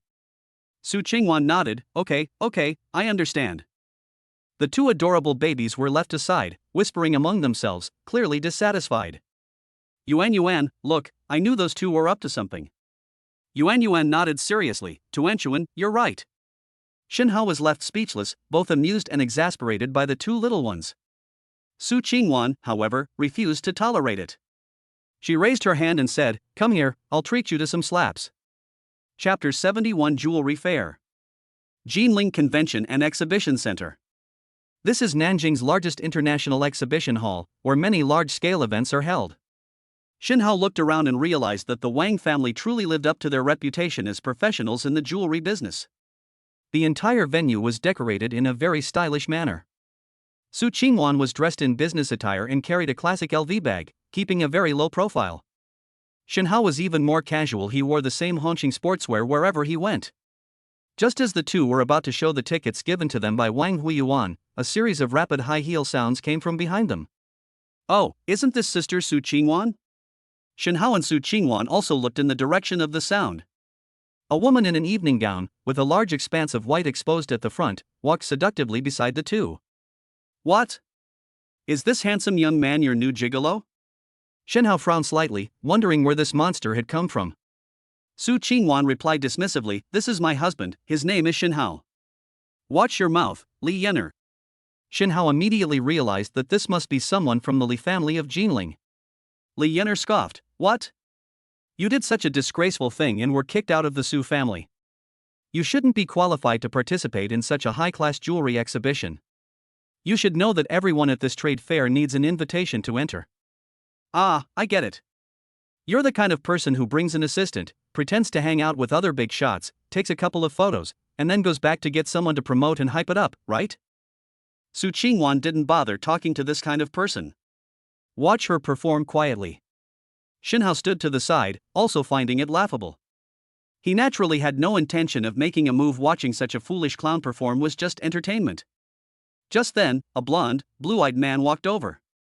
Oh, darling, what are you doing? Li Yener leaned against the man. Let me introduce you, this is my boyfriend, Peter. Then, she pretended to whisper, but actually spoke loudly. This is the eldest daughter of the Su family that I mentioned to you when I was abroad. She was kicked out of her family because she was pregnant out of wedlock. Peter's eyes immediately lit up with interest. He naturally assumed that Su Qingwan was a promiscuous woman. He continued speaking in his accented Chinese, Ms. Su, I've heard so much about you. Would you be so kind as to exchange contact information? Su Qingwan ignored him. This Li Yener has always been at odds with me. She went abroad later, but unexpectedly, she came back this time with an American boyfriend. Honey, don't contact this kind of person. Let us go inside and look at the jewelry. With that, Li Yana took Peter's arm, showed her ticket to the security guard, and then walked into the convention center. People began queuing to wait for security checks. After all, the jewelry in this convention center is extremely valuable. Any one piece could be worth millions. Safety work must be done well, of course. She turned to look at Su Qingwan. Sister Su, why don't you come in? Shenhao didn't want to waste any more time, so he took out the 2 tickets that Wang Huiyuan had given him. Upon seeing him, the security guard immediately treated him like a distinguished guest. The ticket in Shenhao's hand was no different from the one in Li Yener's hand. The ticket in Shenhao's hand, bearing a gilded seal and the words Huiyuan, was personally delivered by Wang Huiyuan. Wang Huiyuan only prepared 10 of these tickets. He specifically instructed the security guards that seeing this kind of ticket meant a distinguished guest had arrived. Distinguished guests, this way please. Mr. Wang has specially arranged a VIP passage for you. Su Qingwan rolled her eyes at Li Yener and, led by the security guard, quickly passed through the VIP passage on the other side. He left Li Yener with only her back view. Li Yenner was so angry that her mouth twisted into a crooked shape. She angrily stomped the ground twice with her high heels. That bitch, she must have gotten into some big shot's bed again some time ago. Peter had no choice but to offer words of comfort. His imagination about Su Qingwan grew even stronger. After all, Su Qingwan is far superior to Li Yenner in both appearance and figure. Now that I've learned from Li Yenner that Su Qingwan is naturally outgoing, my chances are much better. Peter made up his mind that he must get Su Qingwan's contact information later. Su Qingwan went directly to the second floor via the VIP passage. There are private rooms here for VIPs to relax. It also protects personal privacy, making it convenient for buyers who do not wish to reveal their identity to participate in the auction later. Warner, let's go downstairs and look around first. We'll come back up when the auction starts, Shenhao said. Good. The two arrived at the exhibition hall on the first floor and first browsed through the ordinary gold and silver counters. Shenhao picked out a longevity lock for each of the two adorable children. Su Qingwan looked around for a long time, but didn't find anything she particularly wanted. Ordinary gold and silver jewelry held little appeal for them. Just then, an introduction drew the two of them over. Good morning, distinguished guests. As you can see, this glass display case contains one of the auction items, the Heart of the Ocean gemstone. Gems drive women crazy. Even someone as indifferent as Su Qingwan. My heart skipped a beat when I saw that gem that shone with blue light. You like it? I'll buy it for you in a bit, Shenhao said. Su Qingwan shook her head. Forget it, our money didn't grow on trees, there's no need to buy these flashy but impractical things. Shenhao laughed and said, how could that be? Anything I buy for my wife is useful as long as it makes her happy. You're good at making people happy. Shenhao put his arm around Su Qingwan's slender waist. I'll do anything as long as you're happy. Li Yenner also arrived late. She was delayed for quite a while at the security checkpoint. See? They can only look at it. Some people will never be able to afford it in their entire lives. Shenhao spat, running into dogs as soon as I step out the door, what a downer. Peter quickly stepped forward. Sir, please watch your words and actions. Shenhao and Peter exchanged a glance, neither of them intimidated. Regardless of height or physique, the two are evenly matched. The two sides were on the verge of exchanging blows, neither willing to back down. Li Yanna's older brother, Li Sungbak, arrived at the scene. Yenner, you've been abroad for so long, you're finally back. Li Chengfu opened his arms and hugged his sister. Big brother. Yenner, why didn't you go home first after you came back? You came straight to this jewelry exhibition. Li Yenner made an excuse. Isn't this to buy some things for my sister-in-law and my parents to take back with me? Li Chengfu patted her head. At least you have filial piety. Li Yenner pouted unhappily, pointing her lips at Su Qingwan. Big brother, as soon as I arrived today, I saw that annoying person. Li Chengfu also noticed Su Qingwan at this moment. Having lived in Nanjing for a long time, he naturally knew about Su Qingwan's Qingwan Film and Television, which recently became very popular because of Dad is Amazing. Su Qingwan now has some ability. He quickly glared at his younger sister. Li Yenner, watch your words. Chapter 72 The Shocked Li Yenner. Then, Li Chengfu walked towards Su Qingwan. President Su, my sister is being immature, please don't take it to heart. Su Qingwan was focused on business. In business, it's natural to cultivate good relationships. She and Li Chengfu had never had any grudges, so naturally she had to give him some face. Just tell her to keep her mouth shut. Li Chengfu nodded repeatedly. Li Yenner exclaimed anxiously, brother. Why are you afraid of a woman like this? Li Shufu quickly pulled Li Yenner to the other side. Yenner, you just returned from abroad and don't know the current situation in Jinling. Su Qingwan's own film and television company has recently produced a hit variety show, and she also has several big IP TV series under investment and production. She has a lot of influence now. Li Yenner looked at Su Qingwan with jealousy. Her. What makes her so special? Bro, which big shot has this bitch slept with this time? Li Chengfu quickly covered her mouth. Oh dear, my good sister, don't say that. Did you see that man next to her in that domestically made sportswear? Li Yenner found it strange. Apart from having a decent physique and handsome looks, this man didn't seem to have anything special about him. Isn't this Su Qingwan's gigolo? She's got some nerve, having a sugar daddy and still daring to openly bring her gigolo to a jewelry exhibition. Li Chengfu was getting anxious. This Li Yener was still as outspoken and arrogant as ever. He hurriedly scolded, "Yener, do you know how good that man is at fighting?" A few days ago, the Su family patriarch celebrated his birthday, and Yi Fan, the young master of the Yi family, a prominent family in Shanghai, even came. Li Yener's eyes lit up the moment she heard Yi Fan's name. Brother, did young Master Fan really come? Just to celebrate the birthday of the Su family patriarch, this is truly a great honor. Before she left home, Li Yener had met these scions of wealthy families a few times.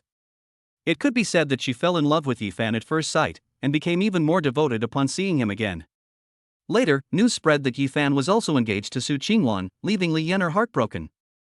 From that time on, she always targeted Su Qingwan. Of course, when they later saw that Su Qingwan had inexplicably become pregnant, the marriage agreement between the Yi and Su families was naturally dissolved. Li Yener was quite happy for a while. The Li family arranged a night for her, just as she wished. She was told to offer herself to Yi Fan, but Yi Fan looked at her and said nothing more.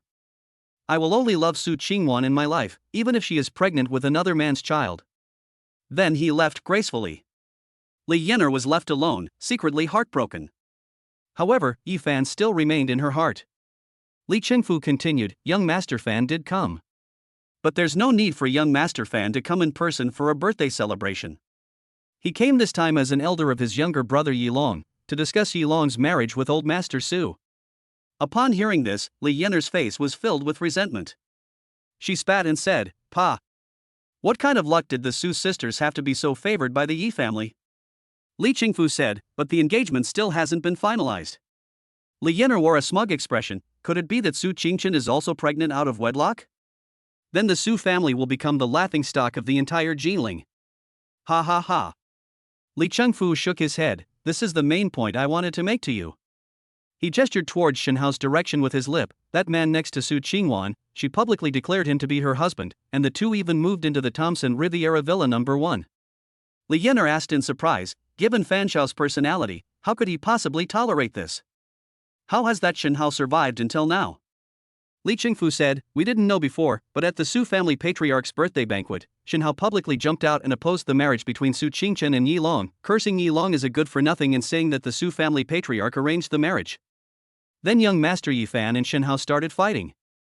Li Yener had already vaguely guessed the outcome, and her face was full of shock. Could it be that young Master Fan fought this person to a draw and let him get away unscathed? Then he really does have some skills. 2 moves? I bet he's got 20. Li Qingfu's expression suddenly turned serious. You absolutely must not provoke Su Qingwan. If you lose business, you can simply stop cooperating with her. But her husband punched Fan Shao so hard that he vomited blood and collapsed to the ground. He had to be carried away. If you offend Shenhao, and he gets angry, he might just lift a finger. Li Qingfu did not continue speaking. Li Yener's eyes were already filled with fear. She also had some understanding of aristocratic families. How is that possible? Fan Shao is the next generation successor that the Yi family is focusing on cultivating. I've heard that his martial arts skills are extraordinary, and he can fight 10 professional boxers at the same time. They were actually defeated by this ordinary-looking man. Recalling her provocative words, Li Yener exclaimed that she was lucky. If this really angers Shenhao, I don't even know how I lost half my life. Just then, Wang Huiyuan also appeared in the main exhibition hall. He picked up the microphone and warmly welcomed all the guests. They then introduced the Wang family, saying they had been in the jewelry business since the late Qing dynasty. It is a century-old brand. Alright, now we will be auctioning off the 10 most prized exhibits of this fair. Please take your seats. Li Qingfu, along with his sister and Peter, took their seats in the hall. Li Yener sat down calmly and began searching for Su Qingwan's shadow. This woman is so lucky she actually married a martial arts master. But I estimate she's still not very wealthy. From what the elder brother just said, Su Qingwan's company has only recently started to make a profit due to the popularity of the variety show. We had been operating at a loss and were barely managing to stay afloat. They're barely able to stay afloat. All the money they've earned lately has probably gone to pay off debts. Presumably, Su Qingwan has a VIP status. Wang Huiyuan was only trying to curry favor with her in order to gain the right to place advertisements on variety shows. This does not mean that Su Qingwan and her martial arts husband are related. They truly deserve to be considered VIPs. Li Yana hugged her brother's arm. Big brother, could you help Yenner order a couple of pieces of jewelry later? Li Qingfu doted on this younger sister the most since she was a child. Of course, I readily agreed. The Li family is one of the 4 great families of Jinling, so their wealth is naturally considerable. Each of these 4 families has a main business that made them wealthy. The Wang family owns jewelry, the Li family owns real estate, the Su family owns electrical appliances, and the Kong family owns processing plants. However, nowadays, all 4 companies have been operating for many years. In fact, the business community in Nanjing is deeply intertwined. He has dabbled in various industries. They no longer rely solely on one main business to make a living. Furthermore, after accumulating substantial capital, they also established an investment company. Invest specifically in promising new companies, with future considerations in mind. Welcome everyone. Today, let's bring you our first item for auction. Heart of the Ocean. Just then, Wang Huiyuan's voice rang out again. Chapter 73, a starry sky diamond ring worth 200 million. Wow! Throughout the exhibition hall, gasps of surprise filled the air, gradually growing louder. Some women, in particular, are unable to control their emotions. This gemstone appeared in the classic film Titanic. In the end, Jack sacrifices himself for Rose. The scene of him telling her to live well has become an eternal classic. At the end of the movie, Rose throws the Heart of the Ocean gem into the sea. Many people, influenced by the movie, believe that the gem was actually thrown into the sea. Actually, no. The Heart of the Ocean has always been collected by people. However, a few years ago, that collector went bankrupt, forced to sell their family's treasured possessions. This Heart of the Ocean gem was discovered during that time. Today, Wang's jewelry has also invested a great deal of effort and money. Only then did I acquire it. This is the Jinling International Jewelry Fair. The Wang family has invested heavily, determined to expand beyond the Great Xia Kingdom and become an international jewelry brand. Therefore, they prepared 10 precious jewels. It will be auctioned at a trade fair. Meanwhile, the VIP rooms on the second floor were also reserved for numerous tycoons from home and abroad. Originally, Shen Hao and Su Qingwan's apparent financial resources were insufficient to obtain VIP seats. However, the variety shows under Su Qingwan's company became incredibly popular, and their popularity among the general public was extremely high. Wang Huiyuan made the decision himself. He believed in his judgment and was certain that advertising on Dad is amazing and sponsoring the show would yield returns far exceeding his investment. Of course, in reality, Shen Hao's financial resources. It is far more than what is outwardly apparent. However, very few people know this. As the auction was about to begin, Shen Hao and Su Qingwan had already returned to their private room on the second floor. On the auction stage, Wang Huiyuan said, "The Heart of the Ocean gemstone is a symbol of love. I won't go into more detail, I believe everyone is familiar with it. Buying it and giving it to your loved one is definitely worth every penny. Starting bid, 10 million. Each bid must be at least 500,000. In fact, some powerful individuals are also hidden in the lobby on the first floor. They made a decisive offer. No sooner had Wang Huiyuan finished speaking than someone raised a sign. 11 million. 12,500,000. Inside the private room, there was also a large LCD screen that could display the auction prices and the situation in the main hall in real time. It also allows for bidding. Shen Hao put his arm around Su Qingwan and asked, "Wife, do you want this stone?" Su Qingwan nestled her head against Shen Hao's chest and said, "Do you think I'm the kind of girl who likes gemstones? Let's save some money, we don't have much cash on hand." "I have money, who told you I don't have any?" Shen Hao said. "Don't try to save me money, just tell me what you want." "Good." Su Qingwan nodded shyly. "Shen Hao, what are you doing? This isn't home. What if there are security cameras filming us?" She grabbed Shen Hao's hand, trying to take his pig's trotter out of his shirt. Shen Hao grinned mischievously, his entire palm twitching slightly. He skillfully controlled his inner energy, gently stroking certain parts of Su Qingwan's body. Su Qingwan was instantly smitten. What were originally stern reprimands turned into flirtatious banter when spoken by her. "Shen Hao, you're so bad." Shen Hao, taking an inch and then a mile, went even further. All 9 items in the auction were successfully sold. The transaction price was also very encouraging. Shen Hao also noticed that the people in the private rooms on the second floor were all either rich or powerful. Their strength is still very formidable. Just then, a staff member next to Wang Huiyuan brought out a mysterious box. A black cloth was placed over it. Su Qingwan was completely exhausted, so Xinhao gave her a blanket to cover her up. Su Qingwan said quietly, "This is the last item up for auction. Let's leave after we've seen it. Anyway, I've already bought some things, so I've already given them face." Xinhao asked, "Do those 2 silver longevity locks count too?" Su Qingwan said, "How can it not count? Everyone's money is hard-earned." Wang Huiyuan's family sells jewelry, which is a highly profitable industry. They make more money than I do in film and television or you run a hotel.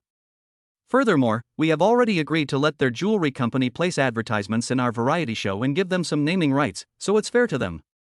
Xinhao rubbed his nose. "That's true, but there's one thing I need to correct you on. Actually, the Burj Al Arab's profit margin is quite good. The gross profit is already 50%. Su Qingwan was somewhat shocked. "How can it be so tall?" Xinhao said, "It's all thanks to my sister-in-law's excellent management. Now, the Jinling Sailboat Hotel has become the most high-end business meeting place in the entire Jiangnan region, and even in the Great Xia. Moreover, we also ingeniously withdrew from the experience area during the off-season, so that ordinary people could also experience the services of the Burj Al Arab Hotel. Therefore, the Burj Al Arab Hotel is still very profitable." "That's not bad." Su Qingwan admired Xinhao somewhat. Judging from this, he must have a lot of cash on him. No wonder, he kept saying he wanted to take a picture of something for me. Just then, Wang Huiyuan untied a piece of black velvet curtain. For a moment, it shone brightly. Another gasp of amazement. Wang Huiyuan solemnly introduced, "This is the crown jewel of this jewelry exhibition and the highlight of this auction. A starry sky diamond ring, handcrafted and cut by top masters in black state. A pigeon egg weighing 50 carats. One life, one love, one partner. A diamond is forever. Starting bid, 50 million. Xinhao picked up the bidding device in his hand and pressed the button directly. Upon seeing this, Su Qingwan immediately exclaimed, "Are you crazy? Why would you spend 50 million to buy a rock?" As she spoke, she rushed over to snatch the bidding device from Xinhao's hand. But as soon as she got up, she sat down again. She was completely naked, covered only by a thin sheet. Su Qingwan was very sensitive about her image, and even though they were an old married couple, she still tried to keep herself very private. Of course, this doesn't apply when you're handling official business. Xinhao smiled slightly. "It's alright, Wanner, your husband is rich." Xinhao thought it was a sure thing, as he had already communicated with Wang Huiyuan beforehand. He was the only one who knew about this item and was interested in bidding for it. Just then, someone from one of the private rooms made a move. He kept bidding, competing with Xinhao for the starry sky diamond ring. When Xinhao raised the price to 90 million, the other party also lost patience and directly raised the price to 100 million. Wang Huiyuan looked around. Any further price increases? Any? 100 million once, 100 million twice. At this point, Xinhao raised the price again. 200 million. Double the price outright, ignoring the markup rules. That's how extravagant we are. The moment the price was announced, the entire room fell silent. Wang Huiyuan shouted the message 3 times. The gavel fell decisively. "Congratulations to Mr. Shin from Box 8 for winning the Starry Sky Diamond Ring for 200 million. Chapter 74 Proposal. In the hall, Li Yener sat next to Li Qingfu. His mouth was crooked with anger. According to the elder brother, room number 8 was the room where Xinhao and Su Qingwan were staying. He actually did it. They're willing to spend 200 million on that bitch Su Qingwan. Why can't I get a man like that? Inside VIP box number 8. Su Qingwan opened her mouth in surprise. She didn't know what to say. She wanted to yell at Xinhao for spending so much money on a rock. "Xinhao, are you crazy? Even if you're going to raise the price, you can take it slow. Why at 100 million at once?" Xinhao didn't care at all. "I wonder which foreigner in which private room is trying to steal this starry sky diamond ring from me." They kept adding it, and it got to my annoyance, you know? Let's just add another 100 million and make him back down. Su Qingwan still looked pained. They blamed Xinhao for wasting money. I don't want to wait a moment longer for something this expensive. "Let us go up on stage and get it now," Xinhao said. Huh? Just go directly? Wouldn't that be too high profile? That's not my style. Su Qingwan hesitated for a moment, but she felt that Xinhao's words made sense. After all, the Starry Sky diamond ring had just cost Shen Hao 200 million. After getting dressed, Su Qingwan and Shen Hao left the private room and went up to the auction stage. Wang Huiyuan originally intended to announce that the auction was now over. He saw Shen Hao preparing to go on stage from afar, so he didn't rush down. Mr. Shen, what brings you up on stage? Wang Huiyuan asked quite politely. The people in the audience were all business elites and local tycoons. Neither of them is stupid. If you don't know this Mr. Shen, you must be the same Mr. Shen who just bought the Starry Sky diamond ring for 200 million. Everyone was amazed. I never expected him to be such a tall and handsome young man. I really don't know which aristocratic family he is. But according to them, there is no one with the surname Shen among the prominent families. Shen Hao took the microphone from Wang Huiyuan and addressed the crowd. Warner and I have been together for a long time, but I owe her a marriage proposal. Upon hearing this, Su Qingwan froze. The two had been together for some time, and Shen Hao had long since become a part of her life. She really forgot that the two of them were just living together. They haven't registered their marriage yet. Su Qingwan was deeply moved by Shen Hao's unexpected gesture. It turns out he had always remembered. He cares about me so much. With tears in her eyes, Su Qingwan also went up. Shen Hao tossed aside the high-end video box worth tens of thousands of yuan, picked up the Starry Sky diamond ring, and knelt on one knee. Warner, will you marry me? At this moment, the crowd below the stage also joined in the cheering and applause. Marry him. Marry him. Su Qingwan covered her nose with both hands to stop herself from crying. She nodded frantically. Shen Hao happily put the ring on Su Qingwan's finger, then hugged her and spun her around 360 degrees. Wang Huiyuan, being an old shrewd man, was also very good at handling things. He picked up the microphone. Mr. Shen Hao's marriage is truly unexpected. I really want to interview Ms. Su Qingwan right now and find out how she is feeling. As he spoke, he held the microphone to Su Qingwan's lips. Su Qingwan was so emotional that she choked up. But she still managed to squeeze out a few words. This ring is so heavy. Ha ha ha. I never expected Su Qingwan to say something like that. Everyone present couldn't help but laugh. Let's applaud this wonderful couple who have overcome so many hardships. Clap clap clap. Enthusiastic applause resounded throughout the entire convention center. Li Yen'er gritted her teeth. She couldn't understand it. This is a woman who became pregnant out of wedlock and was kicked out of her family. Why are you so lucky? She turned and saw Peter, and she grinned foolishly and clapped along with him. She was so angry that she grabbed him and left the venue. The Yi family in Shanghai. Yi Qingtian looked at the old man in the blood-red robe. A fierce look in his eyes. President Jin, our Yi family and your Blood Blade Society have always kept to ourselves and never interfered with each other. The ones causing you trouble are that damn Heroes Association that's almost bankrupt. Times have changed. It's no longer an era of fighting and killing. In this day and age, to do business, you need to use your brain. The old man in the blood-red robe held his long sword. He said, your Yi family really had no involvement in the matter of Wangmang Mountain? Yi Qingtian shook his head helplessly. Indeed not. My son is useless. I asked him to go and wish old Master Su a happy birthday, but he was beaten and seriously injured by some nobody. I saw it's the Kung Fu of the mountain opening Iron Fist School. The old man in the blood-red robe frowned deeply. Patriarchy, as far as I know, the Iron Fist sect has been poorly managed, its members are dwindling, and 20 years ago only Zhang Taijun remained a useless piece of trash. He's only at the Grandmaster level, and he's old and his vitality is declining. Yi Qingtian also stated frankly, he has taken on a disciple. No, to be precise, he was taking on a disciple on behalf of his master, and he addressed that person as a fellow disciple. My son Fanner was seriously injured, so we withdrew from the competition for the sacred artifact of the dead Python Mountain. The old man in the blood-red robe looked into Yi Qingtian's eyes. His expression was not fake. Combined with the intelligence I later gathered. Could it really be that kid from the Iron Fist sect? Patriarch Yi, I've come here to speak frankly. My Blood Blade Society's team that entered the dead Python Mountain was also completely wiped out. My good-for-nothing brother, Jin Biao, also died. Yi Qingtian's pupils contracted. Jin Biao is the leader of the Blood Blade Society. This person is highly capable. He had been at the Meridian Opening Realm for many years, yet he died. That's impossible. Even if those old fogies from the Hero Society personally took action, they might not be able to kill Jin Biao. He has plenty of ways to escape.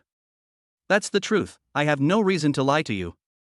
The old man in the blood-red robe sighed. Later, I sent people to collect the body, but all the meridians in the body were severed. Who could have such skill? The two of them immediately thought of the same thing and said it in unison. Iron fist that smashes mountains. Yi Qingtian said, my son's injuries this time have also penetrated deep into his internal organs. The first move of the mountain-splitting iron fist is called fist collapse, which can inject one's own strength into the opponent's body. The old man in the blood-red robe said, this kid is very likely to have entered the meridian opening stage. Jin Biao was careless about his rival in love, which is why he was able to seize the opportunity and die such a miserable death. This kid can't stay here any longer. The two exchanged a glance, both seeing the murderous intent in each other's eyes, and reached an agreement. He's just entered the meridian opening stage, let's each contribute one level of meridian opening. The old man in the blood-red robe nodded, no problem. When do we set off? Now you can. With that, the attendant behind the old man in the blood-red robe stepped forward. The servant announced, Chao Yang of the Bloodblade sect. Yi Qingtian laughed loudly. President Jin is really cautious, he always carries around experts who have reached the meridian opening stage. Alright, my Yi family will not hold back either. He clapped his hands lightly twice. A middle-aged man with one eye came out. This is Yi Zhong, the head instructor of the Yi family. The two men were issuing orders to their respective subordinates. You two work together and go to Jinling as soon as possible.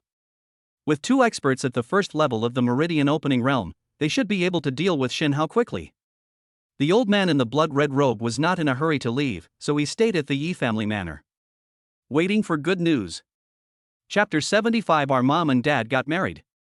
Jinling's Sailboat Hotel. The banquet hall is on the 28th floor. The location of Shinhao and Su Qingwan's wedding. Inside the dressing room. Su Qingwan wore a snow-white, floor-length wedding dress. She looked at herself in the mirror and was so moved that she shed tears. Su Qingchen quickly said, Sister, why are you crying on such a happy day? Hello, sister-in-law. This is good for you and Tuanchuanyuan. Today is a joyous day. Su Qingwan wiped away her tears. I know, these are tears of joy. I'm just happy. Su Qingchen seemed to remember something and began to comfort her. Is it because your parents couldn't come that you feel a little regretful? When talking about the parents and elders of the Su family, both sisters remained somewhat silent.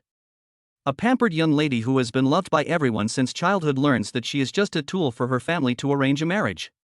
How can I not be sad? Su Qingwan barely escaped this fate thanks to her stubbornness and outstanding abilities.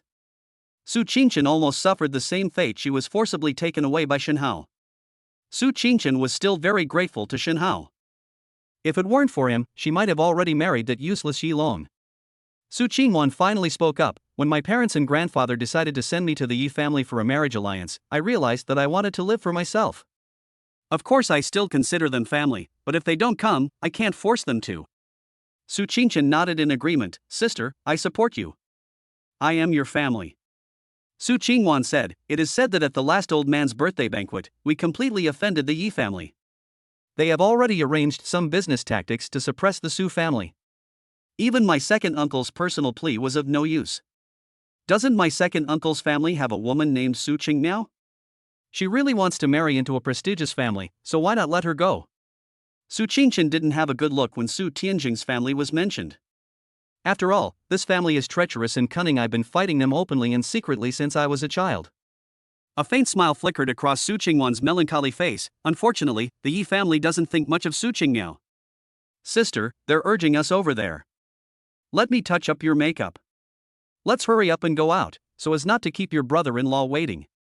Su Qingwan said, that's true, he does have a rather impatient personality. In the banquet hall. The MC had already said a lot of nice things. Red apricot blossoms herald spring's arrival. A beautiful woman comes to the Magnolia Bridge. Now, please welcome the bride. Just then, two adorable little girls, Tuanchuan and Yuan Yuan, ran up onto the stage. The MC, upon seeing this, quickly came up with a clever idea. Distinguished guests, we see the newlyweds' two lovely daughters have also run up to the stage. It seems they also have something to say to everyone. My two darlings, is there anything you want to say to everyone? As he spoke, the MC handed the microphone to Tuanchuan and Yuan Yuan. Yuan Yuan was timid and shy, so she immediately hid behind her older sister Tuanchuan. Tuanchuan, on the other hand, was very poised. She held the microphone and addressed the crowd, speaking in a sweet, childlike voice. "Today, our parents got married. Thank you all for coming to their wedding." A crisp, clear voice, a lovely tone. This drew cheers from the audience. Ha, Mr. and Mrs. Shin's two daughters are so clever and adorable. Of course, daughters are truly their parents' warm little cotton padded jackets. Just then, music started playing. Su Qingwan, dressed in a white veil, appeared in the banquet hall. Su Qingshan carefully helped her hold the hem of the wedding dress so that she could walk smoothly. Shenhao saw Su Qingwan dressed in a wedding gown. I was amazed. My wife is so beautiful, she looks like a fairy descended to earth. Every guest present was full of praise. This time, the main participants in the wedding. They are employees of Shenhao and Su Qingwan. The main problem is that the newlyweds didn't have many relatives coming over. On Su Qingwan's side, Su Qingshan arrived. She had already severed ties with her family, and now the Su family was even more afraid of the Yi family's revenge, so they dared not have any connection with these two sisters. Shenhao was an orphan since childhood, and his only relative was Uncle Zhao Weixing. However, this time, he also invited all of Grandpa Zhao's friends from the nursing home. The rest of the main force consists of the employees under their management. Qingwan Film and Television has about 30 employees, and they all came. Shenhao's business mainly consists of the Burj Al Arab Hotel. They selectively hosted a banquet for a group of middle-level managers and lower-level employees. After all, the hotel still needs to operate normally, so it's not very realistic to invite everyone. However, Shenhao still rewarded everyone with a 500 yuan red envelope. It will be added to your salary. The staff at the Burj Al Arab were all overjoyed. In addition, prominent figures from Nanjing's business community should also have come. However, Wang Huiyuan's personal attendance was due to his recent collaboration with Su Qingwan. The others didn't dare to come either. For the same reason, it was rumored that Shenhao and Su Qingwan had offended the Yi family of Shanghai. Especially the incident where Shenhao brutally beat Yi Fan at the Su family patriarch's birthday banquet. It's no secret that he's in the upper seats, everyone knows that. That's a prestigious family. The Yi family's strength is only the tip of the iceberg when it comes to knowledge. If we just gather a little bit of resources, wouldn't we be able to crush Shenhao and Su Qingwan? It should be noted that, on the surface, the assets of these two individuals should not exceed 10 billion. The Yi family's assets are in the hundreds of billions. The two sides are not even on the same level. In fact, the concerns of many high-ranking business leaders in Nanjing are justified. But they didn't expect that. The Yi family was, after all, a family of martial arts practitioners, and they were defeated in the martial arts world. The first solution that came to mind was to send martial arts masters back directly. In addition, the Blood Blade Society, which had a grudge against Shenhao, also made a move. At this moment, there were two experts at the first level of the Meridian opening stage. Chao Yang of the Blood Blade Society and Yi Zhong of the Yi family. They had already disguised themselves as guests and were lurking in the wedding banquet venue. The two were whispering to each other. Chao Yang, being a man from the martial arts world, spoke casually, saying directly, "Old Ji, no wonder your young master insisted on marrying this woman named Su Qingwan, she's truly beautiful." Yi Zhong was somewhat displeased. "This is a matter for the master's family, and as a subordinate, it is not appropriate for me to comment." "Hey, you don't need to be so formal with me. We're just chatting, old buddies. Do you think Yi Qingtian has ears on your body?" After spending some time with Chao Yang, Yi Zhong felt that Chao Yang was a good person. He then said, "Although Su Qingwan is beautiful, she has given birth to someone else's child. Let alone giving me the status and position of a young master, even if I were just a worthless person like myself, I would not accept it." Chao Yang chuckled, "Indeed. But it's fine to play around with it. I just don't know if your young master has a thing for married women, that he insists on marrying Su Qingwan." "Let's not talk about this anymore. There are too many people around, it's not convenient to take action. Let's make a decision quickly." Chapter 76 Escape. On the stage, Shenhao watched Su Qingwan walk in step by step. He was also extremely excited. I was even more excited than when I first got the system. His marriage to Su Qingwan meant that he was no longer alone. After the death of both his parents, he had a family for the first time in the world. Although the two had been living together for some time, But today, the two registered their marriage and got married in front of everyone. Only then did he feel that his family was complete. He took Su Qingwan's hand and put the starry sky diamond ring on her finger. "Wanner, you are so beautiful." Su Qingwan shyly covered her mouth and said, "Honey, you're handsome too." The two of them, one in each arm, picked up the two adorable babies, Tuan Tuan and Yuan Yuan. Shenhao began, "The ceremony won't be too complicated. Thank you all for coming today. Eat and drink well, everyone." "Good." A cheer erupted from the audience. Shenhao, accompanied by Su Qingwan, symbolically toasted each table with a glass of wine to express their gratitude. As he passed a table, he saw two unfamiliar faces. Shenhao instantly became alert. As a martial artist, he possesses superhuman senses and a memory far exceeding that of ordinary people, so naturally he is able to remember many things. Everyone he met always left an impression. But these two faces were completely unfamiliar to him. Could he be a new employee at the hotel? The Burj Al Arab has a large number of employees and a high turnover rate, so it's normal for new employees to come frequently. However, these two people were unfamiliar faces. Yet there was a sense of familiarity. Although Shenhao was still toasting at each table, he felt increasingly uneasy. Finally, he arrived at Grandpa Zhao Weixing's table. "Little mouse, you're really something now." Grandpa Zhao looked at Shenhao, his eyes brimming with tears of emotion. He had been supporting Shenhao since he was a child. You could say Shenhao was practically his son. Especially considering how good Shenhao was to him, it was a stark contrast to his own children. Shenhao also poured himself a glass. "Uncle Zhao, please eat and drink well today, don't be shy." His senior fellow student, Zhang Taijun, was also seated at this table. The Iron Fist sect, once renowned for its ability to open mountains, is now dwindling in number.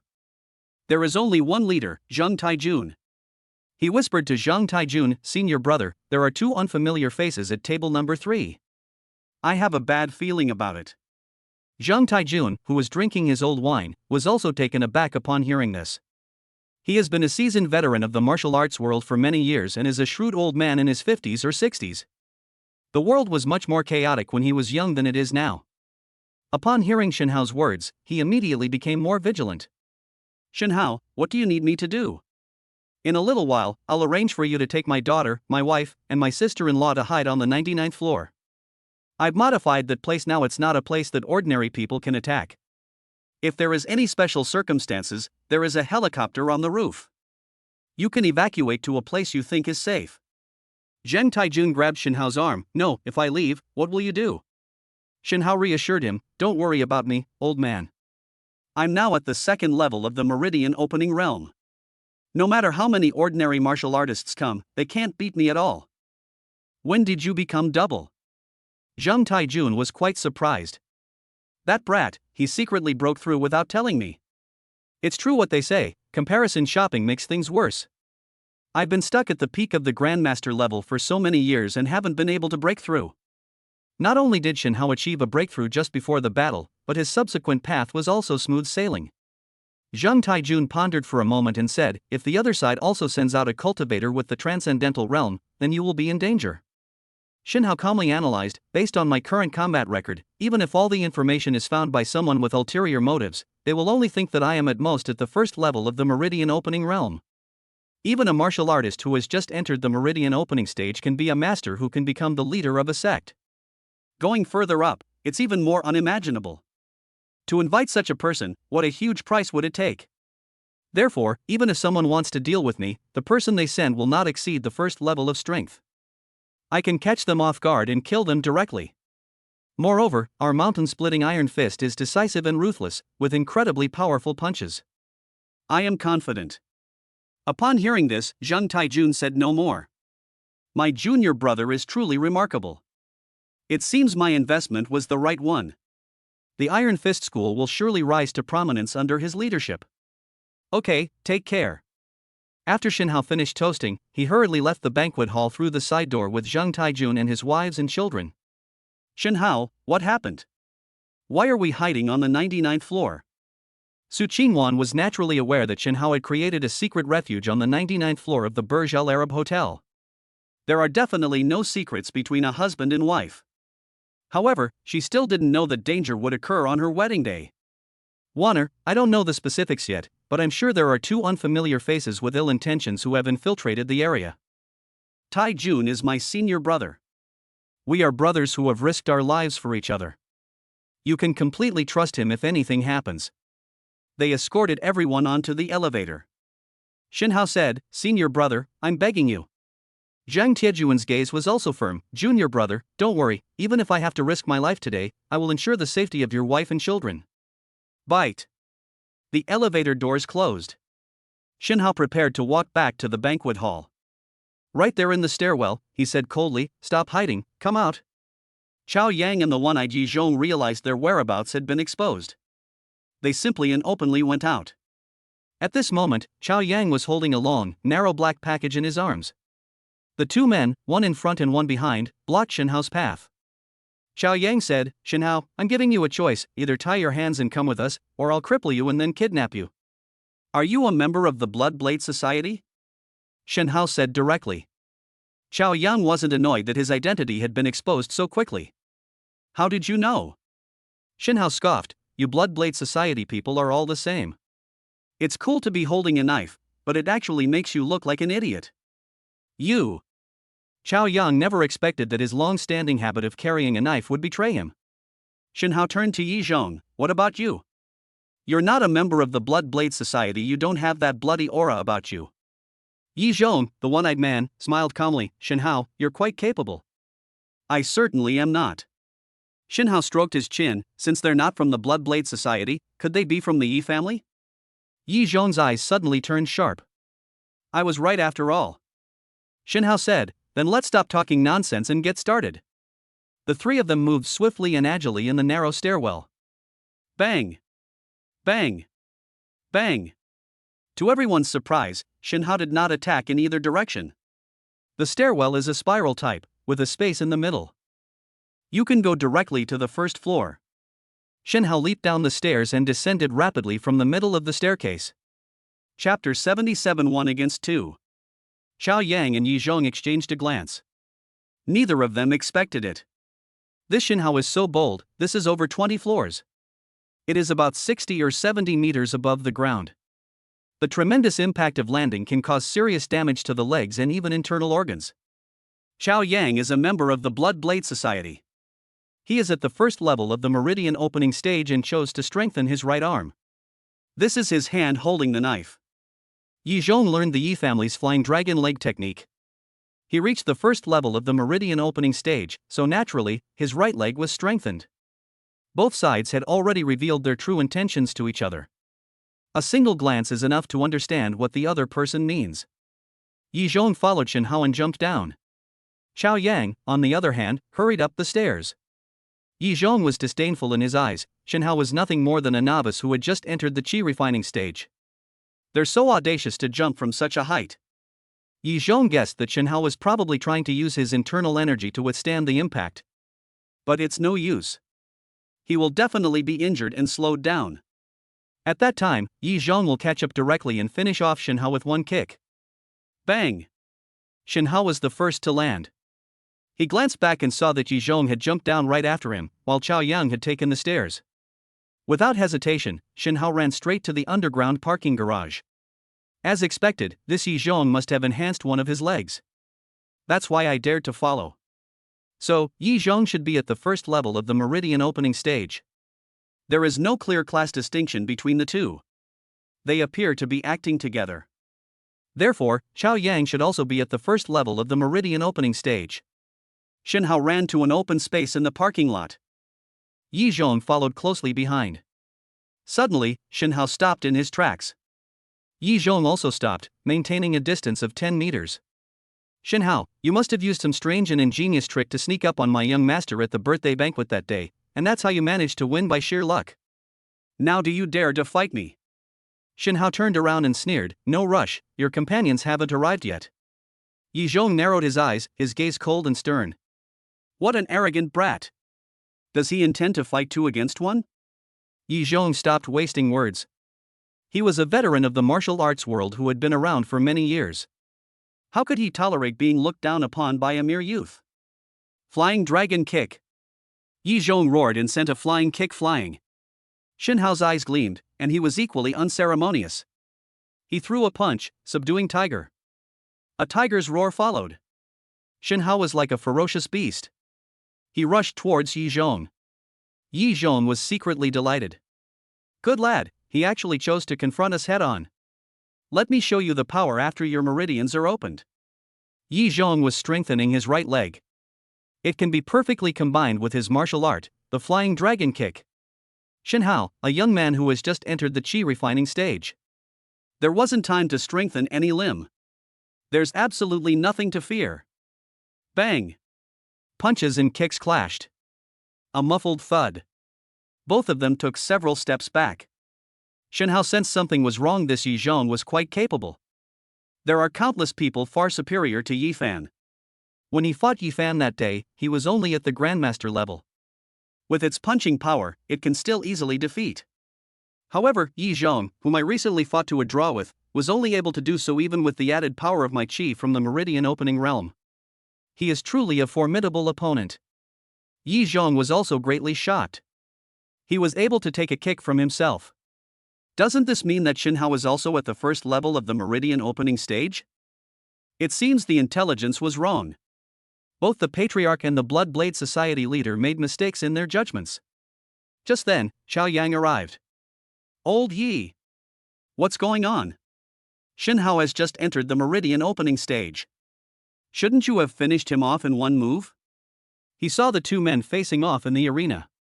It was somewhat unexpected. I just heard a muffled thud and thought the game was over. Yi Zhong hurriedly said, let's act together, or things will get complicated. This Shin Hao is not just a beginner in the meridian opening stage, he has also strengthened his right arm and is now a master of the first level of the meridian opening stage. Xiao Yang was greatly surprised upon hearing this.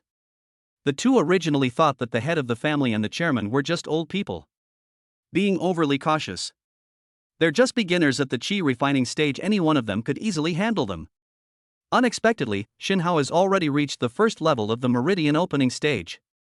Since he is strengthening his right arm, I'll attack his right arm from the front, while you attack his legs, which haven't yet opened up their meridians, from behind.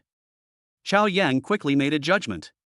Even if Shin Hao reaches the first level of the meridian opening stage, there's nothing to be afraid of. After all, we have two people on our side. Blood Blade first move. Draw sword slash. As he spoke, Xiao Yang unleashed a slash. Shin Hao was speechless. Is your blood saber sect just a copy-paste job?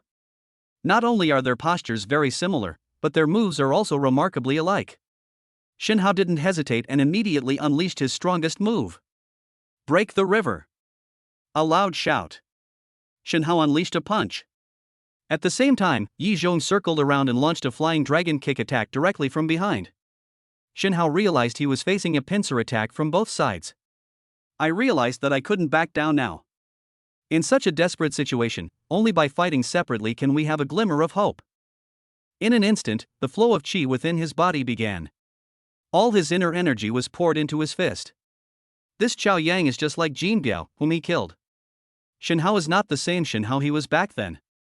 He has now reached the second level of cultivation, and his true energy is even more powerful. At this moment, unleash your full power. It's actually quite astonishing. Xiao Yang also keenly sensed a murderous intent. What rich and pure internal energy. This Shin Hao seems to be more than just a first-level chi refining cultivator. He may already be close to a breakthrough. Fortunately, as long as he is not a dual type. I can withstand this blow. Yi Zhong attacked from behind, and Shin Hao was caught off guard. They're definitely going to be badly hurt. In the blink of an eye, Shin Hao's fist and the red light unleashed by Xiao Yang collided. Bang! Xiao Yang's eyes, which were full of information, turned into utter terror. Shin Hao actually broke through the red light and punched his own blade. A tremendous impact is coming. Even more terrifying is the fist collapse characteristic in Shin Hao's boxing style. With Shin Hao's punch, the true energy directly penetrated Xiao Yang's true energy defense. It entered his body. Such powerful true energy. This is definitely not the first level, you are the second level. However, he never got the chance to say those words. Xiao Yang's meridians were all shattered, he couldn't believe it. Shin Hao has actually become so strong. How could that be? How old is he? On the other side, Yi Zhong also launched a flying kick attack. He naturally saw the power of Shen Hao's punch. Is this his ultimate attack? If it were a direct confrontation, it seemed he would lose anyway. Fortunately, we caught them off guard. He had just thrown a punch. We are currently in a phase where old forces have been exhausted and new forces have not yet emerged. Shen Hao had absolutely no time to throw a punch in retaliation. To Yi Zhong's surprise, Shen Hao turned around and swept his leg out. Bang! Two legs clashing head-on. Yi Zhong laughed loudly. Ha ha ha, how could an unenhanced leg possibly stop me? Cripple him. The next second, Yi Zhong's expression changed drastically. Chapter 78, Reorganizing the Heroes Gathering. In Yi Zhong's imagination, Shen Hao took the blow with his own left leg. It is absolutely impossible. Shen Hao's left leg will definitely be broken by his kick. However, reality has proven otherwise. Shen Hao actually caught the kick. This means that Shen Hao's left leg has also been enhanced. How is that possible? How could you strengthen your right arm and left leg at the same time? Yi Zhong's face was full of shock. Shen Hao's face was fierce, making him look quite terrifying. He roared, because I'm at the second level of the Meridian Opening Realm. You old piece of trash. Having said that, Shen Hao threw a punch. Bang! Yi Zhong didn't have time to raise his leg to block, so he took the hit with his arm. Then, how could an unstrengthened arm withstand Shen Hao's right punch? Bang bang! Yi Zhong's arm snapped in two. He staggered back a few steps as well. Out of the corner of his eye, he saw Chao Yang, who was bleeding from all 7 orifices. His breath was very faint. Without further hesitation, Yi Zhong turned and ran. He had practiced the flying dragon leg technique, which is a leg skill. My right leg has been strengthened through meridian clearing. It must run very fast. Shen Hao can't catch up with him. Shen Hao did not give him that chance. They chased after them immediately. Shen Hao's left leg was also strengthened. Therefore, he is just as fast. Moreover, he was not injured in this battle. On the contrary, because of the great battle, his body's energy flowed smoothly. He is currently in peak physical condition. Yi Zhong's hands were broken by Shen Hao's attack, and he was seriously injured. He can't escape. Shen Hao chased after him and delivered another punch. Fist collapse. Yi Zhong flew out in response. Their fate is unknown. Thunder Repair Shop, on the outskirts of Jinling City. The familiar lobby. This time, however, it was Shen Hao who sat in the main seat. Jinling, although it was also a major commercial center of the Great Xia dynasty. However, no prominent family settled here. Therefore, the martial arts world in Jinling is composed of more than a dozen sects. 30 years ago, they united to fight against foreign enemies and formed the Heroes Association. However, as time went by, the older generation of martial arts masters each had their own desires. The entire Heroes Gathering had long since fallen apart. Only the Zhao family of Thunderblade remained, still struggling to hold on. When the Bloodblade Society invaded the martial arts holy land of Jinling, the Dead Python Mountain, Zhao Ting issued 13 invitations to heroes. Including our own, only 4 families came. Fortunately, this was in Nanjing, giving them a home advantage. However, Bloodblade Society used a little trick and almost wiped out the Hero Society's team. Fortunately, Shen Hao made an unexpected breakthrough at the last minute, thus averting this crisis. But now, the elite young people of the Heroes Gathering have been almost entirely wiped out. It looked like things were about to go out of control. Now, with his strength at the second level of the Meridian Opening Realm, Shen Hao naturally holds the top position in the Jinling martial arts world. This time, the Bloodblade Society and the Yi family joined forces to attack. This put immense pressure on Shen Hao. Fortunately, my strength far exceeded the opponent's expectations. He defeated 2 opponents single-handedly, crippling both Chao Yang and Yi Zhong. Since losing his only son, Zhao Ting seems to have aged considerably. He could originally be considered to have white hair and a youthful face. Now his face has aged rapidly, with wrinkles appearing everywhere. Shen Hao, just say what's on your mind. Shen Hao glanced at Zheng Taijun, and the two exchanged glances. Zheng Taijun nodded. This is to indicate that the position of sect leader is yours, and you have full authority. Shen Hao cleared his throat and said, the martial arts world in Jinling is in decline, and I intend to revitalize it. We specially invited the former chairman, Mr. Zhao, and others to come over to discuss important matters. The same 4 companies that were present last time are still here today. Thunder Gate, Pai Gua Pong. Mountain Splitting Iron Fist, Flying Swallow Gate. Last time, apart from the Iron Fist of Mountain Opening, all 3 sects suffered heavy losses. They weren't initially keen on coming to accept Shenhao's invitation. However, they were also somewhat afraid of Shenhao's strength. After all, everyone had witnessed Shenhao's terrifying combat power. That was a terrifying existence who knocked old Master Zhao down with a single punch.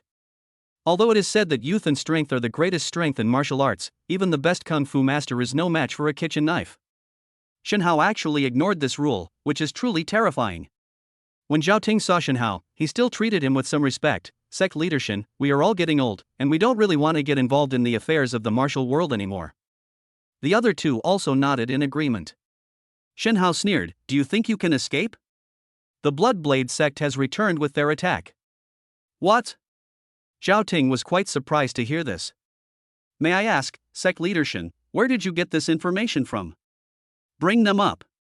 Shenhao waved his hand. 2 people covered in injuries were simply left in the hall. This is. Shenhao said directly, these are Chao Yang from the Bloodblade sect and Yi Zhong from the Yi family of Shanghai. Both of them are experts at the first level of the Meridian Opening realm.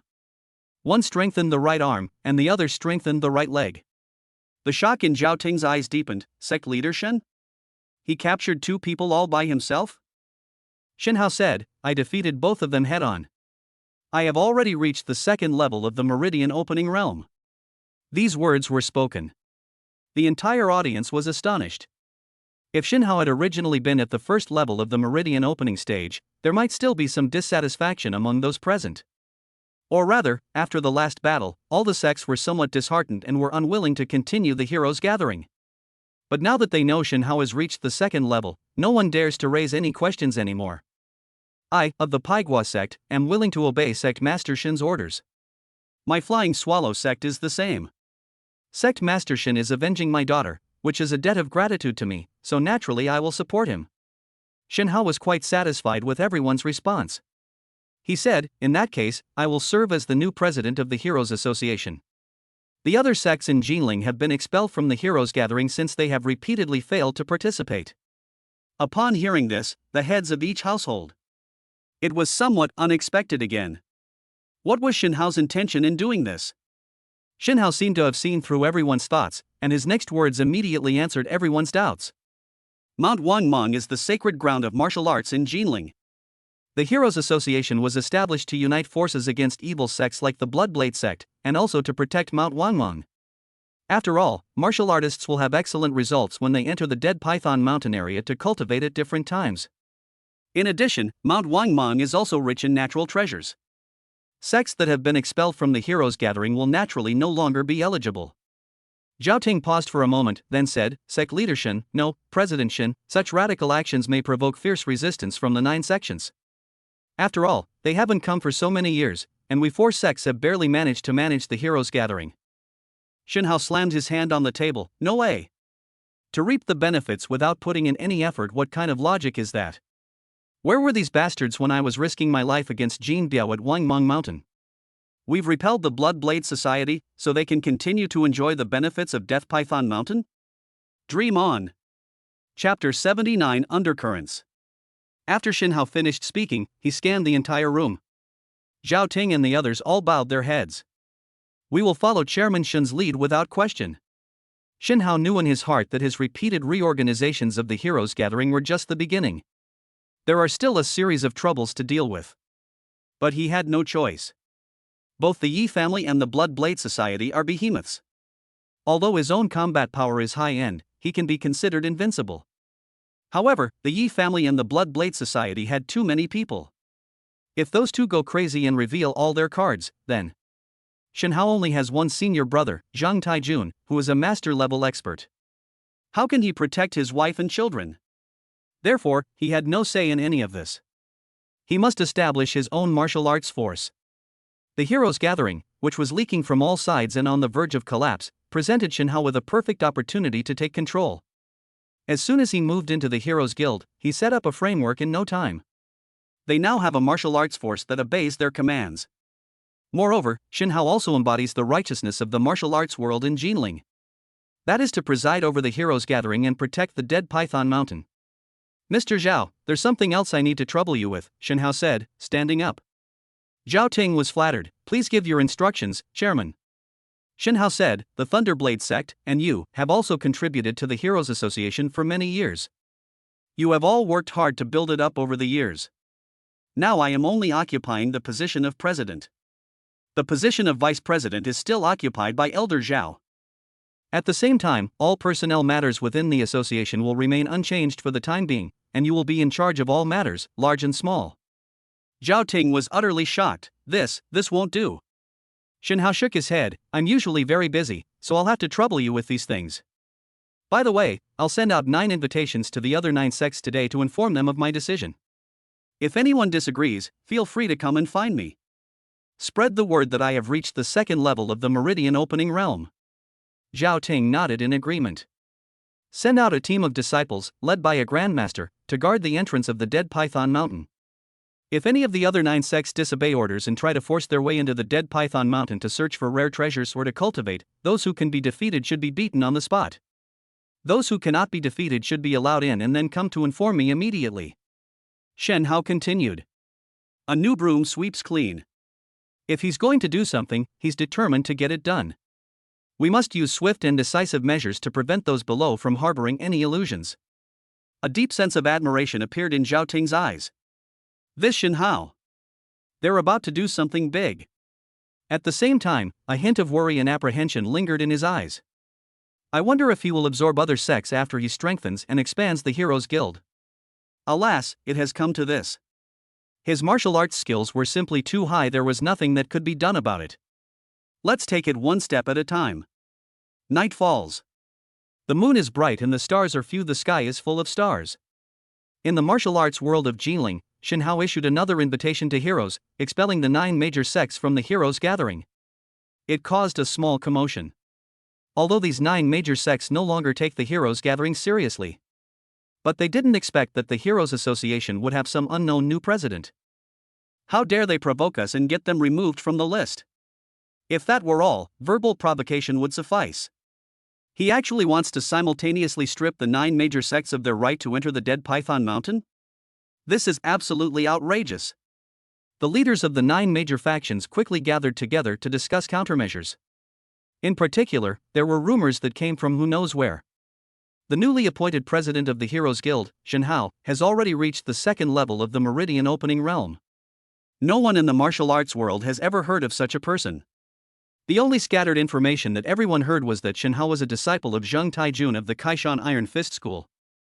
Zheng Taijun is a familiar name to everyone. A seasoned scoundrel who had been stuck in the same place for years had ruined his own sect, leaving him all alone. How could he possibly teach someone to master meridians? It's still double. The leaders of the 9 major factions chimed in with their own opinions. They chattered away. Enough. Why don't we send someone to test his strength and find out? He Tian, the leader of the Eagle Claw sect, said. The Yi family in Shanghai. Inside the lobby. Jin Shiguo, the president of the Blood Blade Society, was discussing matters with Yi Qingtian, the head of the Yi family. Patriarch Yi, are you aware that Shen Hao has already seized the sacred artifact that has appeared this time? Yi Qingtian nodded. With the strange phenomenon gone, the sacred object must have already been taken away.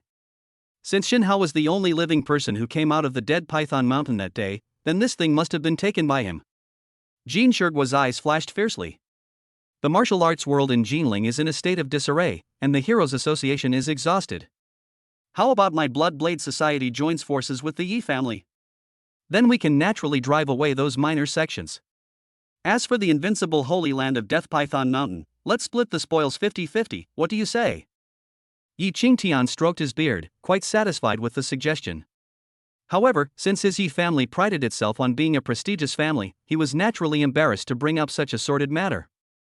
Chairman Kim, please allow me to reconsider this proposal. Alright, you old fox, there's no one else here, just say it. It's doable. Ha ha ha. Both of them laughed loudly, looking up at the sky. President. Something terrible has happened. Just then, a young man in a blood-red robe burst in. He fell directly to the ground. Jin Shiguo was somewhat displeased. How many times have I told you, you must do things systematically and remain calm even if Mount Tai collapses before you? What's the big deal? Why are you so flustered? Tell me. The young man in the blood-red robe quickly said, we have lost contact with our leader, Chao Yang. Jin Shiguo was utterly shocked. What did you say? The teacup he was holding also fell to the ground and shattered. Upon hearing this, Yi Zhong's expression changed. Jin Shiguo went missing, so why didn't Yi Zhong report it? Only then did he pick up his phone and call Yi Zhong. They also discovered that they couldn't contact Yi Zhong. The two old foxes exchanged a glance. They could see anger and fear in each other's eyes. Could it be that this Shinhao is actually this strong? Yi Qingtian narrowed his eyes, his gaze filled with ruthlessness. If this child is not eliminated, the consequences will be endless. Jin Shiguo said viciously. The two were still somewhat puzzled as to how Shinhao could fight two opponents at once. Defeat two experts at the first level of the Meridian opening stage. After all, in their guess, Shinhao should only be at the Meridian opening realm. It's really incomprehensible. Jin Shiguo said, Patriarchy, it seems that only the two of us can take action ourselves. Yi Qingtian was somewhat impulsive, but then he thought of Yi Zhong, whose fate was unknown. President Jin, I think it's better to wait and see. Let's see if Shinhao can't hold back and takes the initiative to come and communicate with me. Jin Shiguo was quite dissatisfied. This Shinhao first killed my nephew Jin Biao, and now my adopted son Chao Yang's life or death is unknown. I can't fight him. Yi Qingtian offered words of comfort. President Kim, we've been through so many storms together. Calm down and let's see what happens over there first. What if this Shinhao really has some extraordinary background or methods? Wouldn't it be a pity if we, at our advanced age and with such a large family fortune, were to lose everything? Jin Shiguo remained silent. I urge Patriarchy to ascertain the truth as soon as possible. Yi Qingtian waved his hand and whispered a few words in the ear of a member of the Yi family. Chapter 80 People from the 9 Major Sects. Shinhao returned to the 99th floor of the Burj Al Arab Hotel. Su Qingwan still didn't know what had happened. The two little ones, Tuanchuan and Yuan Yuan, had a lot of fun during the wedding day. She is already asleep. Shinhao, what exactly happened today? Su Qingwan asked with a worried expression. Shinhao realized he couldn't hide it any longer. He doesn't worry about me for no reason like his wife and children do. He then truthfully told Su Qingwan the whole story. However, he especially emphasized his strength, stating that he had already reached the second level of the Meridian opening stage, which made him practically invincible. He easily dealt with both the people sent by the Yi family and the Blood Blade Society. It seems that these two companies will not back down anytime soon. They will likely continue to retaliate. Therefore, it's not possible to go back to Villa No. 1 in Thompson Riviera for the time being.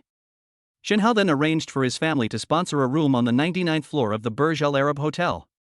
This place has been renovated and is now safer. The two lay in bed, both preoccupied and unable to sleep.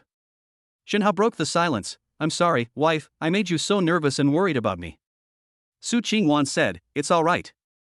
As long as you're willing to tell me what happened and you can handle it yourself, I'll be at ease. Shinhao assured Su Qingwan. I promise that no matter what happens, I will come back safe and sound. Su Qingwan hugged Shinhao, resting her head on his chest, looking like a little bird nestled against him. Shinhao, quite pleased with himself, asked, is it exactly 12 o'clock? Su Qingwan glanced at her phone, go ahead and do it. Hey, what are you doing? Shut up. The next morning, Shinhao received a text message from a stranger. The content is also very brief. 9 Factions Alliance, Hong Chen, Underground Vault. Shinhao quickly contacted Grandpa Zhaoteng and learned that it had happened late last night. 9 major factions attempted to force their way into Mount Wangmeng. However, they were all stopped, and as Shinhao had requested, they were told to go find Shinhao. They also informed Shinhao of his cultivation level, which was already at the second level of the Meridian opening stage. Shinhao sneered the 9 major sects were indeed quick to act. So quickly, they've already formed this so-called Alliance of the People. They think that having more people means they can accomplish something? Wrong.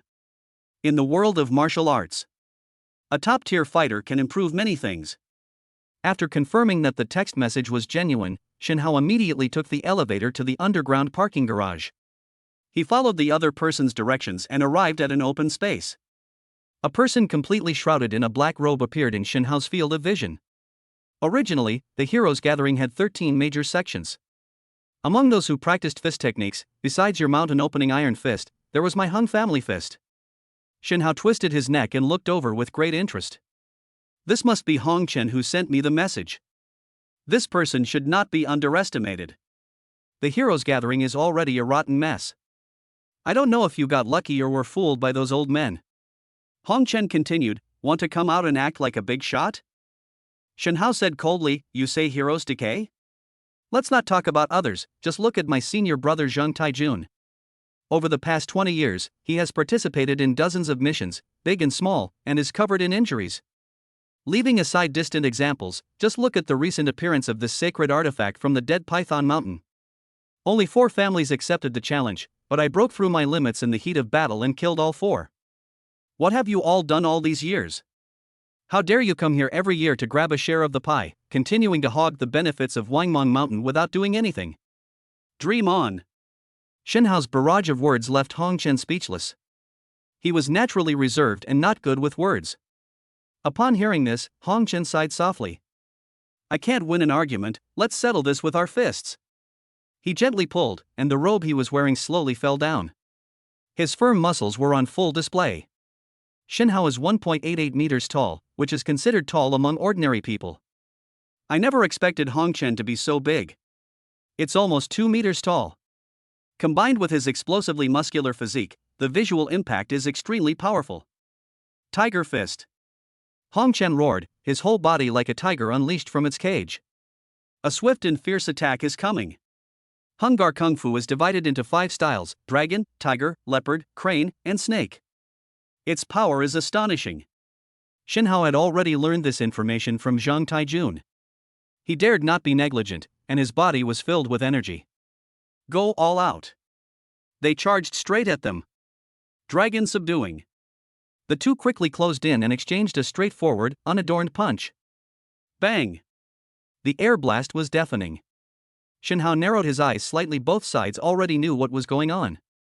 They all seemed to be masters of meridian cultivation who have strengthened their right arms. Neither of them backed down. Keep exchanging blows. Bang! Bang! Bang! The sound of fists landing solid was dull and terrifying. Break! The 2 men let out a sharp shout and were both sent flying backward. Shen Hao cursed inwardly, what a powerful and fierce fist technique. Put! He stood up and spat out the blood in his mouth. Hong Chen on the other side was also in bad shape, with blood flowing from the corner of his mouth. Shen Hao's eyes sharpened. He too had been provoked. Break the river! Shen Hao unleashed his ultimate move. He didn't want to drag things out with this big guy any longer. Dragon Fist. Hong Chen, not wanting to show weakness, also unleashed a powerful attack. Boom! They're still neck and neck. Shen Hao changed his strategy, kicking forward with one leg. Hong Chen was not afraid at all and raised his leg to block. Bang bang! His right leg snapped. With his lower body weakened by the attack, Hong Chen could no longer hold on. The one who fought the other also lost. Shen Hao didn't give him a chance to catch his breath and punched him directly in the face. Bang! Hong Chen was sent flying backward by the impact. His eyes were filled with shock and disbelief. You really are at the second level of the meridian opening realm. You've not only strengthened your right arm, but your left leg has too. Shen Hao sneered, you only realize it now. I, Shen Hao, act with integrity and uprightness. You 9 Factions Alliance thought I was putting up a smokescreen with you. Shen Hao leaped up and arrived in front of Hong Chen. Ready to finish off the enemy. I surrender. I am willing to serve Chairman Shen. Shen Hao's fist left Hong Chen's face. It's less than 10 centimeters long. He put away his fist. Get up. You are also a rare talent in the Jinling martial arts world. Since I want to revitalize the martial arts world of Jinling, I certainly can't kill myself. Hong Chen limped to his feet, bowed, and thanked him. Thank you, Chairman Shen, for sparing my life. Shen Hao nodded, arguing that force was ultimately only temporary. Winning people over with virtue is the only way to achieve lasting success. Take me to the 9 Factions Alliance. I will go alone to meet you. Hong Chen was a straightforward man by nature. He hesitated for a moment. President Shen, you? Xin Hao said, even if it's a trap, I'm not afraid. In the face of true strength, all schemes and tricks are meaningless. Your boxing style is incredibly powerful, very similar to mine. I admire you. If we have time, we can exchange boxing techniques. I won't hold back. Upon hearing this, Hong Chen felt a deep respect for Xin Hao. Xin Hao reached out, took out 3 silver needles, and tapped them several times on Hong Chen's body. It was done in the blink of an eye, so fast. Hong Chen was shocked. What did you do to me? Xin Hao said casually, I'm just clearing your blood and qi. You still had some blood stasis in your chest cavity, which was very dangerous. As soon as he spoke, Hong Chen coughed up a mouthful of blood. My breathing became much easier. It's actually ancient Chinese medicine. Hong Chen collapsed to the ground in defeat. President Xin, I have a request. Chapter 81 Treatment. Hongmen Villa, Jinling City. The door opened. Led by Hong Chen, Xin Hao went straight in. A woman who bore a striking resemblance to Hong Chen rushed out. She was 1.7 meters tall, with skin that wasn't fair but had a healthy tan, giving her a wild and alluring look. Moreover, he was agile and perhaps due to his martial arts training, his figure was quite well proportioned. Brother! You're back. Did you kill that scoundrel Xin Hao? Upon hearing this, Hong Chen looked embarrassed. He quickly shouted, Hong Shui, don't be rude. Hurry up and apologize to Chairman Shen. Hong Shui then noticed Xin Hao behind her older brother. Her expression changed instantly, Big brother. How could you let a wolf into the house? Hong Chen raised his hand to comfort her, signaling her to calm down. President Shen is now at the 2nd level of the Meridian Opening Realm, and no one in the entire Jinling martial arts world can rival him. Moreover, I fought President Shen head-on and was defeated by him fair and square. Even so, Chairman Shen not only did not take advantage of my vulnerability to kill me, but also healed my wounds. I have decided to rejoin the Heroes Association with Hungar Kung Fu and follow Chairman Shen's lead.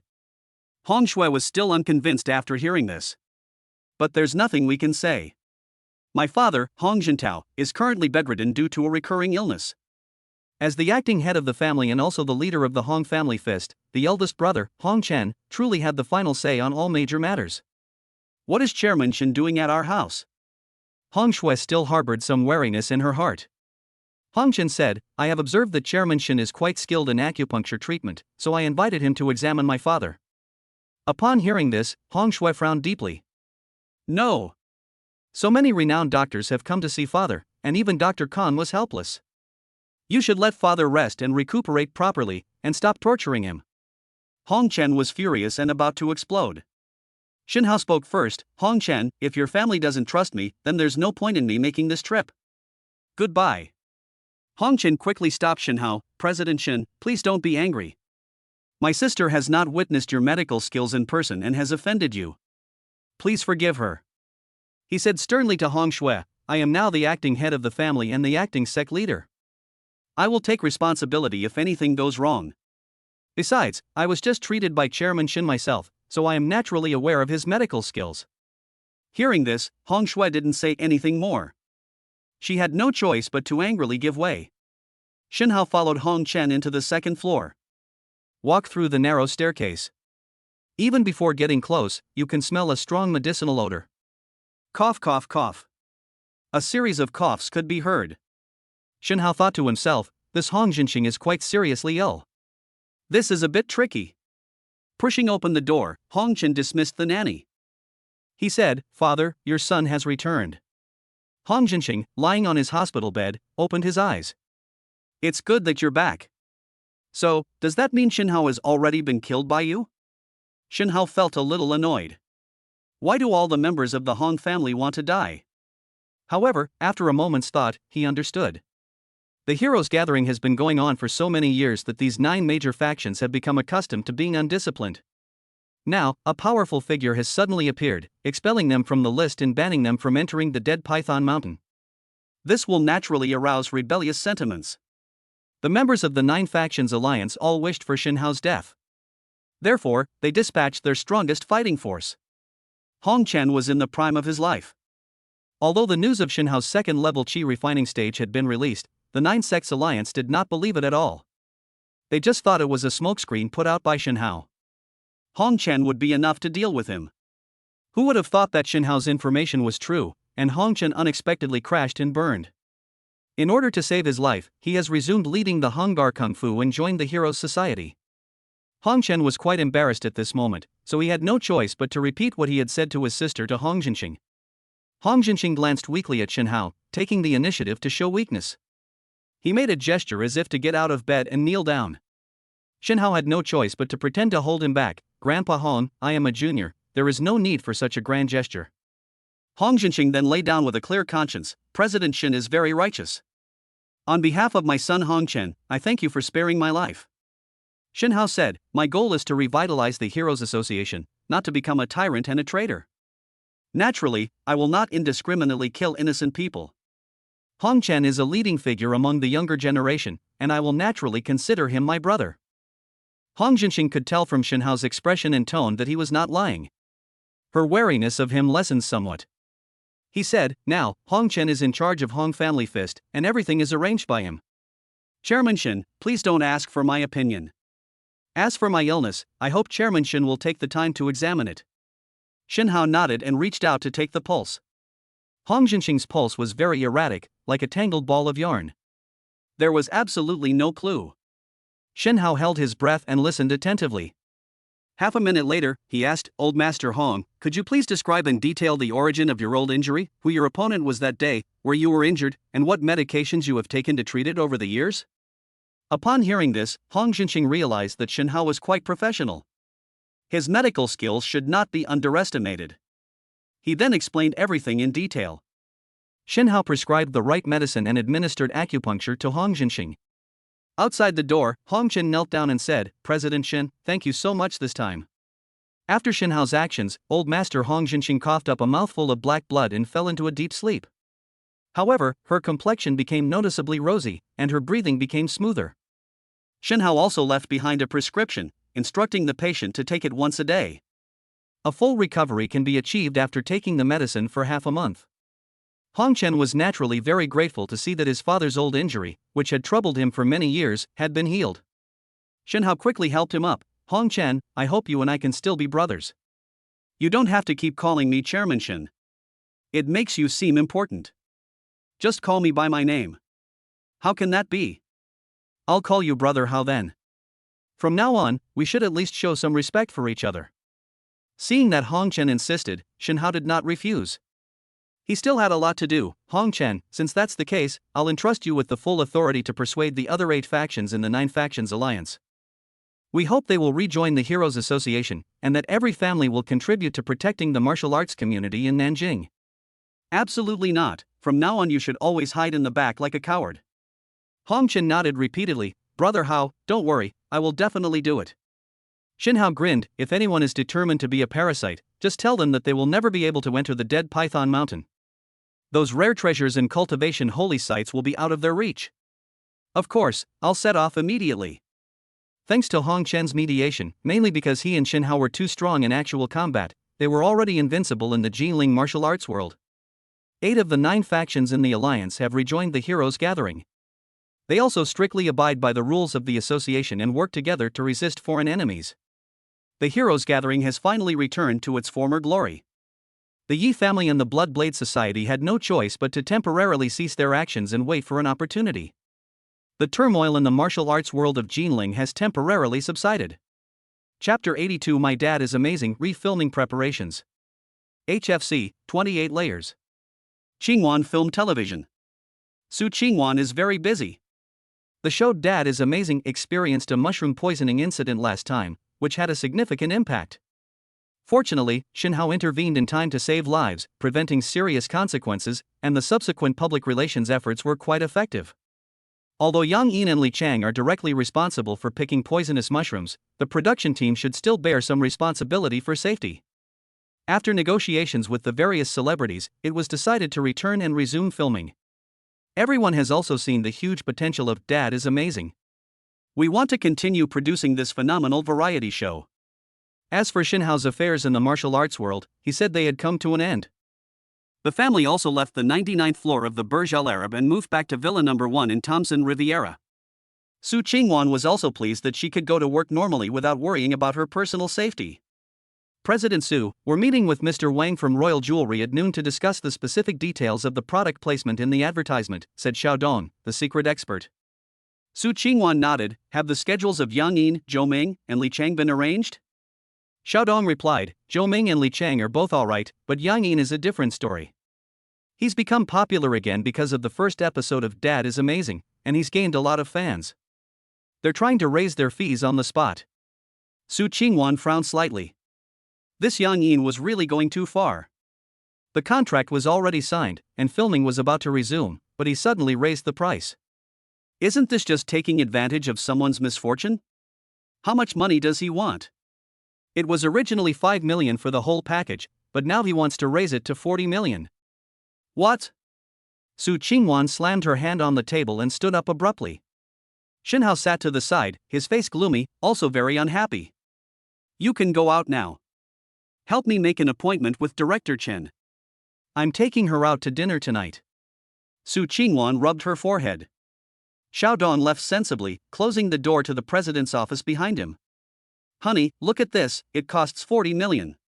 The company doesn't have that much money in its accounts, so we'll invest in film and television production. Shinhao said, how about we change the actor? But if Yang Yin and his son Yang Tian appear in the first episode, and then we suddenly change the actor in the second episode, the reaction might not be good. Su Qingwan said, Yang Yin's agent must have figured this out, otherwise he wouldn't dare to raise prices so casually.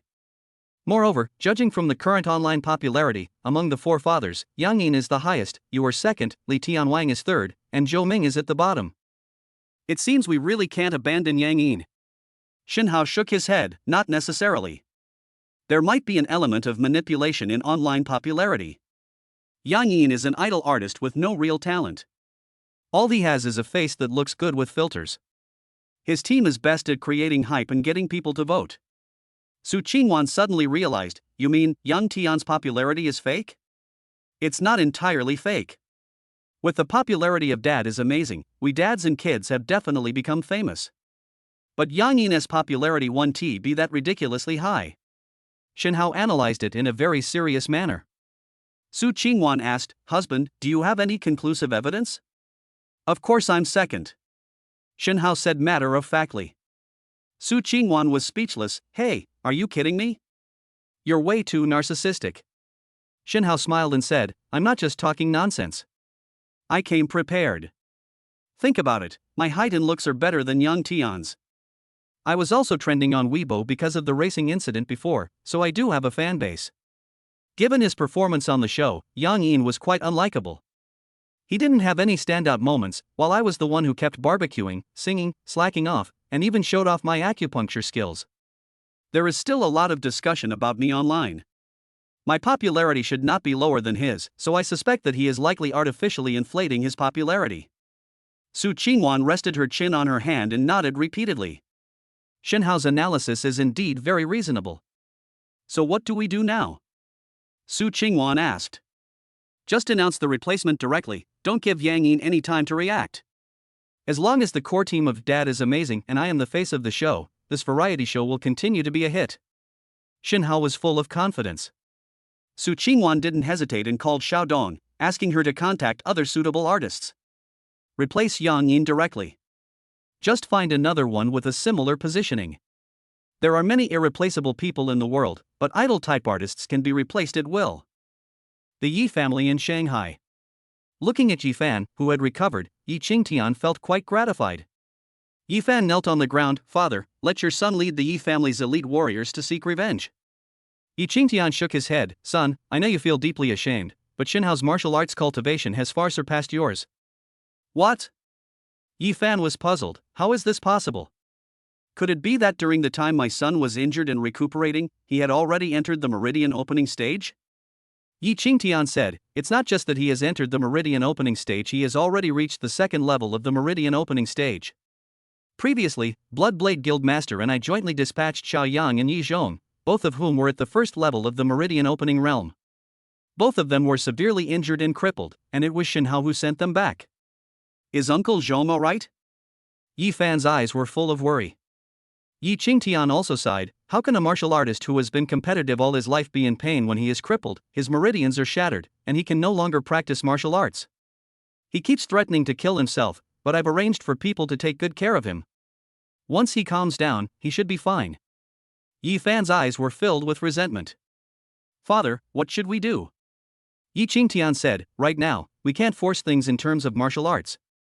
Shen Hao has already integrated the martial arts forces in Jinling and revitalized the Heroes Association. Now, the original Heroes Gathering, consisting of 13 sects, is all under Shen Hao's command. If we act rashly, we may suffer heavy losses. Yi Fan said, Father, now that Shen Hao's power is so great, what should we do if he gathers experts to attack us?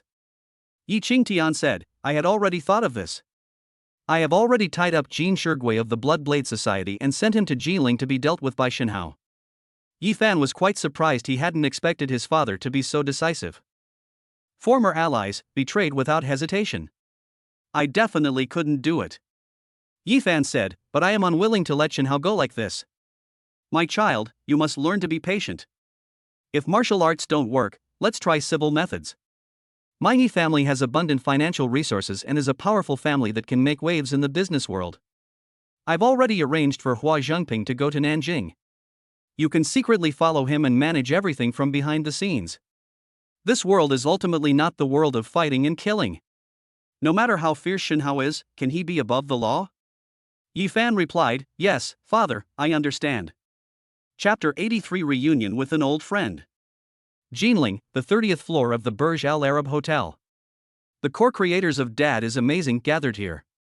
We had our first meal together tonight, and filming will officially resume tomorrow. Although filming was unexpectedly halted due to the poisoning incident. However, after the first episode of Dad is Amazing aired, it sparked a viewing frenzy across the entire internet. The production team overcame numerous obstacles and broke through many barriers before they were able to resume filming. Boxing champion Zhou Ming looked at the table full of people, namely the three main creators' fathers, Li Chang, Zhou Ming, and Shen Hao. There are also two other owners, namely Su Qingwan and Wang Huiyuan of Royal Jewelry. In addition, director Chen Li was also present. However, to Zhou Ming's surprise, Yang Yi was not there. He asked, Director Chen, why haven't I seen Yang Yi?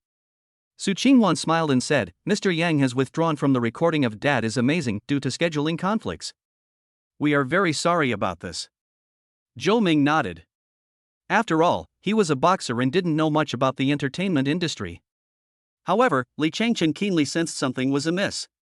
Logically speaking, Dad is Amazing should be a nationally popular variety show. Yang Yi would never turn down this variety show for any reason. At this point, it seems there's only one possibility: Yang Yi and the production team of Dad is Amazing couldn't reach an agreement on the money. Shen Hao quickly urged everyone, let's stop talking about him and hurry up and eat.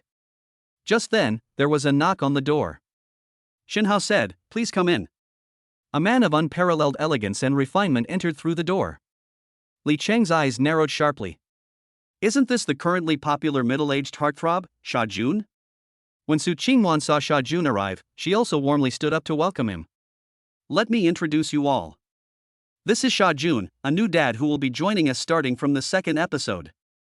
I believe those of you who frequently watch TV programs are already familiar with Teacher Sha, so I won't go into too much detail.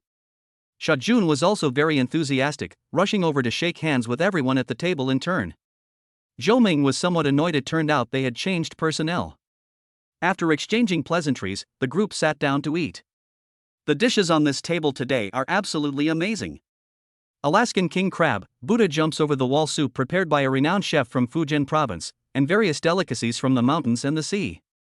Even for people of their status, they rarely eat such an expensive meal. After all, people earn money for other purposes. They can't possibly spend all their money on food. After everyone finished eating, they took a group photo to commemorate the occasion. Then we changed rooms and went directly to the conference room on the 40th floor for the meeting. They needed to double-check tomorrow's filming schedule. Chen Li, without hesitation, is the director. The popularity of the variety show Dad is Amazing has caused a huge reaction online, so our production team still hopes to make Dad is Amazing bigger and stronger and create new glories. So we plan to schedule a show with some exciting moments tomorrow. Shen Hao raised an eyebrow slightly, immediately becoming interested. The same applies to everyone present. Seeing that she had piqued everyone's interest, Chen Li stopped keeping them in suspense and spoke directly. After thinking about it, I think we should explore the inherent qualities of each of you fathers. For example, Mr. Zhou Ming, you're a boxing champion, right? Then we must dig out every possible aspect of your identity as a boxing champion. We can't let it go to waste. Zhou Ming nodded upon hearing this. Then what are your specific plans, Director Chen? Chen Li said, the screenwriters and I have already come up with a plan. We'll arrange a boxing match specifically for your status as a boxing champion. Of course, it's mainly for entertainment and communication, with the dads competing in pairs, making it 4 people in total. They play 2 rounds to determine a champion. It just so happens that the Great Xia Kingdom is currently promoting the idea that men should have a masculine spirit. Such a masculine element will surely be welcomed by everyone. Su Qingwan and Shen Hao exchanged a glance and nodded repeatedly. As expected of Director Chen, who has directed numerous variety shows, her business acumen is still very sharp. They know when to respond to the call and launch the corresponding programs. Chen Li also looked at Su Qingwan. President Su, what do you think? Su Qingwan naturally had no objection. Although the variety show is under our company, since we have invited Director Chen to be the director, you can discuss everything in the variety show with the other dads. Although you are the boss, you must fully respect the cultural and creative staff. Do your best to encourage your enthusiasm and initiative. Chen Li repeatedly expressed her gratitude for the understanding and was very satisfied. Su Qingwan was not arrogant, she still respected herself very much. Unlike some bosses who, having invested their own money, want to get involved in everything. It's a minor issue if a small-time actress comes in, but she's actually the boss's mistress, because actors at least know to listen to the director. I'm afraid of those who sit on set and constantly want to change your script and alter the filming. If it doesn't meet his expectations, he'll have to start over. This kind of person really affects the filming schedule. Shen Hao also raised his own point of view. Director Chen, I have a question. Because everyone knows that Mr. Zhou Ming is a boxing champion. He's definitely very strong. If it were a boxing match, the 3 of us definitely wouldn't be able to beat him, so the show lost its appeal and suspense for the audience. Chen Li sighed and said, there's nothing we can do about it. Mr. Zhou Ming is a boxing champion, and this is his specialty. Shen Hao shook his head. No, you've forgotten me. Upon hearing this, everyone turned to look at him. Everyone knows that Shen Hao is very talented. He has many skills that are publicly displayed, including racing, medicine, and barbecuing. Zhou Ming also became interested. Mr. Shen, have you also studied boxing? Su Qingwan understood immediately upon hearing this. She and Wang Huiyuan exchanged a glance and both nodded. These 2 had witnessed Shen Hao's kung fu at the old master of the Su family's birthday banquet. That's a formidable person who can defeat Yi Fan, the young master of the Yi family, a martial arts clan. Su Qingwan wasn't worried about Shen Hao, she was worried about her other 2 fathers. Director Chen, is it dangerous to box? Zhou Ming repeatedly said, don't worry, I'll hold back and won't hurt the other dads. Su Qingwan smiled and shook her head. Mr. Zhou, we're not worried about the others. I'm worried that unexpected situations might arise when you fight Shen Hao. Zhou Ming shook his head. It's okay, I have confidence in my abilities. We'll just fight normally then. If you're worried about unexpected events, then we won't use heavy-handed tactics, we'll use a point-based scoring system. Shen Hao nodded in agreement. If scoring is done by marking points, it mainly tests reaction speed and footwork. This way, no one will get hurt, and the bloodshed will be avoided. After all, Dad is Amazing needs to meet the standards of being broadcast to all ages, and it would be unsuitable to broadcast if there were overly violent scenes in the program. After discussing it and finding no objections, everyone moved on to the next topic. Chapter 84, Dad's Boxing Match. Tuan Tuan and Yuan Yuan were very happy. The 2 of them had been incredibly bored at home lately. I heard that I'll be able to participate in variety shows again and see my good friends, such as Li Xian and Zhou Xiaoming. Both of them jumped up excitedly. Shen Hao was still driving that Maserati. There's nothing he can do, he's a sentimental person. Even though his assets are now close to 10 billion, he hasn't changed his car. He still drives his wife Su Qingwan's pink Maserati. The group arrived at the filming location, which this time was not outdoors, but in a boxing gym. Professional staff appeared and quickly changed the 4 fathers into professional boxing gear. Zhou Ming was actually a little unhappy. He hadn't expected that Shen Hao would question him during the discussion about the program's progress yesterday, and that he was worried that Shen Hao's fist might hurt him. Zhou Ming simply couldn't understand Shen Hao. He knew Shen Hao was quite capable and had many outstanding qualities. However, he actually wanted to challenge himself from such a professional perspective as boxing. And they even put on an act as if they were concerned for their own safety. In the end, they said the winner would be determined by the points scored. Zhou Ming had his own agenda, so I'll punch him a little harder later as a way of teaching him a lesson. There is a sequence to learning, and each profession has its own area of expertise. He should pay the price for looking down on others. Li Chang and Xia Jun also carefully put on their boxing gear. Both of them are getting old. Li Chang is a nearly 50-year-old veteran superstar. Xia Jun is also a middle-aged actor, around 40 years old. However, they both maintain a regular fitness routine, and naturally, they have also practiced boxing, so the two of them are eager to try it out and show off their skills. The results of the first draw for group assignments are in. Shin Hao will face Li Chang, Zhou Ming will face Xia Jun. Ta-da! As the sound of the boxing bell rang out, Xia Jun and Zhou Ming bumped fists and began exchanging blows at the referee's signal. 1 punch. 2 punches. Zhou Ming's punches were as fast as lightning, a series of rapid punches. They defeated the Sand Army, leaving them only with the ability to defend. Less than half a minute into the match, the Saudi team was already huddled up against the cage, holding their heads. I'm not fighting anymore, Zhou the boxer, what's wrong with you? Are you angry? Didn't we agree to fight a little? Why are you putting up with me? Zhou Ming was also a little embarrassed. He had been angry with Shin Hao, and without realizing it, he took it out on Xia Jun. Fortunately, the Saudi army was wearing full protective gear. I wasn't injured, and it didn't hurt much, but I felt very frustrated by the beating. Zhou Ming apologized repeatedly. It's all my fault, brother Xia. The moment I hear that bell ring, I immediately get into the zone. I'm really sorry. The Saudi army expressed their understanding. It's all right. The assistant was nagging in Director Chen's ear again. Director Chen. Why did it end in less than 2 minutes? Won't that affect the show's effect? Director Chen said, what do you know? This is what you call realism. If you really let boxing champion Zhou Ming fight an actor named Xia Jun for 300 rounds, the audience would think it's fake. Not to mention Zhou Ming's die-hard boxing fans. This segment was actually designed specifically for Zhou Ming. We want to shape every father, so that each of them has their own shining points. Zhou Ming is definitely not good at entertainment. He's tone deaf, we've all heard that. So we can only design a boxing segment specifically for him. The assistant nodded in agreement. Director Chen is amazing.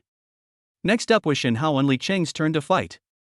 The two had a long-standing grudge, but last time Shin Hao used his medical skills to save Li Chang. So he still admired Shin Hao to some extent. Li Chang believed that Shin Hao was indeed a man of principle, and that he would not let petty grievances affect his great character. But now, when they box, the two are taking it seriously. Shin Hao, although you saved me last time, let us keep things separate. You don't know, do you? I'm the amateur boxing champion in the 70 kilograms class at Haigang. When I was young, my family was poor. I used to fight in underground boxing matches in the harbor. Shin Hao knew that Li Chang was reminding him to be more vigilant and not to let his guard down just because he was nearly 50 years old. This led to his easy defeat. Shin Hao smiled and nodded, thank you for your concern, King Li. However, as the saying goes, youth has the upper hand in a fight. Then let us give it a try.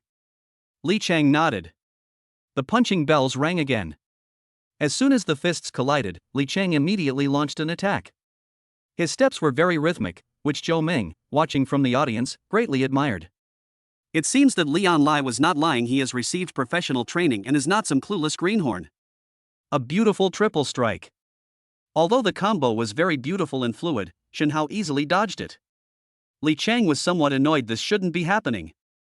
Shin Hao's footwork doesn't seem to indicate that he has received professional boxing training. How was he able to dodge so easily?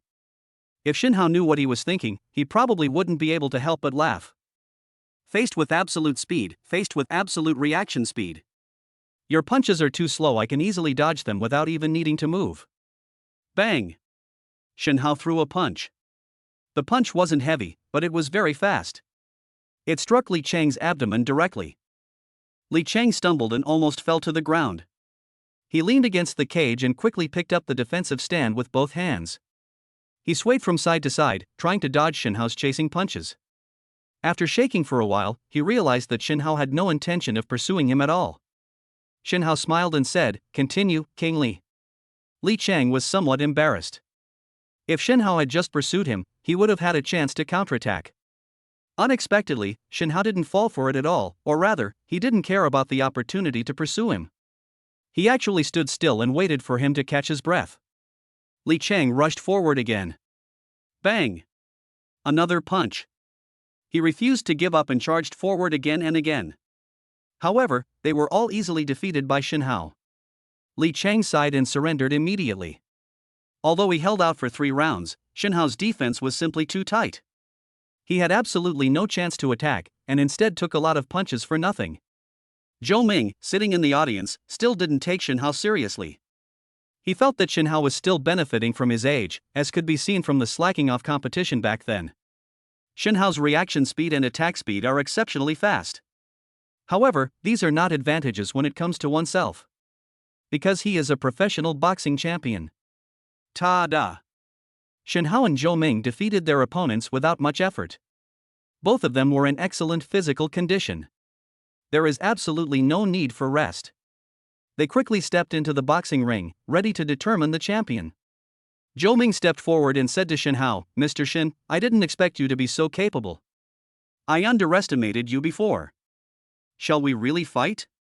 Zhou Ming also spoke without any politeness. Okay. After Zhou Ming's repeated provocations, Shen Hao also got angry. Chen Li clenched her fists as she watched the scene on the camera, secretly cheering. Nice. Let's fight. Let's fight. The ratings are going to skyrocket. The two dads are actually having a real boxing match, especially since one of them is Zhou Ming, a professional boxing champion. It's just that Shen Hao will have to suffer the beating. It seems Zhou Ming is serious. Chapter 85 Zhou Ming's Complete Convince. On the arena. Shen Hao removed the protective gear from his head and waist. Zhou Ming didn't stand on ceremony and took off his own protective gear as well. The atmosphere on the field suddenly became tense. Anyone could see that the two of them were planning a real fight. Chen Li felt quite conflicted. She was happy on one hand, but also a little worried on the other. This week, Ming is a genuine boxing champion. What if he really goes all out and hurts Shen Hao badly?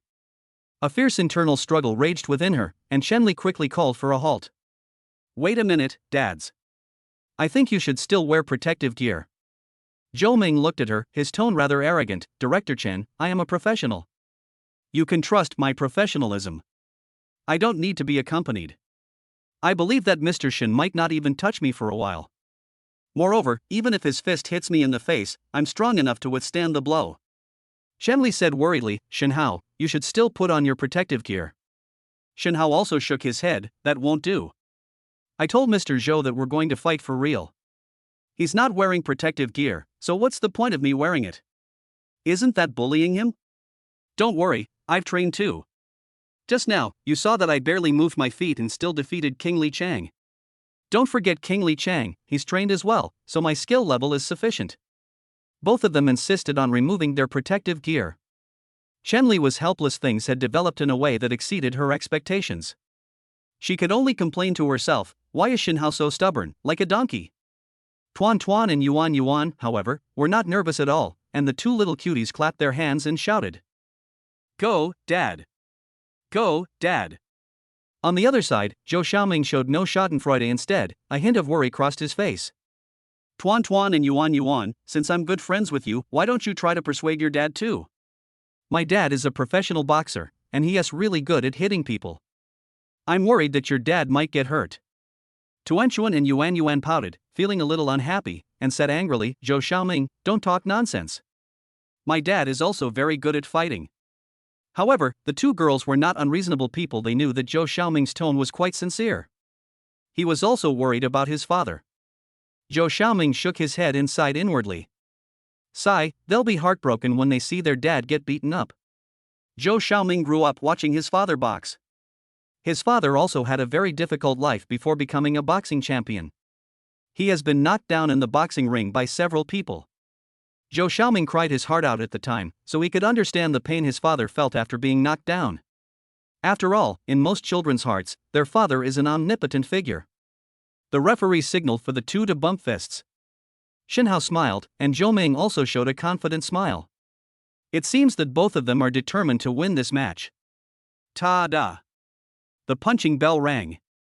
The battle between the two officially began.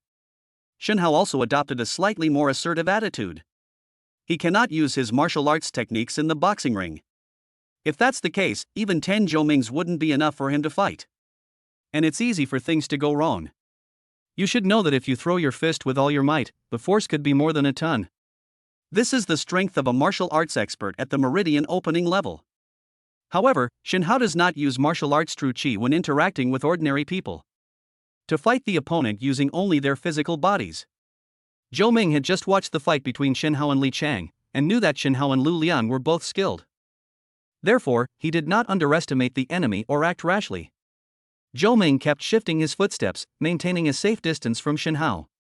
Because Shen Hao is 1.88 meters tall, he is 10 centimeters taller than him.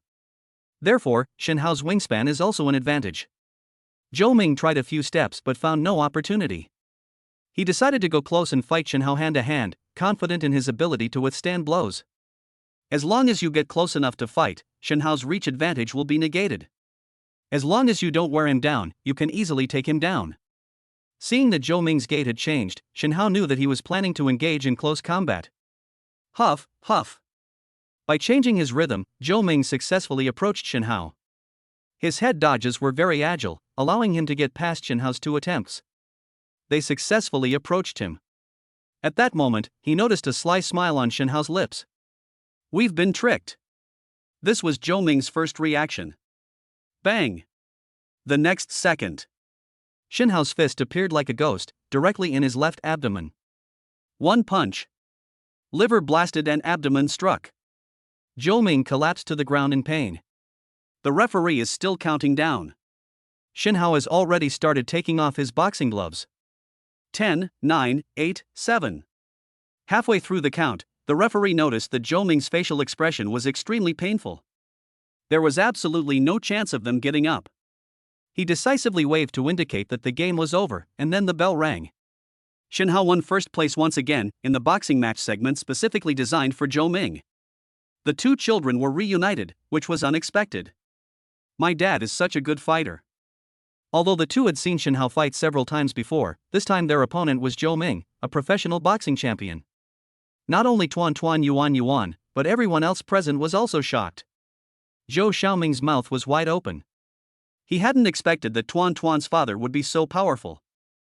In just over 10 seconds, he was utterly defeated, or even completely crushed, his father.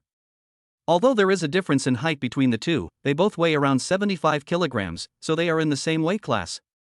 It's not that Shen Hao completely overwhelmed Zhou Ming. Moreover, Zhou Ming is a professional boxing champion.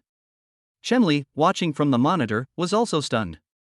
She covered her mouth and couldn't control herself for a long time. Shen Hao always surprised her time and time again. She couldn't help but sigh. Is Dad is Amazing a parent-child variety show or Shen Hao's personal show? It seems that he can be number one in every aspect. Shen Hao took off his boxing gloves. In the arena, he helped Zhou Ming up. Zhou Ming's abdomen was still burning with pain. But he still forced himself to speak and said, "Mr. Shen, I admire you. That was a really powerful punch. King Zhou, you were careless." Shen Hao smiled slightly, giving Zhou Ming some face. Zhou Ming said, "Why don't you participate in professional boxing matches with your skill level?" "Actually, I'm not very interested in boxing. I still hope to have more time to spend with my wife and children." Zhou Ming nodded, his admiration for Shen Hao growing stronger. He recalled that throughout his professional boxing career, he had hardly been involved in his child's upbringing, nor had he spent much time with his wife and family. The day his wife gave birth to Zhou Xiaoming, he was playing a game in Las Vegas. "I can only fly back to see my child after the competition is over." This incident also strained the relationship between the two, and Zhou Ming's inability to witness the birth of his son was a lifelong regret. Zhou Ming held Shen Hao's hand and said solemnly, "Thank you very much, Mr. Shen. I will definitely make more time to spend with my wife and children in the future." Chapter 86 Father's Evening Conversations. In the evening, the four fathers gathered together again and began a conversation among men. The content of this conversation will also be broadcast as part of the program. Originally, Li Chang, Zhou Ming, and Xia Jun were considered 3 stars, but this time the focus of the conversation was on Shen Hao. There was nothing they could do. Shen Hao's performance was just too outstanding. He made it impossible not to notice him. Zhou Ming said, I've known Shin Hao for so long, and he really knows everything. I admire his versatility. Li Chang said, indeed. He turned to Shin Hao with a serious expression. Shin Hao, I have some seniority in the music industry in Harbor City. If you want to enter the music industry, I can vouch for you. Get a top record label to sign you, and I guarantee your singing skills and voice. Your first album will be a huge hit. Zhou Ming, however, was unwilling to give up. Mr. Shin, with your incredible physical condition, why don't you try professional boxing? Professional boxing can be very lucrative. Top boxers like Pacquiao and Mayweather can earn tens of millions of dollars per fight. It's an easy feat. Seeing this, Xiaojun was not to be outdone. Since you're all talking like that, I have something to say. How about letting Shin Hao act in a TV series with me? He's handsome, but not effeminate. He has a masculine air about him. I happen to have a script for a leading male role, and I'd really like him to act in it. The three of them chattered away, each offering their own opinion, creating a lively atmosphere. Shin Hao shook his head and said, Thank you all for your kindness. You are all a little older than me, so I am actually the younger brother. I am very grateful for the support of the three older brothers. But I also have my own career, and I hope to spend more time with my wife and children. All four of them burst into laughter, reminiscing about their lives over the years. He devoted too much energy to building his career and neglected his wife and children. Xiaojun said, Actually, my relationship with my daughter Xiaoyan has never been good. I am really grateful to the program team for inviting me. It was only after I took care of my daughter myself that I realized that taking care of children is not as easy as we imagine, and there are still many difficulties. I used to always blame my wife for not letting her earn money and for not being able to manage things at home. Now I know why. The conversation continued into the evening. Shenli was very satisfied to see that everyone had opened up. This content is definitely going to trend on Weibo. The next morning, the entire film crew arrived at a rural area on the outskirts of Nanjing City, transported by more than a dozen vehicles. Shin Hao actually controlled the force of his punches very well. It did not cause any serious damage to Zhou Ming. He had already recovered after a night's rest. Therefore, the filming schedule was not delayed. Shenli came over and confirmed today's filming schedule with the four fathers. The main focus of the day's filming was experiencing various aspects of rural life. At the same time, HFC, China Financial Center. 28th floor Qingwan Film and Television. Su Qingchen and Su Qingwan had an argument. Sis, I've thought it through. I want to enter the film and television industry. Su Qingwan expressed her confusion. Qingchen, why are you suddenly saying this? What are you trying to do? Su Qingchen said, I've been staying at your house for so many days since I left the Su family. Although my brother-in-law didn't say anything, I feel that it's inconvenient for me to live with you. Su Qingwan said, how could that be? Xingcheng, don't think like that. We're family, the best of sisters. Shin Hao has no problem with you. Su Qingchen kept her true thoughts to herself. She thought for a moment, then looked up firmly and said, after leaving the Su family, all the companies I originally owned were taken back, and now I have nothing to do. Your brother-in-law's Jinling Burj Al Arab Hotel has been managed by you, hasn't it? You've done a great job. In recent months, the Burj Al Arab has been very successful. More than 50% of business banquets in Jinling are held there. Su Qingwan continued to persuade, unaware of Su Qingchen's true intentions. Su Qingchen still looked regretful. The Burj Al Arab is renowned and was already on the rise, so it didn't really have much to do with my management. Any professional manager could have done the same. Actually, I still want to have my own career. Sister, I hope you can support me, okay? Seeing that no amount of persuasion could change her mind, Su Qingwan sighed. Good morning. I know you may be feeling a bit tired lately, but please think about it again. You have a good talent for business. You can come to the company and help me make Qingwan Film and Television a success. Think about it again. I always feel that the film and television industry is not an easy place to stay. Su Qingchen's expression softened. She knew her sister had begun to compromise. She said playfully, what's wrong with me entering the film and television industry? I have a great business sense, but I'm not bad looking either. Su Qingwan said, since you are so determined to go, I can't stop you. But I have one condition, you must be under my command so that I can take care of you. Of course, that's no problem. We shouldn't let the good stuff go to outsiders. With my great looks, I'm bound to be a top superstar as soon as I debut. Why would I need someone else to be my agent? Let them earn my commission.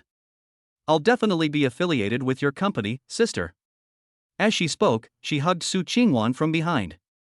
Su Qingwan felt something was off. What are you doing in the middle of the day, so early in the morning? Su Qingchen said in a low voice, Sister, ever since you got your husband, have you stopped wanting me? What are you saying?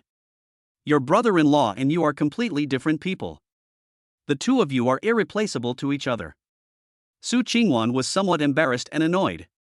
Su Qingchen said, Then you haven't played games with me in a long time. Upon hearing this, Su Qingwan's heart skipped a beat. Neither she nor her sister are saints. Before Shenhao, she had no other men. Su Qingchen has never been in a relationship. Over the years, the two sisters have become very close. Thinking of that embarrassing game, Su Qingwan felt extremely shy. Qingchen, I'm a married woman now, I can't be so casual. You don't. Good sister, you have a husband, but I don't. Have you forgotten our telepathic connection? The closer we are, the stronger it is. I've been staying at your house these past few days, and I'm almost going crazy. Su Qingwan then realized that she had forgotten about this. No wonder Su Qingchen kept insisting on moving out. I want to build my own business. So that's why. Thinking about it, Su Qingwan realized that she had indeed been too selfish. The CEO's office was filled with a sensual atmosphere. If Shenhao knew, I wonder what he would think. Chapter 87: A Leisurely Filming Life. In a farmhouse courtyard on the outskirts of Nanjing, Shenhao and the other three fathers sat happily in wicker chairs, enjoying the mountain scenery and savoring life. The 5 children were in a square where grain was being dried. At this moment, they were holding corn kernels, looking at the rooster in front of them, somewhat nervous. Director Chen Li also sat with the 4 fathers. Li Cheng asked, Director Chen, isn't it dangerous to let the children get so close to these chickens? Chen Li smiled and said, Mr. Li, don't worry. These chickens are all raised in the countryside from a young age. They have never been infected with any viruses. They are pure natural free-range chickens and are very healthy. Our first filming segment today is to let these adorable little ones experience firsthand the hardships adults face. After all, this program is a variety show about parent-child relationships. In fact, I think our real goal is to help parents and children, or even couples, reach a reconciliation, rather than creating conflict or antagonism. Sha Jun nodded as well. Director Chen, the concept behind the variety show Dad is Amazing is really excellent, which is why I agreed to participate. The group chatted and laughed as they looked at the 5 adorable children in the square. Tuan Yuan looked at the big rooster in front of her. Yuan said, Tuan, this rooster is so scary. It's really hard to imagine how Daddy made it into such a delicious meal. Tuan nodded seriously. You're right. I'm too scared to feed him anymore. I'm afraid he'll peck at me. The two turned to look at Shenhao and called out, Dad. This chicken is so big and scary. Can you help us feed it? Shenhao smiled, got up from his chair, and walked over. He said, There's nothing to be afraid of about chickens. If you think this chicken is scary, just drop the corn on the ground and it will eat it itself. You don't need to hold it in your hand for it. Tuan and Yuan nodded. Oh, I see. On the other side, Zhou Xiaoming, being a boy, was much more active, running around chasing the chicks.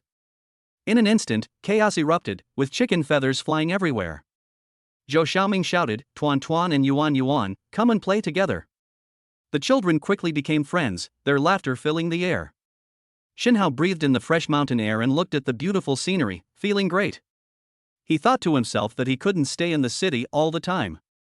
He should take his wife and children to places like this with shady trees and breathe fresh air whenever he had time. Director Chen's assistant seemed somewhat puzzled. Director Chen, the filming this morning seemed a bit bland and uninteresting, just some very mundane snippets of daily life. This doesn't seem to align with your consistent aim of creating conflict and tension in your filming philosophy. Director Chen shook his head, little assistant, our kind of lifestyle variety show isn't always full of conflicts. Just like an Ultraman series, if Ultraman and the monsters fight from beginning to end, would you still find it entertaining? The real essence can be condensed into 3 minutes, while the preceding parts still require a long narrative. The assistant nodded as if he understood. As expected of Director Chen, his control over the program is superb. Director Chen said, Watch and learn carefully. When I get old, I will pass this mantle on to you. The assistant shook her head sheepishly. Director Chen, you're joking. I'll be your little assistant for life. How could that be? You're already in your mid-20s. You should take good care of yourself these next 2 years and hurry up and find a good man to marry. Women shouldn't be too career-oriented. They still need to balance family life. Look at me, I've been busy with work, and that's how I ended up with this.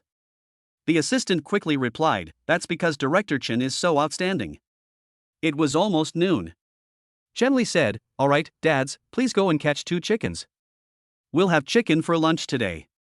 The 4 of them chatted and laughed as they walked over. Sha Jun thought catching chickens would be a simple task, but he didn't expect the chickens to be so cunning.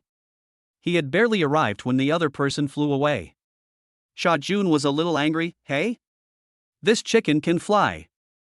Zhou Ming responded with a smile, Teacher Sha, you've been out of touch with reality for too long. Chickens can fly, even if they don't fly very high or very far. But it's still possible for it to fly from the ground to the roof. Sha Jun shook his head, it seems that even chickens have more potential than us humans. Shen Hao also responded wittily, of course, if you can't catch him, you can just skip a bowl of meat at noon. But if you catch him, you'll lose your life. His words made everyone burst into laughter. As they were talking, Shen Hao had already caught 2 chickens. His technique is incredibly fast compared to his extreme reaction speed, everything else is meaningless. He carried a chicken in each hand directly into the kitchen. All right, everyone take a break. I've caught 2. One of the film crew members followed Shen Hao, intending to go inside and take some candid photos. Shen Hao turned around and smiled, cameraman, I advise you not to come in and film. The cameraman was quite stubborn, no way, Miss Shen. The director's task for me is to follow you and film you the whole time. If I don't film you, it would be my dereliction of duty. Shen Hao asked, have you ever seen a chicken being killed? The cameraman shook his head. Shen Hao rolled his eyes, killing a chicken is very bloody. It's just taking a knife, making a cut on the chicken's neck, letting it bleed, and waiting for the chicken to die, you know? The cameraman was a city kid, he'd never seen anything like this before. Just hearing the description left me speechless with astonishment. Teacher Shen, it can't be that bloody, can it? Shen Hao shrugged, it's that bloody. I know you grew up in the city. I guess you've never seen a chicken being killed. The ones your family buys are all pre-processed. The cameraman then put down his camera. Zhou Ming is very enthusiastic, ever since he was defeated by Shen Hao. He was completely convinced by Shen Hao. Shen Hao, let me help you. The 2 entered the kitchen one after the other. Sha Jun and Li Chang were also busy, playing games with the 5 adorable children. Shen Hao naturally showcased his culinary skills once again, preparing a pot of braised chicken and a pot of old hen soup. He transformed ordinary raw materials into something extraordinary, making it as grand as a state banquet. Sha Jun had not participated in the recording of the first episode and was unaware of Shen Hao's versatility, so he was naturally very shocked. After taking a bite, he immediately gave a thumbs up, Mr. Shen is a hidden talent. He's got some skills. Even those who had participated in the first season were taken aback. Li Chang also exclaimed, my goodness, Mr. Shen, you're not just good at grilling, you're a master of all cooking skills. Shen Hao nodded sheepishly. I used to help out in the kitchen and learned a few tricks. The atmosphere among everyone was very pleasant. Singing songs, eating meals, living a carefree life. Chapter 88, God of War in preparation for filming. With a ding, another sound rang in Shen Hao's mind. Congratulations, host. You have been rewarded with a chance to win a prize for cooking a delicious meal for your daughter. Option 1, Director Chen Mao's masterful directing skills. Option 2, 50 million in cash. This time, Shen Hao decisively chose option 1. Now that he's no longer the poor boy he once was, and has no shortage of money, he naturally chooses to acquire multiple skills to support himself. Jinling's Sailboat Hotel. Inside an elegant private room. Su Qingchen and Su Qinwan were hosting a banquet here for Chen Mao, the famous director of Daxia, and Yang Kai, the well-known film emperor. There were only 4 people at the table, but the atmosphere was quite lively. Su Qingwan said, Director Chen, Mr. Yang, it is a great honor to have you participate in the filming of our God of War project. Director Chen smiled and said, President Su, you're too kind. Everyone knows that Qingwan film and television is a hot commodity in the summer entertainment industry. They just produced a hit variety show called Dad is Amazing, but Su Qingwan repeatedly declined, saying, "No, it was just good luck. I've watched all of director Chen's masterpieces since I was a child. I truly admire your contributions to film." Director Chen Mao said, "By the way, could you briefly tell me about the main storyline of the script again? I read it before and felt there were some problems." Su Qingwan said, "Our movie, God of War, tells the story of a retired god of war from the Great Xia Kingdom who works in Heizhou.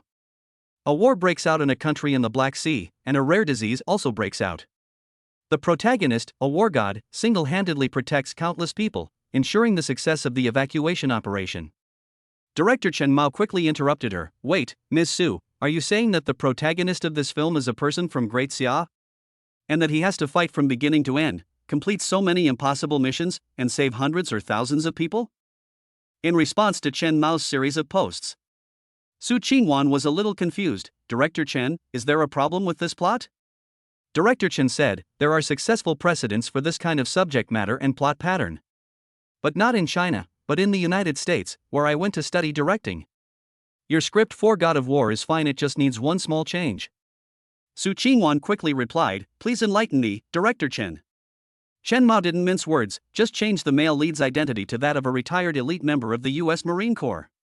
Su Qingwan shook her head. "Director Chen, I'm afraid that won't work. The movie God of War itself has a very strong patriotic sentiment. I don't think it's a movie about individual heroism. In essence, it reflects a country's attitude and responsibility towards its citizens." Chen Mao smiled and said, "I understand what you're saying. But if the main storyline of the script is to be written this way without any changes, then I may have to withdraw. I'm old, already in my 60s or 70s. According to the normal working age, I should have retired long ago. My reputation at international film festivals has always been very high, and I can't end my directing career by making a film like this when I'm about to retire. It would affect my chances of getting the Oscar Lifetime Achievement Award." Upon hearing this, Su Qingwan was actually very unhappy. It's surprising that director Chen Mao, who presents himself as a patriot, is actually so concerned about the opinions he receives in the United States. People with this kind of American mentality should be sent to the United States so they can experience the freedom there. There was a telepathic connection between Su Qingchen and Su Qingwan. She naturally knew what Su Qingwan was thinking. She whispered in his ear, "Director Chen Mao got a US green card, so he's practically half an American." Su Qingwan nodded, understanding in her heart. The original plan was to leverage director Chen Mao's fame to boost the popularity of the film God of War, but it seems that won't work now. To everyone's surprise, director Chen Mao took the initiative to persuade her. "President Su, think it over again. As long as we make a slight modification to the main storyline and hire an American actor to play the lead role, I guarantee that this movie will win many awards internationally. It might have a chance to win the Academy Award for Best Foreign Language Film."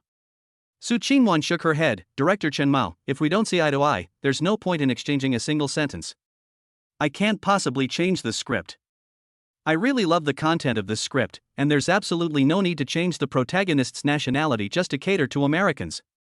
Since that's the case, then I have nothing more to say. It's a pity that our collaboration ends here." Director Chen Mao pushed open the door and left. Su Qingchen said with some regret, "Mr. Yang, could you please try to persuade director Chen Mao again? I still very much hope that he will personally direct this film." Yang Kai shook his head. "President Su, director Chen Mao's temper is more stubborn than an ox. I can't persuade him. Although I have worked with him on many films, I know that much." Su Qingwan sighed. "Then Mr. Yang, let's confirm the cooperation. Let's sign the contract first. I believe that cooperating with you will be more pleasant." Yang Kai's expression changed slightly. Now that director Chen Mao has withdrawn from the creation of the film, he himself is the biggest selling point of the movie. He said, "I can sign a contract, but I only came here because I knew that director Chen Mao was going to be involved in directing this movie. Otherwise, I wouldn't have come at this price to sign a contract with you. The verbal agreement at the time was for 20 million, but now that director Chen Mao has withdrawn, I think my salary needs to be rediscussed. I'll have my agent contact you later." Yang Kai was also preparing to leave in a huff. Su Qingwan was shocked to see that both main creators had run away. "This project is going to be cancelled in half. Mr. Yang, please tell us directly, what is your expected salary?" Yang Kai held up 5 fingers. Su Qingwan's face darkened. 50 million? Yang Kai smiled and nodded. Su Qingchen did not expect this outcome. She slammed her hand on the table and stood up abruptly. This is impossible. Mr. Yang Kai, we only plan to invest a total of 200 million yuan in this film. Your salary is going to take up a quarter of that? How is that possible? How are we supposed to hire other staff? The budget simply isn't enough. Yang Kai didn't care at all. The budget is something you need to consider, not me. After saying that, Yang Kai turned and left. Su Qingchen was furious. Sister, they've gone too far. Su Qingwan was also filled with sorrow. What could she do? Suddenly, director Chen Mao is gone, and so is Yang Kai. Subconsciously, Shen Hao's face popped into her mind. Su Qingwan is now extremely dependent on Shen Hao. Whenever I encounter difficulties, he's always the first person I think of. I don't know if Shen Hao has any way to solve this. Without hesitation, Su Qingwan made a call. Husband. Chapter 89 Press Conference Clarification. Shen Hao had just finished lunch and was lying on the rattan chair by the door, basking in the sun and resting. Just then, my phone rang. He picked it up and saw that it was a call from Su Qingwan. Hey, honey. Su Qingwan felt aggrieved as soon as she heard Shen Hao's voice. She told Shen Hao about her meeting with director Chen Mao and actor Yang Kai. Honey, now that the director and lead actor of the God of War movie are gone, the project may have to be cancelled. As she spoke, Su Qingwan sighed. Shen Hao quickly comforted her. Warner, it's alright, things will work themselves out. Let's discuss it when I get back, after the filming for Dad is Amazing is finished in a few days. Su Qingwan naturally agreed. Over the next few days, Shen Hao and the 3 celebrity dads, along with their 5 adorable children, explored the mountain village, enjoying various activities and experiencing life there. They lived a carefree and leisurely life. However, things weren't going well for Su Qingwan. Qingwan Films contacted several directors. All of them were rejected. Everyone believed that since even director Chen Mao had rejected the film, they were too embarrassed to take it on, fearing they might incur a grudge against him. The casting for the male lead remains undecided. To make matters worse, at that very moment, both interview excerpts also went viral on Weibo's trending topics. These are Yang Kai and Chen Mao being interviewed by Gubai News. Both of them had a very low opinion of Qingwan Films. They believe this is a small company that started out by appearing on variety shows. He's a complete novice when it comes to film, and doesn't know how to respect directors and actors. Director Chen Mao stated frankly that Qingwan Films had a firm stance and refused to change a single word of the script. Yang Kai chimed in, saying that Qingwan Film Television got arrogant after making one variety show a hit. Big businesses bully their customers.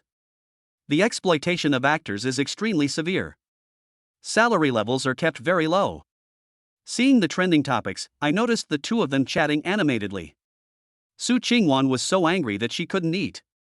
Qingwan Film Television has not yet officially signed a contract with Yang Kai and Chen Mao. However, both parties had been in contact before and had a strong intention to cooperate.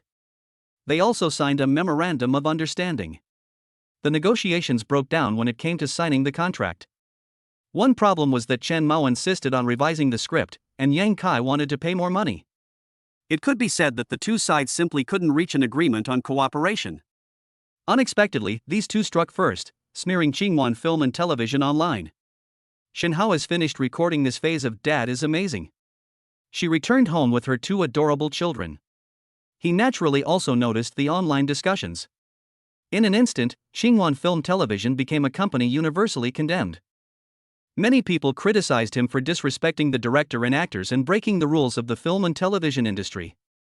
In an effort to reverse this situation, Su Qingwan arranged for several media outlets to conduct exclusive interviews with Chen Qingshi. However, it didn't have much effect. Seeing this, Shen Hao acted decisively. He announced that Qingwan Film Television will hold a press conference at the Jinling Sailboat Hotel. Nearly 90% of the major media outlets were invited to the event. Shen Hao sat in the center, and Su Qingwan sat beside him. Shen Hao looked at the assembled media reporters below the stage, cleared his throat, and began to speak. All right, fellow reporters, I see that everyone has arrived. Let's get started. A reporter from Jinling News was the first to raise their hand and ask a question. Mr. Shen, we have recently noticed many rumors circulating online that are detrimental to your company. How would you respond to these rumors? Shen Hao said, I hereby solemnly inform everyone that the comments about Qingwan Film and Television circulating online by a certain famous director and a certain movie star are all nonsense. These words caused an uproar in the room. The numerous reporters present knew that Qingwan Films was here to clarify some things. But they didn't expect that Chen Hao would choose to confront them head-on, facing off against renowned director Chen Mao and award-winning actor Yang Kai. Although he didn't say his name, who wouldn't know? It's important to know that director Chen Mao is an insurmountable peak in the film and television industry of Daxia. He not only achieved great success, but also had personal relationships with several bigwigs in the film and television industry. It's safe to say that if you offend him, you're in for a world of hurt. At best, they'll be unable to continue in the film and television industry. At worst, they'll be bankrupt. All the reporters eagerly raised their hands. If you want to keep asking questions and reveal even more shocking information. Shen Hao made a gesture of pressing his hands down, signaling everyone to be quiet and calm down. He took out 2 photos and projected them onto the big screen. Dear journalists, what you are seeing now is Qingwan Film and Television. A month ago, they signed a memorandum of understanding with a certain director and a certain film star. A memorandum of understanding is, of course, not a formal contract. However, its contents clearly indicate the cooperation intentions of both parties and the form of cooperation. Therefore, I can tell everyone very clearly that Qingwan Film Television has not violated any industry rules. It was simply that during the formal contract signing stage, negotiations broke down because they could not meet the excessive demands of a certain famous director and actor, leading to the termination of the cooperation. I see. The interviews with Chen Mao and Yang Kai did indeed seem to deliberately smear Qingwan Film and Television. Seeing this, Shen Hao continued, "Let me reveal a little more information here. This was originally a trade secret of our company, involving the content of the movie God of War. Shen Hao then briefly explained the main storyline of God of War. Scattered laughter came from the audience. Everyone believed that such a film could not possibly succeed. Clearly, many people share the same thoughts as director Chen Mao. They didn't think that the people of Daxia could become superheroes. Shen Hao said, "I just heard some laughter. I know that most people think the protagonist's identity is unreasonable. Your thoughts coincide with those of a certain famous director. He also thinks the protagonist should be changed to an American. But Qingwan Films doesn't think so.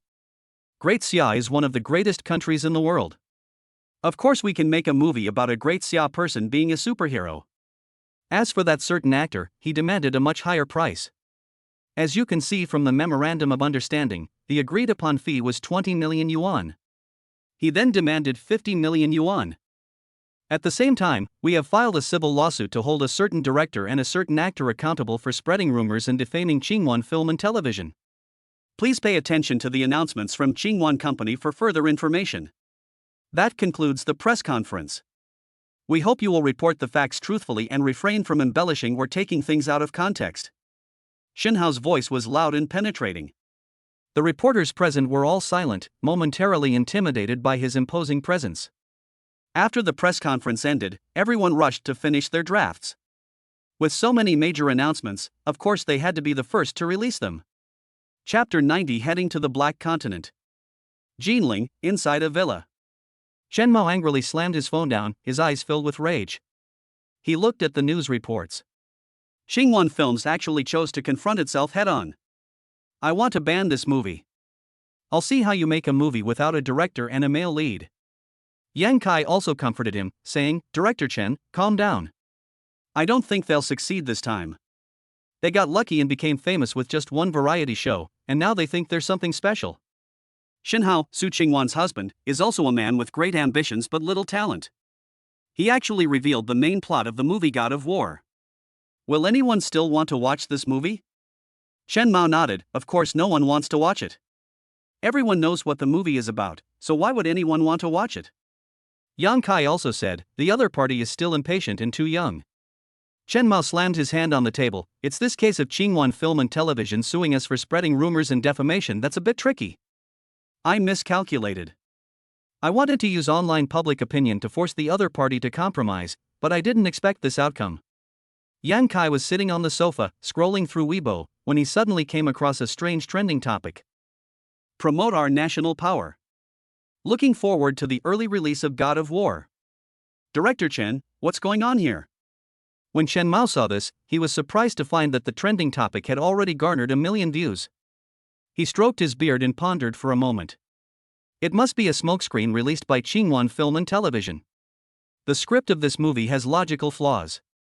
It's impossible for a person from Great Xia to do something so outrageous.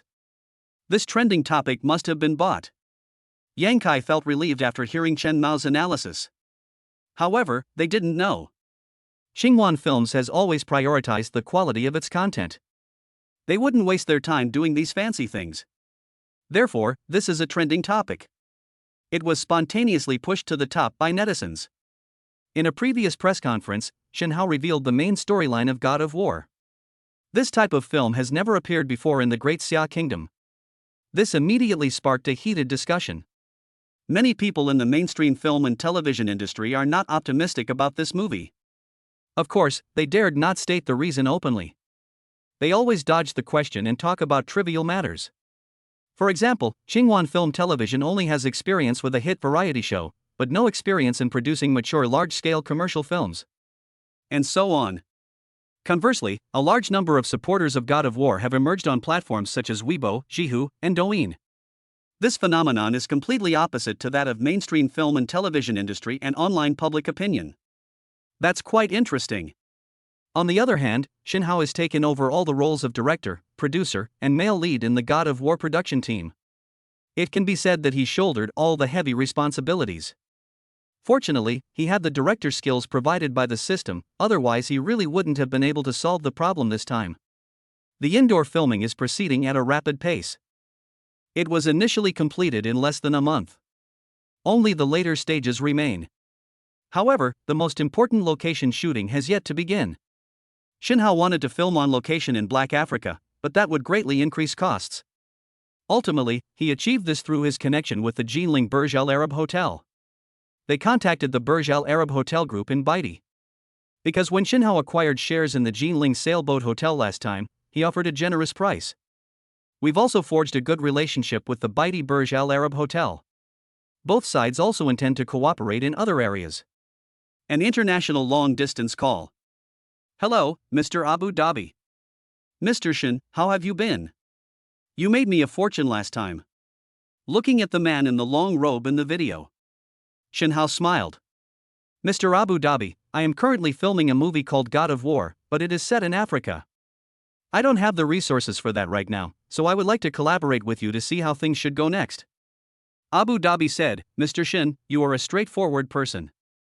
I just want to know what conditions you have offered. Shen Hao didn't mince words and said bluntly, except for the Great Xia Kingdom, all overseas distribution rights are yours, and you'll get 50% of the profits. Abu Dhabi narrowed his eyes slightly, pondered for a moment, and said, deal. We also have a film and television company under our umbrella, and we would like to take this opportunity to enter the film market of the Great Xia Kingdom. Both of them are generous spenders. A cooperation agreement was quickly finalized. Huanlu Films, a film company under the Abu Dhabi umbrella, is a well-known international company. They quickly arranged the location shooting in Montenegro. Shen Hao and Su Qingwan discussed the matter of leading the crew into Black Continent to film the location scenes. He had just entered the CEO's office. Su Qingwan excitedly rushed to him. Honey, look. Shen Hao was a little puzzled what could have made his wife so happy. He took Su Qingwan's phone. The top trending topic on Weibo was none other than the movie God of War. 1 million netizens have signed a petition demanding that God of War be released as soon as possible. Shen Hao was somewhat surprised he hadn't expected the buzz to be so high. There was still some worry in Su Qingwan's eyes. With such high popularity online right now, it would be bad if the movie turned out to be of poor quality and attracted a lot of criticism. Shen Hao reassured Su Qingwan, don't worry, the indoor scenes have already been filmed, and you've seen the sample footage, it's very good. Su Qingwan hugged Shen Hao and pressed her head against his chest. I know you're amazing, honey. I just don't want you to be so tired. Africa is so chaotic, are you really going to go there to film on location? I'm very worried about you. Shen Hao rubbed her head, silly girl, it's for real location shooting, and I've already finalized the cooperation with Huanlu Film and Television. They have experience shooting many international blockbusters, so they should be able to handle all the issues related to the filming locations. The two hugged and talked for a while. Just then, Su Qingchen pushed the door open and entered. Su Qingwan blushed and quickly pushed Shen Hao away. Xingchen, why did you come all of a sudden? Su Qingchen was also a little embarrassed, thinking to herself, it's broad daylight, can't you two be a little more mindful of your behavior? However, she quickly calmed down and got straight to business. Sister, brother-in-law, the visas have been processed. We'll go and come back as soon as possible to finish filming. We want to release the film as soon as possible while it's still trending online. We're afraid that once the hype dies down, netizens will forget about us. Shin Hao nodded in agreement. Let's not delay, let's book the tickets and set off as soon as possible. Shin Hao said to Su Qingwan, wife, I'm leaving the family in your care. I will arrange for my most trusted brother, Hong Chen, to protect you and your two daughters. Su Qingwan said, didn't you say before that the matter in the martial arts world had been resolved? I'm going on this long trip just in case. You can absolutely trust Hong Chen. If anything happens, contact me immediately. Shin Hao said solemnly. Good. Chapter 91 Cocktail Party. Black Continent, Darvale. Under the arrangement of Huanlu Film and Television, Shin Hao and his group arrived at the filming location smoothly and checked into the Burj Al Arab Hotel. After sitting on a plane for more than 10 hours, Shin Hao's back and waist ached. As soon as he entered the room, he collapsed onto the large bed. Just then, the phone rang. Shin Hao picked up his phone and saw that it was John, the president of Huanlu Film and Television. Hello, Mr. John. Hello, Mr. Shin, it's a pleasure to welcome you to Davari for filming. John was quite enthusiastic on the other end of the phone. Shin Hao also said, I'm counting on your help. John replied with a smile, you're welcome. Mr. Abu Dhabi has already told me that you are our honored guest. After all, your Jinling Burj Al Arab Hotel shares the same origin as us, so we are all family. There is a high-profile cocktail party at the hotel tonight, and we hope Mr. Shin can make time to attend. Shin Hao felt a little tired, after all, he had just spent a whole day on a plane. He replied, I don't really want to go, Mr. John. Could you please help me cancel? Mr. Shin, when you're under someone's roof, you have to bow your head. This is Darvale. There are many local celebrities and chiefs attending. When we're filming on location, we'll inevitably have to shoot on their private land. Shin Hao thought it made sense, so he prepared to tidy up. He took a well-fitting suit out of his luggage. It was a custom-made Armani suit. Shin Hao actually doesn't like wearing these kinds of clothes. Although it looks good on, I always feel like something is pulling me back, and it's not as comfortable as Hongqing sportswear. Shin Hao disliked the formalities at parties, but showing respect for others was still necessary. They could only wear formal attire. Knock, knock, knock. Just then, there was a knock on the door. Shin Hao opened the door and found it was Su Qingchen. Brother-in-law, how's the coordination with Huanlu Film and Television going? When do we start location shooting? Shin Hao said, it should be possible tomorrow. Su Qingchen nodded. She is now focusing all her attention on Qingwan Film and Television, especially the movie God of War. Su Qingchen also played the female lead. We need to hurry up and film. Filming on location costs a lot of money. With so many people in our crew, big and small, the daily expenses are no less than 100,000 yuan. Shin Hao nodded, let's try to finish filming all the outdoor scenes in about 2 weeks. Su Qingchen looked at Shin Hao's bed and saw a suit jacket on it. I had some doubts. What? Brother-in-law, are you going out? Shin Hao didn't hide anything from her. John, the president of Huanlu Film and Television, told me there's a cocktail party coming up later and that I absolutely have to go. Apparently, the local chief will be there too. Are you going alone? Of course. Su Qingchen pouted, no, I want to go with you. Shin Hao shook his head, that won't do, your sister would beat me to death if she found out.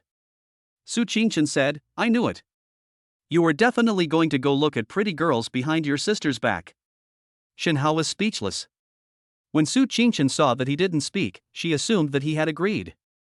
I'm going to the party to keep an eye on you, so you won't flirt with those shady women at these kinds of events. It's up to you. If you insist on going, go change into an evening gown now. After all, it's a local celebrity party, and you should at least show them basic respect. That evening, Shin Hao finished tidying himself up. They arrived at Su Qingchen's room. Su Qingchen pushed open the door and went out. Her black evening gown accentuated her noble and elegant demeanor. Especially the gemstones adorning it, like stars surrounding the moon. Plop. Shin Hao swallowed hard. Wow. It's not that my brother-in-law is a bad person, it's just that my sister-in-law is a seductress. Shinhao rubbed his forehead, feeling a bit of a headache. Su Qingchen and Su Qingwan are twins, and they look almost identical. Sometimes, Shinhao is really confused. Most of the time, people distinguish between the two by their tone of voice and their demeanor. Su Qingwan was more quiet and gentle, and closer to him. Su Qingchen is the lively and energetic type. Su Qingchen saw Shinhao's expression. I don't like it. What? Brother-in-law is not happy with my outfit? Do you think I'm embarrassing you? Shinhao quickly denied it. No, I'm very satisfied. Su Qingchen's expression changed again. Fine, you dare to be so satisfied. Do you have other ideas about me? No way, I have to tell my sister that you're a beast. Shinhao rolled his eyes. What was this sister-in-law thinking all day? If you keep making trouble like this, I won't take you with me. I'll go to the party by myself. I believe Wan will believe in my innocence. She won't just listen to your side of the story. Su Qingchen persisted, and the two began to argue. The two bickered as they walked into the party. The reception hall. As soon as they entered, everyone present, regardless of gender, was drawn to the dazzling Su Qingchen. Wow! Whose date is this? It would be so wonderful to dance with her. That little slut.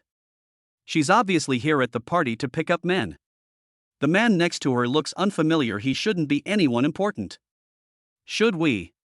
Shinhao spotted John, the president of Huanlu Film and Television, from afar.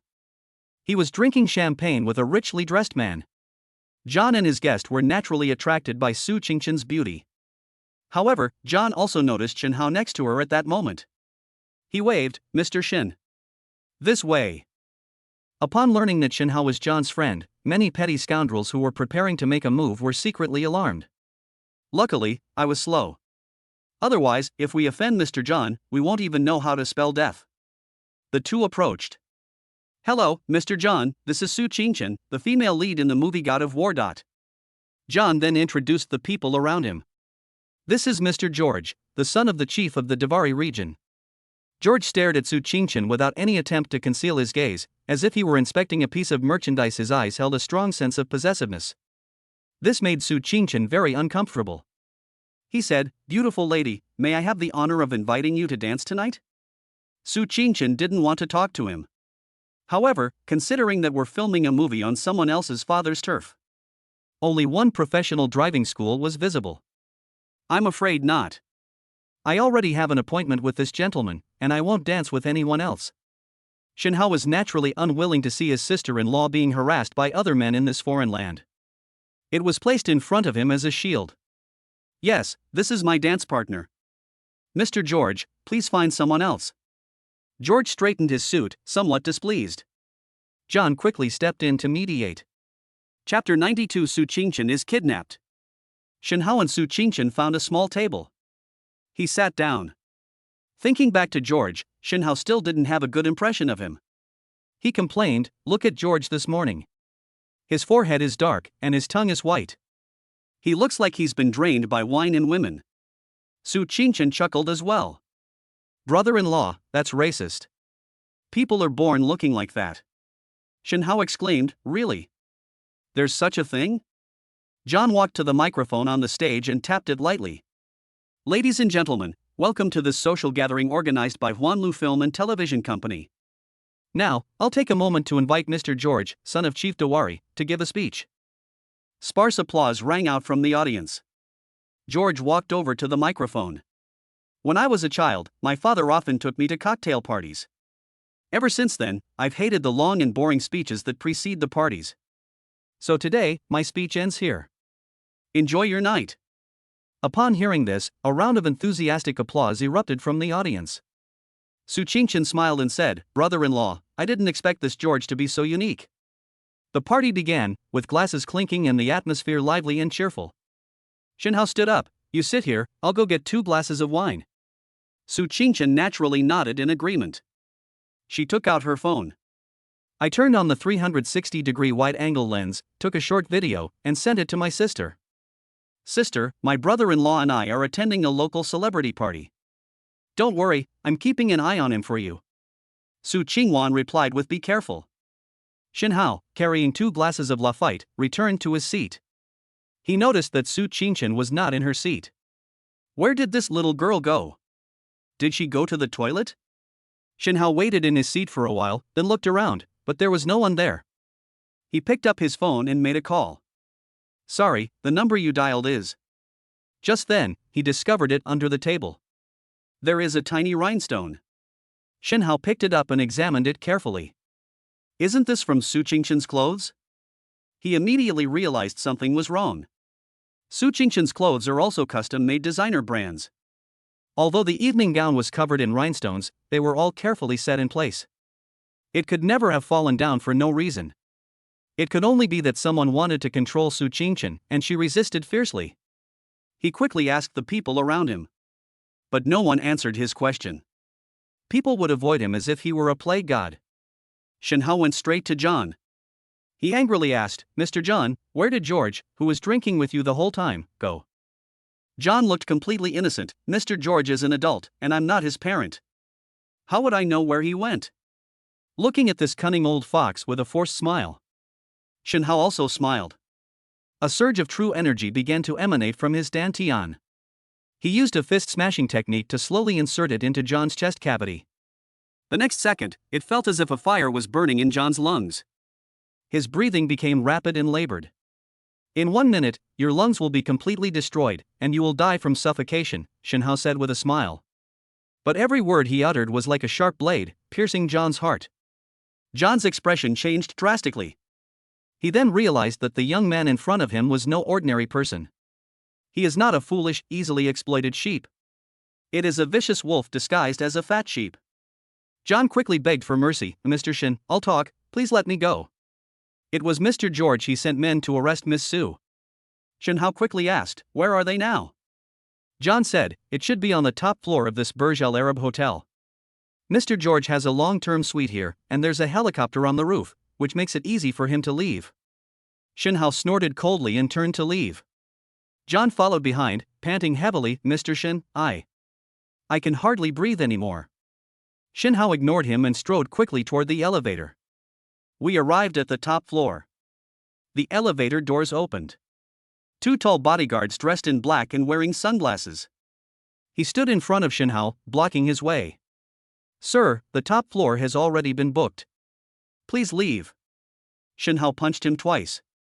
He took down both bodyguards in one go. Then, he rushed into the room. At this moment, Su Qingchen was lying in bed, half asleep. Shinhao went forward to check and breathed a sigh of relief. Su Qingchen's clothes were still intact and had not been touched. George was not there. Shinhao's 5 senses were incredibly sharp, and he naturally heard the whoosh of running water in the bathroom. It turns out that George likes to take a shower before doing anything. Shinhao rushed straight to the bathroom. George is taking a bath in the bathtub. Hearing footsteps inside the room, he shouted angrily, who is it? Didn't I tell you not to disturb me for the next hour? He assumed it was one of the bodyguards who had come in for business. He quickly got up, ready to go out and check. As soon as she opened the bathroom door, she bumped into Shinhao. Shinhao said coldly, you've messed with the wrong person. George didn't back down and said directly, I only kidnapped your female companion. I didn't expect you to be so capable. My 2 bodyguards, who earn millions a year, were taken down by you so easily. He continued, Mr. Shin, brothers are like limbs, women are like clothes. I really like your female companion, what's wrong with giving her to me? My father is the local chief, and strictly speaking, all the wealth in this land belongs to our family. What do you want? We can talk about it directly. Businessmen are driven by profit. You work so hard making movies, isn't it all to make money? How about I give you $10 million? A 10-year mining right? Give you a gold mine directly? Shinhao shook his head, it seems you still don't realize the seriousness of the problem. I don't lack money at all. George felt a little flustered at this moment. Because he noticed that no matter how much he raised the price, Shinhao's facial expression remained completely unchanged when he quoted a price. Shinhao stepped forward and grabbed his hair. They pushed him into the bathtub. Glug glug. 30 seconds later, Shinhao released his grip. George was lying on the edge of the bathtub, breathing heavily. You're insane. You're insane. My father is the chief of the Davari, I'll make you wish you were dead. Shen Hao calculated the time. 10 seconds later, he immediately pushed George back into the bathtub. Half a minute later, he was released again. Ah! I was wrong, Mr. Shen, please stop torturing me. George knelt on the ground, kowtowing and begging for mercy. Shen Hao remained unmoved. 30 seconds to enter the water, 10 seconds to rest. This was repeated about 10 times. George's mental state is on the verge of collapse. He started rambling incoherently. Just then, a series of hurried footsteps approached. Although they had only just reached the elevator, Shen Hao had already noticed it. Chapter 93 Negotiation. John, accompanied by a group of bodyguards, rushed out of the elevator. Stop him. Protect Prince George at all costs. At this moment, Shen Hao, as if dragging a dead dog, grabbed George by the collar and threw him in front of him. Dare to touch my family. I'll make you pay the price. John looked and saw that Shen Hao had given George a good beating. Fortunately, he did not commit murder out of impulse. Then there's still a chance to salvage the situation. Mr. Shen, please calm down. The entire city of Davari belongs to Chief Mike. If you really hurt Prince George, your entire film crew will never leave the continent. Shen Hao brought over a chair and placed it directly on George's back. Then, he sat down on it.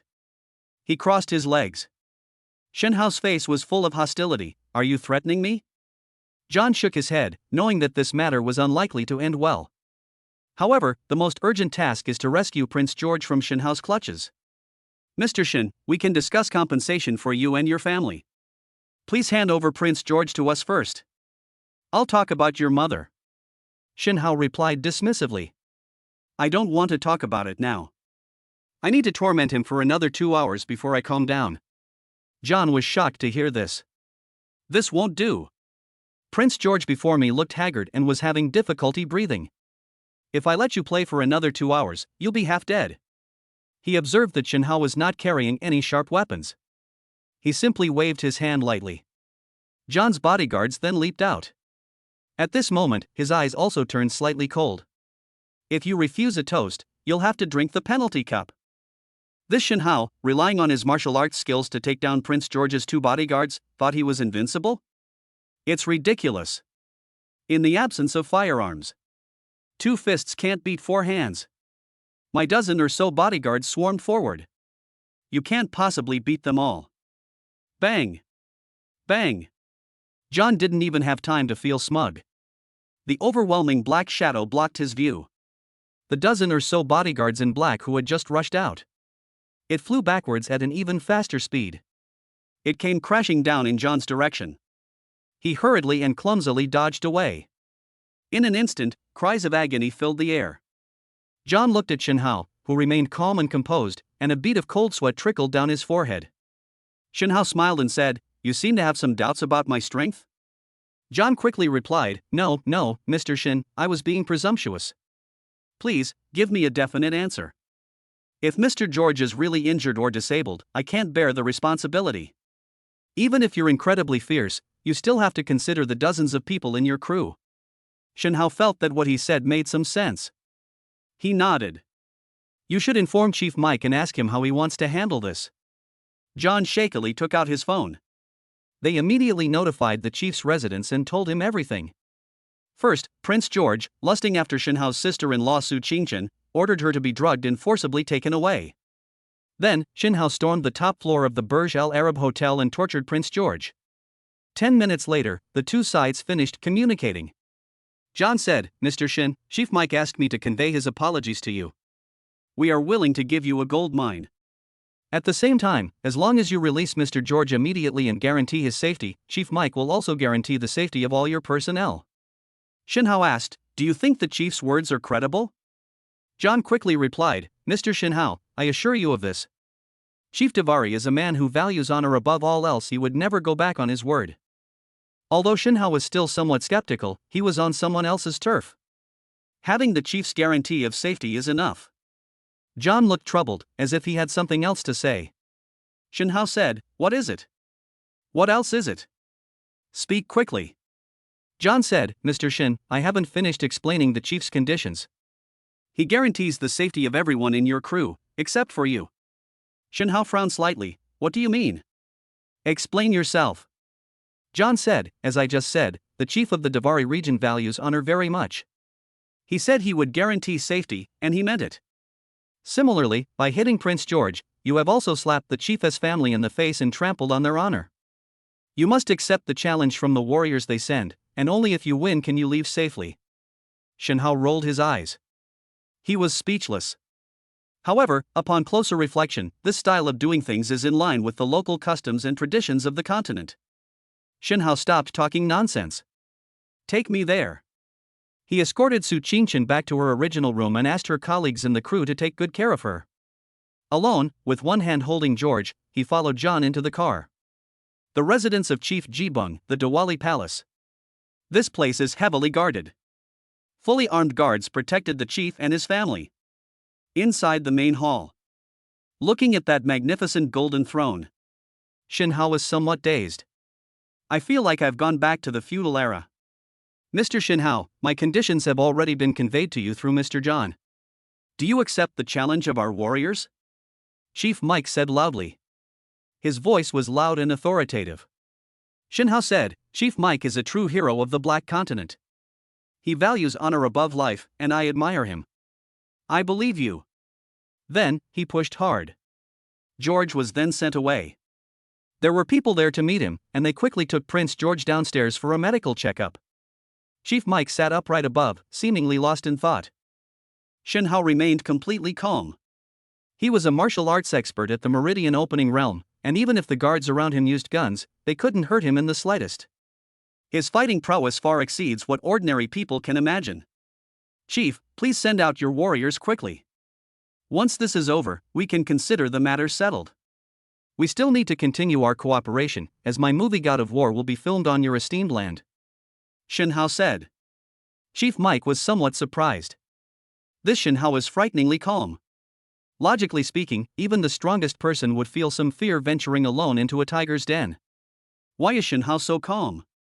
Isn't he afraid that he might suddenly change his mind and send someone to shoot him? Chief Mike shook his head, deciding not to think about it anymore. He clapped his hands lightly. A burly man, 2 meters tall, walked out. His entire body was covered in knotted muscles, which was quite terrifying. Shen Hao glanced at it. He's just an ordinary person who's trained his muscles for a few years and is a bit bigger. He was somewhat surprised. I had thought that Chief Mike of the Davari was at least a ruler. It should have some background or heritage. I didn't expect it to end like this. Shen Hao shook his head. Chief Mike, are you serious? Chapter 90 for the Chief's Friendship. Chief Mike looked puzzled and asked, Mr. Shen Hao, what's wrong? Could it be that you feel the mountain warrior's physique is too strong, and that it's too unfair to you? Shen Hao smiled and said, No, Chief Mike. You should have heard Mr. John talk about my abilities, right?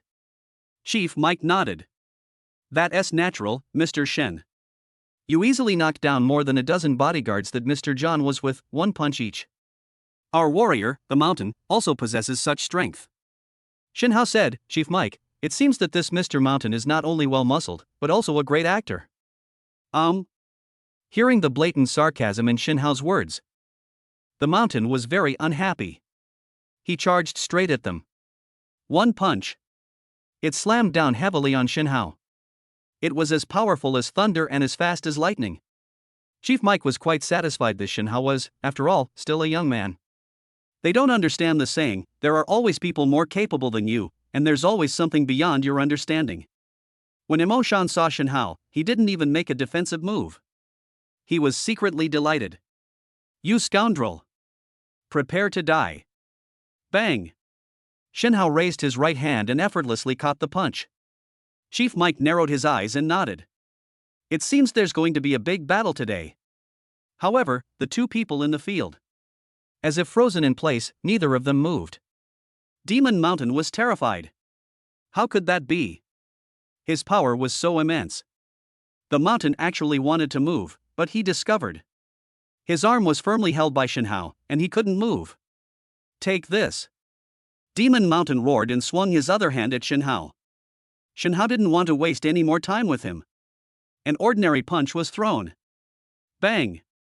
The mountain's left hand instantly lost sensation. He slowly knelt down on the ground. The next second, a shrill scream rang out. Ah! Chief Mike's expression changed drastically, and he hurriedly ordered his men to carry the demon mountain down. Although it is unknown why Shen Hao is so powerful, he was able to defeat the mountain so easily. However, Chief Mike now held Shen Hao in high esteem. Mr. Shen, your bravery has earned my, Mike comrade's, approval. You are safe. Shen Hao nodded his thanks. Chief, the warrior you've been raising at great expense is a fraud. I wouldn't even break a sweat if I hit him. Chief Mike was also somewhat embarrassed. I never expected the demon mountain to be so weak. Despite his large size, he couldn't even last one round against Shen Hao. Chief Mike shook his head. I never expected that I would misjudge him. I have to thank Mr. Shen. Shen Hao said, Chief, you seem to be very interested in martial arts. If you need, I can teach you a few moves. Chief Mike's eyes lit up. Is it some kind of mysterious Eastern martial arts? Shen Hao nodded. That's natural. The Great Xia civilization has a long history, and the path of martial arts has endured for thousands of years. Chief Mike immediately became interested. Can I train to be like Mr. Shen? Shen Hao shook his head. Chief, you're too old. You've passed the best time to practice martial arts. Upon hearing this, Chief Mike also looked somewhat dejected. However, if I personally guide you, it shouldn't be a problem for you to defeat 2 or 3 ordinary people when you're in your 40s or 50s. Is this really true? Hope rekindled in Chief Mike's eyes. Shen Hao smiled slightly. That's natural. However, I will only teach you individually. After you learn it, I won't be responsible for whether you pass it on to others. That's no problem at all. Please enlighten me, sir. In the following week, Shen Hao only goes back to the Burj Al Arab Hotel to rest at night. He spent most of the day in Chief Mike's Lord's palace, teaching him mountain-splitting fist. Chief Mike is indeed getting old. He lacks comprehension and has poor innate talent. However, this old man is hardworking and eager to learn. Their enthusiasm is no less than that of young people. Shen Hao naturally shared all his knowledge with him. He understands the importance of cultivating good relationships. After a week of instruction, Chief Mike has made initial progress. Shen Hao had sparred with him and found that he had mastered the basic techniques. However, it still lacks in terms of strength. However, beating an average person wouldn't be a problem. Chief Mac was quite pleased and not only kept his promise but also did not pursue the matter of Shen Hao beating Prince George. They also demanded that George personally go to the hotel and kneel down to apologize to Shen Hao and Su Qingchen. In addition, ownership of a gold mine was allocated, along with the funds previously used to redeem his son. There are 2 gold mines in total, which belong to Shen Hao. Shen Hao does not currently own any mining companies. He didn't rush to start mining, since the ownership was already his. There's no rush. For now, let's finish filming the movie God of War first. Once we return to the Great Xia Kingdom, we will set up a mining company. The banquet hall of the Dwari Palace. Shen Hao taught everything he was supposed to teach. After systematically learning the Iron Fist technique, Chief Mike had already realized this. What Shen Hao taught him was such a great martial art. It's not just fancy footwork, but a killing technique that can cultivate both mind and body while also defending against enemies. Shen Hao was about to set off to film on location. I can't practice with him anymore. Chief Mike specially hosted a banquet to thank Shen Hao for his guidance. Mr. Shen, I have decided to make the Iron Fist of the Mountain a national martial art of my Davari region. At the same time, I hereby appoint you as the Grand Preceptor of my Davari Emirate. Shen Hao heard these 2 sentences. I was a little dumbfounded. What? I unknowingly caused a wave of cultural export. With Chief Mike's command, a dance performance with a distinctly Montenegrin style took place in the banquet hall. Everyone admired it for a moment. A local woman from the Diwali tribe jumped around and ended up falling into Shen Hao's arms. Shen Hao quickly looked at the chief. Chief Mike, what does this mean? Chief Mike laughed heartily. Grand Preceptor Shen, this is a gift I'm giving you. Take her away and do with her as you see fit. Shen Hao exclaimed that the situation was extremely difficult. He turned to look at Su Qingchen. I should have known better than to bring her. That brat had already pulled out her phone. The photo was snapped with a click. His eyes were full of threat. What I mean is, Shen Hao, if you really dare to cheat on me, I will definitely report you to my sister Su Qingwan. Shen Hao shook his head. Don't tell him he's married even if he were single. These local women from the Diwali region were simply not to his liking. He quickly declined the chief's offer. "Chief, I am not worthy of such a generous gift." Chief Mike asked, somewhat puzzled, "Mr. Shin, why is that?" "Chief, you must respect our customs. "In our great Xia, we practice monogamy and do not allow concubines." Afterwards, the two discussed some other matters. The guests and hosts enjoyed themselves immensely. Chapter 95 Hunting Festival, Wild Black Continent. Shin Hao and Chief Mike of the Davari region formed a good mentor-student relationship. The filming went very smoothly for the next 2 weeks, thanks to the chief's special permission. In addition, Shin Hao made reasonable arrangements. The location shooting for the movie God of War has also been completed. Shin Hao booked plane tickets for the entire crew, intending to return to the Great Xia Kingdom. Unexpectedly, Chief Mike kept him on. It turned out to be the annual hunting festival in the Davari region, and Chief Mike insisted on dragging Shin Hao along to participate in the event. I couldn't refuse their kind invitation. Shin Hao had no choice but to see the entire crew off at the airport. Su Qingshan also desperately wanted to stay. But this time, Shin Hao didn't let her throw a tantrum. The main problem is that Black Africa is relatively chaotic, while the Darvaza region is considered to have good public security. Otherwise, it wouldn't have become a filming location for so many international blockbusters. This area has also fostered a thriving film and tourism economy. Inside the Land Rover. Chief MC's convoy in the Davari region.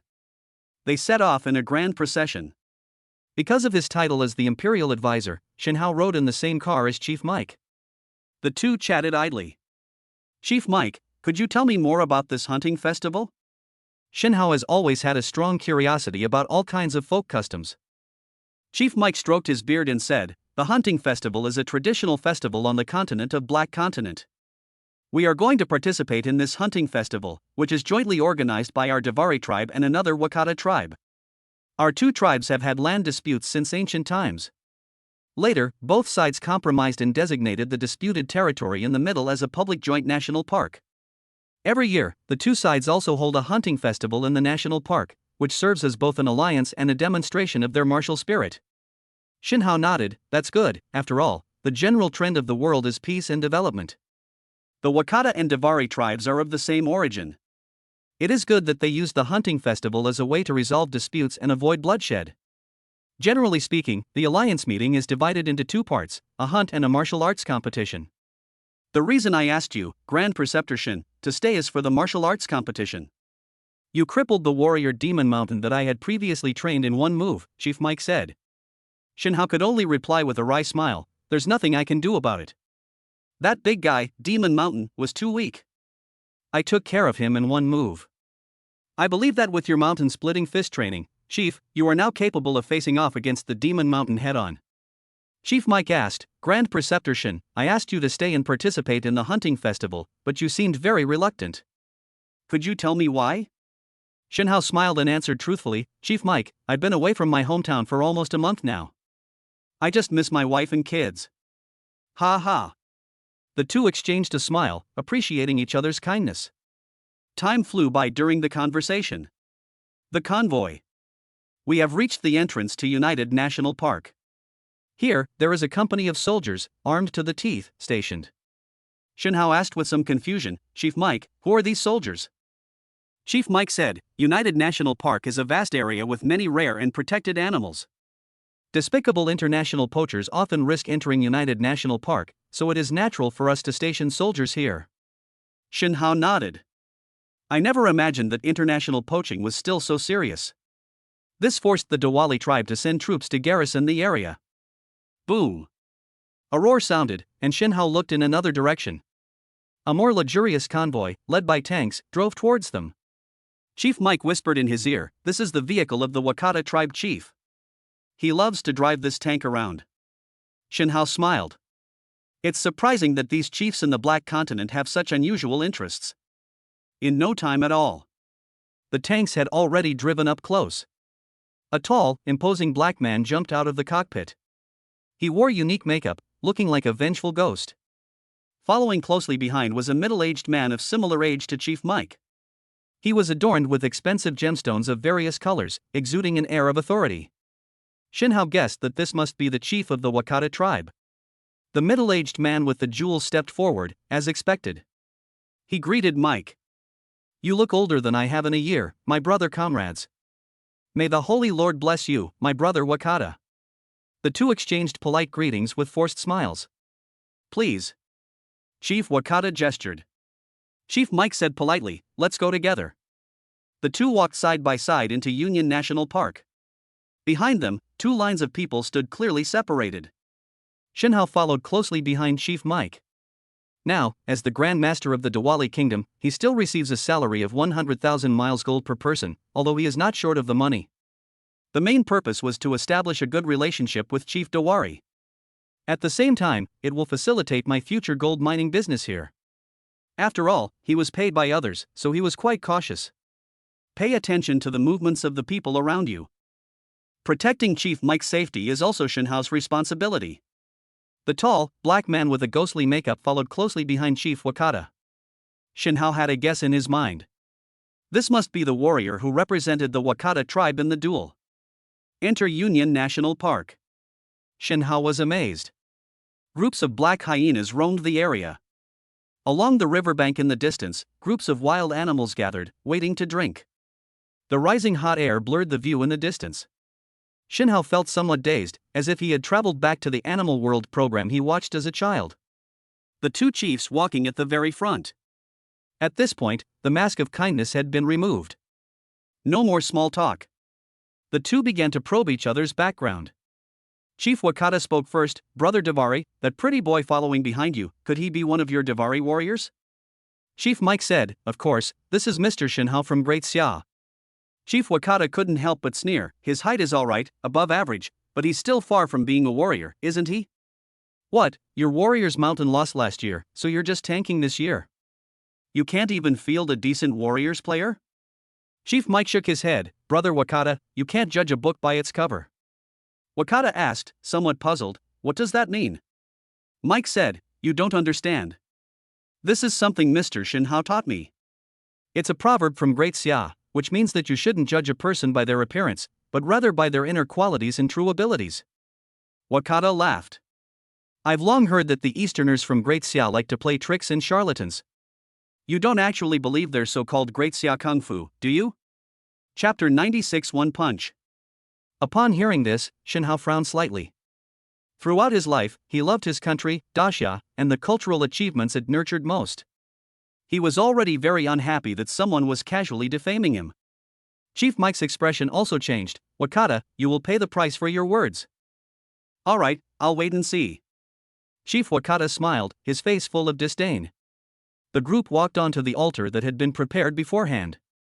Two chiefs went up and performed a simple traditional sacrificial ceremony.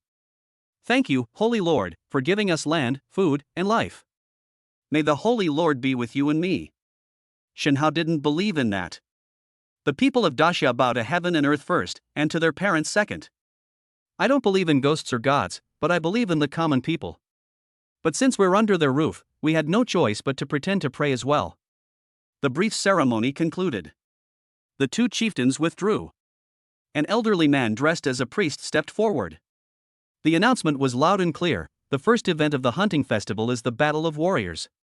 The Wakata and Dewari tribes, please send your warriors to the arena. Shinhao and Chief Mike exchanged a glance. He nodded firmly. Shinhao took a step and leaped directly onto the stage.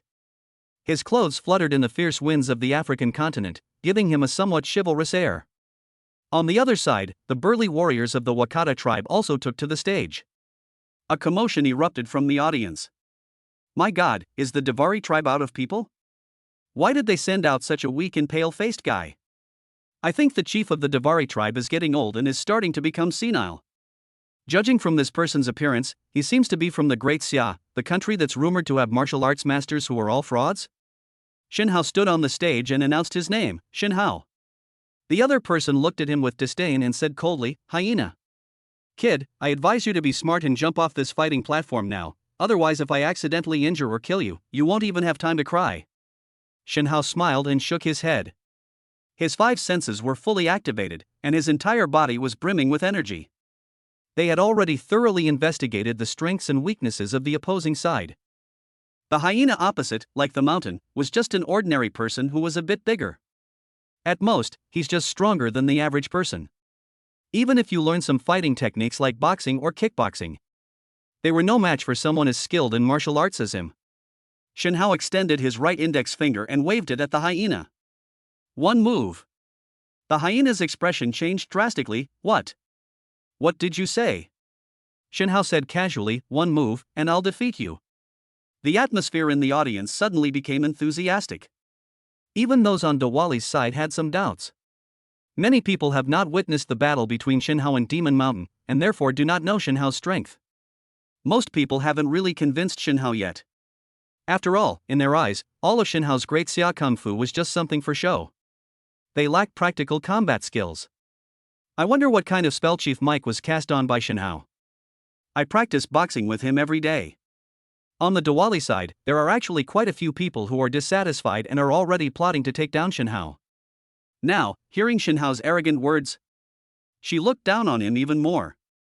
Outrageous. This Shen Hao really thinks he's a character from a novel. Yes, the hyena warrior is strong and robust. How could he possibly defeat him in one move? I think he must be hypnotizing himself every day. He's even deceiving himself. Chief Wakata was also looking at Dawari Mac.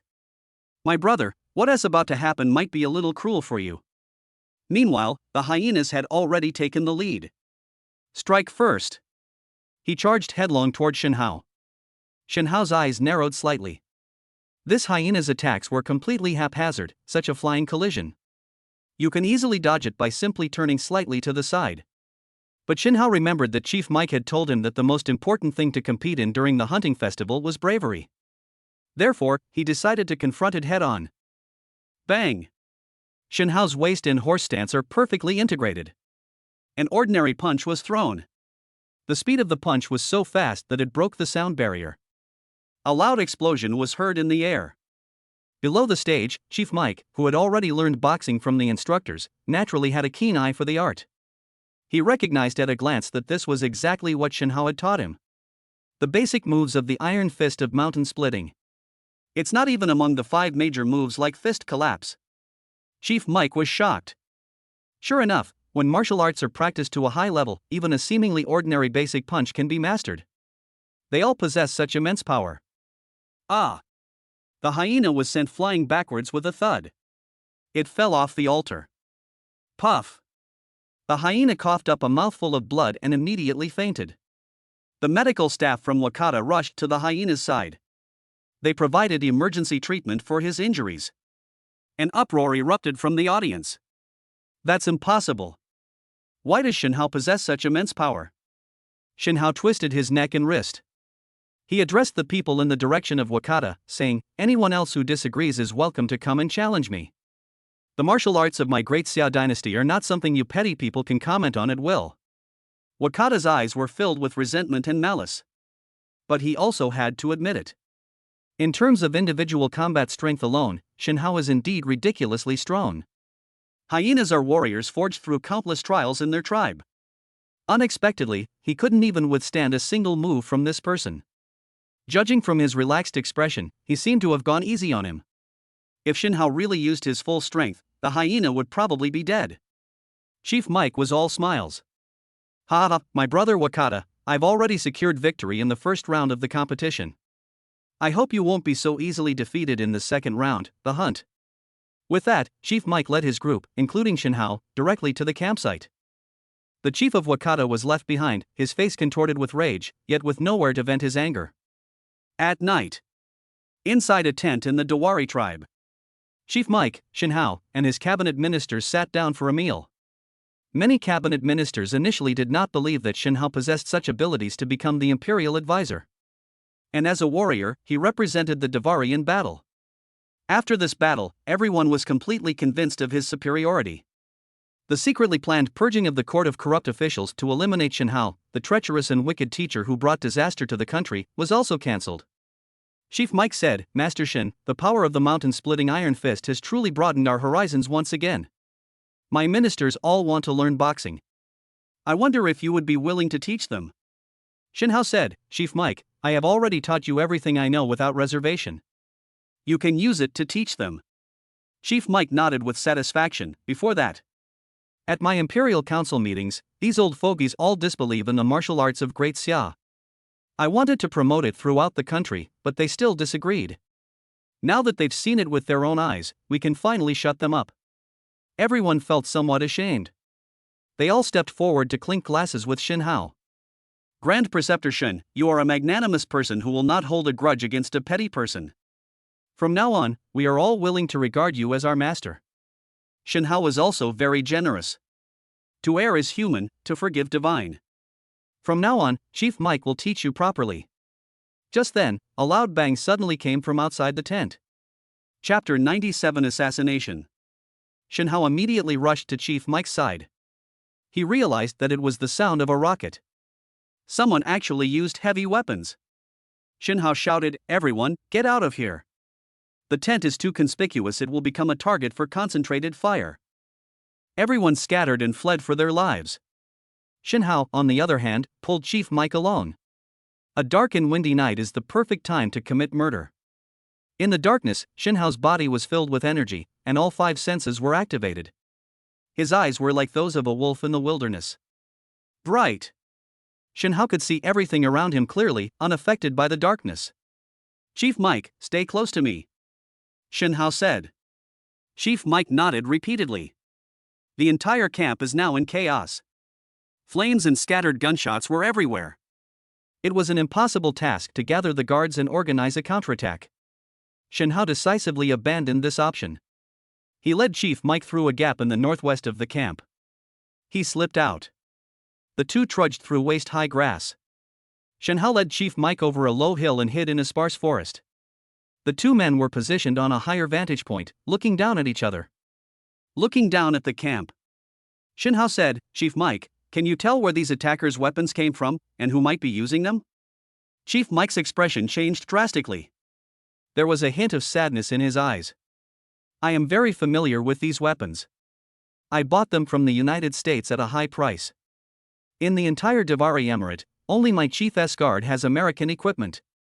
Shen Hao was also somewhat puzzled. "What do you mean? Weren't the attackers the Wakata tribe, who were our enemies during the day?" Chief Mike shook his head.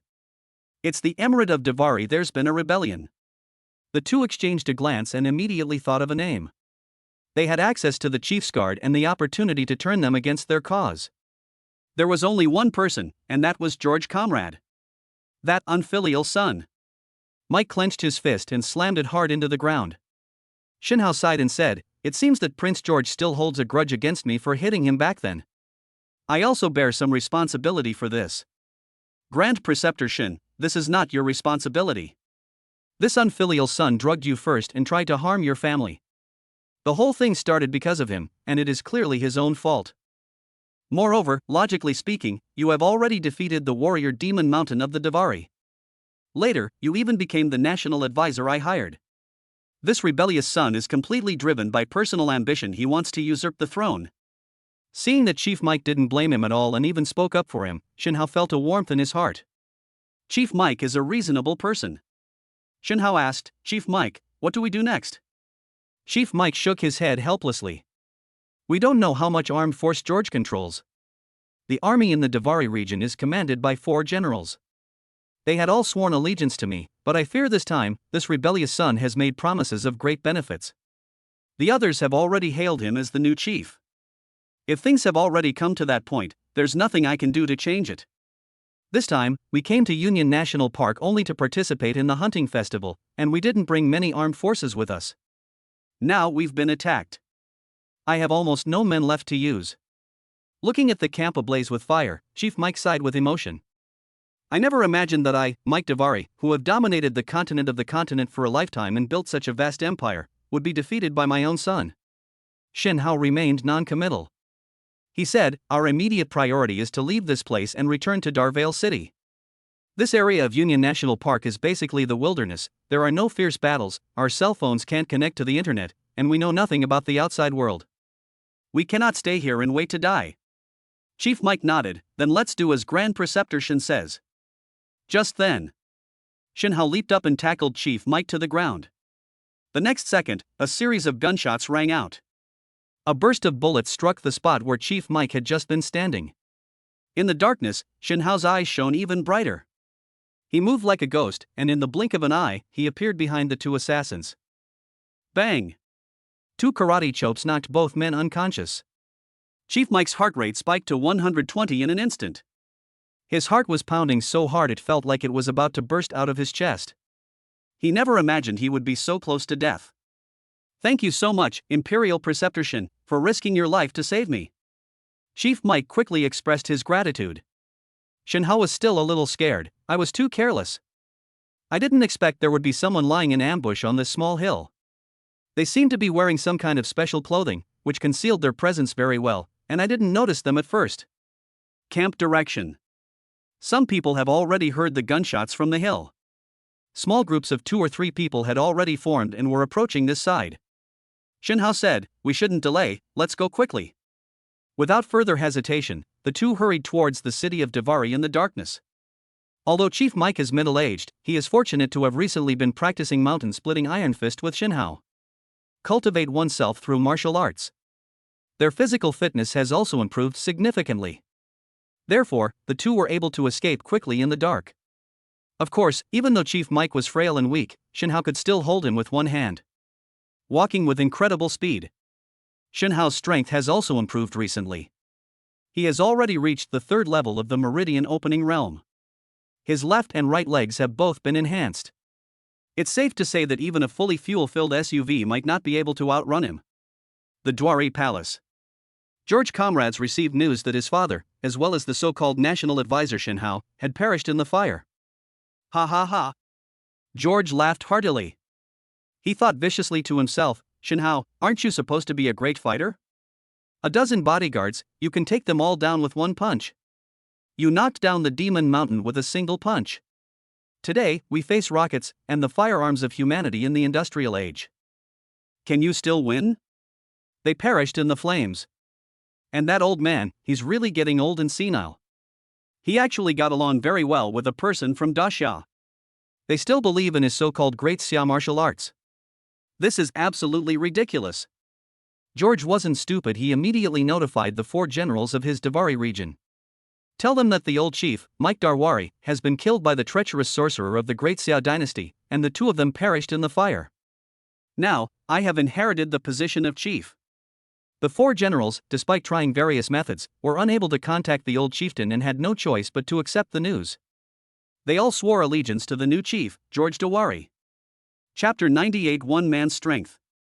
On the wilderness of the Black Continent. Shinhao and Chief Mike are hiking through the night to get back to Dari City. The two traveled day and night, not daring to delay for even a moment. Although the atmosphere was somewhat tense, both of them were on high alert. However, the risks of this journey are actually not very high. Shinhao's combat strength far exceeds that of ordinary people, unless a heavy artillery cluster is mobilized to bombard him. Otherwise, he can easily deal with most firearms. As for the wild beasts on the continent of Black Continent, they are even less of a concern. As dawn approached, the east began to glow with a pale, fish-belly white light. Shinhao and Chief Mike had already arrived at the edge of Davari City. Here, you can already see scattered houses and asphalt roads. Shinhao had amazing eyesight and could see a squad of soldiers at the city entrance in the distance. Fully armed personnel are conducting a patrol. Shinhao said, "Chief Mike, it seems your son has taken control of the entire city." The situation is still unstable, so martial law is in effect throughout Davari City. Chief Mike narrowed his eyes slightly. This rebellious son, it seems he's still worried that I'm not dead. However, Darvale is, after all, a modern city.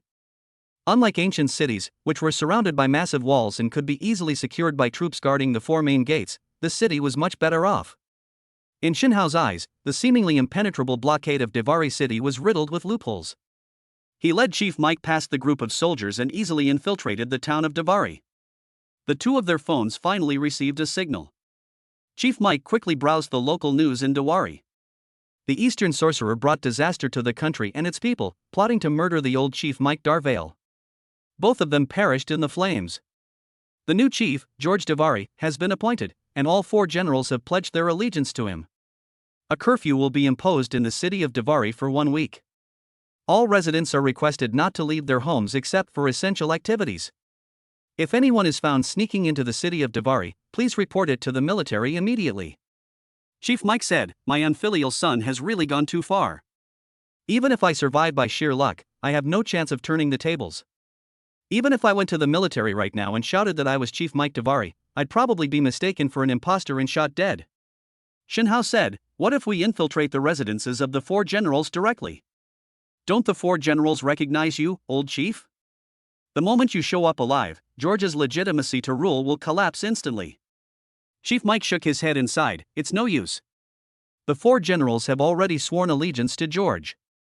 Grand Preceptor Shin, do you think there is any greater merit in the world than capturing the old chieftain who is not dead and then handing him over to the new chieftain? Shin Hao suddenly realized, so that's how it is.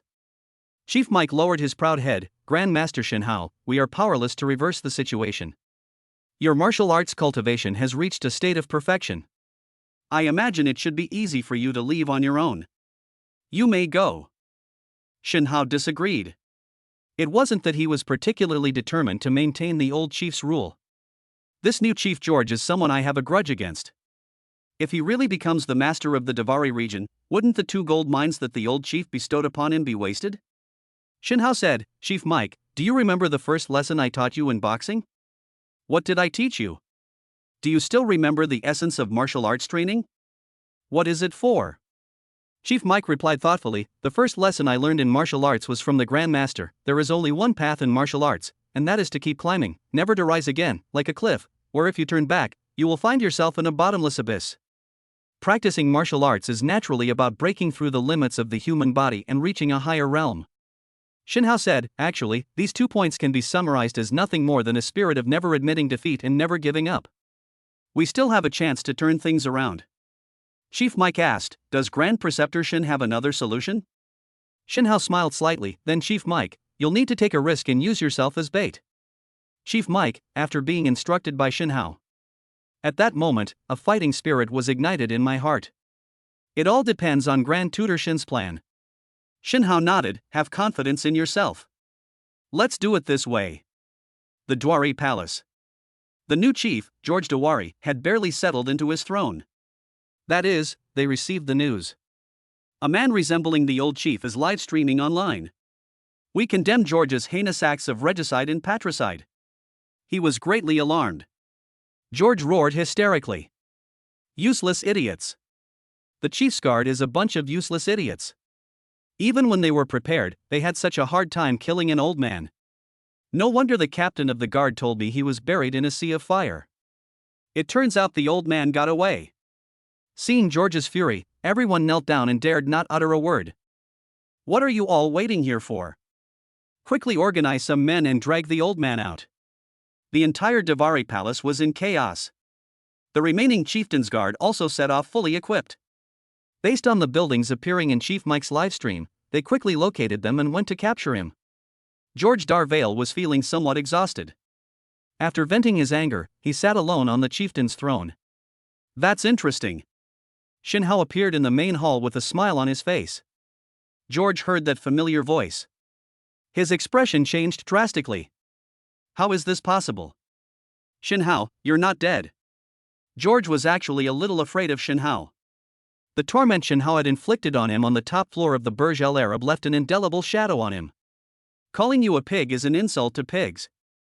Chief Mike didn't die, how could I possibly die? George immediately shouted, guards! Guards! Shoot him!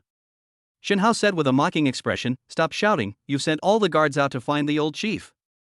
At this moment, apart from the women and children, only the 2 of us remain in the Diwali palace.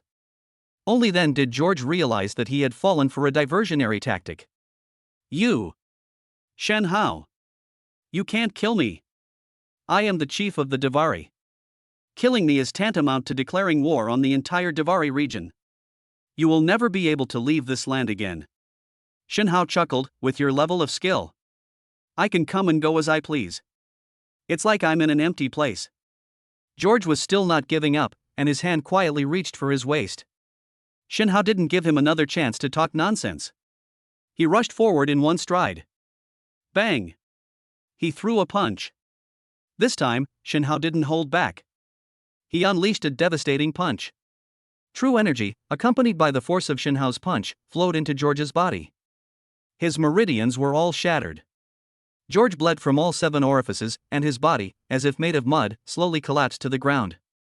Dead beyond dead. Chapter 99, Diwali pacifies the situation. Shinhao returns to China. Shinhao took out his phone and filmed a video of George's body. It was sent to Chief Mike. Chief Mike, the rebellious Prince George has been killed by me. The rest is up to you.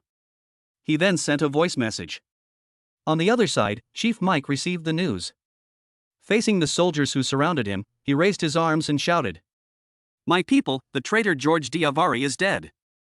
I know you were all deceived and manipulated by him. If you lay down your weapons and support me again, I will forgive you. At the same time, Divari's 4 generals also received the relevant news. The situation changed too quickly for many people to react. 1 day later, with Shinhao's help, the situation in Diwali gradually stabilized.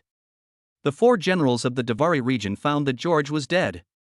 Naturally, they would no longer put up a stubborn resistance. They directly reaffirmed their allegiance to the old chief. Through this battle, Shinhao once again rendered outstanding service to the old Chief Mike. Chief Mike, having escaped death, was also very generous. This time, Shinhao was directly rewarded with a large tract of land. He was also allowed to form a private armed force in the Divari region.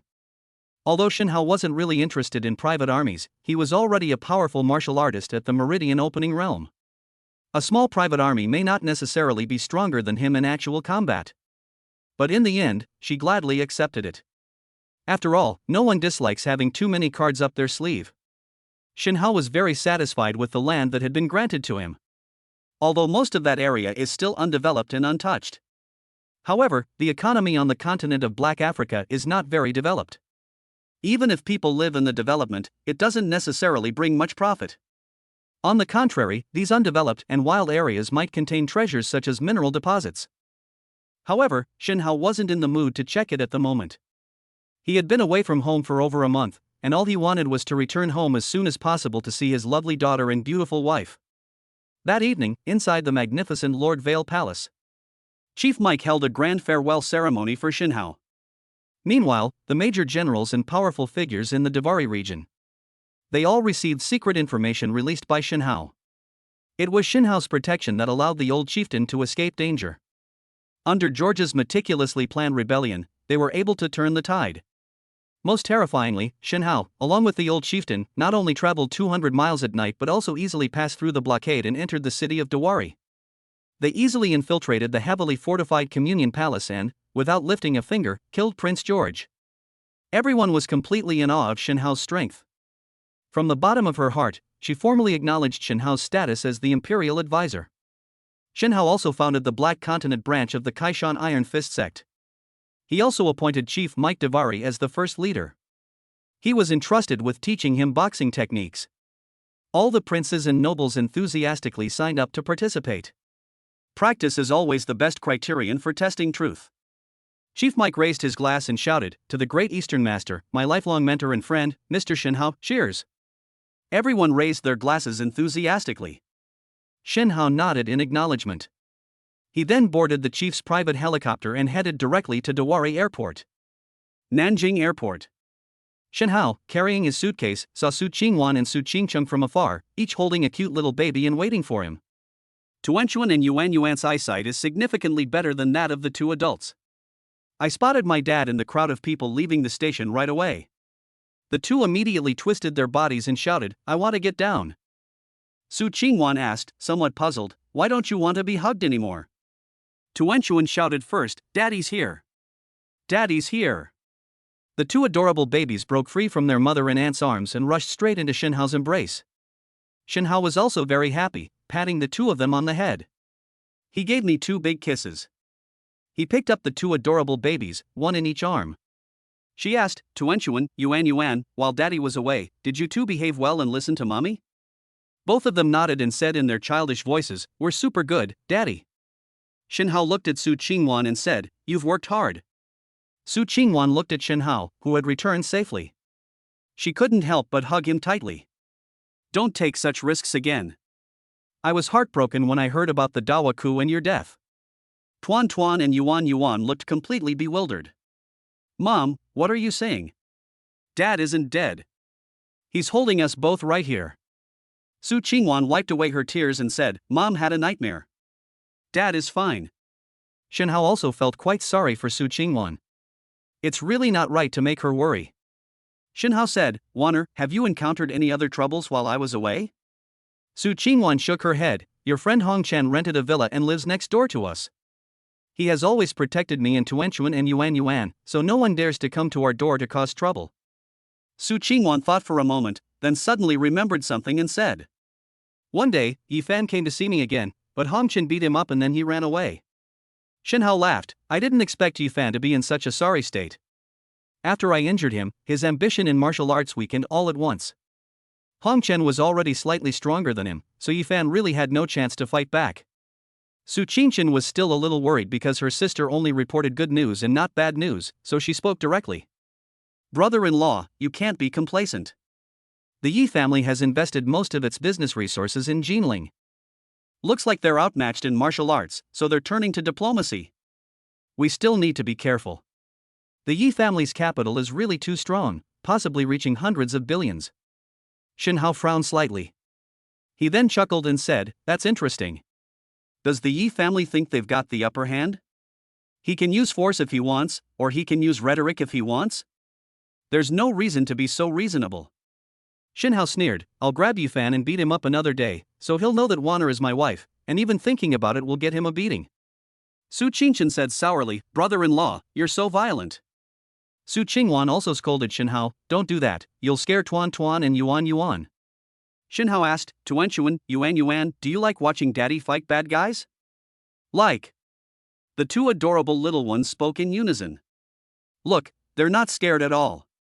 Tuanchuan and Yuan Yuan love watching their dad beat up the bad guys. The family got into the car and, amidst laughter and chatter, returned happily to their Thompson Riviera villa. Chapter 100, The Roadshow for God of War, featuring comedian Shenhao. Qingwan Film Television. Post-production work on the movie God of War is proceeding at a rapid pace. The sample was also the first to be produced and submitted for review. Soon, the official feedback from the Great Xia dynasty came out, and it was successfully approved.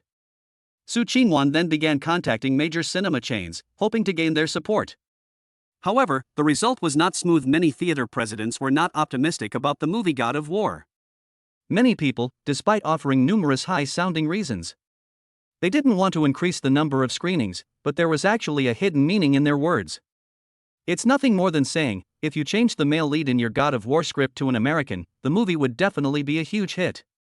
But if you turn it into a film about a Great Xia person, the audience of Great Xia won't like this type of movie. You'd think this is a masterpiece. It will not be recognized internationally by the Oscars. At the same time, several trending topics criticizing God of War appeared on Weibo. The content and the criticisms are still the same old three things. Most film critics believe that Mars is a typical commercial film with a huge budget. The film features a male protagonist with a strong sense of individual heroism, but fails to promote the spirit of unity or positive energy. Some so-called public intellectuals felt that the movie God of War was out of touch with the national context and forcibly stirred up emotions, so it was simply not good. Of course, behind all of this are Chen Mao and Yang Kai. Inside the villa, Chen Mao sat on the sofa, holding a glass of red wine. Calm and composed. He cursed the fate of the movie God of War in his heart. Shenhao. If you want to eat crabs, you have to pay the price. You're a newcomer, what makes you think you can be a director and make movies? How dare you disobey me, Director Chen Mao? I will make you pay the price. Su Qingwan watched as Qingwan Film's first big-budget film investment was on the verge of failure. His face was also full of worry. Shenhao pushed open the door and entered the president's office. Seeing Shenhao slightly lifted Su Qingwan's gloomy mood. Husband. Su Qingwan pouted and threw herself into Shenhao's arms with a wronged expression. I feel so much pressure. Shenhao patted her head affectionately and said, Don't worry, I've thought of a way. We'll do more promotional roadshows at universities. I think college students these days are quite patriotic. At the same time, they are all very confident because the era in which they grew up was the era in which my Great Xia gradually stood tall in the world. Therefore, I think young people today will definitely be able to accept the premise of the movie God of War. Listening to Xinhao's analysis, Su Qingwan suddenly felt enlightened. Yes, honey, you're absolutely right. So where do we begin? What if the school doesn't welcome us? Xinhao smiled and said, I've already taken care of that. Let's start with Jinling University. I donated some money to Jinling University so they can use it to renovate the library. Wow! Honey, you're amazing. Su Qingwan hadn't expected that the problem she had been struggling to solve would be so difficult. Xinhao immediately found a solution. The first stop of the roadshow. Jinling University, Arts and Sports Center. Xinhao went on stage and personally served as the host. He looked at the thousands of younger students gathered on the stage and felt a surge of excitement. Hello everyone, my name is Xinhao, and I am a student from the class of 2010 at Jinling University. So, I am actually your senior. Upon hearing this, the atmosphere in the room immediately became lively. Xinhao sighed. He continued, we're all young people, we probably use Weibo a lot, right? Two voices emerged from the audience. There are yes and no. Xinhao laughed, I see two voices. I know that girls tend to use Weibo more, while boys prefer Zhihu more. Both of these are excellent platforms. I'm sure everyone has seen the trending topics about our movie God of War. This time, a unanimous yes rang out from the audience. Xinhao said, because some directors and actors were trying to smear us, I held a press conference to reveal the main plot of God of War, which caused a huge uproar online. There are those who support us and those who criticize us. Today, I'm holding this roadshow screening at Jinling University because I want to chat with everyone and hear your opinions. If the movie God of War flops at the box office, I can listen to the opinions of my juniors so that I can continue to improve in the future. Okay, now I'll introduce the main creators of this film. A round of enthusiastic applause erupted from the audience. Director, Xinhao. Screenwriter, Xinhao. The male lead is Xinhao. A little embarrassed, Xinhao took the microphone and said, oh dear, it's all me. Well, what can I say? Graduates of Jinling University are all beautiful and intelligent, the embodiment of heroes in chivalry. To put it simply, we're all-rounders. Always number one in everything. Ha ha ha, the atmosphere was lively, and many people burst into laughter. I thought the promotional tour for God of War would be very boring. I didn't expect Senior Xinhao to be so humorous. Alright, let's get back to the main topic. Let me introduce the female lead, Ms. Su Qingchen. She is a newly signed artist under our Qingwan Film and Television. Su Qingchen often walked backstage in an evening gown. The dress accentuated her curves beautifully. With that perfect face, she's absolutely captivating. Wow! The male students collectively gasped in surprise. Xinhao also seized the opportunity to joke, it seems that you students are quite satisfied with my casting work as director, screenwriter, and male lead. Su Qingchen didn't hold back either, directly turning on her microphone, brother-in-law, watch your step, or I'll tell my sister when we get back. Woohoo!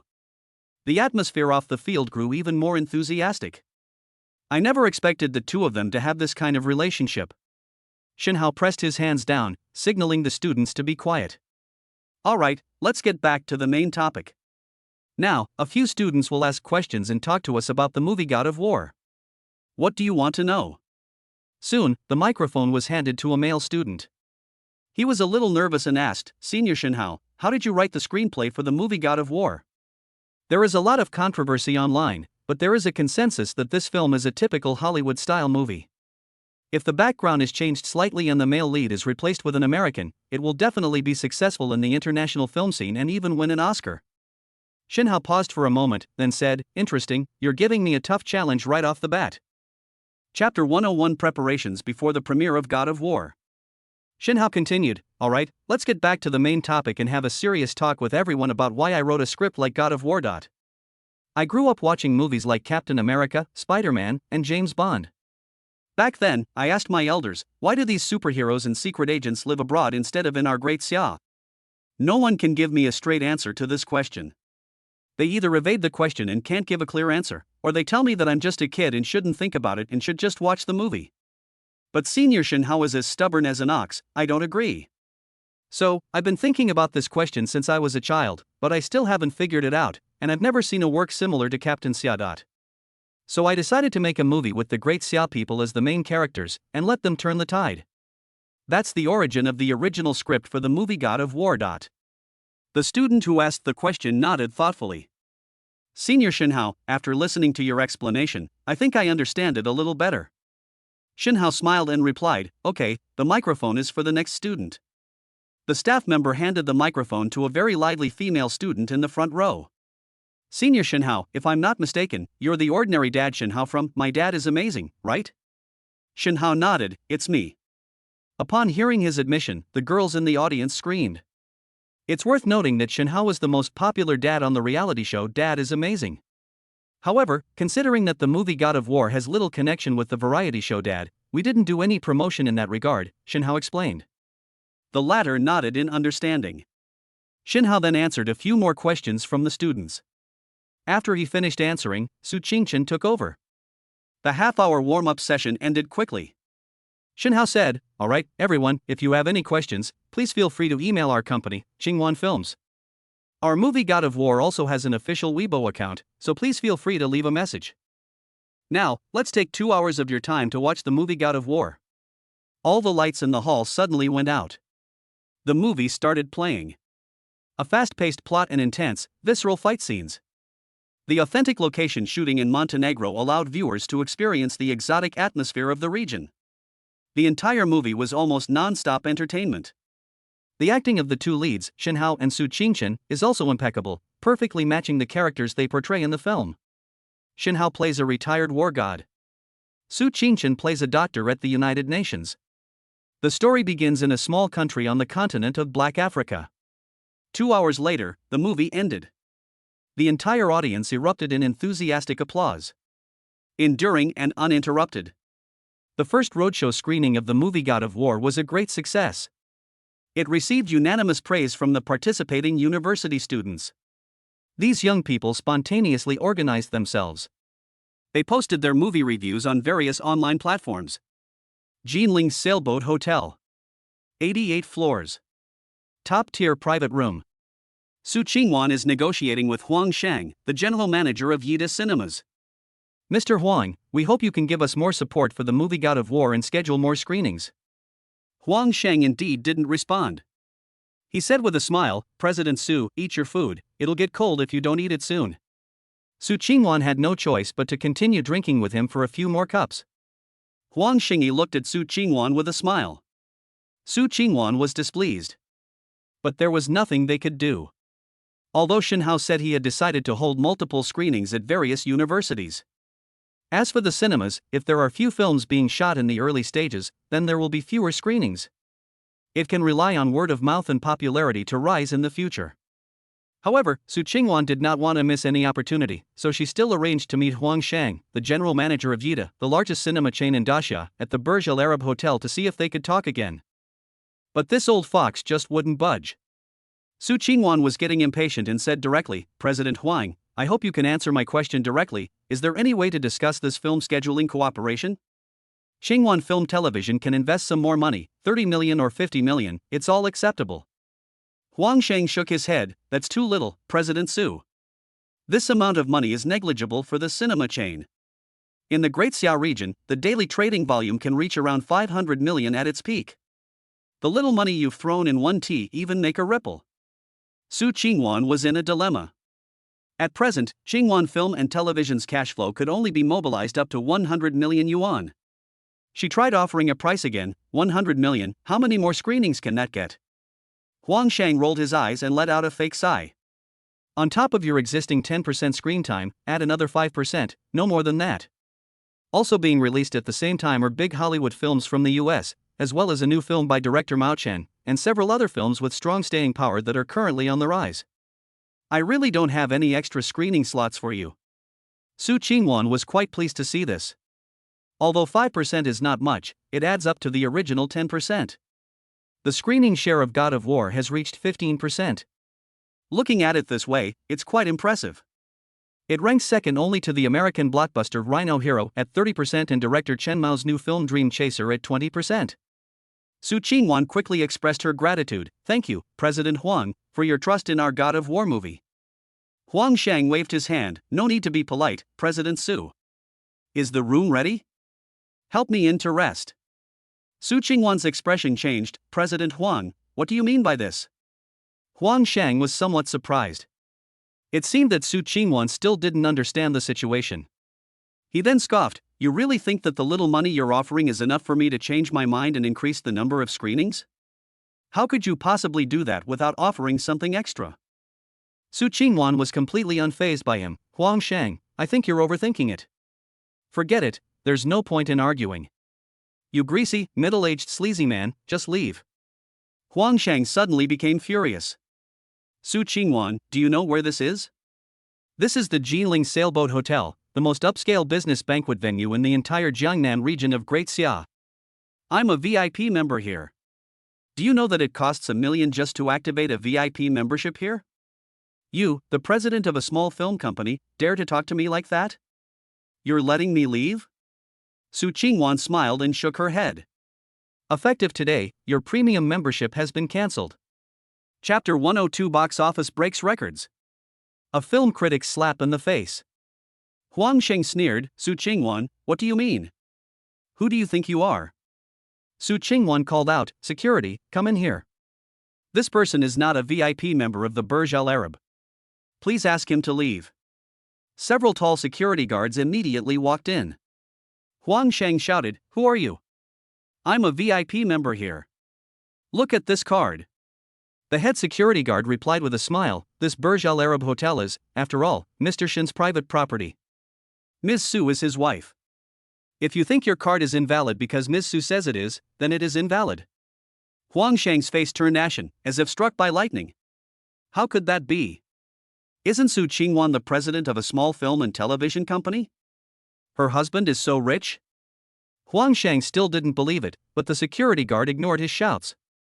He was carried out immediately. And it was blacklisted by the Burj Al Arab Hotel. After several successful roadshow screenings, the movie God of War was also released on schedule. Director Chen Mao invited a group of film critics to conduct a live online broadcast on the Douyu platform to criticize the shortcomings of God of War. Although it's still the same old cliché. However, due to its star-studded lineup, it still enjoys considerable popularity. The comments section was also quite lively. Wow, so many big shots have come to this livestream. Yes, there's Chen Mao, the famous director of Da Yang Kai, a double Best Actor winner, and Xia Diao, the well-known film critic from Dubon. So many people are here to criticize God of War, huh? That's interesting.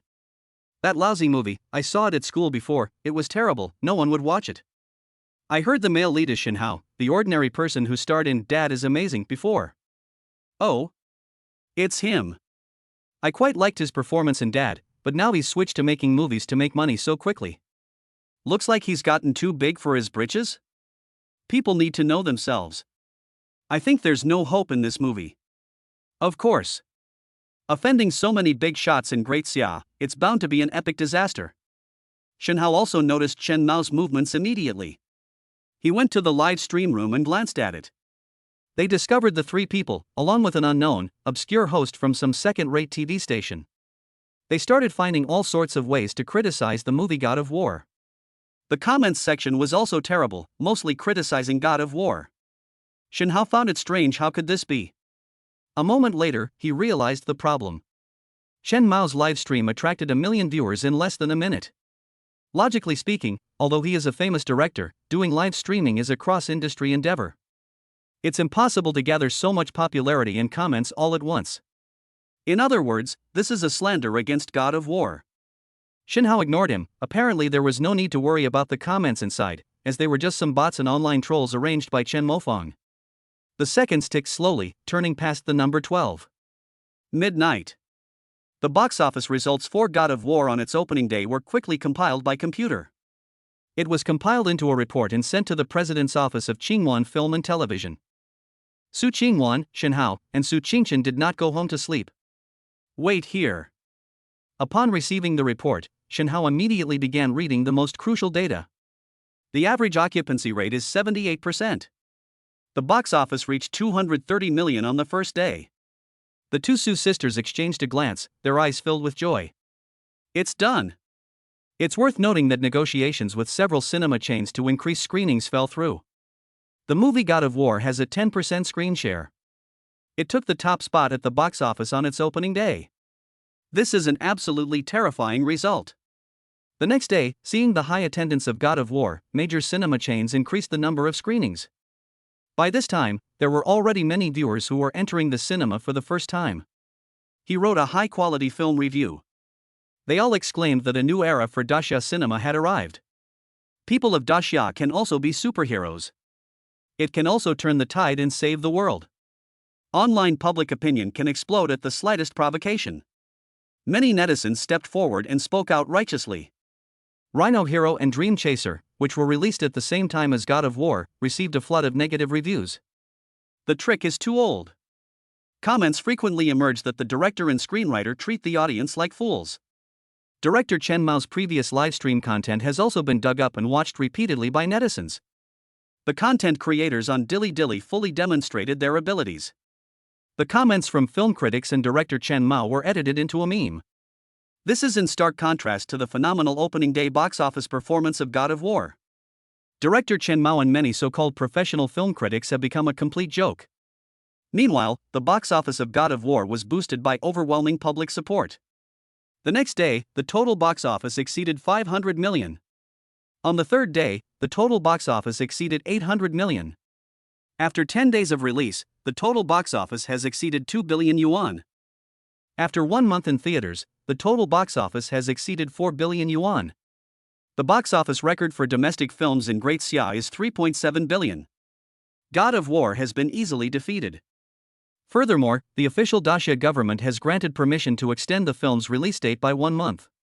Therefore, box office records continue to be broken. With the popularity of God of War, various stories about the film itself and its creators have gradually been unearthed. The movie's male lead, Shen Hao, is the real-life God of War. News from the continent of Black Africa has finally arrived.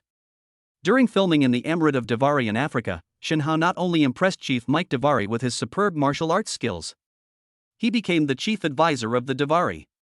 During a subsequent rebellion led by Prince George, he successfully protected Chief Mac and helped him escape. And helped him regain his position as chief. In this process, they effectively controlled the scope of the conflict. This has effectively maintained peace and stability throughout the Davari region. The netizens of Daxia are in an uproar once again. Shen Hao is not only a war god in movies, but also a war god in real life. Although netizens looked into Shen Hao's military career, they found it to be unremarkable. He has never been awarded a third-class merit, nor has he ever served in the special forces. I only served for 2 years as a conscripted soldier during my sophomore year of college. However, this still leads people to believe that a military career can be a great way to train a person. Even the number of people joining the army has reached a small peak. Such a positive impact was something Shen Hao hadn't expected. Soon after, Daxia News conducted an exclusive interview with Shen Hao. Daxia News, live broadcast. With Kong Bining, a familiar voice. Good evening, everyone. This is Daxia News. I'm your good friend Shao Kong. Welcome to today's China. Our guest today is Shen Hao, one of the core creators of the wildly popular movie God of War. Chapter 103 interview. I am proud to be a great Xiao person. It was accompanied by a round of enthusiastic applause. Shen Hao appeared before everyone. He smiled and nodded in greeting. Hello, Professor Kong Bining. The other party greeted him in a friendly manner. Hello, Mr. Shen Hao, it's my honor to interview you. You're a very popular star in the whole of Daxia right now. Shen Hao shook his head repeatedly and said, I don't deserve it, I don't deserve it. Teacher Kong, we grew up watching your programs. Kong Bining was a little embarrassed. Huh? Am I that old? How old are you this year? Shen Hao chuckled and replied, I'm only 26 years old this year. So I did start watching your building news program when I was a teenager. After a brief exchange of pleasantries, the conversation ended. The Q&A session has now officially begun. Kong Bining asked first, Mr. Shen, I have prepared 4 questions for today. Of course, I believe you have answered similar questions before, either online or at press conferences. But today, in the studio of Daxia News, I still hope to hear your answer in person. Shen Hao smiled and said, I am very happy to be interviewed by Daxia News and to reiterate my views. Next, in this most authoritative program in the entire Xia dynasty, Shen Hao maintained his previous stance. The 4 questions from Kong Binang were, in order: first, why did you want to make a movie like God of War? Second, given that many people in the film and television industry were not optimistic about the script, why didn't you listen to their advice to change the script and make the male lead American? Instead, you stubbornly chose to take on the roles of director and lead actor yourself, filming under immense pressure.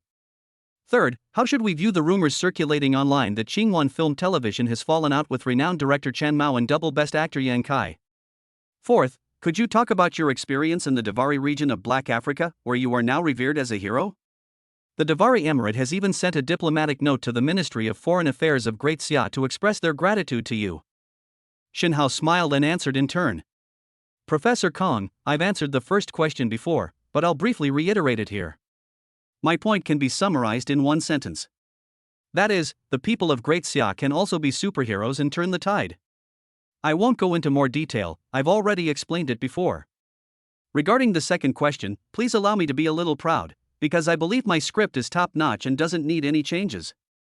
At the same time, I believe I am capable of directing such a film well, and I also have excellent acting skills, making me competent for the role of the male lead. As Xin Hao spoke, he looked at Kong Binang and asked, Teacher Kong, have you seen the movie God of War? Kong Binang smiled and said, of course. After God of War became a hit, our Daxia news station organized a group to watch the movie. Mr. Xin Hao, although your answer was a bit arrogant, I can say with certainty that what you said is indeed the truth. It's really hard to imagine that someone without formal training could do such a highly professional job, and at the same time be the director, screenwriter, and male lead. Xin Hao cupped his hands in a respectful gesture. You flatter me. Next, let's move on to the third question. I previously held a press conference to clarify the relevant facts, but because the defamation case filed by Qingwan Films against director Chen Mao and actor Yang Kai is currently under trial, I cannot disclose any more details here. However, I can say with certainty that the failure of the cooperation negotiations has absolutely nothing to do with Qingwan Film and Television. Kong Binang nodded. Okay, since this issue involves the ongoing lawsuit, we won't discuss it further here. I think one of the reasons why so many people have been praising you so highly recently is the influence of the Emirate of Davari. Netizens call you a real-life war god. If it's convenient, and it doesn't involve any confidentiality agreements, could you please tell us more about what's going on over there? Xin Hao naturally satisfied everyone's curiosity. What happened in the chiefdom of the Davari on the continent of Africa Corps was indeed quite legendary. Our God of War crew originally went there as an outdoor filming location. But for some reason, I had a conflict with Prince George Comrade, so I taught him a lesson. Kong Binang was somewhat surprised. Mr. Xin Hao, that's terrible. You beat up someone's prince on their own turf? Doesn't he have any bodyguards with him? Xin Hao said with a smile, of course there are, but unfortunately, they still couldn't beat me. Then I was invited by Chief Mike Davari to their palace. The old chief told me that he knew my conflict with George was caused by him, so he would not hold me responsible. However, I have indeed offended their chieftain's family. Let me fight their warriors, and then. Xin Hao drew out his words, deliberately keeping everyone in suspense. Kong Binang was also in high spirits. Then what? Tell me quickly, Mr. Xin Hao. Xin Hao said with a smile. Then, of course, we beat their 2-meter-tall, burly warrior to the ground.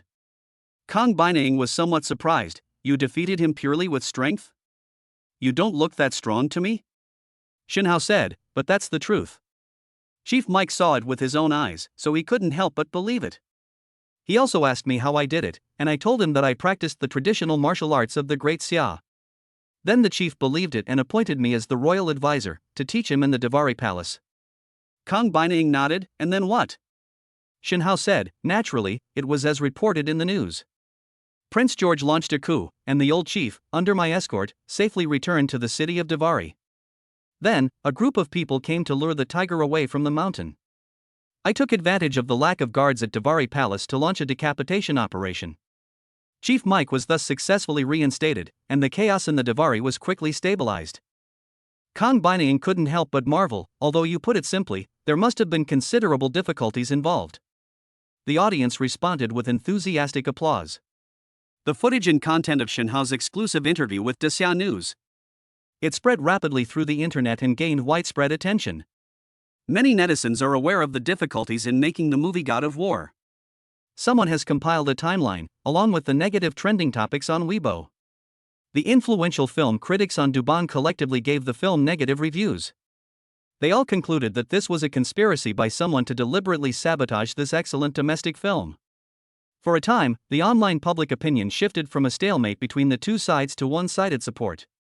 Xinhuan Film and Television also publicly announced its verdict in the lawsuit against Chen Mao and Yang Kai, with Chen Mao and Yang Kai losing the case and publishing an apology in the Daxia Daily. Following the success of the show Dad is Amazing, Xinhuan Films produced God of War, which became the highest-grossing film at the box office, and once again became a hit. Chapter 104: Taking my daughter to the movies, instantly killing shares in the financial center. Thomson Riviera Villas. Xinhao set up a huge screen on the first floor.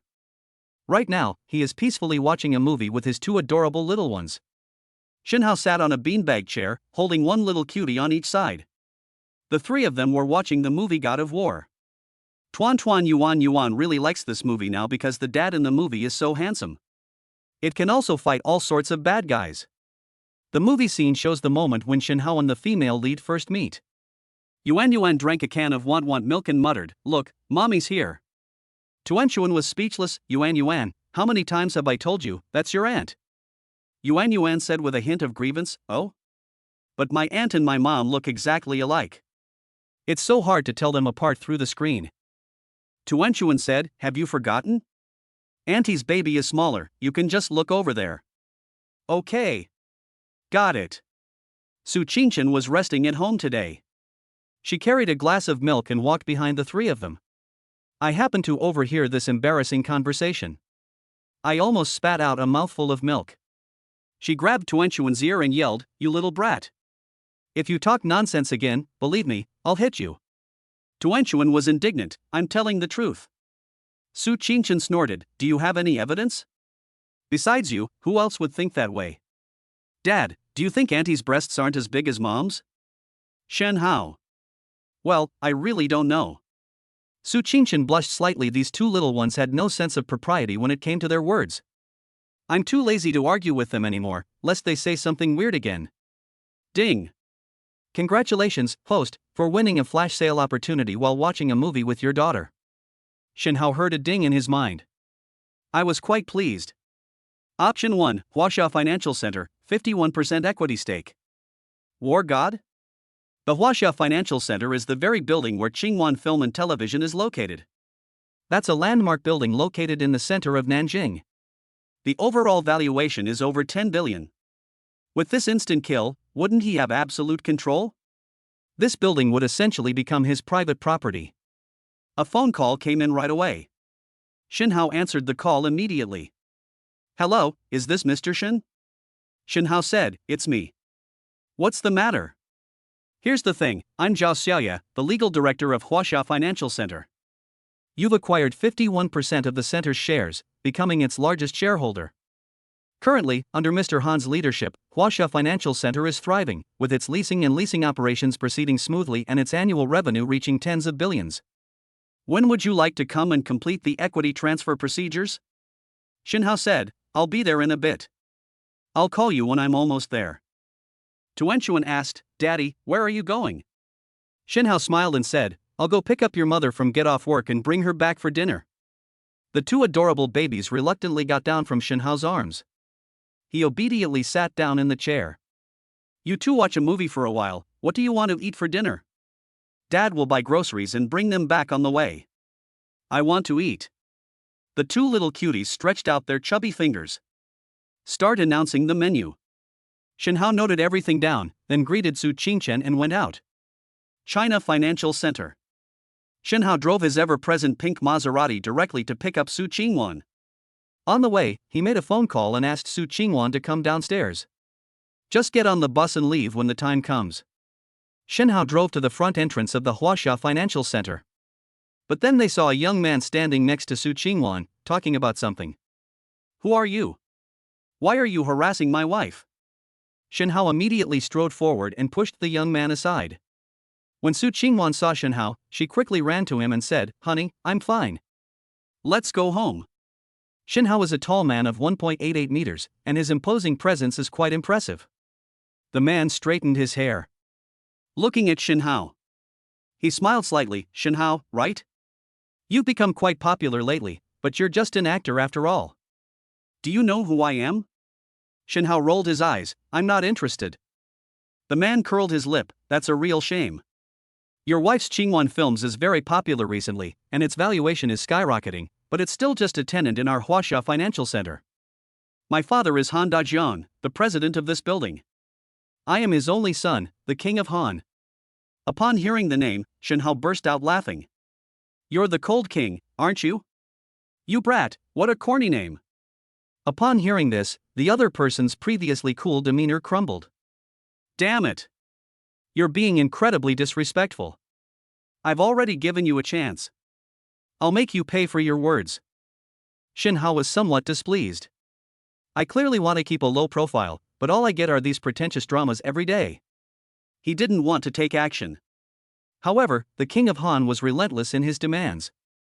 Security, get this pretty boy out of here. The security guards at the gate naturally obeyed the orders of King Han.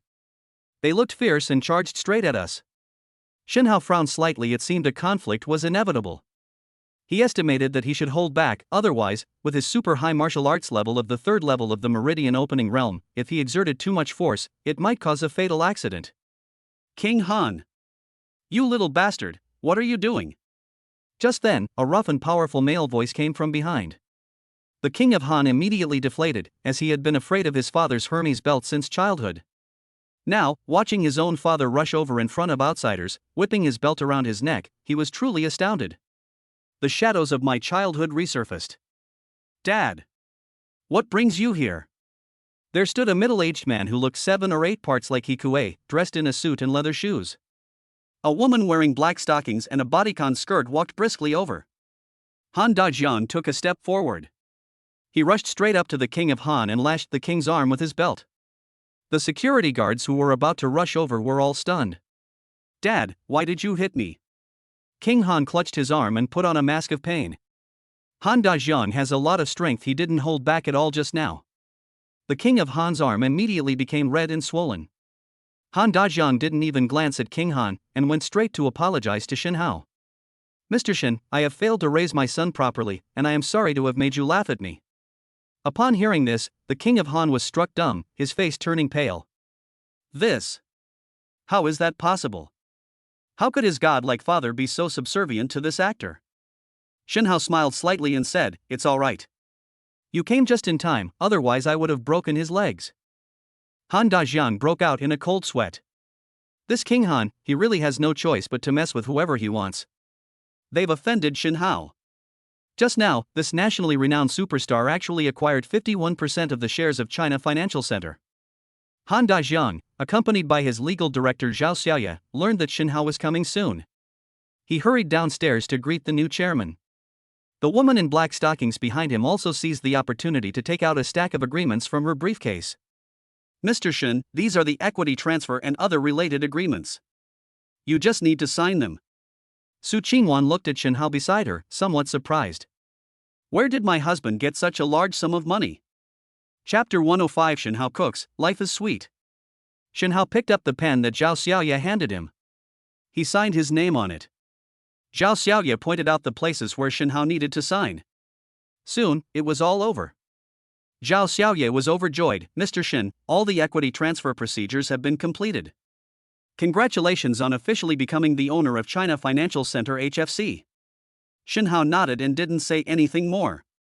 His gaze casually swept over the king of Han to the side. Shen Hao is no saint.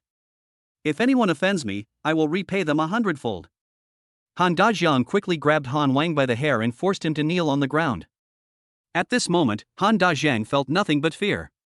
The more nonchalant Shen Hao's expression was, the more terrifying it appeared in Han Dajiang's eyes. While cursing, Han Dajiang slapped Han Wang across the face. I'll teach you to be so useless all day long, and to harass President Su all the time. The left side of the king of Han's face was already swollen. It was even better than Han Dajiang's relentless slapping. Some areas had already turned blue. But he didn't dare to resist or say anything. I can only blame myself for kicking a hornet's nest this time. Han Dajiang was very worried that Shen Hao might directly remove him from his position as president. This is a position I've earned after years of navigating the treacherous waters of the business world. He was very reluctant to part with it. After fighting for a long time, Han Dajiang was exhausted. Shin Hao finally said, "Alright, that's enough. In the future, teach your son properly and don't let him be so arrogant and domineering outside. He's lucky to have met someone with a good temper like me." If he had met someone with a bad temper, his fate would have been much worse than it is now. Han Dajiang nodded repeatedly. "Chairman Shin, you are very magnanimous." Then, he slapped Han Wang on the back of the head. "Hurry up and thank Chairman Shin, or I'll beat you to death today." King Han was already somewhat dazed from the beating. Her lips were swollen and protruding. He can't even speak fluently. He thanked him repeatedly, mumbling something unintelligible. Shin Hao instructed Han Dajiang, "Later, please compile the first half-year financial report of China Financial Center HDC and send it to me. I'll need to take a look when I have time." Han Dajiang nodded in agreement. "Chairman Shin, you are right." Seeing his trembling, cautious demeanor, Shin Hao smiled. He patted Han Dajiang on the shoulder and said, "Don't be too nervous. We trust those we employ and don't employ those we don't trust. As long as you don't do anything illegal or disrespectful to the company, I will keep you in this position as president. After all, I have so many businesses under my control, and I can't do everything myself. I need old foxes like you." Upon hearing this, Han Dajiang looked at Shin Hao. I noticed a sincerity in his eyes, tinged with a hint of cunning. Han Dajiang bowed and said, "Thank you for your trust, Chairman Shen. I will certainly live up to your trust and make the Huaxia Financial Center the top commercial office building in Nanjing." Shin Hao nodded. This expressed their trust in him. Then, he took Su Qingwan and left. Maserati. On the bus. Su Qingwan had many questions she wanted to ask, but after thinking about it, she ultimately didn't ask them. The acquisition of Huaxia Financial Center clearly requires a large sum of cash. She simply couldn't understand where Shin Hao got those billions from. If you can't figure something out, don't dwell on it, so as not to cause any rift between you and your spouse. That would be worse than that. The two drove straight to the Hippo supermarket near Thompson Riviera. I bought some groceries there and went home. The two adorable babies naturally rushed into their parents' arms.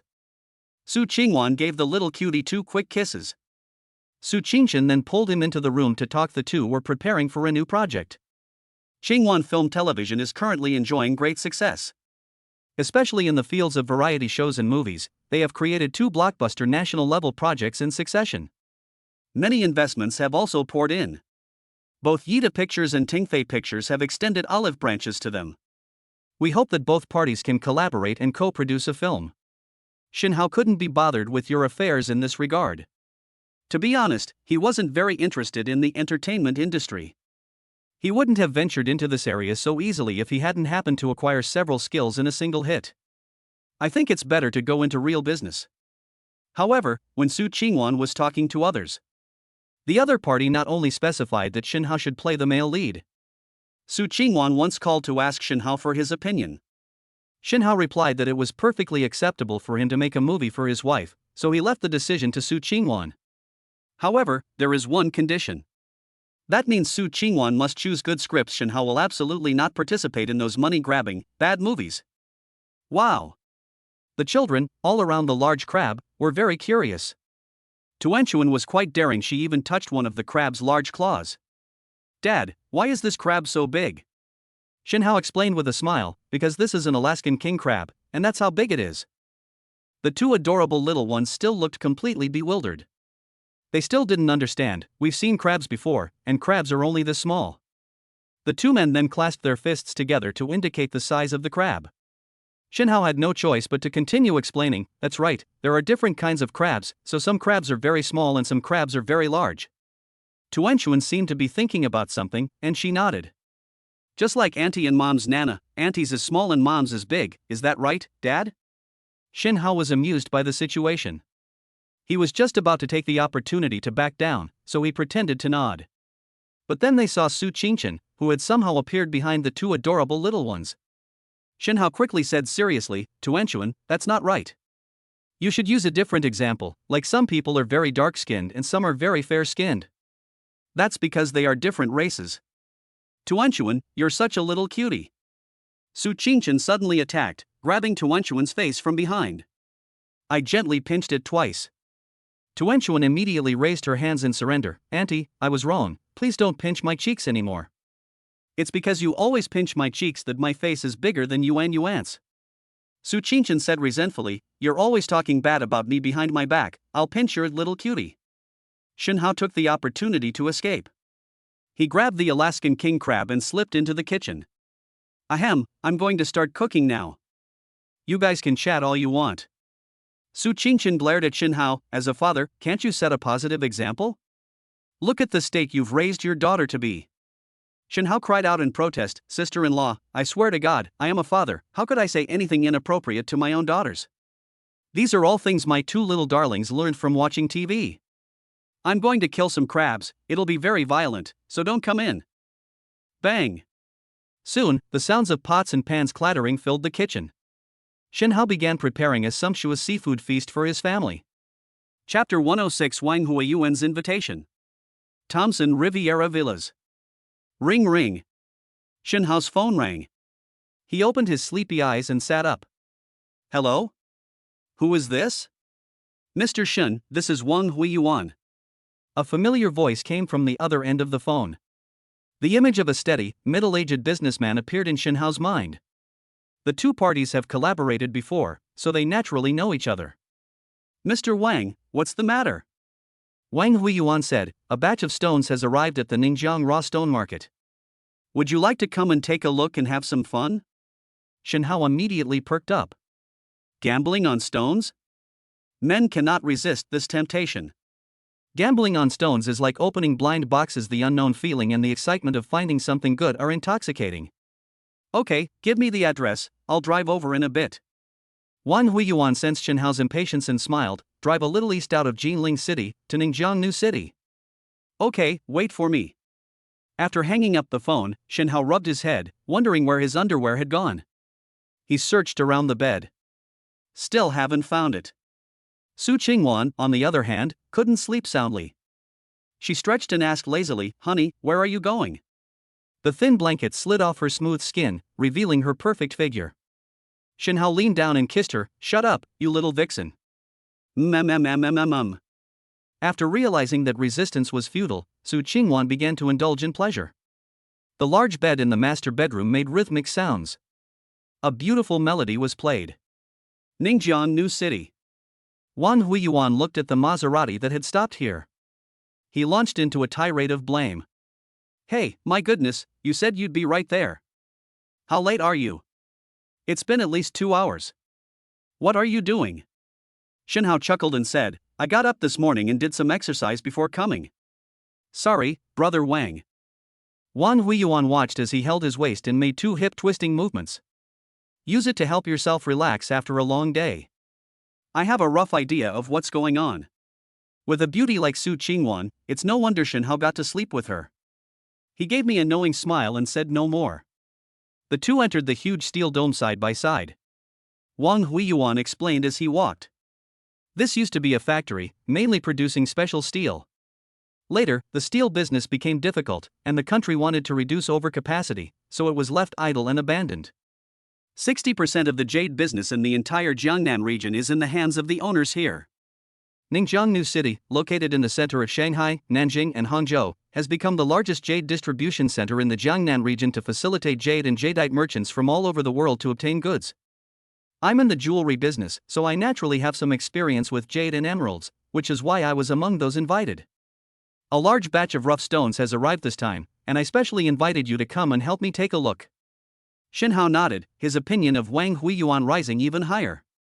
Wang Huiyuan has quite a wide network of connections. He really didn't know about this place before. Upon entering the inner area, pairs of raw stones were stacked together. You can ask for one piece at a time, or you can ask for a whole bunch. It depends on each family's financial resources. "Mr. Wang, it's been a long time." A young man with a radiant smile and delicate features walked over. "Hey! Isn't this Jia Shihong, Boss Jia?" The two exchanged pleasantries warmly. Wang Huiyuan introduced the two parties. "Mr. Shen, let me introduce you. People call me the king of Jinling jewelry. This Mr. Jia is the king of jewelry in Hangzhou. His status in the Jinling jewelry industry is no less than mine." He looked at Jia Shihong again, just about to speak. Jia Shihong was the first to speak. "I know this person. He's Shen Hao, the male lead in the movie God of War. Mr. Shen is currently very popular all over the country. He even appeared on Dasha News live broadcast room before. Shinhao nodded slightly in acknowledgement. Jia Shihong asked, Boss Wang, have you made a move today? Wang Huiyuan shook his head, I just grabbed 2 piles at random. We'll see if there are any good ones later. There are too many tricks to this jade and jadeite business, but in the end, sometimes luck is the most important thing. I just came in with Mr. Shin and picked out a couple more items. Jia Shihong said, Oh? Mr. Shin is a newcomer, yet he can afford to play with raw stones. Does that mean his family is very prominent? Wang Huiyuan was just about to explain to Jia Shihong. Shinhao is not just a simple actor. He is also the chairman of the Jinling Sailboat Hotel. Shinhao waved his hand slightly to stop him. Mr. Jia, your family background is average, but I have some investments. Playing with a couple of stones is something I can afford. Deep down, Jia Shihong actually looked down on Shinhao. They thought he was nothing more than an actor who used his looks to please people, so they deliberately made things difficult for him. But seeing Shinhao's nonchalant demeanor made him feel even worse. He does have a certain shrewdness. Jia Shihong commented as follows. Then I'll come with you and take a look. With me and Boss Wang here, we guarantee we can help you pick out 2 good rough stones, and we assure you that you'll make a fortune from them. Shinhao smiled slightly, then I'll have to trouble you too. Soon, the 3 arrived in front of a pile of stones. Shinhao pointed to one of the black rough stones, which was about the size of a person's embrace. He said, My 2 jewel kings, may I take this one? In fact, ever since Shinhao obtained the divine appraisal skill. So I went to the antique market in Nanjing and found an old book. Now that he's come to the raw stone market, he naturally wants to try out this divine appraisal technique again. As expected, this appraisal technique can also be used for jadeite rough stones. Shinhao was quite pleased and chose the one whose value was highest according to the appraisal technique. He then pointed over there. Upon inspection, Jia Shihong realized that the raw stone was clearly not up to par. The leather is thick, coarse, and dark. It's definitely impossible for any large shipments to be produced. Shinhao is indeed an amateur. He thought Wang Huiyuan had some special reason for bringing him over. Are they really here to broaden their horizons and have some fun? Jia Shihong began to despise Shinhao even more. Wang Huiyuan was also somewhat perplexed. With his discerning eye, he could naturally tell that this rough stone was quite ordinary. The probability of getting good products is low. Wang Huiyuan kindly advised, Mr. Shin, if you trust me, then don't buy this one. This stone is large, and it will not only be expensive, but you might also lose everything. Shinhao said, But I like this stone. Jia Shihong couldn't help but smile. Mr. Shin, these professional matters should be left to professionals. If you don't trust us, then I have nothing more to say. Shinhao waved and called over a staff member. I want this rough stone, how much? The staff member's eyes widened. This was a big customer. In fact, there are many raw stones every year, and jade and jadeite merchants alone certainly cannot purchase them all. There are also a considerable number of individual investors from various regions, who account for a significant portion of sales. Therefore, the staff pays considerable attention to these generous individual customers. He immediately said, Please wait a moment, sir. This rough stone is very valuable. I'll call our boss. Wang Huiyuan was shocked to hear this. Mr. Shin, why are you so determined to have that piece? Jia Shihong covered her mouth, her face full of smiles. This Shinhao is nothing but a pretty face, a complete idiot. Chapter 107 A Glimpse of Green. Keep going. Less than half a minute later, a woman in a long black dress gracefully approached. Her face was delicate, and her bright red lips were luscious and tempting. She exudes a seductive charm that makes one want to reach out and pluck her. Wang Huiyuan whispered in Shin's ear, Mr. Shin, this is Long Xuening, the owner of this place. She monopolized the raw materials for most of the jadeite businesses in Shanghai, Hangzhou, and Nanjing. Shinhao narrowed his eyes slightly, seemingly lost in thought. That's interesting. How could such a lucrative industry be controlled by a woman? There must be something fishy going on. Oh, so that's who it is. It turns out that Boss Wang and Boss Jia are here. Did you bring friends over? Lang Xuening walked up to the 3 of them. Naturally, they discovered that Wang and Jia were half a step behind. The big buyer is naturally the young man in the middle. Wang and Jia exchanged a few polite words. He then formally introduced, This is Shinhao, do you remember him? Lang Xuening was taken aback for a moment, then laughed, revealing a set of beautifully white teeth. It's you, the big star. The male lead from the movie Mars. Shen Hao smiled and said, "In real life, I'm just an ordinary person." "Mr. Lang, name your price." Speaking of business, Lang Xuening was not polite at all. "Mr. Shen, this piece of jadeite rough is priced at 30 million. Shen Hao gasped. "Boss Lang, we're all friends, could you give me a discount?" Shen Hao knew that bargaining was possible in the raw stone market. Although he is very rich, with assets worth billions. But we still need to be careful with our spending. Even the richest family doesn't have surplus grain. Lang Xuening frowned slightly, pondered for a moment, and said, "If Mr. Shen really wants it, then give me 28 million. Shen Hao saw that she had already gone this far. They didn't intend to haggle any further. Men, you know. You should at least have some basic manners. He took out his bank card and indicated that he could swipe it directly. I'll just open it.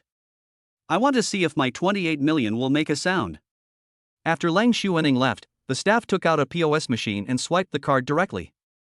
She then called over 2 workers. The 2 men, one on each side, lifted the huge rough stone and carried it under the cutting machine. Besides big spenders like Wang Huiyuan and Jia Shihong, there were also quite a few individual customers present. "I heard that someone here spent 30 million to buy a piece of raw stone." They immediately surrounded them. The crowd gathered around the stone, offering their opinions and comments. To show off their erudition and expertise. Young people should act within their means and never do something like selling their house or car to gamble on a rough stone.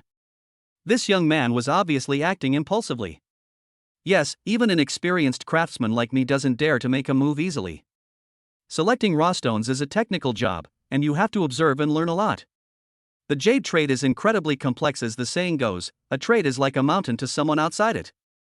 I think this stone will at most yield some ordinary jade, and it'll even have cracks. Don't even think about making a fortune.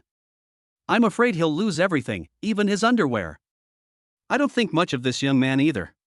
He didn't bring any professional equipment, he just wandered around there for a bit and then made his move.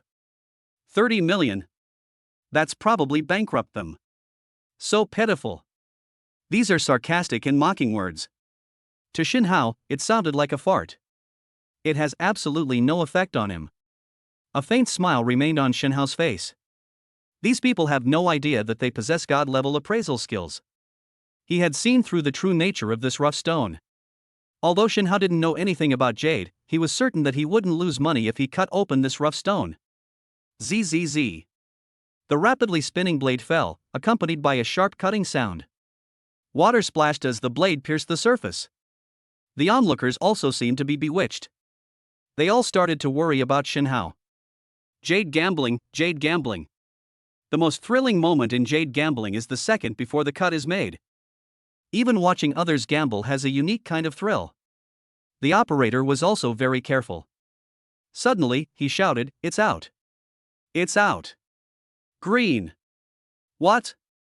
Lang Xuening had just looked at the rough stone that Shen Hao had chosen, and she didn't actually think much of it. The stone is rough and thick, making it opaque. Investing in this area is too risky. Could it be that we really ran into a dead rat after being dismounted? Did Shen Hao really stumble upon a great find all at once? Although Lang Xuening was wearing a dress, she had a lithe and agile figure. In one swift step, he arrived in front of the raw stone. From the small slit that had been cut open, one could faintly see a bright green color. She quickly signaled to the workers to stop. Lang Xuening looked at Shen Hao. "Mr. Shen, are you willing to transfer this rough stone to Xuening now?" Shen Hao was somewhat puzzled by the things he had already bought. How can it be transferred when it's already halfway through its operation? He turned to look at Wang Huiyuan. The two were friends, and Wang Huiyuan was more familiar with him. Moreover, it was Wang Huiyuan who invited him to this trading market in Ningjiang New City. Wang Huiyuan was a shrewd person and naturally understood. He whispered, "This is unique in the jade and gemstone industry. If you open it halfway, or even just a little bit, but you can clearly see that the water inside is full and it's okay, then you can resell it, as long as someone is willing to take it. That way, you won't have to take on any further risks. You can exit early, make a profit, and leave." Shen Hao nodded. "I see." He smiled slightly and said, "It seems that Boss Ling has high hopes for this rough stone?" Lang Xuening said, "Mr. Shen, to be honest, that's true. You just bought it for 28 million. Now that it's opened up and the green has appeared, Xuening is willing to pay an extra 10 million to buy it back. Shen Hao shook his head. Only this much? Do you really think I'm short of tens of millions? Lang Xuening thought there was hope, but Shen Hao actually said something like that. It made her extremely embarrassed and angry. She cursed inwardly. If you don't care about a few million, why were you haggling with me just now? It's just a matter of losing 2 million. Shen Hao saw through her thoughts and explained, Boss Lang, I think this rough stone of mine will definitely fetch a high price once it's cut open, so I think your 10 million is a bit too little? Upon hearing this, the onlookers began to speak up again. My goodness, this young man has really gotten cocky. Yes, we only saw a little bit of green, and Mr. Lang kindly offered an extra 10 million to buy it. It only took 3 minutes here and there, and he's already made 10 million and he's still not satisfied? As the old saying goes, a man's greed is like a snake trying to swallow an elephant. I'm looking at this young man, he's probably doomed. Lang Shui continued to persuade Shen Hao. Mr. Shen Hao, I have been in the jade industry since I was a child, and it has been 13 years now. I have never made a mistake. In my opinion, if you continue to cut this rough stone, you may end up losing money. You can transfer it to me now. Withdrawing as soon as possible is the wisest choice. As the saying goes, first meeting at Fengling Ferry, meeting Yangguo ruins one's life. I advise Mr. Shen to think more about his wife and children at home, and not to dream of wealth and freedom from that rough stone. Shen Hao laughed. Mr. Lang, you're joking. If you've never misjudged, you wouldn't have sold this rough stone to me for 28 million just now, and now you want to buy it back at an even higher price. Therefore, my choice is not to sell, I want to keep operating. Chapter 108 Top Grade Imperial Green. The entire audience was shocked by the bidding. The smile on Lang Xuening's face froze instantly. She cursed inwardly. You, Shen Hao, have said both good and bad things. Since you won't listen, you can't blame me. The atmosphere in the room was tense, with tensions rising. The craftsman in charge of opening the raw stones also stopped in his tracks. For a moment, I didn't know what to do next. Shen Hao was somewhat angry. Master, what are you doing? Could it be that your raw stone market is so big that you bully your customers and are trying to force a sale? If a defective product is found, then life and death, wealth and honor are all in the hands of fate. This good stuff has only been cut an inch, and your bossling can't hold back anymore? You want to forcibly take it back? 10 million to appease a beggar. The onlookers also began to realize what was happening. A murmur of discussion filled the room once again. The young man has a point. We who buy raw stone should stand aside and not let the market operators always make money. Boss Lang is so handsome, he wouldn't be that kind of person, would he? Just because you're good looking doesn't mean I'll give you fragrance. It's none of your business. Support the guy. Lang Xuening was also very angry. I just wanted to buy it back at a higher price. How did it become a forced sale in Shen Hao's mouth? If the reputation of the raw stone market is lost, how will I survive in the future? She cleared her throat and quickly said, Mr. Shen, you're being too serious. How could such a thing happen? It's all up to you to decide. Xuening is just advising you to think it over carefully. Please. The craftsman in charge of opening the raw stones also continued his work. Sizzle, sizzle, sizzle. The blade continued to spin. Cut straight down. A cloud of steam rose up, making it difficult for those around to see what was inside. The entire rough stone was finally cut open completely. The cutter at the very back. And Lang Xuening and others who were closest to them. They were all stunned. 2 complete pieces of top-quality imperial green jade. It is flawless. The emerald green light reflected on everyone's faces. Immediately afterwards, the onlookers on the periphery also got a clear look at what the goods looked like. Gulp. Gulp. Between the audience, there were sounds of people swallowing hard. Silence. No one spoke. The faces of the onlookers were all swollen from being slapped. Just moments ago, they were all harboring ulterior motives, mocking Shen Hao for betting his head on the line. Who knew they were really serious, so confident? Shen Hao broke the silence. Old Wang, I don't know much about jade. Can you help me take a look and see how much these 2 pieces of jade rough are worth? Wang Huiyuan was somewhat excited and said, at least 300 million. Mr. Shen, you've struck it rich this time. Shen Hao was somewhat disappointed. I thought the jade business would be incredibly profitable. Is this all? Wang Huiyuan explained, the cost of acquiring these 2 pieces of jade is 300 million yuan, but once we get them, these large, intact pieces of jade, in such good condition, can be made into large-scale carved artworks, which can then be sold at auction. Then there's no limit. Shen Hao nodded, I see.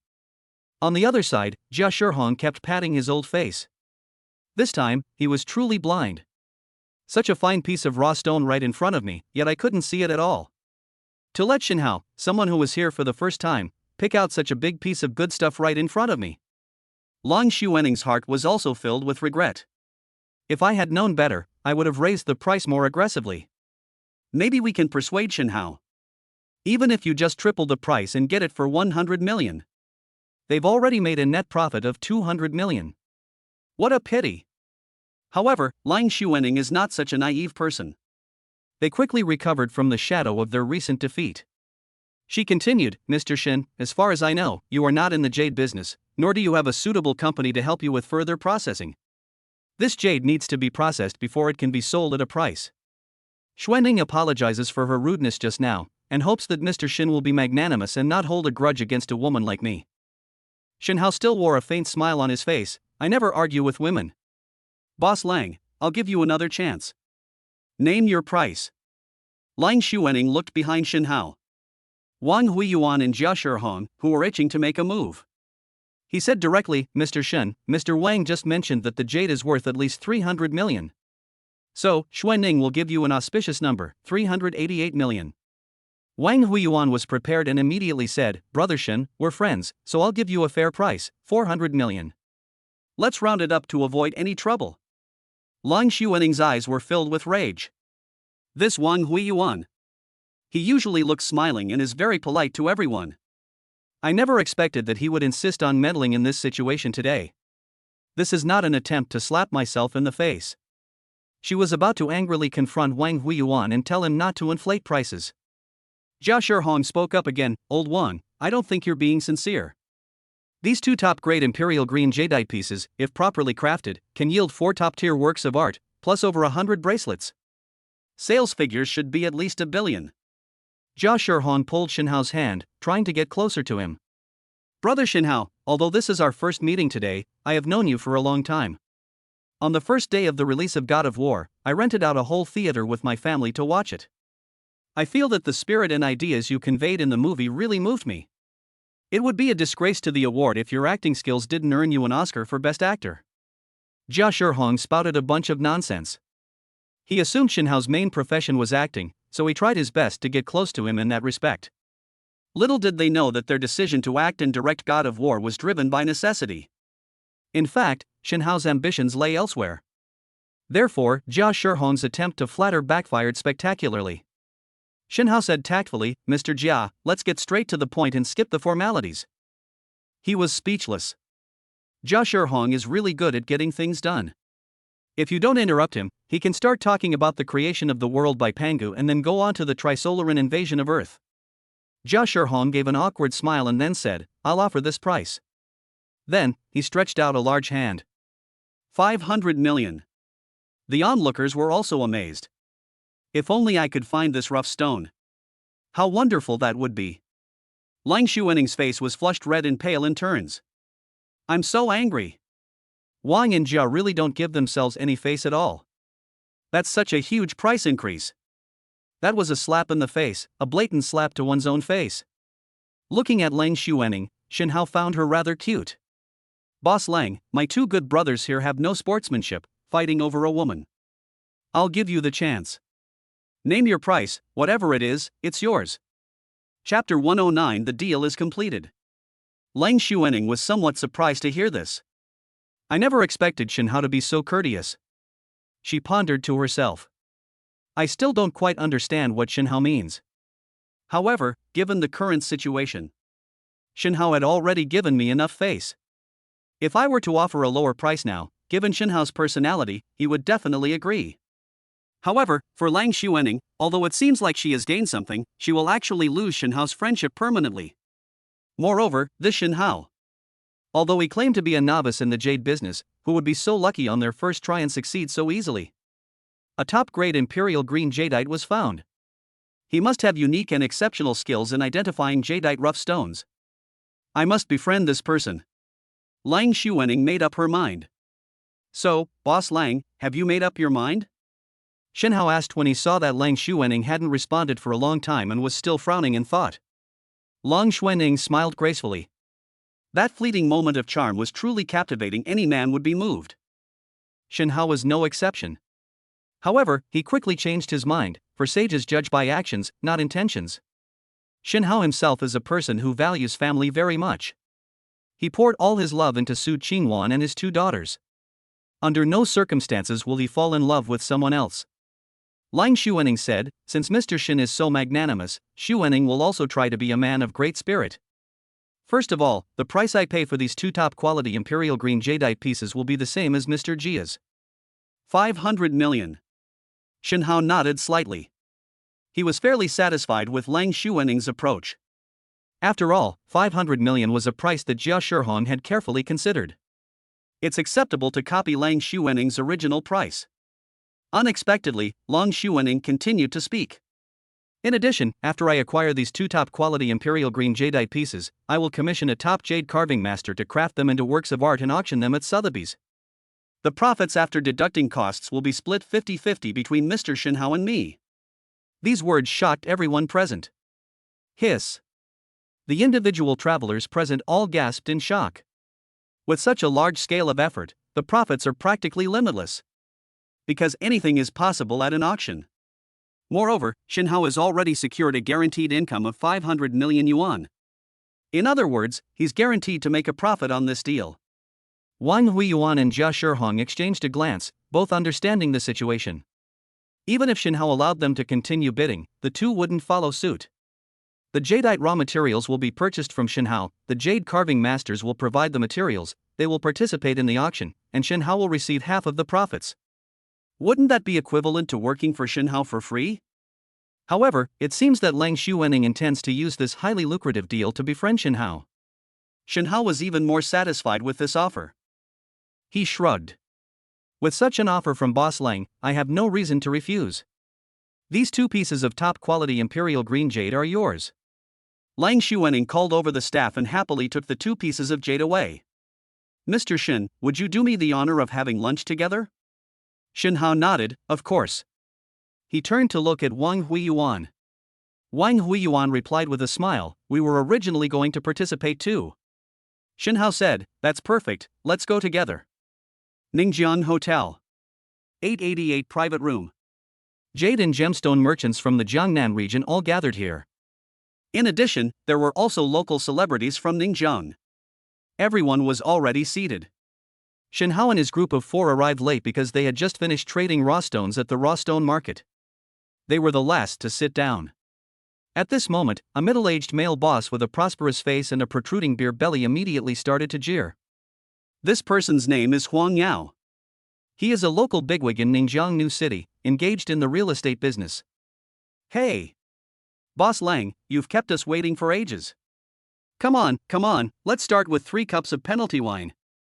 As he spoke, he picked up his wine glass, about to drink from it.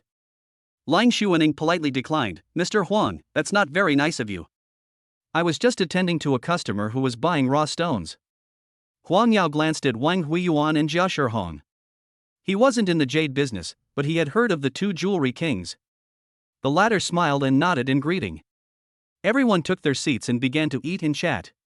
Lang Xuening was filled with curiosity about Shen Hao. The 2 naturally sat together. Mr. Shen, you have officially entered the entertainment industry through the movie God of War. What are your plans for the future? Shen Hao smiled and replied, after all, acting isn't my main profession. This was just an unexpected stroke of luck. After all, I have many other careers, so I may not focus on my acting career. Lang Xuening nodded, seemingly lost in thought. Indeed, Shen Hao seems like someone destined for great things. I will definitely not get bogged down in trivial matters like acting. Mr. Shen, how do you judge the rough stone? I've been in this industry for many years, and today I've finally seen something new. Don't try to fool me. Who's so lucky as to get a top-grade imperial greenstone on the first try? Today, please let Mr. Shen be Xuening's teacher. I must learn from you. Lang Xuening blocked one of Shen Hao's paths, which could be considered as cleverly forcing Shen Hao to give a clear answer. Shin Hao felt somewhat helpless. I thought to myself, I have a system, but you don't. I'd like to teach you, but I'm afraid you won't be able to learn it. After a moment's hesitation, Shin Hao finally said, I'm sorry, I can't teach you. Lang Xuening didn't seem too surprised. In this industry, quite a few people keep their most prized possessions hidden away. To put it bluntly, it's not an exaggeration to say that they cherish their own possessions. Because there is no large organization to coordinate the identification of raw stones among various merchants, their identification experience is only passed down internally and rarely shared with outsiders. This industry has seen limited development to date. Buying raw stones often comes down to luck. Of course, this also applies to suppliers of a certain size, such as Lang Xuening, or large clients like Wang Huiyuan and Jia Shihong. By acquiring raw gems in bulk, mathematically, the actual value will tend to converge towards the average. If they take enough, they can extract good jade, and they can roughly estimate the amount of inferior jade they will get. Unless you're extremely unlucky, with careful calculation, you can still make a profit from secondary processing such as jade carving. Lang Xuening said, if Mr. Shin doesn't want to teach, then Xuening can't force him. Seeing the disappointment on her face, Shin Hao felt a pang of pity. He said, actually, I don't know anything about raw stone identification, I was just guessing. Lang Xuening could tell from his expression that he was not faking it. Really? Shin Hao nodded, indeed. I've known Wang Huiyuan for a while now. You can ask him if you don't believe me. Chapter 110 Taking Action. Wang Huiyuan took a bite of the food. He leaned closer. Why are you mentioning me, brother Shin Hao? Ever since Shin Hao opened the top-grade Imperial Green Jade, Wang Huiyuan and Jia Shihong's attitude towards him has changed. I wouldn't say it's a complete 180-degree change, but there's definitely been a change deep down. I originally thought Shin Hao was a clueless greenhorn who didn't know anything, but little did I know he was a man of extraordinary talent. We're shipping out a large quantity right away. Shin Hao replied, I told Boss Lang that this is the first time I've ever touched a raw stone. If you hadn't called me, I wouldn't have known there was such a place in Ningjiang New City. Wang Huiyuan repeatedly agreed, Boss Lang, this is the truth. There's no need for me to lie to you. Lang Xuening was increasingly surprised. Could it be? Is Shin Hao really just lucky? Not to be outdone, Jia Shihong squeezed in as well. What are you talking about? Take me with you, brother Shin Hao. Let's go down to the jade market again and pick out a piece for brother Jia too, how about that? Shin Hao initially wanted to refuse. But thinking about Jia Shihong, he wasn't a bad person. That means you agree. Jia Shihong's face immediately broke into a wide smile. Don't worry, the appraisal fee will be yours. If it's flawed, I'll cover it. If it's a good item, I'll give you 10 million in appraisal fees. Wang Huiyuan was not to be outdone. And me too. Brother Shin Hao is one of my men, you old Jia, don't try to take him from me. The two exchanged a few more words. Although they were in the same industry, they came from different backgrounds. One was from Nanjing and the other from Hangzhou. Over the years, we've built a fairly strong friendship. Just then, Huang Yao walked over with a wineglass in his hand. Mr. Lang, you made up an excuse to get away with the 3-cup penalty drink earlier. Now that I, Lao Huang, have come to offer you a toast in person, you should at least give me this face. Ha ha ha, not giving it to me would be a slap in the face. The matter has already been brought up to this point. Lang Xuening had no choice but to pick up her wineglass. Hey! Wait a minute, fill it up. Huang Yao is clearly somewhat lacking in self-control. He picked up the wine bottle and filled Lang Xuening's glass to the brim. Lang Xuening looked troubled. Huang Yao was straightforward, he downed it in one gulp. He then turned his wine glass upside down. He made a gesture of invitation.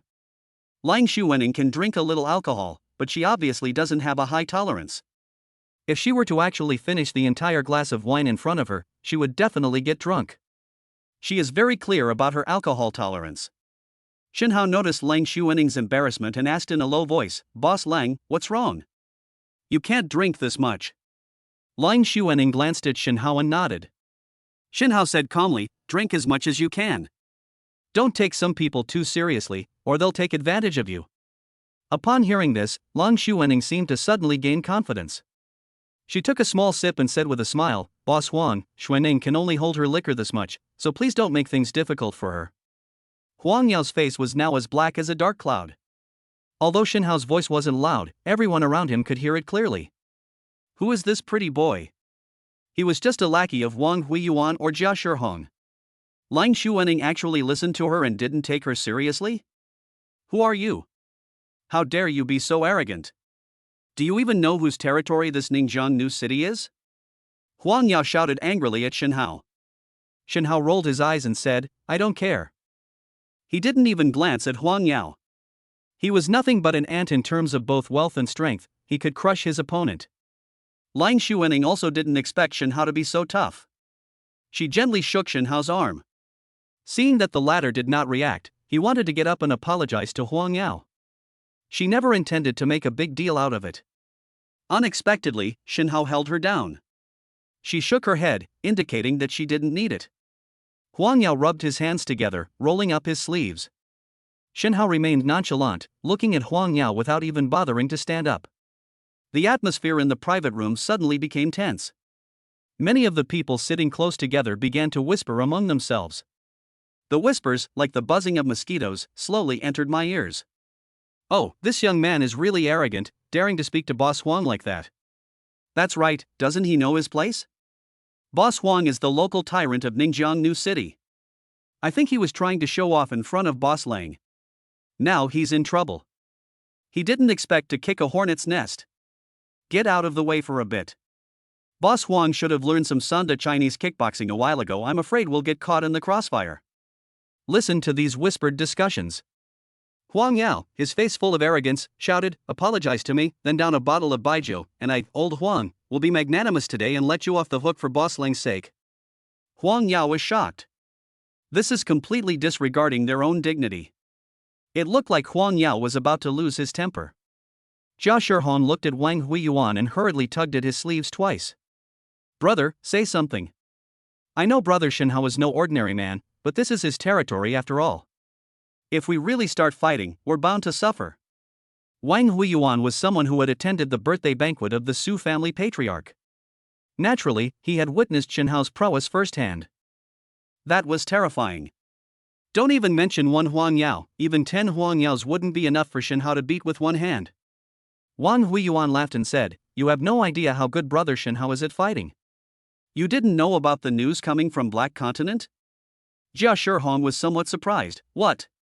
Could it be that the things he taught the Davari chieftain Dasha martial arts and helped him quell the rebellion were all true? Otherwise, do you think it's just to promote the movie God of War? He must have a lot of influence. Jia Shihong's face was filled with shock. Shen Hao, that guy, is really ruthless. During the intermission, Huang Yao finally couldn't contain himself any longer. He had already grabbed a wine bottle and smashed it at Shen Hao. Bang! Thump! In the blink of an eye, it seemed as if nothing had happened.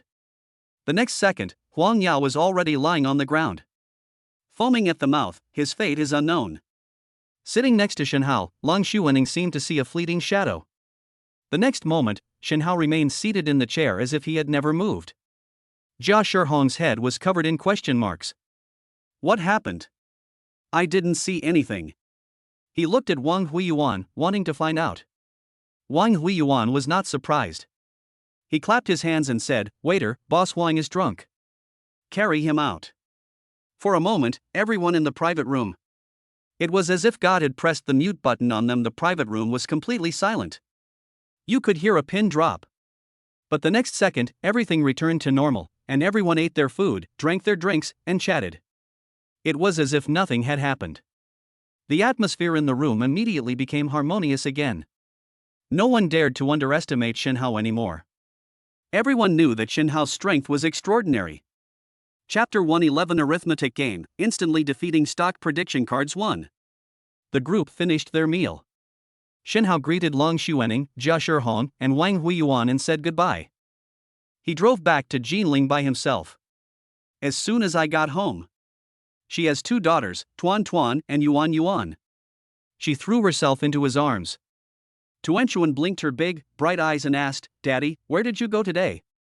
Shen Hao rubbed her head and answered with a smile. Dad went out to earn money this morning. Yuan Yuan's face was full of curiosity. Dad, what money did you earn? Shen Hao didn't tell him directly, keeping him in suspense. It's a secret, I won't tell you too. The 2 little ones immediately became anxious. They started crying and making a scene around Shenhao, insisting on knowing what he had been doing. At this moment, Su Qingwan and Su Qingchen also came out of the room. The two spent the whole morning discussing Qingwan Film and Television Company. Qingwan Film Television is currently the most popular film and television company. Su Qingchen also rose to fame and successfully entered the film and television industry by playing the female lead in God of War. I heard that she has a chance to win the Golden Bull Award for Best Newcomer this year, and even has a chance to compete for Best Actress. The Oscars also extended an invitation to the cast and crew of God of War, informing them that they had been shortlisted for several Oscars selection programs.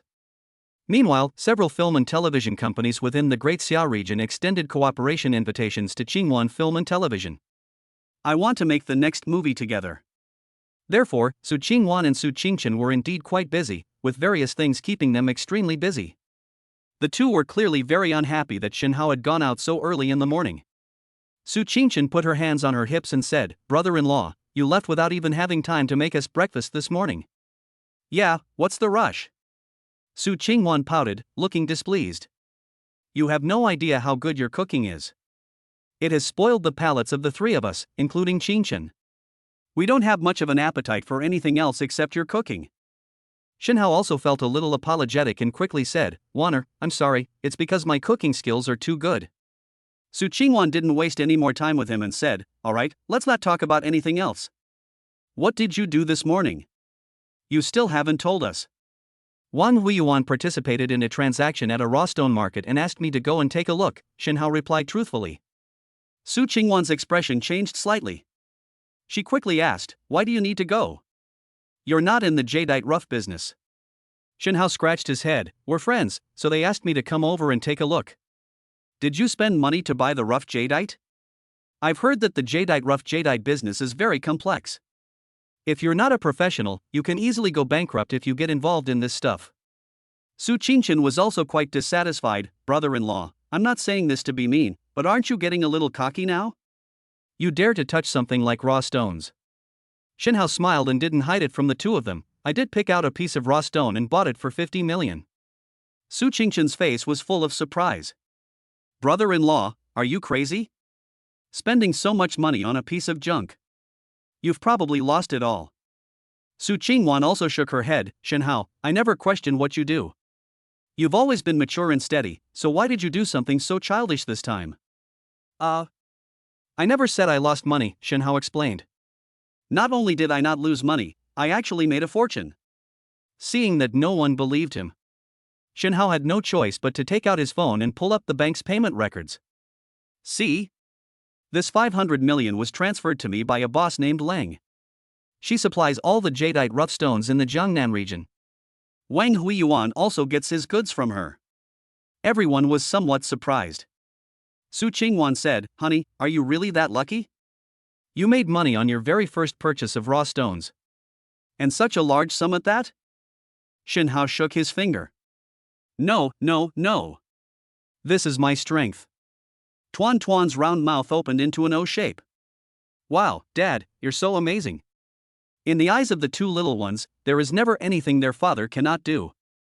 Their admiration for Shenhao grew even stronger. Su Qingwan and Su Qingchen exchanged a glance. His expression was full of bitter smiles.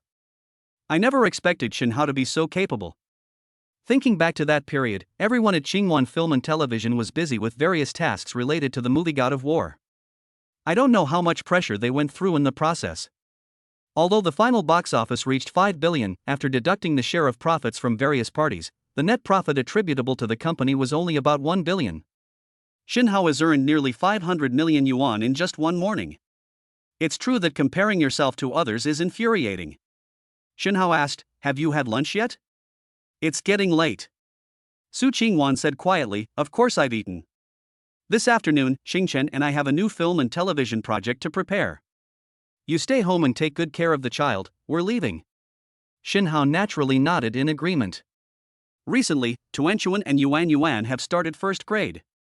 Start learning arithmetic. Shenhao intended to test the two of them.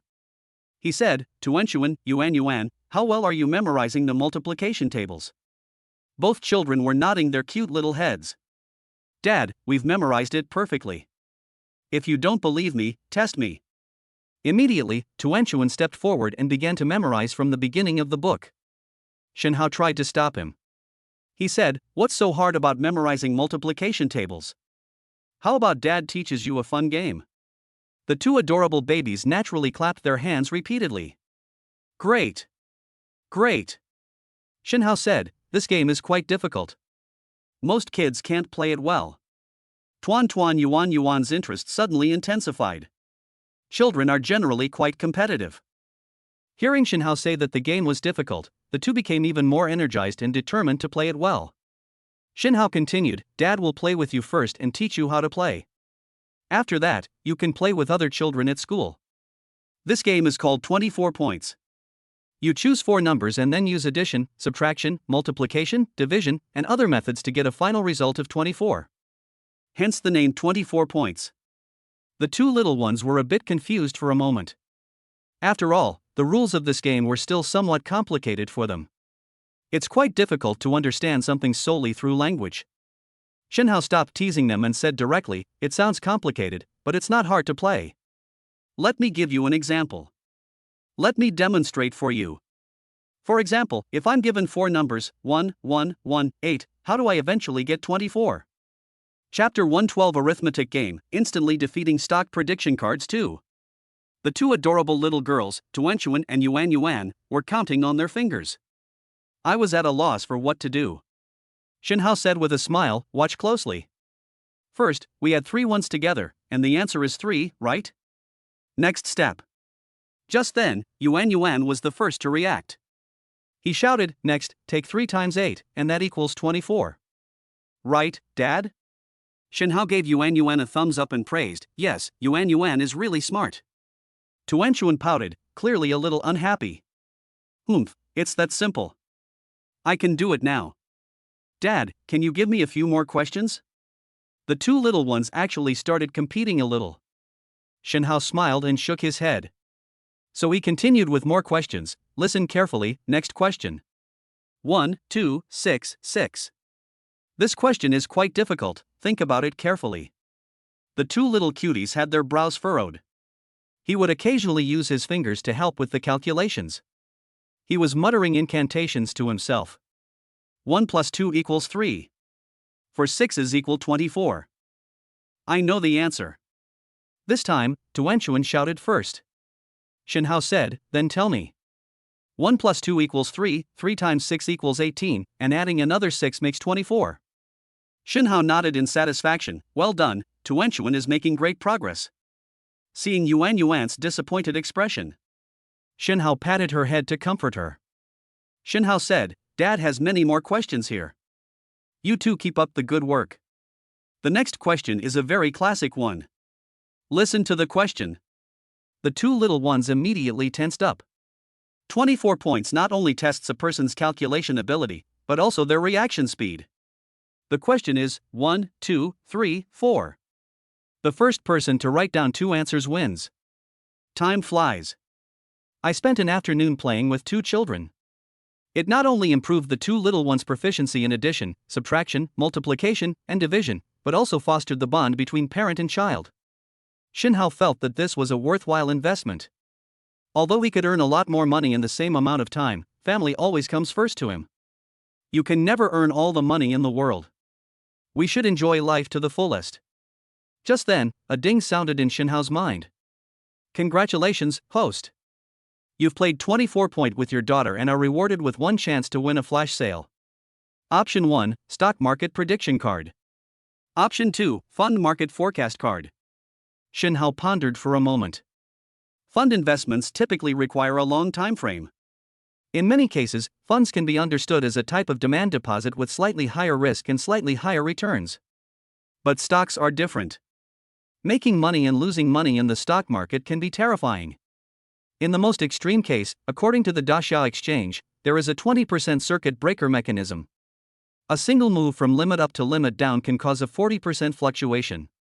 The circuit breaker mechanism, also known as the daily price limit, is designed to curb speculative trading and stabilize the market. Earning 40% a day if Shenhao invests 1 billion yuan in the stock market.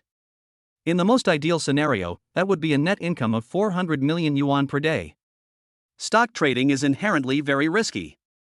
But now, Shin Hao has obtained a stock prediction card. For him, the risk in the stock market would become zero. He would no longer be a huge money-devouring beast, but a huge golden hen, laying golden eggs every day. Thinking of this, Shin Hao took out his phone and decisively made a call. Hey, old classmate. Do you remember me? On the other end of the phone. Hearing the familiar voice, Zhang Hao thought about it carefully in his mind. Shin Hao, he exclaimed in surprise. Shin Hao smiled and said, "Good brother, you're quite something. You still remember my voice and haven't forgotten me." Zhang Hao joked, "I'm surprised you haven't forgotten me. You're quite something now, a big star." You've probably forgotten all of us old classmates. Shin Hao shook his head. How could that be? We haven't been in touch for so many years because I wasn't doing well before, and lately I've just been quite busy. The two exchanged a few more casual pleasantries. Shin Hao got straight to the point. By the way, Zhang Hao, when you graduated from university, I heard that you went to work at a securities company. Zhang Hao also sensed something was up. What? Even the big star Shin wants to get some inside information from me? Let me tell you the truth, I'm just an ordinary stockbroker. If I had inside information, I would have made a fortune by now.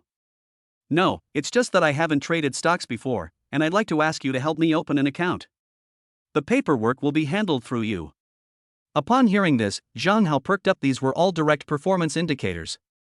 Sure, these are no big deal.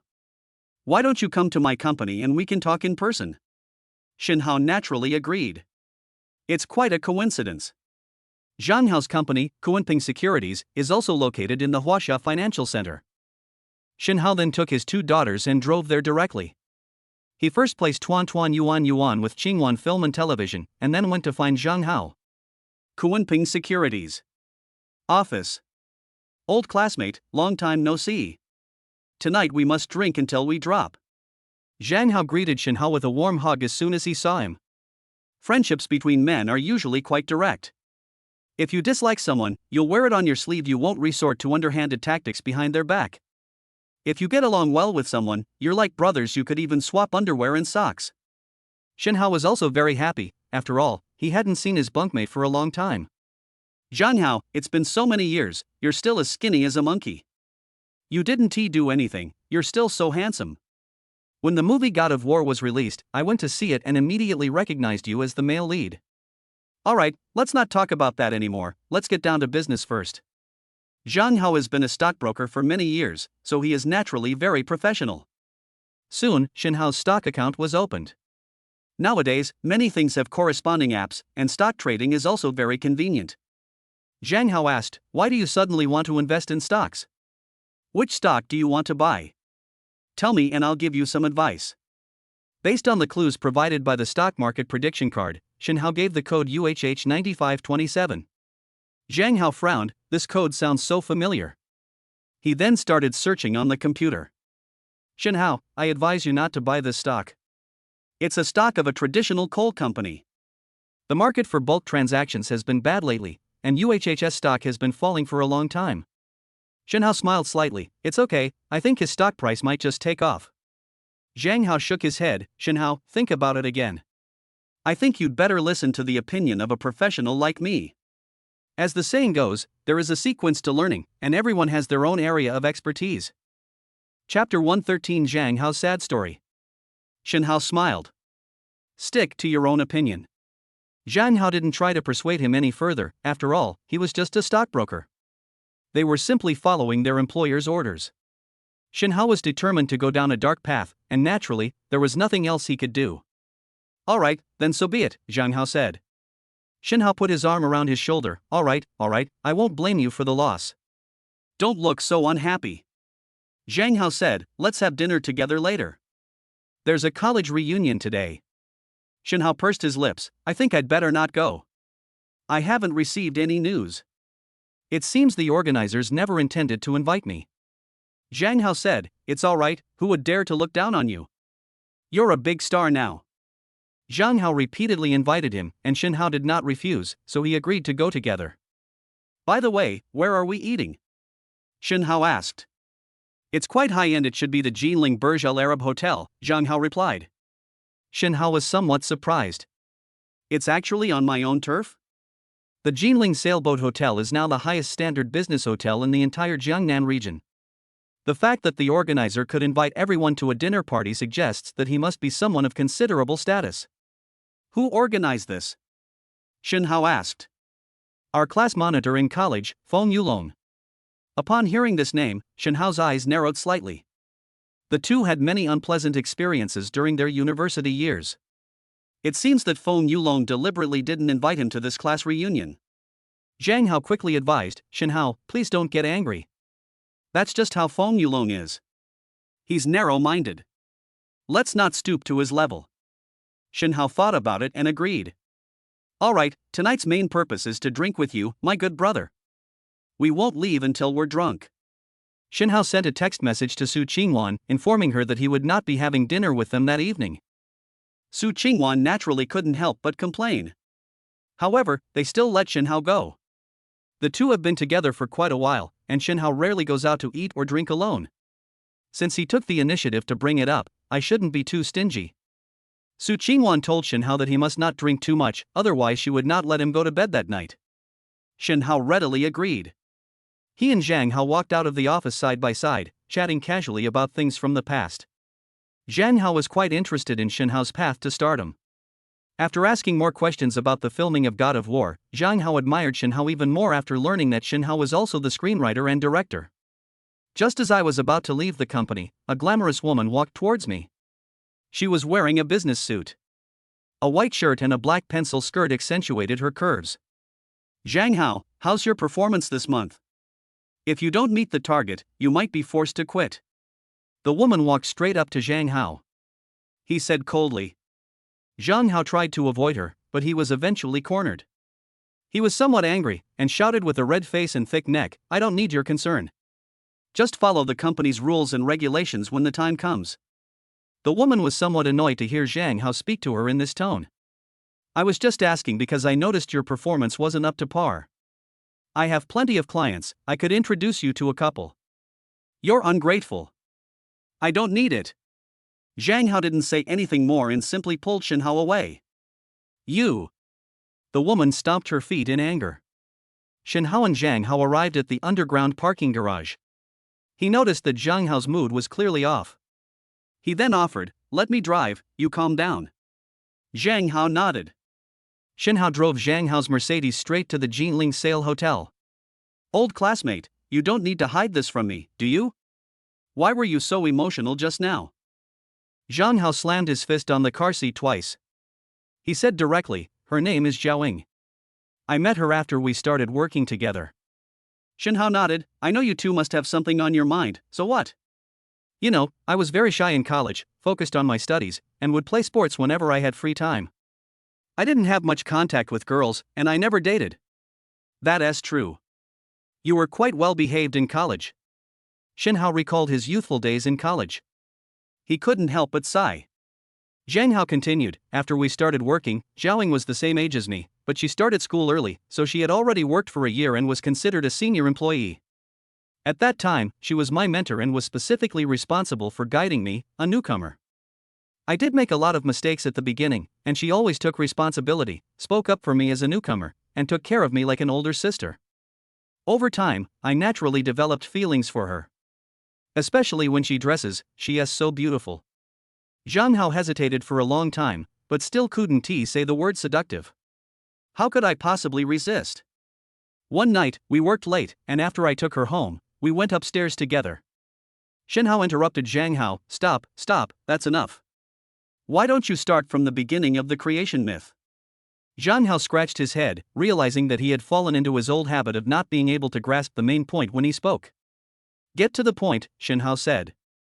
Anyway, we just got together, but I found that she was sometimes hot and cold towards me. She also traveled a lot for work, so I felt very insecure.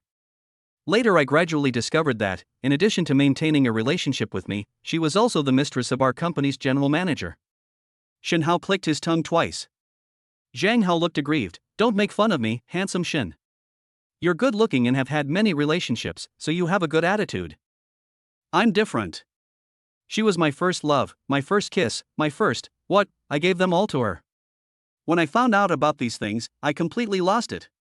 Shen Hao expressed his understanding.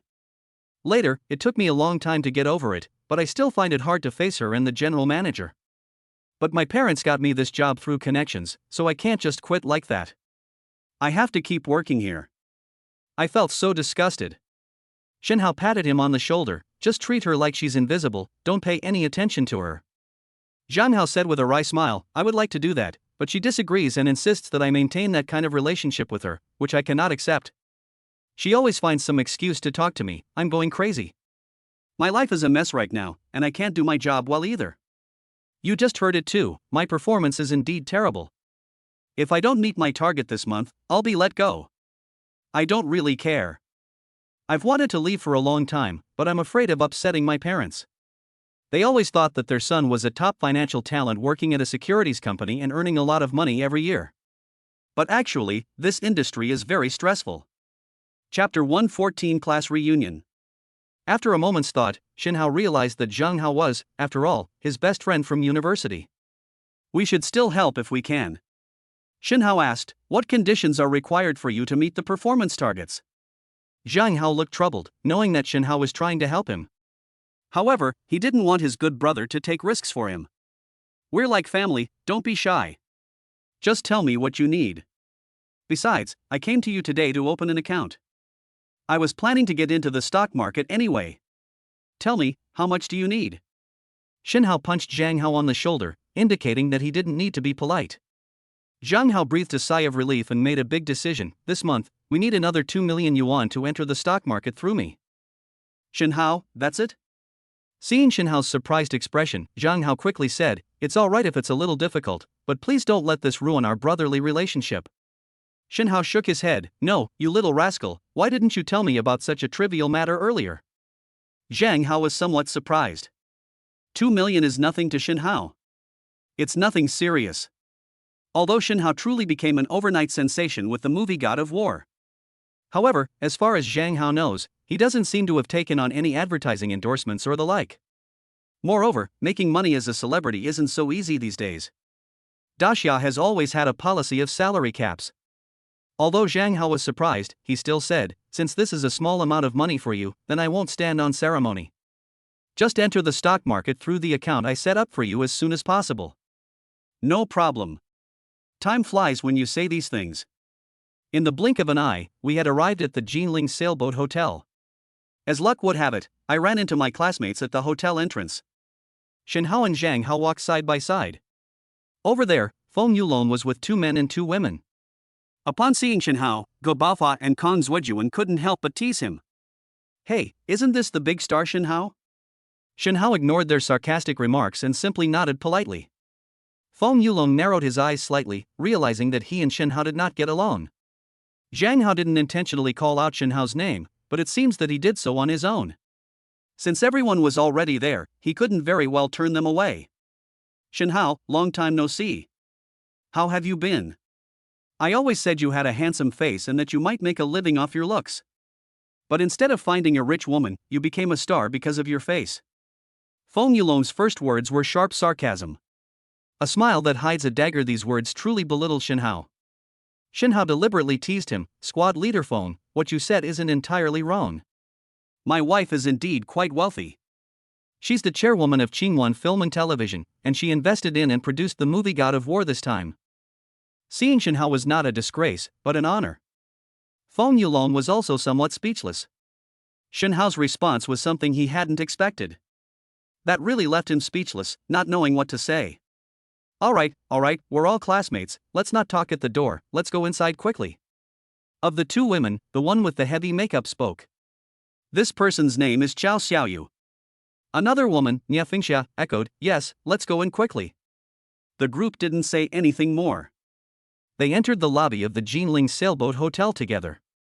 It was rush hour, and the hotel was bustling with people coming and going. There are naturally quite a few people who want to dine on the restaurant floor. Everyone had no choice but to queue in front of the elevator. Feng Yulong, wanting to show off, said, the Jinling Sailboat Hotel is the most high-end business hotel in the entire Jiangnan region, and the only 7-star hotel. Actually, if you have a membership card here, you can take the VIP elevator.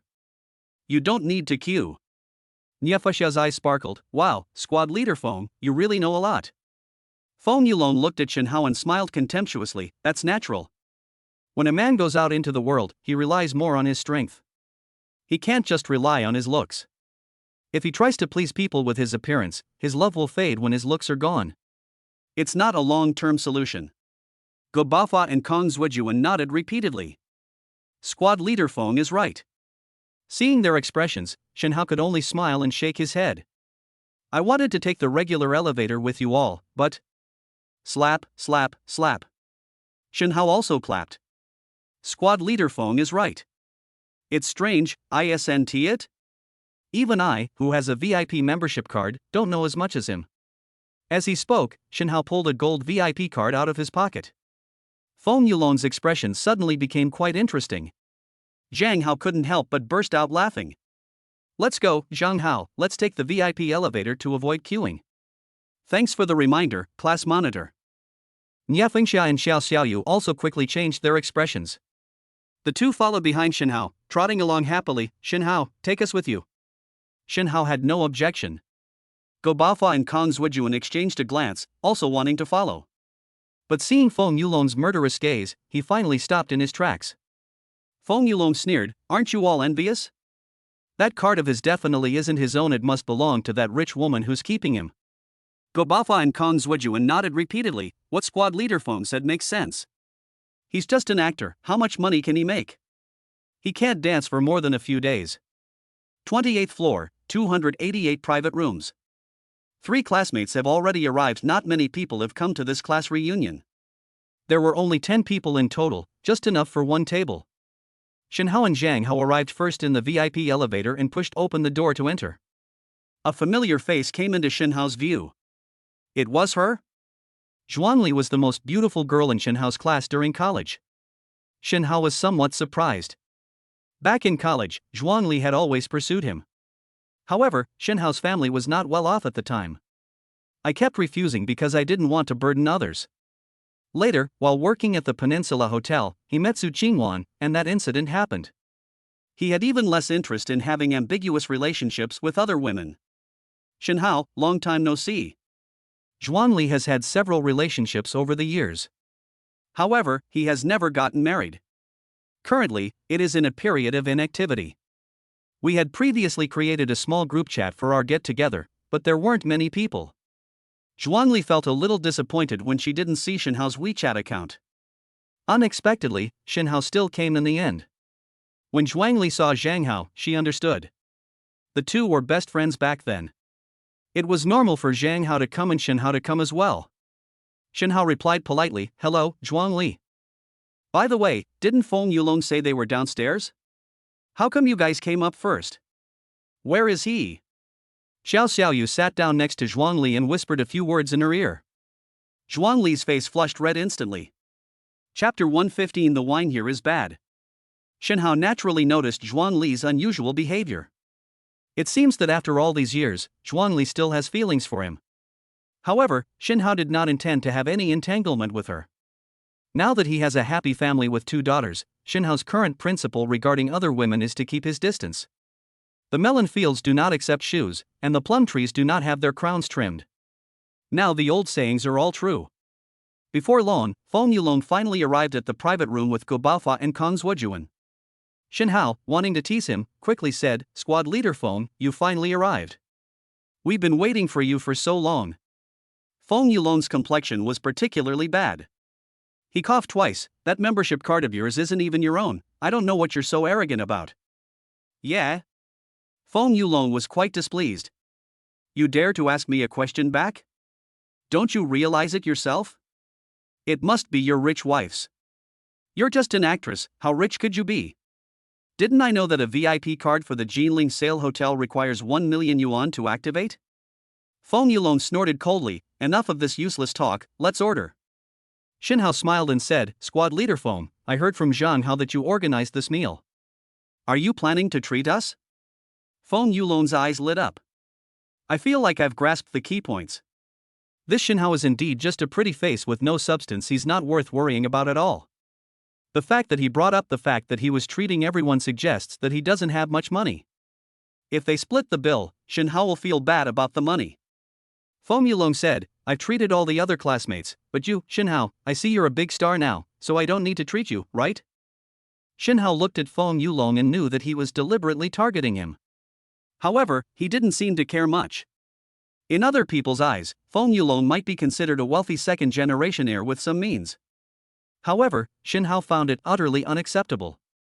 It's just a worthless scoundrel, an ant. Shin Hao said, no need. How about this? I've been wanting to treat my college classmates to a meal for a while now, but I've been too busy lately to find the time.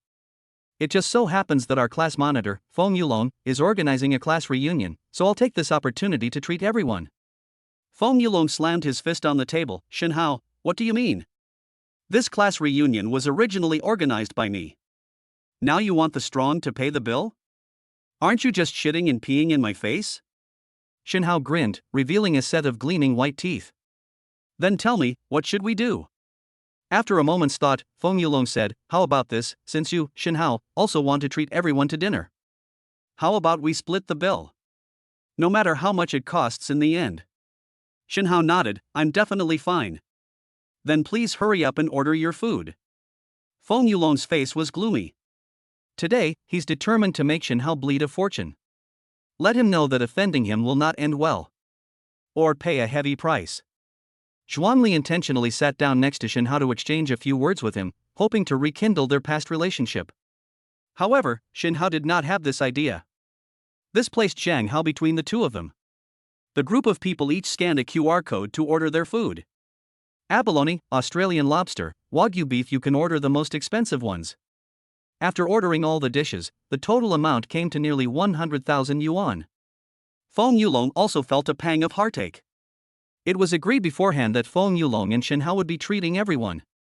Therefore, the other people were quite sensible and didn't order anything too expensive. The most expensive dishes are all made by these two people. Feng Yulong seemed to be competing with Shin Hao. If Shin Hao ordered abalone, he would order Australian lobster. Whatever Shin Hao orders, he insists on ordering something more expensive. They insisted on outpricing Shin Hao's vegetables. The food was ordered quickly, and the service at the Jinling Sailboat Hotel was excellent. The dishes were served quickly. Shin Hao called out to the waiter, do you have any good wines here? The waiter said, hello, esteemed guest, you can place your order by scanning the QR code.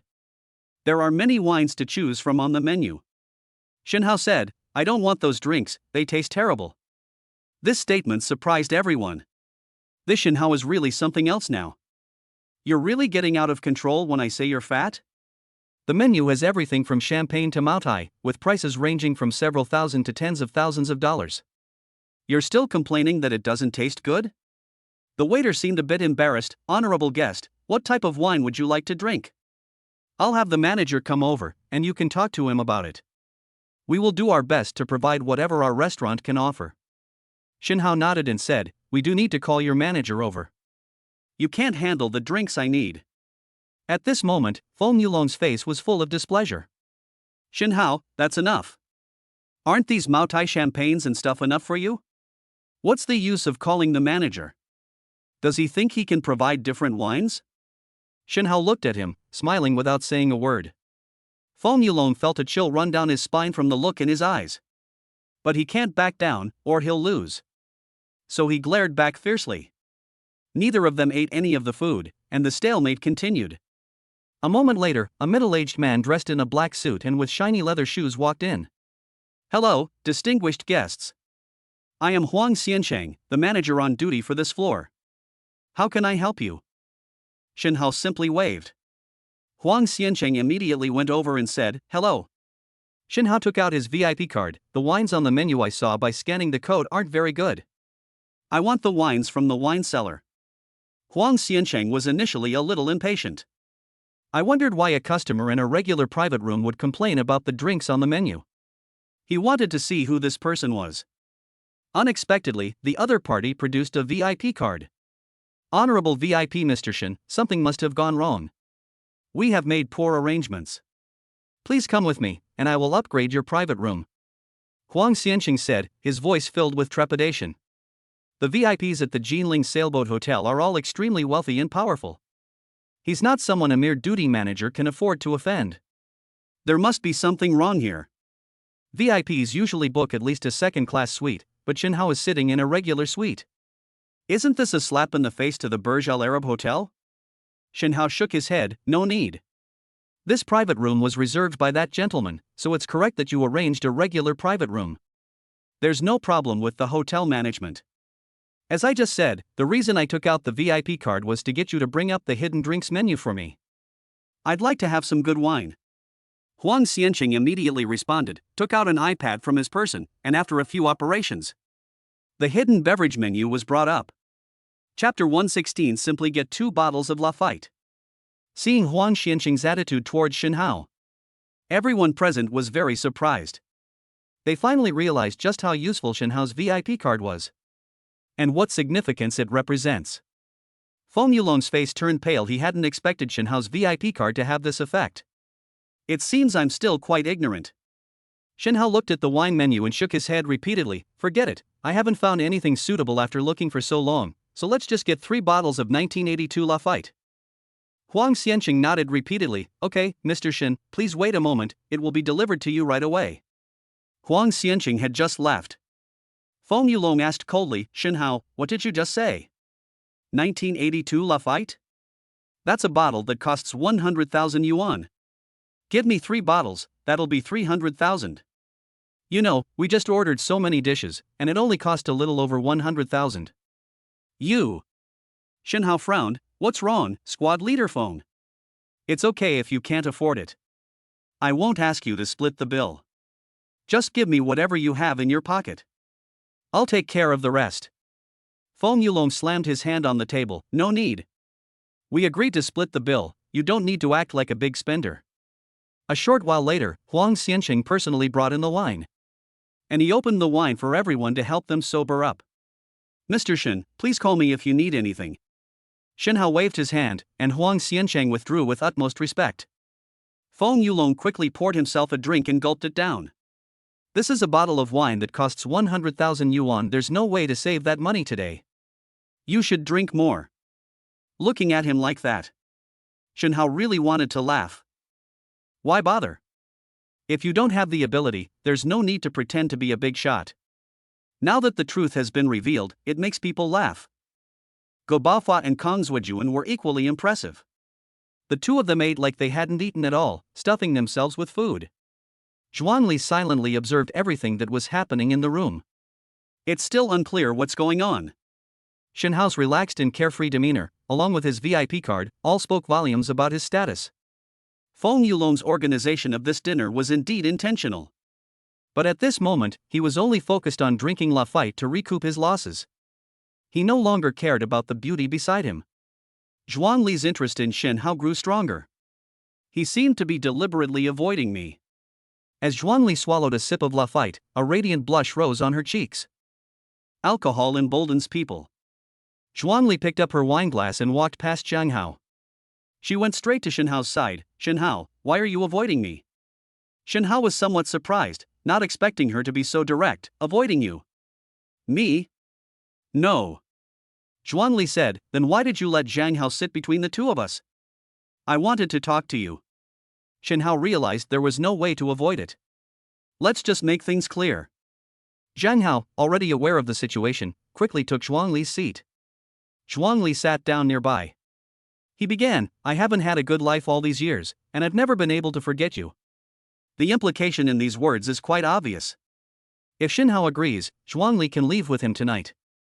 Shinhao took out his phone and turned on the screen. A photo of Su Qingwan holding a cute baby appeared before Zhuangli's eyes. Zhuangli was somewhat surprised. What, do you mean? I'm doing pretty well. This is my wife and 2 daughters. Zhuangli was very clear-headed. She immediately said, that's impossible. You never dated anyone in college. These 2 little girls are almost 5 or 6 years old. How could they be your women? You wouldn't accept both of her daughters just to marry this rich woman, would you? If that's really the case, then I look down on you, Shinhao. Shinhao was somewhat surprised, not expecting Zhuangli to think that way. He explained, that's not how it is. These 2 are my biological daughters. It's true that I had something with their mother back in college. Zhuangli's face was filled with disbelief. When I was in college, you kept saying you weren't interested in women and that you wanted to focus on working part-time to earn money. That was all a lie. After saying that, Zhuangli angrily picked up her bag, turned around and left.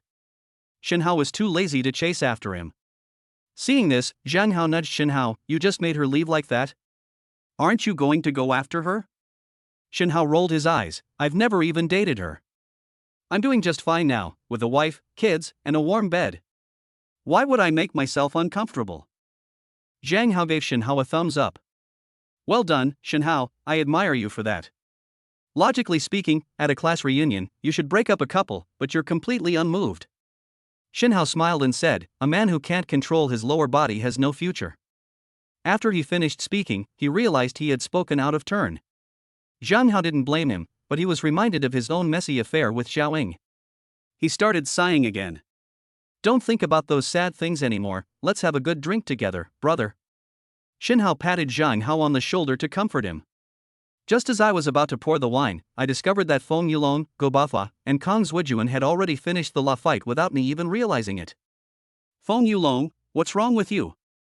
Have you never had a drink before? Eat some food. Shenhao was quite dissatisfied, pouring a glass for each of them. Feng Yulong is over there chugging straight from the bottle. Feng Yulong had drunk a bottle and was already slightly tipsy. He retorted angrily, it's all because you're trying to act like a big shot, insisting on ordering that damn fight. I'm not going to let you rip me off. Since we're splitting the bill, of course I'm going to take a cut. You better not be unable to come up with the money later, or you'll be in big trouble. Shenhao was too lazy to pay him any attention. That's all the character this person has. He wanted to show off by treating everyone, but ended up making things so embarrassing over a matter of a few 100,000 yuan. Shenhao immediately summoned Huang Xiansheng. Manager Huang, could you please bring me 2 more bottles of Lafite and settle the bill at the same time? Upon hearing that Shenhao wanted 2 more bottles, Feng Yulong visibly lost his footing. But he still persevered. Shenhao, what do you mean? You don't need to pay it yourself, we'll split the bill 50-50. Looking at Feng Yulong's slightly trembling hands, Shenhao knew that the amount to be paid this time was beyond Feng Yulong's means. Shenhao didn't call him out on it. I'll settle it first, and you can transfer the money to me later. As they were talking, Shenhao had already handed over his VIP card. This card not only showcases the visitor's VIP status, but it can also be used to store money. Huang Xianqing swiped his card and left. Seeing that Shenhao had already paid the bill, Feng Yulong knew that he had really bitten off more than he could chew this time.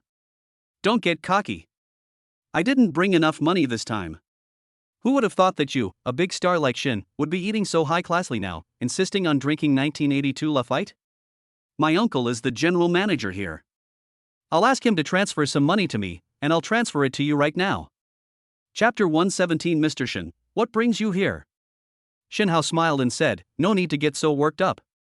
It's fine if you don't want to pay a single penny. I'll treat you to this meal. Feng Yulong's face was bluish-black. He carefully calculated that he only had about 50,000 yuan with him. Originally, Shenhao and I were really going all out on ordering food, but we only managed to order the 100,000 yuan bonus. He split the money in half, and his money was just enough. To his utter surprise, Shenhao pulled this stunt, ordering several more bottles of Lafite worth tens of thousands of yuan. This was completely beyond Feng Yulong's spending power.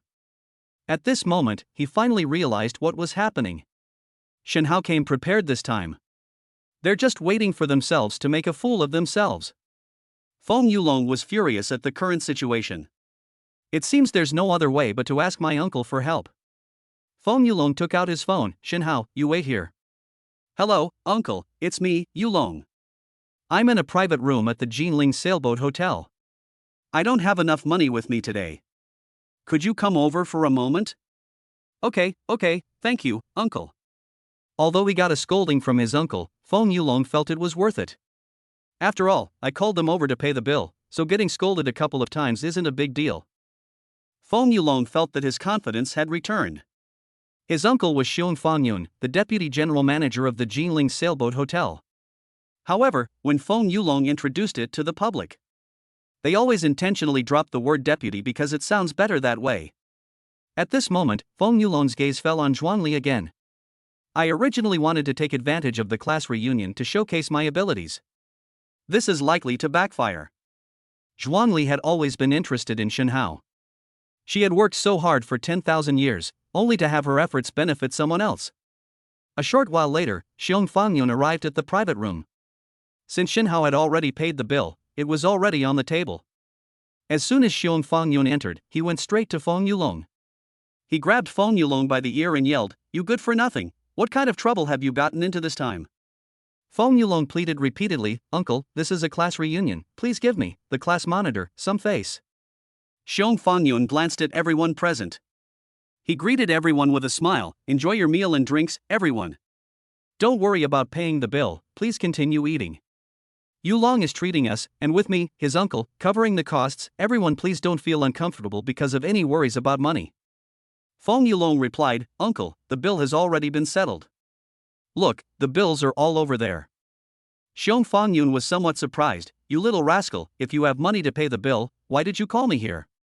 "Your uncle is the general manager, there are so many things to do throughout the entire hotel that need my attention." As he spoke, Xiong Fangyun slapped Feng Yulong on the head. Feng Yulong rubbed his head and said, "Because I ate too much at today's meal, I split the bill with a classmate. We each paid half, and he paid first.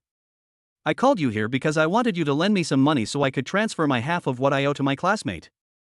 Xiong Fangyun nodded, "You did the right thing. You're a smart kid."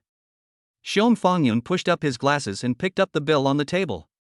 He was shocked when he saw the total amount of 570,000. He almost picked up the glasses in my hand and smashed them. "Feng Yulong, what kind of delicacies did you eat? You can spend 570,000 yuan on one meal." Xiong Fangyun was furious. They wished they could throw Feng Yulong off the 18th floor. Smash him into a meat patty. Feng Yulong's eyes showed considerable fear. "Uncle, don't blame me. Actually, the initial order was less than 100,000 yuan, which I could afford myself." Who knew that Shen Hao disliked the wines on the menu and took out the VIP card of the rich woman he was dating, so he asked Huang Xianqing to get him wines from the hidden menu. A total of 5 bottles of 1982 Lafite. Xiong Fangyun is no fool to have risen to the position of deputy general manager of the Jinling Sailboat Hotel. He keenly realized that Feng Yulong had been set up. They deliberately wanted to embarrass him. The other party must have come prepared, being able to come up with 570,000 in one go. Who carries so much money around all the time? Eat gold. However, Feng Yulong and Shen Hao ate with the other classmates. The two agreed to split the bill, and Feng Yulong couldn't avoid it. But the name Shen Hao sounds familiar. Xiong Fangyun stopped thinking about it and walked towards Shen Hao with a smile. When Xiong Fangyun first came in, his attention was focused on Feng Yulong. I didn't notice the other people in the private room. At that moment, he walked in and saw Shen Hao's face clearly. His expression immediately became respectful. "Mr. Shen, what brings you here? Now I remember, isn't this Shen Hao the real big boss behind the Jinling Sailboat Hotel? Moreover, he recently starred in the movie Mars, and he's incredibly popular." Xiong Fangyun wished he could slap himself twice. Shen Hao said, "Your surname is Xiong, right? We met once before at a company executive meeting. When did you get promoted to general manager? Aren't you the vice president?" Although Su Qingchen rarely manages the specific affairs here now, Little Bear, I am not very satisfied with your approach. Xiong Fangyun kept his head down, like a chick pecking at rice. Feng Yulong was dumbfounded. His uncle, who was second only to the emperor, was actually bowing and scraping before Shen Hao. This is impossible. Moreover, Shen Hao seemed to have a disdainful expression. It seems that Xiong Fangyun was nothing more than a minor, dispensable character in his eyes. My uncle, Xiong Fangyun, is the most successful person in the whole family. If that's really the case, Shen Hao's background and identity are beyond Feng Yulong's imagination. His assets are probably more than the combined assets of Feng Yulong's entire family. Compared to others, the Feng family is nothing more than a tiny speck on the ocean. How ridiculous Shen Hao must have found his previous arrogance and domineering behavior. Feng Yulong originally thought that Shen Hao was in front of him. It's nothing more than a pig putting a scallion in its nose and pretending to be an elephant. Who knew it really was an elephant? It wasn't just any elephant, it was a prehistoric mammoth. At this moment, Shen Hao also spoke up. "All right, Feng Yulong, we've been classmates, so let me treat you to this meal. Your uncle, Xiao Xiong, is a senior executive, but if you don't count the year-end bonus, his monthly salary is only tens of thousands. This one meal of yours will wipe out your uncle's entire year's salary. Having said that, Shen Hao didn't bother to stay any longer. He and Zhang Hao were already quite drunk. The two decided to find a place to talk privately. Before leaving, Shen Hao patted Feng Yulong on the shoulder twice. In the future, when you're out and about, don't be so arrogant. It's better to be more low-key, you know? Chapter 118 Shen Hao, you're a stock market genius. Feng Yulong was quite displeased with Shen Hao's lecturing tone. His face was full of hostility, and he was about to slam his fist on the table and stand up. In the blink of an eye, I saw Xiong Fengyun's face full of anger. The uncle's eyes seemed to say, "You haven't caused enough trouble today. Wait till we get back and I'll teach you a lesson. This is the real owner behind the Jinling Sailboat Hotel. Who do you think you are, Feng Yulong?" In the end, Feng Yulong calmed down. He chuckled twice and said, "Mr. Shen, I understand. Thank you for your guidance. Everyone, please eat whatever you like. I've already paid the bill. If you need anything, just call Xiao Xiong." Shen Hao waved and left the private room with Zhang Hao. As soon as Shen Hao left, the private room erupted in chaos. Nia Fengxia pulled Xiao Xiaoyu aside, and the two of them whispered loudly. "Xiaoyu, I never imagined Shen Hao was so rich and had such a big ego." Xiao Xiaoyu watched Shen Hao's departing figure with her beautiful eyes. "Yeah, I originally thought that class monitor Feng Yulong was a rich and handsome man, but I didn't expect him to be a fake. He's not even a copper zinc alloy, let alone 999k pure gold. He's just a pretty face with no substance, a complete idiot." Nia Fengxia couldn't help but laugh when she heard this amusing analogy. "You have such a sharp tongue." Unable to stay any longer, Feng Yulong turned and left. Only 7 people remained in the private room. Feng Yulong's 2 henchmen also stayed behind. They were busy continuing to enjoy their meal. After all, they couldn't eat such good food every day. Feng Yulong only had a little money, and most of the time, he would take them to small, unassuming restaurants on the roadside. Since they've finally come to such a high-class hotel, the two of them are determined to eat their fill. Zhuang Li's eyes, however, were rather dim. She had already been explicitly rejected by Shen Hao. Moreover, Shen Hao is married and has children. I thought I could try to steal him away. Who knew that he would become such a wealthy man? I guess I'm old and faded now, and he wouldn't even look at me anymore. Shen Hao and Zhang Hao both drank alcohol. It's also not easy to drive there. The two then took a walk and came to the river embankment. We talked for a long time. Zhang Hao is Shen Hao's true brother. Although he was very curious about how Shen Hao had built such a large fortune from scratch in just a few years. But he ultimately held back. After all, even the best of friends. Once a conflict of interest arises, the friendship between the two will inevitably sour sooner or later. At that point, we won't even be able to be friends anymore. The two talked about reminiscing about the past. On one hand, they talked about Shen Hao's family, mainly his 2 lovely daughters, Tuanchuan and Yuan Yuan. On the other hand, they talked about Zhang Hao's romantic relationships. Shen Hao offered him advice on what to do next. Shen Hao had a very low opinion of Xiaoying. He's the kind of person who would constantly sell himself out for personal gain. Such a person isn't worth getting close to. Even if she is in tears and crying in front of you, you cannot believe a single word she says. This kind of woman, when things are good, will serve you and go along with you, making you feel that even the emperor's life is nothing more than this, but once she bares her fangs, that will leave you battered and bruised, and if you're unlucky, you might even lose half your life.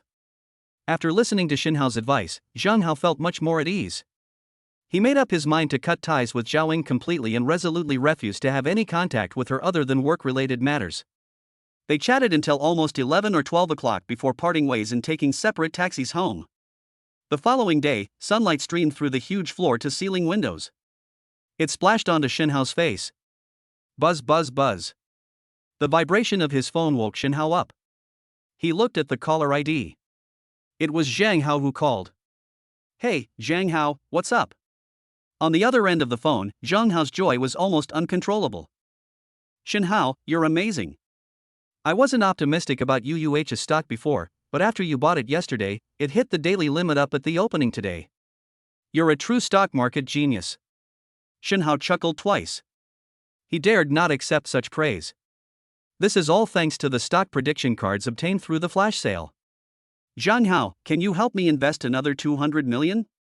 I'm optimistic about UUH stock, I feel it can still rise. Zhang Hao was somewhat surprised. Shen Hao, you've already made quite a bit of money. Why don't you take your profits and run? I'll help you sell everything at the peak. Why are you adding to your position? No need to sell. Continue to add to your position, but wait a little while. When the price pulls back today, add to your position at the low point. Trust my judgment, Shen Hao said. Since Shen Hao insisted, Zhang Hao didn't say anything more. After all, this money belongs to Shen Hao. He's just a stockbroker. Even after hanging up the phone, Zhang Hao was still quite excited. He remembered the question from last night. How did Shen Hao amass such wealth in just a few years? As an ordinary person, Zhang Hao naturally never imagined that a system could exist in this world. Therefore, his first reaction was to immediately pinpoint the source of Shen Hao's wealth to the stock market. Now, Zhang Hao was witnessing the same scenario where Shen Hao's purchases immediately lead to price increases. Zhang Hao sensed that a tremendous opportunity was about to appear before him. He went straight to the bank, ready to withdraw the 500,000 yuan he had painstakingly saved over the years. Take a gamble, and you might just turn a bicycle into a motorcycle. Zhang Hao made a decision. This time, he would follow Shen Hao's investment strategy and buy UUH stock. Upon entering the company, in the elevator, Zhang Hao ran into Zhao Ying again. There were only two people in the elevator.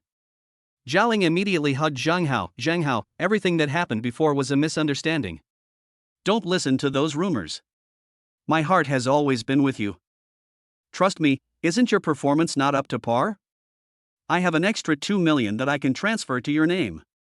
I guarantee you'll meet your performance targets and won't be forced to quit this month because of it. Zhang Hao's eyes were filled with nothing but indifference. He coldly pushed Zhao Ying away and straightened his tie. Please show some respect. I have nothing to do with you. Besides, who told you my performance is not good enough? The amount of money that has entered the stock market through my hands has far exceeded your imagination.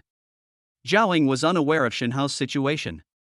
She thought Zhang Hao was just saying those hurtful things to reject her.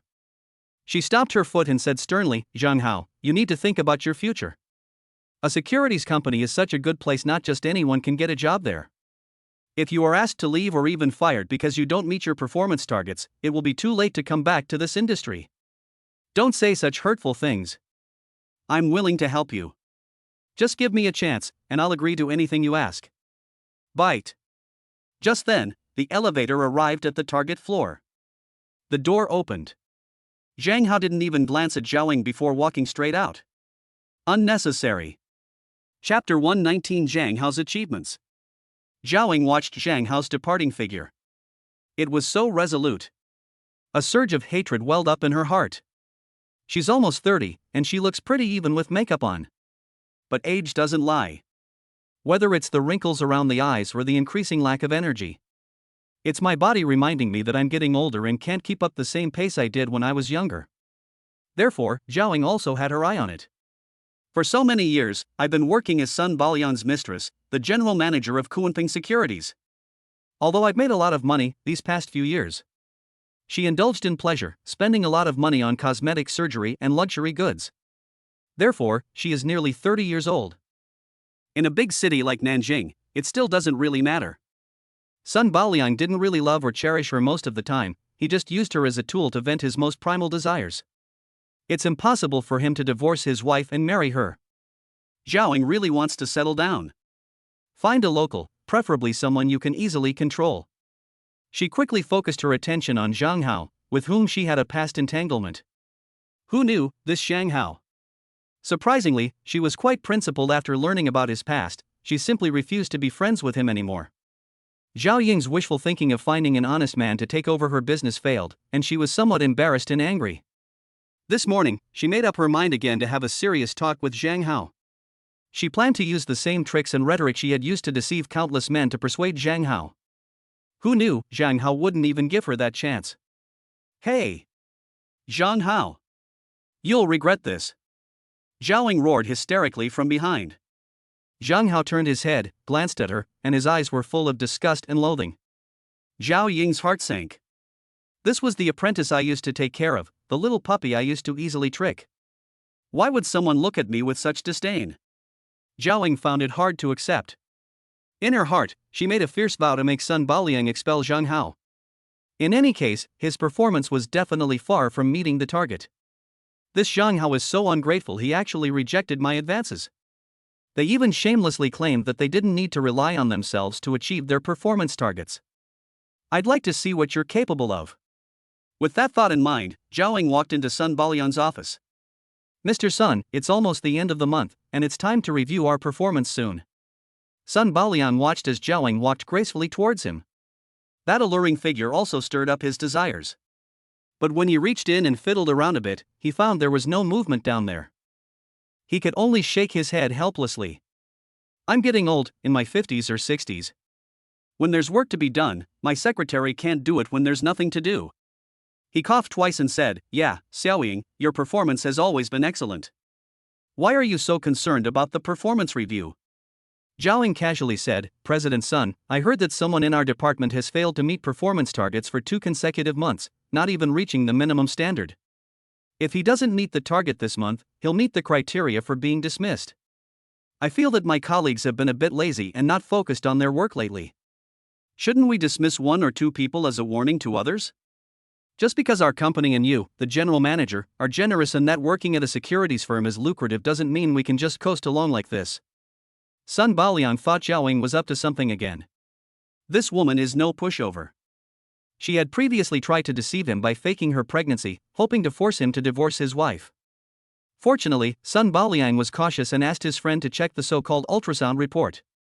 It turns out that Zhao Ying found the picture online and photoshopped it herself. This made Sun Baoliang gasp in shock, and he couldn't help but think that this woman was no good person. From then on, Sun Baoliang also intentionally distanced himself from Zhao Ying. Another reason is that Sun Baoliang is getting old and his health is deteriorating day by day. I have the desire, but I no longer have the ability. It's not worth it to just touch her a couple of times and then give Zhao Ying a lot of resources. I thought Zhao Ying was going to pull some kind of trick this time. Unexpectedly, she said. That makes sense and is based on evidence. Sun Baoliang pulled up a summary chart of everyone's performance. Xiao Ying, your suggestion is absolutely right and necessary. Let me see who is failing to meet the performance standards. If they have indeed failed to meet the minimum performance standards for 3 consecutive months, I will definitely fire them. Zhao Ying scrolled directly to the last column according to the alphabetical order of her name. Pointing to Zhang Hao's name. Mr. Sun, this is Zhang Hao. Including this month's performance which is about to end, he has been unqualified for 3 consecutive months. Then, Zhao Ying stopped mid-sentence. She herself stopped as well. Sun Baoliang looked at him with suspicion. Xiao Ying, your news seems a bit outdated. I think Zhang Hao's performance this month is pretty good. On the computer screen, Zhang Hao's performance over the past 3 months was clearly displayed. They are 170,000, 110,000, and 220 million this month. This is impossible. Zhao Ying covered her mouth and couldn't help but exclaim in surprise. Even at the lowest commission rate, Zhang Hao's income this month still exceeded 200,000 yuan. That's absolutely outrageous. No wonder Zhang Hao looks down on me now and says he doesn't need my help. The amount of funds that Shen Hao currently manages far exceeds that of Zhao Ying.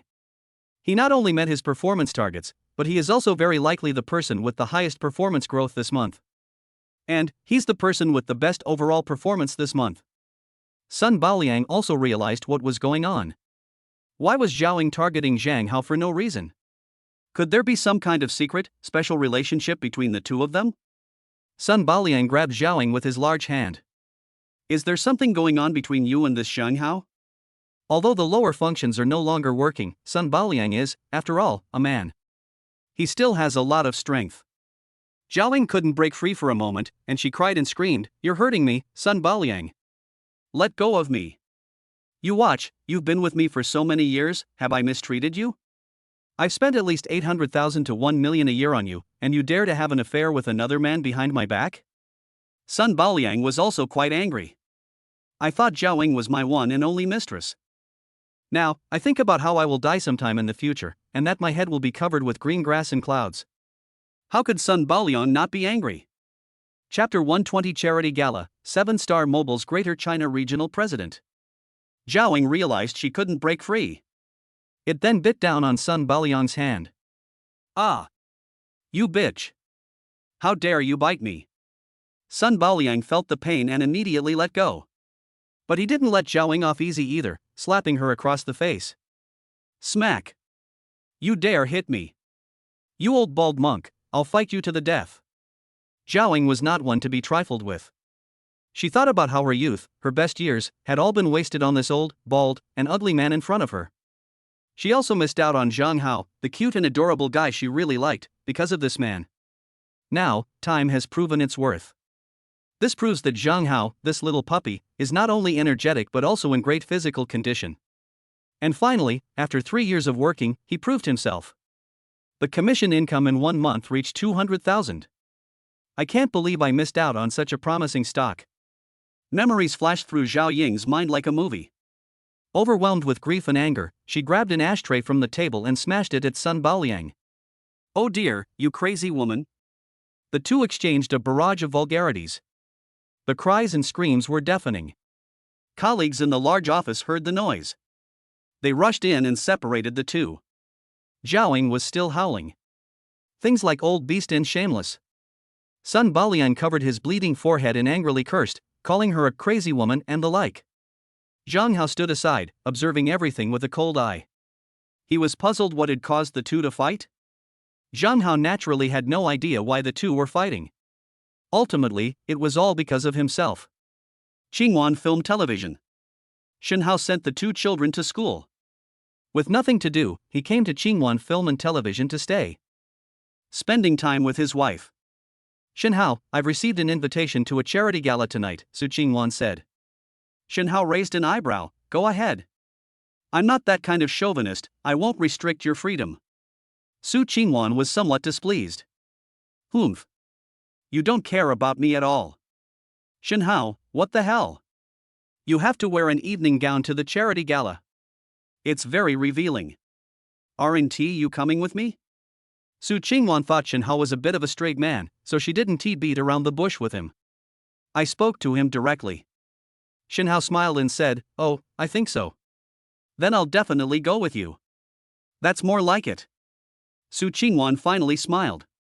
After tidying up, Su Qingwan changed her clothes and drove directly to the Jinling Convention and Exhibition Center. At the party, Shen Hao and Su Qingwan also saw many familiar faces. Today, Su Qingwan wore a black evening gown. It accentuated her figure perfectly. She exudes a queen-like aura. Very imposing. Wang Huiyuan and other prominent figures from Nanjing also attended the event. However, surprisingly, the Su family did not send anyone. Shen Hao wasn't too concerned, after all, he wasn't afraid of even the Yi family from Shanghai behind the Su family. Brother Shen Hao, Wang Huiyuan greeted him as he approached. Brother Huiyuan. The two nodded in greeting. Miss Su Qingwan, you look absolutely stunning today, Wang Huiyuan couldn't help but exclaim. Brother Shen Hao, you are truly enviable. When Shen Hao heard others praising Su Qingwan, he responded with a smile. Shen Hao, tell me the truth, did you enjoy the bliss of having multiple wives? Wang Huiyuan pulled Shen Hao aside. She started whispering in his ear. Shen Hao replied, oh my, what do you mean by having 2 wives? You're kidding me, I can't even imagine it. Wang Huiyuan looked incredulous. With your abilities, I don't think it should be a problem. Men with money tend to go bad, you know. Shen Hao shook his head, that's you guys, I'm different. Brother Shen Hao, I'm a little skeptical, Wang Huiyuan said with a wicked grin. After all, Su Qingwan and Su Qingchen are twins. This is something many men dream of. Shen Hao's expression immediately turned serious. Brother Huiyuan, you can't joke like this with me anymore, or we'll be finished as friends. Wang Huiyuan never expected that Shen Hao would take marriage and relationships so seriously.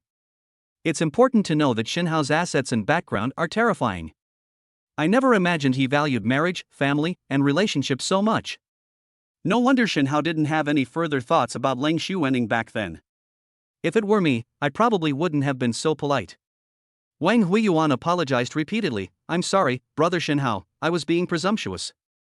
When the charity gala starts in a little while, if there's anything you like, I'll buy it for you as an apology. Shen Hao shook his head, that's not necessary. I said goodbye to Wang Huiyuan. Shen Hao also stayed with Su Qingwan, drinking champagne throughout the party. Get to know big names in all walks of life. Their business is now quite large. Xinghuan Film Television has become one of the top film and television companies in the Jiangnan region. They have successively developed 2 blockbuster hits, a variety show and a movie. Many big names collaborate with him to promote their favorite newcomers. Xinhao's Jinling Sailboat Hotel has long been the top choice for business banquets in the Jiangnan region. The two of them naturally need to make more connections and build up their network. I believe that in a few years, Xinhao will be able to create another 5th largest family in Jinling. The Xin family of Jinling. Just then, a short man walked straight over. "Beautiful lady, if you don't mind, would you like to dance with me for a while?" Xinhao was a little annoyed. "Are you blind? Can't you see anyone around Su Qingwan?" They even dared to openly try to snatch people away. Su Qingwan shook her head and refused directly. "I'm sorry, this is my husband. I won't dance with anyone else but him." As she spoke, Su Qingwan leaned her head closer. Xinhao also made no attempt to be polite, asserting his dominance with an air of authority. He left a kiss on Su Qingwan's red lips. Su Qingwan has always been excellent at maintaining appropriate boundaries in her interactions with men and women. Her thoughts were entirely focused on her 2 daughters and Xinhao. She wouldn't even glance at other men. Even at a charity gala, Su Qingwan insisted on having Xinhao accompany her, acting coquettishly. This is absolute loyalty. Xinhao's earlier statement that he would let her go didn't mean he didn't care. Rather, he had absolute trust in Su Qingwan. The short man was clearly displeased. Not only did they reject me, but they also flaunted their relationship in front of me. However, he still maintained good manners and did not lash out directly. It was my presumption. My name is Jin Weihan, and I am the president of the 7-Star Mobile Greater China region. Korean? Xinhao was somewhat surprised. Surprisingly, this person who speaks fluent Mandarin is not from Bactria. Chapter 121 Head-to-Head, Yifan. Xinhao stroked his chin. His stubble has grown back again. He really liked the feeling of friction. It made him feel refreshed. "We're not interested in who you are," Xinhao said, standing in front of Su Qingwan. He was already tall. This completely cut off Kim Weihan's view. Jin Weihan looked displeased. "Sir, I was greeting the lady behind you." "You don't need to be so forceful, do you? I have long heard that your great Xia kingdom is a land of etiquette, but today I see that it is nothing special." Xinhao sneered. "We are a nation of etiquette, and we value reciprocity. If the other party is polite, we, the people of Great Xia, will reciprocate. Your behavior makes you unworthy of our polite treatment." "You." Jin Weihan's face darkened. It's about to flare up. Just then, an old face appeared and blocked Jin Weihan's way. "Mr. Jin, please calm down." A familiar voice appeared. Looking at this elegant young man in a suit and tie, Xinhao narrowed his eyes. The person in front of him was Yifan, whom he had crippled and who would never be able to practice martial arts again. "Young Master Yi, it's been a long time. How are your injuries?" A hint of resentment flashed deep in Yifan's eyes. After his last encounter with Xinhao, he was seriously injured, and his path in martial arts was cut off. He naturally wouldn't be the heir to the Yi family. However, he was, after all, the legitimate son of the Yi family patriarch. Even if he cannot achieve anything in martial arts, he can still serve as the next head of the Yi family. The Yi family still provided him with ample business resources. This would allow him to rise to the upper echelons of society. This time, the Yi family even contacted the 7-Star Group. Both parties have reached a cooperation agreement. Jin Weihan, the president of the Daxia region of 7 Stars Mobile, became a close friend of Yifan. The two of them are now on the same page, sharing weal and woe. They're in the same boat now. Jin Weihan was a newcomer to Jinling City. Naturally, they would have to rely on the Yi family, who had been cultivating the Jiangnan region for many years, and Yifan. Therefore, he was still willing to listen to what Yifan said. He didn't say anything more. A flash of resentment crossed Yifan's eyes. Those who achieve great things must endure what ordinary people cannot. "Mr. Xinhao, don't worry about me. I've almost fully recovered and can live a normal life now." Xinhao curled his lip. "You're really lucky to be alive." He then brought his mouth close to Yifan's ear and whispered something. "I don't know what plans your Yi family has, or why you've come to Jinling again. I don't care who this short guy next to you, Jin Weihan, is. In short, Nanjing is my home ground now." Even if you're a dragon, you have to coil up. Even if you're a tiger, you have to cower before me. If you dare to make a move on my wife again, or if my company suffers any losses, I'll come after you first. Such domineering words came directly from Shen Hao's mouth. They weren't going to give Yi Fan even the slightest bit of face. Yi Fan's gaze was also as gloomy as water. Shen Hao, don't push your luck. I'm just doing business normally. If our industries are similar, competition is inevitable. If your company is poorly managed, profits decrease, or you even go bankrupt, what does that have to do with me? Or, you're currently too prominent. Not only are you worth billions, but you're also a nationally renowned celebrity. There will always be people targeting you, and other martial artists might try to ambush you. What does that have to do with my Yi family? Do you really think that by unifying the martial arts world of Jinling and rebuilding the Heroes Association, you are the overlord of Jinling City, both openly and secretly? Even if you rule as king, you can't leave the rest of us no way to survive. Shen Hao shook his head. No, this is the 21st century now, a new society. There's no such thing as being a king or a hegemon. I, Shen Hao, am just an ordinary, law-abiding citizen of the Great Xia Kingdom. Don't slander a good person. I would never do anything wrong. Yi Fan was also furious. Then why did you say so many things that were directed at me and our Yi family? Shen Hao smiled broadly. By the way, you finally noticed. I, Shen Hao, don't like to solve problems with my fists. I will compete fairly with everyone else, according to the rules of business. But you, Yi Fan, are different. I'm going to target you.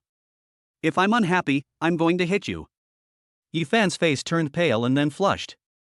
Shen Hao, aren't you afraid of retaliation from the Yi family? Shen Hao smiled. I've turned your Yi family's youngest and most promising young master into a cripple who can't practice martial arts. Where is your Yi family's revenge? Oh, I remember now, you sent two lowly, insignificant people to deal with me? And then what was the result? After realizing that I had completely counterattacked and killed you, your Yi family chickened out and directly tied up the leader of the Blood Blade Society and handed him over to me for punishment. You, young Master Yi Fan, are you really not going to become a complete cripple, lying at home, oblivious to everything around you, and only studying the classics? You really didn't know any of these things?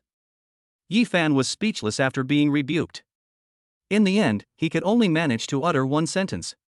You can target me, but Mr. Jin Weihan is from the 7-Star Group. Don't think that the 7-Star Group is just a mobile phone company. Its subsidiaries cover real estate, chips, pharmaceuticals, medical care, chemicals and many other fields. Its output and GDP account for 25% of Korea's total, making it a truly behemoth multinational corporation. Mr. Jin Weihan is the president of the 7-Star Mobile Greater China region. His status is not something that ordinary people can touch. Shen Hao was somewhat surprised. Are you threatening me, or are you kindly reminding me? Yi Fan turned his head. It depends on what you think. Although we have a blood feud, I am powerless to take revenge now. However, I still hope that you will be strong and not be easily defeated. I don't want to see Wan Er and her 2 children suffer. Shen Hao was speechless. He thought to himself, why won't you give up? He was just about to speak, continuing to emphasize his sovereignty and telling Yi Fan to stop thinking about his wife. Unexpectedly, Su Qingwan finally couldn't hold back any longer. She threw a glass of wine directly in Yi Fan's face. Yi Fan? Aren't you disgusting? Have I had any contact with you? The only connection is that the old man of the Su family wanted me to marry into your Yi family, but I ran away from the marriage. We have absolutely no connection from beginning to end. Are you out of your mind? She keeps calling me Wan Er and even cares about whether I and my child are doing well? Whether I'm doing well or not, what business is it of yours? Chapter 122 Doing Charity. Hearing Su Qingwan's words, Yi Fan's face turned ashen, as if struck by lightning. 1. He was about to explain when Shen Hao punched him to the ground. My wife already said she doesn't know you well and told you to stop calling me Wan Er all the time. Are you deaf? Yi Fan sat on the ground and propped himself up. Jin Weihan looked at the scene before him and felt somewhat frightened. I never expected Shen Hao to act so swiftly. Everything in Goryeo was learned from Da Xia. Therefore, they also have some martial arts masters on their side. As a behemoth in Korea, Chilsong Group has naturally recruited many talented individuals. Jin Weihan has a bodyguard who is at the level of the chi refining stage. However, he believed he should be safe attending the charity gala. so I didn't bring it with me. Now that I see it, Shinhao is quite the expert. Even if I've never eaten pork, I've still seen pigs run. Jin Weihan exclaimed in relief. Thankfully Yi Fan had separated him from Shinhao. He knew that Yi Fan had practiced martial arts, although he had suffered a serious injury and his skill level had declined. However, their physical fitness and reaction speed are still superior to those of ordinary people. Unexpectedly, he was knocked down by Shinhao's seemingly ordinary punch. They had absolutely no power to resist. At that moment, Yi Fan chuckled self-deprecatingly. Su Qingwan, it seems you haven't liked me even a little bit from beginning to end. I've done so much for you, and I was even injured by your husband Shinhao. Now I've been stripped of my inheritance rights to the Yi family and can only engage in business. Do you have even a shred of pity? Could you spare even a tiny bit of your love for me? Su Qingwan rolled her eyes. Yi Fan, you're in your mid-20s, why do you talk and act like a heroine in a romance novel? Are you brain dead? Su Qingwan leaned against Shinhao's chest. You've been harassing me from beginning to end, you've had malicious intentions towards my family, and you even tried to hurt my husband.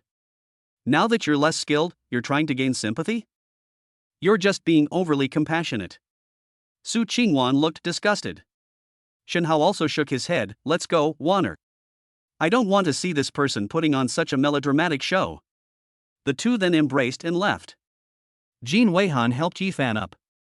Some people were quite impressed. He was not from a prominent family in Goryeo. He has sacrificed a lot to climb to his current high position. Besides dignity, it's about personality. This also includes the woman he loved most back then. The conversation between Yi Fan, Shinhao, and Su Qingwan. Although the surrounding environment was noisy, Jin Weihan only managed to hear the gist of it. However, he had already roughly figured out the whole plot. It's nothing more than a story of unrequited love. Brother Yi Fan, don't be sad. Let's go out and have some fun tonight. There are plenty of fish in the sea, why be hung up on just one? Jin Weihan patted Yi Fan on the shoulder. At this moment, Yi Fan's heart was filled with nothing but hatred. He nodded and stood up. Su Qingwan's heartlessness has caused him to begin to turn to the dark side. Now that the two of them want to make a name for themselves in Jinling City, they naturally need to make connections with the big shots in Jinling. Although both of them were of very high social standing. However, even a powerful dragon can't suppress a local snake with the help of a local bigwig, things will always go more smoothly. Throughout the evening, they began to roam around offering toasts. Jin Weihan walked ahead, while Yi Fan quietly lagged half a step behind as a sign of respect. At the same time, he took out his phone. I sent a message to that well-hidden WeChat account. Your Excellency, I am willing to join. I can accept any cost. Wang Huiyuan walked onto the stage. He cleared his throat. Distinguished guests, welcome to the Jinling Charity Gala tonight. You are all prominent figures. It is an honor to have so many distinguished guests here. On behalf of the organizer, Jinling Charity Center, please allow me to thank everyone for coming. On the stage, thunderous applause erupted. Clap, clap, clap. This charity gala has two main parts. In the first step, each child who is sponsoring our education will receive tuition and textbook fees from primary school to high school. After our calculations, it will be 300,000 yuan per person. The second part is an auction, where items donated by celebrities from various places will be auctioned off, and all proceeds will be donated. Now, let's move on to the first segment. Wang Huiyuan stepped down from the stage and began handing out microphones to the students one by one. This time, a total of 100 people were officially invited, so it didn't take much time. Everyone has a number plate. From 1 to 100. Su Qingwan's number plate was 79. Shinhao didn't come, he came with Su Qingwan. Therefore, in the first stage of adopting children for educational assistance, only one person needs to adopt the child. Okay, number 1 is me, Wang Huiyuan of Wang's Jewelry. I will take 10 scholarships. Wang Huiyuan also stepped up without hesitation and made a good start. Another round of applause erupted from the audience. Okay, number 2 is from, claimed. Number 3. Soon, they completed the entire loop. Su Qingwan also took on 30 scholarships. That's only 9 million, not a lot. Xingwan Film Television has been making a lot of money lately, so it's only natural that they should give back to society in any way they can. Wang Huiyuan had walked around once and was now sweating profusely. He returned to the stage and continued, "Thank you all very much for your support. Now I will announce the first 3 recipients of the scholarship in the first round. The first person to sponsor 66 students is Jean Weihan, president of 7 Stars Mobile. Second place, Jinling Chamber of Commerce, has sponsored 50 student aid places. Third place, Qingyuan Film and Television, Su Qingyuan and Shenhao, will each sponsor 30 scholarships. Let us sincerely thank the 3 individuals above for their strong support and generous contributions." Just then, Shenhao raised his hand. Wang Huiyuan naturally saw it. "Mr. Shenhao, is there anything else?" Shenhao asked, "Can I add more spots now?" "That as for sure," Wang Huiyuan said. "When it comes to charity, the more the better." How could anyone complain about it being too little? Additional funds can be added at any time. Shenhao nodded, "Then I'll go for 89, and take first place, which will be a contribution to Qingyuan Film and Television." "Thank you, Mr. Shenhao. I thank you on behalf of the children." At that moment, Kim Weihan also refused to be outdone. 7 Stars Mobile Phones now want to open up the Daxia market. Building brand awareness is very important. He naturally wants to compete for first place. "I will take 80 spots, Jean Weihan said calmly. 89, Shenhao said. 90. 99, Shenhao replied. 100. Kim Weihan was not intimidated at all. "Anyway, this expense is considered the group's public relations fee, so I don't have to pay it myself." His attitude was quite clear. "No matter how many you, Shenhao, claim, I'll only add 1. I'll crush you forever." However, the next second, Shenhao's words shocked everyone. Chapter 123 Crushing, Tang Dynasty imitation of the preface to the poems composed at the Orchid Pavilion. Everyone present saw that Shenhao and Jean Weihan were at odds. They all had a somewhat spectator's mentality. Of course, deep down, they still hoped that Shenhao would win. After all, Jean Weihan and some of the people present have intricate connections of interest. Shenhao was, after all, a fellow citizen of the Great Xia, while Jean Weihan was a Korean. As the saying goes, those who are not of our kind will surely have different hearts. As Shenhao and Jean Weihan continued to call out more and more scholarship slots, the number of students they were offering for financial aid kept increasing. Wang Huiyuan and other organizers of the charity gala were also quite pleased. For every additional scholarship secured, 1 more school-aged child in the entire county can receive basic education. Following the trend of Shenhao and Jean Weihan arguing upwards. This time, it was Shenhao's turn to make the announcement, and he should have announced 109 scholarship slots. Jean Weihan was also eager to try, as long as Shenhao shouted out the number 109. He immediately followed up with 110, determined to keep Shenhao firmly in the lead. Shenhao smiled slightly, raised the number plate in his hand, and shouted, 1,000 scholarships. 101. Jean Weihan had barely uttered the words when he realized something was wrong. His voice gradually faded until it was barely audible. How many did Shenhao shout? 1,000? He's gone mad. 1 scholarship is worth 300,000 yuan. If there are 1,000, that's 300 million yuan. This? There's an auction coming up later. Has Shenhao used up all the reserve funds he was preparing for the auction? Shenhao looked in Jean Weihan's direction and called out, "President Jean, why aren't you holding up the sign and continuing to shout?" Kim Weihan looked embarrassed. After all, the 7-Star Group is not his personal asset, but belongs to the Goryeo Mok family. If we were to say, the 7 Stars Group is a small empire in Goryeo. The Mu family is the royal family of the 7-Star Group. Jean Weihan was merely the head of the mobile phone business under the 7 Stars Group in the Great Xia region. At most, he was a retainer at best, a regional official. He coughed twice and said reluctantly, "Mr. Shenhao, you truly deserve to be called one of the best local entrepreneurs in Jinling. I am no match for you. 100 scholarships will be the final number for me, thank you everyone. Mr. Shin is undoubtedly the most outstanding candidate in this scholarship allocation phase." Shenhao smiled but remained silent. At this moment, Wang Huiyuan also hurriedly appeared and tried to smooth things over. "Thank you, Mr. Shenhao, and Mr. Jean from 7 Stars Mobile, for bringing the first part of our charity gala, the sponsorship of educational grants, to a small peak. On behalf of the out-of-school children from impoverished families in the Daxia area, I would like to thank Mr. Shenhao for sponsoring 1,000 educational opportunities. Mr. Shin has not only achieved outstanding success in his acting career, but he is also no less remarkable in his pure and innocent heart. Let's give a warm round of applause to Mr. Shen Hao and his wife, Ms. Su Qingwan. A round of applause erupted from the audience. The atmosphere was very lively. Wang Huiyuan was also very good at striking a balance, and moved directly to the second stage.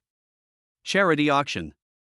All proceeds from this auction will be donated and supervised throughout the process by the Jinling Charity Center and the Jinling Justice Center. Fair, just, and transparent. Wang Huiyuan made a hand gesture. The hostess then brought up the first item for auction. Okay, here is the first item in this auction. For the items being auctioned. Naturally, a list was prepared in advance and sent to everyone attending the charity gala.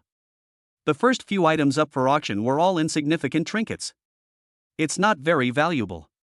Shen Hao naturally had no interest. He chatted with Su Qingwan. Shen Hao, this Yifan has been lying low for a long time, and now he suddenly reappears, this time as the president of the Daxia region with some 7 stars phone. I guess he's up to no good. Su Qingwan frowned slightly, feeling a bad premonition. Shen Hao put his arm around her. He calmly reassured her, don't worry, our companies don't have any debt. And the cash flow is very abundant. Xinguan Film Television's 2 recent investments, whether it's Dad is Amazing or the movie God of War, have yielded huge profits. I currently own the China Financial Center HFC and the Jinling Sale Hotel, both of which are net assets worth tens of billions of yuan, and their annual revenue is in the billions of yuan. As long as we act uprightly and honestly, even if Yifan has extraordinary abilities, even if he can obtain the assistance of the 7-star group and mobilize the existing business resources of his Yi family, it will be difficult for him to cause any substantial damage to us. Su Qingwan was initially somewhat uneasy. However, after listening to Shen Hao's analysis, he nodded in agreement. Yes. Shen Hao makes a good point. Judging from the current situation, Yifan has no chance to harm them. As long as Shen Hao and his wife have a strong bond and trust each other, how could they possibly overcome any obstacle? Su Qingwan immediately thought of something and asked, then, what about matters concerning the martial arts world? Shen Hao shook his head. Then you don't need to worry at all, I can handle these things. Su Qingwan pursed her lips. I trust you. Her eyes were full of love when she looked at Shen Hao. And trust. Just then, Wang Huiyuan's voice rang out again. The next item is a Tang Dynasty copy of the preface to the poems composed at the Orchid Pavilion by Wang Shiji, a great calligrapher of the Jin Dynasty. Emperor Taizong of the Tang Dynasty held him in the highest esteem and personally wrote the biography of Wang Shiji in the Book of Jin, praising him as perfect in every way. He also distributed copies of the works to his relatives and close ministers and had the original buried with him. This replica is actually an original work from that time. Although it's a replica, it's still very valuable. Starting price, 10 million. Each bid must be at least 500,000. Shen Hao stroked his chin. This calligraphy is of great value. I don't know where the organizers got them from. Just then, people started bidding. More than a dozen people participated in the competition. The price of a copy of the preface to the poems composed at the Orchid Pavilion quickly reached a high of 38 million. Su Qingwan saw Shen Hao's eager expression. He advised, Shen Hao, neither of us are people who like antiques and calligraphy, so let's not spend this money. Besides, you've already spent a lot of money in the first stage, claiming a scholarship spot. Shen Hao was about to agree. But then they saw that Jin Weihan had also made a move. Originally, I didn't want to get involved in the competition for the copy of the preface to the poems composed at the Orchid Pavilion, but since Jin Weihan has made his move, I can't just sit idly by. He's a Korean. Although what is being auctioned now is a replica, it is still a replica made by a famous magician from the Tang Dynasty. Chapter 120 For the cultural relics of the Great Xia must remain in the Great Xia. Therefore, its actual cultural value is also very high. We absolutely cannot let Jin Weihan win the bid. Fearing that Su Qingwan would think he was acting on impulse, Shen Hao explained to her why he was determined to auction this piece. Su Qingwan agreed with this suggestion. Then go ahead and bid, Mr. Shen. With your wealth, you can easily afford to bid on a couple of paintings and calligraphy pieces. Thank you for understanding, my wife. Shen Hao hugged Su Qingwan and kissed her on the cheek. Su Qingwan was a little shy, but she didn't back away. After all, Shen Hao is her husband, so there's no point in hiding from him. She simply said in a low voice, there are so many people watching, be careful. Shen Hao's face lit up with a smile. Although both of them are in their late 20s, approaching 30. And my daughter is already 6 or 7 years old and about to start elementary school. However, their relationship remained very good. It would not be an exaggeration to describe it as inseparable. I'll offer 50 million. Just then, Jin Weihan's voice rang out again. Another older gentleman, who had been competing with him, snorted coldly. It's also about giving up. A murmur of discussion arose among the crowd. What should we do? Are we just going to watch our great Xia's national treasures fall into the hands of a Goryeo person? There are still many high-value items to come, and powerful buyers don't want to lose too much of their strength in this round, so there's nothing we can do about it. Oh, what a pity. I really hope that someone will step forward and turn the tide. On stage, Wang Huiyuan was also somewhat surprised. It's surprising that Kim Wai-han, a Goryeo man, is so enthusiastic about the copy of the preface to the poems composed at the Orchid Pavilion. They've actually increased the price fivefold. The price reached a staggering 50 million. This actually surpasses the highest price previously achieved by a copy of the preface to the poems composed at the Orchid Pavilion. This was certainly beyond what most people expected. Wang Huiyuan naturally did not want to see such a cultural relic fall into the hands of Kim Wai-han, a Goryeo person. But there was nothing he could do. He could only shout, "Is there anyone else who wants to continue competing with Mr. Jin Weihan? 50 million once. 50 million twice." Wang Huiyuan was heartbroken and was about to strike the hammer. 60 million. Just then, a voice rang out, as steady as a rock. They demanded an even higher price. The entire audience gasped in surprise. Everyone is searching for someone so magnanimous. The price was raised again in one go, by as much as 10 million. It was Shin Hao. Kim Wei-han also stood up. He looked around, searching for who was opposing him. However, he was short, and after searching around, he couldn't figure out where the sound was coming from. Shin Hao laughed loudly. "Stop looking, President Jin, can't you even recognize my voice? We just went through so many rounds of shouting, vying for first place in the scholarship competition." Kim Wai-han's eyes were filled with anger. This is Shin Hao. Time and time again, they ruined my plans. Is it really that difficult for my 7 Stars mobile phone to make a splash in the Jiangnan region? If Shin Hao always manages to outdo you, it's inevitable that they'll be linked together by people with ulterior motives. Writing about 7 Stars mobile phones, it's no wonder they're the world's second largest mobile phone manufacturer. This is intolerable. Jin Weihan made up his mind that this time he would fight Shin Haogang to the end. Besides that, there is an even more important reason. His immediate supervisor. Mu Tianxing, the true head of the Goryeo 7-star group, is a fervent enthusiast of the great Xia culture. He has a particular fondness for all kinds of antiques and calligraphy in daxia. If I could get my hands on this Tang Dynasty copy of the preface to the poems composed at the Orchid Pavilion, it will surely win Mu Tianxing's favor. At that time, it's quite possible that I could take another step forward and become the Asia-Pacific president, or even the global president, of 7 Stars Mobile. Perhaps, I can even enter the true core management of the 7-star group.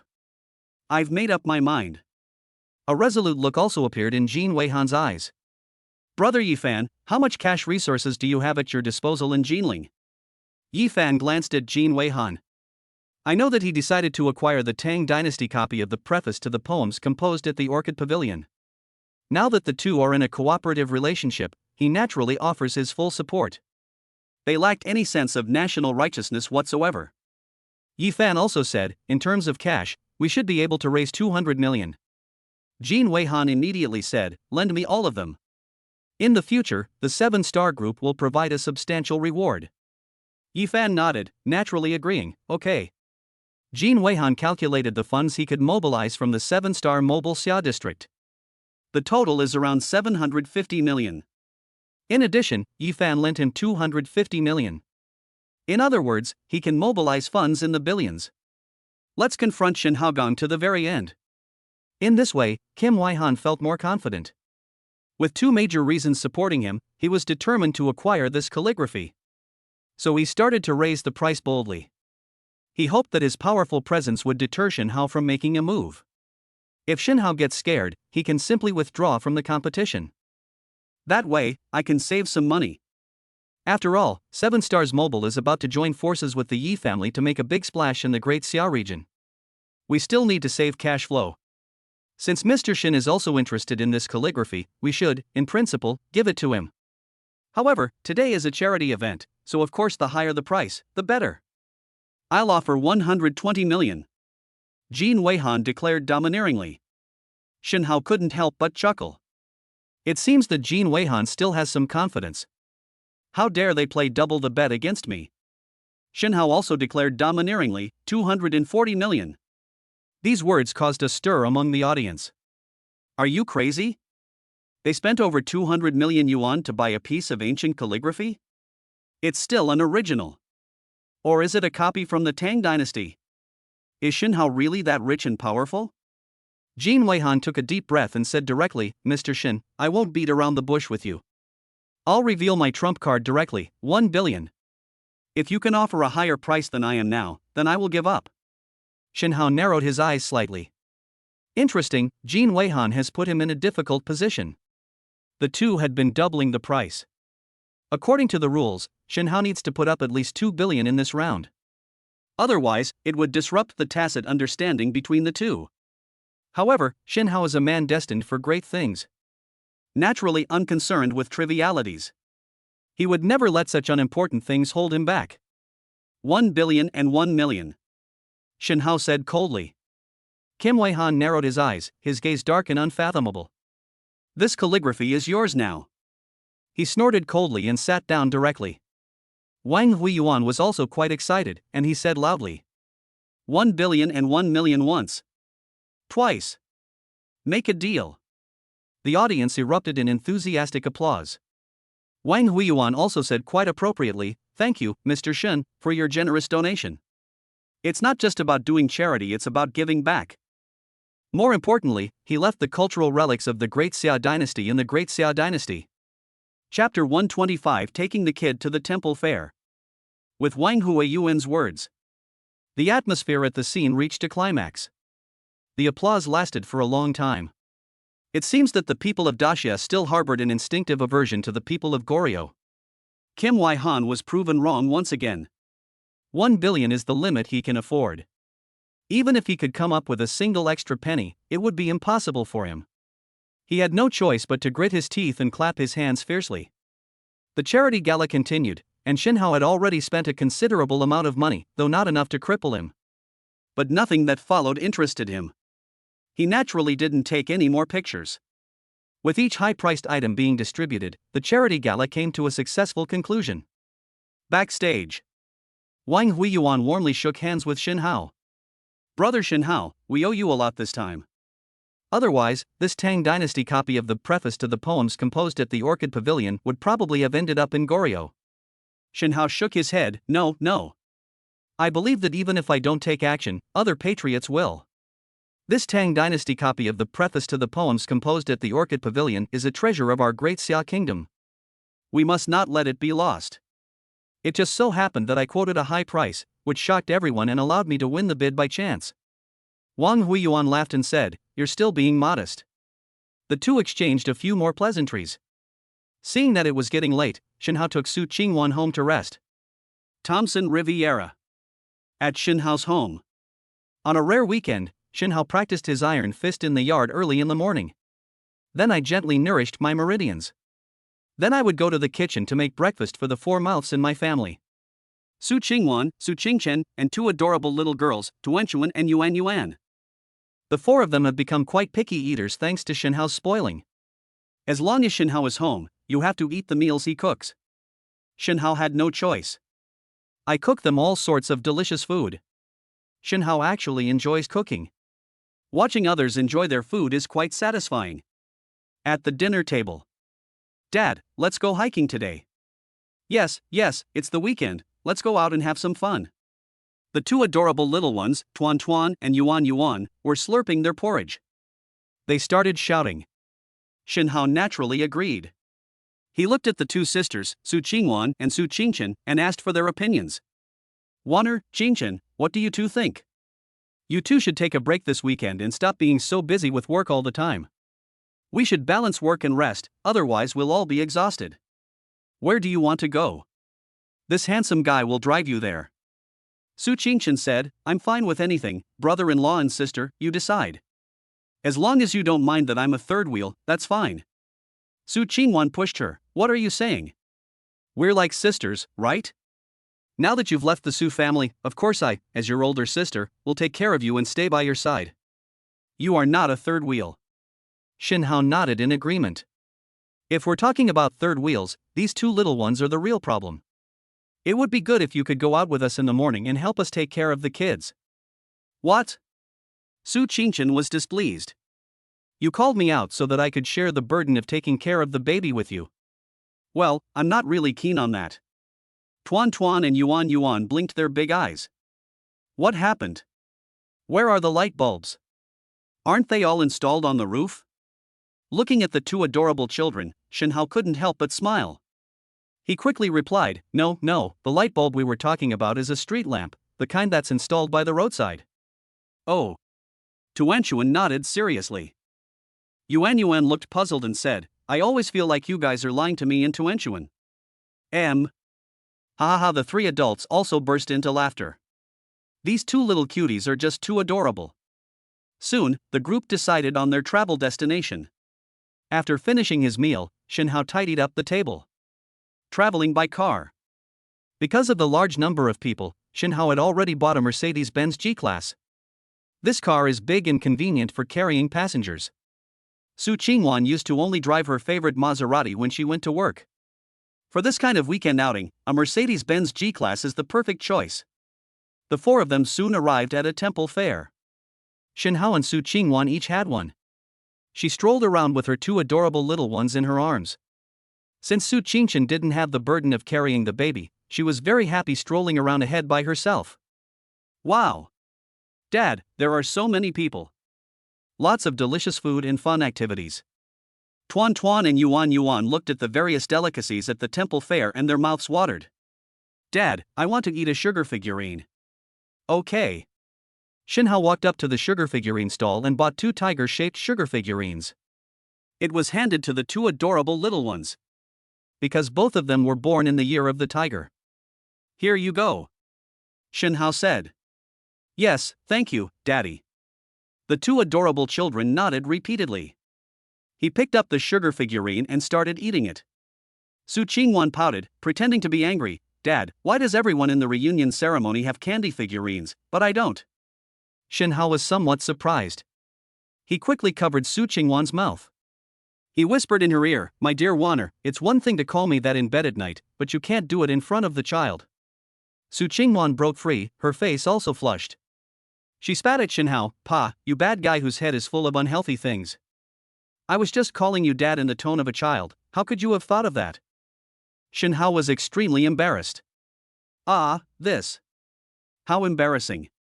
Shin Hao scratched his head, then I'll buy two more, you and Qingchen can have some too. Su Qingchen returned to the group at some point. She deliberately put on an incredulous expression. Oh my god, sister and brother-in-law, you guys are playing this big game. When I read novels before, I thought it was just a plot made up by novelists, but it turns out it's real. Good sister, your children are all so grown up, you should also be mindful of the impact and restrain yourself a bit, huh? Su Qingwan blushed as well, not expecting that Su Qingchen had heard everything. But she didn't want to admit defeat or be mocked by her younger sister, so she stubbornly retorted. What? You want to try it? Su Qingchen said, what am I supposed to try? Am I supposed to call Shin Hao dad? Shin Hao interjected with ill intent, let me state first, I can. You can? You can. The two sisters turned around and said angrily in unison. Shin Hao, I think you're asking for a beating. Without any hesitation, Su Qingwan pinched the soft flesh on Shin Hao's waist. Shin Hao cried out in pain. Oh dear, I was wrong, honey. I was just saying it offhand, just kidding. I won't do it again. You want a next time? Su Qingwan persisted, chasing after Shin Hao to pinch him again. Chapter 126, Leading by Example and Helping Others. Shin Hao begged for mercy repeatedly, and only then did he escape a terrible fate. Two adorable little ones watching their dad get hit by their mom. He couldn't help but chuckle to himself. Yuan Yuan, look at how mom hits dad.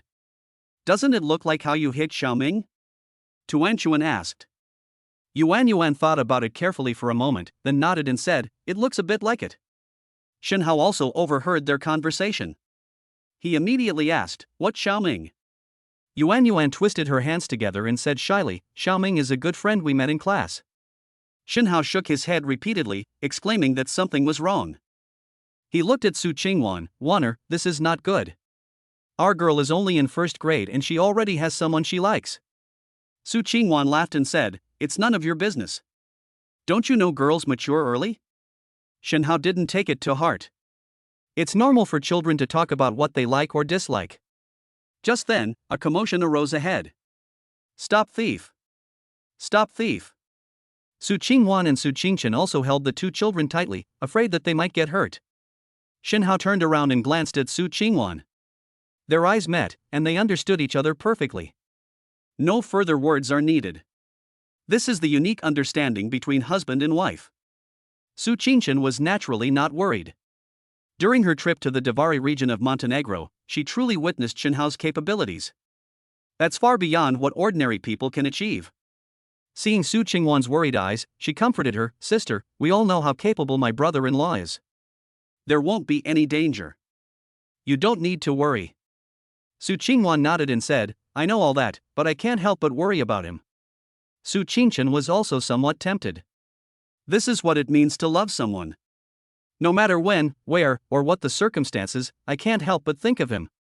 Shen Hao had already rushed to the middle of the road. He has amazing senses and excellent eyesight. From a distance, you can see it on a motorcycle. Two masked, ruthless men are rapidly approaching.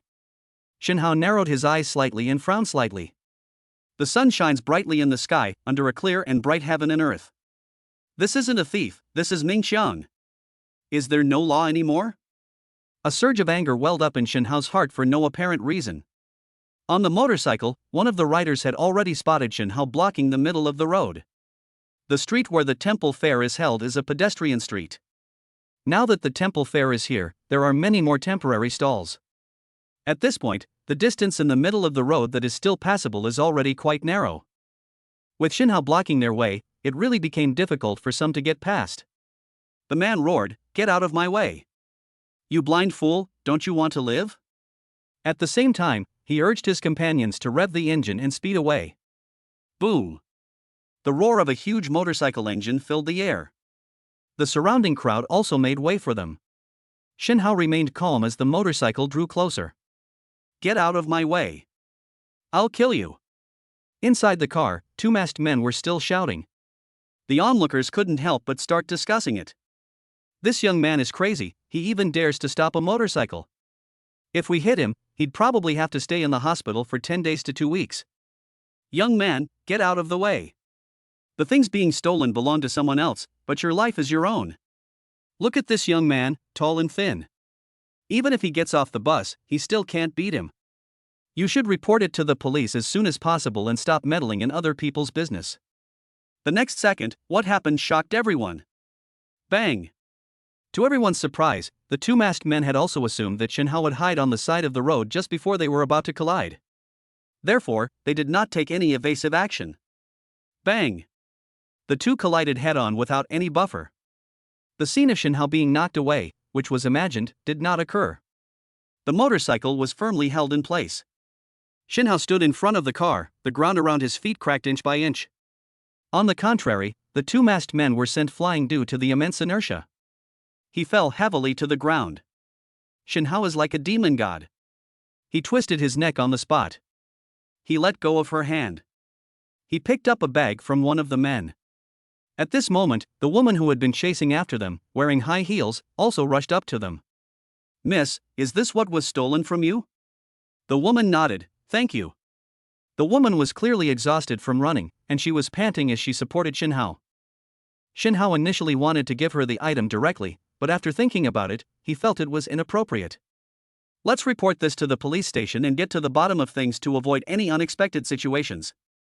Shen Hao was rather cautious. That's how he always does things. The woman was initially dissatisfied, but soon understood. "Sir, you are organized and thoughtful, so we will do as you say." At this moment, the two masked thugs slowly got up. The taller one angrily shouted, "You can't even drive a motorcycle properly, what are you doing?" He thought the reason the two were thrown off was because the driver hadn't driven properly. Because in that split second, on the faces of the two people on the vehicle, there was no indication that the reason they crashed was because Shinhao held the motorcycle down tightly, rather than being hit by a motorcycle or riding on some rock. The two men looked at Shinhao. "Hey kid, you'd better hand over the stuff right now, or you'll be splattered with blood on the spot." Shinhao didn't waste any words. I walked straight over. The short, masked man's anger surged up instantly. "Oh? You still dare to be arrogant? I'll teach you a lesson you won't forget." The tall, masked man also rushed over. Shinhao kicked each of them directly. Bang! Bang! The two masked men fell directly to the ground. She cried out, "Ouch, ouch." Soon after, the police arrived at the scene. Who reported this to the police station? A young police officer, observing the scene, had already made a preliminary judgment. The two motorcycle thieves must have crashed. Then he was subdued by the crowd present. "Me," Shinhao said. "The stolen items are mine, and these are my identification documents." The woman also took the initiative to walk over. He explained the situation to the police. The young police officer said, "All right, I understand the general situation now. Come with me to the police station." The two masked men dared not resist. The way they looked at Shinhao was filled with fear. Shinhao drove his car, following the police vehicle, to the police station. On the bus, Shinhao also took the opportunity to educate the two adorable children. Tuan tuan yuan yuan, a traditional Chinese saying. In life, when you encounter someone who needs help, you must step forward to help them. Of course, the premise is to ensure your own safety, understand? The two adorable babies nodded repeatedly. It is often said that parents are the best teachers for their children. At the same time, setting an example naturally makes one a teacher. The best educational method. Shinhao has a passionate heart. Naturally, I also want to teach the spirit of helping others to my daughter. Chapter 127, I Saved the Scientists of Great Xia. Police Station, Meeting Room. Shinhao sat down with the woman he had helped. The two waited for the police to come and take their statements. Shinhao's family members were left in the Mercedes-Benz G-Class.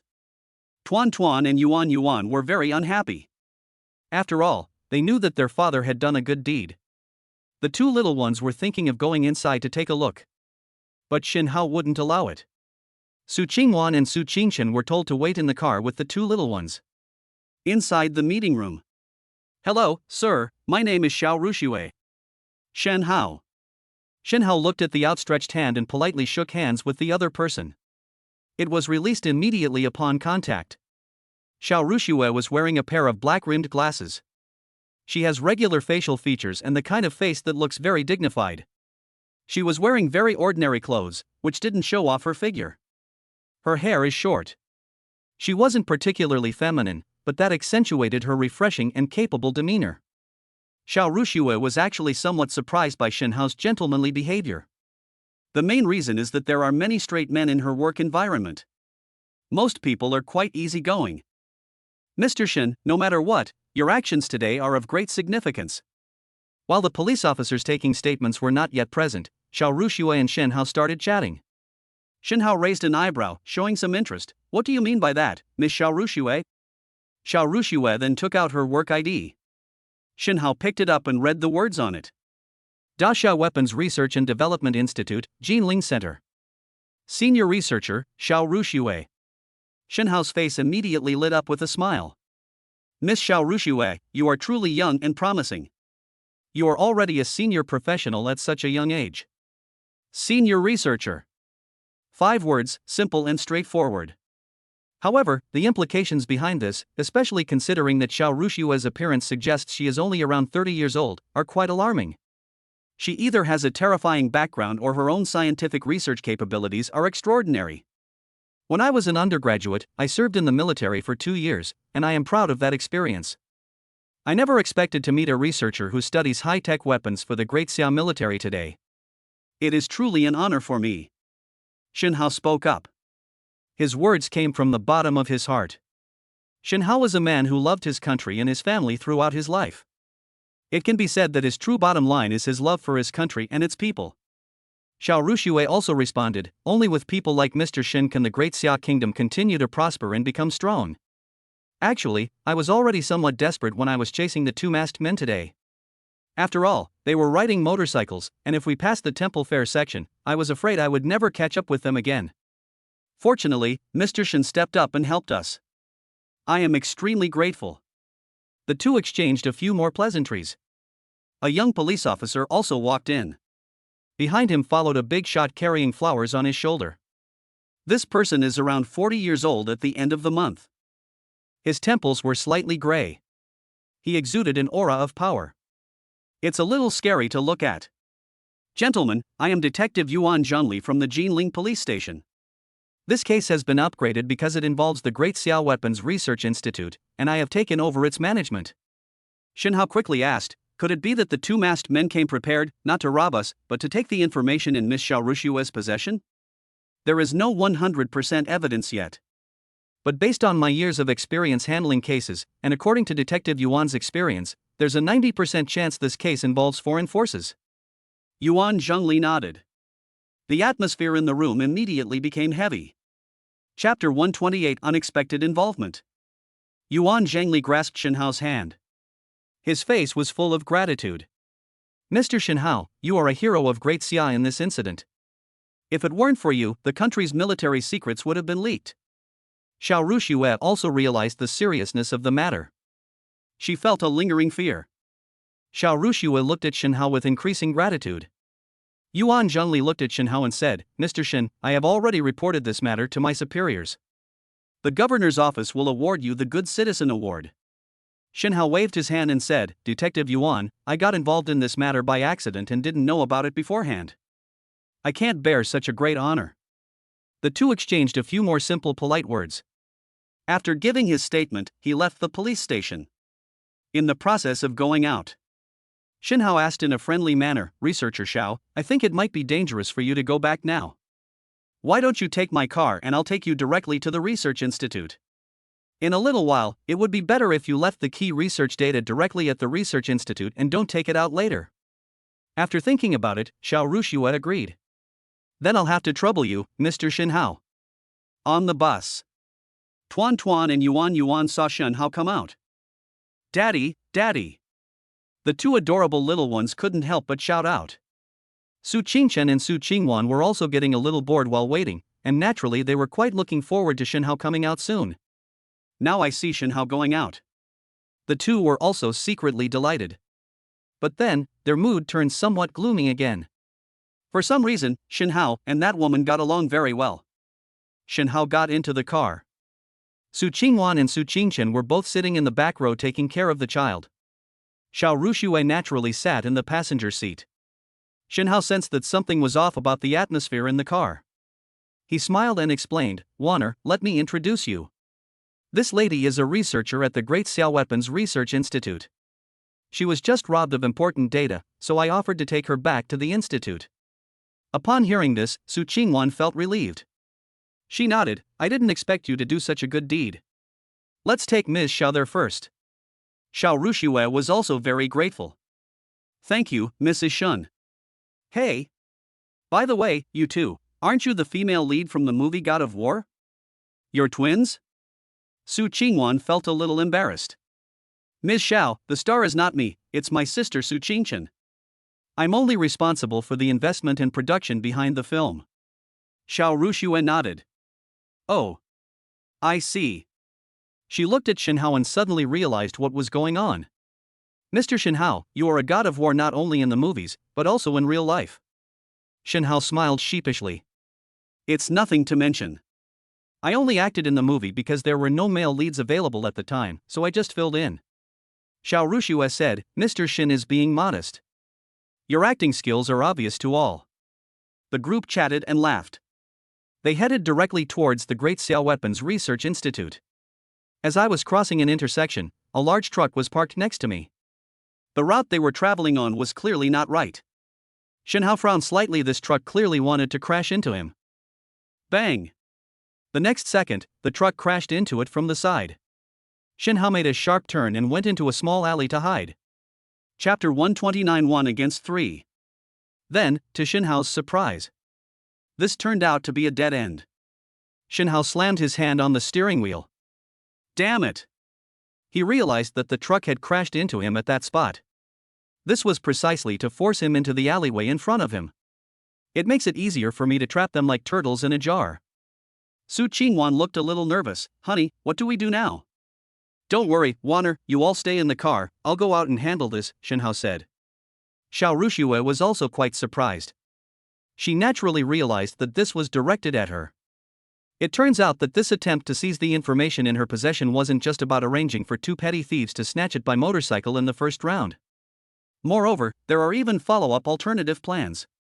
Mr. Shin, please don't go down. Let us call the police station right away. We haven't gone far yet, and I believe Detective Zhong and his team should be here soon. Shinhao shook his head and said, it's no use. It seems that the other side has prepared a foolproof plan. Xiao Ruxue still didn't understand Shinhao's meaning. But when she took out her phone, she saw that it had 0 bars of signal.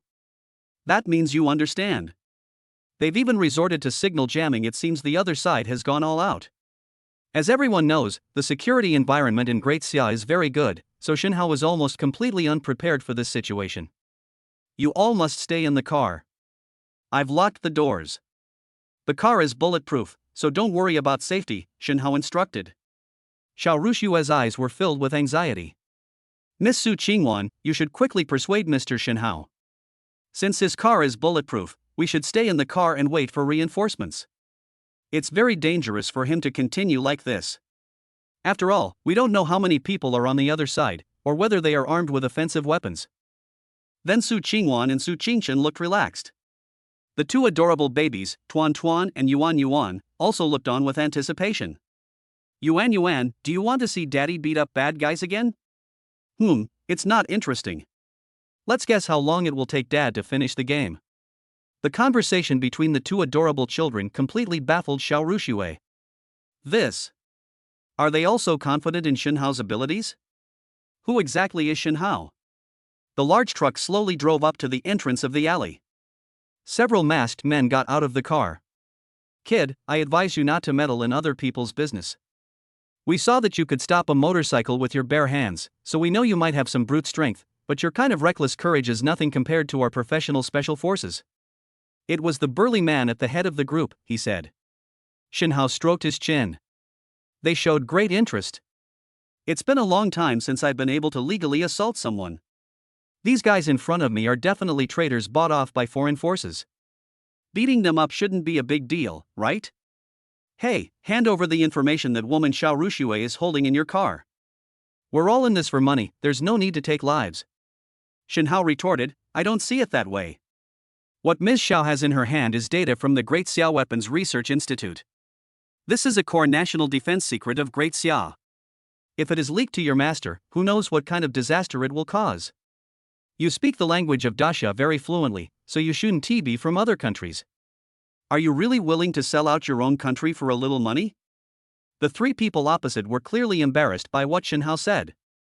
Boss, don't waste time arguing with him. If it gets bad, just kill him. We can't delay, the police will be here soon, a follower whispered in his ear. The man in the lead seemed to have made up his mind. He nodded. Take care of him quickly, try not to kill anyone, and leave once we get the stuff. Good. With a loud shout, the three charged toward Shinhao. Shinhao is a martial arts master at the Meridian Opening Realm. He could naturally spot the flaws in the three men's defenses at a glance. Bang! Bang! Bang!